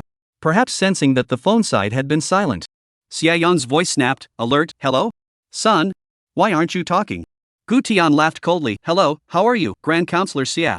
The other end directly exploded, who are you? Why do you have my son's cell phone? Where is he? Gu Tian pretended to be confused, oh, you're asking about your son? It seems like he's been gone for a while. Xie Yong roared, gone? Gone where? Where the hell did it go? Who the are you? Gu Tian was no longer polite and said grimly, word for word, he's dead. Boom. The end of the phone exploded directly. My son is dead? Who are you? What are you babbling about?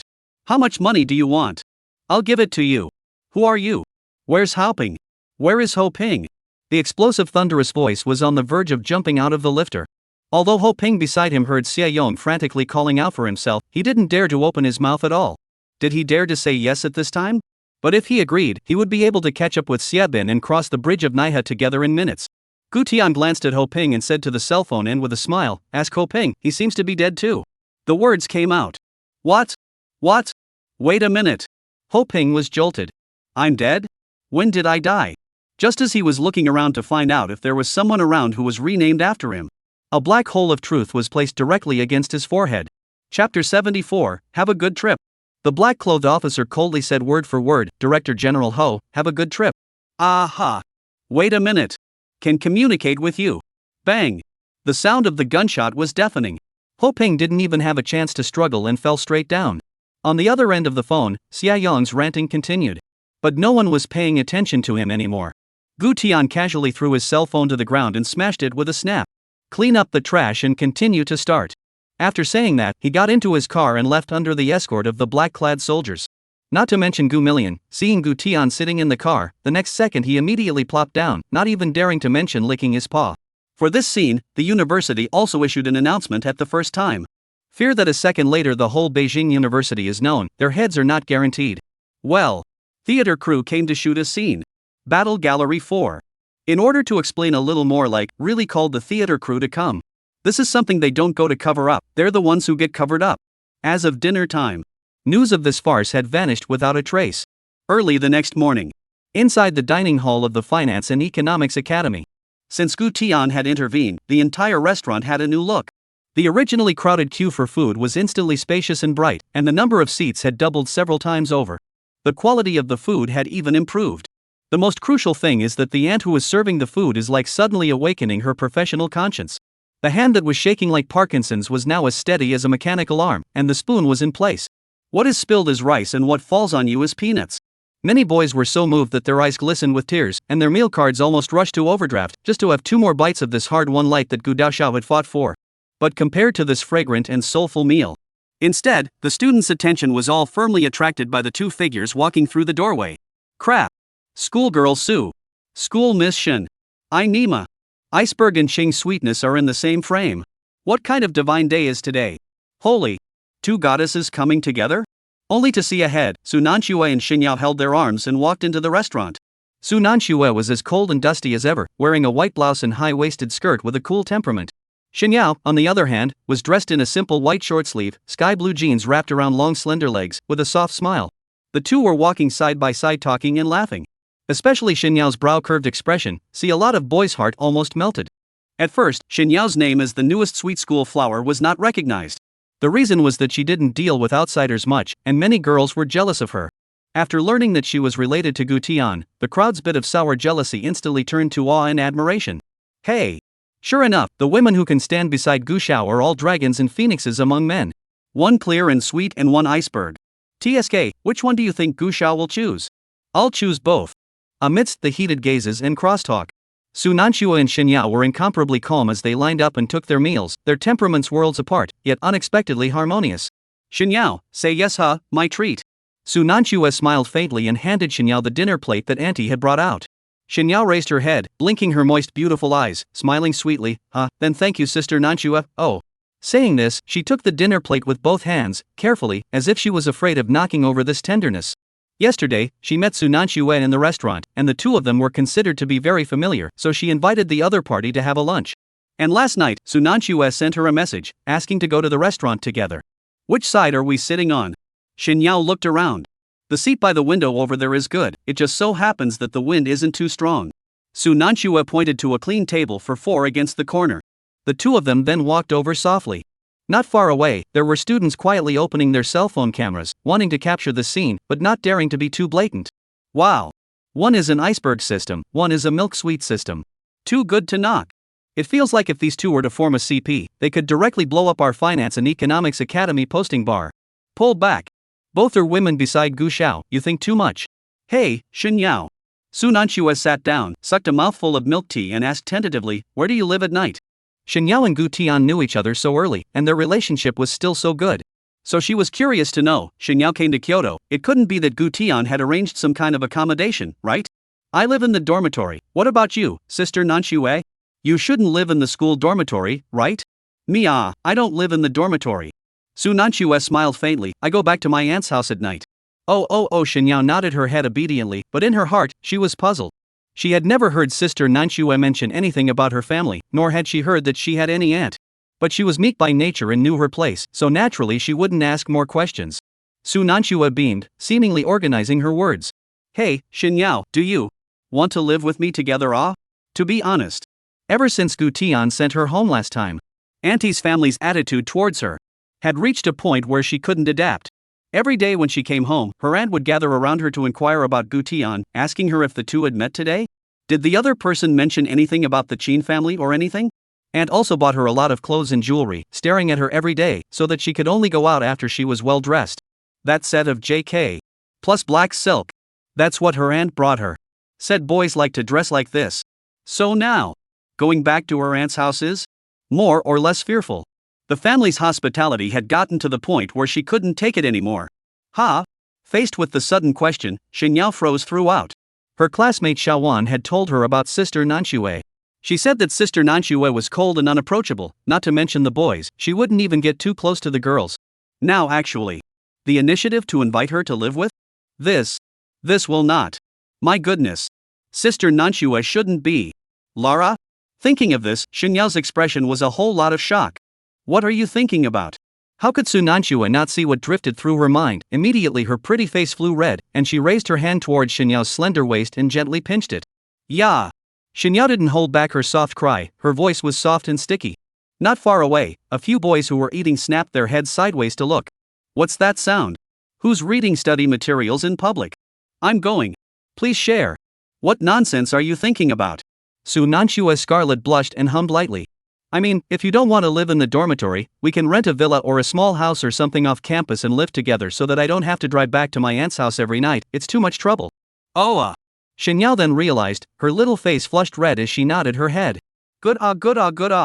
She enjoyed spending time with Su Nanxue, plus the other party was also on good terms with Gu Tian. She naturally didn't have any problem with the two living together. Fellow dads. Pro dads. The pace is a bit fierce, slow me down for 2 chapters and I'll drive off. Chapter 75 The Oil Prince of North Africa. The original student president had no choice but to leave voluntarily under the threat of Xiebin and rolled down in disgrace. Before he left, he also posted an announcement on the forum. Important notice regarding the re-election of cadres for the Beijing Student Union. Welcome all students to participate and compete fairly. However, although it was written in a moderate manner on the surface. But those who understand. This announcement was actually a product of Xiebin's coercion a few days ago. After all, during that coercion, Xiebin had warned with a cold and vicious face. Anyone who dared not vote for him would suffer the consequences. And so, the original student council members had all unspokenly greeted each other and prepared to obediently vote for Xiebin during the campaign, go through the motions and be done with it. But the sky has unpredictable wind and clouds, people have instantaneous hang-ups. Right now, Xiebin cannot be contacted. Not only Xiebin, even with a bunch of members of the dog-loving society is also all gone. Some people go to inquire, get the official reply is, these people don't have enough credits, the school has ordered them to drop out according to the rules. What? Not enough credits? Withdrawal? Dozens of people had credit problems overnight? This is a reason that even ghosts don't believe. But no one dares to ask more. After all, a few days ago there were people in the square and rights defense, and the crew shooting it. Today people can't even find the shadow. Although the full picture of the matter was not known. But quite a few thoughtful students felt that there seemed to be a really big Buddha about to emerge from the capital university. However, no matter what, the election of the student council officers was still pushed forward. Have you heard? The student council is going to re-elect the president. Really? Are there many people running for it?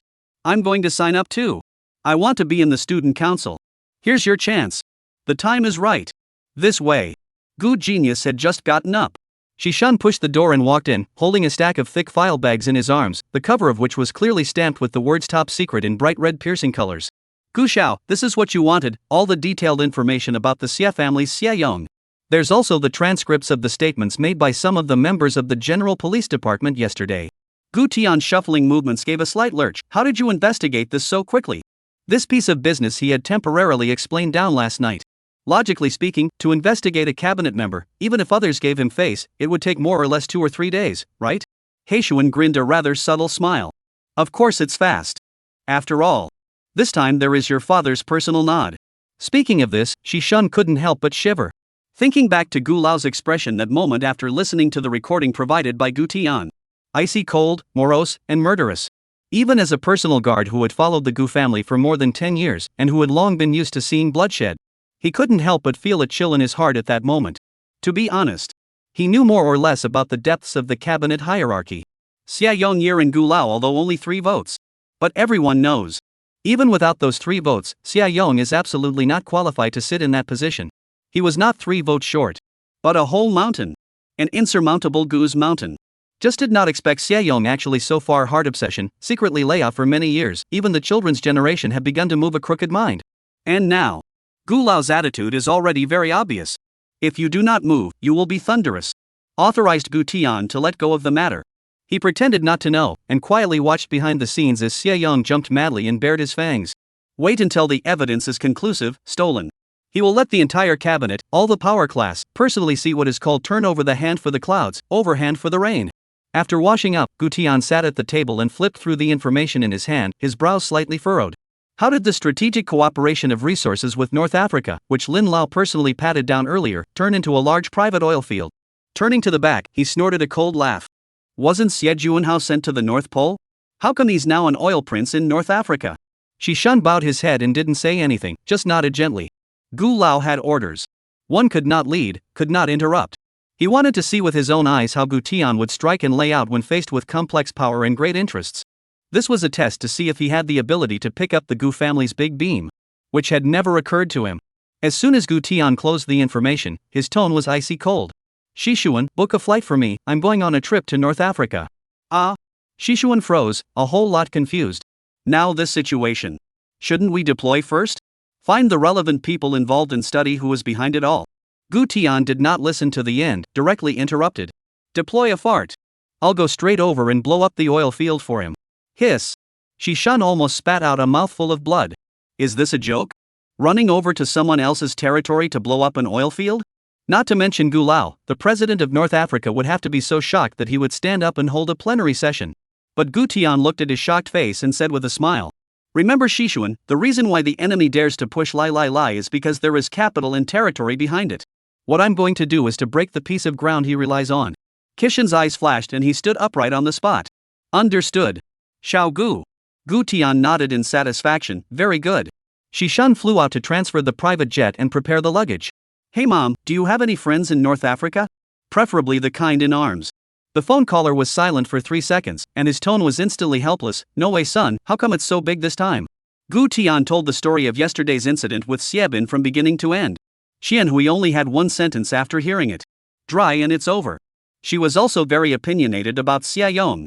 Since it was authorized by her husband, Gu Feng, then she definitely had to support it unconditionally, letting this old fox, Xia Yong, know that the Gu family wasn't something to be messed with. A casual slap is like a slap in the face. Chapter 76, Wang Hao wants to run for student council. Gu Tian and Shishuan had just walked downstairs to Tianqi Hotel. A Ferrari drove over. If it wasn't for Wang Hao getting out of the car quickly, Shun subconsciously pulled out the truth. Brother Tian.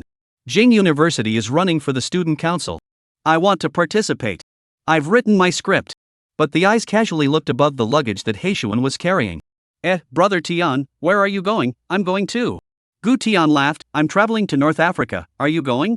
Wang Hao didn't think twice. I'm going.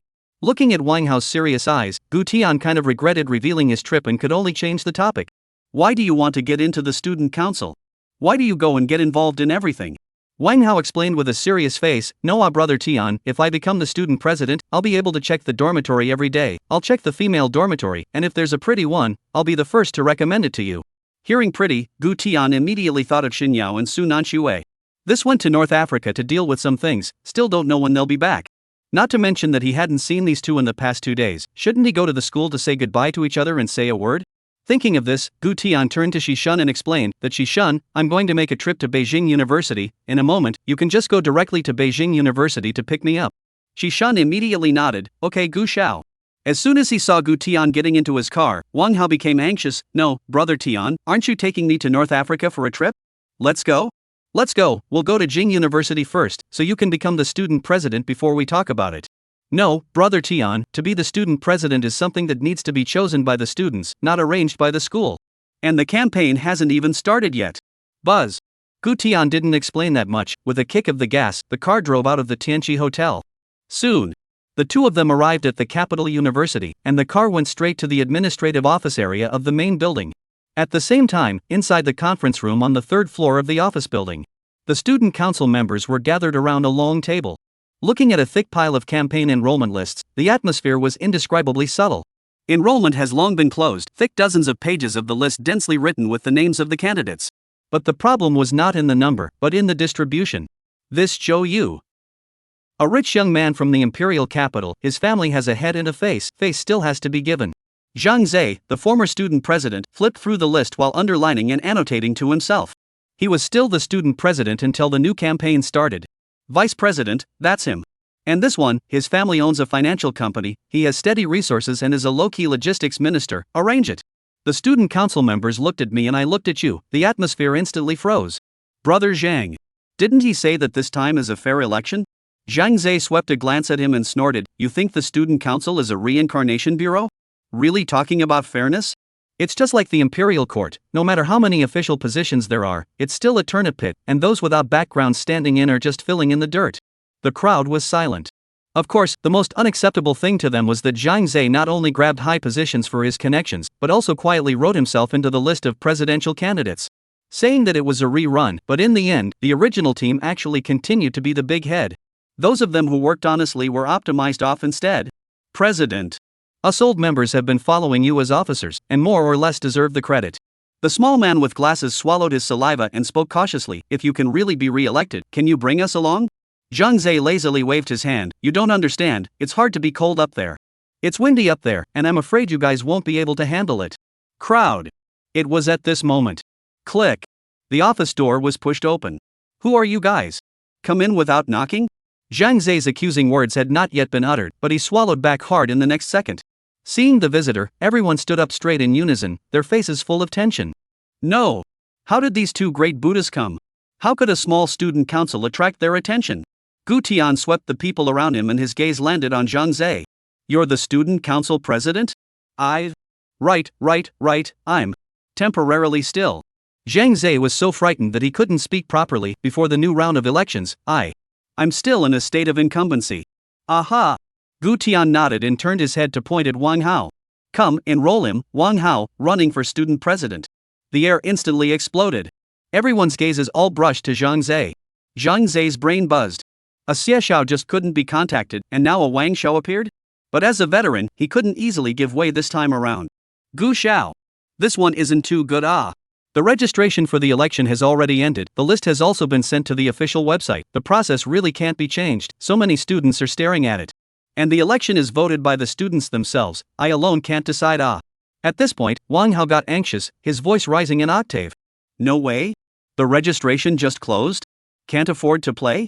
Zhang Zhe nodded awkwardly. Right. Wang Xiao. This is how the rules of our student union's process work. The words just fell. Snap. Gu Tian backhandedly pulled out the beretta on his waist and slapped it on the table. The air instantly stood still. The next second. WTF? Truth? The crowd was scared as if they were in danger, and subconsciously withdrew several meters away.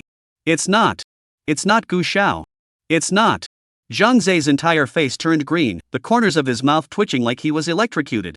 He had heard that this Gu Xiao had a military background, so backhandedly pulling out the truth. He really didn't have the guts to question whether this truth was true or not. I'll ask again. Can you decide? Chapter 77 Mysterious Maybach Convoy. Can. Of course I can add it. I'll just add young Wang's name to the campaign list. Zhang Zhe's fingers trembled as he typed Wang Hao's name on the keyboard. Gu Tian nodded lazily. Not bad, those who recognize the times are the best. Wang Hao was so excited that he almost danced. Brother Tian. I love you. I don't aspire to be in the female dormitory, I aspire to be in the whole school. Crowd? But in the next second, Wang Hao reacted and turned his head to stare at Zhang Zhe, suspicious. Wait? You mean add me to the campaign list and then I still need to campaign? It means that I might be successful in the campaign, or I might be a failure in the campaign, right? These words came out. Zhang Zhe broke out in a cold sweat on the spot. That's right, his chicken feet had been detected. Young Wang. The rules are just like this. Internalizing you? I really can't do this. If you don't believe me, ask them. The words were not yet finished. Snap. Gu Tian picked up the beretta on the table, raised his hand and flung it, the muzzle of the gun aimed straight at Zhang Zhe's head. Since the rules can't be changed, let's address the person who made them. Gu Tian coldly said. Kada. The crisp sound of the safety rang out. Killing intent instantly filled the entire conference room. Everyone covered their ears and shocked mouths. Zhang Zhe's pupils quaked and his legs went soft. Don't, Gu Xiao. I'll change the rules. I'll internalize whoever you say will be the president. At that time, young Wang will only need to attend a campaign meeting and go through the process to take office. Gu Tian faintly put away his gun and yawned. That's right, delaying me for 2 minutes for nothing. After saying that, he patted Wang Hao's shoulder. Do a good job in the future, don't lose face. Wang Hao nodded vigorously, his voice was choked. Don't worry brother Tian, I checked the dormitory must be just in fair and open. Try to only enter the girls' dormitory. Gu Tian. Crowd. The two had just walked out of the administration building, and Wang Hao was still immersed in the dreamy bubble of life's highlights. Brother Tian. What do you think is inside the female dormitory? What powers do you think the student president has? What can I do? Gu Tian lazily ignored him, lowered his head and fished out his cell phone from his pocket, tapping on his contacts. Su Nanxue. Pressing the dialing number, the call was quickly connected. The voice on the other end was clear and cold, but it was permeated with a familiar intimacy. Hello? Are you at school? Gu Tian asked with a smile. Outside the school, Qiao and I came out to look at houses. We are going to rent a small house to live in. You too? Gu Tian froze for a moment. Well, Qiao and I, do you want to come over and help us choose? Yeah. Gu Tian was more or less a bit surprised. Unexpectedly Su Nanxue and Qiao had familiarized themselves with each other so quickly. After hanging up the phone, Gu Tian directly opened the door and got into the car. Wang Hao immediately followed him up. Where's brother Tian going? When are you going to North Africa? To look at houses. Su Nanxue and Qiao are going to rent a house. Gu Tian raised his eyes and glanced at him. Aren't you an expert in checking out houses? It's not just right to check a private house. Wang Hao, Why does it always feel like you're connoting me? The vehicle slowly drove out of the south gate of Beijing University, ready to turn right into the city. And just at this moment, at the intersection ahead, an unusually low-profile but extremely luxurious fleet of vehicles slowly drove into the main road of the campus. At the forefront were two black Mercedes-Benz South classes driving the road, and at the back were several Bentleys. Whoa! Who is this? This license plate is bigger than you. When will you bring out the cars from your garage, Tian? You'll absolutely crush this fleet. Wang Hao's jaw almost dropped to the ground. Gu Tian didn't say anything, his eyes narrowed slightly as he surveyed the vehicles that slowly passed in front of him. And just at the moment when that Maybach passed him by mistake, Gu Tian clearly saw the rear window drop slightly by a small amount. An extremely cold and colorful young girl was sitting by the window. Her beautiful eyes didn't have any curiosity about the outside world, but rather an indescribable coldness and isolation. Before he could take a closer look, the car could drive by, immediately followed by Wang Hao's exclamation of surprise. Holy! Brother Tian! You saw it! Did you see that girl? Holy! This! The ultimate beauty! That face is extremely noble. Wang Hao sort of said all the adjectives in his head, itching to jump out of the car and chase after her for a few more glances. On the contrary, Gu Tian didn't say anything, only the corners of his eyes jumped slightly and his fingers subconsciously rubbed the steering wheel. Compared to Wang Hao's focus, his attention was on the glass of that Maybach. The car window was slightly lowered by a small amount, and he clearly saw that the thickness was a full 10 centimeters thick. Without a doubt, what the other party was riding in was a completely bulletproof car. What kind of identity needed to ride in a bulletproof car? Let's go find Su Nanxue and the girls. Gu Tian didn't speculate too much about the other party's identity, but instead left Jing University with a kick of the gas. This way. College of Social Sciences office. Dean Li was organizing his executive jacket in the mirror. Today was the day of the Minister of Education's visit, so he naturally couldn't afford to be the slightest bit negligent. It wasn't long. A rush of footsteps suddenly came from the corridor outside the door, immediately followed by the sound of the door clanging shut. Dean Li frowned and his heart thumped. This rhythm, not quite right, ah? In a moment, the Minister of Education had come over. Who dares to close the door so vigorously? Play what character? Without much thought, he decided to push open the door and poked out half a head to look out. Just a glance. Hiss. The scene in front of him made Dean Li suck in a breath of cold air. In the corridor, at some point, it had been filled by a group of burly men wearing black suits and wireless headsets. Not. What situation? Dean Li's heart was beating furiously, and he was about to open his mouth to inquire.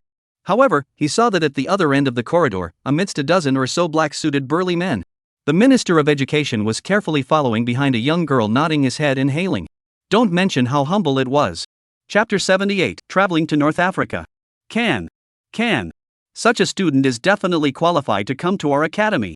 Looking at the other party's ridiculously excellent grades and resume, Dean Li was thrilled, but after meeting the young girl's cool and indifferent eyes, he still couldn't help but winces. The other party did not speak. It just sat there quietly, but it was as if it was separated from everyone and everything around it by an invisible, impenetrable barrier. Good, then since you said so, I'll leave this matter to you. After the Minister of Education finished speaking, he immediately put away his official and authoritative stance and replaced it with an extremely respectful attitude to carefully salute the young girl who was sitting as still as an iceberg snow lotus. Miss Lin, we will arrange the relevant procedures properly. You will be able to officially report to Jing University in a few days. The young girl still didn't have much of an expression on her face, just nodded gently as a response, and then walked out of the office under the escort of the black-clothed suited men. And the Minister of Education also followed along assiduously. Waiting until all the people in the office had left, Dean Li only sank into his chair with a long sigh of relief. Looking at the young girl's name on the document, he was in a bit of a trance for a moment. Lin Shu Si. It seems like I've heard of it somewhere? But looking at this stance, the background is at least on the cabinet side, right? This side. Originally, Su Nanxue and Xinyao just wanted to rent a quiet little townhouse near the school to make it easier to study and live. As a result, before they could choose a room, Gu Tianke pulled out his card and prepared to pay. What's there to rent? Just buy a set directly, won't you? No. Sir. This villa. It's almost 3 small goals. The salesgirl's mouth was so open that she could fit an egg in it. Gu Tian didn't say anything and casually threw the black and gold card, which very much represented his identity, onto the table and spoke indifferently. Swipe the card, I'm in a hurry. Boom. The pupils of all the sales in the hall shattered together. Having seen the hose, one hadn't seen that hose.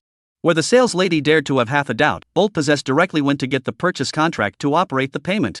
Other co-workers are almost envious to cry. This kind of heavenly customer, please give me a dozen. Just half an hour later. Gu Tian and the others arrived at this detached villa that was less than 2 kilometers away from Capital University. The villa covered a spacious area and had a style that blended modern minimalism with vintage European style. The courtyard was full of greenery, with a babbling brook, birds and flowers, and even the swimming pool had its own thermostat system. The moment she walked through the door, Su Nanshue's entire body froze. It's not that she hasn't seen a good house before, and her family is also a villa. But like this way of buying a house as simple as buying groceries, it was the first time she had seen it. Gu Tian. Aren't you being a bit impulsive like this? Before Gu Tian could answer, Wang Haoke chirped, no. You're saying that my brother Tian spending 3 small goals to buy a villa is impulsive. You know what? He spent $5 billion a while ago. He invested in a research team at the University of Beijing. What? $5 billion? Su Nanxue covered her mouth in shock. In contrast to the shocked Su Nanxue, Xinyao was obviously much more excited, running around in the courtyard like a happy bird. There's also the pool. I'll go. This villa is also fantastic. Gu Tian. You're too good. Sister Nanxue. Look. There are a lot of koi inside this fish pond. With such a scene, watching Wang Hao enviously nod his back teeth. When could he have such capital? When would he be able to be so pleasing to his sister like Gu Tian? This side. Shishan also followed Gu Tian's instructions and drove to the courtyard entrance to wait. Faced with the news that Gu Tian was going on a long trip. Although the two girls were a bit reluctant to leave, there was no way for them to ask more questions. In particular, Su Nanxue seemed to have sensed something from Gu Tian's meaningful look and could only gently admonish. Then, pay attention to safety ha. We'll wait for you to come back.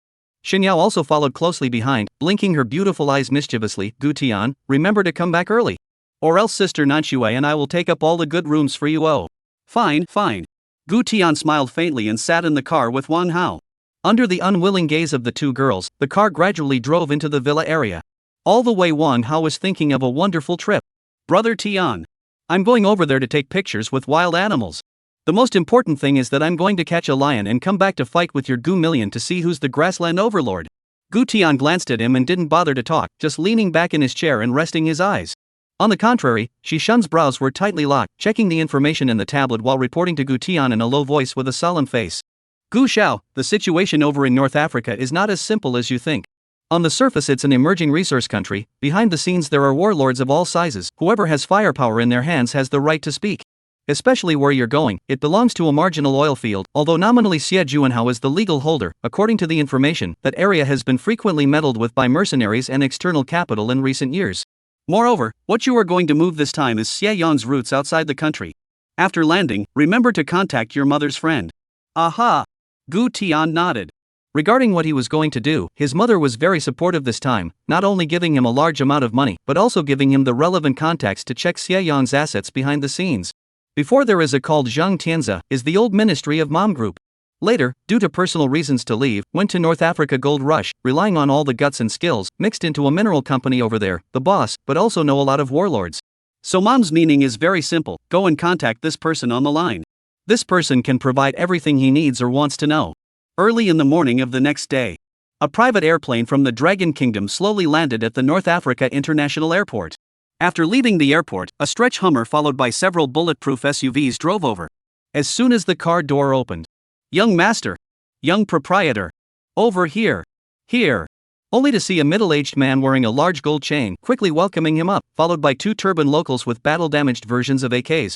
Such a scene confused Wang Hao. No, brother Tian. Aren't we traveling? This stance. It doesn't seem like we're traveling, right? Gu Tian ignored Wang Hao, sized up the next person, and slowly opened his mouth to confirm, are you Boss Zhan? Boss Zhan was just about to nod his head when his line of sight slammed into Gu Tian's ghostly cold eyes, and it was as if his entire person had been violently lifted by someone's soul. This temperament. This eyes. This mighty pressure that stood still but seemed to stop the desert winds. Like. Too damn similar. He has long known who the husband of Director Qin is, and even more so, he knows that the son of the other party is known as the Crown Prince of Kyoto. The existence of a sneeze, Kyoto will be shaken a little.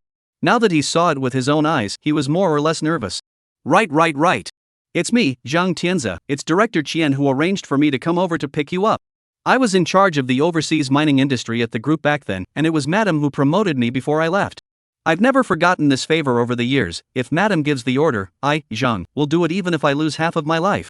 The 2 bodyguards with AKs, once they saw how their boss reacted like this, they were also curious about Gu Tian's identity. What kind of person was this? could make the boss nervous like this?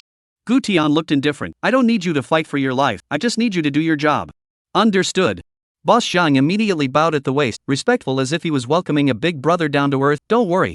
When we get to this side, your business is my Zhang Tian's life. Gu Tian didn't say anything, only faintly raised his hand. Boss Zhang understood in seconds and immediately pulled open the car door. Young master, please. That friend next to you is also invited. Wang Hao? I have a name, okay? The crowd got into the car, and the Hummer heaved and slowly drove out of the airport. Chapter 79 The Young Owner Who Can't Use Hot Weapons. I want to get off. I said I want to get off. Wang Hao gripped the seatbelt furiously in the car, looking like his internal organs were about to be turned upside down. What kind of road is this? The Gobi Crack Simulator, right? I feel like my kidneys are being churned to pieces. Originally, he thought that this time he was going to have a luxury North Africa free trip with Gu Tian. As a result, it had hardened into following the Crown Prince on an expedition to the desert oil fields for a group building mission. Not to mention the sand drifting into his eyes, his butt was still vibrating out his 8-pack abs on the Hummer seat. Boss Zhang nervously looked at the navigation while turning back helplessly. Wang Xiaoyu, hold on, this is only half an hour of walking, there are still 70 kilometers behind you. I can't. Wang Hao covered his stomach, I need to pee. By the way, slow down my little heart. Seeing this, Boss Zhang could only ask the driver to stop the car. The Hummer creaked to a stop. Wang Hao jumped out of the car in a flash. Just as he opened the gate to drain the water, he heard a rumbling sound from not far away. 5 or 6 armed pickup trucks full of armed men with black flags sped toward their side, dust flying. I'm going. Wang Hao's heart jumped and he forgot to lift his pants. Boss Zhang. Is that your man? Boss Zhang didn't have time to answer. Day. In the next second, flashes of fire exploded and bullets whistled towards the side. A few bullets landed directly in front of Wang Hao's feet, splattering yellow sand and blowing his eyes out. Mama. Come for real, ah? I'm still pissing. Wang Xiao. Get in the car. Run. Wang Hao screamed as he ran back to the car with his pants, pissing all over himself. The car exploded. The bodyguard cursed while stepping on the gas. The other bodyguards quickly swooped to the car window to block the view and started to set up their guns.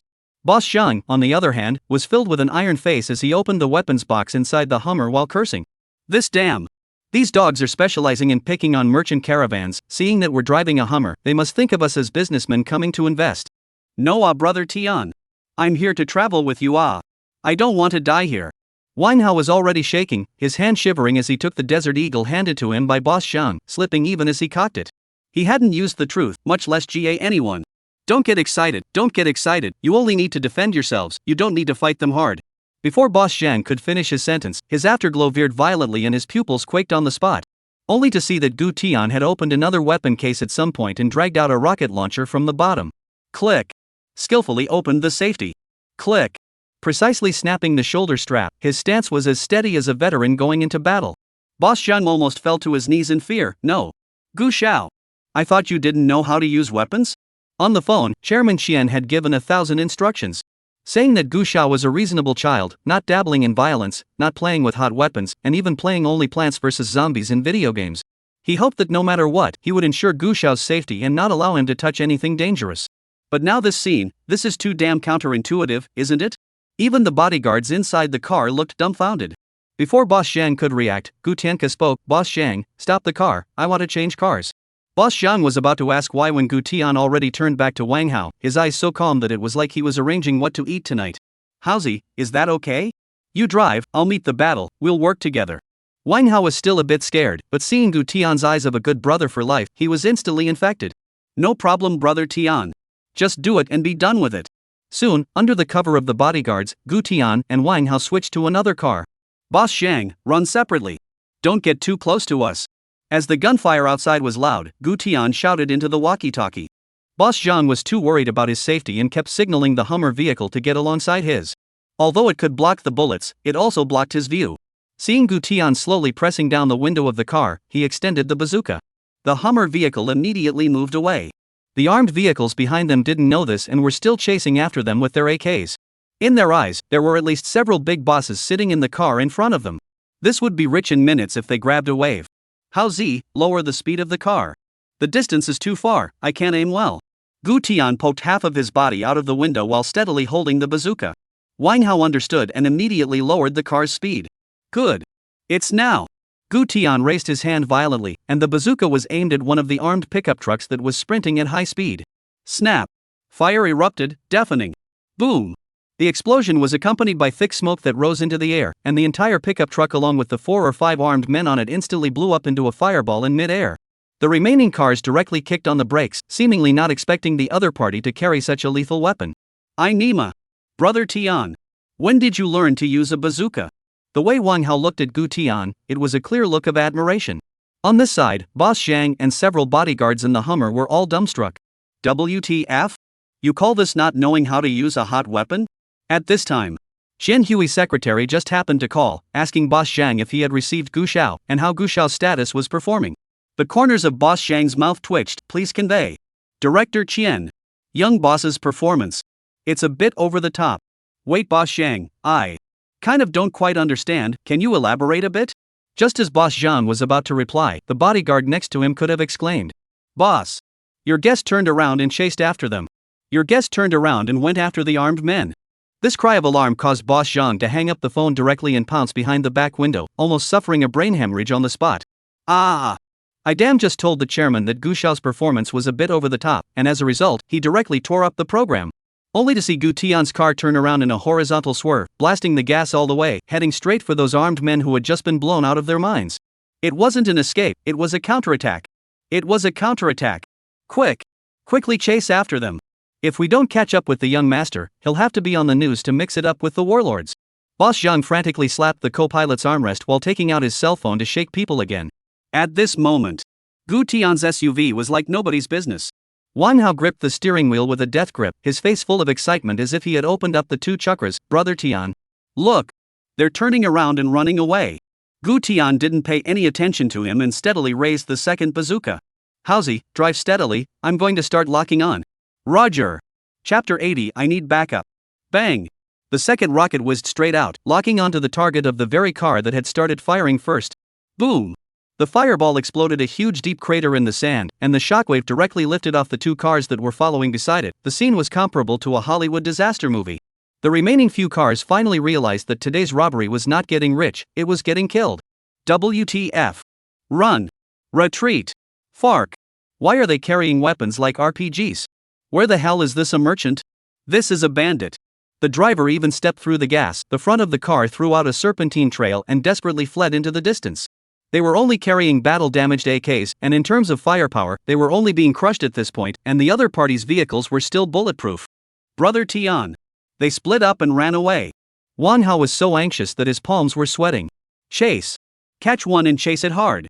Gu Tian threw the bazooka in the back, skillfully picked up an AK, and backhandedly loaded it. Alright. Wang Hao slammed the gas pedal to the floor, chose a dilapidated armed car that was obviously dragging its feet, and posted it all the way up. The 2 cars were parallel.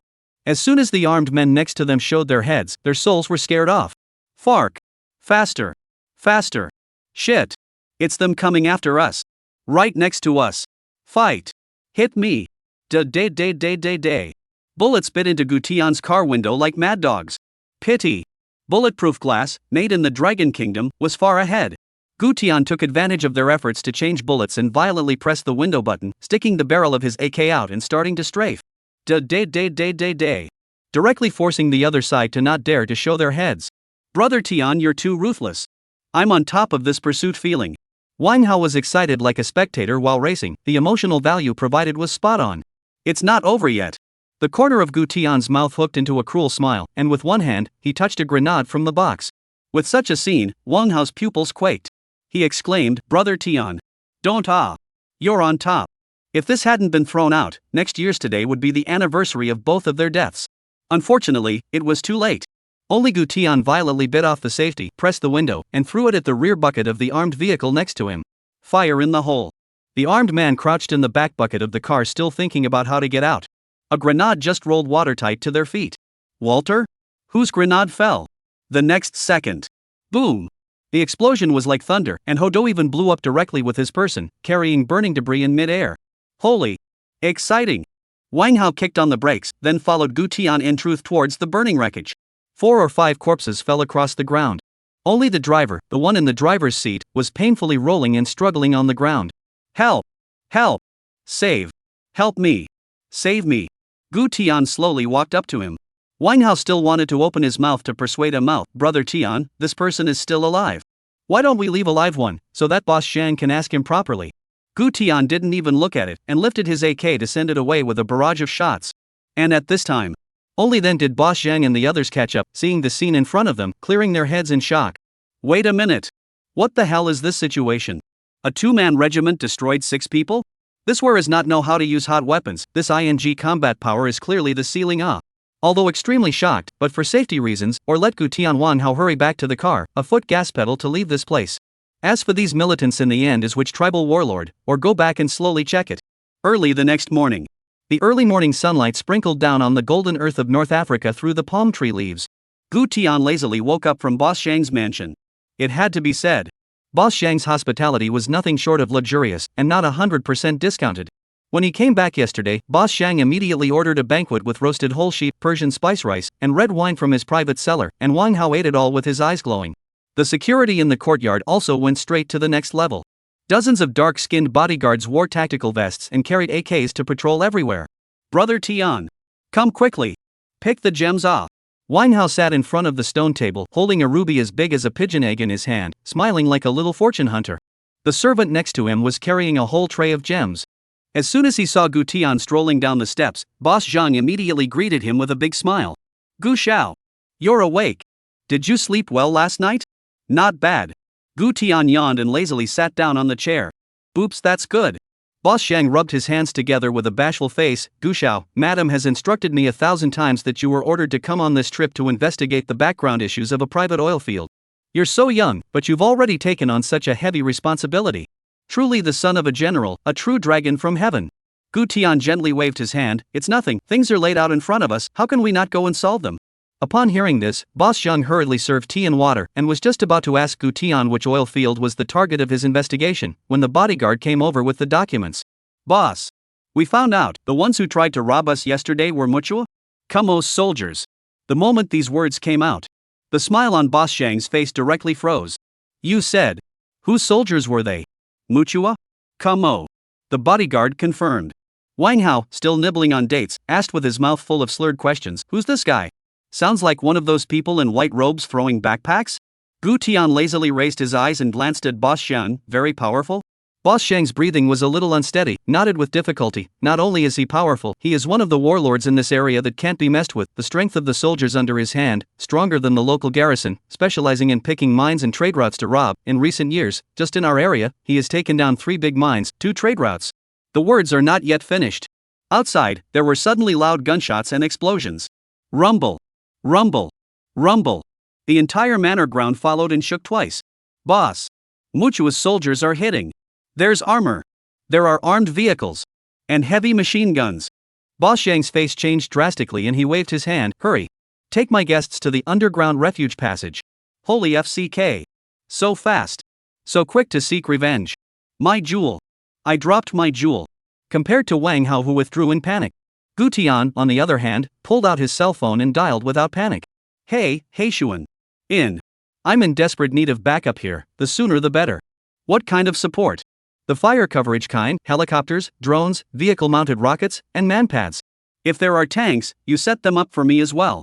Chapter 81. $10 million. Manhwa's soldiers came in force. In less than 5 minutes, the entire estate was surrounded by them. A camouflage-painted pickup truck roared into the main courtyard, and without stopping, it directly swung across the center of the courtyard, bringing up a cloud of dust and sand. The back of the truck jumped down a few bare-chested black men with bullet chains wrapped around their bodies. The leader of the group, with his black robe and head wrapped around his head, was none other than Manhwa himself. Who is your boss? Come out again or I'll kill you all. Boss Zhang was wiping the sweat from his forehead with a paper towel while jogging and rushing down the steps, greeting him with a smile on his face.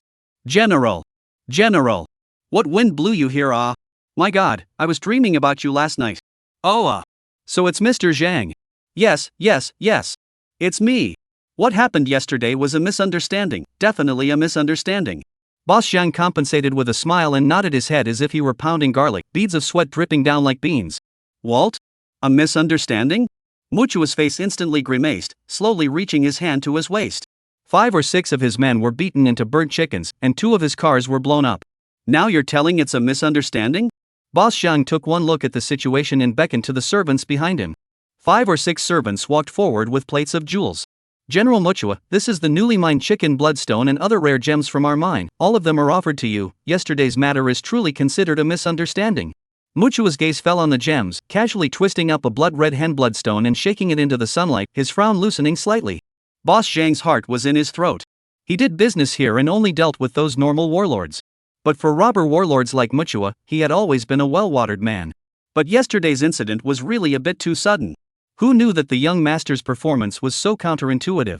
Which had thought that the next second? Muchua pinched the chicken bloodstone and walked to Boss Zhang with a smile on his face. I can't imagine that Boss Zhang's mind still has these good things. One look at his unkind and greedy eyes. Boss Zhang instantly panicked and waved his hands repeatedly. No, General. I only have this one mine that can still produce some stones now. If I give it to you, then my business will be over. The words just fell. A dozen AKs were raised at the same time, their blackened muzzles aimed at Boss Zhang's chest. Muchua's smile slowly retracted, and he said grimly, "Are you trying to say that you're only willing to fool me with a few stones to put yesterday's matter behind you?" Boss Zhang hastily shook his head. "No. I didn't. I don't mean that, I just..." The words were not yet finished. Muchua let out a cold snort and pulled out the metal pistol at his waist, his arm flung out and the gun was pointed at Boss Zhang's several captured bodyguards. Bang! Bang! Bang! Bang! Several gunshots exploded. The 5 captured bodyguards fell to the ground on the spot. Boss Zhang turned around violently, his pupils contracting violently. No.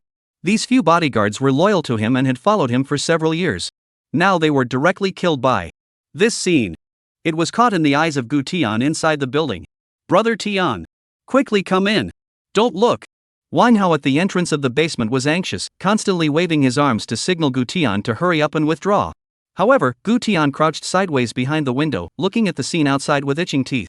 Boss Zhang's bodyguards, who had been drinking together last night, were currently collapsing one by one in a pool of blood, their eyes still closed. The smoldering shell casings on the ground, and Muchua's condescending face. "Brother Tian. What are you doing?" Without waiting for Wang Hao to react, Gu Tian violently ran wildly towards the door. "This way. I'll ask again, will you give me this mine now, or will you wait until you're dead?" Muchua held his gun against Boss Zhang's head, his finger pressed on the trigger, making the feeling that he could shoot at any time. At that moment. "Stop! Stop!" A stern voice rang out.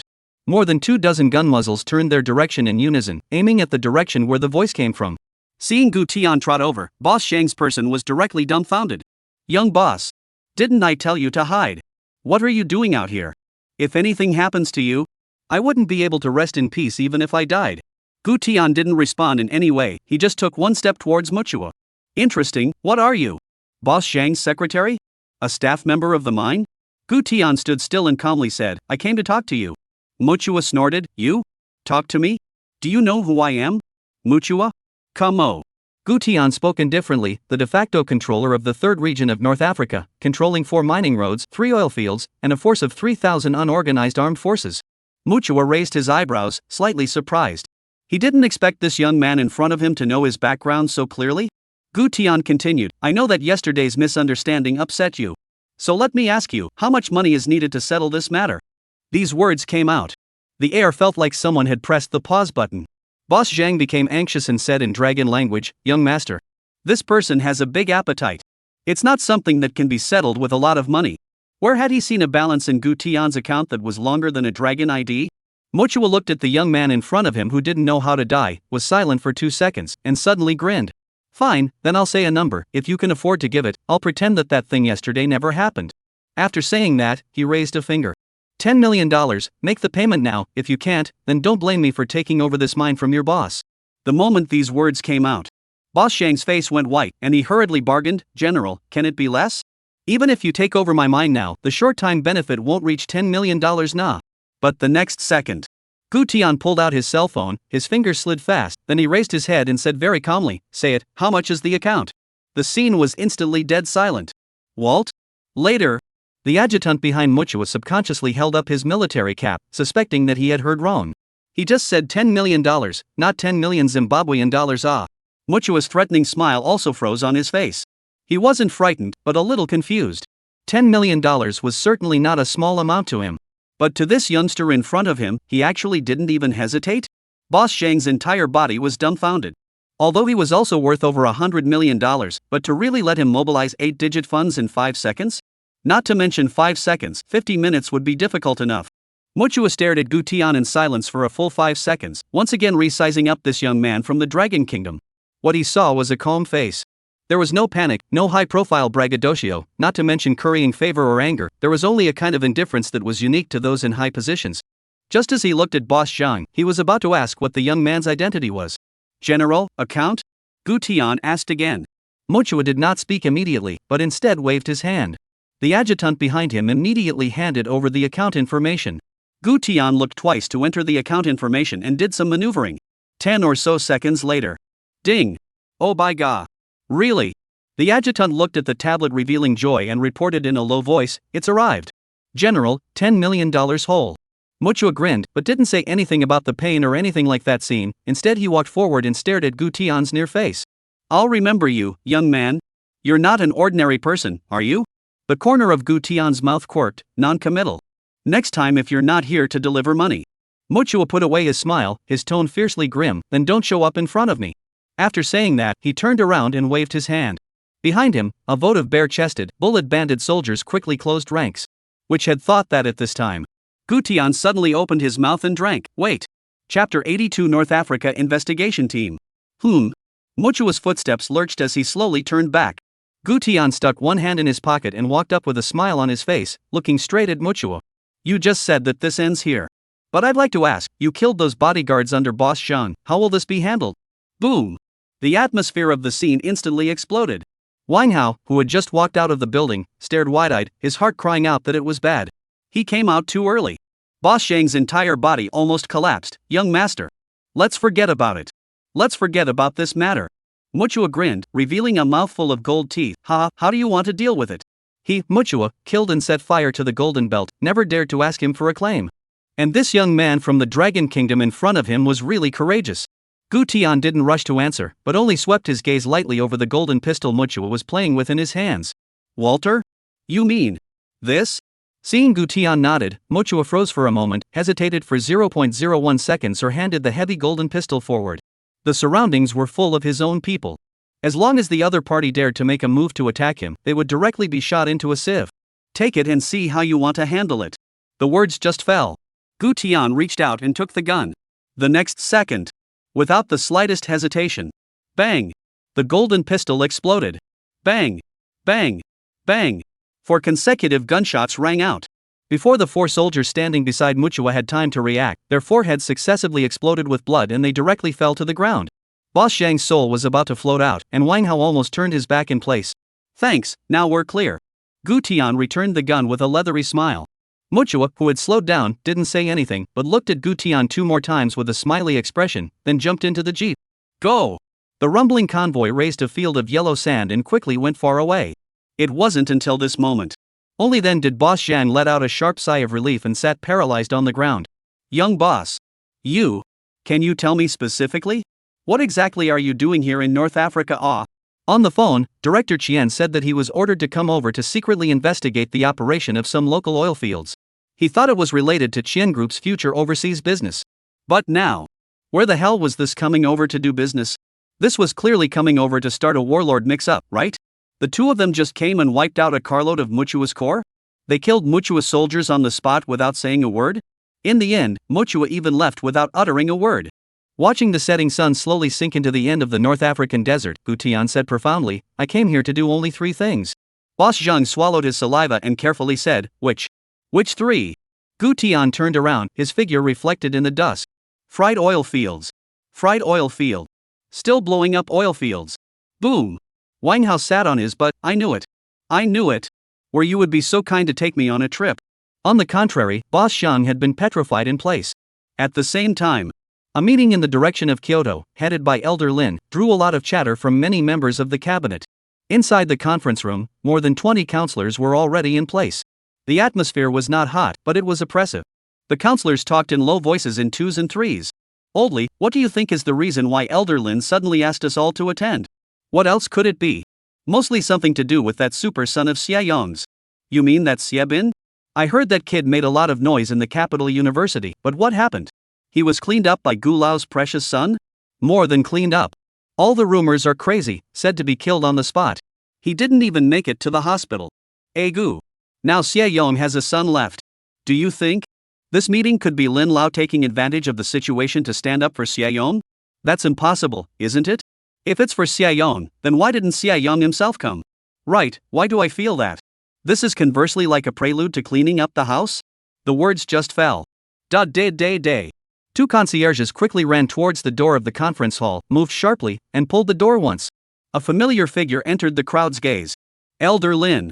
All the counselors rose almost simultaneously and greeted him in unison, their gazes tinged with heartfelt awe. Elder Lin waved his hand and smiled gently. Comrades have worked hard. The words fell. The stage resounded in unison, no hard work. Elder Lin has worked hard. After a simple burst of off-topic conversation, the meeting moved on to the main topic. That was about the issue of the loopholes in the progress of the North Africa Strategic Cooperation Project. The meeting room fell into a brief silence, with only the sound of turning papers rising and falling. It took less than a moment. Quite a number of parliamentarians were so frightened by the contents of the document that they couldn't dare to breathe. Lin Lao was the one who personally patted down the launch of this strategic cooperation back then. Now, a large amount of money goes to an unknown destination. Equipment procurement prices inflated by 3 times. Many project leaders appear under the name of multiple private accounts. No way. Who's so bold? There was only one thought in every counselor's mind at the moment. It's over. Who the hell is this so bold? Surprisingly, he borrowed the word Lin Lao strategy and fed the money into his private pockets in a dignified manner. The specific situation is clear to all of you now. Lin Lao's tone was calm but carried an unquestionable sense of oppression. So now I am announcing the establishment of a North Africa Strategic Cooperation Program investigation team to depart for North Africa. The words fell. The door at the back of the conference room was pulled open sharply by 2 secretaries. A row of members wearing administrative jackets with audit and enforcement pinned on their chests walked in quickly. The person leading the group was solemn, and that posture was simply several blocks away from the ordinary inspection team members. However, when all the counselors saw the last member of the group, their pupils instantly quaked, and some even covered their shocked mouths. Simply because that last figure was no one else. It was none other than Elder Lin's daughter, Lin Shusi.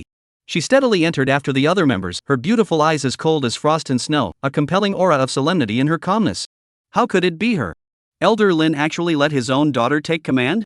Is this to be personally cleaned? No. What kind of position is this for her now?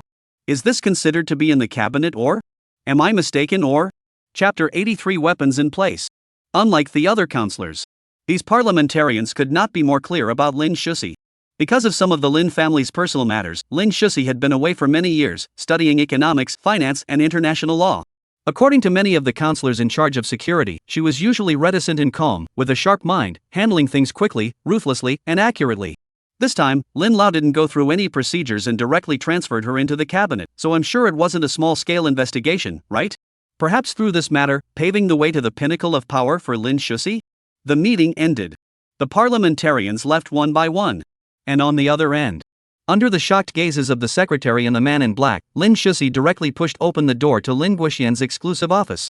There was no knock on the door, nor was there any etiquette. Lin Guoxian was flipping through documents in front of his desk and raised his head when he heard the commotion. "Shusi, your performance just now was very good, your speech and attitude in the face of so many counselors was very good." Lin Shusi expressionlessly removed the executive jacket that represented the special inspection and casually rested it on the back of her chair. Although she was only wearing a sharply cut white shirt, her entire person carried a sharpness that could not be approached. Looking at the father-daughter relationship that still hadn't eased, Lin Guoxian weighed his words, "This matter.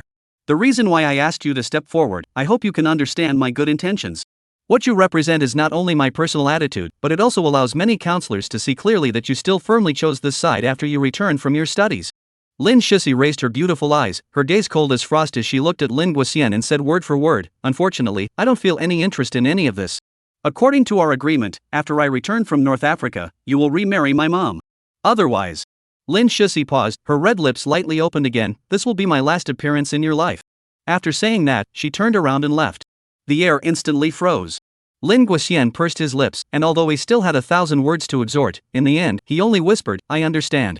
At this moment, he wasn't the same old Lin who reigned supreme in the council, nor was he the strategic decision-maker who regulated the overall situation. He was just a father who had been rejected by his daughter. The door was gently brought up, and even the sound was polite and almost merciless. The 2 black-clad guards standing in the doorway subconsciously glanced at each other. The air temperature did not drop, but they simultaneously shivered. The aura of the returning Miss Kyoto was bigger than even Elder Lin Ah. In the blink of an eye, a week had passed. Gu Tian and Wang Hao basically did nothing. No one had a lethal weapon in their hands, and Gu Tian didn't dare to take a step easily when he realized that the situation over here was more complicated than he thought. This day, Gu Tian was being invited by Boss Zhang to visit his mine. At that moment, the secretary pushed the door in, saying that there was a batch of large engineering equipment and a large number of workers that were about to be transported to our mine. Boss Zhang was confused. He had never recruited workers, much less purchased any large mining engineering equipment. And the secretary took another close look at the document, only to see that it clearly stated the purchaser, Gu Tian. Young boss. Not. When did you procure large-scale equipment? With your background and rank, there's no need to suffer here. Boss Zhang turned his head to Gu Tian, who was calmly drinking tea and blowing air conditioning and eating watermelon. Gu Tian took a sip of tea and smiled faintly. Boss Zhang, this isn't some kind of engineering machinery and equipment. Then, at this moment, Wang Hao violently put down his watermelon and rushed out like a snatch. This is a weapon. What? Weapon? The smile on Boss Zhang's face snapped open, and the whole person was petrified in place. What the hell did you say? Say it again? Wang Hao patted the lad with a serious face. Weapons. Boss Zhang. A real one. The kind with full firepower. You don't really think that my brother Tian's $10 million is that easy to take? Before Boss Zhang could react, the ground rumbled and quaked. Several people thought it was an earthquake and hurriedly ran out. Even Gu Tian, who was psychologically prepared, was shocked at this moment. Only to see not far away rolling yellow sand rolled up, rows of heavy trucks, semi-trailer containers, engineering boom trucks, transportation vehicles like a long dragon in a row, the momentum like a torrent towards the mine. Crap! Brother Tian. What on earth have you brought in? Wang Hao's mouth was so wide open that he could fit 2 hard-boiled eggs in it. Boss Zhang even sat on his butt, completely unable to accept the scene in front of him. In less than a moment, these cars drove into the mining area. The giant cranes clicked and unfolded their mechanical arms, and began to lift containers one by one to the ground. Dang! Dang! Knock! Every time a box fell, it set off a burst of sand and shouts of surprise. When the first 5 boxes were opened, the crowd was completely dumbfounded. It wasn't an excavator, nor was it a mining drill, but it was a vehicle-mounted rocket launcher neatly stacked with its barrel facing the sky. Nima! Rocket artillery!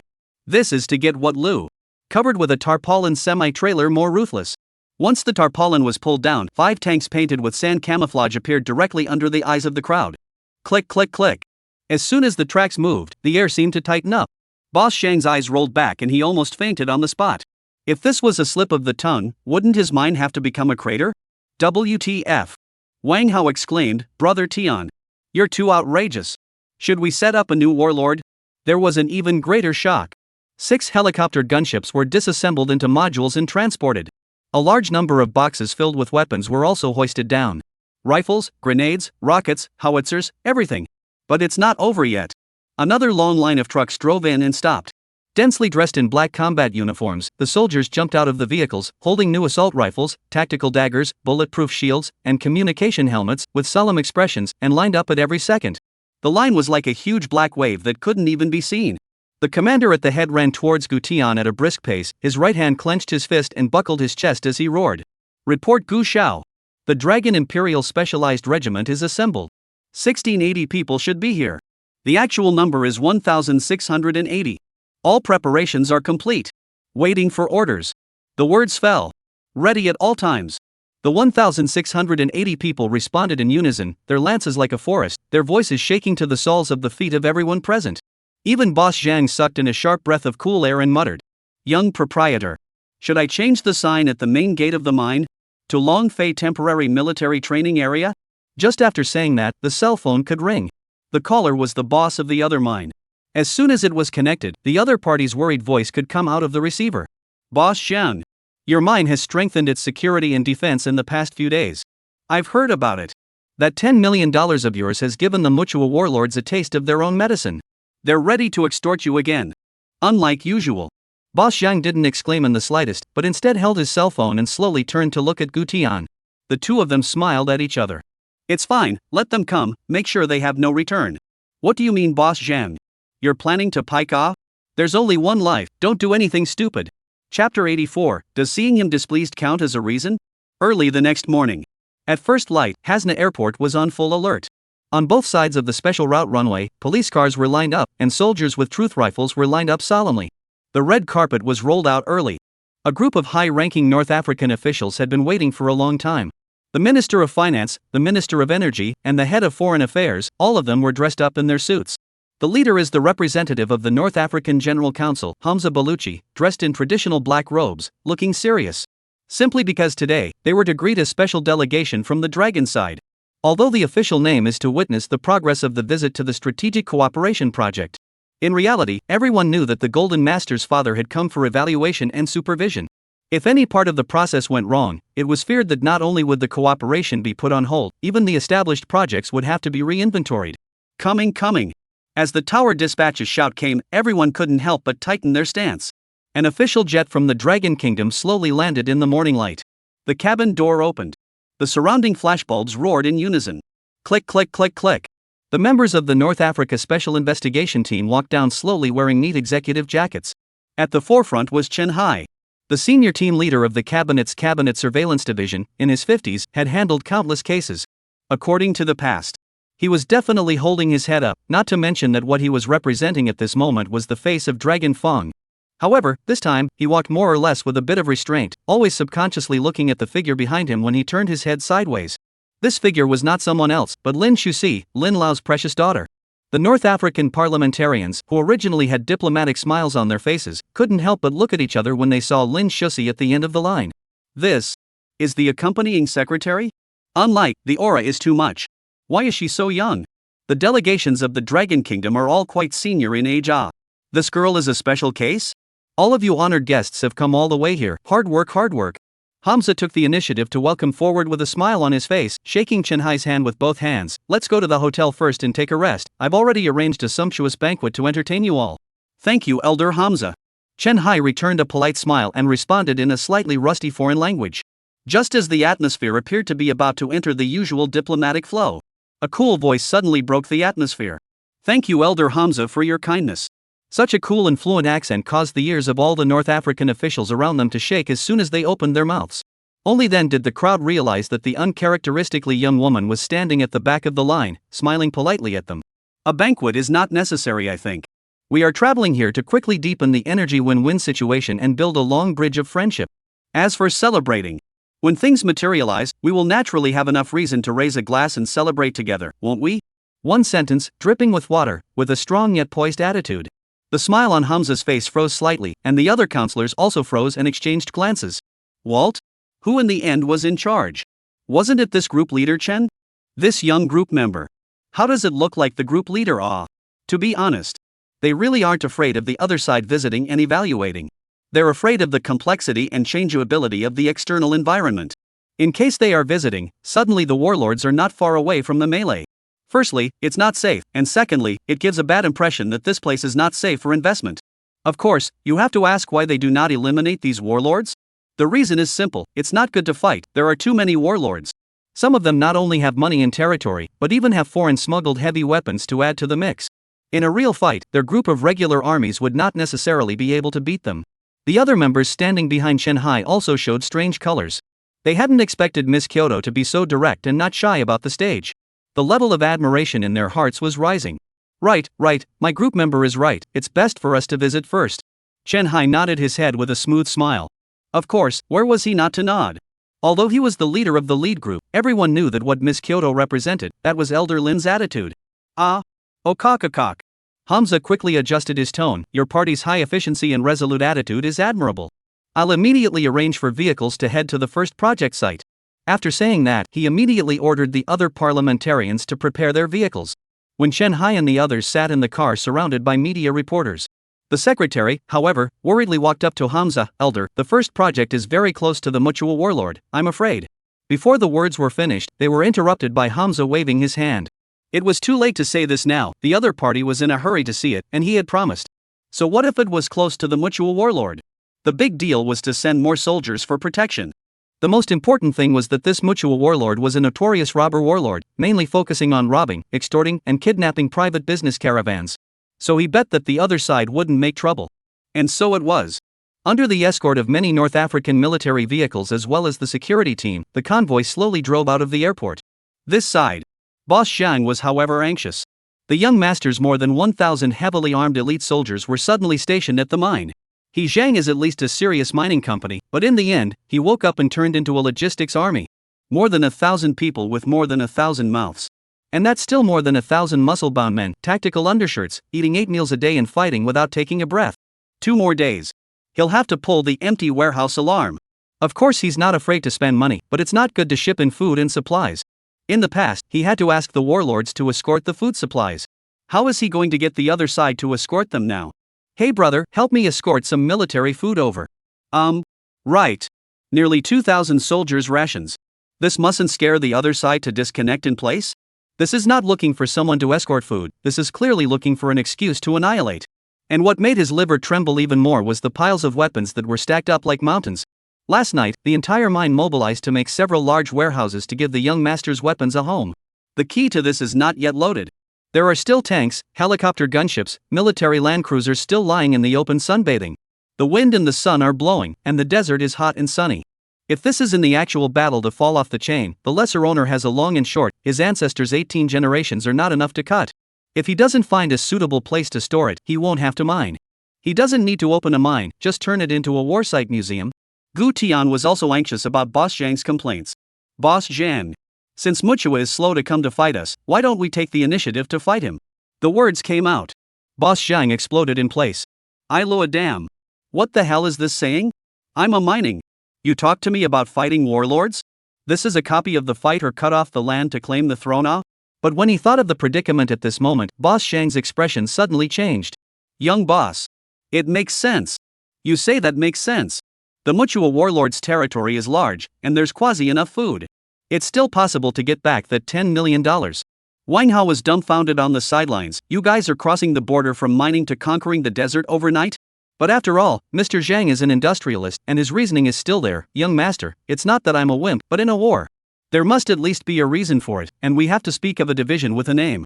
If you are directly on the dry, this is not to talk about martial arts this statement is reasonable. Gu Tian nodded, thoughtfully lit a cigarette, contemplated for 3 seconds, and then looked seriously at Boss Zhang. I don't like the way I look at him, does that count as a reason? Put. Wang Hao's mouthful of old tea spewed out directly. Chapter 85, Muchua's Attack.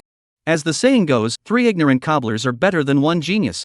The 3 of them talked about military, justice, and logistics, turning the map wall on Boss Zhang's mine into a situation guide map plus desert plate division plan. The secretary of Mr. Zhang couldn't help but scratch his hair. Is the business of mining still going to be done in the future? Looking at this rhythm, this land looked like a new warlord was about to rise. At this time, the alarm of the mining land sounded loudly. Woo woo. Only to see several foremen running in full of excitement. Zhang Dong. Muchua's soldiers are here. Zhang Dong. Muchua's soldiers have finally come to rob us. In the past, when the alarm sounded at the mine site, it was a chicken and dog fight, with workers scrambling to the bunker. But now, when that alarm sounded, everyone was as excited as an old bachelor seeing a widow. Crap. I've been waiting so hard. It's finally here. Without waiting for Boss Zhang to lament too much, Wang Hao and Gu Tianke rushed out. They only saw a dozen armed pickup trucks flying the flag of the Muchua warlord, charging towards them aggressively. On each pickup truck stood 5 or 6 bare-chested soldiers with bullet belts wrapped around their bodies yelling, "Da-day-day-day." The heavy machine guns mounted on the pickup trucks were the first to open fire, the bullets shooting directly in the direction of the mine. Muchua also poked his head out of the window of the vehicle, raising his AK and pouring bullets into the sky to boost his morale. Brothers! Attack! Grab the gems! Collect the dollars! The men followed suit and roared furiously, "Charge! Grab 3 cars today! Marry 3 houses tomorrow!" How could they know? Today is not the day they enter the mine to rob things, but to deliver heads. At this very moment, on the hillside, the gun ports of the 5 tanks painted in sand camouflage were slowly raised. The gunners shouted icily, "Lock on the target! Prepare to fire!" 6 helicopter gunships slowly took off. Thousands of soldiers of the Dragon Imperial Special Warfare Regiment raised their guns in unison, their black tactical armor glowing coldly in the morning light. Seeing that the mine was getting closer and closer, the Muchua soldiers were getting more and more weak. Walt? Wait, do you guys feel something's not quite right? Why are there so many silhouettes in front of us? My god. Are those black heads in front of us? Oh, my god. How? There's a helicopter flying. The lead vehicle kicked on the brakes. Just as the soldiers were about to ask Muchua if they were going the wrong way or coming to the wrong mine. Instead, they saw that old dog Muchua had long escaped in a jeep without a trace. Walter? What's going on, General? Oh no. Retreat. The situation is not right. I think we've come to a military base. Retreat. Didn't wait for the crowd to react. Swoosh. Dense and sharp breaking sounds came from the air. Boom, boom, boom, boom. Bullets and artillery shells poured down like plowshares. The 3 pickup trucks in the front row were hit by the rockets on the spot, directly rising into the air and exploding into flaming fireballs in midair. Oh byga. Shatter. Sheet. WTF. What the is this? Aha. Rocket launchers. Why do they have rocket launchers? Fark. Who mines and has tanks? Retreat. Retreat quickly. This is a military base. Not a mine. Boom. Boom. Boom. Despite their frantic steering wheel, the cannon fire hit with precision. Such a scene took less than 10 seconds. At the same time, above the mining position, Gutian crossed his waist with one hand and held a walkie-talkie in the other, standing on top of a rocket launcher vehicle, red sand rays, his back resembling the god of war approaching the world. Dragon Imperial Specialized Regiment, all hands on deck. Fight me to Muchua's lair. Pursue the enemy. Purge all backup positions. Roger. More than 1,000 black-clad Special Forces troops descended like tigers. The vast armed convoy headed directly towards Muchua's lair, with armed helicopters hovering in the air to follow. This way. Muchua back to the camp after a whole skeptical life. If not for the sound of artillery fire coming from the rear, he once suspected that what he saw was a mirage. What kind of Buddha did he mess with? Directly sent out the army to kill him? But look at the other side of the specifications in firepower and accuracy, completely unlike the local army.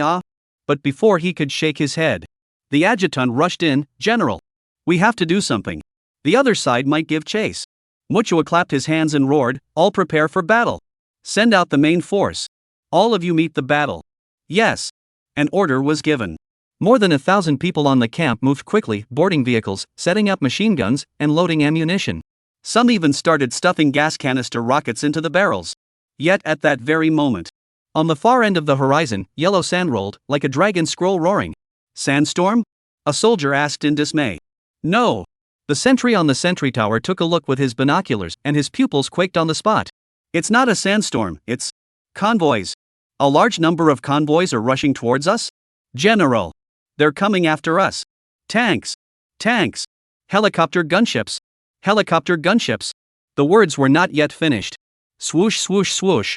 The 4 helicopter gunships were the first to drive over, their onboard rockets and machine guns firing in unison, and they were a washout bombardment of the Muchua camp. What are you looking at? Collecting you guys is coming. Boom. Boom. Boom. Bullets are raining down, shells are scattering. The camp, which had been prepared for battle, was instantly turned into a firefight. In the tent Muchua's soul flew away, where was there any semblance of a warlord leader? Fire. Retreat. Fight if you can. If you can't beat them, run. After saying this, he directly jumped into the jeep and followed the adjutant and a few of his inner circle to frantically run for their lives. And the Dragon Emperor's special team members and tanks also killed in, pouring frantic firepower on the counterattacking remnants of Muchua.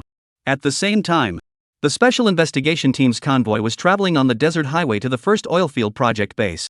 Only to hear a boom. There was a thunderous sound in the sky. The distant horizon suddenly lit up with fire. Rolls of smoke rose up into the sky. Following the sound, 3 helicopter gunships could be seen hovering and bombing. Such a scene, the car suddenly atmosphere frozen. Hamza grabbed the security minister's cuffs, his face twisted into a twist. Fark. Where the hell is this close to Muchua warlord? This is a ING war zone. The security minister's face was almost white. Chapter 86, You're a set of words. How could he have known that he could accidentally run into a scene of Muchua and the other warlords firing on him on this trip? But the key to this scene. This is not a warlord's battle.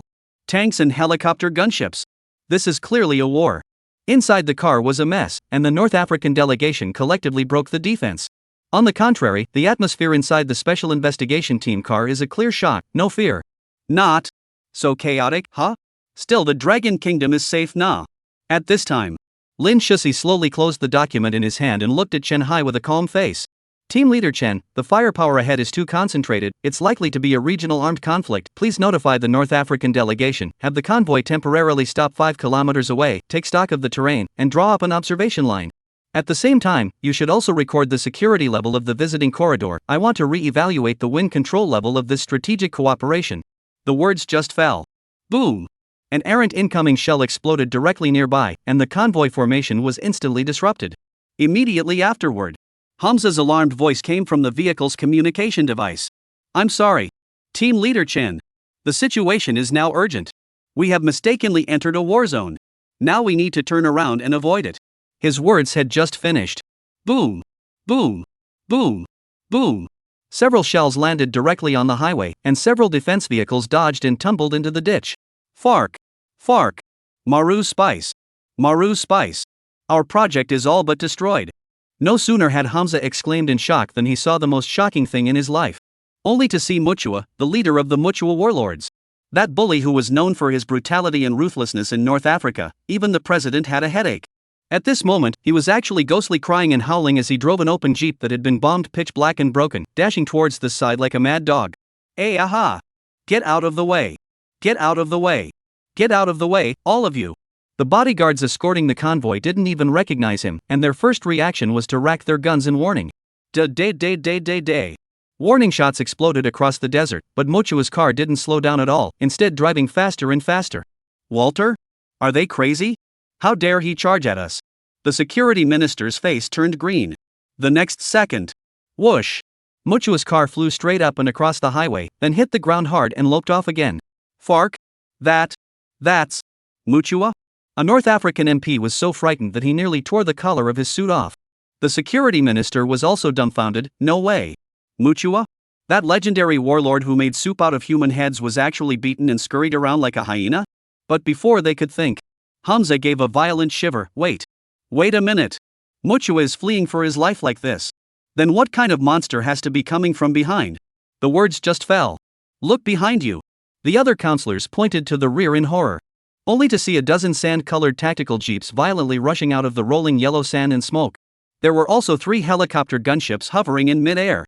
What makes people scalp numb is the tactical SUV at the head of the vehicle had a young man carrying a bazooka on his shoulder, and his entire body poked out of the vehicle to face the wind and sand and roared angrily. Howsy? Don't ing fight. You're missing. Catch me alive. Catch them alive. Let's take him alive. Facing the sudden scene, everyone in the North African delegation was collectively stuck in a rut. Wait. Not a local? He doesn't seem to be from our North Africa? Who is this person? Does this face look like a North African? What the hell? Is he a foreign mercenary? Before they could finish guessing, bang! Boom! Wang Hao fired another miss-hit RPG, which exploded at the edge of the sand tens of meters away from the North African convoy, setting off waves of sand that directly slammed into the escort convoy. Ah! They don't even read the signs, do they? Fark! These warlords are too rampant. They don't even look at our General Council's logo? My god! Turn around! Pull back! Hamza raised his car phone and hissed, "Protect the Dragon Fong delegation. If anything happens to them, we'll all be nailed to the pillar of shame. Request support from headquarters. Call the General Council immediately. Now!" The convoy was in chaos for a while, the steering wheels beating into flowers. Everyone was also racing along in the direction Muchua had fled. Muchua, ha! Why are more and more people chasing us? In order to evacuate better, the North African escort caravan chose to disperse and break out. However, on the way out, the chaos escalated. Artillery shells occasionally exploded, and thick smoke confused the view. In less than a moment, the Special Investigation Team's people were completely separated from the North African delegation. The lengthened Hummer sped through the sand dunes and the terrain was complicated. Chen Hai inside the vehicle had an anxious look on his face, constantly lifting the curtains to look outside. What the hell is going on here? Didn't you say you'd take us to visit the first project base? But what made him the most nervous wasn't the cannon fire, but Lin Shusi in the back row. Only to see that she didn't have the calm and collected look of a royal lady that she would have just now, but instead, she was like a scared little rabbit, leaning tightly on the female group member. "Missy, don't be afraid, I'll be actively getting in touch with the Dragon Fong." Chen Hai looked anxiously at the satellite phone while gauging Lin Shusi's state. Just as he signaled the driver to drive towards the highway, several sand-colored jeeps suddenly rushed down from the dunes in front of them, directly surrounding the extended Hummer. More than 30 heavily armed Dragon Imperial Special Warfare soldiers surrounded it in black. Grenade launchers, rocket launchers, high-explosive grenades. An entire aura was drawn up. Bang bang bang. Several gun butts slammed against the car door. Everyone out of the car. Drop the communication devices. Hands up. Wang Hao was even more excited as he jumped out of the car, carrying the Desert Eagle. Ha! Finally caught you guys. Dare to blackmail my brother Tian for $10 million? Because the Dragon Imperial Special Soldiers were wearing tactical armor and masked helmets. Chen Hai and the others couldn't see their faces at all, nor could they see any markings on their costumes. Under such a threat, they could only honestly step out of the car.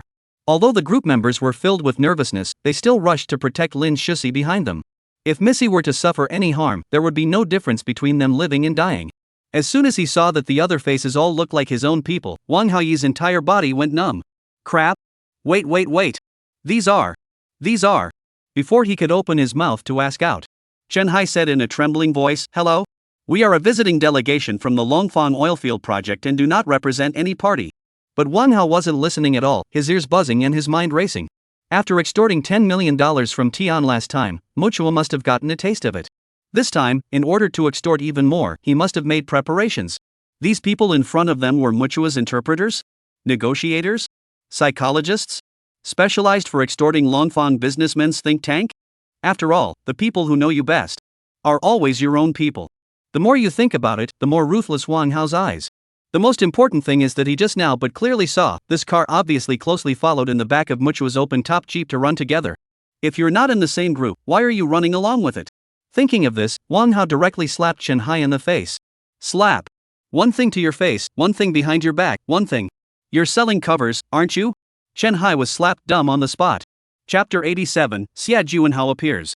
On the contrary, Lin Shusi, a white shirt had long been dyed gray by the wind and sand, her broken hair in front of her forehead was messy and pasted on her cheeks, like a helpless deer tightly protected by the other female group members. Missy, don't be afraid. They should be misunderstanding our identity, it's okay. Although the female group members were also trembling, they still did their best to pacify them. Take them all away. Wang Hao gave an order, and the soldiers quickly stepped forward. Lin Shusi subconsciously took a step back, but the next second the black hood was already over her head. The eyes suddenly went black. Evening. North Africa General Staff Meeting Building, the atmosphere was scorched to the extreme. Throughout the General Senate chamber, all the parliamentarians, elders gathered together pacing everywhere in the conference room. Especially the president himself, the cold sweat at the corners of his forehead, his shirt collar had been unbuttoned 3 buttons earlier. Hot. Disturbing law. Anxious. Tense. Dragon Fang could be their biggest partner, but also an important investor in their financial and energy lifelines. To put it plainly, the Gold Master's father came over to give you money. And you sent the Gold Master to the battlefield? You escaped, but your father's whereabouts are unknown. The foreign media has already noticed this incident, and many foreign media reporters are on their way here. Dragon Fang even called just now for confirmation. But they replied that they were all rumors from the outside world. If the meeting with the Dragon delegation 2 days later couldn't go on as usual, then the matter would be exposed. Investigate immediately. The president slammed his palm on the table and roared, "I don't care who did it, which warlord crossed the border. Investigate them all. If they didn't do it, let them help find it as well. If it was them who did it, tell them to release them immediately. If anything happens to this delegation, our energy cooperation will be set back 20 years. All of the council members' faces were as if they were dead as they rushed out of the conference room, clutching documents and making phone calls. A storm of searching for people erupted at the top level of North Africa. At the same time, the intelligence networks of the major warlords in North Africa were rocked at almost the same time. The news of Muchua being massacred was like a bomb that directly overturned the entire warlord circle. There was no sign, no prelude. Overnight, Muchua, a notorious warlord, was completely erased. What's even more chilling is that the one who took him out wasn't some old power, but an emerging force that never showed its face. Tanks, rocket launchers, helicopter gunships, special operations teams. These weren't the kind of configurations that they, the local warlords, should have. Not even the regular army had these equipment. Walter Falk. Is the warlord chaos going to happen again? General Moza, what do you think about this? Go and investigate. Find out the name of this emerging warlord. Who exactly is the leader? Just as many warlord leaders were talking. An even more explosive piece of intelligence came right behind it. That emerging force, on its way to pursue the remnants of Muchua's army, had actually accidentally injured the convoy of Dragon Fang's strategic cooperation delegation. As soon as the news came out, the entire North African warlord circle instantly exploded. They were not afraid of Muchua dying a horrible death, but they were afraid of messing with an existence that should not be messed with. And now, the emerging forces not only messed with, but even directly opened fire and accidentally injured the entire delegation. What was this delegation? It was the Dragon Fang. It was the Gold Master's father behind dozens of their mines, oil fields, and logistics ports in North Africa. It was the source behind the financial lifeblood of North Africa. If Muchua's destruction was a firefight between warlords, then the delegation's accident is an accident of the sky falling. It's fatal. If anything happens to the delegation, Without the North African officials having to do anything, someone else's airbase, drone swarms, and bombing formations on the Dragon side might have already taken off. Not to mention the warlords, with the plowing fire coverage, even the runway of your airport might be gone overnight. Just as the major warlords were like enemies, they were assisting in the investigation and search. The Khalifa Merchant Corps appeared exceptionally calm. The Khalifa Merchant Corps is not a warlord in the traditional sense, but a highly commercialized armed interest group. They do not care to fight and kill, the main control is not as good as cooperation, robbery is not as good as profit, the means is not bloody but extremely old-fashioned. Different from the usual warlords who want to dominate a party. Using a large amount of financial resources, they are quietly drawing in the elders of various tribes and neutral organizations, hoping to form a self-sovereign state in the future. Inside the villa, a large pile of sumptuous food was on the table, and around it, maids stood in groups and columns. The chief, Khalifa, smiled as he picked up his glass of red wine and raised it. Mr. Xia, what is your opinion on this matter? He had no other intention in asking this. It was just to point out Xia Juanhao. With all the chaos over here, look at these life-threatening warlords who even dared to move your Longfang delegation. And your oil fields have only been able to develop under my shelter, with billions and billions of profits bubbling up from the ground. Are you going to pay me more protection money in the next few years? In exchange for ordinary oilfield minerals, he completely despises them. But Mr. Xia is in charge of the oil field, that is a Dragon non-strategic cooperation planning. To put it plainly, borrowing other people's chickens to lay their own eggs, with basically no inputs or costs in between. Xia Juanhao hung up the phone, his fingers flicked the cuffs of his suit, and as always, he said calmly, Mr. Khalifa. I'm a businessman, I don't pay much attention to these things, so I can't make any comments.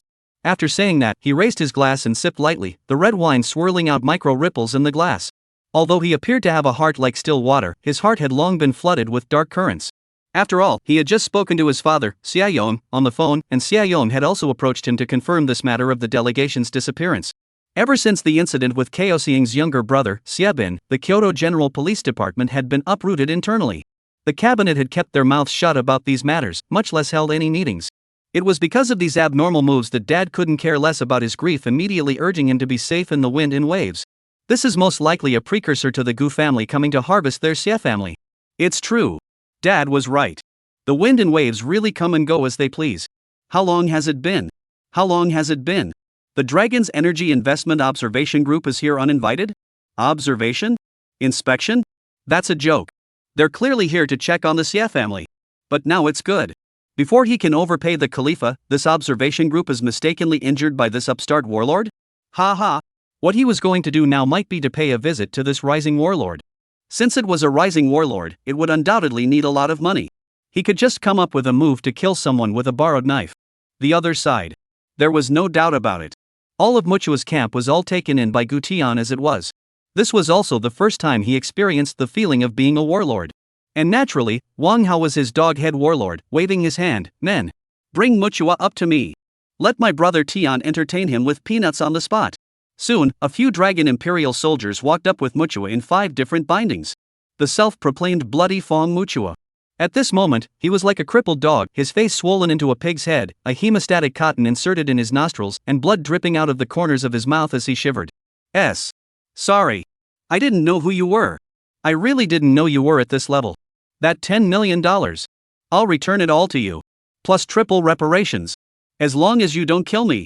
All the arms, jewelry, cash and land here are yours. Gu Tian looked at him condescendingly and slowly raised the truth in his hand.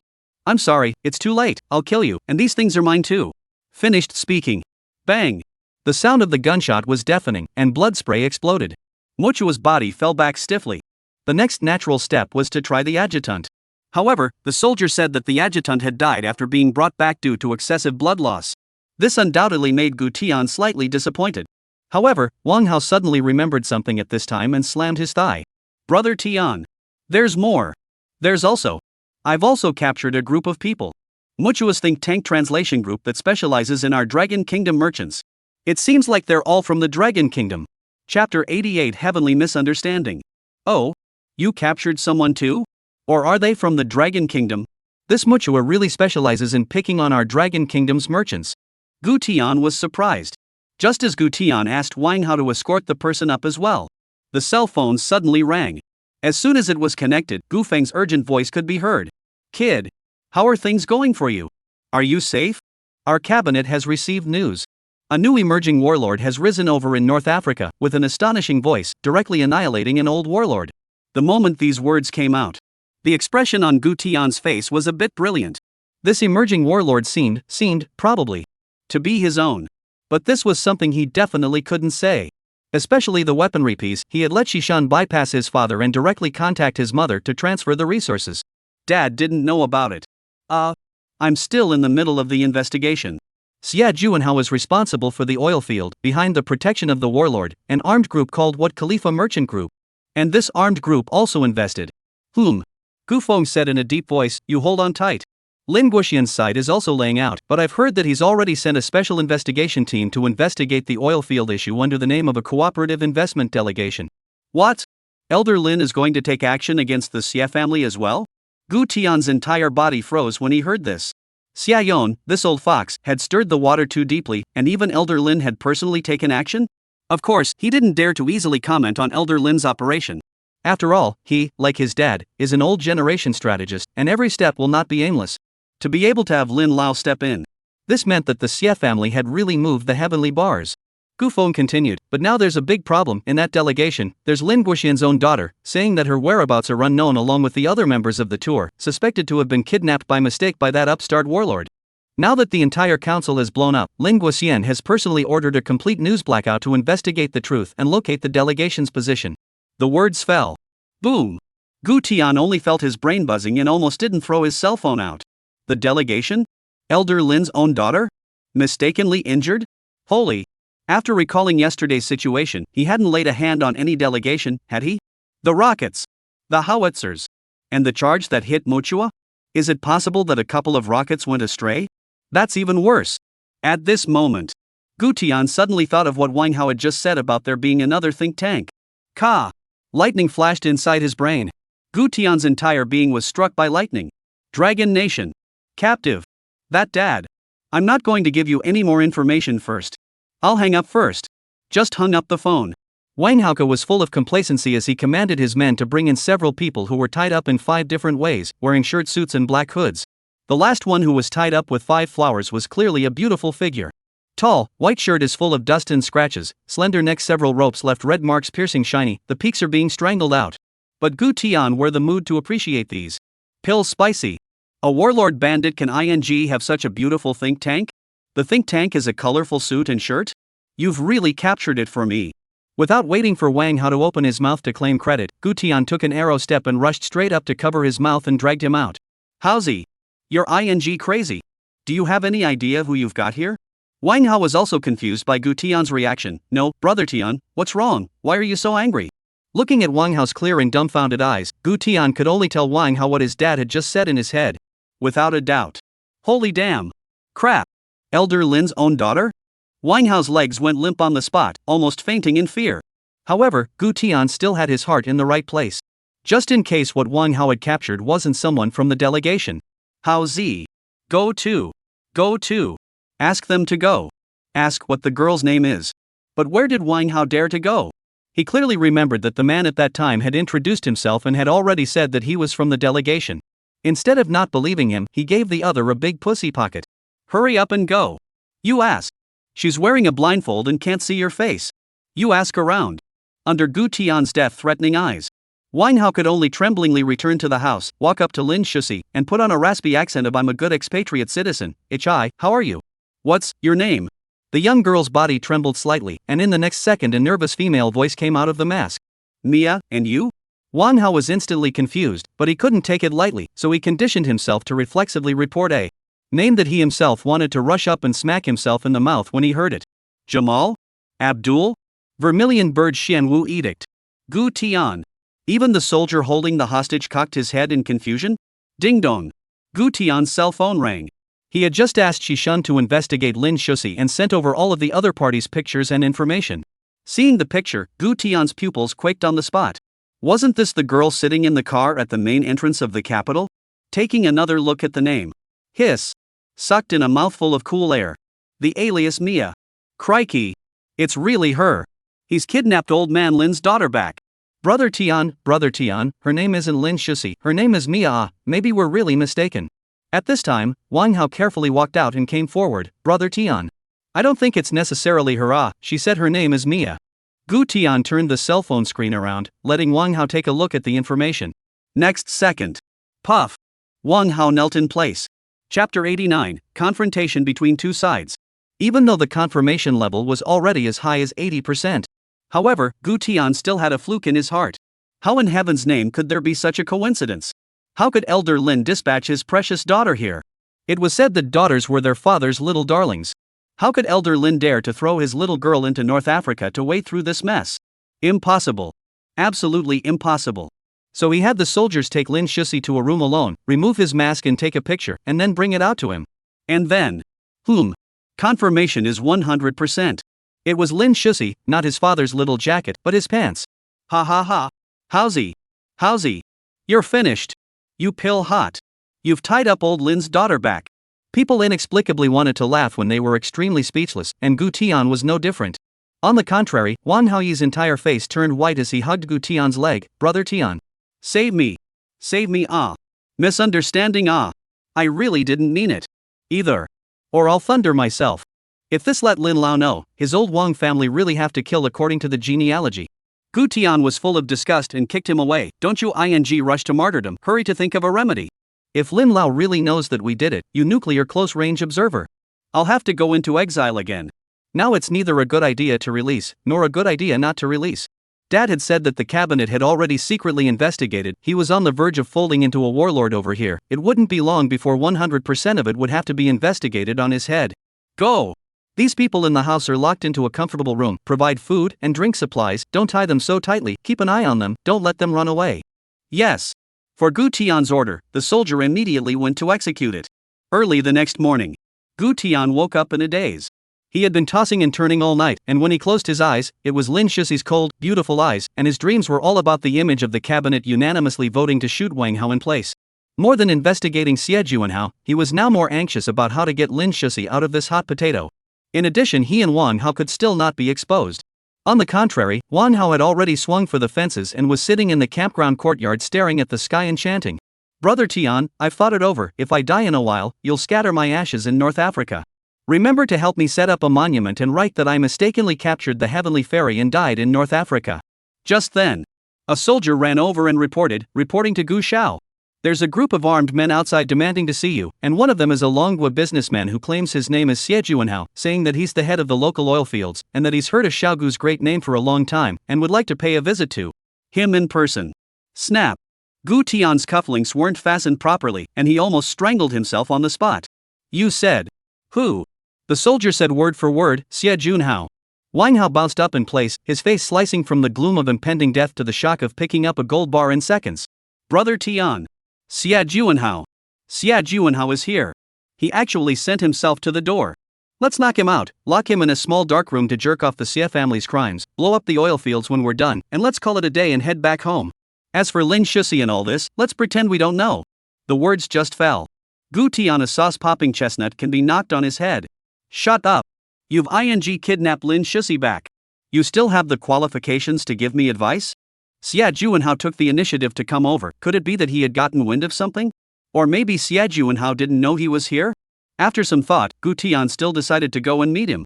But at the same time, a plan on how to give away the hot potato that was the Lin Shusi observation group surfaced in his mind. This side. Xie Juanhao surveyed the soldiers and the outfits in the room, always inexplicably feeling a sense of familiarity. This equipment and the weapons used by the soldiers were not native at all. It was more like, of their dragon kingdom? Of course, he didn't raise any suspicions. More than anything, he still lamented the fact that this emerging warlord leader was so awesome that he was able to procure weapons and equipment from the dragon kingdom. Along with the sound of footsteps coming from outside the house, Xie Juanhao could not help but look up. As soon as the door opened, he was instantly struck by lightning and his entire body popped up. No. You. Why are you here? Gu Tian smiled as he walked in, playing with the flavor. What? So excited to see me? Don't you know that I'm here to collect you? These words came out. Xie Juanhao's face turned pale and his throat tightened. Where was this the rise of some emerging warlord? This was clearly the Gu family's liquidation of their Xie family. Where did I offend you? Nonsense. Gu Tian sneered as he scanned the bodyguards behind him, all of them hired bodyguards. It looks like you're getting a good deal on this oil field. Xia Juanhao knew that he had already been exposed and simply stopped pretending, sitting back in his chair with a cold snort. I guess Gu Dazhou has already checked it out, right? Gu Tianyi raised his eyebrows. Yo, quite cooperative. Then I'll be blunt, we're here to check how much oil and water your Xia family has raked in this oil field. Take me back? With just these few people of yours? Do you know who's protecting me? It's a toss-up whether you'll make it out of North Africa alive or not. Xia Juanhao looked disdainful and crossed his legs in a cold voice. Gu Tian pretended to be dazed. Oh, it's the Khalifa armed group that's protecting you, isn't it? No wonder the bottom line is so strong. After saying that, he stepped forward and contemptuously sized up Xia Juanhao. Go back and tell the Khalifa armed leader, tell him that I, Gu Tian, will destroy him tomorrow. These words came out. Xia Juanhao raised his head violently, and in the next second, he could have laughed out loud. He was just now worried about whether Gu Tian would lay his hands on him now. He didn't realize that the other party was still as arrogant and domineering as before. Ha ha. You shouldn't really think that with these people of yours, a few rockets and tanks, you can deal with the Khalifa armed group? Do you know how much arms he gets in a year? Do you know how many mercenaries, and foreign instructors he has under his command? You think you're playing CS? The words just fell. Gu Tian violently raised the truth in his hand and pointed it at Xie Juanhao's forehead. At this instant, the air froze. Wow! All the soldiers in the room followed Gu Tian's movements and raised their guns in unison, aiming at Xie Juanhao. Of course. Xie Juanhao's bodyguards were no slouches either, and they then also aimed their AKs at Gu Tian. The atmosphere of the scene suddenly exploded. Xie Juanhao's smug smile froze on his face. Originally wanted to deter and suppress the other party, but as a result. This directly to really? Chapter 90, a shocking plan. Brother Tian. Brother Tian. You just directly shot him down. Take him under control. Just interrogate him properly. Wouldn't we be able to go back directly? Xia Juanhao and the others had just left in front of him when Wang Hao ran in a very uncomprehending manner. When Gu Tian heard this, he instantly sweated and fiercely glared at Wang Hao. Who do you think I am? Yan Xuanyingya? If we did it just now, I damn well wouldn't be beaten to a sieve. Wang Hao froze, awkwardly scratching his head and muttering in a low voice, then you. Were you so tough just now? Saying something about destroying the Harifa merchant corps? Gu Tian laughed lightly. Howsy, you don't understand, I didn't even think of breaking up with the Caliphate merchant corps, someone like Xie Juanhao will naturally be taken in. After saying that, he looked at the soldiers and ordered, all of you now, get ready, withdraw to Boss Zhang's mine in a moment. What? Retreat? Brother Tian, we took great pains to occupy this place, why do we need to retreat? Gu Tian didn't explain that much to Wang Hao. To be able to tie Lin Shusi back, such a person's brain circuits pressed through his brain circuits. Along with Gu Tian's order, the vehicles vastly began to drive out of Muchua's camp. On the other side, the top management of Dragon Fong's cabinet was also in an unprecedented state of anxiety. The loss of the delegation had already exceeded the safety window, while external public opinion continued to fester. What with the war in North Africa, strategic cooperation, hidden mysteries, and speculations of suspected kidnappings hitting the hot seat one after another. In the face of these pressures, the cabinet side issued a direct warning-level ultimatum to the North African General Staff Council. Sharp words, clear attitude, must immediately account for the whereabouts of the delegation. Otherwise all cooperation is terminated, you. Upon this statement, the North African General Staff Association was struck by lightning. Forced by the majesty of the Golden Master's father, the General Staff Association could only bow their heads and respond officially for the first time. Confess that the delegation encountered a sudden warlord melee on the way, the specific location is not clear, but they have mobilized all the forces to investigate, and has sent an ultimatum to all the warlords that may be relevant, the time limit to hand over. When this news came out, it instantly triggered the Dragon Kingdom's network. A hot search directly bombarded the major social media platforms. #Dragon Cooperation Delegation went to North Africa for a visit and was suddenly lost in the warlord melee. #shocked. Dragon African Cooperation Delegation lost for 24 hours. The comments from netizens were even more clear of shock and horror. I Nima. These warlords are too rampant, aren't they? Good guys. How dare they hit our Dragon Fong? One punch is enough to open the door. I don't want 100 punches to come. There's definitely pretty country involved behind this. Absolutely. Pray they are all safe. Pray. Catch. Pick up. Pick up. Nima. Catch everything? You're not afraid of death? Long Fong was not satisfied with this statement. If it was an ordinary delegation, this kind of statement might still be able to gain some understanding. But the problem was that this delegation was not ordinary. The one sitting inside was Lin Lao's own daughter. The cabinet members all understand that Lin and Gu are big shots who hold the economic lifelines in one hand and the military and political networks in the other. One is the godfather of tactics, the other is a giant of power and strategy, and if something happens to anyone's child, it won't be a misunderstanding that can end it. Not to mention it was still a girl's family. And so, in order to make the North African General Council actually feel the focus of the great misfortune, many parliamentarians directly submitted Lin Shuxi's true identity through private channels. From the time the intelligence reached the North African General Senate in less than a minute, the entire North African General Council directly exploded. Shocked. Silence. Stunned. Fear. Pass my orders. Pass on my orders. All major departments armed. Find it for me. Find Elder Lin's daughter even if you have to dig up the ground. If anything happens to these people, you'll all come back to me with your own heads. The president's roar directly resounded throughout the conference hall. This side, as Gu Tian had guessed. His wave of hate pulling was fast pissing off Xie Juanhao to the point of explosion. It was equivalent to saying that Gu Tian's appearances had completely disrupted all of his deployments for the oilfield industry. That was not only the crown prince who had once stepped on his Xie family's head in Kyoto, but also a variable that he had never expected to appear in North Africa. Now, this variable was sitting on tanks, rockets, and thousands of troops, openly pointing at his most central oilfield territory. He didn't have any time to hesitate, nor did he dare to hold back and wait for his father's orders. So the money flowed quickly. An emergency remittance of up to $200 million jumped silently through the encrypted system and eventually reached the military treasury account of the Khalifa Merchant Corps. $200 million for nothing else.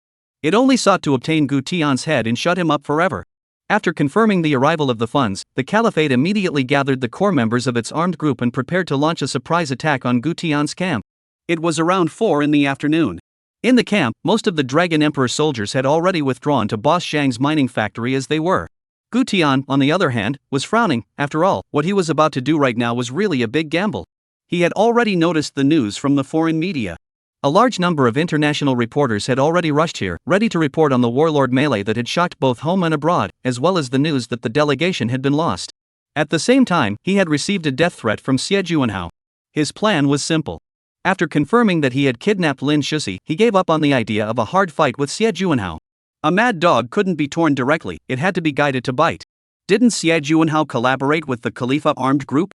Then dump the cauldron of kidnapping the delegation on the other side. Pops had also said that the delegation was ostensibly visiting, but in reality it was to investigate the Xie family's interference in the strategic oil fields. Then Xie Juanhao kidnapped the delegation, which made perfect sense.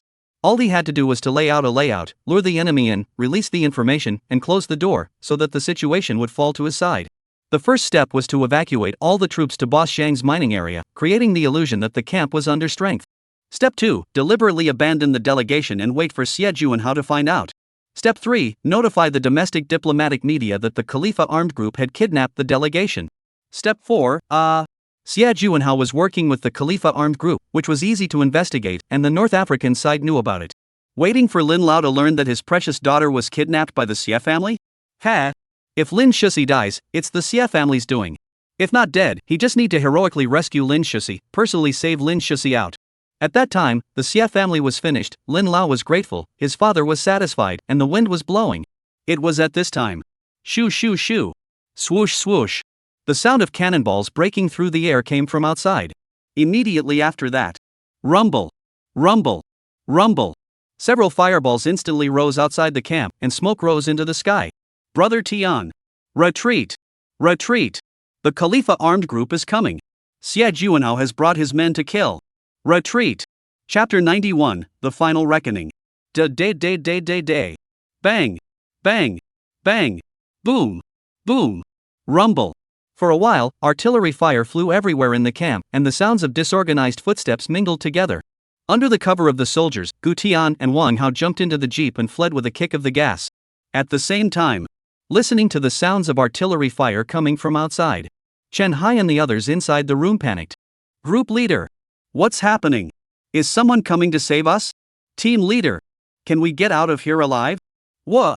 Some of the female group members were already whimpering. As living in a happy Dragon Kingdom nation, where had everyone seen such a war-torn scene? Not to mention that there was such a heavyweight in the team, Elder Lin's daughter. The pressure and fear in everyone's hearts could be imagined. It was at this moment. Team leader Chen. I've untied the rope. Only a cold and excited voice rang out from the corner. Only to see Lin Shuxi violently break free from the rope, remove the hood and run towards the other group members, and with a sweep of her afterglow, she spotted a sharp dagger on the table. Missy. Missy, you untied the rope? Missy, I'm here. Eldest Miss, be safe. Oni-sama. It's really you. The originally terrified atmosphere in the room instantly changed to joy. The reason Lin Shusi was able to break free from the rope was actually a deliberate act by Gu Tian, and the dagger was also left on purpose. Yes, it's me. I've untied the rope. Everyone, don't panic. Lin Shusi didn't hesitate to pick up the dagger and helped all the group members cut the rope in 3 tries. Missy, are you alright?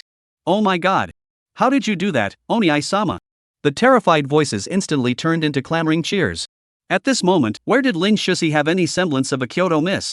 The white shirt could no longer be seen in its original form, and the originally fair and delicate neck and wrists were also strangled by the ropes with red marks that were shocking to the eyes. Chen Hai's eyes reddened, almost kneeling down. I'm sorry, Missy. For making you suffer after us. Lin Shusi raised her hand to lift the sweat-dampened hair on her forehead, her beautiful eyes firmly swept a circle of the crowd and finally landed on Chen Hai. Team leader Chen, we have to get out of here as soon as possible. First, look for the communication tools they took away and see if we can get in touch with the outside world. Chen Hai froze and immediately reacted by nodding, right. Look for cell phones. Look for satellite phones. Right. Find a phone. The group members quickly snapped back from their shock and immediately scattered in all directions. Outside. As the camp was basically devoid of soldiers, the Khalifa armed group was in a strong position. Xia Juanhao killed them directly in an armored car with his bodyguards. Where are the people? My Gu De Xiao. What are you running for? Ha. Aren't you tough? It was at this moment. The afterglow suddenly glimpsed a few figures fleeing from a private house not far away. Go! Catch them alive for me! Bang! With Xie Juanhao's order, the soldiers poured out. In less than a moment, Chen Hai and the others were captured again and brought before Juanhao Xia once again, tied up. You who? A friend of my Gu De Xiao.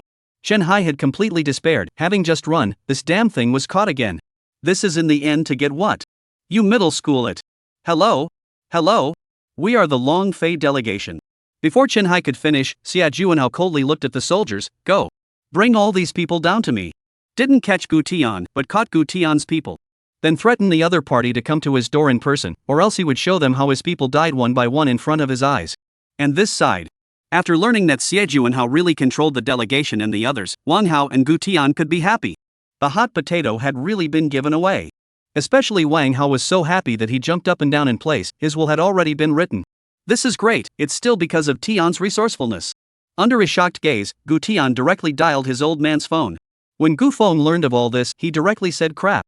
And in order for Gu Tian to make what he said more true, he even sent the soldier who had photographed Chen Hai, Lin Shusi and the others beforehand.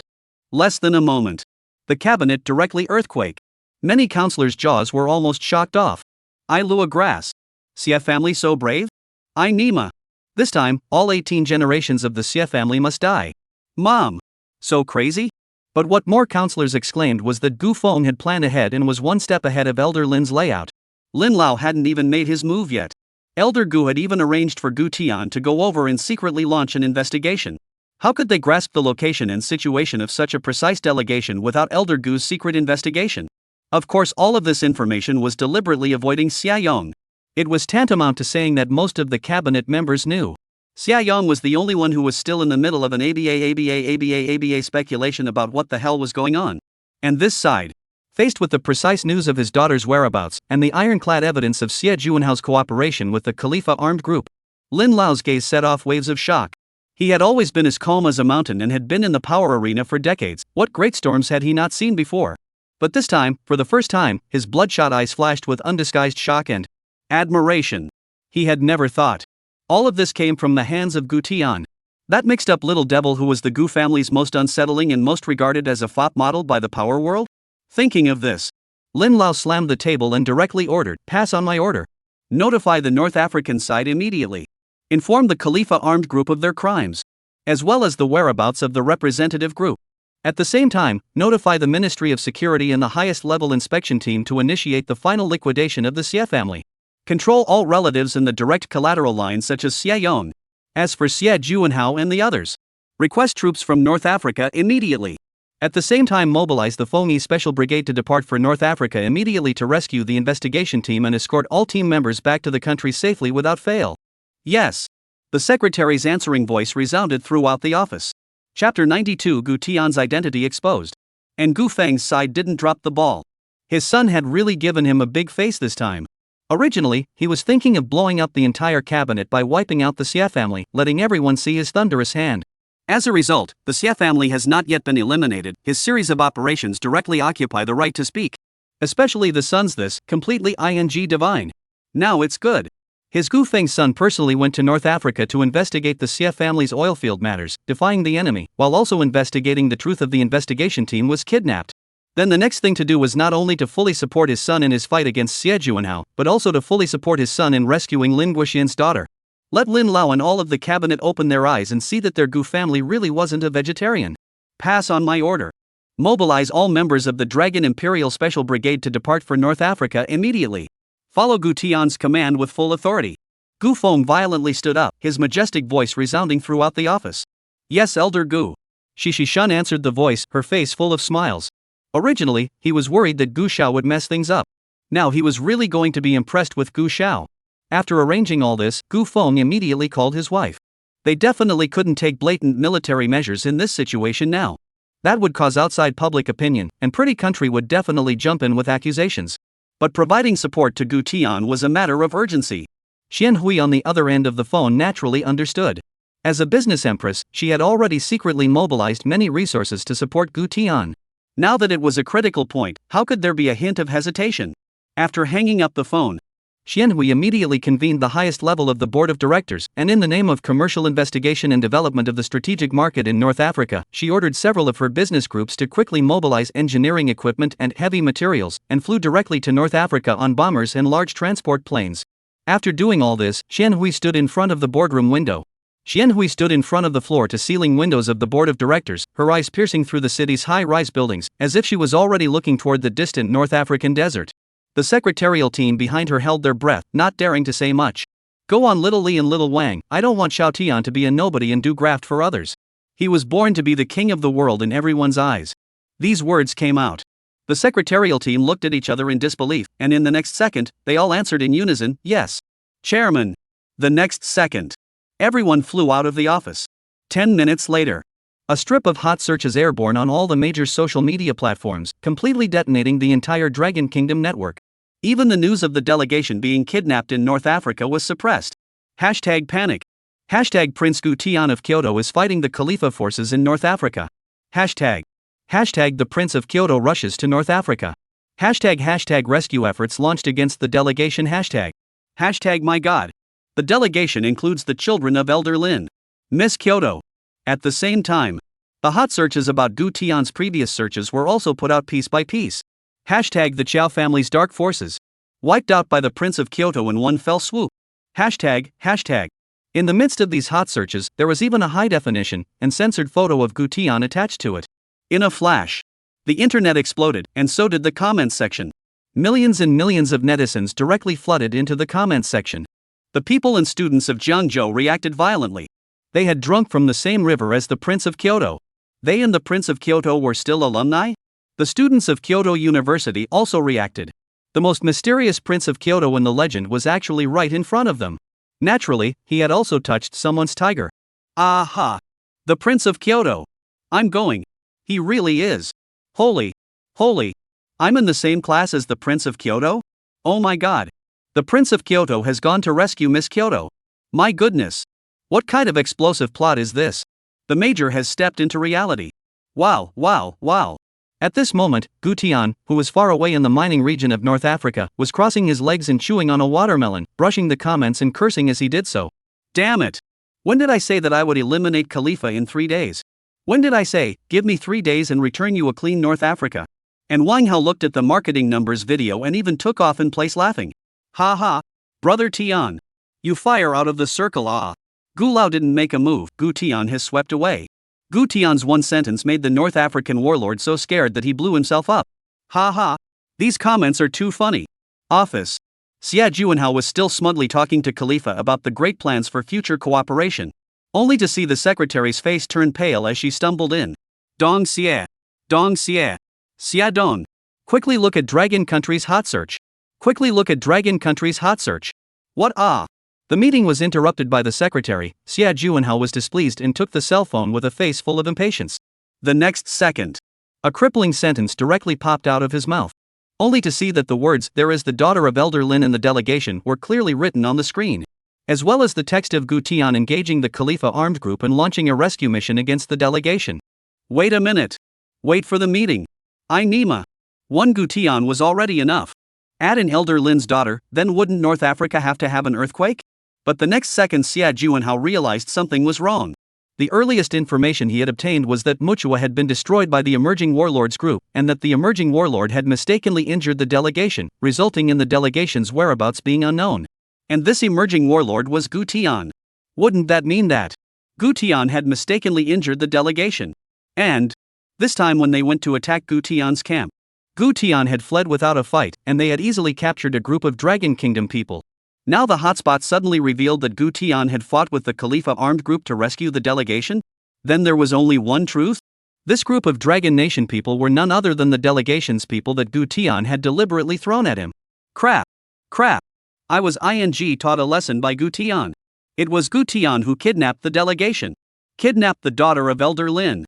He made me take the blame for this. Clang. Xia Juanhao shot up and pointed at the secretary, shouting, "Hurry! Quickly! Release the people! Release all those captured Dragon Kingdom people for me! Quickly release them!" The secretary had not yet run out the door. Many more secretaries ran in with panicked faces. "Xia Dong! Reporters are coming! Reporters are coming! Many reporters are coming!" The words had not yet fallen. Only to see all sorts of blonde-haired and blue-eyed international reporters, carrying long guns and short cannons, could run in, the microphones disliking Xia Juanhao's face. "Mr. Xia, may I ask if you know that your father has been secretly taken away? May I ask if you kidnapped the delegation, kidnapped Elder Lin's daughter? Are you disgruntled because of this incident? Mr. Xia, are you aware that the Dragon Fong has ordered North Africa to take military action against you and the Khalifa armed group? General Khalifa, are you aware that the one who fought you recently was Gu Tian, the son of Elder Gu of the Dragon Kingdom?" Facing the sudden scene, Khalifa was confused throughout. "Walt? Mr. Xie? Walter? You mean the man you told me to fight is the son of Elder Gu of the Dragon Kingdom? Are you saying those people my soldiers captured alive had the daughter of Elder Lin of the Dragon Kingdom?" Chapter 93 Phoenix Special Brigade. Who was Elder Gu? And who was Elder Lin?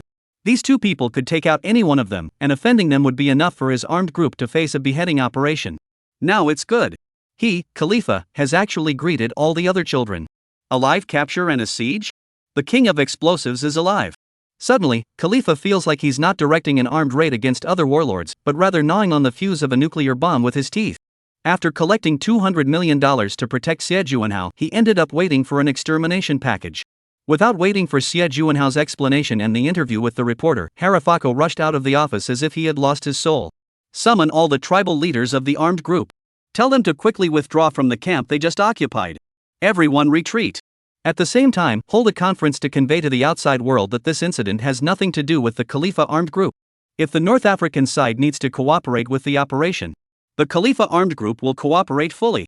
Accompanied by the Khalifa's admission of weakness, Xia Juanhao went directly from being the gold master behind the scenes to a hot wanted criminal overnight. The Xia family, on the other end, followed suit with the joyous vocalization of a big gift package, and was hung in the inner circle spotlight. Kyoto's circle of friends, the circle of power and wealth, and many forums simultaneously exploded. Holy! The Xia family collapsed their house. No! What his family collapsed was the genealogy. I heard that Xie Yong turned the oil field that Lin Lao had patented into private property. I don't know. It's too wild, isn't it? At the same time, Xia Yong was still sitting in a suit in the conference room following a few of his inner circle in a meeting, his tone even more serious. "Next step, we need to strengthen the caliber of our foreign investments. At the same time, you guys will help me collect Gu Feng's son again in recent months." The words did not fall. The main door can be kicked open by real soldiers, with the air of "you are finished" rushed in. In the face of so many beloved watching, Xia Yong directly ended up with the temperament of a cabinet member angrily shouted, "By the waist. Do you guys know who I am? I am a cabinet member. Moving me must go through cabinet procedures. You are illegally enforcing the law." The result of the response was not "sorry for interrupting," but snap, snap, snap. A couple of big pussy pockets flung into his face, barely enough to throw him into a spinning gyroscope. At the same time, the genealogy of the Xie family also went into tachyon mode. The direct collateral line, even the relatives who are not even close to the 8 poles, and even the dog at the entrance of the village were all taken away overnight. The Xie family's ancestral home, multiple assets, and the projects he handled were all seized and suspended, just short of a notice that the surname Xie is forbidden here. What's even more outrageous is that Xie Yong's inner circle, as well as the legislators who supported Xie Yong, were packed up and sent to the execution ground that night. There was no notice, no phone call, only a mass break-in by black-clad soldiers in the middle of the night. Some were still in bed learning foreign languages when they were taken away in black hoods. After all, Lin Lao wasn't just angry, he was so angry that his brain was smoking. He had already determined that the behind-the-scenes maneuvering in North Africa was definitely not Xie Juanhao's alone, which was clearly Xie Yong's years of deep planning. Including this kidnapping delegation is also Xie Yong's authorization. When Xie Yong united a number of legislators' private advice, asked to weaken the Gu family to limit the children of the Gu family, and now seemingly reasonable suggestions, all the dam is in the planning of the chess fall. How big is this chess game? At least to the extent of shaking the dynastic hall. Early the next morning, multiple transport planes and private jets of various types landed at the airport. The tourists thought it was some kind of international giant businessman descending, and they all stretched their necks to watch. But the next second, a group of beautiful figures uniformly dressed, with real guns and cool equipment came out of the cabin in a line. Fengyi Special Brigade. Immediately after that, the cabin door of another transportation plane slowly opened. The members of the Dragon Imperial Special Brigade quickly ran out of the plane and quickly formed up. Captain Lung Feng shouted angrily, "Quickly launch rescue operations. Support Gu Qiao immediately." Yes. The team members' neatly harmonized responses shook the clouds. Many tourists were directly yelled at and shivered. In less than a moment's effort, all of them took the off-road armored vehicles and drove out of the tarmac one after another. Such a scene, not far from the North African parliamentarians dumbfounded. Especially Hamza looked at the scene of many vehicles aggressively driving out of the airport, his forehead sweating profusely. Who would have thought that receiving a delegation that came to visit would result in 2 special warfare units? Fengyi? Dragon Emperor? These were the most mysterious cabinet strategic-level combat teams in the Dragon Kingdom. Moreover, they had heard the Longfeng counselors privately reveal that Gu Lao's son, the Crown Prince of Kyoto, was an existence that would make Kyoto tremble 3 times if he was angry. Now the Crown Prince of Kyoto and Miss Kyoto are both here. If this is angry and furious, wouldn't North Africa have to have a tsunami and earthquake? At the same time, on the other side, the minefield.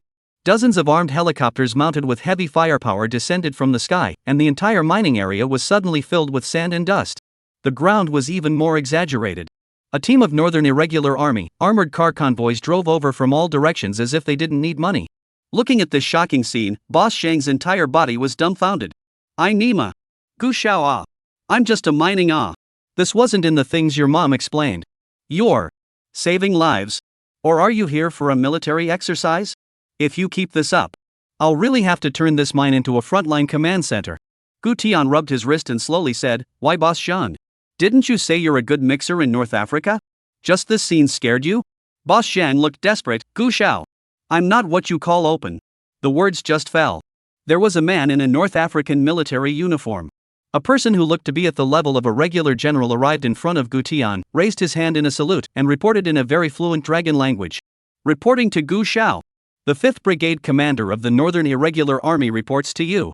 Wang Hao beside him directly stared wide-eyed. "I Nima. This card face of Brother Tian." The regular generals all had to take the initiative to salute?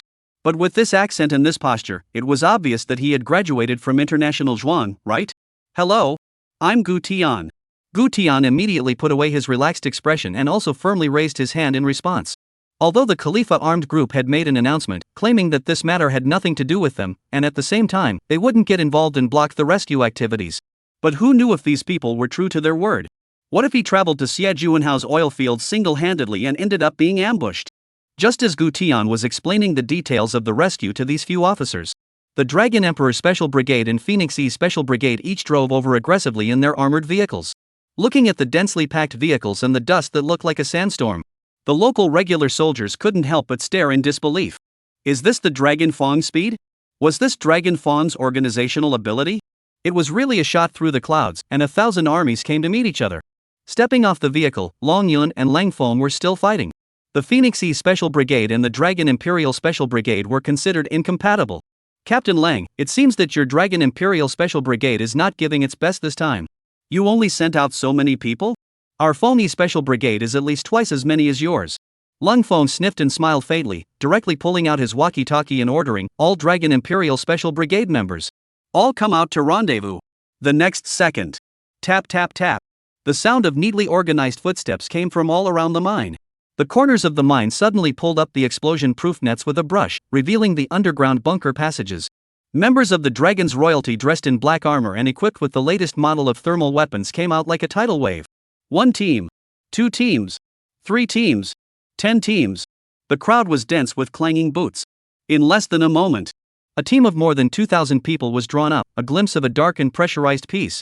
The expressions on the faces of Phoenix C's group of female members ranged from huh? To holy? And then to cam. You guys? Where did these people come from? Hatched from the ground?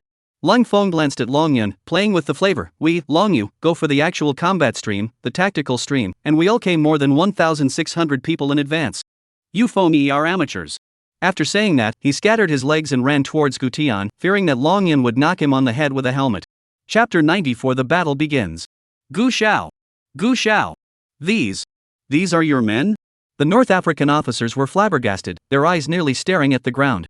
This sudden emergence of densely packed black-armored warriors, one team after another, armed to the teeth in terms of equipment, even their eyes were sharper than their sniper scopes.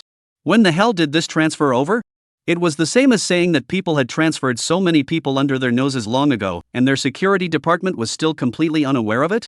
The general staff will also be afraid of the other side of the manpower shortage, especially let them come over to support. Now look. Support a hammer. Gu Tian could see their shock and could only smile and nod. If you see through it, don't say through it, we're still good friends. Gu Qiao. Dragon Imperial Special Brigade Lang Feng reports to you. Lang Feng stopped jawing with Long Yun and trotted over to Gu Tian. Gu Qiao. Feng Yi Special Brigade Long Yun reports to you. Long Yun also followed closely behind, even though they were incompatible with Long Yu. But in front of Gu Tian, she still had to obediently lower her haughty stance. All here? Gu Tian lowered his head and dialed the military watch in his hand, and said casually, then let's start collecting the nets. This sentence directly filled the aura. Even the North African officer next to him couldn't help but swallow his shocked saliva. It was too much of a likeness. They truly saw in this youth in front of them the figure of Gulao, who reigned over the international power arena with a thunderous hand. All of you, depart. Accompanied by Gu Tian's order, the vast team sailed directly to the oil field where Xie Juanhao was located. Although the Khalifa armed group had declared that they would not send troops, would not interfere with any rescue activities, and that they were clearing their relationship with Xie Juanhao. But people die for money and birds die for food. How could this old fox, Khalifa, let go of this opportunity to make a fortune? In the face of Xie Juanhao's bitter plea, or sold a large number of weapons and those about to be retired mercenaries. These mercenaries retired, he is required to pay a large amount of settlement fees. But if they died in battle, then the compensation would be much less. Not to mention the fact that there were quite a few mercenaries who were outlaws, the kind that didn't have any relatives. Good. Since it's going to be a real fight. I, Xie Juanhao, am not a vegetarian either. Even though he was facing a situation where the army was pressing down on him, Xie Juanhao had already looked down on life and death, and the whole person had fallen into a state of insanity and self-confidence. Of course the reason was simple. He had Lin Lao's daughter in his hands, and the other party definitely didn't dare to attack with their lives. Afterwards, he could hold Lin Lao's daughter hostage and ask the other party to send a special plane to escort him to a country that didn't have any cooperation with the North African side and the Dragon side, and apply for asylum there. Shoo! Shoo! Shoo! Shoo! Shoo! With the helicopter gunships covered in fire, the battle started straight away. Rumble! Rumble! Rumble! Cannon fire flew, and thick smoke gusted out. The defense line arranged around the oil field was instantly torn apart by an opening. Shoo shoo shoo! Rumble! Rumble! The mercenaries on the ground returned fire in haste, the RPG swishing towards the helicopter group. The pilot, while releasing the jamming shells, turned around again and backhanded the anti-aircraft machine gun, directly clattering away quite a few mercenaries. Brother Tian. This ING firepower is too fierce. Xie Juanhao is even more shady than his father. How much ING money did he earn? How many weapons did he buy? Wanhao stood behind the armored car with his AK, dodging the bullets coming from the front. Gu Tian held the binoculars like an old dog. What are you afraid of? That's all he's got. If it wasn't for the fear of hurting Lin Shushi, we would have destroyed him in minutes. In the binoculars. Long Yu and Feng Yi Special Brigade performances very heavenly, zoning advance, tactics and cooperation, black pressure like a tide forward. One day it was a 3-3 system tactic, the other day it was a lightning strike. The mercenaries who frantically returned fire were completely new recruits in front of them. Some of them were beaten into a sieve before they even opened fire. Bang! Bang! Bang! Crap! Aim at me and hit me! The bullets fired from afar rubbed sparks on the armored vehicle, scaring Wang Hao to lie down directly. Long Feng. There are snipers above the watchtower. Find a way to take them out for me. Gu Tian yelled into the intercom. Lang Feng was also a bright man, raising his walkie-talkie in a burst of signaling. The next second the helicopter gunships in mid-air directly fired several shells. Rumble. Rumble. The watchtower was directly blown to pieces. Perhaps being so frightened by the attack just now, Wang Hao suddenly thought of something serious and took a look at the time. Maru Spice. It's bad. This would be the time to run for the student council. Although he had already been internalized, according to the procedure, he needed to go on stage and introduce himself. He had memorized his speech. Tian. Brother Tian. Something's wrong. Something's wrong. Wang Hao jogged over from the smoke with his cell phone raised, his face full of panic. What happened? Lin Shusi is dead? Gu Tianyi exclaimed throughout. It's not. This would be the time to run for student council. I've missed it. Looking at Wang Hao's anxious face full of cannon fodder, Gu Tian was speechless with a capital B. This damn cannon fire is flying, still don't know if I can go back alive. You're still thinking about becoming an official. If you save Lin Shusi, not to mention running for the student council, no one would dare to touch you in the cabinet. Of course, Wang Hao wasn't exactly cabinet material. Just send them a message directly, and say that you'll just introduce yourself in a video link later. Let them do their preparations. Gu Tian put down these words, wrapped up his hood and picked up his AK and charged forward. Only Wang Hao was left messing around in the wind, and after a long time, he suddenly said, Brother Tian has a point. It doesn't seem to be a conflict between fighting a war and running for the student council. At this moment, inside the conference room of Beijing University, the crowd was boiling. After Gu Tian's identity as the Crown Prince of Kyoto was exposed online, it could be said to have caused a huge uproar. Many of the students of Beijing University were calling out bullishness. And to learn that there was Wang Hao, the brother of the Prince of Kyoto, on the list of those running for the student council. Good guy. A large number of student councils had flocked into the conference room to come over and watch the student council campaign. Hey! How come there's no Wang Hao in the candidate seat? Did any of you see Gu Qiao? It seems like Mr. Gu didn't come to Jing University. Didn't you watch the news? Mr. Gu is in North Africa. He's negotiating for the delegation. No, what about Wang Hao? Did Wang Hao abstain? How could he? I heard that it was Wang Hao and Gu Qiao who traveled all the way to the president to ask to run for the election, so how could they give up so easily? Chapter 95, the campaign with a thread of life hanging in the balance. No. Didn't he promise us? Now he's not replying to our messages? Calls aren't answered either. Is he back or not? Xinyao pouted and stared sullenly at the greenish cell phone screen. Su Nanxue didn't know how to answer, but just looked around with anticipation. How she hoped that Gu Tian would suddenly walk up behind her and come with a sentence of I'm back. After all, it had already been reported on the news that the warlords in North Africa were in chaos, and the Long Fei delegation was trapped in a war zone, their lives and deaths uncertain. And Gu Tian, that former crown prince who was lazily sunbathing in front of the entrance of the capital university, saying that reading was no fun, but he went deep into the war zone in North Africa, following other staff members to go forward to negotiate. The other party's origin is the family that stands at the tip of the pyramid, is the son of a powerful nobleman who has been gilded at birth, is the prince who can lie flat for the rest of his life and enjoy the glory. But this is such a person, but even unhesitatingly shoulder the responsibility, only body deep into North Africa. He can obviously be high above the world, but with his actions to tell everyone not all the powerful and noble son only hide in the shade. He, Gu Tian, used his figure to support the 3 words of the crown prince in the most rigid manner. Thinking of this, Su Nanxue's heart was a little bit tightened, those old playful images suddenly became distant. Gu Tian, I hope you return safely. For the scene where Wang Hao didn't show up and Gu Tian didn't attend, former student president Zhang Zhe and the other candidates were directly happy. It was good that they didn't attend. Their winning percentage went up directly without attending. Originally, Zhang Zhe was still thinking of becoming the vice president and giving the presidency to Wang Hao. Now it's good. With the support of so many former student council members, he could definitely be elected again. As for rich brother Zhou Yu, then he would just be the vice president. Facing the urging eyes of Zhang Zhe in the candidate seat, as well as getting a sign from the leaders in the spectator seat, the host announced the start of the campaign meeting. The first to go on stage were a group of rookies, who went on stage to speak eloquently.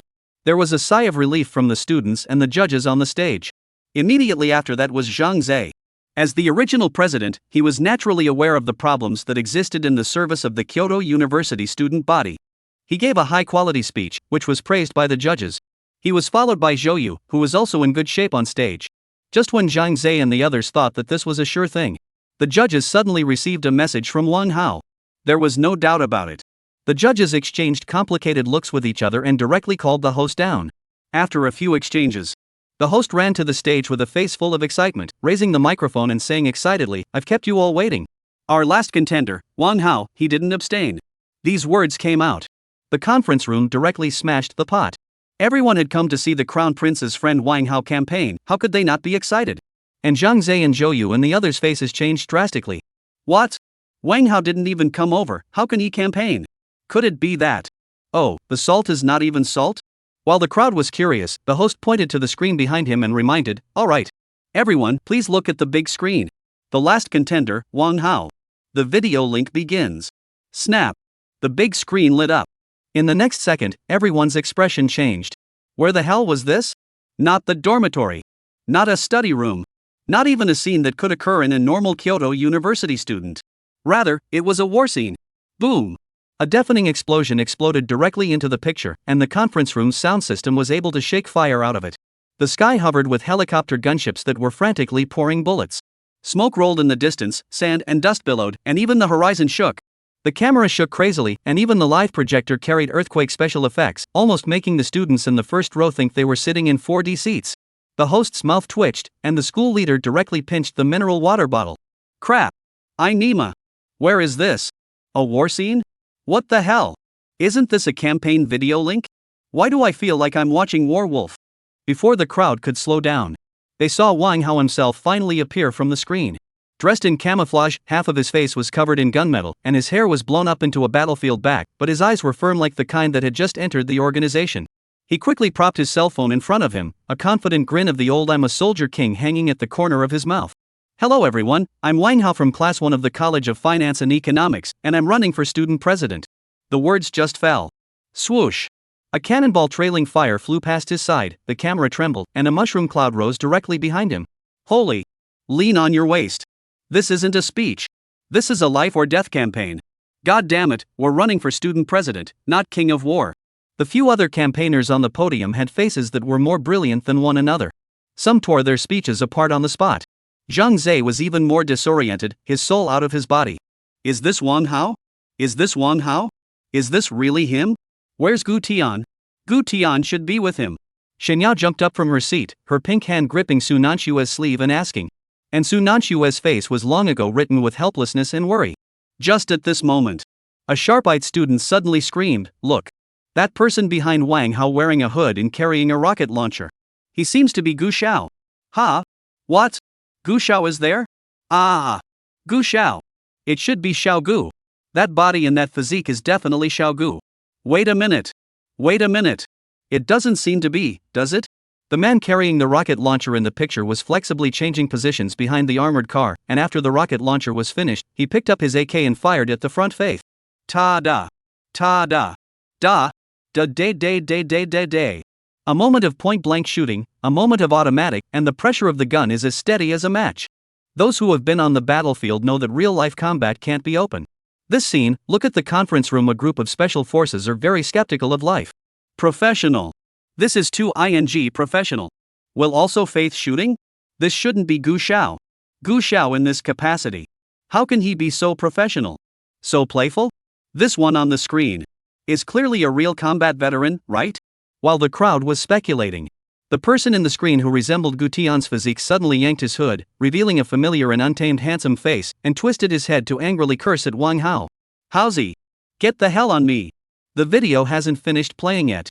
I've got 12 of them." These voices struck the conference room like thunder. The entire room was dead silent. The next second, boom! The conference room exploded. All stood up. Shocked, frenzied, boiling. Ah! It's really Gu Qiao. Naya. Gu Qiao. It's really Mr. Gu. Gu Qiao. I'm begging you to take me to eat chicken.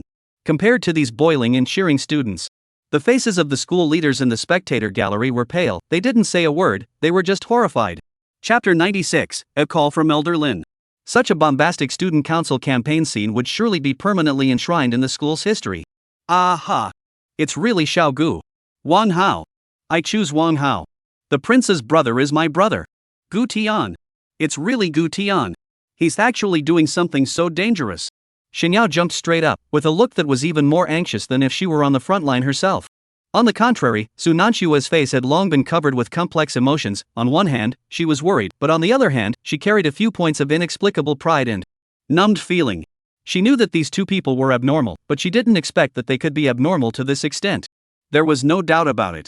The result of the campaign was definitely Wang Hao. After all, no one could refuse to vote for a student president who had participated in real-life chicken eating. Not to mention that this student president's brother was also the famous Prince of Kyoto. On the other side, after learning that he was successfully elected as the student president, Wang Hao could be said to have an excited heart and a trembling hand. Brother Tian, let me do it. I, Wang Hao, will not only succeed in my campaign today, I'm also going to take Xie Juanhao's dog's life. Gu Tian, on the other hand, squinted his eyes as he sat next to the armored car, sipping his coffee. It wouldn't be long before he could see the soldiers escorting Xie Juanhao out. At the same time, Xie Juanhao completely panicked into a dog. The defense line he had painstakingly built was directly overwhelmed in front of the opponent's powerful attack. The mercenaries hired at high prices were either seriously injured or hiccuped, and there was even someone who threw in the towel on the spot. Director Xie. It's not good. They've rushed in. Our oil fields are all surrounded, they'll hit here soon. The secretary rushed in like a madman, his entire body dazed with fear. Xie Juanhao was epileptic to the extreme, and copied the table block with one hand. Go! Escort the hostages out to me. We'll walk out together. Soon. Facing the blackened gun muzzles and densely packed soldiers, a team of lingering mercenaries shivered and escorted the delegation out. And the figure that Xie Juanhao was escorting at the forefront was heart-wrenching at a glance.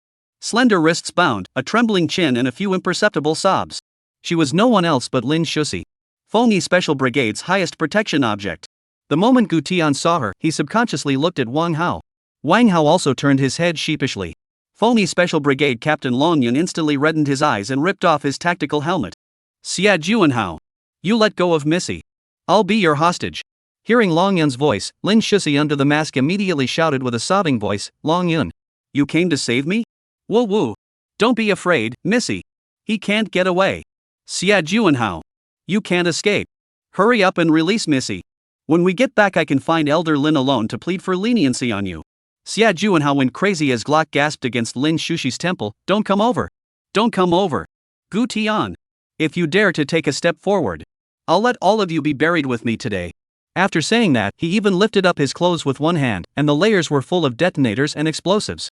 Wang Hao and Gu Tian subconsciously took a step back. Lang Feng was full of tension and said, Gu Xiao, what should we do about this? Gu Tian didn't say anything, his brows furrowed in thought. To be honest, Lin Shusi's death really had nothing to do with him. However, more or less, it would affect Pops. This was with Lin Lao in the cabinet where he looked up and down.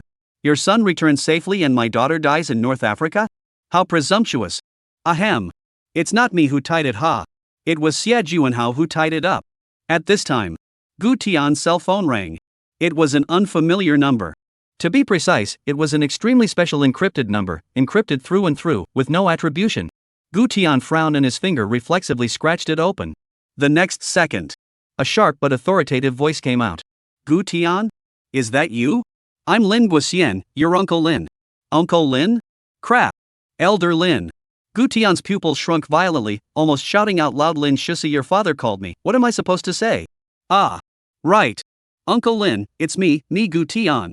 Gu Tian really didn't expect to receive a call from Generation Purpose on such an occasion. There was a moment of silence on the other end, followed by a deep sigh. Gu Tian, ah. You should know everything. Lin Shusi. My daughter. She's just come back this. And has run into these things. I, Lin Guoxian, have never owed anyone in my life. But only this daughter. I owe too much. Ah. Gu Tian held his cell phone and looked down at the Desert Eagle in his hand. Not. This is getting melodramatic? The one who kidnapped your daughter is Xie Juanhao. How about you say a few words to Xie Juanhao? Uncle Lin. The situation now. Your daughter is being held hostage? That. What Gu Tian wanted to express was to say something useful, such as how to save your daughter, instead of being melodramatic. But Lin Lao didn't respond to Gu Tian's words, but continued sadly, you may not know, Lin Shusi's mother, we divorced a long time ago. These things your father should not know either. It's me. Cared about the career masses and misplaced my family, she had a grudge against me since she was a child, but I chose to ignore it. Divorce? Hiss. Gu Tian sucked in a breath of cool air. This melon was too big. He had already imagined the entire dumbfounded expression on his old man's face when he had to find out. In the midst of Gu Tian's shocked expression, Lin Lao told him all about the Lin family in his head. There were almost tears in Gu Tian's eyes as he listened. Unexpectedly, that Lin Lao, who was at the peak of power like his father, was such a negligent father? A father who didn't dare to face his daughter? Thinking about it like that, it was still his old man Gu who was better. Gu Tian took a deep breath and his eyes became more determined than ever. Uncle Lin, you can rest assured. This time, I'll definitely get Lin Shusi back and safely hand him over to you. An inaudible sound of gratitude came from the other end. Thank you, Xiao Tian, Uncle Lin begs you. Be sure to bring her. Bring Shusi back safely. Snap. The cell phone hung up. Under the gazes of the crowd anxiously waiting for his order, Gu Tian slowly raised his head, took a deep breath, and directly shouted angrily in the next second. All prepare. Including Xie Juanhao. As well as all the hostages. Shoot them all down for me. Boom. This order was like a thunderclap that shook the ground and shook everyone's soul out of their body. Chapter 97, Gu Tian as a hostage. Wan Hao almost fell off the roof of the car, and Lung Feng almost fainted from fear. If it wasn't for the team members pulling Long Yun would have definitely rushed forward and grabbed Gu Tian by the collar. The scene exploded for a while, and there were only 4 words in everyone's head. Gu Xiao is crazy. This is a big lady from Kyoto? The battle of the sons of the world, has it always been like this? Brother Tian. Brother Tian. Are you crazy? Are you crazy? Gu Tian ignored Wang Hao and directly took a step forward, staring deathly at Xie Juanhao with a cold smile. Gu Tian. Are you crazy? Do you know who I hijacked? Lin Shusi. Lin Lao's own daughter. If you shoot her down, you definitely won't live either. After saying that, he even pulled off Lin Shusi's hood. Keep an eye on Lin Shusi. This man is Gu Feng's son. Gu Tian. He's going to strike you down. In the sudden blinding light, Lin Shusi slowly saw the figure standing against the light. He carried the light on his shoulders, his aura compelling, a sneer hanging at the corner of his mouth, but his eyes hid a suffocating sharpness. For a moment, the sense of trance outweighed the sense of fear within. He was Gu Tian? He was the Gu family's crown prince that his father spoke of when he was a child as the one who didn't do enough to accomplish anything, but did more than enough to cause trouble?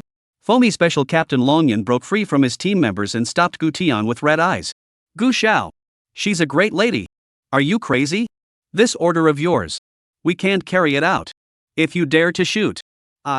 Before she could finish her sentence, Lung Feng rushed up with an arrow step and dragged her to her death. Long Yun. You calm down for me. Do you think Gu Xiao doesn't want to save your families, Missy? Do you really think he'll shoot? Long Yun struggled and refused to back down, her entire body on the verge of breaking defense, tears welling up in her eyes as she stared at Gu Tian in death. And Gu Tian?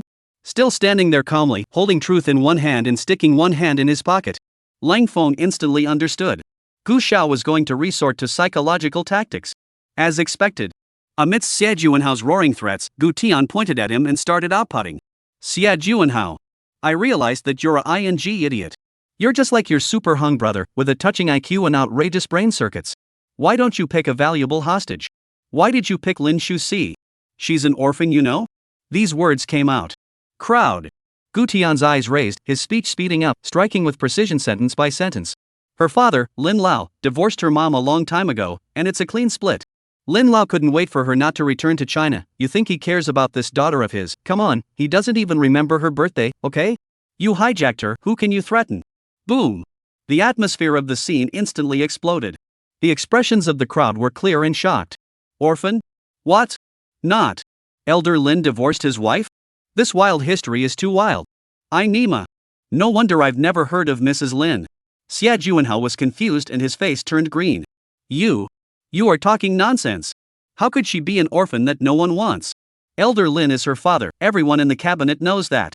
Gu Tian took a drag on his cigarette and violently exhaled. Right. That's what I know too. If her father loved her, how could he have left her overseas for so many years? Is this something a normal father could do? Your father Xie Yong has spoiled your super hung brat of a brother. She, on the other hand, is the one no one wants, the one whose father doesn't kiss her and whose mother doesn't love her. Now that it's all been hijacked, is there any news about her on the news? No. Anyone come to save her? No. You know why I brought so many people? My mission is to do battle with your Khalifa armed group and seize your oil fields. To bring you back. That's all. The expressions on the faces of the crowd couldn't have been better when these words were spoken. There was shock, horror, skepticism, curiosity. There was also doom and gloom receding, all said by Gu Xiao alone, overheard, nothing to do with me.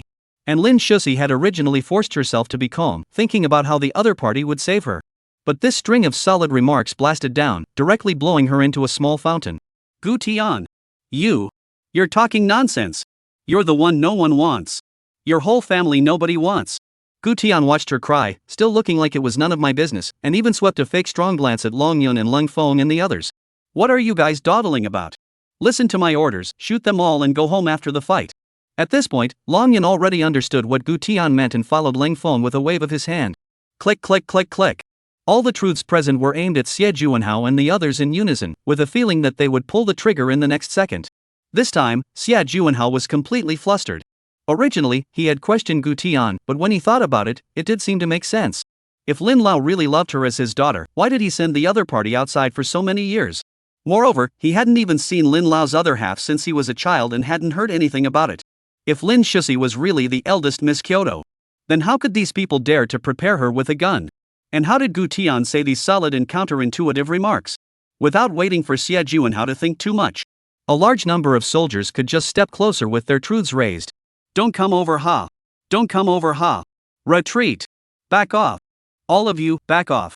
Looking at Xie Juanhao, who was gradually about to collapse, Gu Tian raised his hand and everyone behind him immediately stopped. Xie Juanhao, don't you just want to run? How about this? You hijack me, my father loves me and my mother spoils me. If you hijack me, I guarantee that no one will dare to touch you, and you'll be guaranteed to leave here successfully. When you are safe, you will release me again, all things are written off. What do you think? The moment these words came out, Lin Shusi's crying came to an abrupt halt, blinking her tearful beautiful eyes incredulously at Gu Tian. She hadn't expected it no matter what. This man, who she had never met before, who was cheap to the extreme, and who had just said that she was an orphan in public, would come forward at this juncture? In a flash, the warm current of emotion and surprise covered the fear in his heart. Just as Xie Juanhao hesitated, Long Yun began to act, pretending to be very reluctant to pray. Gu Xiao. Don't! You can't be a hostage. Gu Lao and your mother are still waiting for you to return home. Our mission this time is to kill Xie Juanhao only. How can you gamble your life for a woman with no blood relation? These hostages are dead, your safety is the most important thing. Other hostage-taken group members. Lin Shusi. With such a scene, Leng Feng was so angry that he wanted to go up and give Long Yun a general flying kick. How? Your master's life is life, my master's is not anymore? Xie Juanhao believed it and roared, good. Put down your weapons. You come over. I'll let her go. Under the nervous gaze of the crowd, Gu Tian put his cell phone truth all his equipment, all of it on the ground, and then walked towards Xie Juanhao with his hand raised. And Xie Juanhao was considered a gentleman.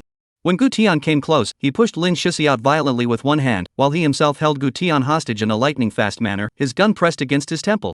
Don't even come over. Move again and I'll really shoot him. Chapter 98, Returning to China. Lin Shusi was caught off guard and pushed out, stumbling and almost falling. But instead of immediately running across the street, she stopped in her tracks and turned her head in a daze to look at Gu Tian, who was being held back by Xie Juanhao. The wind blew Gu Tian's slightly disheveled hair, and his cheeks were cut out in cold lines by the sunlight. Meeting Lin Shusi's gaze, Gu Tian smiled faintly. Go on, go back. Lin Shusi fiercely bit her lower lip, her eyes so red that they were about to explode. Ever since she was a child, no one had treated her like this. No one would say these words in a life and death situation. She had been neglected by her father for more than 10 years, growing up in the cold overseas, receiving a rational education and weighing interests. But at this moment Ran realized that this man wasn't playing hero. He was truly treating her as someone worth protecting. A wave of unfamiliar emotions hit the softest corners of her heart like a tidal wave. There was no doubt about it. Looking at Missy safe and sound, Long Yun and the rest of the team embraced her with tears of joy. On the contrary, Wang Hao and Leng Feng and the others had expressions of a whole blank stare. Xie Juanhao, aren't you going to release these hostages? Xie Juanhao sniffed and cocked his head coldly. Release. Release them as well. The mercenaries froze, and then released all the people from the investigation team as well. After all, Gu Lao's son was the one with the highest gold content, and would surely be able to guarantee their success in leaving this place. Captain Lang, I have not very mature. But it should work. Looking at Gu Tian, who was being held dead against his head by Xie Juanhao, Wang Hao anxiously tugged on Leng Feng's coat corner. Leng Feng slightly tilted his head, listening to Wang Hao's narration, his brows gradually tightened. How to put it? Wang Hao's approach was a bit pediatric. But it could indeed be given a try. One couldn't just watch the other party hold Gu Tian hostage and board the airplane, right? Regarding Wang Hao's suggestion, Leng Feng hesitated for a moment, but still ordered his men to do it. The snipers should take their positions. There is only one chance, if you miss it, you are finished. Half an hour later. Buzzing. A commercial helicopter slowly landed. A quick smile finally appeared on Xie Juanhao's face, holding Gu Tian back step by step. Don't even come over. Don't even come over. Whoever dares to move, he dies. At this moment, Wang Hao suddenly jumped down from the roof of the car, pointing in the distance and shouting in broken tones, Xie Juanhao, look at your dad coming. Your dad is really here. As soon as these words came out, Xie Juanhao subconsciously turned his head to look. It was this second. Gu Tian's eyes plummeted cold and suddenly erupted, violently turning around, his right elbow ruthlessly smashing into Xie Juanhao's jaw, breaking free of his restraints. Aha! Lying to old me. Xie Juanhao roared, raising his hand and firing. Bang! Gu Tian was hit in the leg and planted himself hard on the sand. Lang Feng seized the opportunity and shouted angrily, fire! Da-day-day-day-day-day-day. Bang! Bang! Bang bang bang! The firepower was on full blast, bullets pouring like a torrential downpour. Xie Juanhao and the mercenaries were directly shot into a sieve. Brother Tian! Wang Hao stormed forward with a roar and carried Gu Tian to safety with the other team members. Immediately after, shoo! Shoo! Shoo! Shoo! Shoo! Shoo! This area became a Shura hell. The helicopter that was about to land instantly turned into a ball of fire before it could lift off. As for Xie Juanhao, he couldn't even find the dregs. On Gu Tian's side, just after he was carried over, a large number of medics could have swarmed over. Lin Shusi also staggered forward and rushed to kneel in front of Gu Tian, her eyes red. Are you alright? Don't scare me. Wang Hao also rushed up at this moment, flopping down and directly kneeling on the ground, grabbing Gu Tian's hand and starting to cry and mourn. Brother Tian, what am I going to do if you die?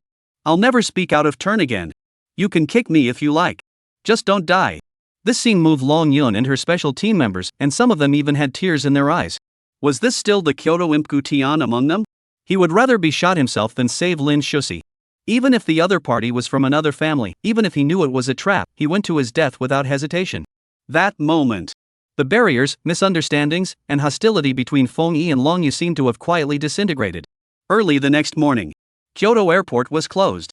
Before dawn, dozens of meters of red carpet had been spread to the end of the tarmac, and state guest cars were lined up. A special plane returning from North Africa slowly landed, the hatch opened, the gangway fell, and everyone held their breath. Gu Tian was the first to show up in his wheelchair. Black suit, white bandage, knees still with blood. Behind him are Long Feng and Wang Hao personally pushing the wheelchair. On both sides of the red carpet, standing in formation were the Dragon Kingdom cabinet senators and councillors. The expressions on their faces as they looked at Gu Tian were clear of admiration, and even carried a bit of awe. 1. It was because they had long heard of the mixed little demon king's name, and 2. This time, the other party had really refreshed their 3 views this time. At the end of the red carpet, there stood 2 majestic figures. One was Elder Lin and the other was Gu Feng. Gu Tian. This time you. Uncle Lin really can't apologize to you. 1,000 words I. Lin Lao walked quickly to Gu Tian's side, looking so guilty that he choked a little in the middle of his words. This scene was seen by the many counselors, and their hearts shook tremendously. Being Elder Gu's son was already heaven-defying enough. Now that he had saved Elder Lin's daughter, was he going to be completely invincible in the future? Sealed God in place, full-level dad plus heavenly destiny script, who can top that? Gu Feng stood on the sidelines, although he didn't say much, he always stared at Gu Tian, and in those eyes, it wasn't just recognition, it was deep-seated pride. Good boy. Bullish. Father is not half convinced. Father is fully convinced. Lin Shusi secretly returned to Kyoto that day under the escort of the Phoenix E Special Brigade. Currently undergoing psychological counselors' fully closed treatment, recuperating, no one can be disturbed. As for Gu Tian, due to a bullet wound in his leg, he was delayed for a day and did not return to Kyoto until today. After some pleasantries. Xiao Tian, it's time to go. As several specialized cars drove up to the edge of the red carpet, Gu Feng commanded in a faint voice, and his secretary immediately stepped forward to push the wheelchair. But right at this moment, Lin Lao suddenly spoke out, Gu Feng, let Xiao Tian ride back in my car today. These words came out. What? The secretary froze, his hands froze on the handle of the wheelchair, and even his breathing lagged for a moment. And the rows of counselors on both sides of the red carpet all looked sideways at Lin Lao in shock. What? Wait? Lin Lao just said. What? In the field of power, who picks you up, who sends you off, and whose car you ride in is never a superficial trifle, but a stark signal of power. Especially Lin Lao's car. That is the symbol of the top of the pyramid of power. It is not a car, it is an extension of identity, it is a projection of the ability of power. To put it bluntly, this move was to tell everyone present in plain sight. I, Lin Guoxian, recognize Gu Tian as a person. I will protect him in the future. Before the crowd could catch their breath, Lin Lao had already raised his hand to personally receive a black-faced brocade box from the guards and said gently, Gu Tian. I didn't prepare any formal medals, it's logical that I need to give you a merit badge, but because your status is still a student, so I'm going to send you this. The words fell. Lin Lao slowly opened the brocade box. Instantly, a sharp silver light shot out. Inside the brocade box was a badge with a visually striking shape, with silver wings like swords that closed into an arc, and in the center was a phoenix spreading its wings and flying. The crowd thought it was an empty title badge. As a result, the next second after seeing the font engraved on the badge, their eyes were almost staring out. My God in heaven. Feng Yi badge? Holy. No. Giving Gu Tian the right to mobilize his guards. Chapter 99 Su Nanshua's Concern. Phoenix E Command Badge. The Phoenix E Special Brigade was a special warfare system built by Lin Lao's private person. Like the Dragon Imperial Special Brigade, it was only to protect the characters at the tip of the pyramid as well as the bloodline. Since the formation of Feng Yi, there were only 2 badges in total. One was under the personal control of Lin Lao.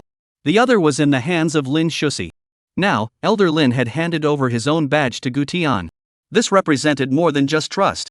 He had also completely and unreservedly given away the key to the Lin family's lifeline. Next to him, Gu Feng was also filled with shock. He hadn't thought that Lin Lao would be able to thank Gu Tian to such an extent this time. According to this pace, in the future, Gu Tian would be able to eat more than even him. Elder Lin. This gift is a bit too expensive. Gu Tian looked down at the badge in the box with a bitter face. He could now mobilize the Dragon Imperial Special Brigade. With this badge, wouldn't he be able to mobilize 2 of the cabinet's highest level guards? Elder Lin laughed. If you don't take it, I might have to stuff it in your pocket myself. With words spoken to this point, how could Gu Tian dare to excuse himself any further and hastily reached out to accept it? Then, under the stunned gazes of Gu Feng and the crowd of counselors, he sat in Elder Lin's car. In the blink of an eye, it was a week that had passed. Although it was said that it took 100 days to injure a tendon, when it came to Gu Tian, none of it applied. What kind of tendon repair, nutritional input, lying down and calming down? Just kidding, his little injury, just the corner of the clothes slightly dirty. It's not a penetration, it just grazed his leg and left a battlefield tattoo. But the point was not that he was lightly injured, the point was that the week he was lying in the medical bed, the ward was known as the hottest punching bag at the pinnacle of power. There was a steady stream of cabinet members, large and small, making house calls. Even Pops was teasing that his ward was becoming a mobile cabinet office. Anyone who dared not come to visit him would be doing a confrontation with Lin Lai against Pops. Brother Tian. When are you coming to Beijing University? You've become a mythological figure at the capital university. The principal even approached me yesterday, asking if I could build a statue of you, and also said that he wanted to name the square in front of the teaching building after you. In the cell phone, Wang Hao's voice was very excited. After coming back from North Africa, his old dad, the municipal party secretary, was like a new chip. Before, when he came home, his old dad completely took him for a rebel, with a look of hatred. Now, he can't wait to serve him tea and rub his shoulders. Gu Tian was happy, plus Su Nanxue and Shen Yao were also asking him all the time when he was going to go to Beijing University, so he simply got dressed and got up directly. Alright. Don't rush it. I'll go to Beijing University now. Immediately on the other end of the cell phone came Wang Hao's joyful matter. Really? I'll wait for you, Tian. It was the same as what Wang Hao said. As soon as Gu Tian appeared at Jing University, the shouts of surprise rose up like waves, and everywhere he went there was a sea of people. It's him. It's that man coming back. Ah. It's really the Crown Prince. I'm going. The escort vehicle. Ma-a-away-away-a. It's really the prince. From the teaching building, dormitory building, library, and playground, students swarmed out. Even the school leaders surrounding Gu Tian were rushed by the students to take off. In the end, it was only when a large number of police officers showed up that they were able to barely maintain the atmosphere at the scene and escorted Gu Tian into the main teaching building's grand staircase classroom. Bull not brother Tian. This identity and aura of yours is definitely triple Andy Lau. Sitting on his seat, Wang Hao was still full of excitement. Unlike those students outside, the students in the large classroom had long accepted Gu Tian's heaven-defying identity. Previously, they thought that the other party was the son of a certain military region bigwig, but now the truth was revealed that the other party was the son of Gu Lao. But no matter whose son it was, for them, it was only to be seen from afar and not to be approached, and they had to blame it on not having a good birth. Gu Tian ignored Wang Hao and instead lowered his head to send a message with Su Nanxue. Originally, Su Nanxue had planned to take a vacation today. Once she heard that Gu Tian had come to school, she instantly came back to life, and her mood wasn't depressed. Su Nanxue, today is a big finance class, don't go to the wrong classroom. Gu Tian, I'm already here. Su Nanxue, wait for me. I'll be right there. Gu Tian had just received this message when the sound of pouring cool air came from the front row of the class. Followed by, I'm going. Schoolgirl Su. Crap. What kind of outfit is this? JK. Black silk. Absolute kill. Naya. My nose is bleeding. Mom. This is specially dressed for Gu Xiao, isn't it? Only to see the doorway of the staircase classroom, a figure that people couldn't take their eyes off of slowly walked in. Su Nanxue, dressed in a white and blue JK uniform with black silk under her short skirt, ran towards Gu Tian with her feet clattering on her small leather shoes. At this moment, it seemed that even the air was colored with a layer of sweet-smelling soft light. Gu Tian, how are you? Is the injury better? Under everyone's gaze, Su Nanxue had bent down and squatted in front of him, her beautiful eyes staring intently at the bandaged place on his leg. Here. Does it still hurt? Gu Tian patted his leg, grinning. It's fine, it's just a small injury. You just know how to talk tough. Su Nanxue muttered in a low voice, then reached out her hand and gently pressed on the location near his injury. Rubbing it will be a bit more comfortable, more conducive to wound healing. Gu Tian froze for a moment and was just about to tease her, but when he looked up, he saw the young girl's cheeks flushed and her eyelashes fluttering gently. And the expression of all the boys at this moment was no longer dumbfounded, it was a collective downtime crash. Am I an NPC? Who shouldn't have come to this world? I'm really a tool person. Classroom more me not more, less me does not affect the progress of the plot. Oh. She squatted down, I can't even stand up from my youthful station. Goodness, did you take my Cupid's arrow to kebab? How come it can't shoot me? Gu Xiao, make some effort. I'll push you later. Don't ask me what my name is, Jingda Boiling Lamb. Chapter 100, your legs are 1 meter long, right? Su Nanxue didn't pay attention to the voices of the outside world, at the moment she only had heartache in her eyes. Okay, it doesn't hurt, sit on the seat, you squat like this. A little too that. Gu Tian favored a smile, raised his hand and patted the seat. Su Nanxue was stunned, then softly hummed and stood up.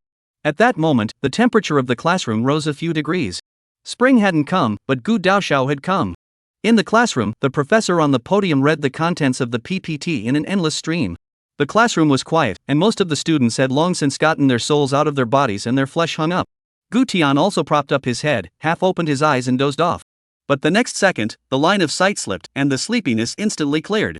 Under the hem of Su Nanxue's skirt, the pair of long black silk legs, just resting peacefully in the middle of the field of vision, the perfect proportion plus light refraction, directly triggering the tactical level of sobriety. Well, spirit is shaking kind. Su Nanxue was concentrating on taking notes when she suddenly heard Gu Tian's low and curious voice from beside her. Hey, did you learn to dance before? How do you know? Su Nanxue was a bit surprised and slightly looked sideways, then her face reddened into an evening glow. Only to see that Gu Tian was lowering his head and comparing lengths to her legs across the room. You, what are you doing? Su Nanxue was so shy that her entire body leaned towards the back of the chair and looked at him helplessly.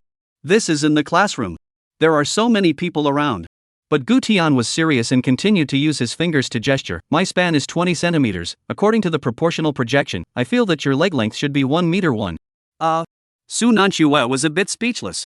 She really hadn't seriously counted how long her legs were, and was suddenly a bit curious to know the result after being said so. Can I measure it? This word out. Su Nanxue froze. She did not expect Gu Tian to be so direct. I don't know. Su Nanxue's ears were slightly hot, and she didn't turn her head to mutter in a small voice. She couldn't just say yes, you touch it. Nope. You measure it. Then I'll measure it, haha. I'll see if my speculation is accurate. Gu Tian finished, actually really lowered his head and used his hand to measure a span on someone's leg. Not this. Gu Tian. You quickly get up. Now is the class. You get out of class amount. Su Nanxue's face reddened and lowered her voice to helplessly pray. The words just fell. A shadow appeared suddenly on the table. Su Nanxue turned her head to see that the professor did not know when he stood next to her, and his eyebrows were written with shock and confusion. And at this moment Gu Tian's head was still stretched out on the floor of the table. My span is 20 centimeters, if your leg length is 1 meter 1, then I only use 5.5 strokes. The professor's face changed drastically when he heard this. No. Not. What is this doing under the table? What 20 centimeters? Gu Tian. Su Nanxue's voice was on the verge of tears, and one hand kept tugging at Gu Tian's coat. But Gu Tian didn't know this and was still immersed in the great cause of measuring data. No. What is Gu Xiao doing? What's he doing drilling under the table? I'm going. No. I'm serious. My brain is starting to run away with the plot. I'm humanly stupid. Is he using the step classroom as a bedroom? Next. Shouldn't this be paid content? Is this class a finance or biology class? For a while, the surroundings clamored. And the professor's face gradually turned ironic. He didn't dare to look down. Afraid to see what he shouldn't see and ruin his reputation of 40 years of teaching. Not to mention the girl in front of him he knew. Beijing University Su School Flower, teaching building poster resident, in the office always heard many teachers talk about. But at this time, look at the other side of the cheeks red, eyes panic look. This is obviously encountered harassment. Terrified and helpless. And that boy hiding under the table was definitely a rogue student who didn't know the sky. Thinking of this, the professor's anger rose up, and his sense of justice from 40 years of teaching erupted like a volcano as he slammed the desk. Slap. The student under the table. You feed the chickens. You come out to me immediately now. Come with me to the faculty office. Or I'll call security now. The words just fell. Snap. An infrared laser dot landed precisely in the middle of his forehead. Immediately after that. Swish. Swish. Swish. A series of red dots hit his forehead, chest, and shoulders one after another. The professor was stunned and turned his head to scan the students in the classroom. Who's shining a laser at me? The students were filled with horror and kept raising their hands to indicate the side of the building outside the window. There. There. You're damned headlocked. The professor followed the gaze and instantly broke out in a cold sweat. Misty grass. Sniper? Only to see that several black-clothed figures had appeared on the roof of the opposite building at some point, rapidly flashing, obviously in a sniper stance. Crap. Is the professor going to trigger the prince's security mechanism? I go. Is this the prince's security ability? Get out of the way, get out of the way, get out of the way. Don't splash us with this old deng's blood. The students exclaimed in shock, and even the few near the window subconsciously shrank back. And at this time, Gutian finally slowly poked his head out from under the table, looking at the professor with a confused face. Professor, why don't you have a sound when you walk? Scared me, I was just measuring a leg length. Seeing this familiar and extremely recognizable face, the professor was instantly struck by lightning. I don't know. Isn't this Gu Xiao? The Prince of Kyoto? No wonder he was targeted by the red dot. Bother. 3 seconds later. The professor used all his life's cultivation to squeeze out a mechanical smile. Gu student. That. You continue to ha. Gutian looked at him with a confused face and just sat upright. The professor stumbled down the steps with his hands behind his back and returned on his way out, forcing himself to ask, that. I have a tape measure. Do you use it? After saying that, he actually did pull out the ruler from his pocket. Boom. The classroom exploded. Against all odds. This is too counterintuitive. The professor deserves to be in the system. He's got too much life in his eyes. That's not a measurement of legs, that's a measurement of your own life. Gu Xiao was born with a halo around his body. I was born with an umbilical cord. Gu Xiao measured a girl's leg and the professor handed him a tape measure. I measured a girl's leg and got 3 years in prison. Gu Tian took the tape measure and hooked his index finger, slowly pulling it away by a few centimeters, making a soft sound like a tada. Thank you, professor, I'll return it to you after I use it. Sunanshui at this moment had long been so ashamed that her face was burning red, her hands covered her face with death, her fingers still muttering in a whisper, Gutian. You stop talking. Let's talk about it after class, okay? She didn't want to raise her long legs in front of the entire large classroom of people and let Gutian hold a ruler to measure them. This was too much of a social death. She was a girl, eh? Chapter 101 Lin Shuxi's arrival. The bell rang with the dismissal of the class. The professor breathed a long sigh of relief, and as if he had made some sort of determination, he ran wildly out of the classroom, clutching his notebook. But the aftershock in the classroom had not yet subsided. In between classes, students gathered in groups, discussing only one topic, Gutian. Infrared just now. Did you guys see that? I thought my eyes were blurry. As a result, I took a look, holy. A 3-pointed line sticking to our professor's face. No, this battle of our Gu Xiao. Is he here for class or is he sweeping the university? Dude, don't mention it, I feel like I'm going to be a part of history when I even sit behind him now. While the crowd was talking, the classroom door was slowly pushed open. The original noisy sounds came to an abrupt end. All gazes swiped to the door in unison. Only to see a tall girl with a drawn-out aura slowly walk in. Wearing a well-cut beige-waisted shirt dress, her feet stepped on black fine heels, and a string of pearl bracelets between her wrists gently shook, emitting a crisp sound.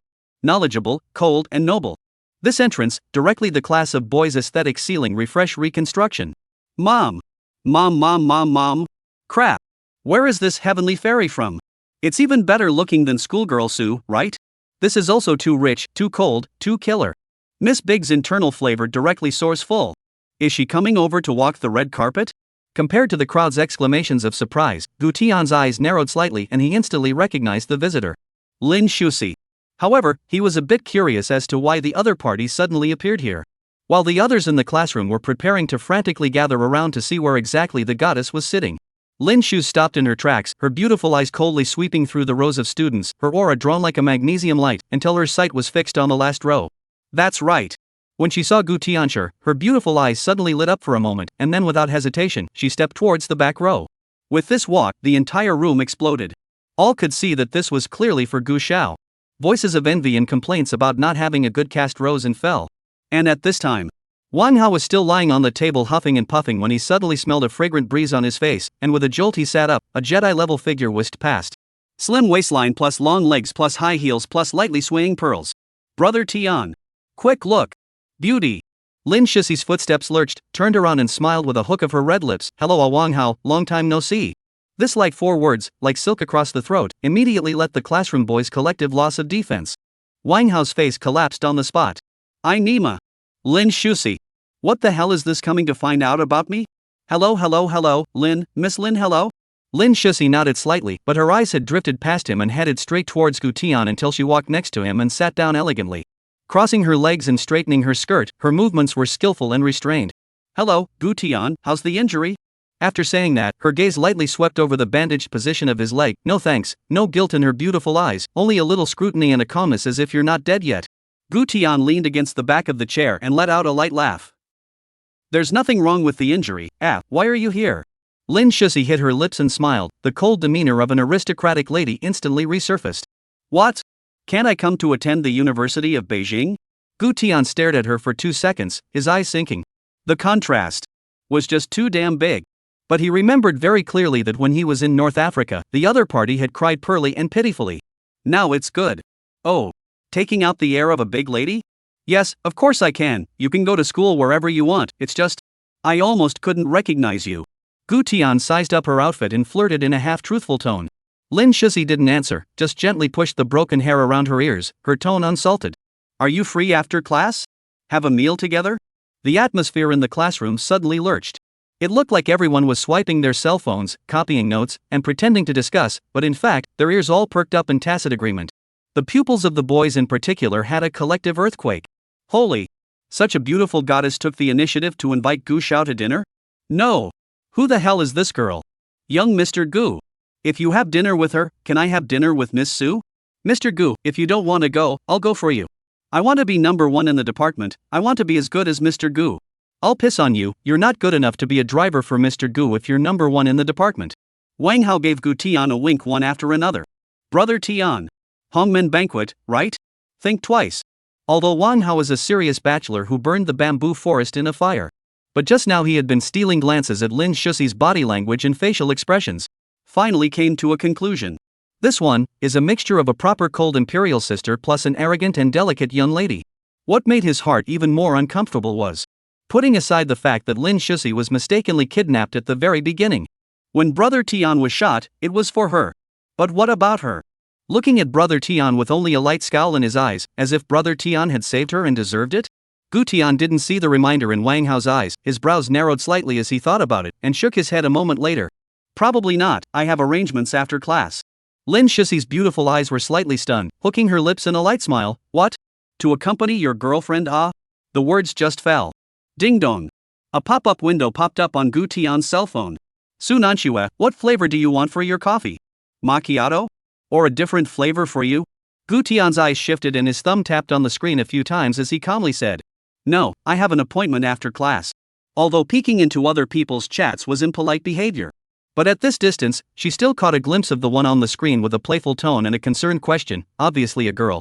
Lin Shusi pursed her lips, indifferent on the surface, but inwardly extremely unhappy. Okay. After getting up, that stock of Missy's arrogance came up again. High heels gently turned, looking at Gu Tian smilingly said, Then I wish you a happy date. After all, can let Gu Xiao advance on the date of the girl. I think it must also not general. Said a ruffled hair, the side of the face as cold and colorful as frost, stepped on the high heels did down the steps. The background was absolutely killer. The entire classroom was instantly framed by this scene for a few seconds.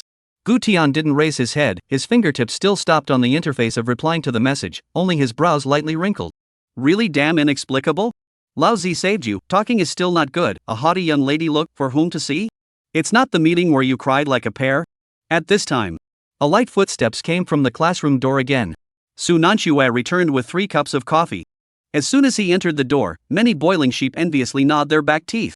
Gu Qiao this day by day really was their whole life. In the front foot, the arrogant imperial sister came over to invite for dinner.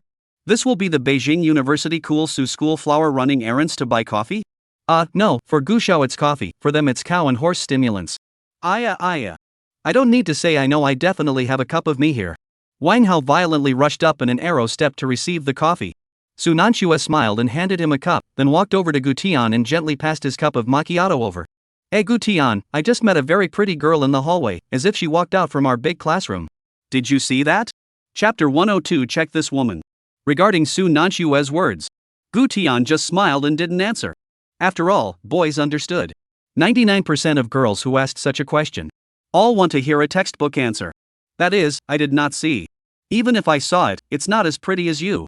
The afternoon sunlight was just right, warmth sprinkled on Lin Shuxi's hair, the breeze blew, a few strands of hair gently lifted up and fell on her lips, itching her.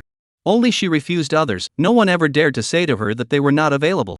But today, Gu Tian's sentence that he had an appointment after class was like a piece of ice, which was cool from the jade neck to the chest. Mood. It's hard to say whether it's angry or twisted, in short, it's screwed up and very much wants to hit someone. If anyone dares to make her angry again today, peanut rice is enough, 1 packet is not enough, then 2 packets. Because there are 2 big Buddhas in Beijing University, there are more stalls selling fried chicken kebabs and pancake fruits near the entrance of the school. Maybe you'd think that these were for the convenience of Gu Qiao and Miss Lin who had nothing to do but eat some technology and hard work? That would be wrong. The boss of the pancake fruit seller wore a headset, inch hair, eyes are very sharp sweeping around. The eggs were all battered and all but oblivious. The clear-eyed college student was still questioning aggressively. Fuck. Money back. It's made worse than 9 turned large intestine. But what he got in return was a sentence from the stall owner, get lost. You haven't ing paid yet.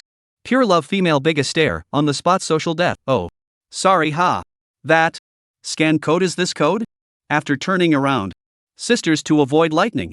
Beijing University entranced to do pancake fruit thief hard to eat. The boss is also fierce. At this time. I go. So beautiful. A cry of surprise. Many students instantly gathered around, their gazes attracted by Lin Shuxi who was walking towards the parking space. But Lin Shuxi was already used to it. She attracted a lot of gazes wherever she went. Just as she pulled open the car door and prepared to get in, a boy holding an egg dunking cake and riding an electric donkey wandered over head-on. In full view of everyone, the boy dangled and opened his mouth, beauty, about? This remark immediately drew the attention of the surrounding students. To be honest, this was the lowest and most outdated way of picking up a beautiful woman. Nowadays, picking up is all about the yellow skin to discuss the seal. Beauty. Do I look like your boyfriend or your husband? Or beauty, why don't I accompany you? They say there are hooligans in this area, yikes. Holy. This brother is so brave. No. His face looks like a corpse spot, where did he get the courage? Classmate, please don't judge a book by its cover, he's just a bit disgusting looking, please don't be so hostile. No. Such a vulgar way of hitting on someone? Damn. The co-driver is $1,000. The person's car is an Aston Martin, right?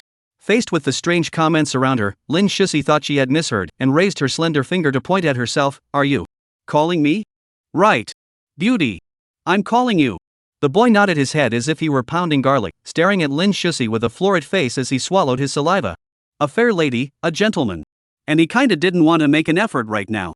He was from the Beijing College and heard that there were suddenly more snacks on the Beijing University side, so he rode an electric donkey over to city for a bit. He bought a hand pie and ate the flavor of his grandmother who died more than 10 years ago. As bad as his grandmother made. Not eating out the flavor of ashes. Just when he was about to argue with the stall owner, his afterglow suddenly glimpsed a beam of light from the school gate, almost shining so brightly that he really couldn't open his eyes. Beautiful. Too beautiful. He had never seen such an imperial and noble beauty before. Anyone who resembled her 3 times was a dead giveaway. The Grandmaster said, if you see a pretty one, go after it, and if you can't catch it, then get another one. Anyway, a person's life is very long, in case of success. Just when the boys were fantasizing about holding hands with a rich white beauty on the way to the peak of their lives, Lin Shuxi spoke up, her disgusted eyes glancing at the boy. I'm sorry. I don't keep dogs. This word came out. A second of social death. The crowd wowed in an uproar. Crap. That line kills pulls full stop. Sisters, copy it down. Whoever dares to flirt with you in the future, directly take this sentence. Sisters, you're overthinking it, no one is flirting with me. Ha ha. The warrior who charged for love, charged into a clown. I'm Nima. The top man in Joker. Batman's big client. Amidst the taunting, the boys sat on their electric donkeys, the corners of their mouths twitching as their souls slowly came out of their bodies. But just when the crowd thought he would leave in embarrassment, the boy's face suddenly surfaced with the same sense of determination as when they threw mud at me and I took the mud and planted lotus flowers, and shouted, "You don't like having a dog? Then I can be your cat." After saying that, I just tucked my hands in and acted cute like a cat, meow meow. Abby was embarrassed. Boom! The surrounding atmosphere was directly blown through. The boys collectively shouted wildly, "Brother! You'll succeed in anything you do with this perseverance. I'm manless. I'm not clean anymore. Brother! Start a live broadcast and become a web celebrity. Stop it. Stop it. If you continue, I'm going to beat you up." Some also tilted their heads at 45 degrees and sprayed milk tea furiously. This is no longer a disgusting thing, this is a physiological limit challenge. Lin Shishi's pupils were even more seismic, looking around and reprimanding, "Where is everyone? I don't want to see him. Immediately let him disappear for me." The words just fell. Boom! A sound of breaking wind came from not far away. A dump truck loaded with construction waste was aggressively heading straight for the electric donkey man. Didn't wait for the crowd to exclaim. Bang! The electric donkey man instantly completed an indescribable arc in the air, and then heavily smashed into the concrete ground in the distance. Holy! The man is gone. No! Not! It's just gone? Wait! I'm going to suddenly miss him a little. Everyone ran over in unison to check, only to see the rear of the dump truck, clearly printed with 8 big words, "Kyoto Environmental Protection Garbage Collection Vehicle." On this side, Lin Shishi was full of disbelief as he pulled open the car door and sat in. When he was about to start the car, he suddenly saw Wang Hao Gutian and a girl at the entrance of the school, walking out with a smile. The girl's ponytail was lightly flung, plain but bright, smiling with shallow paredis. Gutian, left hand holding a cup of coffee, right hand inserted pockets, head slightly sideways, as if listening to what the girl said. The distance between the two people is too close. Like a low head can kiss the kind of ambiguous distance. The atmosphere in the car was suddenly cold. Lin Shishi's slender fingers unconsciously gripped the seatbelt, her expression icy cold and terrifying. At this time, the bodyguard knocked on the car window and leaned down to whisper, "Missy, that person just now has finished cleaning up."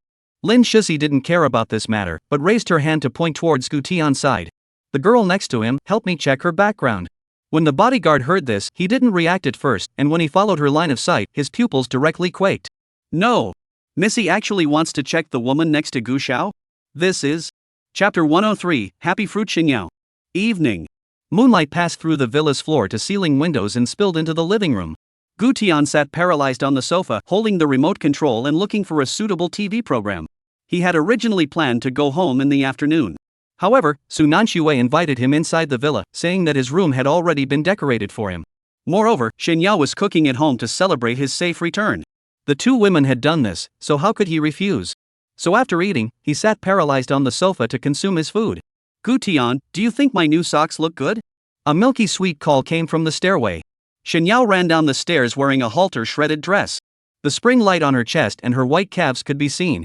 Looking at the 2 bare socks in the other party's hand, Gutian leisurely said, "No matter how nice it looks, it won't hold you back from wiggling around." He realized that Xinyao was now not taking him as an outsider at all. Before, when she was in Beijing University, how to put it, the other party gave her the feeling of an obedient and well-behaved little sister next door. Now, she was a little lowly with a lot of ideas. In the villa wearing a bikini, all dared to sway in front of his eyes, not at all take him as a man? Humph. You weren't even looking at people all right. Xinyao huffed and ran to the sofa to sit down. Gutian ignored her petty emotions and said indifferently, "Where's Su Nanxue?" Hearing this, Xinyao revealed a wry smile and came over to squeeze her eyebrows. "Sister Nanxue is taking a bath, the bathroom door is unlocked. She's not wearing any clothes." Oh. Gutian was speechless in capital letters. "Look my eyes. Go home to me. Who home bath wear clothes to wash? You. Do you believe that in a moment she comes out, I tell her?" Gutian finished immediately putting on airs and yelling upstairs, "Su Nanxue. Xinyao said that you're bathing without closing the door, and asked me to go look." Upon hearing this, Xinyao immediately panicked and jumped up and started to plug Gutian's mouth, saying pitifully, Don't.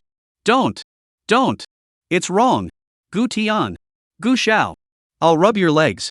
After saying that, she directly jumped down from the sofa and sat on her knees beside Gutian's legs, her small hands gently kneading and kneading, blinking her beautiful eyes every now and then to observe Gutian's reaction. Fearing that Gutian would really betray her.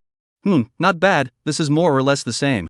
Feeling the tingling in his legs, Gutian smiled with satisfaction. His gaze then wandered over the young girl's body, and the next second undoubtedly landed on Xinyao's pride. Of course, he didn't mean to look there.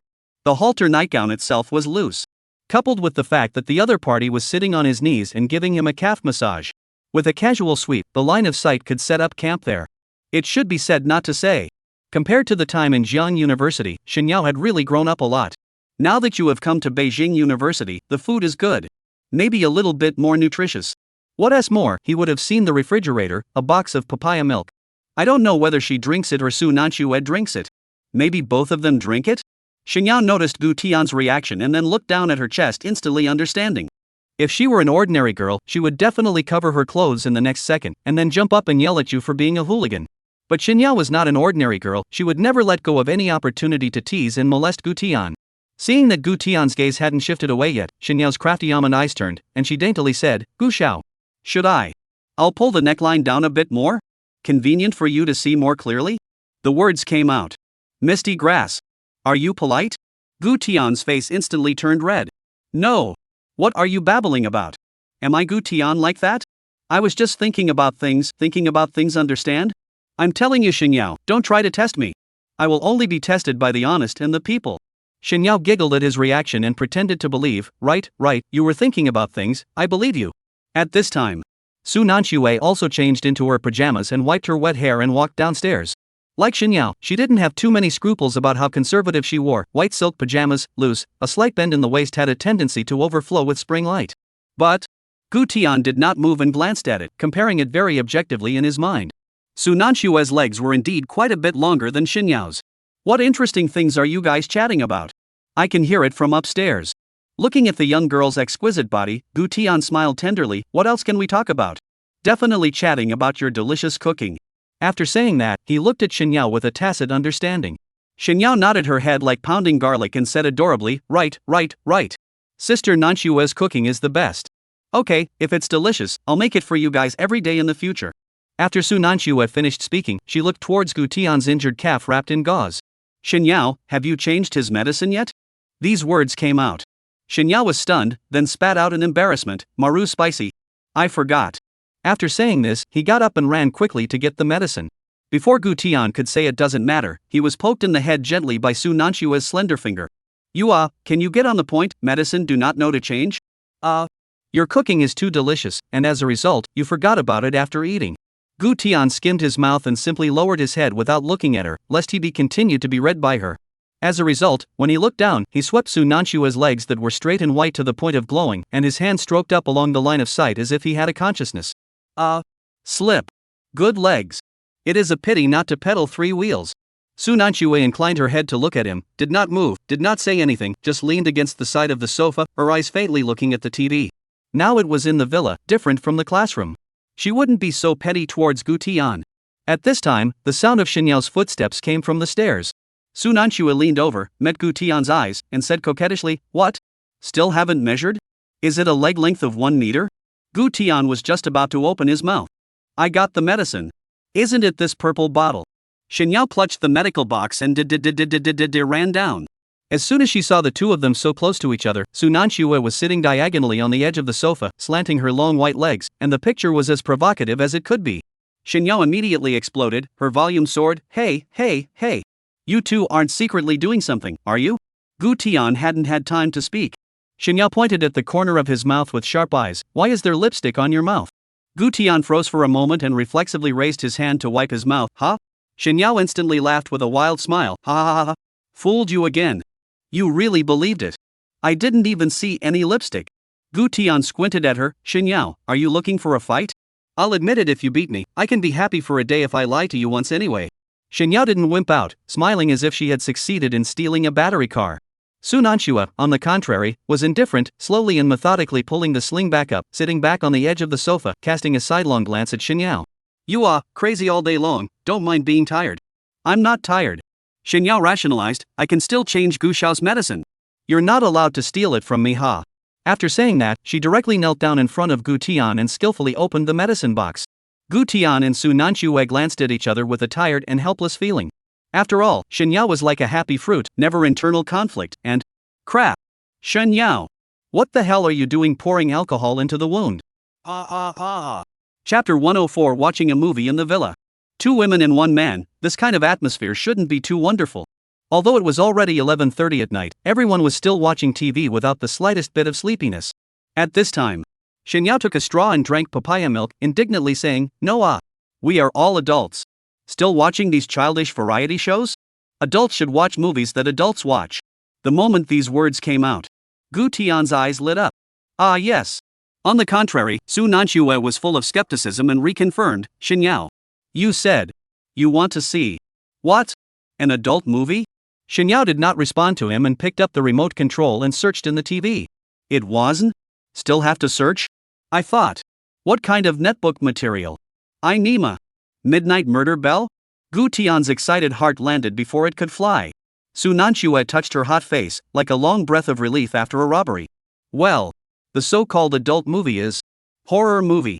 I'll give you guys that. This horror movie is known as a ghost movie that is rare in 10 years, the kind that is not for the faint of heart. I'm not afraid, you two can't be scared to cry in a while. Xinyao smiled smugly and got up to turn on the living room lights to the maximum. Gu Tian. Su Nanxue. Soon, the movie started. The three of them nestled on the sofa, Gu Tian in the center, one on each side. The movie didn't feel much at first. Towards the end, the picture was getting weirder and weirder. Suddenly black and white flickered, then suddenly gave a shot of a female ghost disliking her face, accompanied by a mournful scream. Xinyao was so scared that she bounced directly onto Gu Tian's body, her white and smooth arms hooking around his neck in death. Cough. Panasonic. You want to strangle me? Gu Tian squeezed this sentence out of his teeth with difficulty. Only then did Xinyao awkwardly get up and drive away, hugging the pillow again and watching the TV. Genuine is dish and love to watch. Just at this moment, the second female ghost scream suddenly sounded. Gu Tian consciously pressed Xinyao to prevent her from bouncing up again. Whichever thought. Su Nanxue fiercely wrapped her arms around his neck, and her entire body was about to crook into his arms. Don't you move. Let me embrace under. I'm afraid. Do you think I can move? Gu Tian said with a face full of bitterness, glancing at Xinyao on the other side who was holding his arm in a death grip. Along with the horror movie, the screen image was bright and dark.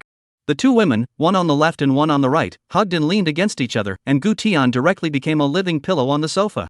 Although Su Nanxue was not as excessive as Xinyao, her long legs still quietly rested on Gu Tian's knees. But at this time, snap! The power went out. The TV and lights went out instantly. A cool wind blew in and the curtains flew up. Aha! Ghosts! Xinyao was stunned on the spot, and her entire body lunged towards Gu Tian. Scared to death. Su Nanxue was also startled, her pillow flung to the side, and she directly wrapped her arms around Gu Tian's shoulders, sticking to Gu Tian to the death. No, what kind of horror movie are you guys watching when you're such rookies? Gu Tian was pressed in the middle with a face full of black lines, one hand subconsciously propped up, and as a result, he bumped into something strange and weird. What is this? What? Round. Soft and bouncy? Whose? Just as he moved his hand to feel for his cell phone, ready to turn on the flashlight, a soft, warm lip suddenly pressed against his lips. It wasn't an accident, it was a solid kiss. Gu Tian's entire body was instantly confused. FCK. Who dares to take advantage of this young man while the power is out? If you're capable, you can kiss a little longer? Right at this moment, the backup power in the villa automatically turned on. All the lights in the living room were on.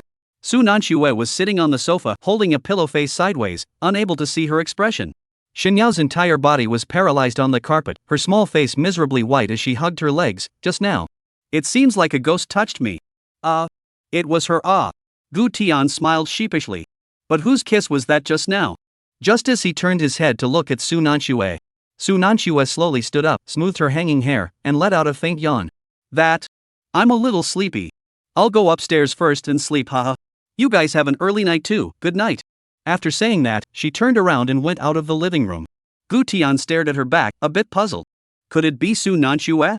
Without waiting for him to think more, Xinyao sat next to him, her little head raised milky and fierce, quickly say. Just now you are not. Me? What about me? Gu Tian directly glared, backhandedly pointing at the corner of his mouth. Did you just boop me? Xinyao froze, blinked her eyes, and in the next second, her hands covered her face, and she squealed in a low voice in a pretense of shyness. Yikes. Oops. You found out. She thought Gu Tian was being wicked and joking with her, so she could only play along with the other party. But Gu Tian believed it. After all, only Xinyao could do such a thing. Before, when she was at Zhengdi, she even teased his clothes and touched his abs from time to time. Alright, sleep. Sleepy your father me. Gu Tian stood up and threw the pillow to the side. Yada yada yada. You're still a father.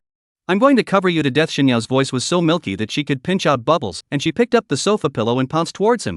As a result, the next second she was picked up by Gu Tian with one hand and carried down, now and then dangling in the direction of the bedroom. Put me down. Put me down. Big bully small. Die early. Shinyao stomped and struggled, her shoulder strap slipping a little. But Gu Tian pushed open her bedroom door and threw Shinyao onto the bed like a pillow. The mattress received a shock, causing her delicate body to bounce a bit, and her buttock waves and breast waves. Looking at Gu Tian was really dumbfounded. Without waiting for Shinyao to climb up and yell in a petulant voice to find Su Nanxue to complain, Gu Tian could close the door and leave. Then the Villa Spring light infinite, aroma overflowing. Wang Hao's sighed. That is really miserable. Lying diagonally on the bed, his eyes stared dully at the roll of toilet paper on the nightstand. Should I reward yourself? No way. Wang Hao, you're a man with dreams. You can't always be so scribbly. Fall in love. Let's have a sweet relationship. Wang Hao took out his cell phone with a face of awe-inspiring righteousness and clicked on the slip and slide dating app. FCK. Why are these people again?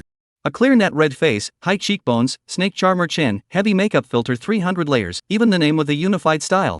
Coco, Sugar, Kiki, 0 years of sister-in-law. There were even a few familiar faces, all of which were the kind he had fought 300 rounds with. There is no shortage of girls in his life, and he can embrace them at any dinner party. But the heart is still lonely and isolated. Who does not want to find a girl comparable to the level of White Moonlight? This time, a clean avatar jumped into his vision. No filter, no beauty face, plain and fresh, with a light smile, with a bit of student air, and a sense of first love. Wang Hao's pupils directly lit up. Holy! Is this heaven's reward for me? Taking another look at the profile. City, Eastern Capital. As a black and gold member, he didn't even need to wait for the pairing confirmation, and directly forced the pairing to succeed with a single right slide. The software then popped up a prompt box. You have been successfully paired with Xia Dang Tian, say hello now.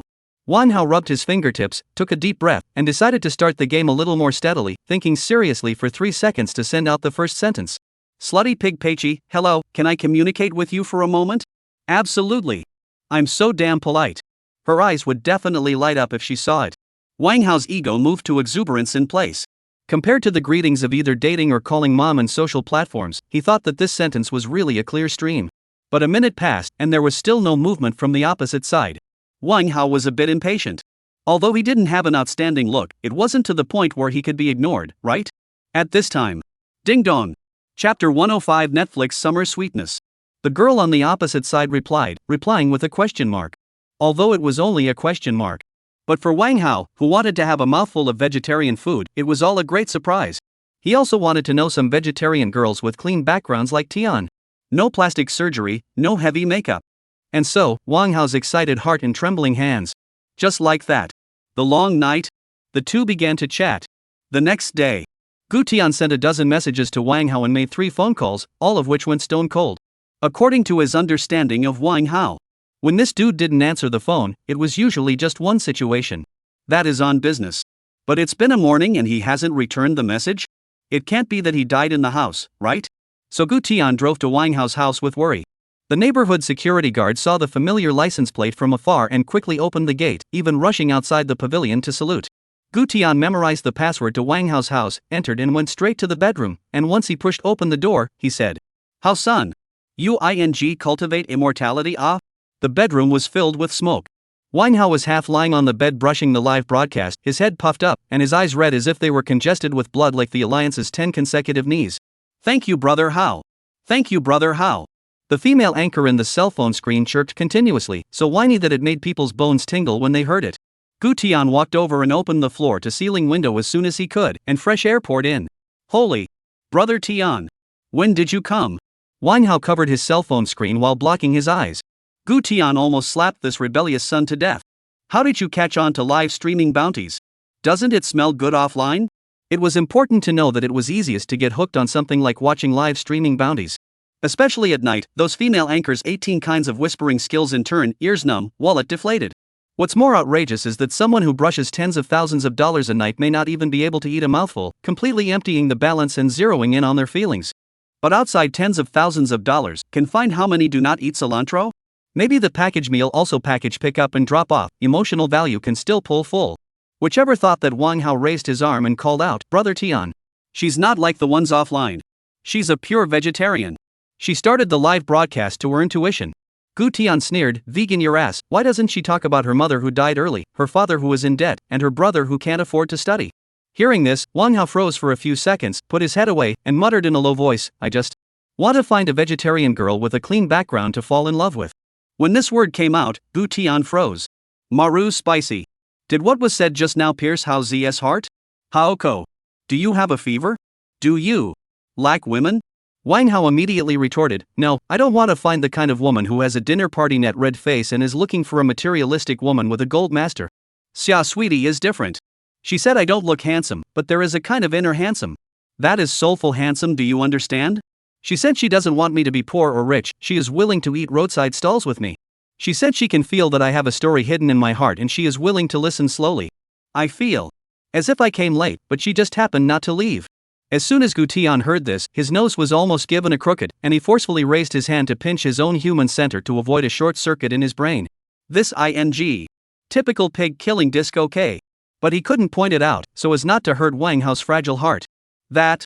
Gu Tian coughed lightly and slowly picked up his water cup. "How many gifts have you swiped?"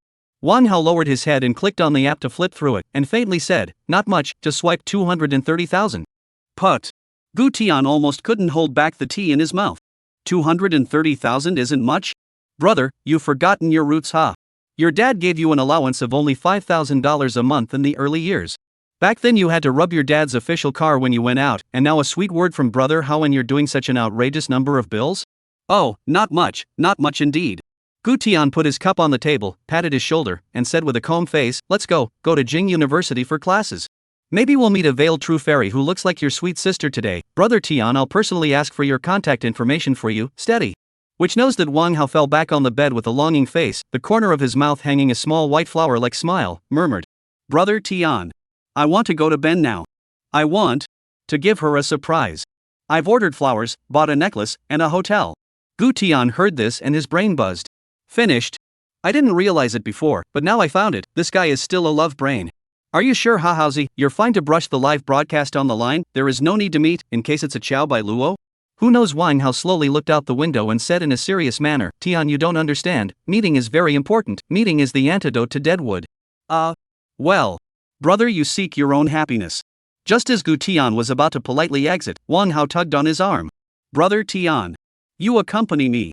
Otherwise, brother, I don't have the courage. Just now when I rushed rank 1, rank 2 even clamored for me to have the guts to come to Dongdu and try it out." Gu Tian. He really wanted to kick Wang Hao to the bed, but thinking of the time in North Africa when Wang Hao fought bravely for him, he finally agreed to the request. After talking to Su Nanshu, Shen Yao and the others, Gu Tian and Wang Hao got on a plane and headed straight to Dongdu. The flight was just over an hour. The two of them sat in the first-class cabin, and the flight attendant served tea and water. Not only was the service high specification, but the mood was even more drawn out.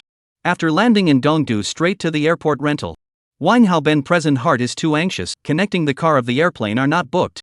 "Master, go to Dongdu University, this will go or not?" Wang Hao closed the car door, anxiously asked the driver.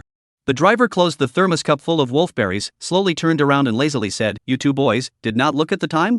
It's noon. I don't need to rest?" The words just fell. A pile of red banknotes can be smashed in his face. "Going or not?" Gu Tian raised his eyebrows. "Go." The driver kicked the gas, only to hear a roar as the cab took off directly. 1 hour later, the cab could have arrived at the entrance of Dongdu University, wandered around, and drove towards the shade with a buzzing sound. Not for any other reason, just for the honorable guests to get off the car will not be blinding sunlight. The car door opened.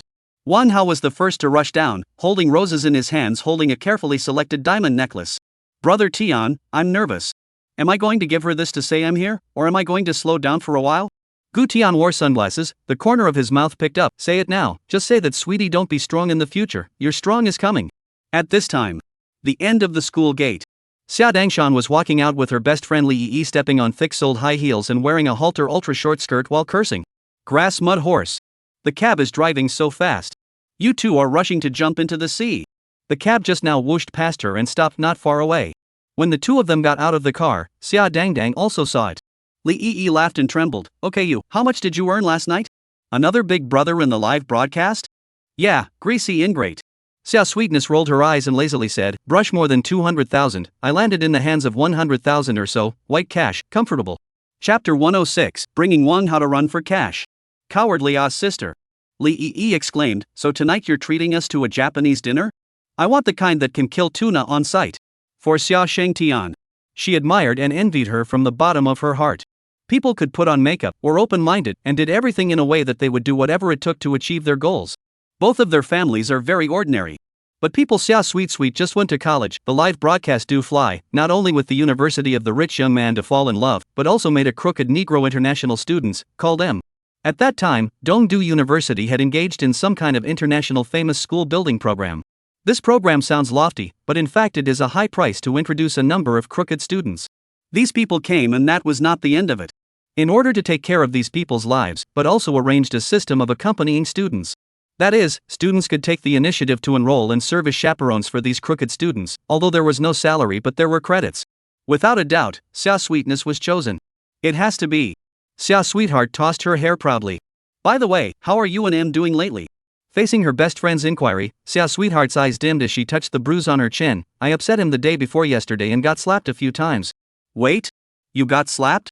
No, then why don't you break up with him? What do you like about him? Is it like him?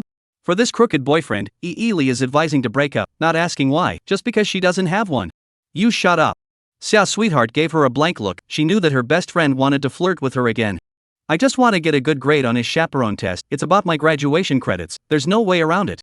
Even though M was always beating her up, she really didn't think anything of it.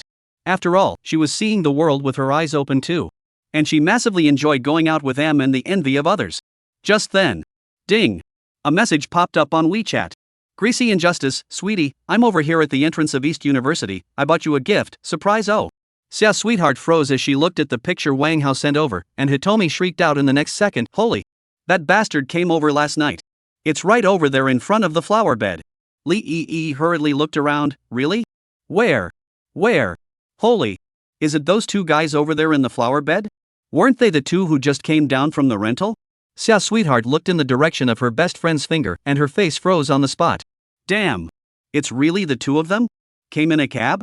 You swiped this money, it can't be your money to beg for a wife, right? Thinking of this, Xia Sweetness rolled her eyes and just wanted to turn around to avoid disappearing. As a result, Lee pushed her, go on. $200,000 have been swiped, and you still don't see a side? Maybe we can still cheat another wave. Xia Sweetheart hesitated for a few seconds. Her best friend's words did make sense, and her fingers flew as she tapped down a few sentences. Brother, how are you really here? I'm so excited. I'm just about to leave the school gate. After sending this sentence, she smoothly snapped a picture of the flower bed by the school gate not far away. Is that you? Are you the one in the white tee with the rose? I think I see you. Wang Hao took a look at the message and jumped up excitedly on the spot. Brother Tian. She saw me. It's all me in her eyes. She doesn't see you as me. Gu Tian sniffed and was filled with black lines.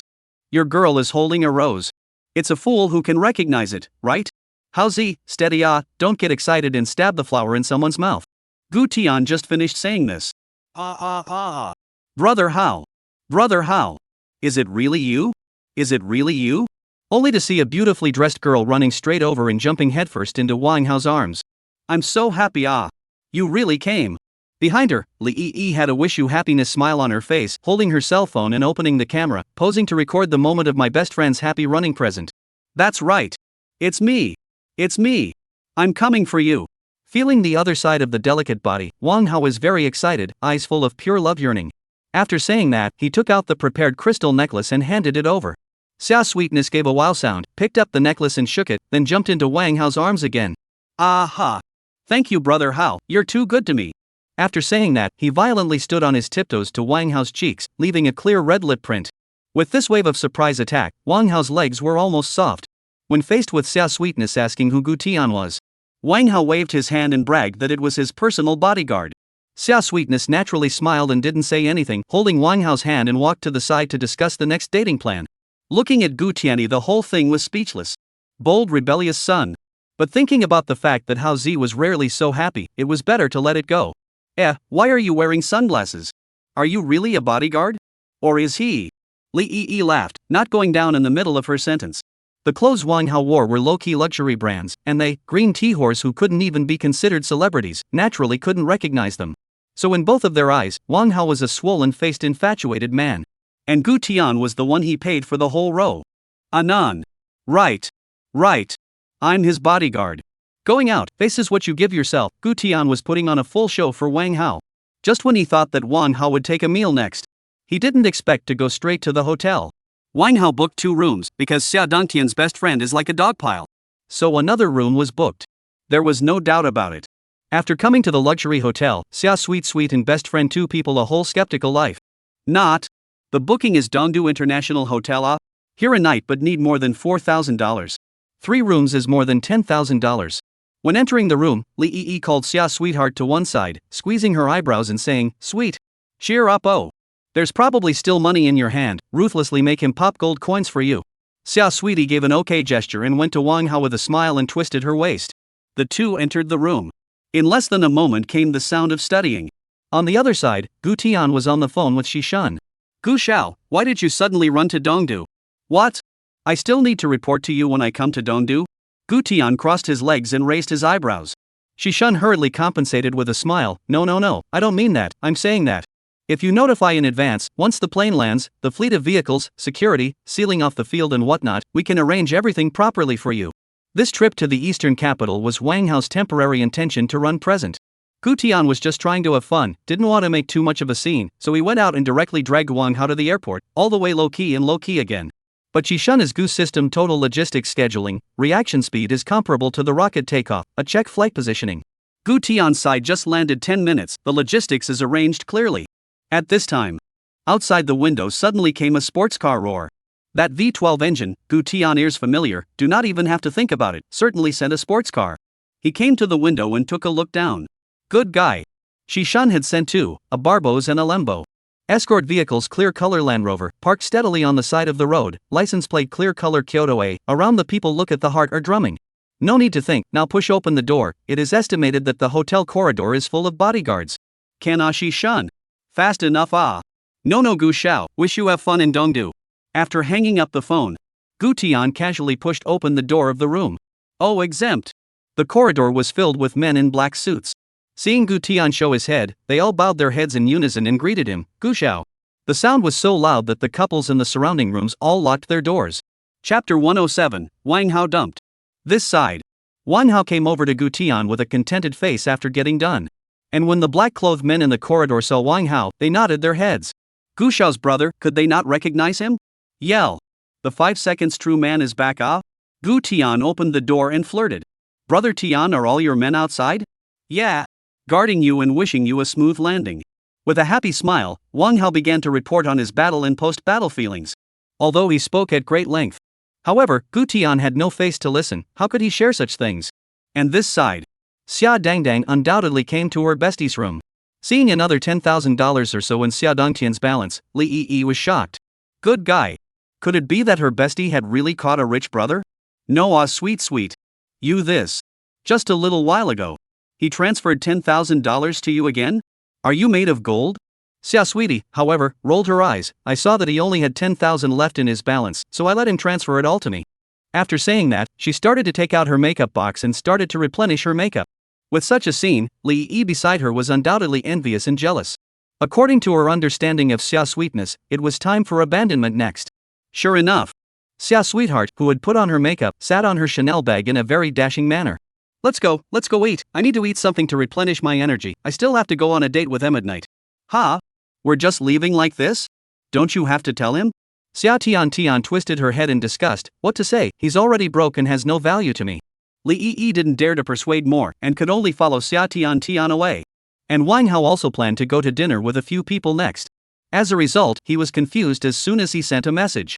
Red exclamation mark? Brother Tian. Why did she delete me? Ha?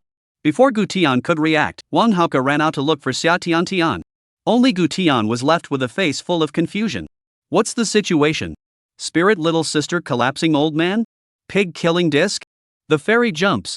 Downstairs in the hotel, the dusk was thick.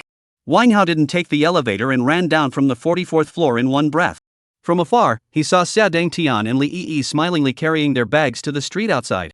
Not caring about his face, Wang Hao chased after them on the spot and tugged on Xia Sweetheart's hand. Sweetness. Why did you delete me? Was I not good in the room?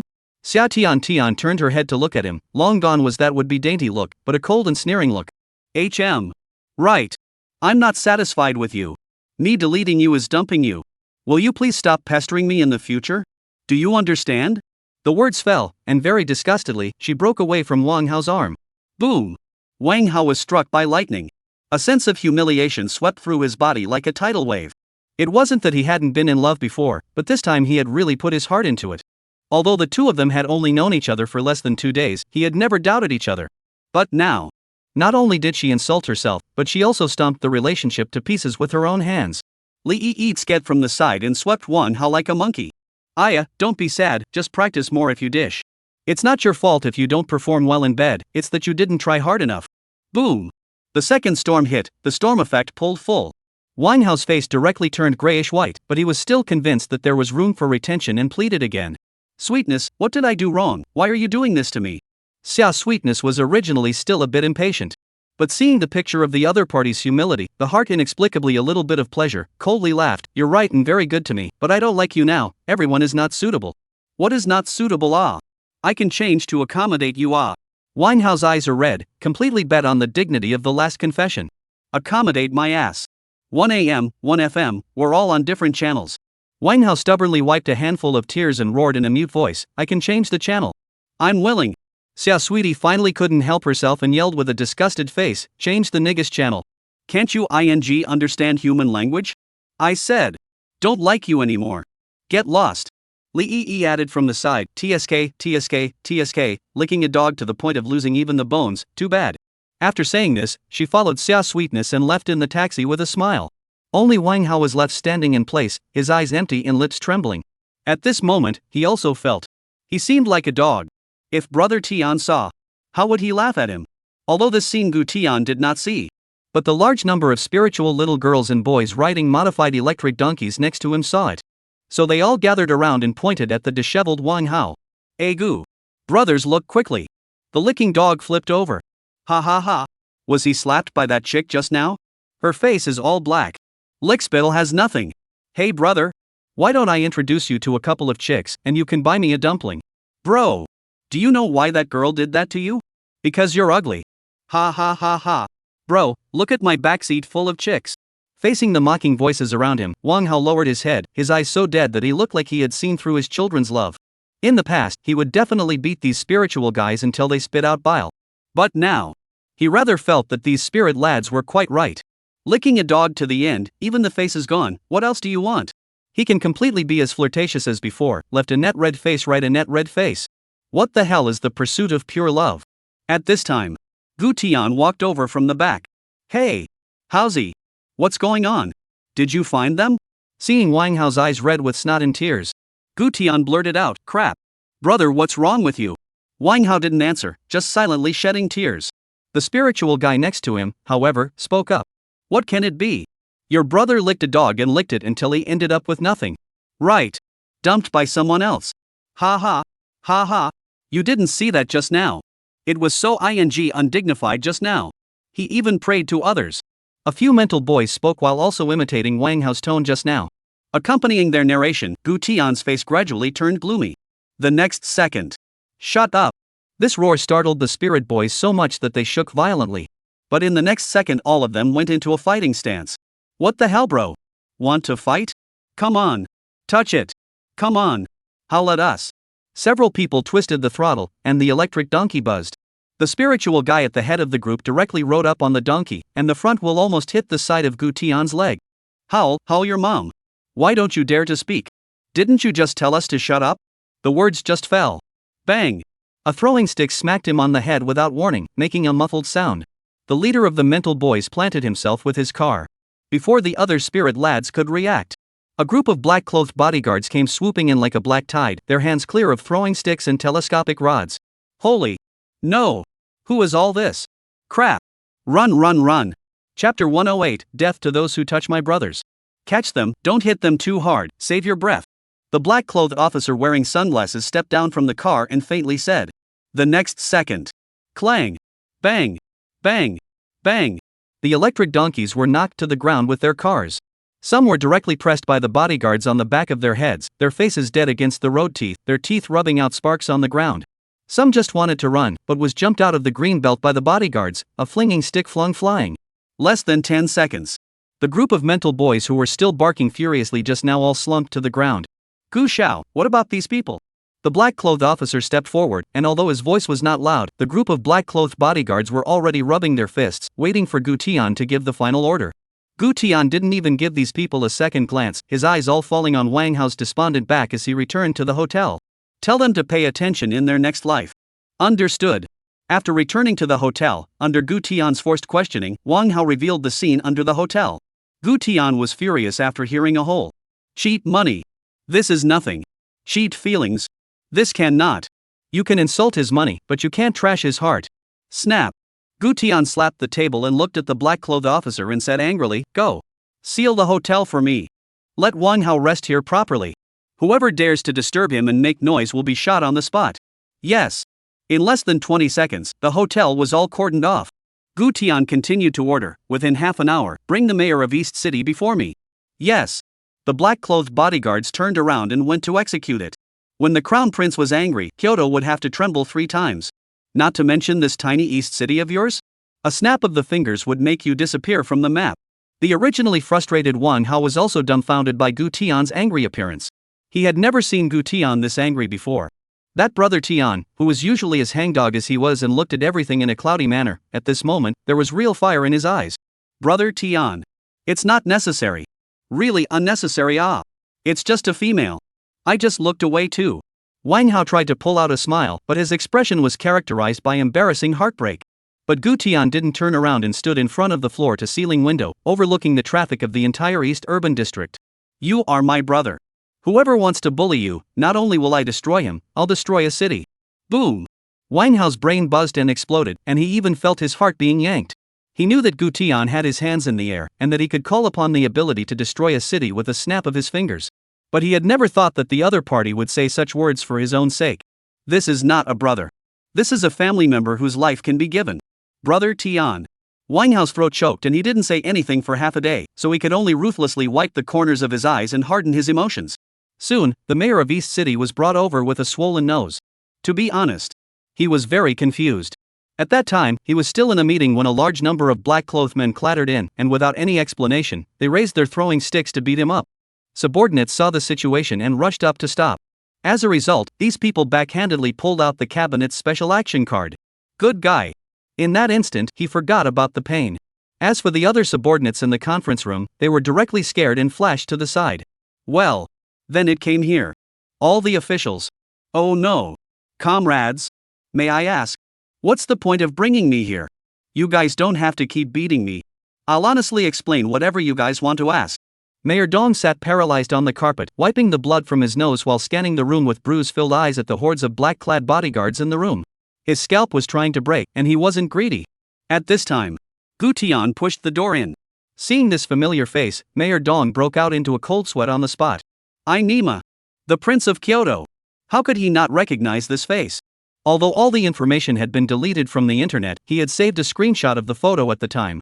Thinking that if he really met him someday, he would definitely have to go up and say hello. As a result, this mother met? Could it be that because the other party visited East City and he didn't receive him, so the other party got angry and beat him up? No. The point was that no one had informed him. Gu Tian looked at the other party contemptuously. Are you the mayor of Dong? Right. It's me. Mayor Dong nodded his head like garlic, not daring to raise his head to look directly at Gu Tian. He had heard the rumors from the grapevine. It said that anyone who looked directly at the crown prince didn't end up well. Seeing how abashed he was, Gu Tian didn't bother to talk nonsense and directly explained, You notified the implementation that the city's police force and medical resources should not travel to East University tomorrow. What do you mean? What's wrong with East University? East City was full of doubts, but he didn't dare to ask, only nodding his head and pounding his head once again. Fine. No problem. Once he saw that the other party didn't have any objections and nodded at everything he said, Gu Tian was instantly annoyed. FCK.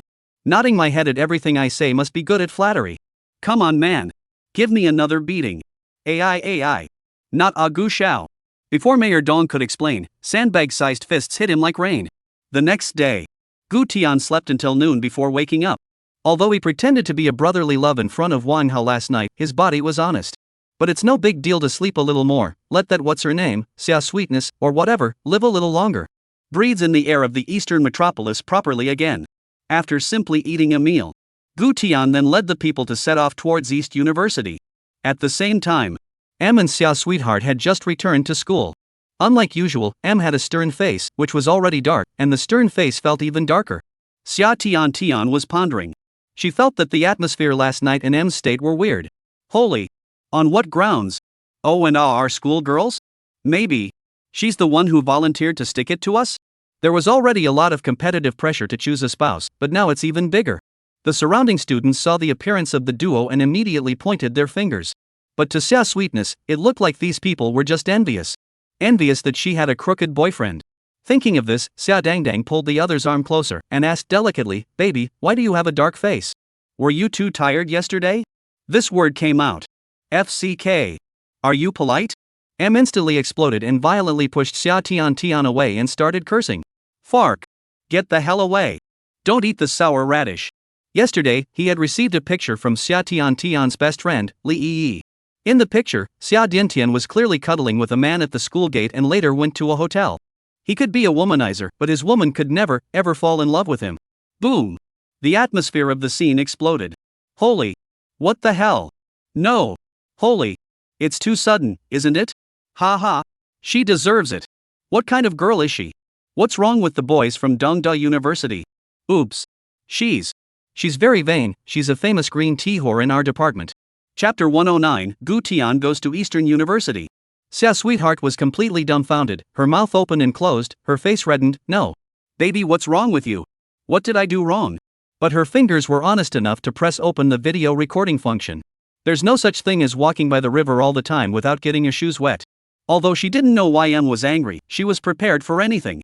If M ditched her and beat her up, she could use the videos and still be on fire online. It might be black and red, but black and red is still red. Shut up and get out of here. Dirty woman. M was furious, slapping the cell phone off her hand and slamming it to pieces. Upon hearing this, Xia's sweetness instantly realized that things were lost. No, baby. You listen to me explain. M, where to give her a chance to explain, went up and slapped the big pussy pocket. Slap. Several slaps went down. Xia's sweetheart was thrown to the ground and sat paralyzed, whimpering and begging for help from the surrounding onlookers. If it was before, there would definitely be people going up to help him. But nowadays, this kind of thing is not uncommon. More and more boys realize that this kind of thing cannot be helped. To put it bluntly is to make your own, the road you choose, kneeling to finish.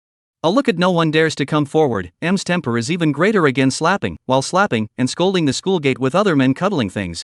Even disliked the cell phone's photos to Xia's sweetness. Li Yi behind the crowd laughed extraordinarily well. Who let the other party earn so much money and not share a single dime with her? Said he would treat her to a big meal but ended up taking her to a roadside stall?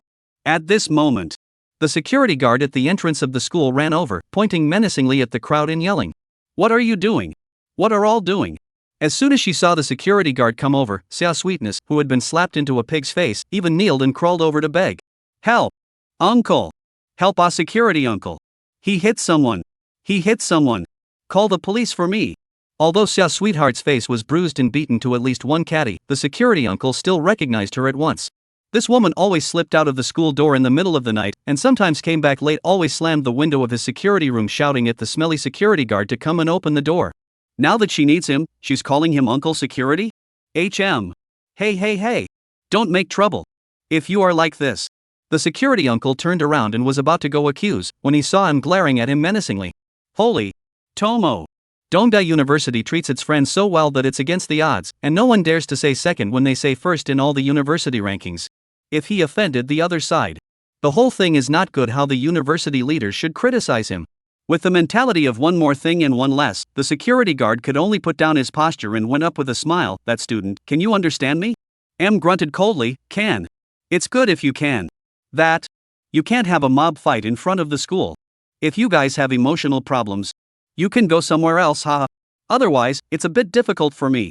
As soon as they saw such a humble stance from the security guard, quite a few students with a righteous heart couldn't stand to watch. Holy. Not uncle. It's all been beaten up like this. You don't care. That's right, Uncle Security. Why are you kneeling like this? You're still a friend. Is he your father or your mom? Go on. Pitchfork him. Facing the accusations of the righteous students, the security guards were instantly enraged, unable to control Youngrun. They still can't control you, right? Go. Why don't you guys care? Why don't you do something? Don't stand on the moral high ground and accuse me. I make 3,500 a month, what am I looking for? These words were said, it can be said to be a solid old iron. The students instantly turned red in the face, not knowing how to dislike them. Seeing that everyone was indifferent, plus he didn't want to cause even more trouble, M simply stepped forward and grabbed Xia Sweetheart's hair. Fark. Xia Sweetness, stand up for me. Let's go back and talk. Aha. You let go of me. Help. Help. Just when the crowd thought that this melon-eating scene was about to end, a big black Lamborghini Bull drove towards the side in a furious manner. Without a doubt. Shouting came from the crowd instantly. The big bull was nothing, there were too many of them in Jitterbug. The key was the big bull with the license plate of Beijing A888888. Have you ever seen it? Crap. Quickly look. Master Kyoto. Holy. Leopard number. This license plate should be able to buy my life, right? Be confident, bro, take out they should, and it can definitely buy your life. There's even a rich young man from Kyoto and East University? M was also confused. He had never seen someone driving such a cool and expensive car in East University. If this really came to East University, wouldn't it attract hordes of girls in minutes? Well, he would have to hold on to something in the future, or else all the good ones would go to the other side. Hello, I'm Crooked, I like it here, can you teach me dragon language, this pickup style? I guess it won't be used for long. Under the shocked and curious gazes of the crowd, Gutian stepped out of the car expressionlessly, while holding his sunglasses again. What's the situation? Why are there so many people? Could it be that Mayor Dawn's news has leaked out? But in the next second, he realized that these people weren't looking at him. Instead, they all took out their cell phones and started taking pictures of his car. Ahem. That. Which one of you knows Xia Sweetness from East University?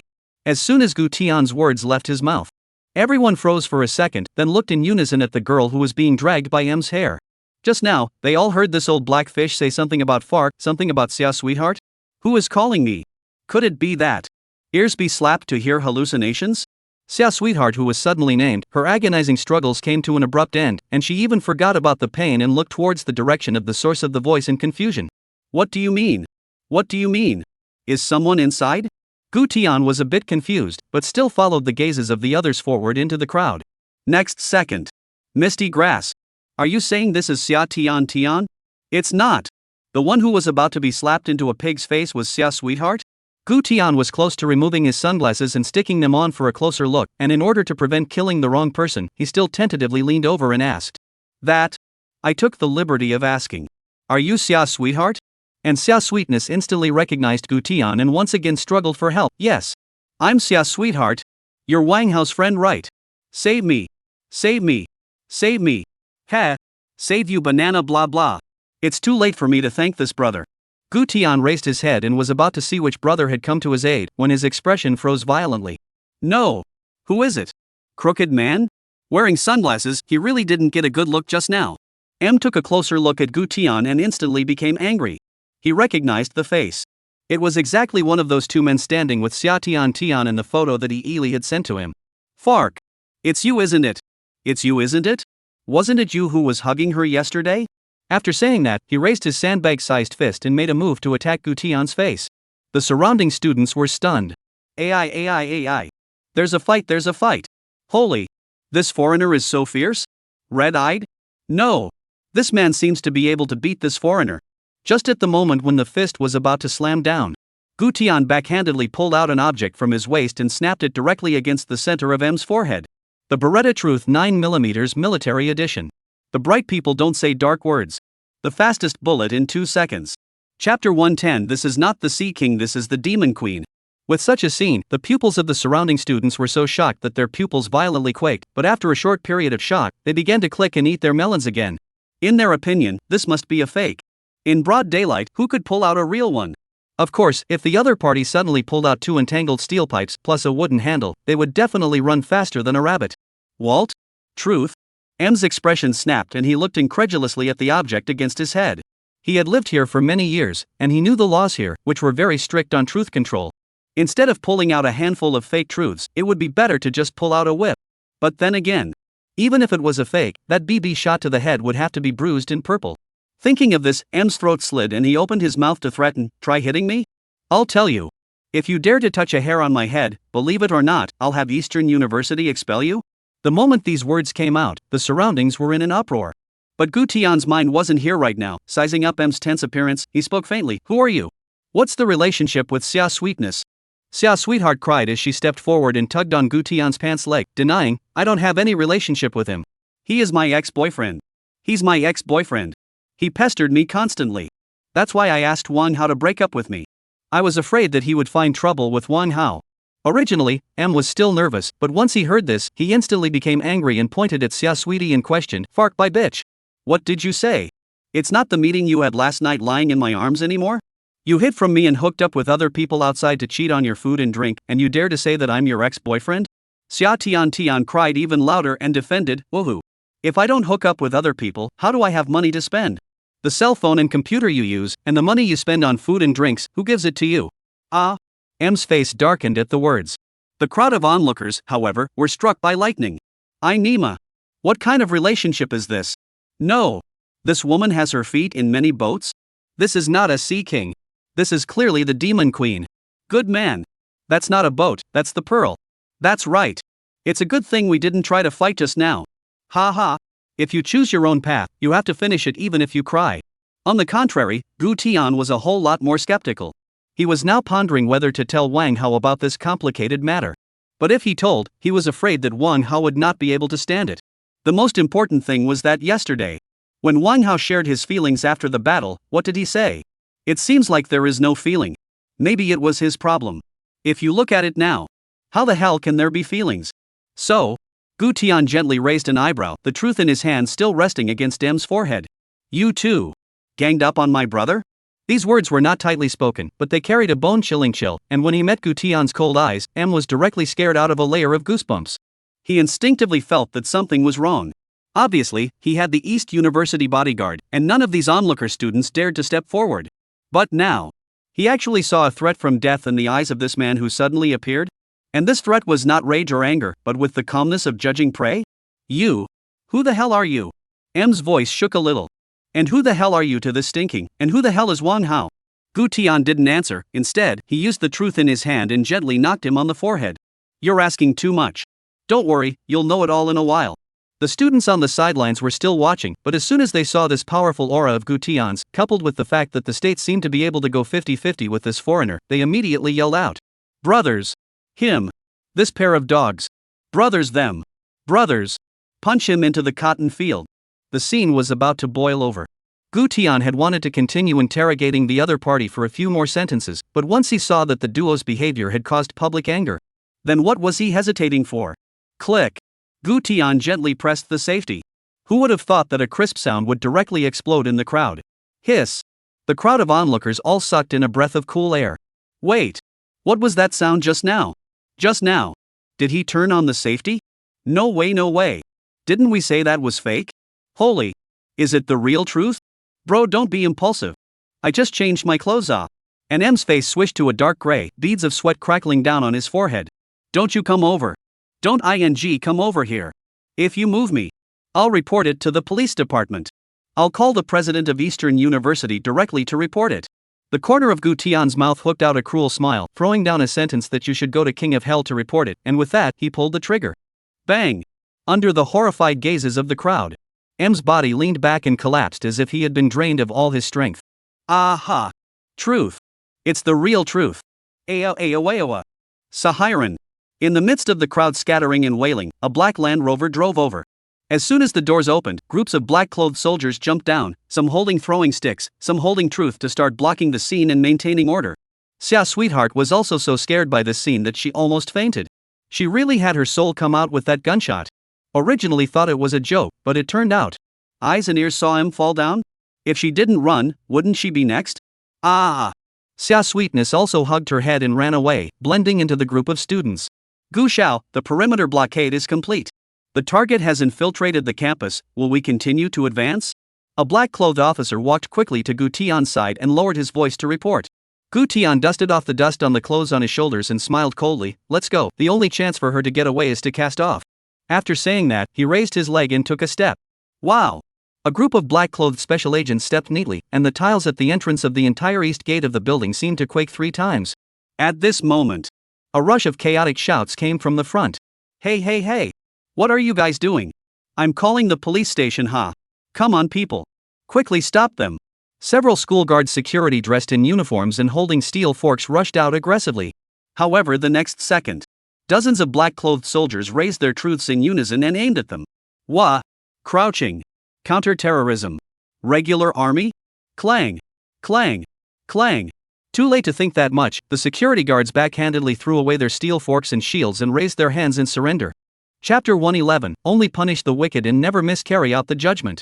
Suddenly, some students reacted. No. This row. It couldn't be the Prince of Kyoto, right? The leopard number of Kyoto A. And this platoon. Holy. It can't really be Kyoto Prince Gu Qiao, right? With this cry of alarm, the students who were scattered in fear had their feet stumbled. And at this moment, Gu Tian just happened to remove his sunglasses, indifferently scanning the surroundings, wanting to see where Xia Tian had hidden. But also because of this action, he was immediately recognized. There was no doubt about it. The atmosphere of the scene instantly exploded. Holy! It's really Gu Qiao. It's really the Crown Prince. Alive! Aha! I said, why does that license plate number look so familiar? Prince! It's really you! The originally austere atmosphere suddenly and bizarrely transformed into a scene of fervent worship of some kind of high-level creature descending at this moment. But this was not surprising. After all, those marketing numbers and forum explosions had long since made it clear. The Prince of Kyoto, in charge of life and death, does not ask about the program, but only executes the wicked and never misjudges. He tries and executes sinners. If you're an honest person, he won't even give you a second glance. Although Eastern University students were generally brittle, they could all understand. Grabbing a meal card during the day, hitting the tiles at night, falling in love, rubbing a hot bath, where did the sin come from? So after the panic faded, frenzy prevailed instead. Gu Qiao! Gu Qiao! Who are you trying to judge? I'll lead the way. Gu Qiao! Please help me judge my boyfriend. He's always fighting with me. Xiao Gu! Can we take a picture? I'm having a ball. Facing the sudden influx of students, the people in black stayed on guard the entire time, always preventing accidents from happening. As for taking pictures and whatnot, this they weren't worried about. After all, Gu Qiao's name and photo would now automatically activate the system's red-level control mechanism once it appeared on social media platforms. Hot word blocking, image blocking, and location tracking. It was estimated that before the post or video spread, the person would have already gotten a job with food and shelter. The Crown Prince could be looked up to, but could never be recorded unless he got a nod from the Crown Prince. Everyone, did you see where that Xia sweetie ran off to just now?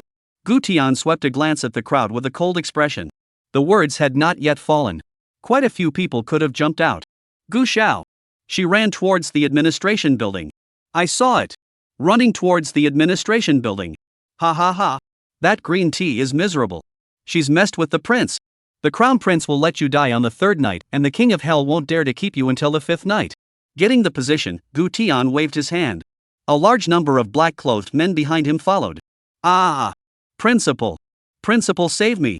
Xia Sweetness stumbled into the administration building like a madman, flopping down on her knees in front of the office door, her face full of blood and tears as she banged on the door for help. Save me! Save me! Ah! I was wrong! I was wrong! I shouldn't have cheated him out of his money. I shouldn't have played with his feelings. Listening to the sound of tapping on the door, inside the office. The principal and a group of school executives were green in the face, leaning in and shivering. It's coming! It really came! How did East University provoke this great Buddha? Last night, he had received an order from the mayor of Dong. He said that Dongda might have messed with the Prince of Kyoto. Tomorrow, the prince can see whoever he wants, and check his accounts if he wants to. The scene at the school gate. Although the top management of their school didn't step in, they were always concerned. The details of the matter they had already figured out. Outside the door of this bastard to play with the feelings of who was not good, you play with the brothers of the Prince of Kyoto? You are not looking for death, right? Your people meat eat a long time, want to change taste to some vegetarian. As a result, you are a piece of stinky rotten meat masquerading as a vegetarian dish. Now it's over. They've come to judge you personally. It's no use begging anyone, the God of heaven can't save you. Don't move. Don't move. Pretend you don't hear me. We're not hiding in the office, we're standing next to the judgment seat. The principal stumbled to his feet, explaining once again to his trembling subordinates.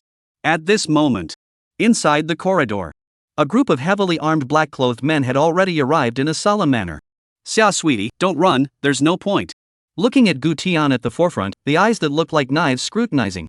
Xia Dangtian was scared out of her wits, screaming as she turned around and ran wildly towards the nearest women's restroom. The only thought in her mind, I went into the women's restroom, they would not dare to come in. As a result, she pushed open the door of the restroom and was dumbfounded. There was still Lee in the cubicle inside. As soon as the two of them met, they and hugged each other and cried. Sweets, I'm scared. I'm even more scared than you are. As Xia Sweetie thought. Gu Tian and the others had a footstep when they reached the entrance of the women's restroom.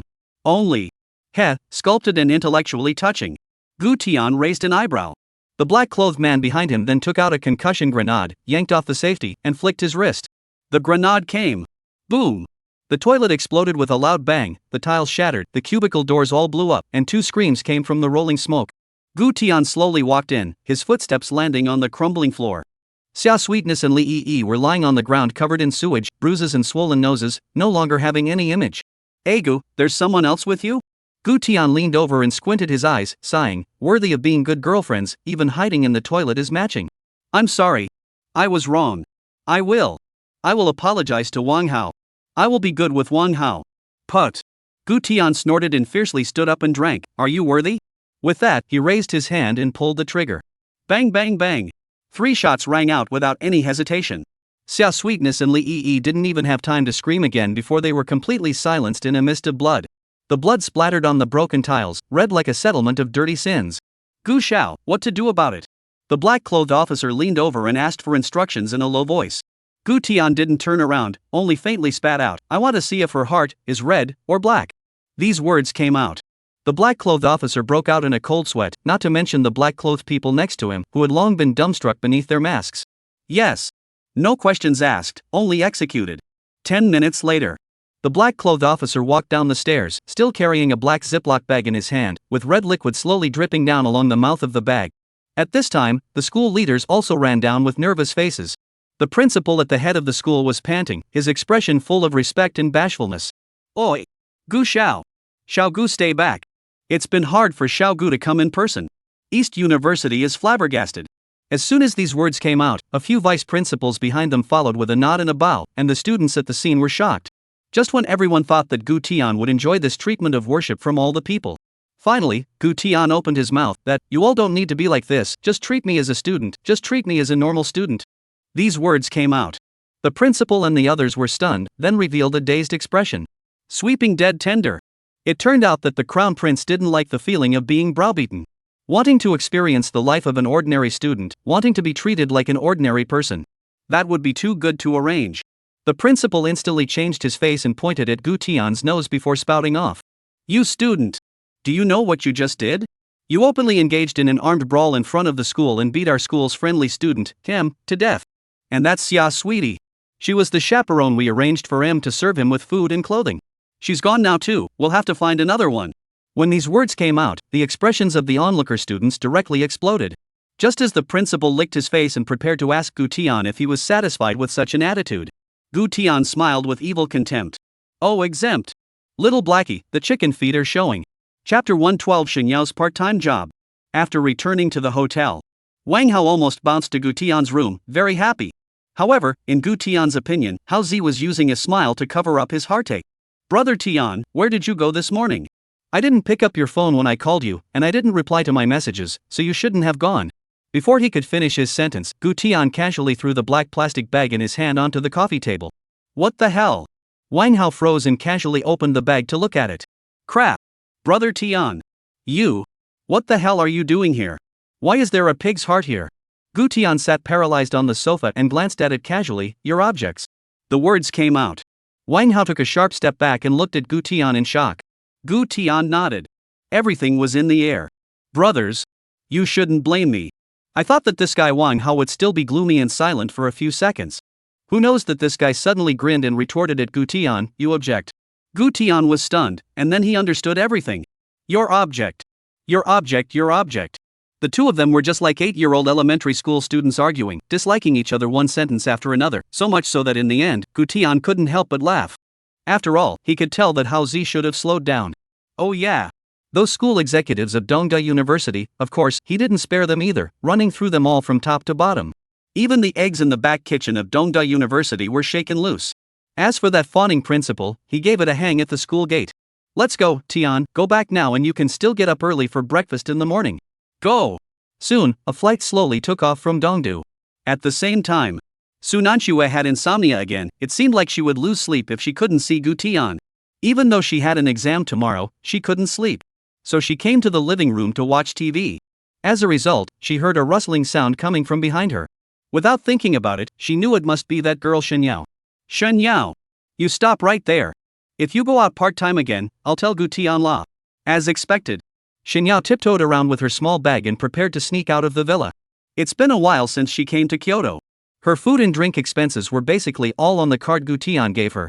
In the beginning, she had been shocked by Gu Tian's illustrious life and hadn't thought about it that much. But now she always felt uncomfortable. She went to the university arranged by Gu Tian, lived in the villa arranged by Gu Tian, and spent the money given by Gu Tian. She was a little. Of course, she didn't tell Su Nanxue about these thoughts. She talked to Xiaotian, and Xiaotian understood her thoughts very well. Women, of course, should be a little independent, not to mention that many students at the university are working part-time. So, she looked for a part-time job in a bar. The working hours there are a little more casual. And she didn't know why. The boss seemed to respectfully appreciate her. Wages too were very high, the first day of work to give her a month's salary? She asked the boss why. The boss said, "Money burns, panic, cannot spend." Of course she didn't go deeper into these. After all, in her eyes, everyone in Kyoto was rich. In case the boss backed out, she could have refunded it again. No, Ananchu's sister, I went out for a part-time job in order to enrich my experience and better familiarize myself with the pace of life in Kyoto. Shenyao immediately blinked her big, innocent eyes, pathetically supplicating. Su Nanxue didn't want to hear her explain so much. On her first day of work at the bar, the boss had given her a separate $10,000 salary? What was the purpose behind this? I don't think Shenyao, this silly girl, would think about it. She privately inquired about the identity of the bar owner, a whole greasy middle-aged old man. Being so nice to Shenyao and giving so much money, it was obvious that he was plotting against her. Not allowed to go ha. If you're short of money, I'll directly transfer it to you, you don't have to pay it back, that part-time job you quit while you're ahead. Su Nanxue pretended to be displeased and rebuked, almost standing up to block the door. This time Shenyao panicked and could only petulantly plead again, "Sister Nanxue, you're the best. I promise. This is my last part-time job. I'll quit tomorrow, okay? Balls, let me out, okay?" Having said this, and seeing Shenyao's petulant, cute, and supplicating posture, Su Nanxue's heart softened. Good. This is the last time I'm going to go. If you want to exercise yourself, I'll help you find a suitable job in the future, and you're not allowed to look for a bar nightclub job anymore. Aha! Shenyao nodded and ran out like an excited bird. Soon, Shenyao arrived at the entrance of the bar called Supreme Space. As a result, just after getting down from the rental, she met up with the bar owner who came down from the luxury car. Quickly look! Quickly look! That part-timer is late. Ha ha! She bumped into the boss. The boss will scold her to death.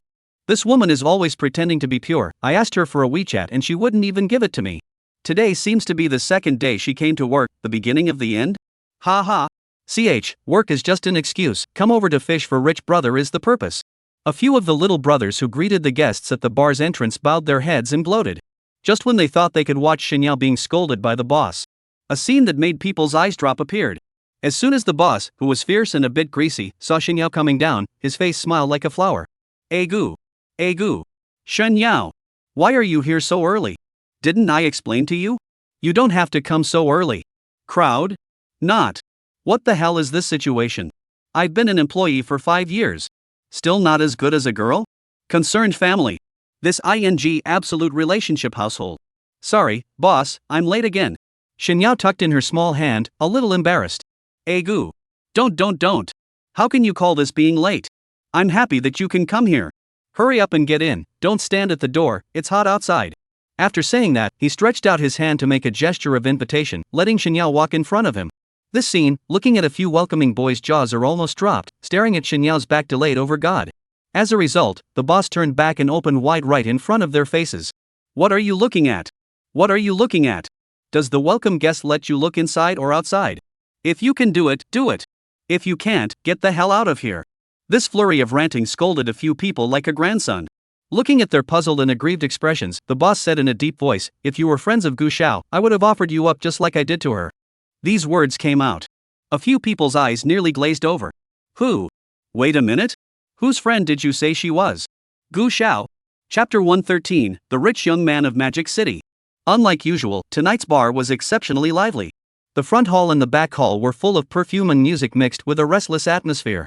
The atmosphere group of young ladies entered one after another, and even the bar owner personally rushed over to greet them.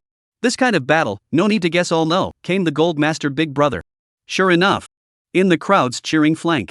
Several rich young men wearing gold and silver, so extravagant and flamboyant that they almost wrote "I have money" on their faces, straddled the young model and swaggered into the dance floor.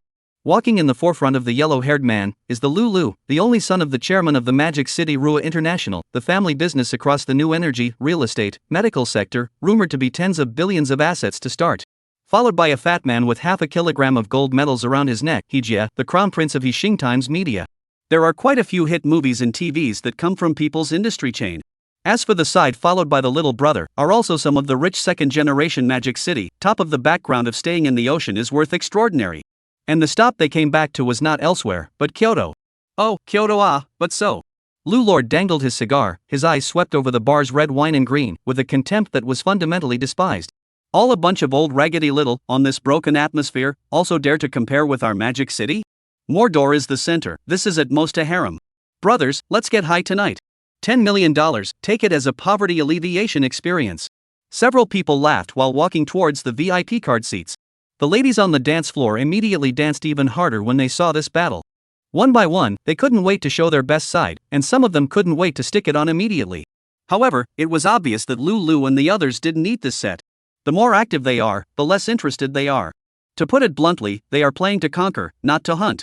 For those who take the initiative to send something to the door with no pleasure, what really excites them is to use money to smash a person's bottom line, to see the other side from the refusal, struggle, to compromise, degradation. This process of money overriding personality is what they enjoy the most. It's not a hunt for sex, it's a hunt for souls. This group of people are cynical, but pathologically take this crushing of other people's dignity as entertainment. Brother Fu. Can you add a VA? Handsome brother handsome. Do you play dice? I'll play with you. Can I sit down? Just for a minute. Brother Fu. I think you're so handsome. My sister's heart is moved. Let's have a toast and make friends. Compared to a few girls who are still watching, those who have long been accustomed to mixing with the nightclubs of the Sea King have already carried a glass of wine and smiled and pasted up, the body of a more than a voluptuous, the smile of a more than a sweet. But sitting in the center of the sofa Lulu, press simply do not care to take care of, backhand picked up a bottle of foreign wine on the table worth $500,000, towards the ashtray to pour. Several of you. Who wants to drink the wine in here? $200,000. Settle it on the spot. As soon as the words fell, the assistant next to him snapped open his handbag, and a thick pile of red tickets poured onto the sofa with a clatter. In a flash. On the dance floor by the side of the card seat, everyone looked dumbfounded. Nima. The nightclub hadn't even started yet, and it was already at this pace, they really didn't dare to think about the next. Holy. That's a $500,000 bottle of wine? It just poured out like this? No. He meant to give 200,000? Don't drink it. No dignity. And it's not good, mixed with soot it's hard to drink. Several of the nightclub female Sea Kings exchanged complicated looks with each other. Some couldn't pull their faces, while others looked at the red tickets on the sofa and gulped straight. I'll do it. I'll drink. When the first girl in suspenders stepped forward, the other two hotly dressed ones also rushed up. The three were good sisters 1 second, and the next they started grabbing for the ashtray. Mine. I said I wanted a drink first. Sisters. I grabbed the cup first alright. Ouch. Give it to me. Mine. The handsome men and women who were still pointing at each other were now in a real silence. The next scene was even more explosive. Hijia laughed like crazy and opened another bottle of $500,000, and with a clatter, poured it all into the trash can. Come on. Whoever drinks from this. 100. Kada. The assistant pulled open his suitcase and poured it out in public. Boom. The visual impact of this scene was simply too strong. The group of men and women who were still on the end of it just now instantly broke their defenses. I drink. Give it to me. I'll do it. Don't grab it. I touched it first. Aha. 100 of them. Enough to buy me a suite back home. Give it to me. I grabbed it. Many handsome men and women went out to fight for the trash can. As they fought for it, they were covered in garbage paper towels and spilled all over their bodies. Hijia laughed until his cheeks trembled, and Lord even stamped his foot on the edge of the sofa and laughed. Ha ha. Bull. You group of Kyoto people. Really, worth it. Accompanied by the official opening of the nightclub, the entire bar was instantly pushed to a maniacal climax. On the other hand, over in the VIP area, Hijia, Lord, and the other rich young men of Mordor were playing more and more outrageously, getting more and more morbidly excited. Come. Whoever stuffs red dates into their mouths can't swallow them. Eat one and give 10. Who's going to show off a bottle of Remy Martin, the kind with a mouthful? 20. Wave after wave of human nature challenge games are staged. They completely do not regard these handsome men and women around them as human beings. Assistant is a box of bills to move inside, as if feeding a group of acrobats waiting to be fed. Handsome men and women closer and closer, a hole into a maniacal pursuit. And this side of the ordinary area. It's too damn rampant. This group of Mordor sons of ES came to our Kyoto to spread their wildness? He's not showing off his wealth, he's insulting people. Do any of you have Xiao Gu's contact info? If Mr. Gu comes over, they'll never leave Kyoto alive. Brothers? How could I possibly have Xiao Gu's contact information? You're flattering me, aren't you? A few Kyoto natives with dyed hair couldn't stand to watch and angrily walked over to the theory. Hey Gu. You guys are so great just because you have a few bucks, aren't you? Can you have a good bouncy? The result was that the words were not yet finished. Bang! Lu Lord violently pushed through the crowd and kicked the leader of the group, the guy with dyed gray hair, to the ground. Get the hell out! Disrupting my fun. Several bodyguards also answered and went up, punching and kicking the gray-haired guy for a while, causing blood to emerge from the corners of the guy's mouth, making it difficult for him to get up for a while. This is for your medical expenses. Qiao was even more ruthless, copying a stack of red tickets and smashing them into his face. The remaining few local guys were so angry that they could only mouth off an input, FCK. Being rich is a big deal? There are many richer than you guys, and I haven't seen anyone as ing rampant as you guys. Right. Being rich is marvelous. Lu Luliang snorted, with a cocky look of what can you do to me? After saying that, he also pointed at the crowd and swept a glance, smugly saying, do you guys think I'm right? The crowd nodded in unison, their eyes staring straight at the red tickets in his hands. Receiving a satisfactory answer, Lu Lord snorted and with a wave of his hand a bunch of money spilled into the air. Come on, keep grabbing on. Many people instantly fell into a mad rush. This scene, watching the onlookers, many Kyoto natives were filled with anger. At this moment, a person came to their minds. The Prince of Kyoto, Gu Tian. Although they were terrified of Gu Xiao, at this moment, for some unknown reason, they wanted the other party to appear in front of them. Just when the atmosphere was epileptic to the extreme. Qiao just happened to come over with a wine tray and placed the wine ordered by Lu Lord and the others on the table. That innocent and soulful little face, the moment she appeared, was like a fresh breeze blowing into a dirty pond. Lu Lord's eyes lit up and sked as he tugged on Qiao's arm. Hey Gu. This waitress is quite chic. Chapter 114. Conflicts between two rich young circles escalate. What are you doing? At the sudden scene, Qiao furrowed her brows and flung herself away without hesitation. She had noticed this group of people a long time ago. It was truly a revulsion from the bottom of her heart. In terms of background and financial strength, Gu Tian must not crush this gang? But Gu Tian didn't look like this in his daily life. With this fling, Lu Lord froze for a split second, and then laughed immediately afterward. Ha, the strength is not small. I like little wildcats like you. After saying that, directly then grabbed a pile of money from the table, signaling Qiao to look at the gray-haired guy on the ground who had just been beaten. Here, 50,000, go, spit in his face, all this money is yours. If any of them dare to touch you, I'll protect you. The words fell. The bodyguards took a step forward in unison, and the sudden sense of oppression startled the friends of the beaten boy to immediately take a step back. Surrounding a lot of people looked at the $50,000 in that hand with glowing eyes. They have most of them are spelling table and come, even some pretty girl legs Paris black silk are spelling. 50,000 brother. A mouthful of spit, directly to 50,000? Not it. You still hesitate? He's a rich man from Mordor, he's got his hands full. That's right. If I had the protection of these big brothers, I'd be willing to go to hell and back, not to mention spitting on others. How much can she earn as a waitress? Just when the crowd thought Qiao would falter. Instead, Qiao raised her face and looked at Lu Lord with milky ferocity. You think you can just insult people just because you have a few stinking dollars? After saying that, she turned around and walked towards the beaten gray-haired guy, handing him a tissue to wipe the blood from his face. At this moment, the surrounding was surprisingly quiet. There was no doubt about it. The world was cool. This act of handing paper towels instantly made the gray-haired guy ground raise his head incredulously to look at Qiao, and received the paper towels with a trembling hand. Thanks. Thank you. Seeing that a tiny waiter dared to step forward, the gray-haired goon's friends gritted their teeth and violently pushed Lulu's bodyguards away, helping him up. This scene. Lu Lord's and the others' faces instantly couldn't hang on. Originally they wanted to toy with and humiliate those Kyoto people, but in return, they were educated by a waiter? Yoho, quite a backbone. $200,000? Accompany me for one night? Qiao slowly stepped forward and stared at Qiao as he looked up and down lewdly. In the past, Qiao might have been shocked. But now, following Gu Tian and Su Nanxue who have seen the world, her state of mind has long been different. So she directly tilted her head and swept the other party with incomparable disgust, coldly speaking. Stop measuring other people's personalities with your little nasty thoughts. You only have prices in your eyes, and I never have labels on me. $500,000? Think about it? You probably won't earn $500,000 in half a lifetime, oh? Qiao turned around without saying a word and prepared to leave, but was stopped by Lulu, the corner of his mouth hooked. How about 1 million a night? When the words landed, the scene was in an uproar. Holy! 1 million? Big brother. See if I can do it, although I'm a male, but I can break it for you. Sister.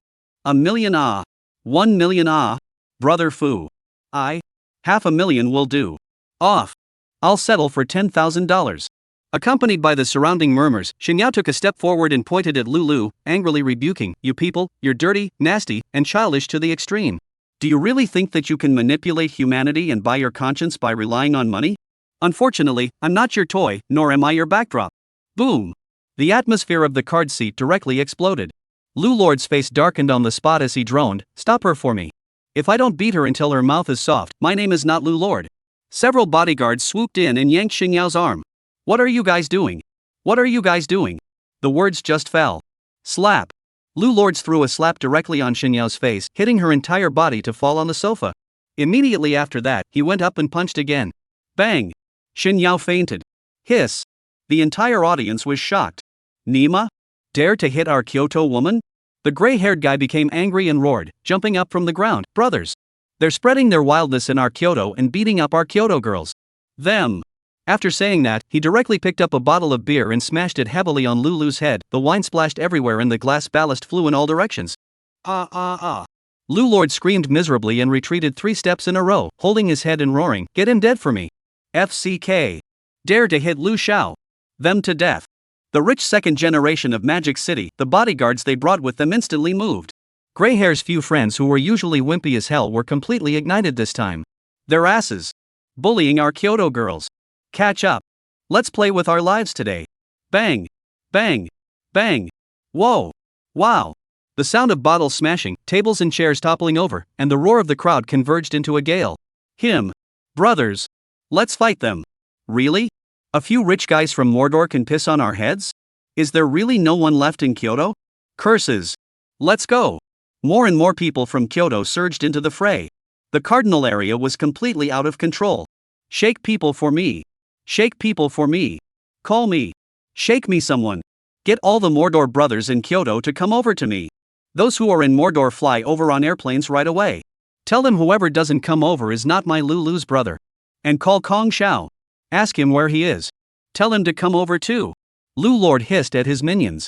Although there were quite a few of them, bodyguard trained, they couldn't stand up to the dozens of, an increasing number of locals surrounding them. "Brothers. Let's shake people too. Him to death. Bullying our Kyoto circle for not having rich and young people, right? Brothers, let's shake them up. Bring in Mr. Qin. Mr. Du. Zhao Xiao. Xiao Xie and the others too. Xiao Xie died long ago. The grass is probably growing out of his grave. Ha! I'm sorry, Mr. Xie. I'm sorry for the offense. I wish you a speedy reincarnation." Accompanied by several phone calls outward, the 2 big circles of rich young men in Kyoto and Magic City completely exploded. The circle of friends was wildly brushed like a pop-up screen. Something happened at the Supreme Spacebar in Kyoto. Holy! Magic City's rich youngsters are fighting with Kyoto's rich youngsters. This is too wild. This group of Mordors is really wild. Spreading cash. They even beat up a waitress. This gang in Kyoto. They're lawless. How dare they bully us from Mordor? How much do we spend in Kyoto? How much did we spend in Kyoto? All the rich and famous people were updating frequently, locating, etching, and exploding in group messages. The street was also roaring with the sound of sports car engines, and all kinds of limited edition luxury cars rushed onto the road one after another, causing the passers-by to exclaim, "I Nima! Has the Heavenly Palace revealed a corner? What the hell? Why are there so many luxury cars? Holy! What's going on? Holy! Limited edition Pagani Wind God! My ass!" At the same time, at the airport in Magic City, a private airplane urgently taxied out of the tarmac, its flight path pointing straight towards Kyoto. Chapter 115, Kyoto Rich Young Man vs. Magic City Rich Young Man. Soon, a large number of luxury cars drove over in front of the Supreme Spacebar. Not to mention the parking lot was full, even both sides of the road were full of cars. Some rich young men couldn't find a parking space and directly took out their phones to dial the number of their private cars. "Hello? Go downstairs and move your car, let me park for a while, move the car fee 50,000. with such money power. Not to mention the bar this street is the next street are parked full of colorful supercars. Coupled with the crowd of onlookers' vehicles more and more, many road police temporary overtime to rush over. Not for any other reason. The identity of these car owners, any one of them cannot afford to offend. And the three resident characters in the Kyoto rich young circle also appeared one after another. Young Qin, Young Du, and Young Zhao. TSK.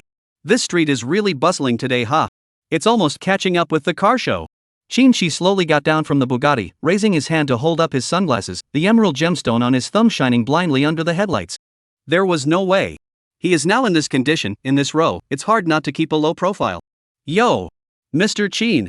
Long time no see. Mr. Qin has been looking very happy lately. Du Xiao and Zhao Xiao immediately greeted them with smiles. Previously, they were on equal footing and didn't need any compliments or boasting when they met each other. But now was different. Qin's cousin, Su Nanxue, was the resident female companion beside Gu Xiao. Who is Mr. Gu? The crown prince of Kyoto. So the Qin family's status took off. Before, it was all about money and power in Kyoto. But now it's about what? It's about who's closer to Mr. Gu. Forget it. Don't be so polite to me, brothers. Qin said on his lips, but his face was smiling like a happy man. Xiao Du and Xiao Zhao hurriedly answered, that's that. It's the same low-key and powerful Qin Xiao as before. After saying that, the duo mysteriously came up and inquired about Gu Tian. After all, being able to know just about anything about Gu Tian was bragging capital in their respective circles. Hey Qin, I did hear that a while ago, Gu Xiao went to North Africa? Is that place? The rumors of those things really false? Xia Juanhao. He seems to have died a horrible death. Gu Xiao personally led the way? Carrying a rocket launcher? As soon as he heard this, Qin's entire body was like chicken blood, and his back straightened by 3 centimeters. To be honest, this was something he knew the same as the duo, basically from hearsay. He had asked Su Nanxue, but Su Nanxue kept her mouth shut and didn't know anything when asked. But now? Oh, the stage is set up? He does not sing a show or sorry for their identity now. In ancient times he called what? Called uncle of state. What is the Qin family? Imperial relatives. But how could he easily let go of such a chance to pretend and brag? You guys are too backward with this news? Qin gave a snort of feigned disdain, swept Du Xiao, and deliberately looked around at the surrounding hordes of rich young men who were eavesdropping. What was this move? Ensure that all can hear but not too loud. If it is too loud, the suspicion of pretending to be a bully is great, and it is easy to be chewed on afterwards. After seeing the atmosphere set in place, Qin slowly opened his mouth. To tell you the truth, I was still at home last night drinking with my sister and Gu Xiao. I'll tell you guys, over in North Africa? Small scene. Xiao Gu's hands were so sharp. The warlord Xie Juanhao hadn't even reacted yet, and at Xiao Gu's command, the bazookas took off, the missiles took off, and the satellites were locked on. What a guy! An armed group. Gu Xiao ended it in seconds. The words fell. The crowd's collective pupils quaked. Du Xiao and Zhao Xiao exclaimed, holy? Really? Qin raised his head, the corner of his mouth raised, believe it or not, it's up to you guys. He said, pretending to take out his cell phone. Gu Xiao even sent a video to me at that time. Give you guys a look? Really? Really? Send it to me. Holy. Qin Xiao mighty ah. Where is it? Take a look. The two were so excited that they almost posted it. As a result, the next second, Qin snapped and covered the screen with a solemn expression. Ahem, cabinet SSS classified, this kind of video can only be viewed on my cell phone, cannot be disseminated. Right. Understand. I understand. Right. We will only watch it. Just take a look. Du Xiao nodded his head as if he was pounding garlic. But the more they said this, the more the other little rich boys beside them squeezed forward and back. Qin took advantage of this moment to deliberately slide around on his phone, then sighed. FCK. The video is expired. Can't click on it. These words came out. Sighs rose from the surroundings, and their gazes were filled with envy and awe for him. In such a scenario, King Qin long crooked his mouth, unhurriedly put away his cell phone, and pinched his cuffs.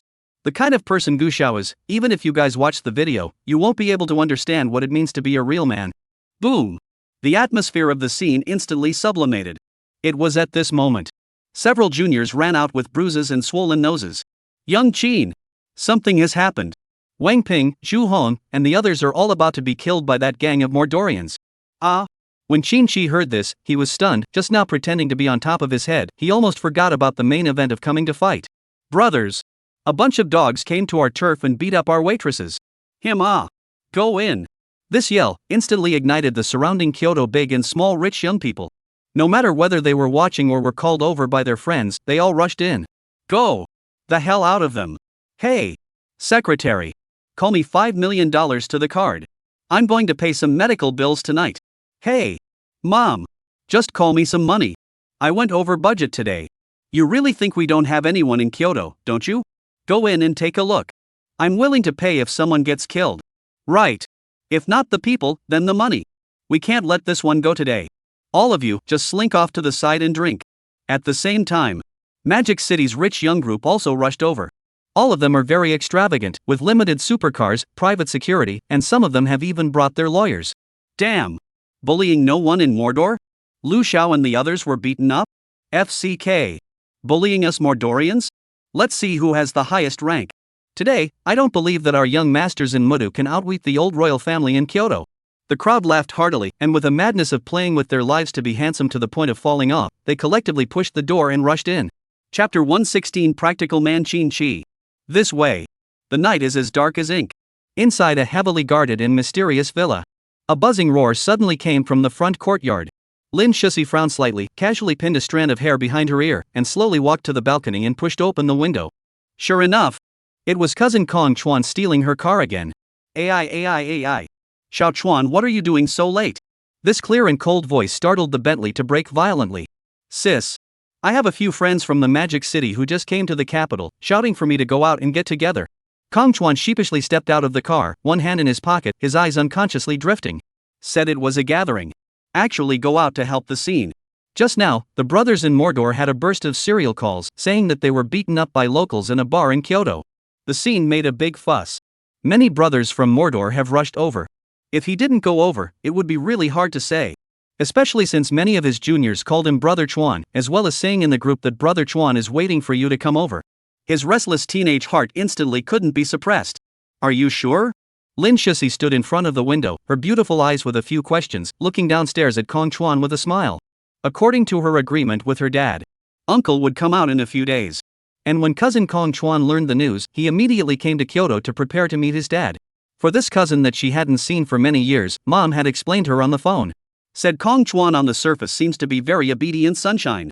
In private, he is a rebel, surrounded by groups of friends. So let her in Kyoto these days, strictly guard him, do not cause trouble. After all, Dad himself has a deep opinion of the uncle's family. And Kong Chuan is now in Kyoto, is equal to in Dad's eyes. If he causes any trouble, Uncle is afraid that he will not be able to come out. Sis, are you sure? My friends are waiting for me now. Can I still lie to you? Just let me go. Looking at Kong Chuan's pitiful appearance, Lin Shusi eventually went soft. But it was prudent to do so. She still sent a small team of guards from the Lin family to join Kong Chuan. Such a scene. Kong Chuan was happy. Driving his sister's car that symbolizes her identity, as well as the escort of the Lin family's bodyguards with real bullets, the platoon is full of law. This kind of treatment could only be enjoyed by coming to his cousin's house. Sis, don't worry. I will definitely come back early. Kong Chuan finished speaking, kicked the gas and left. The escort vehicles behind him followed suit. This side. Although Qin-Chi and his gang of local rich young men from Kyoto were numerous and the convoy was intimidating. But when they really fought, they realized that they were all brittle. These rich young men from Magic City are different, they are well prepared. The bodyguard team directly chartered a private jet to fly over, a landing straight to the scene, black suit baseball bat. Both sides from the beginning of the mouth-high spray each other, to later physical collision, completely evolved into a real melee. Fist talk, steel pipe greetings. A whole wave of rich young men from Kyoto fell directly into the wind. Many people head open scoop, squatting in the corner with a wet towel to stop the blood, and even some people will be brand name suits as a bandage wrapped. The blood flow is not stopping, but refused to go through the teeth. Qin-Chi Zhao Xiao just rushed in. Before he shouted out harsh words, was Lu Jia and other people threw on several big ears.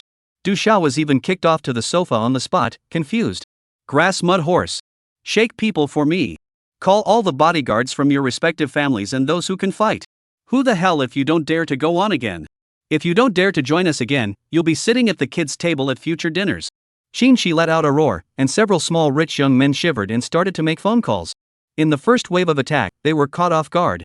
Originally, they had agreed to come over to support the platoon, so as not to be looked down upon by this bunch of brats from Mordor. Who knows that Mordor's group of people came prepared, very much.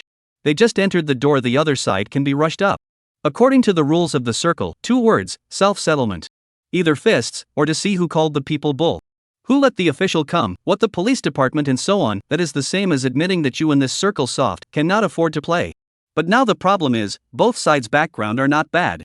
The devil's side of the landlord Hijia and Qin their background is not bad. The only difference is that, the landlord Hijia these few, to be a little bit older. Nima. You're the one who slapped me just now, right? Qin pushed away the person beside him and pointed at Lu Langfang and cursed. Lulu's face was also colored. He didn't know whether it was the other person or his own person who had just punched him in the face in a red-eyed manner. Right. I slapped. What can you do? Little than the cub. As soon as he saw that the other party admitted it, Qin was furious and prepared to go up and give the other party a flying kick. As a result, he was stopped by Zhao Xiao and a few of them just as he started. Not for any other reason. If this kick went down, it would directly start a second wave of melee. Their bodyguard fighters were still on their way, so the group would definitely suffer now. Don't drag me. Him to death. Sneak attacking us. No martial virtues. Whoever wants to kill him for me. I'll pay $10 million. Qin's words came out.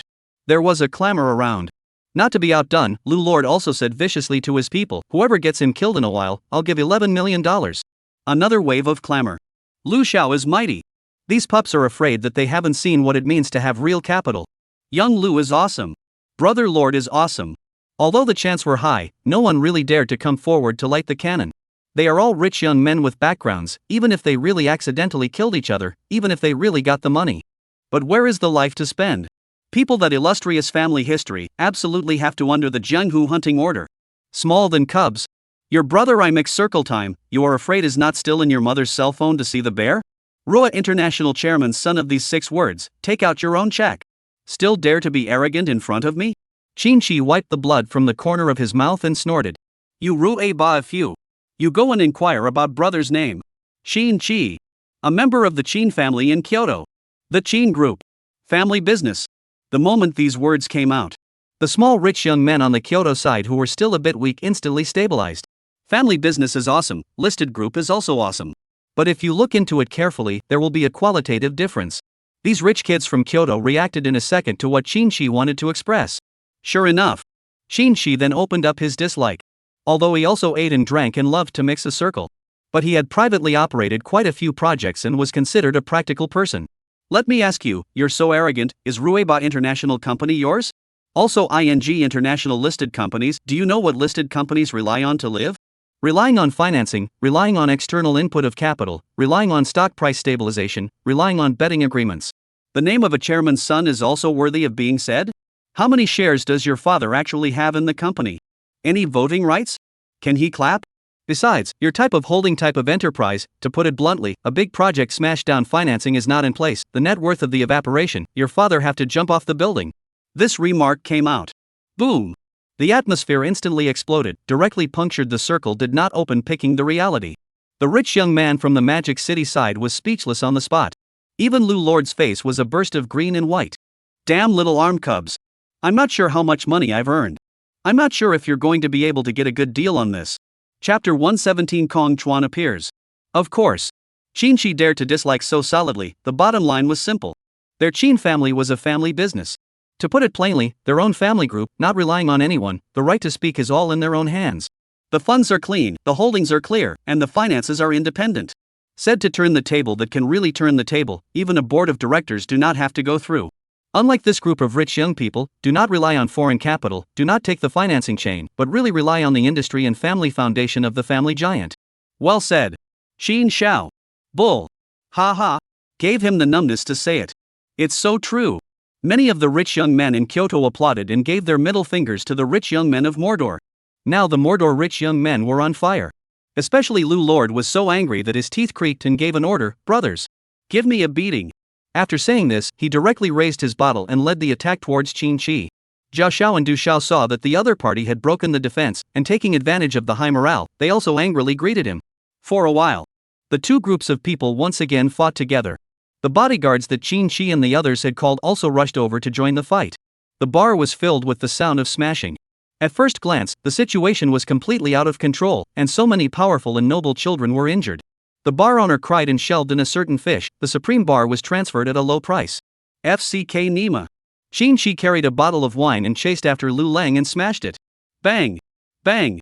Wow! Lu Lord was smashed all over his head, scurrying madly for his bodyguard for help. Help me! Don't fight! Protect me! Protect me! The two bodyguards immediately disengaged themselves and rushed to Lulu's front to protect him, and went up to the red-eyed Qin Shi, who was fighting. Bang! Qin Shi was directly kicked out and smashed into the sofa in the corner. And Xinyao, who fainted in the corner, just woke up in a daze. The two of them looked at each other. The next second. Crap! Qin Shi directly exclaimed in shock. Can he not know this girl? Su Nanshue's best friend. The other party was brought to Kyoto from Jiangzhou by Gu Xiao. On the contrary, Xinyao, surveying the scene of the group beating in front of her, and then seeing Qin Shi covered in blood, directly let out a terrified scream. Ah! This scream nearly sent Qin Shi's heavenly spirit cover spiraling off in fear. Misty grass. Auntie! It wasn't me. I didn't do anything. I was kicked flying over. Xinyao! Are you Xinyao? Me! I'm Su Nanshue's brother. Qin Shi couldn't care about the pain on his body, the desire for survival pulled full, seemingly trying to calm Xinyao down. Just now, the brothers unanimously told him to shake Gu Xiao over as well. But how could he dare to shake? For one, Gu Xiao didn't even bother with that. Rather, it was so late now, in case he disturbed Xiao Gu's sleep and killed a few of their Qin family members in the morning to relieve his anger, would he kneel or not? But now it was good. He had the right reason to shake Gu Xiao over. The suddenly recognized Xinyao's screams came to an abrupt end, and she surveyed the other party with a face full of horror. This is... you? Your brother Qin Shi? Phew! Qin Shi wiped the blood on his face and let out a long breath of relief as if he had survived a robbery. Misty grass. What a nasty scare. He had just thought about the Qin family holding another emergency meeting. Yes, it's me, what are you? You work here? But soon noticed that Xinyao also had injuries on her face. No. What happened to you? Got beaten up or did they hurt you by mistake? As soon as she heard this, Xinyao pointed at the engaged Lu Lords and could cry out with a wow sound. Right. It's him. It's him. I work here part-time. I gave them wine on the table, they insulted me and asked me to accompany them for a night. I didn't agree, so he came up and slapped me. As for the rest of the cry, Qin Shi simply did not hear the heart. The 3 words insult me have already revived his blood. Good. You Mordor's sons of Es. How dare you insult Mr. Gu's woman? How dare you insult Gu Xiao's woman? Women! Ha ha! Looking for death. After calming Xinyao's emotions, Qin Shi directly took out his cell phone and dialed. Who did he dial? Of course it wasn't Gu Xiao. Instead, it was Su Nanxue. Just as Qin Shi thought. Su Nanxue hung up and immediately called Gu Tian again. Although Gu Tian was sleepily confused. But once he heard that Xinyao had been beaten, he instantly woke up. Without any nonsense, he went straight to the courtyard and drove off. And at this moment in the bar, the second wave of the Magic City rich young man melee fell into the wind. Lu Lord covered his head and staggered behind the bodyguards, furiously cursing at Qin Shi. Kid! Don't get cocky too early. Are you the only ones in Kyoto? Once our Kong Xiao arrives, we'll see how you all die. I'll kill your whole family. Upon hearing the name Kong Xiao, the tirades of the rich young men of Magic City came to an abrupt end. Crap! Who did Lu Xiao just say? Kong Xiao? Kong family's Kong Xiao? Kong Chuan? Nima. Doesn't Kong Xiao have to call out to Lin Lao as his aunt? Yes. Lu Xiao really has a poker face. He's really shaken down Mr. Kong. Compared to the shock of the rich young men of Magic City, the rich young men of Kyoto were snickering. What Kong Xiao, what Lu Xiao, this Xiao, which Xiao, none of them are as good as Gu Xiao. Beat up the woman next to our Gu Xiao? Oh, Jesus can't even keep you. You may be pretending when you say you're going to destroy our family. But when Mr. Gu says he'll exterminate your family, it's not an angry remark, it's a schedule. Keep dancing. I'll write your obituaries tomorrow. Xiao Kung, right? So what? Dog. Let me tell you, the waitress you just slapped is called Xinyao. Know who she is? Who is it? Your mom. Jia put a tissue over the wound on his face and yelled disdainfully. Ha! Still talking tough when you're dead. You're afraid that you don't know how gripping her background is, right? Qin Shi laughed, words eyebrows cold, words a stuttering said. She is. Kyoto Prince Gu Xiao's friend. This words came out. The air was like a thunderclap. Originally still fooling around with the Magic City, 2 young men one by one pupil earthquake. It wasn't anything else. The key was the name of the Prince of Kyoto. That terrorizing effect was not ordinary. Gu Lao's son. The spokesperson who returned from North Africa's purgatory. Negotiation artist who kills without blood. Humanoid liquidator. Hell-trained special agent. Fogweed. What did he just say? Did I hear him right? Prince of Kyoto. Gu Xiao. That waiter was a friend of Mr. Gu's? That's the one. Gu Xiao, who is not in the Magic City Circle but has people's legends within the circle?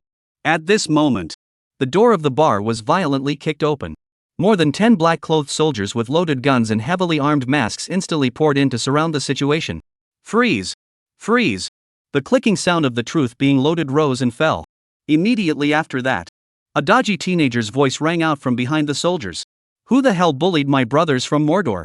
Only to see a teenager with dyed granny gray hair strutting out from behind the soldiers, a pair of sunglasses in his mouth, and a look of the old man being the best in the world. He was the first one in the world, and the first one in the world. Qin and the others were dumbstruck throughout. Who the hell is this? Gu Xiao's illegitimate son? That can't be this big. Chapter 118. Gu Tian comes over single-handedly. The person who came was none other than Kong Chuan, the teenager who was recognized as the most powerful warrior in the Magic City Circle. Although Kong Chuan's old man's past is well known in the city, the camel is bigger than the horse. But the camel is bigger than the horse. The blood relationship was still maintained there. Crap! Kong Xiao! Kong Chuan is really here. Kong Xiao! No way! This little ancestor has also come over to join in the fun. The Magic City's rich young men recognized it at a glance, and all of them instantly jumped up again in excitement like they were pumped with chicken blood. Lulu and Hejia were still immersed in the fear of Kyoto's crown prince's name. As soon as they saw Kong Chuan's face, their first reaction was holy. It must be that Lin Lao is behind this. Otherwise, how could Kong Chuan pull off such a row? Kong Xiao! You're finally here. Holy! You're just in time, Mr. Kong. Mr. Kong! These Kyoto people are bullying us in the face, and I've been opened up. The Lu Lord, several people were almost in tears as they leaned towards Kong Chuan's side. There was no doubt. Kong Chuan was enjoying these compliments, and with the corner of his mouth raised, he swept the opposite side of these people from Kyoto. I'll say it one last time. Who bullied my brothers from Mordor? Stand out. Don't force me to name names. Go. Looking at the black hole of truth in front of them, and the arrogant and domineering appearance of the teenager, many of Kyoto's rich youngsters gulped in horror. The dead memories were really attacking them. Early on, when they were in their teenage years, this was how they were dominated by Gu Tian. They fought and shook people who were all gangsters and hooligans. People Gu Tian shook people, all clear-colored guards with the truth on their end. Zhao Xiao and Du Xiao frowned as they looked at Qin and muttered, "Damn. What the hell? Who is this kid? Does Xiao Gu have any friends or family in Magic City?" Qin was also confused. "I don't know. The other party has a weapon in his hand. Let's not act rashly. Gu Xiao is already on his way." Aha, aha. Zhao Xiao and Du Xiao nodded, then turned around to pass the word to the people behind them.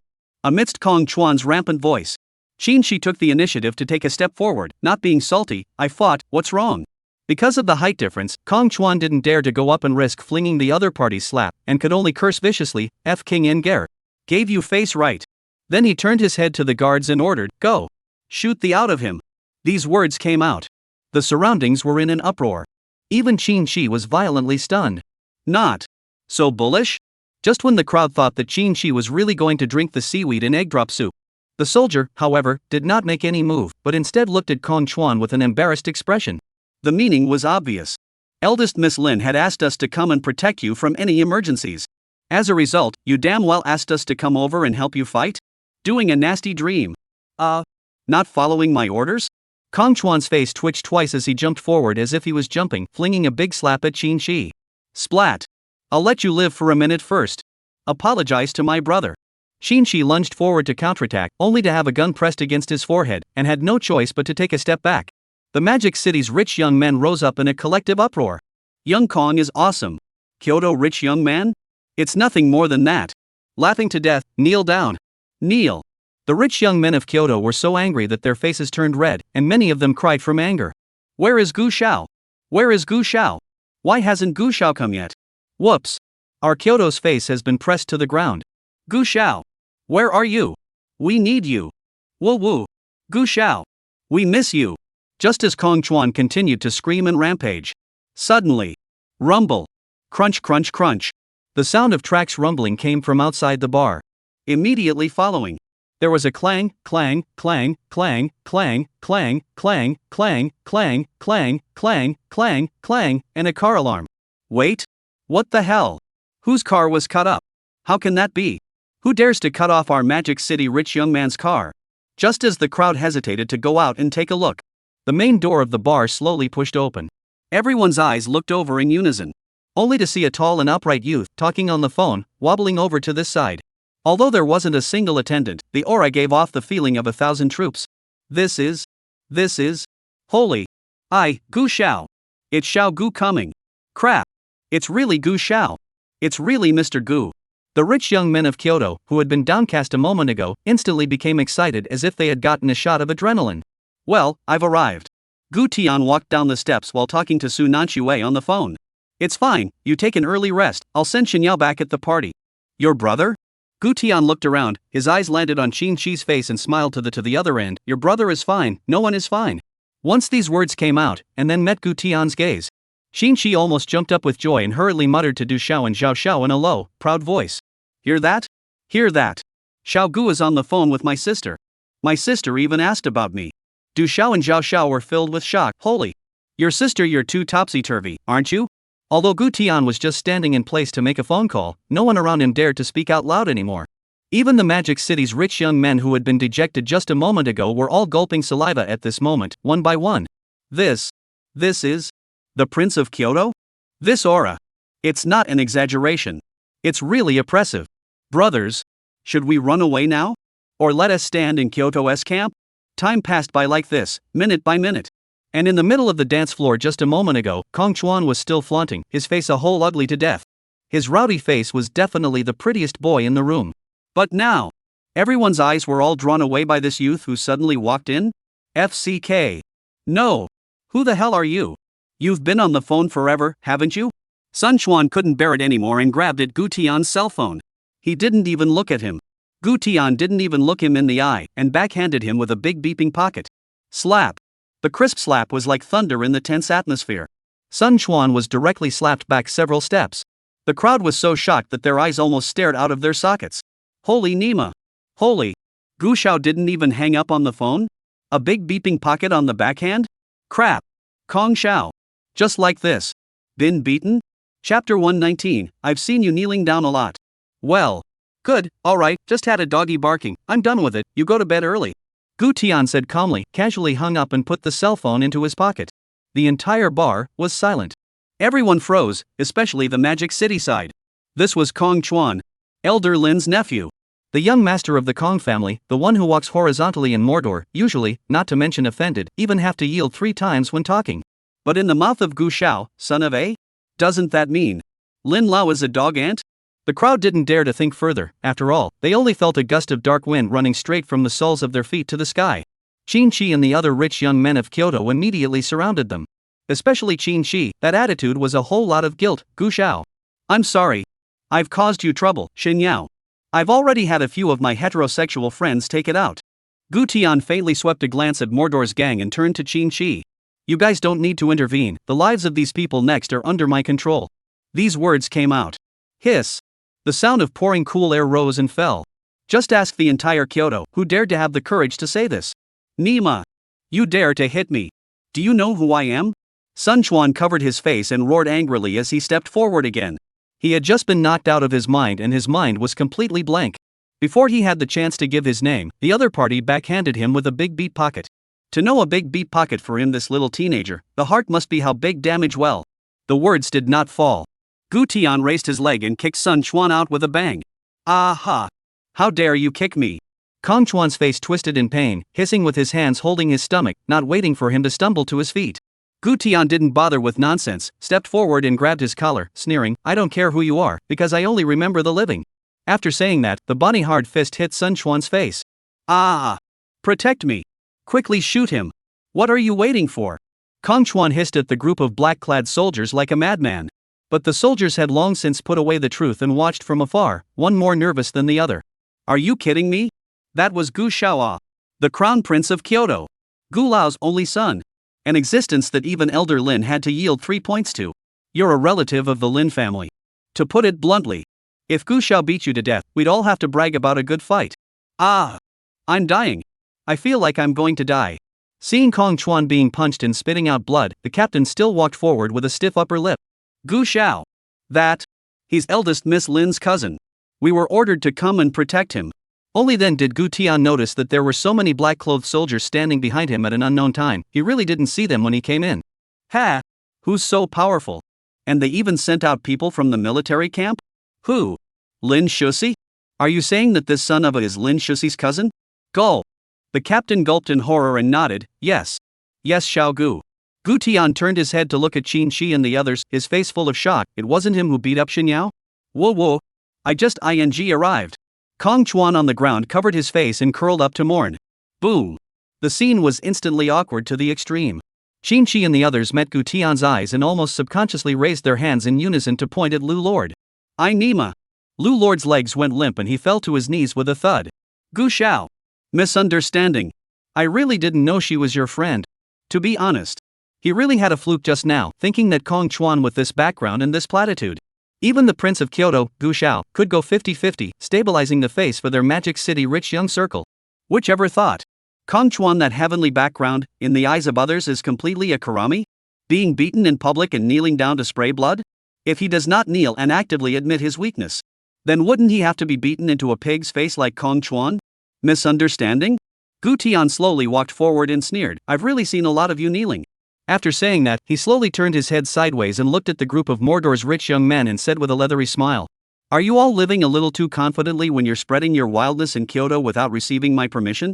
The moment these words left his mouth, a sudden sense of intimidating pressure came crashing down on their faces.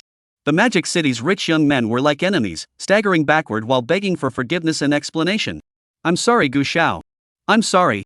I came here to play. Right, Xiao Gu. I came here to drink. Didn't spill the beans. Gu Xiao. I love Kyoto. I love Kyoto. I'll sing Welcome to Kyoto. Mr. Gu. My ancestry. My ancestry is from Kyoto. There was no doubt. In this scene, the rich young men of Kyoto were so cool that they were flying. Ha ha. Wimped out? Why are you guys wimping out? Don't talk about being wild. If Gu Xiao were to get really angry, all 18 generations of your ancestors would have to crawl out of their graves and apologize. You Mordor tycoons are the circle, but we, Mr. Gu, are the ceiling. Didn't you say that the Magic City's circle of rich young men is the center? What's wrong? The center has exploded. Don't you like to play the ashtray drinking game? Come on, drink a cup of Destiny's remaining ashes in front of Mr. Gu. Lu, you're the son of the chairman of Rua International. Go on. Keep going wild. Gu Xiao. I'm really wrong. Please don't be angry. Looking at Gu Tian standing in front of him with a condensed face, Lu Lord's soul was about to fly away in fear. I'm not angry, I'm just thinking about which way to send you to hell. Gu Tian smiled coldly and stretched out his hand to habitually wait for someone to pass the truth. But this time, didn't. The captain understood what Gu Tian meant and said with embarrassment, Gu Xiao. Wei, are the guards of the Lin family? Now only accept orders from Miss Lin. These words were just finished. Snap. A silver light flashed. The phone e-badge directly disliked his face. Now what? Gu Tian raised his eyebrows slightly. The captain's eyes almost glazed over. I'm going. The Phoenix e-badge. This was the badge that Elder Lin had personally established as the highest level of authority for the Lin family guards. Seeing this badge, that was equivalent to seeing Lin Lao himself. The next second. All of you. Line up. Clattering. All the black-clothed soldiers all leaned in and stood in a line in unison. Reporting to Gu Xiao. The Lin Family Guard Company's 6th team is assembled. At your disposal. Boom. The entire atmosphere exploded. All stood up. Chapter 120, The Peak of Power, one word seals the sky. The faces of the Magic City's rich young men turned white, frozen in place by this scene in shock, not knowing what to do. Originally thought that the Kong Chuan Lin family had someone able to turn the tide against the wind. The result is now good. The Lin family's guards were directly listening to Gu Xiao. Not. It's not. Aren't these people brought by Kong Xiao? What the hell? Why are these people listening to him? What kind of badge did he just hold? Is it more awesome than the Jade Seal of the Kingdom? This scene had transformed so suddenly that even Kong Chuan was staggered. These people he had seen with his own eyes were called over by his cousin. How? The other party just flashed a badge. All of these people stood at attention at a moment's rest? Looking at Gu Tian slowly took the matching gun from the soldier's hand and pointed it at himself. Lu Lord Aholes climbed forward and hugged Gu Tian's pants leg to death. What dignity and what the name of the Magic City broad young man. At this moment, none of them were as important as life. Gu Xiao. Mistake. Misunderstanding. It's really a misunderstanding. I'm sorry. I'll bear all of your friends' moral damages. $10 million. $20 million. $30 million. I'm the son of the chairman of Rua International. I have shares, I'll give you all my shares. All to you. Put. Gu Tian didn't hold back a laugh and leaned over to poke Lu Lord's forehead with the truth. What kind of thing are you? Worthy of negotiating with me? In front of Mom's group, what Rua International, are all brothers among brothers. These companies group take over the project, basically are not into the eyes of the mother, only thrown to them. If it is not to take into account the impact on the father, the plutocratic family, the queen of the business community's mother, minutes to monopolize all walks of life. A look at the money cannot move the Gu Tian, Lulu can only move out of the last trick, that is the emotional card. It is often said that the hearts of the people are meat long, a lot of things as long as the groveling, bowed his head to admit a mistake. No matter what the other party's identity, basically can forgive you. Gu Xiao. You also have a background. We are all mixed in the circle of powerful sons and daughters. We can't let the circles of powerful children in Kyoto and the Magic City hurt each other over such trivial matters. Mentioning power in front of me? Are you afraid that you don't have any misunderstanding of the word power? Gu Tian sneered. After saying that, his cell phone dialed a number. Hey, it's me, Gu Tian, I'm a bit interested in Rueba International Corporation, a bit? Yes, but the board of directors I don't want to see any of the old people. Under the puzzled gazes of the crowd, Gu Tian slowly hung up his cell phone and slowly pocketed it. The next second, a gasp could be heard from the crowd. Holy! Lu Xiao! Rua International shareholding has changed. The highest stockholder is Gu Tian. These words came out. Wow! The entire room was in an uproar. The crowd looked at Gu Tian with a clear look of shock. Misty grass. It's only been a few dozen seconds? Rua International Corporation has a market capitalization of 100 billion. And that's how it got into the hands of others? Terror like this. Nima. What kind of operation is this? Who can handle this? No. He was just talking about giving away his shares. Now the whole group has become theirs? Impossible. This is absolutely impossible. It can't be so fast. Lu Lord went crazy and seemed to look back at the crowd, waiting for further confirmation.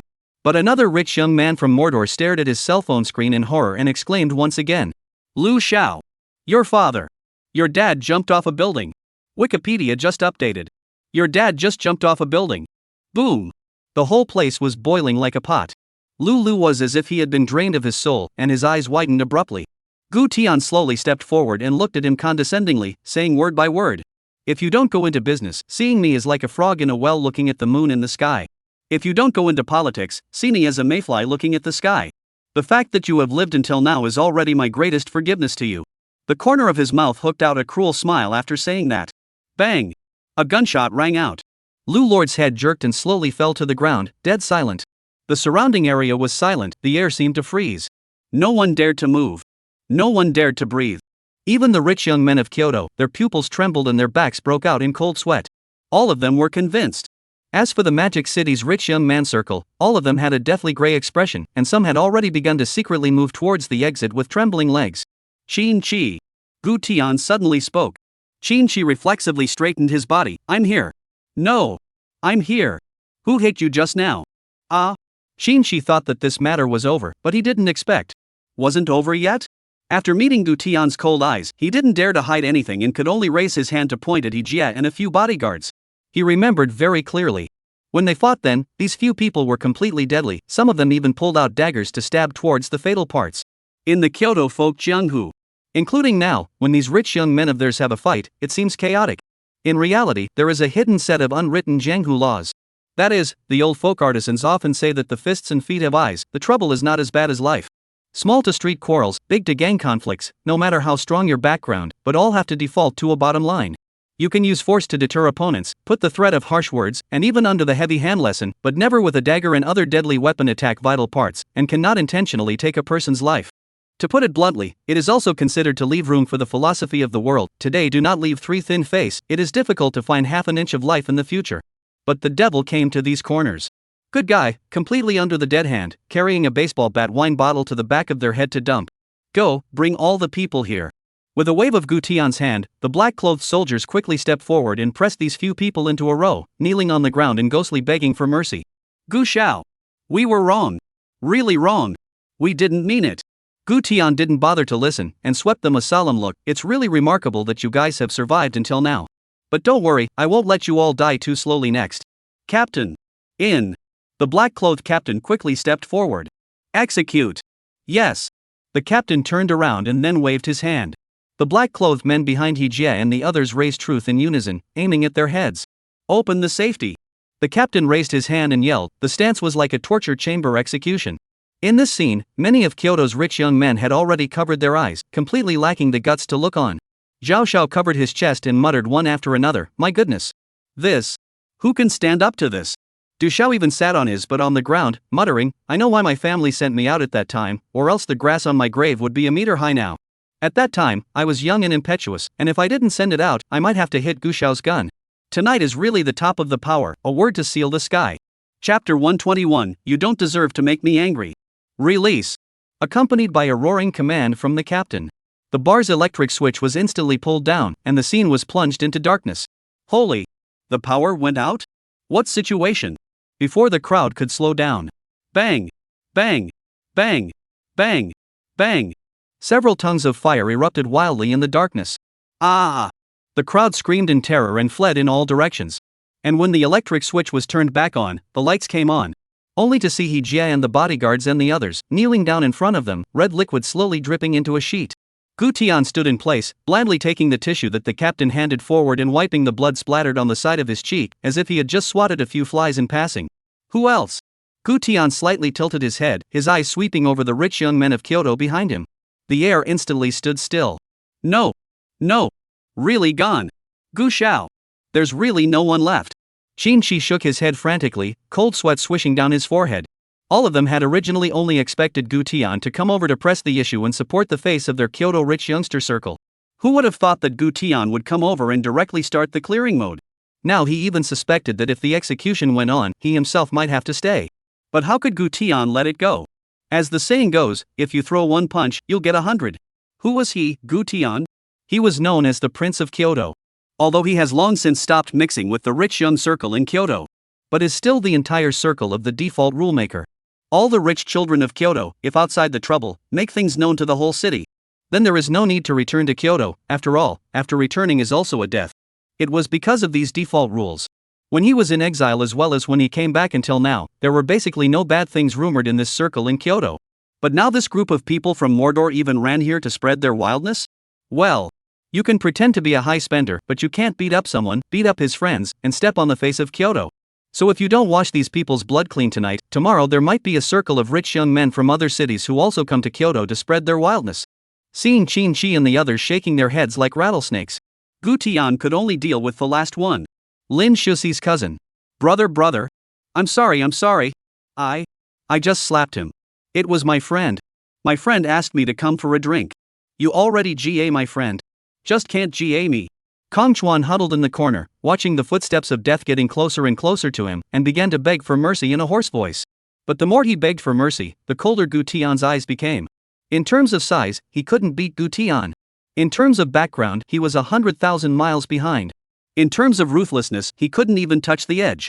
He was only not Lin Shuxi's cousin, while he was Gu Lao's son. To be able to mobilize the Lin family's guards with his backhand, this ability and background could be imagined. You don't even have the qualifications to make me angry. Gu Tian hooked up the corner of his mouth and looked down on him condescendingly. In Gu Tian's opinion, this teenager in front of him was completely a milquetoast brat. But what could a brat do? It was the brat that was beaten. Thinking of this, Gu Tian slowly raised the truth in his hand and aimed it at Kong Chuan. The moment the trigger was being pulled, Kong Chuan's survival instincts erupted, dragging his body full of blood to pounce on Gu Tian, trying to grab the gun. Aha! Brother, don't ah! Bang! The gunshot exploded. The bullet grazed the side and accurately hit Kong Chuan's thigh. The screams were endless. Just as Gu Tian was about to end his suffering, the captain's urgent cry came from behind him. Gu Xiao! Leave someone under the gun nah! After saying that, he directly rushed over and handed over his cell phone. Hey! Gu Tian! You're crazy, aren't you? A sharp and petulant voice came from the other end of the cell phone. What on earth did my brother provoke you? I'm warning you. Don't think you can be lawless just because you saved me once. I'm telling you, if you dare to touch a single finger of his, I'm not done with you. What is this? Lin Shuxi? Gu Tian was stunned for a moment, his gaze slowly sweeping over the surrounding soldiers. There was no doubt about it. When they met Gu Tian's gaze, all of these people lowered their heads. That's right. They were the ones who reported the matter to Lin Shuxi. If they hadn't tipped them off, and Kong Chuan had really become under Xiaogu's gun, then what was waiting for them would definitely be all sorts of punishments and penalties. You have to know that being able to become Elder Lin's escort, That was a blessing that many people couldn't cultivate in several lifetimes. Now that they had reported this matter to Elder Miss Lin, once Kong Chuan had a death, then they basically didn't have to take any responsibility. Hearing Lin Shuxi's voice, Kong Chuan crawled over as if he had grabbed a lifesaver. Aha! Sis! Sis, quickly save me! I'm dying! My legs are bleeding! I can see bones! Ah! Sis, if you're a second late, I'll really die. Gu Tian directly hung up the phone and looked at Kong Chuan with a lightly raised eyebrow. Finished acting? Kong Chuan's wailing sound came to an abrupt end. Where did I? It was a real pain. The next second, a whip leg could be coming towards him. Bang! Kong Chuan was directly kicked back into the corner he had just curled up in, fainting on the spot. The scene was dead silent. The entire audience looked at this god of killing, not even daring to breathe. On the other hand, Lin Shuxi's hands were shaking as she clutched her cell phone. Originally, she thought Kong Chuan was acting. But when she heard the heartbreaking wails coming from the other end, "Come on, people. Prepare to go out. Mobilize the phony special brigade for me." Lin Shuxi stormed towards the balcony and shouted at the soldiers standing guard and patrolling in the courtyard. At this moment, there was only one thought in her mind. That was that when her uncle came out, she had to see Kong Chuan safe and sound. If Kong Chuan had a shortcoming, her mother would definitely blame herself for the rest of her life. This side of the bar. Thanks to Qin Shi and others who couldn't stand to watch and stopped Gu Tian. Otherwise, Kong Chuan would have already begun to grow corpse spots. Gu Xiao. We promise. We will never come to the capital to cause trouble again. No. We won't cause any trouble anywhere. Thank you, Xiao Gu, for messing with my dog's life. Thank you, Mr. Gu. Xiao Gu. Thank you. You're really my new parent. Thank you, Mr. Gu, for letting me go. I'll pay you back in my next life. In the face of Gu Tian sparing them, each of these rich young men who were usually arrogant and domineering in the Magic City were constantly grateful. Good. Gu Tian put away the strange smile at the corner of his mouth and turned to look at the rich young men from Kyoto behind him. All of you listen to me as well. Whether it's in Kyoto or elsewhere, don't cause trouble for me in the future. These words came out like thunder. The crowd nodded their heads as if they were pounding garlic. Qin Shi even walked to the front of the crowd and raised his hand to yell, "From now on, we'll all listen to Xiao Gu." Right. From now on, we'll only listen to Xiao Gu. Xiao Gu is our big brother. Only listen to Xiao Gu. We'll never lose face in Kyoto. From now on, Xiao Gu's words are holy orders. The other rich young men quickly responded, cheering and voicing their positions. But this joy didn't last long. When the crowd walked out of the bar, they all stared at each other with rounded eyes and were dumbfounded. Holy! Where's my car? Holy! Tank armor. Crap! Who transferred the armor? Aha! My Pagani. Crap! No way! Rolls Ferrari, all ing crushed. Only to see both sides of the street stood full of loaded, heavily armed soldiers, black pressurized. What made people scalp numb was that several tracked armors were rumbling forward, roaring through the pile of supercars like they were crushing tofu. Crunch. Rumble. Rumble. Black smoke rose in all directions. Chapter 122, Armor Out. But soon many people realized that the cars that were run over. Seems like all of them are from Mordor? FCK. This is my car. Quite a few rich young men in Mordor went crazy on the spot. It's my big bull. That was my dad's birthday present to me. My limited edition Pagani. Don't run it over. Don't run it over. Stop it. It's my rental car. No. How can I go home? This scene. The rich young men in Kyoto all sucked in a breath of cold air as they watched, their eyes swiping towards Gu Tian. There was no doubt. This was definitely the handiwork of young Master Gu. That time when they were inside the bar, they did hear the sound of a track rumbling from outside. No one thought much about it at the time. Now. Misty grass. Dare I say that young Gu had already summoned the armor to strike before he even entered the door? Qin Shi looked at Gu Tian with a shocked expression. Gu Xiao. You are. What are you? Now run over the cars of this gang in Mordor. Then in a moment. Isn't it necessary to run over their cars? Gu Tian slowly spat out a breath, bashful sentence. People teach people will not, things teach people once on the line. Although these people bowed their heads and admitted their faults, seemingly with a sincere attitude, but fundamentally, it is just out of the fear of death. In the future, they will not come to the capital. But today's incident, the whole thing is not good enough for these people to go back and brag about it. Such as facing the prince's truth? I do not face Red Heart, faintly said the prince master to give a face. Then I came back. The prince's master is nothing, just like me, an ordinary person. To prevent this from happening, he could only give these people another vivid and extremely visual lesson. Woo woo. My car. My favorite car. Car lost. Drove here and walked back? Horrible. Too horrible. The night wind whistled, the wreckage of the luxury car lay across the street, glass broken all over the place, just like the heart of these rich young people. There are also a lot of headaches and crying, howling to the liver. But cry to cry, hard to hard to hard. In the heart, it is the mother's service to the five body, the heart is happy to obey. Because they finally understood that Gu Tian was not a pure power kid, but the ultimate form of power kid. He was not a rich man, but a rule maker. You smash people with money, they run you over with armor. You talk about background, people talk about badges. You look for fighters, they transfer a brigade of armor. Haven't you cried enough? This place is about to be cleared and blocked. With a loud heckle from the captain of the armored soldiers. These people turned around and ran faster than a rabbit, fearing that the so-called clearing was clearing their lives. Gu Xiao. Then we'll go back first. Xiao Gu. You also go back early. Thank you, Xiao Gu, you made an atmosphere for Kyoto tonight. One by one, the rich young men of Kyoto walked up to Gu Tian and bid farewell in a low voice. Well, I'll go back early, tomorrow Kyoto will still be the same Kyoto as before. Gu Tian nodded lightly. Just as the crowd of luxury cars was about to disperse. Suddenly, a dull propeller roar suddenly resounded in the night sky. Blinding bright lights were cast down from the dome of the sky, one after another, precisely locking down the entire neighborhood. The crowd looked up in unison, only to see 4 helicopter gunships aggressively flying towards the bar area. Crap! When Qin Shi saw this scene, he subconsciously turned his head to look at Gu Tian. No ya! Gu Xiao! Isn't it over? Now this is. He had heard about it. When Gu Tian was at Kyoto University before, he faced Xiebin's hordes of minions and directly called in a straight-arm strafing attack. At that time, there were many people who took out their cell phones to film to try to pass it on to the outside world. Afterwards, those people should have dropped out of school. Some even disappeared. And tonight so many people experienced it firsthand. Have seen Gu Xiao's tactics with their own eyes. In order to prevent things from spreading out, isn't it about to silence them? These aren't my people. Gu Tian stuck his hands in his pockets and watched expressionlessly as the wushu hovered in the air. The crowd exploded. Not young Gu's? Then whose is it? Hasn't tonight been explosive enough? Just as everyone was still in a daze. The roar of engines came from the intersections on both sides of the street. Only several anti-terrorist special vehicles drove in. As soon as the car doors opened, densely packed soldiers holding up truth surged out. Freeze! All cannot leave the scene. All stand in place. Wait to be inspected. Long Yun jumped down from the lead vehicle, holding a trebuchet and heckling. And the helicopter gunships hovering overhead began to drop ropes one after another. One by one, the Phoenix crew members in tactical clothing slid down. Under the fear of truth. There were quite a few rich young men who subconsciously held their heads and crouched down. Whoops! What the hell is going on here? Is this one of Gu Xiao's people or not? Is Gu Xiao looking for an excuse to silence us? Then Mr. Gu. Whose men are these?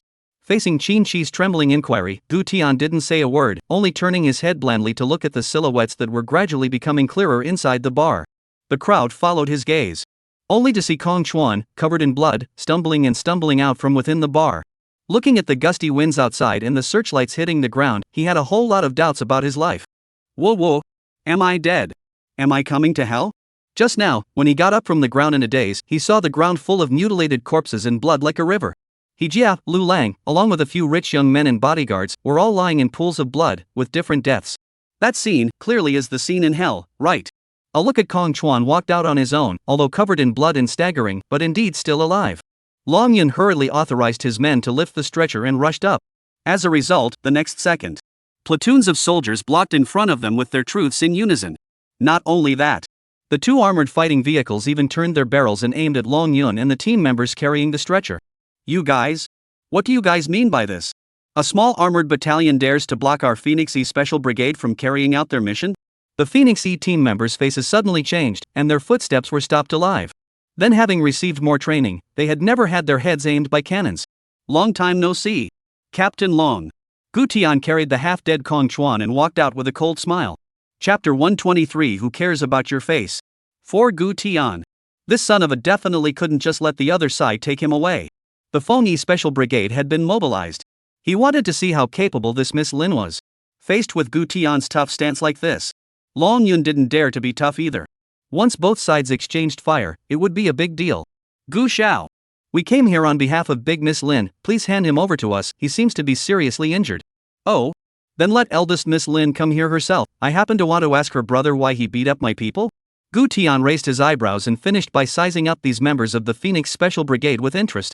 During the last joint operation, he really hadn't taken a good look at this private escort of Lin Lao. In terms of equipment, it was not far off from the Dragon Imperial Special Brigade.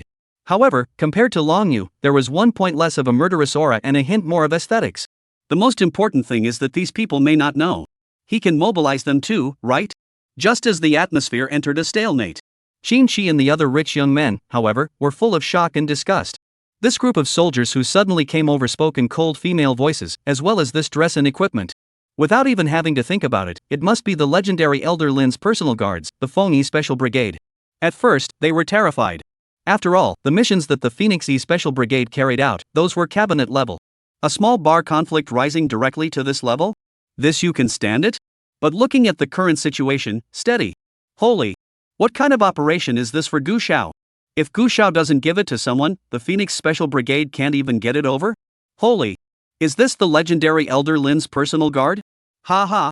We're all shocked by Gu Xiao. No. What's Mr. Gu's rank now? I'm talking about rank. Many of the rich young men were simply too shocked to think properly. The height and platitude of Xiao Gu tonight was something they would never be able to touch in several lifetimes. Just then, a roar of a V-12 engine came from the distance, and the shadow of a Maybach car cut through the streets like a black panther. Along with the tires drawing a perfect arc, the body steadily stopped not far away. When the car door opened, a figure rushed down from the car in a hurry. Such a scene is completely the same as the evening breeze caressing the long black hair on Jitterbug, sister driving Audi lifting the semi-trailer. Holy? Who is this? Wait. This looks too absolute, right? So pretty. I'm a little tempted. Couldn't be Xiao Gu's woman, right? Shut up. My sister is young Master Gu's woman. The rich young men of Kyoto had long forgotten their fear of death just now, and they all discussed it in low voices. Which had never occurred to them. Long Yan instantly shattered the dreams of the rich young men with a standing salute. Especially when they heard the title Miss Lin. The brains of the crowd all buzzed. Nani? Big Miss Lin? Crap. Elder Lin's daughter. The great Miss Kyoto. Naya. She's Elder Lin's daughter? I'm sorry. I was wrong. I take back what I offended just now. At this moment, Lin Shusi had no time to pay attention to these voices around him and stepped forward to push away the soldiers who were blocking the way, and at a glance, he saw the dying Kong Chuan on the ground. Kong Chuan. Kong Chuan, how are you? Accompanied by an almost tearing voice of panic, Kong Chuan slowly opened his eyes. Sis. You came. I seem. Saw my two milk. After saying that, his head tilted and fainted again. Long Yun and the others rushed forward and lifted him onto a stretcher, pulling away for treatment. Gu Tian. You come out here. What are you running for? Stand out for me if you're capable. Lin Shusi swept around and chastised. Is Gu Xiao the kind of person who would run? The soldiers instinctively made way. Who said I ran? This light sentence startled Lin Shusi's body, and she followed the voice. Only to see that Gu Tian was sitting steadily in the boss chair at the entrance of the bar, his legs crossed, and behind him was a row of black-clothed soldiers armed with truth. That stance was like an emperor overlooking the world. Crap. This aura is too damn explosive, right? Lin Lao's own daughter comes over and Gu Xiao doesn't even stand up? Gu Xiao. You're still awesome. Lin Shusi ignored the whispered comments around her and quickly stepped forward to grab Gu Tian's collar. Are you out of your mind? How did I provoke you? How did my brother mess with you? Where exactly did he mess with you? You're going to kill him like this? The soldiers were also shocked by Lin Shusi's sudden anger and turned their heads to the side.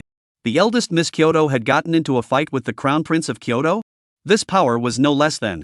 The power of this is no less than an atomic bomb, right? Looking at Lin Shusi's willowy eyebrows, Gu Tian was as bland as ever. I should be the one to ask you this question, right? Your brother's men openly insulted my friend at the bar. Your brother himself even took a swing at my brother, waving his fists and slapping people, and presuming to walk across the street by relying on Elder Lin's nephew's status? Why do you think I hit him? After saying that, he violently pushed away Lin Shusi's hand and coldly shouted, the fact that he can leave alive is already the greatest face I've given you. Boom! The moment these words came out, the surroundings instantly fell dead silent. Even the tactical female soldiers of the Phoenix E Special Brigade subconsciously gripped their weapons. Lin Shusi was also shaken by this killing aura, and her heartbeat stuttered violently. But she was after all an old Lin child, the titular first miss of Kyoto.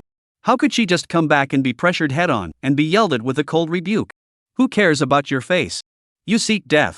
After saying that, her slender hand violently raised and violently slapped towards Gu Tian's cheek. The air condensed and everyone sucked in a breath of cool air. If this slap went down, it wasn't as simple as a slap to the face. After all, the last girl who hit Gu Xiao's face. The grass on her grave was a meter high, right? But just when everyone thought Gu Tian would receive a solid slap, the next second, Gu Tian got up violently and backhandedly grabbed her wrist and flung it. Lin Shusi only felt the sky spinning, and then she could be yanked down onto a chair. Before she could regain her senses, Gu Tian's other hand had already pinched her white neck, looking down at her slightly. This scene happened too much in the flow, strong to the extreme. When the crowd reacted, they were all stunned. You let go of me. Lin Shusi's long hair was spread out, her cheeks were scarlet, revealing a section of her snowy neck between her struggles, so beautiful that it was shocking, but she was so angry that she was gnashing her teeth. On the contrary, the corner of Gu Tian's mouth hooked into a cold smile, and his fingertips tightened as he spoke. What? Miss Lin still wants to educate me? I'm not like others. When a woman makes a move, I fight as usual. Chapter 124 Kyoto Storm. At the same time, all the major police stations and units in Kyoto, almost at the same time the bells rang wildly and the lights were on. What with the work groups, the messages from the internal groups were even tumbling like a frying pan. Attention! The Supreme Bar matter isn't over yet. Things have gotten more complicated.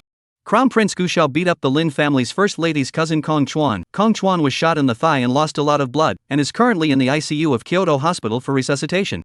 The Cabinet Guard Fomi Special Brigade has blocked off the scene, we can't get in. Report. Kyoto Hospital's ambulance is already on the outside, unable to enter. Update. Elder Lin's daughter Lin Shusi has rushed over and is confronting Gu Tian. Update. Lin Shusi has been pinched by the Crown Prince's neck. In an instant. What with the Transportation Department, the General Police Department, and the Military Department all blowing up.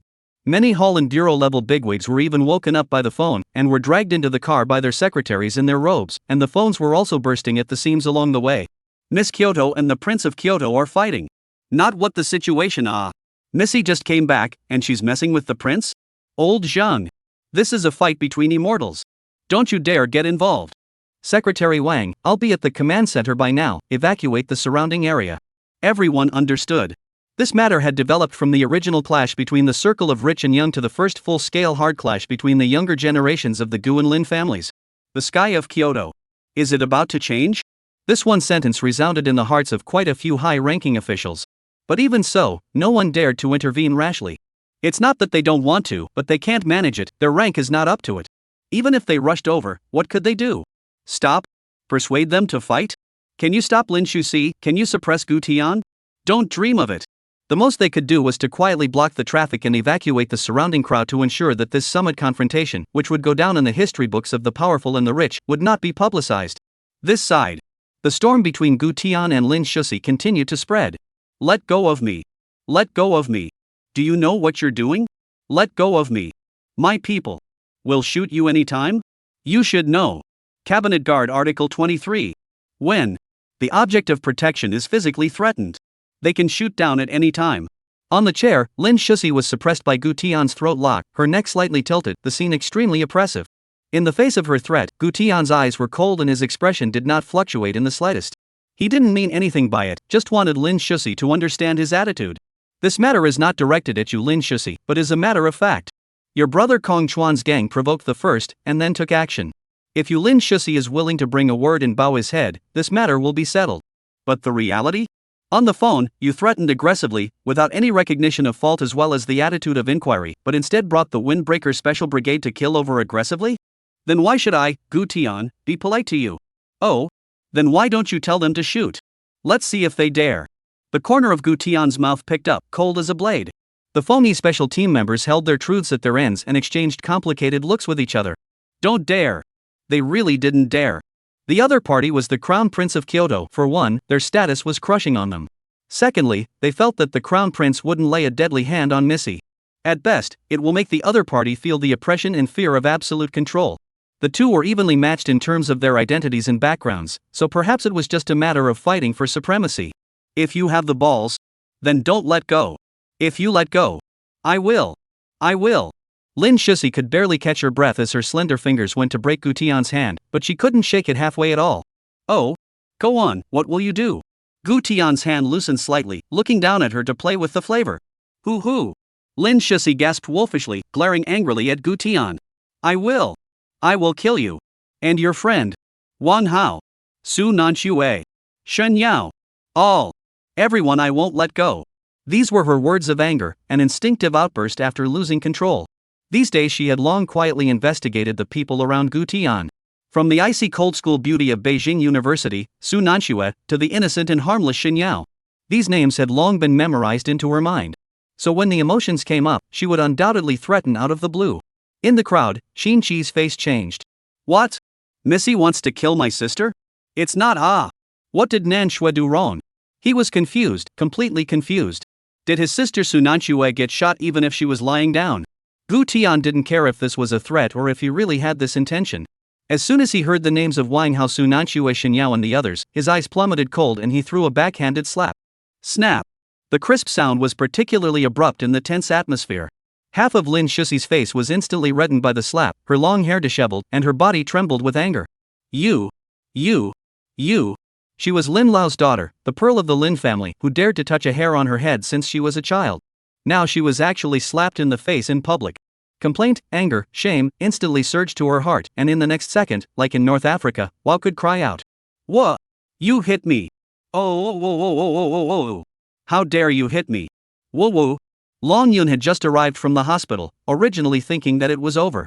As a result, he just happened to see Gu Tian backhand Lin Shuxi with a big beeping pocket. I go! Long Yun opened the car door and almost didn't split in place on the spot, not waiting for the other Feng Yi team members to react, but he drew the matching gun on his waist and rushed up. Protect Miss Lin. Forced intervention. With this order, the Phoenix E team members instantly switched to combat mode. The dozen or so female team members all raised the truth heavy rifles in their hands, aiming at the soldiers blocking the way in front of them. Cabinet Special Action Squad on a mission. Dare to block again. Shoot on sight. Bang! Long Yun took the lead by raising his hand and firing his gun towards the sky, frightening the onlooker Qin Chi, who directly jumped up in place. Holy! Still dare to fire a gun? No! Is this really the rhythm of a up? Long Yun raised his gun and approached Gu Tian, threatening, Gu Xiao. Let go of Miss Lin.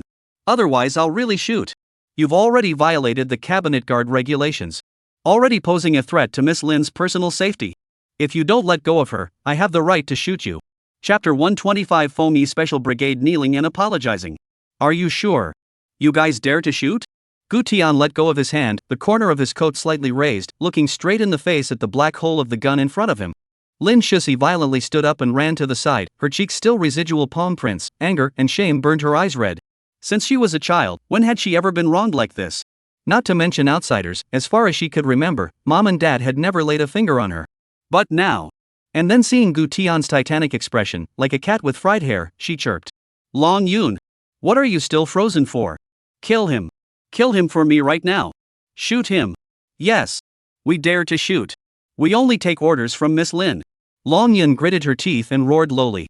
She knew that once she shot at Gu Tian, it would be difficult for her to escape death subsequently, and even the title Phoenix Special Brigade would disappear forever. But an order was an order, and they just carried it out. Just at this moment. Snap! Gu Tian pulled out his backhand, and a silver-colored badge with an exclusive number glowed coldly in his palm. As soon as the badge was illuminated, the Phoenix E team members were instantly struck by lightning. The entire field was confused. Wait! What is that? Isn't that the Phoenix E Supreme Command Authority badge that Elder Lin has in his hand? How could it be in young Gu's hands? Long Yun's entire body froze and subconsciously put down the truth in his hands. Are you sure you only take orders from Miss Lin? Gu Tian took a step forward and slowly raised the badge higher. Phoenix Special Brigade at your service. I will take over you now. All team members line up in place. On my command. Attention! Brush! The dozen or so Phoenix E female members instantly reflexively combined their movements. Muzzle down, feet back in place, hands on legs, all standing in a straight line. Nima. Gu Xiao. Can you really mobilize the Phoenix E special team? No. How on earth could he mobilize it? Holy. Gu Xiao. That's a bit unbelievable. Qin Chi and the others once again murmured like a frying pan, as if Gu Tian was a god in their eyes at this moment. No. How do you have this badge? Lin Shuxi's face instantly paled, and her entire body was struck by lightning. Her most trusted and proud Feng Yi special team was actually following the command of an outsider? Where the hell did this badge come from? Gu Tian didn't pay any attention to Lin Shuxi and swept a glance at the Feng Yi special team members who were neatly lined up, the corner of his lips hooked into a playful smile. Please ask all Phoenix E special members to kneel down and apologize to me on behalf of your Miss Lin. Hiss. The crowd all sucked in a breath of cool air. No one had thought that Gu Tian would dare to make this request. They were Feng Yi. It was the Lin family's most elite direct unit, symbolizing the Lin family's unquestionable authority. Gu Tian standing in front of them was not a threat, not a negotiation, but an order. Long Yun's pupils shook wildly, his throat tightening. Gu Xiao. We, Feng Yi, have never knelt to anyone. Gu Tianmu snorted and interrupted her. I don't want to see you kneel, what I want is your attitude. From today onwards, he wanted everyone to understand. He, Gu Tian. A person had the right to mobilize 2 escort level teams at the cabinet level. A mobilization in name only. And you, Lin Shusi, don't use any Phoenix Special Brigade or any power over me in the future. I'm not the one who's equal to you, I'm the one who presses you. At this moment, everyone on the scene started exchanging glances, understanding each other that Gu Tian wasn't threatening or demonstrating, but was taking over Phoenix E. Dang. Long Yun finally lowered his condescending head and knelt on one knee, his voice dry. Gu Xiao is sorry, we were wrong. Immediately following. Dong dong dong dong dong. The Feng Yi special team members, kneeling in unison, shouted in unison as well, Gu Xiao. We were wrong. The entire room was shocked to the point of near suffocation. This kneeling did not represent anything else, but rather the handover of military order level mobilization rights. This piece of insignia was not a forgery, but a commanding token granted by Elder Lin himself. Power naturally obeyed the strong, and from then on, they had to plant the seed of loyalty to Gu Tian in their hearts. The scene was dead silent for 3 seconds, then completely exploded. Crap! Feng Yi Special Brigade is kneeling. The legendary 2 most mysterious escorts were all mobilized by Gu Xiao? What level of existence is Gu Xiao? Who can stand up to this? Who dare rumor that Xiao Gu is a demon king? He's simply the god of war's son of destiny. They are my people. Lin Shusi bit her lip, her fingers pinched into her palms, completely unable to accept the scene before her. That group of female members who had trained and fought for her since childhood were now bowing down in front of another man? She had never suffered such humiliation, even the slap from before was not as utterly crushing as this scene. You? What makes you able to mobilize them? Your badge, where did you get it? What the hell did you say to my father? Gu Tian turned his head and smiled indifferently. I didn't say anything, it was your father who took the initiative to give it to me. After saying that, he turned around and walked away. The Phoenix E female members immediately stood up and automatically lined up to make way for him. The other soldiers also made way. Such a scene was like a king in the world, with all beings bowing their heads. At this time, at the end of the street, an all-black customized bulletproof sedan was quietly parked in the shadows.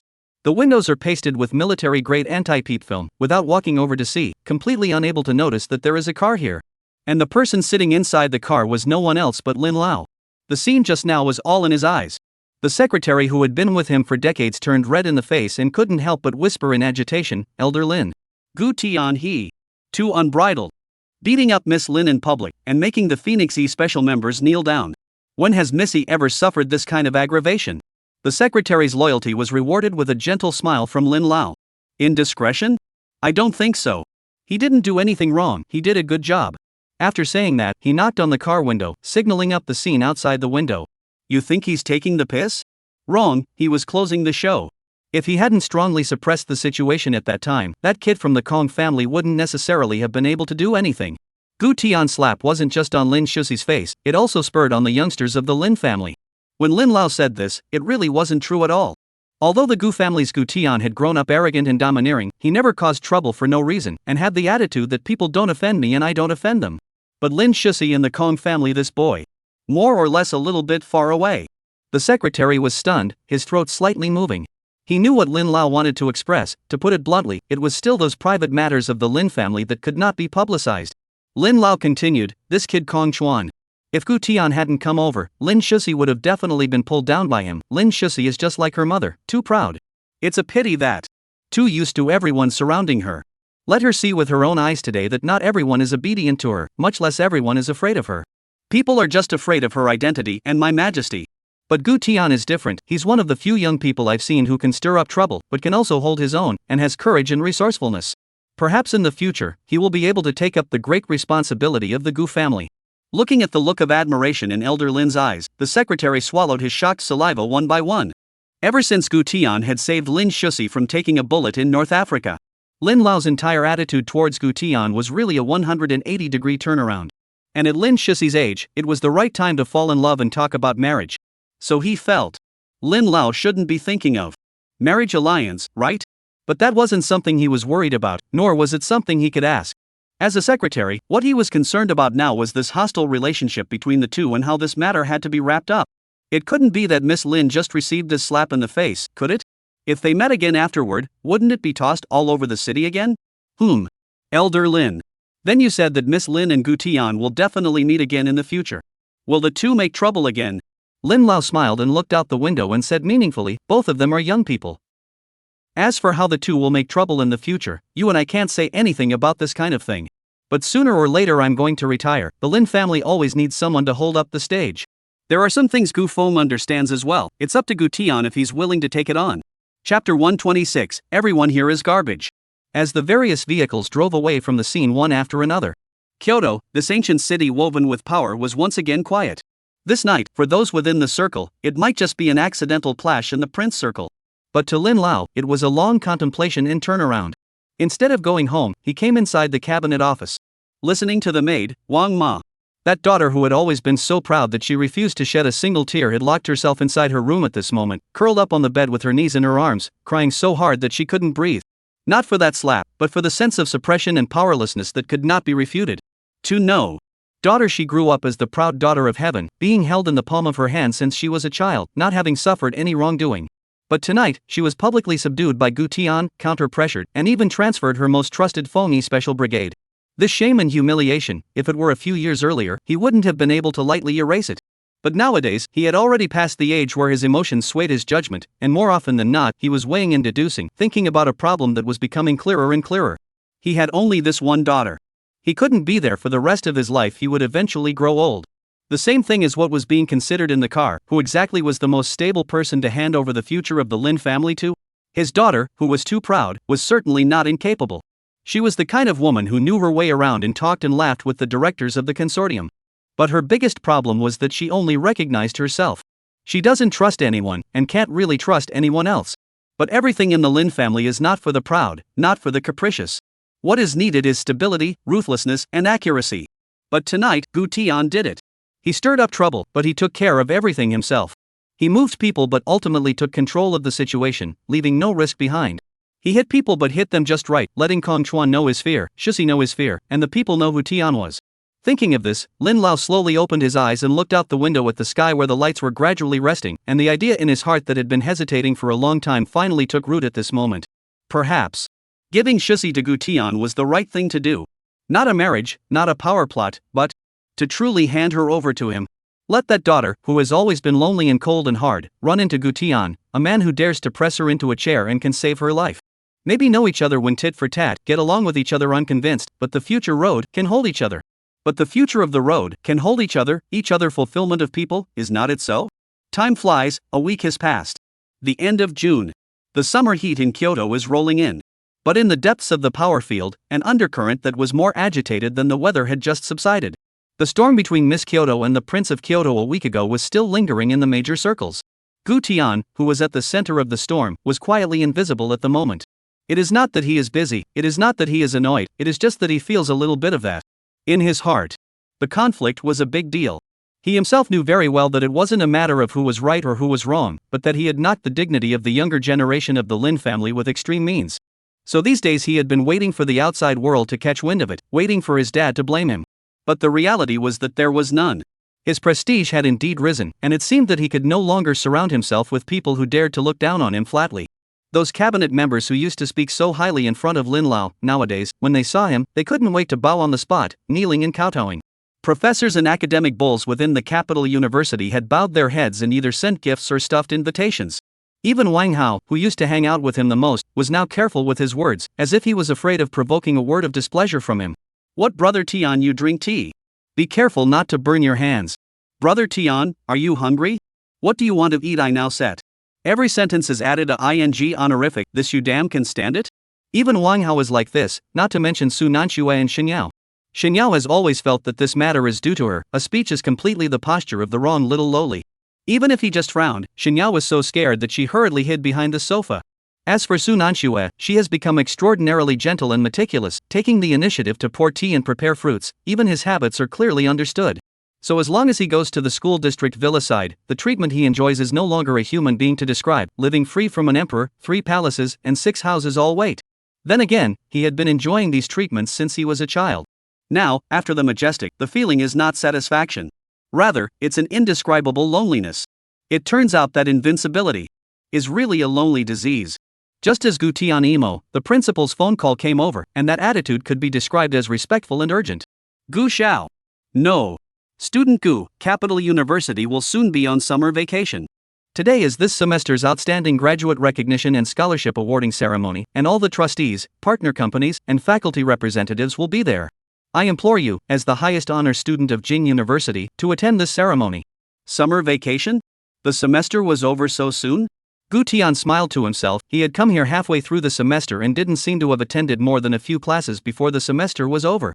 As soon as he heard that Gu Tian didn't answer, the other end became anxious. Young Gu, you are now the gold standard of our Kyoto University. All of the outside world's investments and cooperative projects are all asking if that Gu Xiao will be there?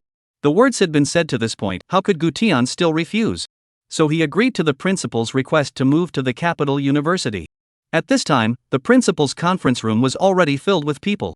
The executive management of Kyoto University, the chief financial officer, representatives of various colleges, as well as representatives of corporate donations from all over the world had gathered together. Although the meeting had all started early, there was a delay in any movement. The reason was simple, they were all waiting for one person, Gu Xiao. 10 minutes ago, the principal personally called in front of them that Gu Xiao would be arriving. So the whole room was in an uproar. To be able to see Gu Xiao, this trip really wasn't in vain.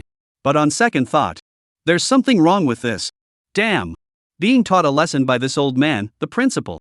As the door to the conference room was pushed open from the outside, a familiar yet unfamiliar figure walked in. In a split second, the entire conference room could not be heard. In the next second, all the major executives in suits and dresses stood up in unison.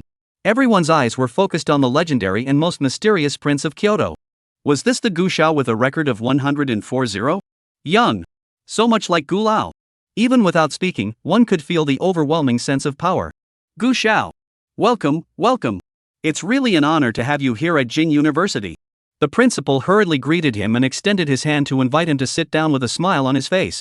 If it wasn't for Gu Tian's quick hand jerk, the principal would have definitely given a kiss on the mouth. Along with Gu Tian taking his seat. Without a doubt, the original amount of scholarship donations for this semester, which had been finalized long ago, was all overturned at this moment. Our company's original amount of $5 million is now changed to $10 million. Our 1U capital, originally set at $6 million, now changed to $20 million.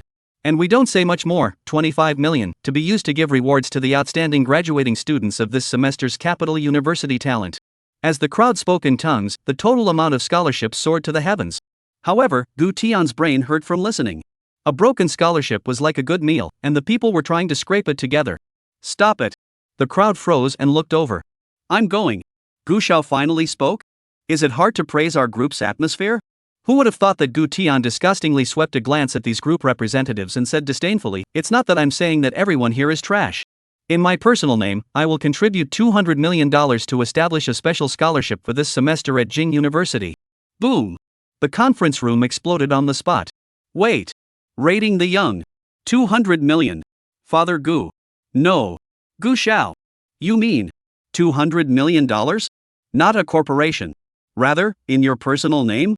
The principal's pupils quaked, standing up and nearly knocking over his teacup. Gu Tian nodded, his tone a match for ease. Yes, 200 million, issued in cash form. Snap. Snap. Snap. Snap. The pens in the hands of the representatives of the major enterprises all fell to the ground, a whole huge shock incomparable. This ing, which is the peak of power. This is clearly to slaughter the list of it. Chapter 127 Awarding Scholarships. Under the gaze of the crowd, Gu Tian directly pulled out his cell phone and dialed a number. Transfer $200 million over to me and come to Kyoto University within an hour. After saying that, he hung up without a word of nonsense. Everyone in the conference room was all confused. This is not transferring money, it is clearly transferring my blood pressure. Some even quietly opened their calculators. I knew that Gu Xiao was rich, but I didn't know that he was so rich. This one mouth is 200 million cash, they are here in any group a short time cannot mobilize such a large cash flow. How many escort vehicles would they have to use? How many sacks must be moved? This is ready to pile up the conference room into a cash fortress? But for Gu Tian, this money was really just a drop in the bucket for his assets. As the saying goes, thieves don't start without profit. A lot of the large sums of money seized in the North African line had gone into his pocket. Especially in Xie Juanhao's private mansion, gold bars are in boxes. He didn't tell anyone about these things, even Wang Hao didn't know. Is Gu Xiao this going to be a list one big brother? No. Gu Xiao is already a list 1 big brother. 200 million cash out of the gate, we really can't afford to follow. Gu Xiao is right. We really are trash. At this moment, the financial secretary hurriedly walked in. Principal, there are still 2 hours until the scholarship ceremony. May I ask if the amount of this year's donation has been finalized? The principal only then slowed down, shifting his shocked gaze from Gu Tian to the secretary. It's worked out. It's been formulated. The total amount set by the representatives of other enterprises. $93,200,000. Gu Xiao personally contributed. 200 million in cash. Rating Xiao. 200 million. The secretary's high heels jerked askew, thanks to the timely support of the desk, or else absolutely have to sit on the ground with a butt. Seeing that the other party was also scared, the principal could only urge, go. Don't freeze. Notify the faculty leaders to get ready. Maintain order at the scene, and call all the ambulances over. He had a premonition that this scholarship awarding ceremony would definitely have to have quite a few students so excited that they would have to pass out. 200 million is 2 million sheets, and the total flat area can reach 23,870 square meters. Stacked together, they could reach a height of 200 meters, 66 floors high. All stacked together would require at least 3 train cars. Good. Good. I'll go and execute it right away. I'll go and notify them right away. The secretary turned around and ran out. The original scholarship ceremony was to be held inside the auditorium. Nay, with Gu Tian's $200 million this time, many more people were added to the scholarship distribution list. To exaggerate a little, it was really a matter of seeing who was there. So the school executives could only replace the original auditorium with a playground. There was no doubt about it. Many students were very dissatisfied.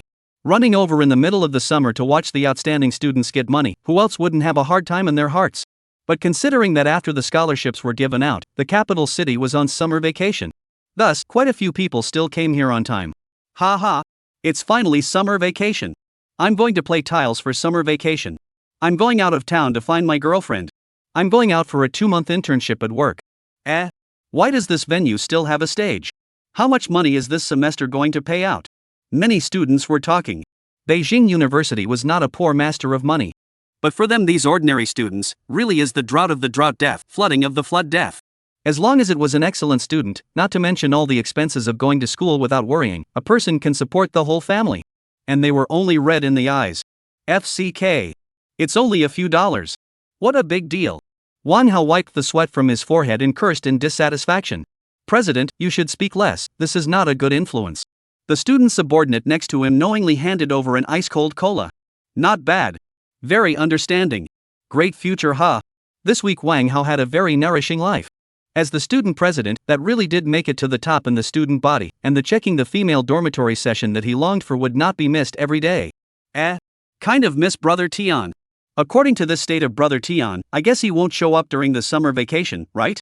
Even thinking about this, Wang Hao felt inexplicably a bit sad. At this moment, the entrance of the playground suddenly swarmed in with quite a few senior officers. And behind them were groups of black-clothed bodyguards, maintaining the order of the scene, and behind the crowd, a figure was particularly eye-catching. I go. It's Gu Xiao. Aha. It's really Gu Xiao. Xiao Gu is back. Everyone, look.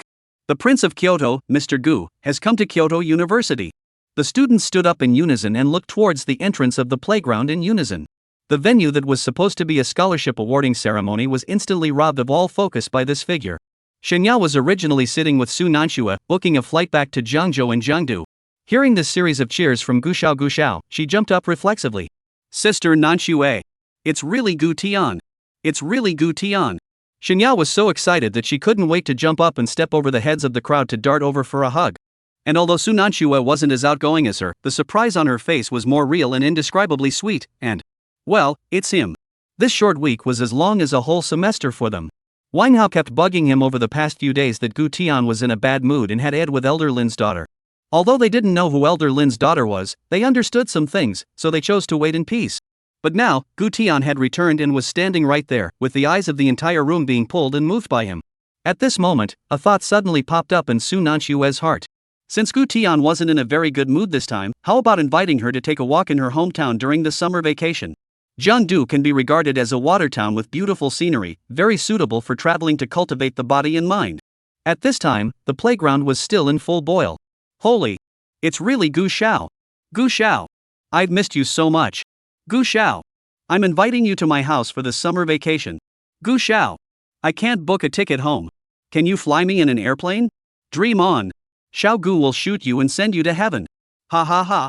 Listening to the excited cheers of the crowd under the stage, Gu Tian walked up to the stage and took his seat. All the business representatives, school managers, and officials all stood up. Nodding their heads, giving up their seats, and whispering greetings, the scene was one of power-level solemnity and solemnity. Afterwards, the ceremony officially began. The outstanding graduates came on stage one after another, striding in the standard 6-parent pace, with the school badge on their chests, and receiving the scholarship checks with a face of honor. 50,000, 100,000, 200,000, 500,000. One of the most eye-catching scenes was when Xin Yao and Su Nanxue went on stage one after the other. One was pure and lively, the other cold and absolutely beautiful, causing many boys to swallow their saliva one after another. Since they couldn't get it, it was always okay to gulp the saliva, right? Xin Yao received 100,000 scholarships, while Su Nanxue received 150,000. However, when the two stood on the stage, their eyes were not even on the award check in their hands. Instead, they almost simultaneously looked up at Gu Tian, who was sitting in the very center. However, Gu Tian didn't say anything and only revealed a light smile. In the blink of an eye, the distribution of scholarships was nearing its end. Many of the students under the stage quietly got up with a sense of stealing and prepared for an early retreat. It wasn't disrespect, just experience.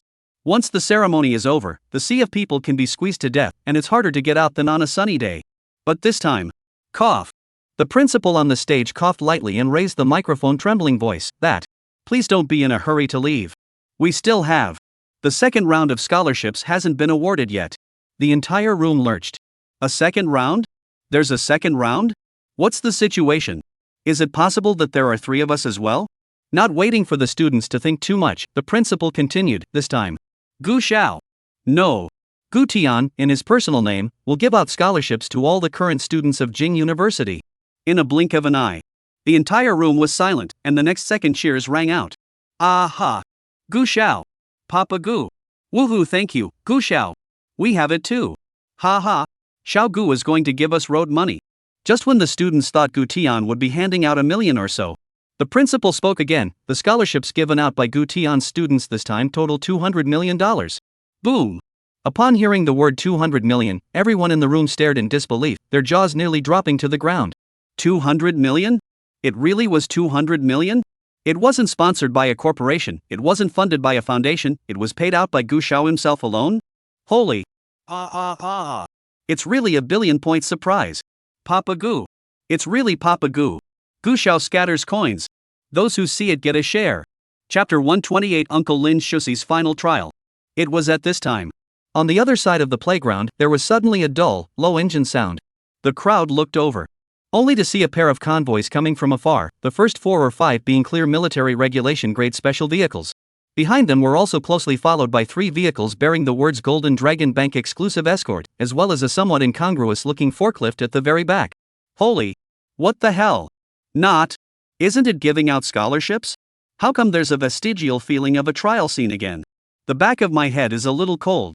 As expected. As soon as the door of the special vehicle opened, the black-clothed soldiers with the end of the truth could pour out, surrounding the escort vehicle on guard. This scene instantly blew up the entire room of students and teachers to the point where their heartbeats raced wildly. How to drop? After taking the money, you also want to eat seaweed and egg flour soup? What is the situation this is? Looking at the nervous and argumentative students under the stage, Gu Tian held the microphone and hooked the corner of his mouth. Now, the scholarship distribution ceremony officially begins. After saying that, he waved his hand towards the soldiers not far away. In the next second, all the money transportation carriages opened with a click at the same time. Boom! A scene that made people's pupils quake appeared. Only bundles of red cash were seen stacked like mountains inside the carriages. With inertia clattering and sliding out of the carriage door, it directly rolled down. The first car directly fell all over the playground runway, a few bundles of banknotes even due to inertia in the lawn tumbling and flying, like a heavenly maiden. The second car, the third car of money also followed the torrent burst like pouring down, thick banknote collision sound like thunder resounded through the sky. Misty grass. Crap. Crap. The sound of the crowd sucking in cool air rose and fell. How much money is this? $200 million. An astronomical figure. Not to mention 5 lifetimes, even 10 lifetimes wouldn't be able to earn it. I don't know. It's real money. It's real money. Money. It's real money. This is too damn outrageous. Under the crowd's dumbfounded gaze, the forklift launched forward to shovel up those spilled to the side banknotes and piled them up. One by one, with money piled up into a small mountain, smashed into the pupils of all the people's neural sanity. In the 200 million cash like a torrent pouring all over the ground, the scene atmosphere burned to the extreme when Gu Tian once again fatally opened his mouth, all students. As the words fell, the entire room instantly fell silent, and everyone looked at him in unison. What about these? It's always $200 million in cash. The entire enrolled students of the capital university, excluding foreign students, totaled 38,000 people. So a rough calculation shows that the amount each person can receive is 5,000 whole dollars.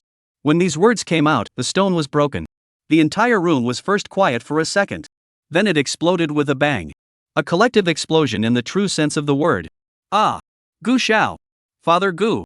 You're really my father! Gu Xiao! Let me kowtow to you. This. Who goes out on a part-time job during summer vacation? $5,000 in cash straight to your account. After all, this isn't a lottery. It's not a campaign. It's not a quota fight.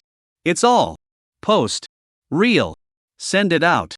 All Kyoto University students, regardless of grades, regardless of status, regardless of grade, as long as you are in school, one person, 5,000, cash away. This isn't a scholarship, it's a national carnival of epic proportions. What's more crucial is that it's made by Gu Xiao. Many students were so excited that they jumped in place, some squatted and sobbed on the spot, and there were also girls who directly cried, "Mom! I really didn't take Jing University for nothing. We have a crown prince who can hand out money." Our Gu Xiao directly turned Jingda University into a Forbes-affiliated school. Seeing that all preparations were complete, Gu Tian continued to announce, "Good. Now follow the order of the grade classes and collect them on your own. Everyone take 50, those who are not there can be notified by the instructor to collect on their behalf. I, Gu Tian, hereby wish you all a happy summer vacation." Finishing with a slight smile, he nodded to all the students. Without a doubt.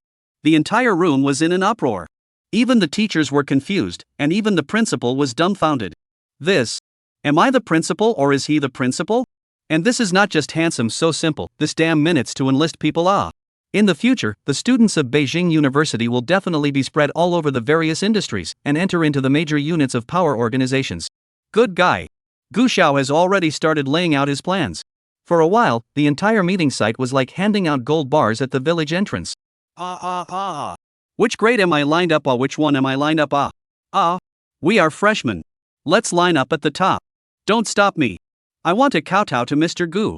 From the playground to the bleachers to the playground entrance, students ran towards the money like a tidal wave. No one wanted to miss this historic moment. Not because the money was so important, but this was Gu Xiao's summer vacation gift to himself. Then the moment of revelry at Kyoto University. The internet, however, suddenly set off another monstrous storm. A sudden hot search, like rolling thunder, swept across all major platforms, instantly surging to the top of the hot list. Hashtag former Imperial City Yaoshi Group Chairman Kong Xianshang, due to the illegal acquisition of huge amounts of property, soliciting and enlisting XX members of parliament to violate the business activities, insider trading forged documents, interfering with the normal commercial bidding. By the Supreme Dragon Law judgment according to the law to execute the death penalty. Hashtag. Below the hot search, millions of netizens instantly exploded. Holy! Kong Xianshang, isn't this the old boss of the former World Group? I said, why haven't I heard from him in recent years? Holy! Wasn't he also on the cover of Dragon Finance, right? I can't tell. How is this person's? Chapter 129. Gu Xiao is outside the rules. Compared to the unknown melon-eating netizens, and Gu Tian who had nothing to hang on to. The ones who really couldn't sit still were those corporate bigwigs who had been hanging out in Magic City for years. As soon as the news came out, the entire Magic City business circle was in a frenzy. All kinds of presidents, family heirs, the helm of the senior have stopped the dinner party, the news one after another brush non-stop. The words that Kong Xianshang's crime was not to death were repeatedly brought up. This isn't true, is it? Mr. Kong is really going to be sentenced to death? He's a member of the Kong family, right? Doesn't Mrs. Lin care about this brother of hers anymore? Don't say guilty, even if he's guilty to the core. With a word from Elder Lin, how many people can take the fall for him? Everyone knew in their hearts. Kong Xianshang is Lin Lao's brother-in-law. When his sister married into the Lin family, jumped to the top of the Magic City business circle power chain top. Yaoshi Group came out of nowhere. From the initial municipal construction, to high-end manufacturing, and then to the future business layout, every step is stepped on the dragon to the front line of planning. No one dared not give him face. No one dares not to flatter him. The entire Magic City circle knows that offending Thermaltake Group, sitting through prison, offending the Qian Group, headshot through. And now, what Boss Kong, who has been squatting for years, has gotten in return is not life imprisonment, not medical parole. It's a real peanut. For a time, the circle exploded. No way. The crime is not to death At most, imprisoned for life How can you eat nori egg flour soup? This isn't killing a chicken to make an example of a monkey, this is killing a chicken to exterminate the family. Some even wondered if Lin had a personal grudge against his brother-in-law. Although no one could see what kind of operation Lin Lao was doing. But the only thing that was clear was that Lin Lao's slash was too vicious, too desperate. At this time, Lin Shusi had long since burst into tears, chortling at the other end of the phone. You said it. You said you would bail him out. You said you would let him out. You clearly promised me.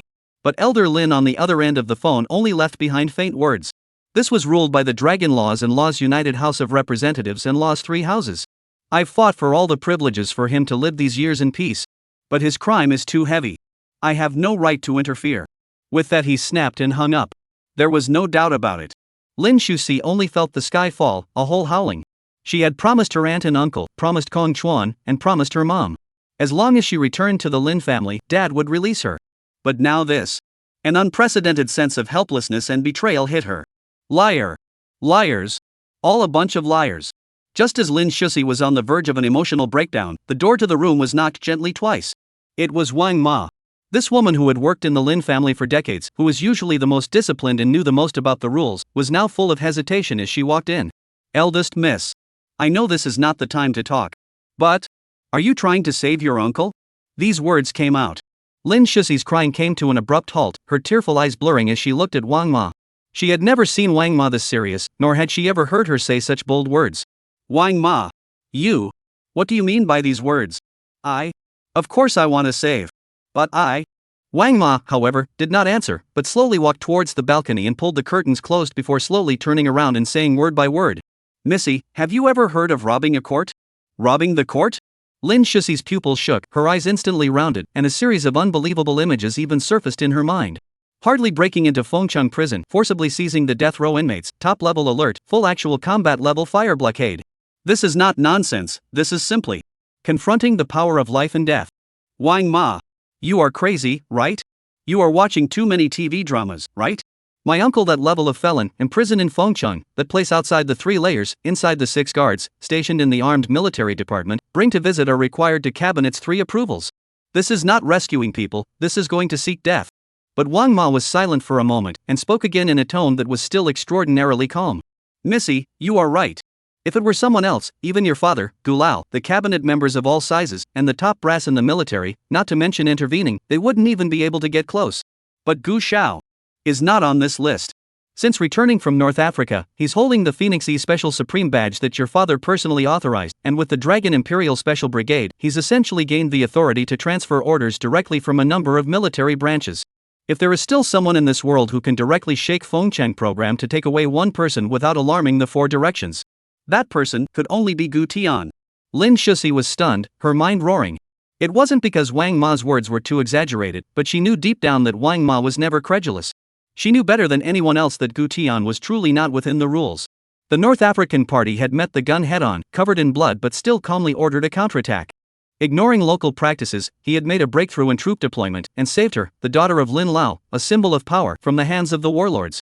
But what really alarmed her was much more than that. He was able to injure Kong Chuan head-on in a Kyoto bar, without concern for Kong Chuan's identity, or his father's face.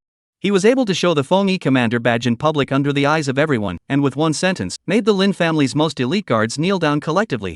The other party really didn't rely on his identity to be holding up the field that night. And he seemed to be the field itself. According to what Wang Ma implied. Although Fengcheng prison has 100 heavy guards, 1,000 blockades, and 10,000 dragon laws written not to cross the line. But if Gu Tian stepped in, it seemed that he could really tear apart the program with a single word, rip open the heavily net with a single hand, and bring the person out, and no one could stop him. Looking at Lin Shusi red-eyed thoughtful look, Wang Ma very understandably backed out. Just as she walked downstairs, Lin's old secretary's phone call arrived as expected. Wang Ma, how did things go? Missy didn't notice anything, right? No, I have nudged Missy as you explained. Well, very good. Chapter 130 Rumors of 4 Medals. Kyoto First Hospital. Top floor VIP ward area. Behind the door of a ward with the words Critical Care Specialized Nursing, at this moment, horrifying hissing sounds and the banging sounds of metal crashing were coming out. The nurses and doctors in the corridor each walked over quickly with a tense expression, not daring to stay in front of the door at all, as if there were horrible people and things inside the ward. Aha! Brother Gu. Brother Tian. Don't fight. I'm wrong. Don't fight. I'm wrong. Kong Chuan was curled up on the hospital bed, his thighs covered in bloody scalpels, medical scissors, and bone needles, convulsing in pain. Say, was it you who cursed me behind my back? Gu Tian reached out and picked up another surgical forceps from the instrument table, and with a poof, stabbed Kong Chuan in the thigh. Ah! Kong Chuan let out a heartbreaking howl and almost fainted from the pain. Originally, he was recuperating well in the hospital room, but Gu Tian pushed his way in and violently beat him up again. The reason was that he always sneezed this afternoon and suspected that someone was cursing him? At this moment, he really understood what the doctor in the ward had said. When the Prince of Kyoto was upset, anyone had to lie down. I've been sneezing so much today, I'm searching to see if it's some son of a who's been chanting about me behind my back again. You look like you fit the bill. Gu Tian said it very lightly. In reality, he just had nothing to do today, so he came over to beat up the son of A to move around. Just in time to remind the other party. Life is what I keep, not what you win. You're alive, not because of your sister Lin Shusi, not because of the medical emergency, and not because of a great life. It's because I, Gu Tian, didn't have time to take you in. But I'm free to torture you. No, I really didn't curse. This life of mine is all yours. Brother Gu Tian, I'm begging you. I really beg you. I'm crippled. My father is sentenced to death, my family is gone. Please let me go. Hearing the words, my father is sentenced to death, Gu Tian's movement of pulling out the scalpel paused for a moment. Oh? Your father was sentenced to death? Wouldn't the son of a S father be Lin Shusi's uncle? That is, Lin Shusi's mom's brother? Hiss. Gu Tian sucked in a breath of cool air. What kind of heinous crime did he commit to get peanut eaten? And Elder Lin didn't step in? Kong Chuan burst into tears and showed the news on his phone with a trembling hand. Yes. Whoa. Brother Tian. Please spare me. I really know I'm wrong. Oh, exempt. It's still really oh. Looking at the other party's face swollen like a pig's head, his eyes bruised, and covered in blood begging for mercy. Gu Tian narrowed his eyes and gently nodded. Oh, that's not unfair, you're so crazy, your father probably isn't any better. After saying that, he turned around and left, but stopped in his tracks when he reached the door. Son of a, you better pray I'm in a good mood all this time. Otherwise, the next time I come, I'll make you wait for your father in hell ahead of time. Boom. Kong Chuanyi's entire body was paralyzed on the bed, unable to even cry. Gu Tianyi went out the door. The doctors who had been waiting next door for a long time immediately rushed into the ward, stopping the bleeding, bandaging, hanging water, and sweating profusely. Splint. Stitches. Saline ready. Bring the gauze over here, his wound is falling apart. One of the attending doctors was just about to pick up the hemostat when he saw the ward door being pushed open again with a bang. Gu Tian folded back again. Who told you guys to bandage him? These words came out. The doctors looked like they had been nudged, carrying gauze, tourniquets, and syringes in their hands and not daring to move. Put down the stuff, all of it. Gu Tian said word for word. The crowd's faces turned white and immediately put down all their things and stood upright. Gu Tian smiled contemptuously and swept a glance at Kong Chuan. This son of a is so fat, there's a lot of blood at first glance, let him bleed some more. After saying that, he once again left without looking back. Gulp. All the doctors gulped in horror in unison. To be honest, they had just thought about the location of the grave and how to write the epitaph. Fortunately, still alive. As for Kong Chuan being so fat, wasn't it you, Prince, who swelled it up? Late night. Gu family villa. There were dark clouds outside the window, and the deep night was as dark as ink. Gu Tian sat in front of the table, his eyes falling on the two heavy medals in his hands. In his left hand was the Thingy Supreme Commander's Medal, which had been personally awarded by Elder Lin. In his right hand was the Dragon Imperial Medal that he had always had. The two medals were of different shapes, with cold sharp edges, and the metal prongs were vaguely carved with dark patterns in the shape of dragons and phoenixes. If the light moved slightly, the lines would seem to swim around as if they were alive. Under Shishuan's shocked gaze, Gu Tian extended the phoenix medallion in front of his face. In an instant, the study was as silent as death. For Shishuan, this was definitely the most tense and shocking moment in his many years of military service. This medal in front of him was not an ordinary rank, not a battlefield merit, not a badge of honor. Rather, it is the Cabinet of Ministers personally authorized the highest secret-level Phongi Commander-in-Chief medal, which not only represents the only token of the highest command system of the Lin family escort army. It also binds the corresponding military power, communication band, secret-level authorization, and transfer order priority. To put it bluntly, this medal could be taken as the ultimate key for the Lin family to give orders to their subordinates. And now, this medal that had caused all the generals' families to turn pale with fear was actually lying quietly in Gu Xiao's hands. Shishuan, do you think my father also has a medal of the Dragon Emperor Supreme Commander in his hand? These words came out. Shishuan directly stared with wide eyes, a whole skeptical life. My ancestors. You have 2 medals. Why are you still thinking about the one in your father's hand? This is not a toy. It's not a collector's item. It represents supreme power. Well, to be precise, it should be like this. This Fingy Commander-in-Chief medal, I've been in the military for almost 30 years, and I've only seen the photo archive in a strategic joint secret report, and I've never had a person come into close contact with it. Now. But, Shishuan had not yet finished speaking, his heart was already in shock. This no longer seemed to be something that could be explained by the 4 words of Lin Lao's appreciation. Rather, it was a complete and unquestionable transfer of power and trust. Shishuan, why do these 2 medals look as if they can be put together? Before Gu Tian could finish his sentence, his index finger flicked the lower edge of the foamy metal, only to hear a soft click. The 2 medals were actually put together? Crap. Hey Shan. Quickly look. It's really put together. Such a scene. He Shan watched from the sidelines as his eyes went straight, unprecedented shock and nervousness coming over him. This was already beyond the scope and cognition he had been exposed to. No. How can this be put together? Shishuan, you've seen a lot of things, tell me. Why is it put together? One was the Lin family's escort medallion, and the other was their Gu family's escort medallion. Now it's all put together? Could it be that there was something heaven-defying in there that he didn't know about? Facing the very agitated Gu Tian, Shishan's brain CPU was running at high speed, countless past fragments of memories flashing through his mind like lightning. Gu Qiao. These badges. I once heard from my military commander when I was young. There are a total of 4 medals regarding the cabinet's special supreme guards, and when the 4 medals are combined into one, they can command the 3 armies, mobilize over the ranks, and rule the entire domain. It can even directly open the chain of supreme command without a cabinet meeting or authorization. Intelligence network, satellite communications, and battle order authorization. Saying this, Heishuan's face was grave, and he added in a low voice. Of course. The cabinet has never acknowledged it, and the rumors have long been sealed. Gu Tian froze for 3 seconds, and in the next second could laugh. Shishuan, you cannot tease me what era, there are still like the ancient tiger talisman like the deployment mechanism? Shishan, however, said meaningfully, Gu Qiao, the system is even more modern, the instructions are even more efficient, but in a real state of war, communication interruptions, chain of command breaks, public opinion backlash, and other extreme situations. Programs are the easiest to disrupt. The badge, however, is the simplest, most primitive, and direct physical evidence of identity. It doesn't disconnect, it doesn't make mistakes, it doesn't pull the plug. As long as the badge is flashed under extreme conditions, it represents supreme status and power. This time Gu Tian stopped laughing and his face gradually became serious. He had 2 pieces in his hand. Dad had another piece in his hand. Then who was holding the other piece? Shouldn't it be? It's in Lin Shuxi's hand. Shishuan. Look now, my father has a piece in his hand, I have 2 pieces, so is the last piece in Lin Shuxi's hand, Lin Lao's her daughter's hand? These words came out. Shishuan sucked in a breath of cool air and looked at Gu Tian incredulously. Gu Qiao. You. What do you want? Chapter 131 Lin Shuxi comes to beg Gu Tian. Gu Qiao. I don't know anything.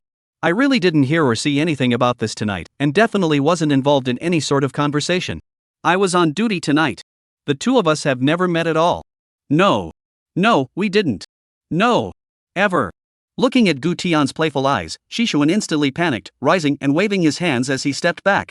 He had worked in the Gu family for so many years. If others didn't understand Gu Qiao, could he not? This look, this playful expression, this was clearly an intention to gather the remaining 2 medals. Let's not talk about whether the rumors are true or not. Your father is still alive, and it's already wrong for you to think that way. Besides, you're the only son in the Gu family, so what's your hurry? Looking at the very nervous Shishuan, Gu Tian withdrew his playful gaze and pretended to be in a daze. Ah yes. I remember that you are indeed on duty tonight. I'm sitting here alone, chatting and researching nothing. Shishan's body shook. Yes. You are right, Gu Qiao. Then I'll withdraw Good, go. As the words fell, Shishan instantly bowed in place, turned around and giggled as he ran out, disappearing without even a shadow remaining. As soon as the door closed, Gu Tian's gaze once again fell onto the badge in his hand. Under the intertwined gold and black, the 2 gaps that had yet to be put together seemed to be guiding him to do something. Thinking of this, Gu Tian hooked his lips into a smile, and an extremely deep sharpness slowly emerged from the depths of his eyes. Perhaps. In the future. Am I going to usher in the Gu era and make the world bow down to the Dragon Kingdom? At this time, a phone call came over very abruptly. As soon as it was connected, Manager Xia's urgent and nervous voice could be heard.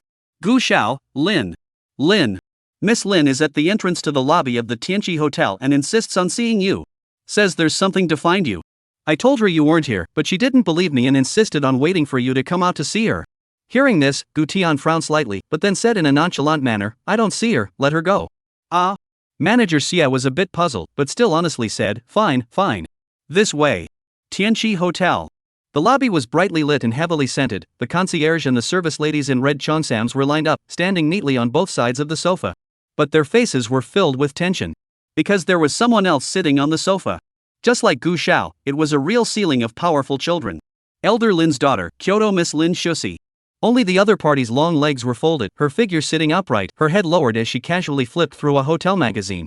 Even if she didn't open her mouth or get angry, everyone around her was like stepping on ice.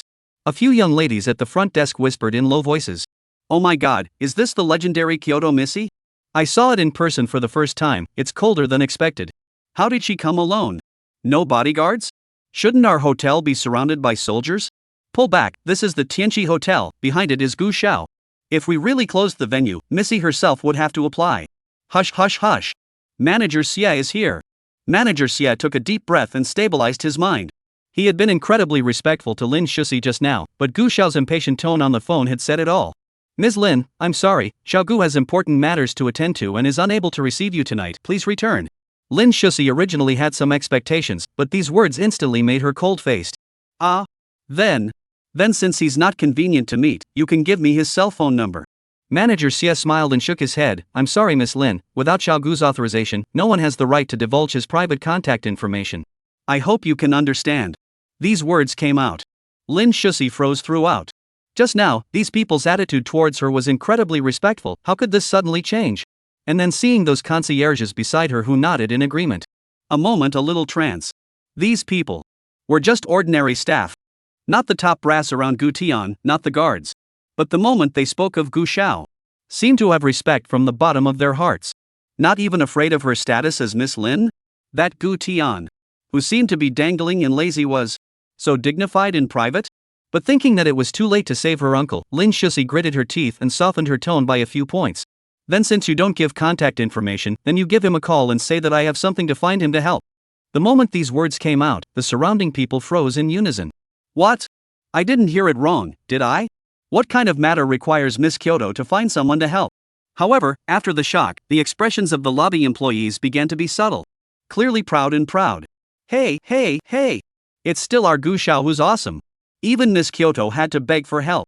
Although Manager Xia was inwardly surprised, he did as he was told and dialed Gu Tian's number. But what he got in return was Gu Tian's cold response.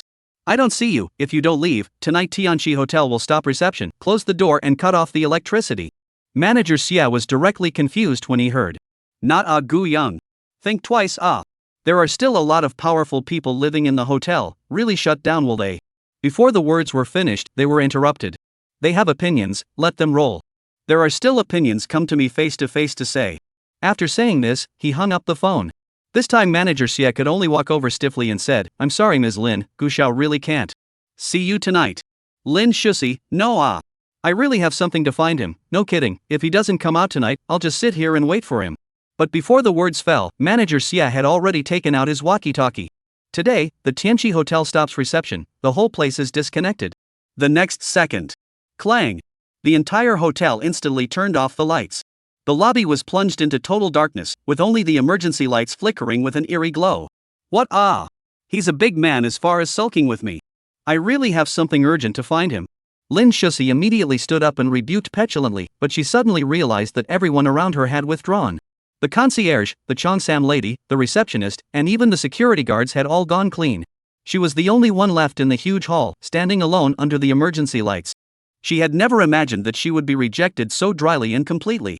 Not an angry scolding, not a cold war. Rather, it was not even giving her the afterglow. That sense of lofty pride was truly crushed by him without mercy. What was even more unacceptable to Lin Shusi was, she had just walked out of the hotel with her front foot. The hotel door closed directly after her back foot. This was clearly Gu Tian targeting her. Throwing his face? On the other side, Gu Tian looked at the real-time surveillance video in his cell phone, and the corner of his mouth curved out. What a big Miss Kyoto. What's the point of pretending in front of him? What kind of attitude is she putting up? Asking him to do something, why don't you at least lower your condescending head? Even though Lin Shusi didn't say outright that she was asking him to do something. But he could also guess. The probability is for that what son of a father came. This matter obviously Lin Lao did not care. There was also the fact that the dog pups were causing trouble at the bar and Lin Shusi came over right away, which proved that she was on good terms with her uncle's family. Now the uncle was about to be sentenced to death. Lin Shusi must be trying to find a way, right? The odds are that this is what she's looking for? But then again, it was none of his business. Thinking of this, the corner of Gu Tian's mouth revealed a teasing smile as he dialed Shishuan's number. Hey, Shishuan, help me find out which prison Kong Xianqing is currently being held in. Why are you inquiring about this, Gu Xiao? Why are you asking so much? If you're told to inquire, do it, and when you find out, beat him up for me. Beat him up? What's the reason? The reason is that he laid a doggy, messed with me. I've already taught his doggy a lesson, the son's fault, the father's fault, now it's his turn to educate him. Good, I'll get right on it. The front foot had just hung up Shishuan's phone, but he received a call from manager Xie. Gu Xiao, Miss Lin hasn't left yet, she's still standing outside the hotel, it's raining outside. Chapter 132, Lin Shusi kneels. At this time, outside the Tianqi Hotel, heavy rain poured down, clattering down on the stone steps in front of the hotel. Lin Shusi stood in the rain, already drenched. A close-fitting shirt and jacket were all wet by the rain, clinging to the delicate curves, her hair was wet against her cheeks and neck, her posture was cold and trembling, but she didn't move a muscle. The execution of my uncle's trial is in the near future. As Wang Ma had said, she could only ask for Gu Tian's help in this matter. Gu Tian, I officially apologize to you for what happened before. I know that the bar incident was a result of my willfulness. My brother Kong Chuan messed with you. I'll say sorry to you. I promise he won't show up in Kyoto in the future, or even in the Dragon Kingdom. You saved me before. I'm really thankful to you. I haven't forgotten any of these. This time, I'm serious, I have something urgent to find you. Please come out and meet me, will you? Inside the hotel. Manager Xie and the others looked at the surveillance screen, and a whole lot of them were dumbfounded. This was Miss Kyoto. How? In front of Gu Xiao. So, what the hell is going on here? How powerful is Gu Xiao now that he can make Miss Kyoto put down her dignity? And the other side. Gu Tian was sitting by the balcony, his legs crossed on the coffee table, a lit cigarette in his hand. A scene of Lin Shusi standing in the rain was playing in the flat panel next to him. Begging me for help? Oh, a woman will only affect the speed at which I draw my sword. But the next second, Lin Shusi flopped down on her knees in the surveillance screen. The cigarette around Gu Tian's mouth stagnated, and he didn't have time to spit out the next mouthful, violently choking on it. Cough, cough, cough. No! How the hell did she kneel? This woman is crazy, right? Kyoto Lin family's eldest miss, Lin old child, the flower of the high ridge that never bowed down, never begged, never bent to power. Now actually, kneeling? This scene was even so frightening that manager Xie and the others almost collapsed to the ground. Misty grass. What's Miss Lin kneeling for? She's kneeling for Gu Xiao? This. February Red came to beg for medicine? What the hell is going on here? It can make Miss Kyoto directly kneel under a rainstorm to beg to see Gu Xiao? What level of character is Gu Xiao he? Is now? What is the point of begging? This has got to be a monument. All were froze. Let's get out of the hotel and kneel down to her as well. Just as manager Xie panicked and wanted to bring people to rush out and kneel. The phone rang. Gu Tian's usual cold voice came from the other end. Go. Help her into the lobby. I'll, be there in a moment. The phone hung up. Manager Xie froze for a few seconds and violently waved his hand to recruit people. Hurry. Quickly. Quickly help the person in. Gu Xiao wants to see her. Fengcheng prison side. Humph. It's best to take a beating. It's to make his life worse than death, just so Zhouba doesn't have to fight.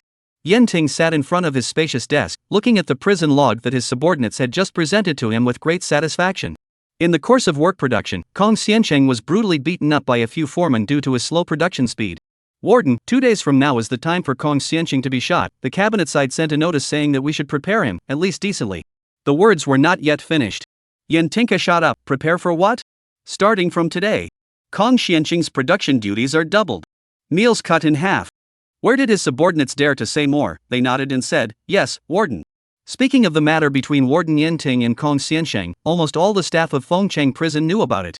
In his early years, Yen Ting was the deputy director of the Major Financial Cases Intelligence Processing Center under the Dragon surveillance system, and to a certain extent, he was also considered to be in control of the censorship power. Back then, he was responsible for investigating the financial engineering cashing case that had stirred up the entire Magic City. How to say? This case involves a number of banks and approval units behind the large family capital maneuvering, causing the cabinet to pay great attention. After his in-depth investigation, Kong Xianxing surfaced. The Yaoshi group under his name acted as the main platform for the flow of funds and assumed an important money laundering bridge. More crucially, when he was arresting the key middleman, the person was suddenly released on bail? It was only later that he privately learned that it was the wife of the then secretary of the Magic City, Lin Lao, who had privately utilized her network of relationships to whitewash Kong Xianxing. This move undoubtedly led to a break in the chain of evidence in the case. And he was ordered to supervise the failure, and was subsequently transferred to serve in the prison unit. To put it simply, he originally had a promising future, but ended up being sent to Lingnan. Since then, he had set a death rule in his mind. If Kong Xianxing falls into his hands, he vows not to return until he is dead. Later, perhaps the public opinion was too big. Or perhaps the cabinet side of the tight grip. Lin Lao personally took action against this brother-in-law of his and was imprisoned in Fengcheng prison. He was thrilled to learn this news and used his hatred as motivation. Finally, 3 years ago, he managed to become the warden of Fengcheng prison. Under his improvement, Fengcheng prison became an independent and special disciplinary area under the Dragon Kingdom security system, with extremely high authority. Most of the people incarcerated inside were felonious and highly corrupt individuals, out-of-control former dignitaries, and these people were not subject to ordinary jurisdiction. The most crucial thing is that this place is not subordinate to any police department or cabinet dispatch system, and does not even directly accept cabinet orders. To put it bluntly, in order to ensure the safety of the highest level of prisoner supervision, it was basically up to him, the warden, alone. Even if a family member wants to come in to visit, they need the joint seal of the Supreme Court plus the signatures of Lin Lao and Gu Lao to authorize it.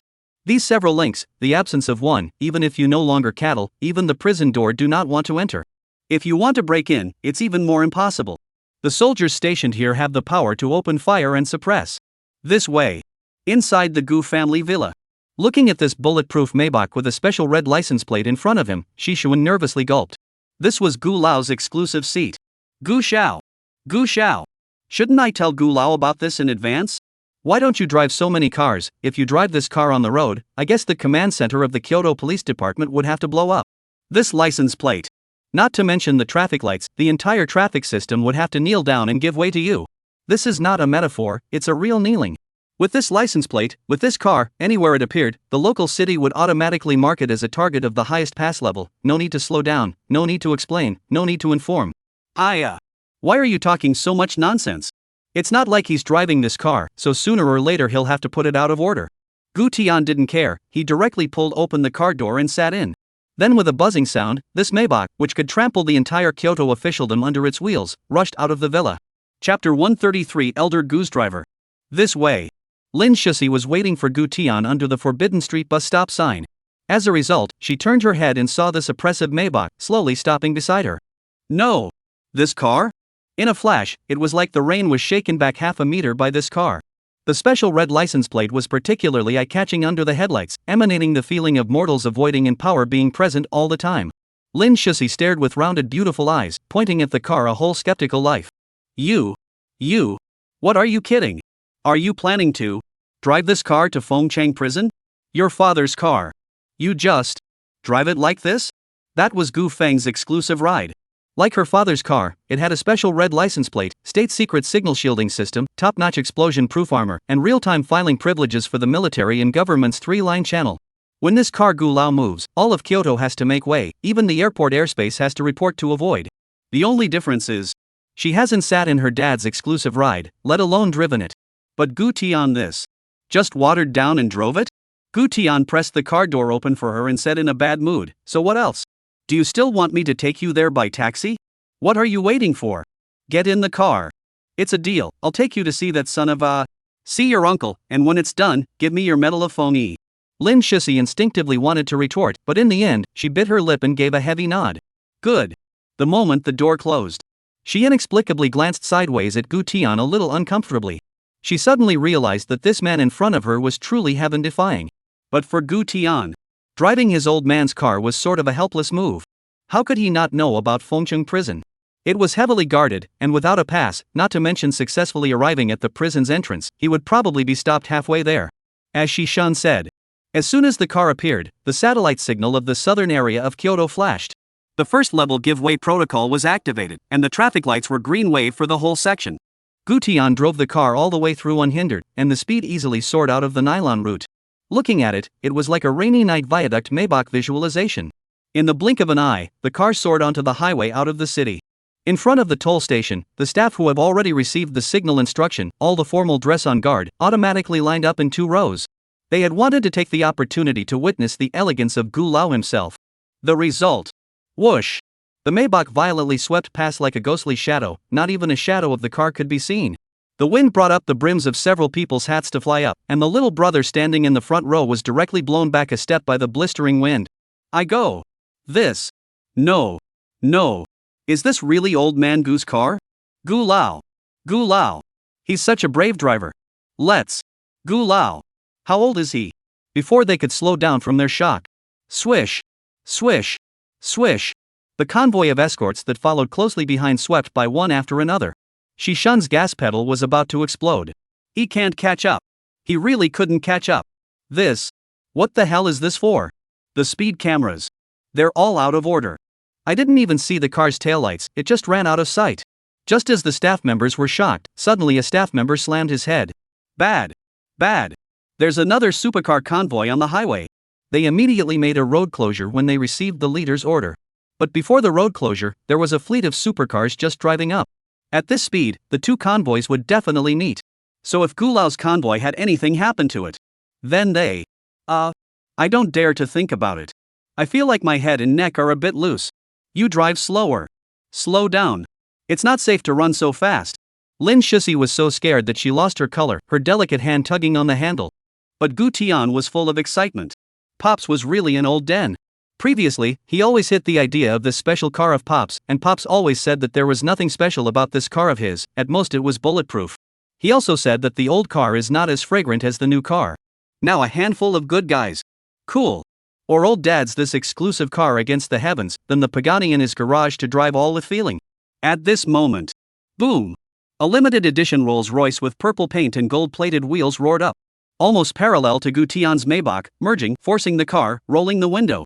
All sorts of tawdry operations were pulled full circle, completely hanging around the entrance to the hellmouth. Immediately after 2 more luxury cars also chased up, also all kinds of operations. A few silver-haired youngsters inside the passenger seat, holding up their cell phones and laughing maniacally at Gu Tian's car. Misty grass. Misty grass. Quick look. Quickly look. Fake license plate. Fake cards. Ha ha. And a ING special red card. It's fake. That's it. It's not as good as several 8-belt pies in the whole capital. Isn't this even more middle-aged than the Laser 666 sticker I bought at the online store last time? Where have they seen this kind of license plate? Cognitive thinking is still on what leopard number, beautiful number. Completely treating this Maybach special license plate as a type of customized pretentiousness in a shopping website. Lin Shusi's face went cold on the spot and chortled, nervously looking towards Gu Tian. Don't pay attention to them, this group of people are crazy, don't race with them, pay attention to safety. Which had thought? Gu Tian stretched out his hand and indifferently drew out a handful of Beretta Truth with a cold silver luster from under the driver's seat. Take it. Lin Shusi's entire body shook. What am I doing with it? Considering that he was now begging the other party, he still took the truth tremblingly. Gu Tian eyed ahead, expressionless, and said indifferently, turn on the safety, there's a bulge to press down. Lin Shusi operated it with his hands and feet. Click. I pressed it. Then what? Then, beat them to death. The words just fell. The Maybach's side window automatically dropped an inch, and air poured in. Before Lin Shusi had time to react, his entire body was whistled by the wind against his face. Not. Are you serious? The corner of Gu Tian's mouth was hooked with a touch of sarcasm, playing with the flavor. This truth has an initial velocity of 333.7 meters per second, and if you aim correctly, you can penetrate the driver's and co-pilot's heads with a single shot. Lin Shusi was so shocked by what she heard that she almost dropped the truth on the seat. She had never seen such terrifying calmness. Gu Tian had no anger, no growl, not even a change of face from start to finish, only killing intent written in his bones. I dare not. I don't dare. I don't dare. I won't use it. At a glance, Lin Shusi panicked and put the truth aside. Gu Tian sighed softly and smoothly operated the center control. Authorization level? It should be this one, right? With a soft click of a drop, the Maybach system automatically connected to the temporary node for satellite dispatch. This was immediately followed by the reporting and questioning sounds of the system voice. Red master order, whether to execute airspace intervention plus satellite synchronized target tracking lock. Authority level, execute. Target, detecting non-specific vehicle identifiers in the left and right lanes, to execute or not? Gu Tian spat out 2 words unhurriedly, execute. 0.3 seconds later. In the distant dome of the sky, a high-orbit satellite quietly switched to target lock mode. At the same time, Longquanshan Missile Base automatically received a synchronized tactical authorization request. Target lock, illegally disturbing red license plate passing vehicles Rolls-Royce, Masha, Ferrari. confirmation of command source, special red license plate master control authorization plus satellite channel verification. Current level, cannot be rejected. The system automatically pops up, is the target cleared? The rows of soldiers in front of the command room screen were filled with dismay. Report. We've received a roll call from the extra red system to clear? The targets are 3 sports cars that are illegally interfering with the extra red license plate vehicles on the highway? Confirmation of order validity. Extra red license special order cannot be dismissed. The commander looked at the red dots on the screen and said without thinking, execute the order. The next second, the sky boomed as an orbital-grade tactical missile cut through the night from a high altitude.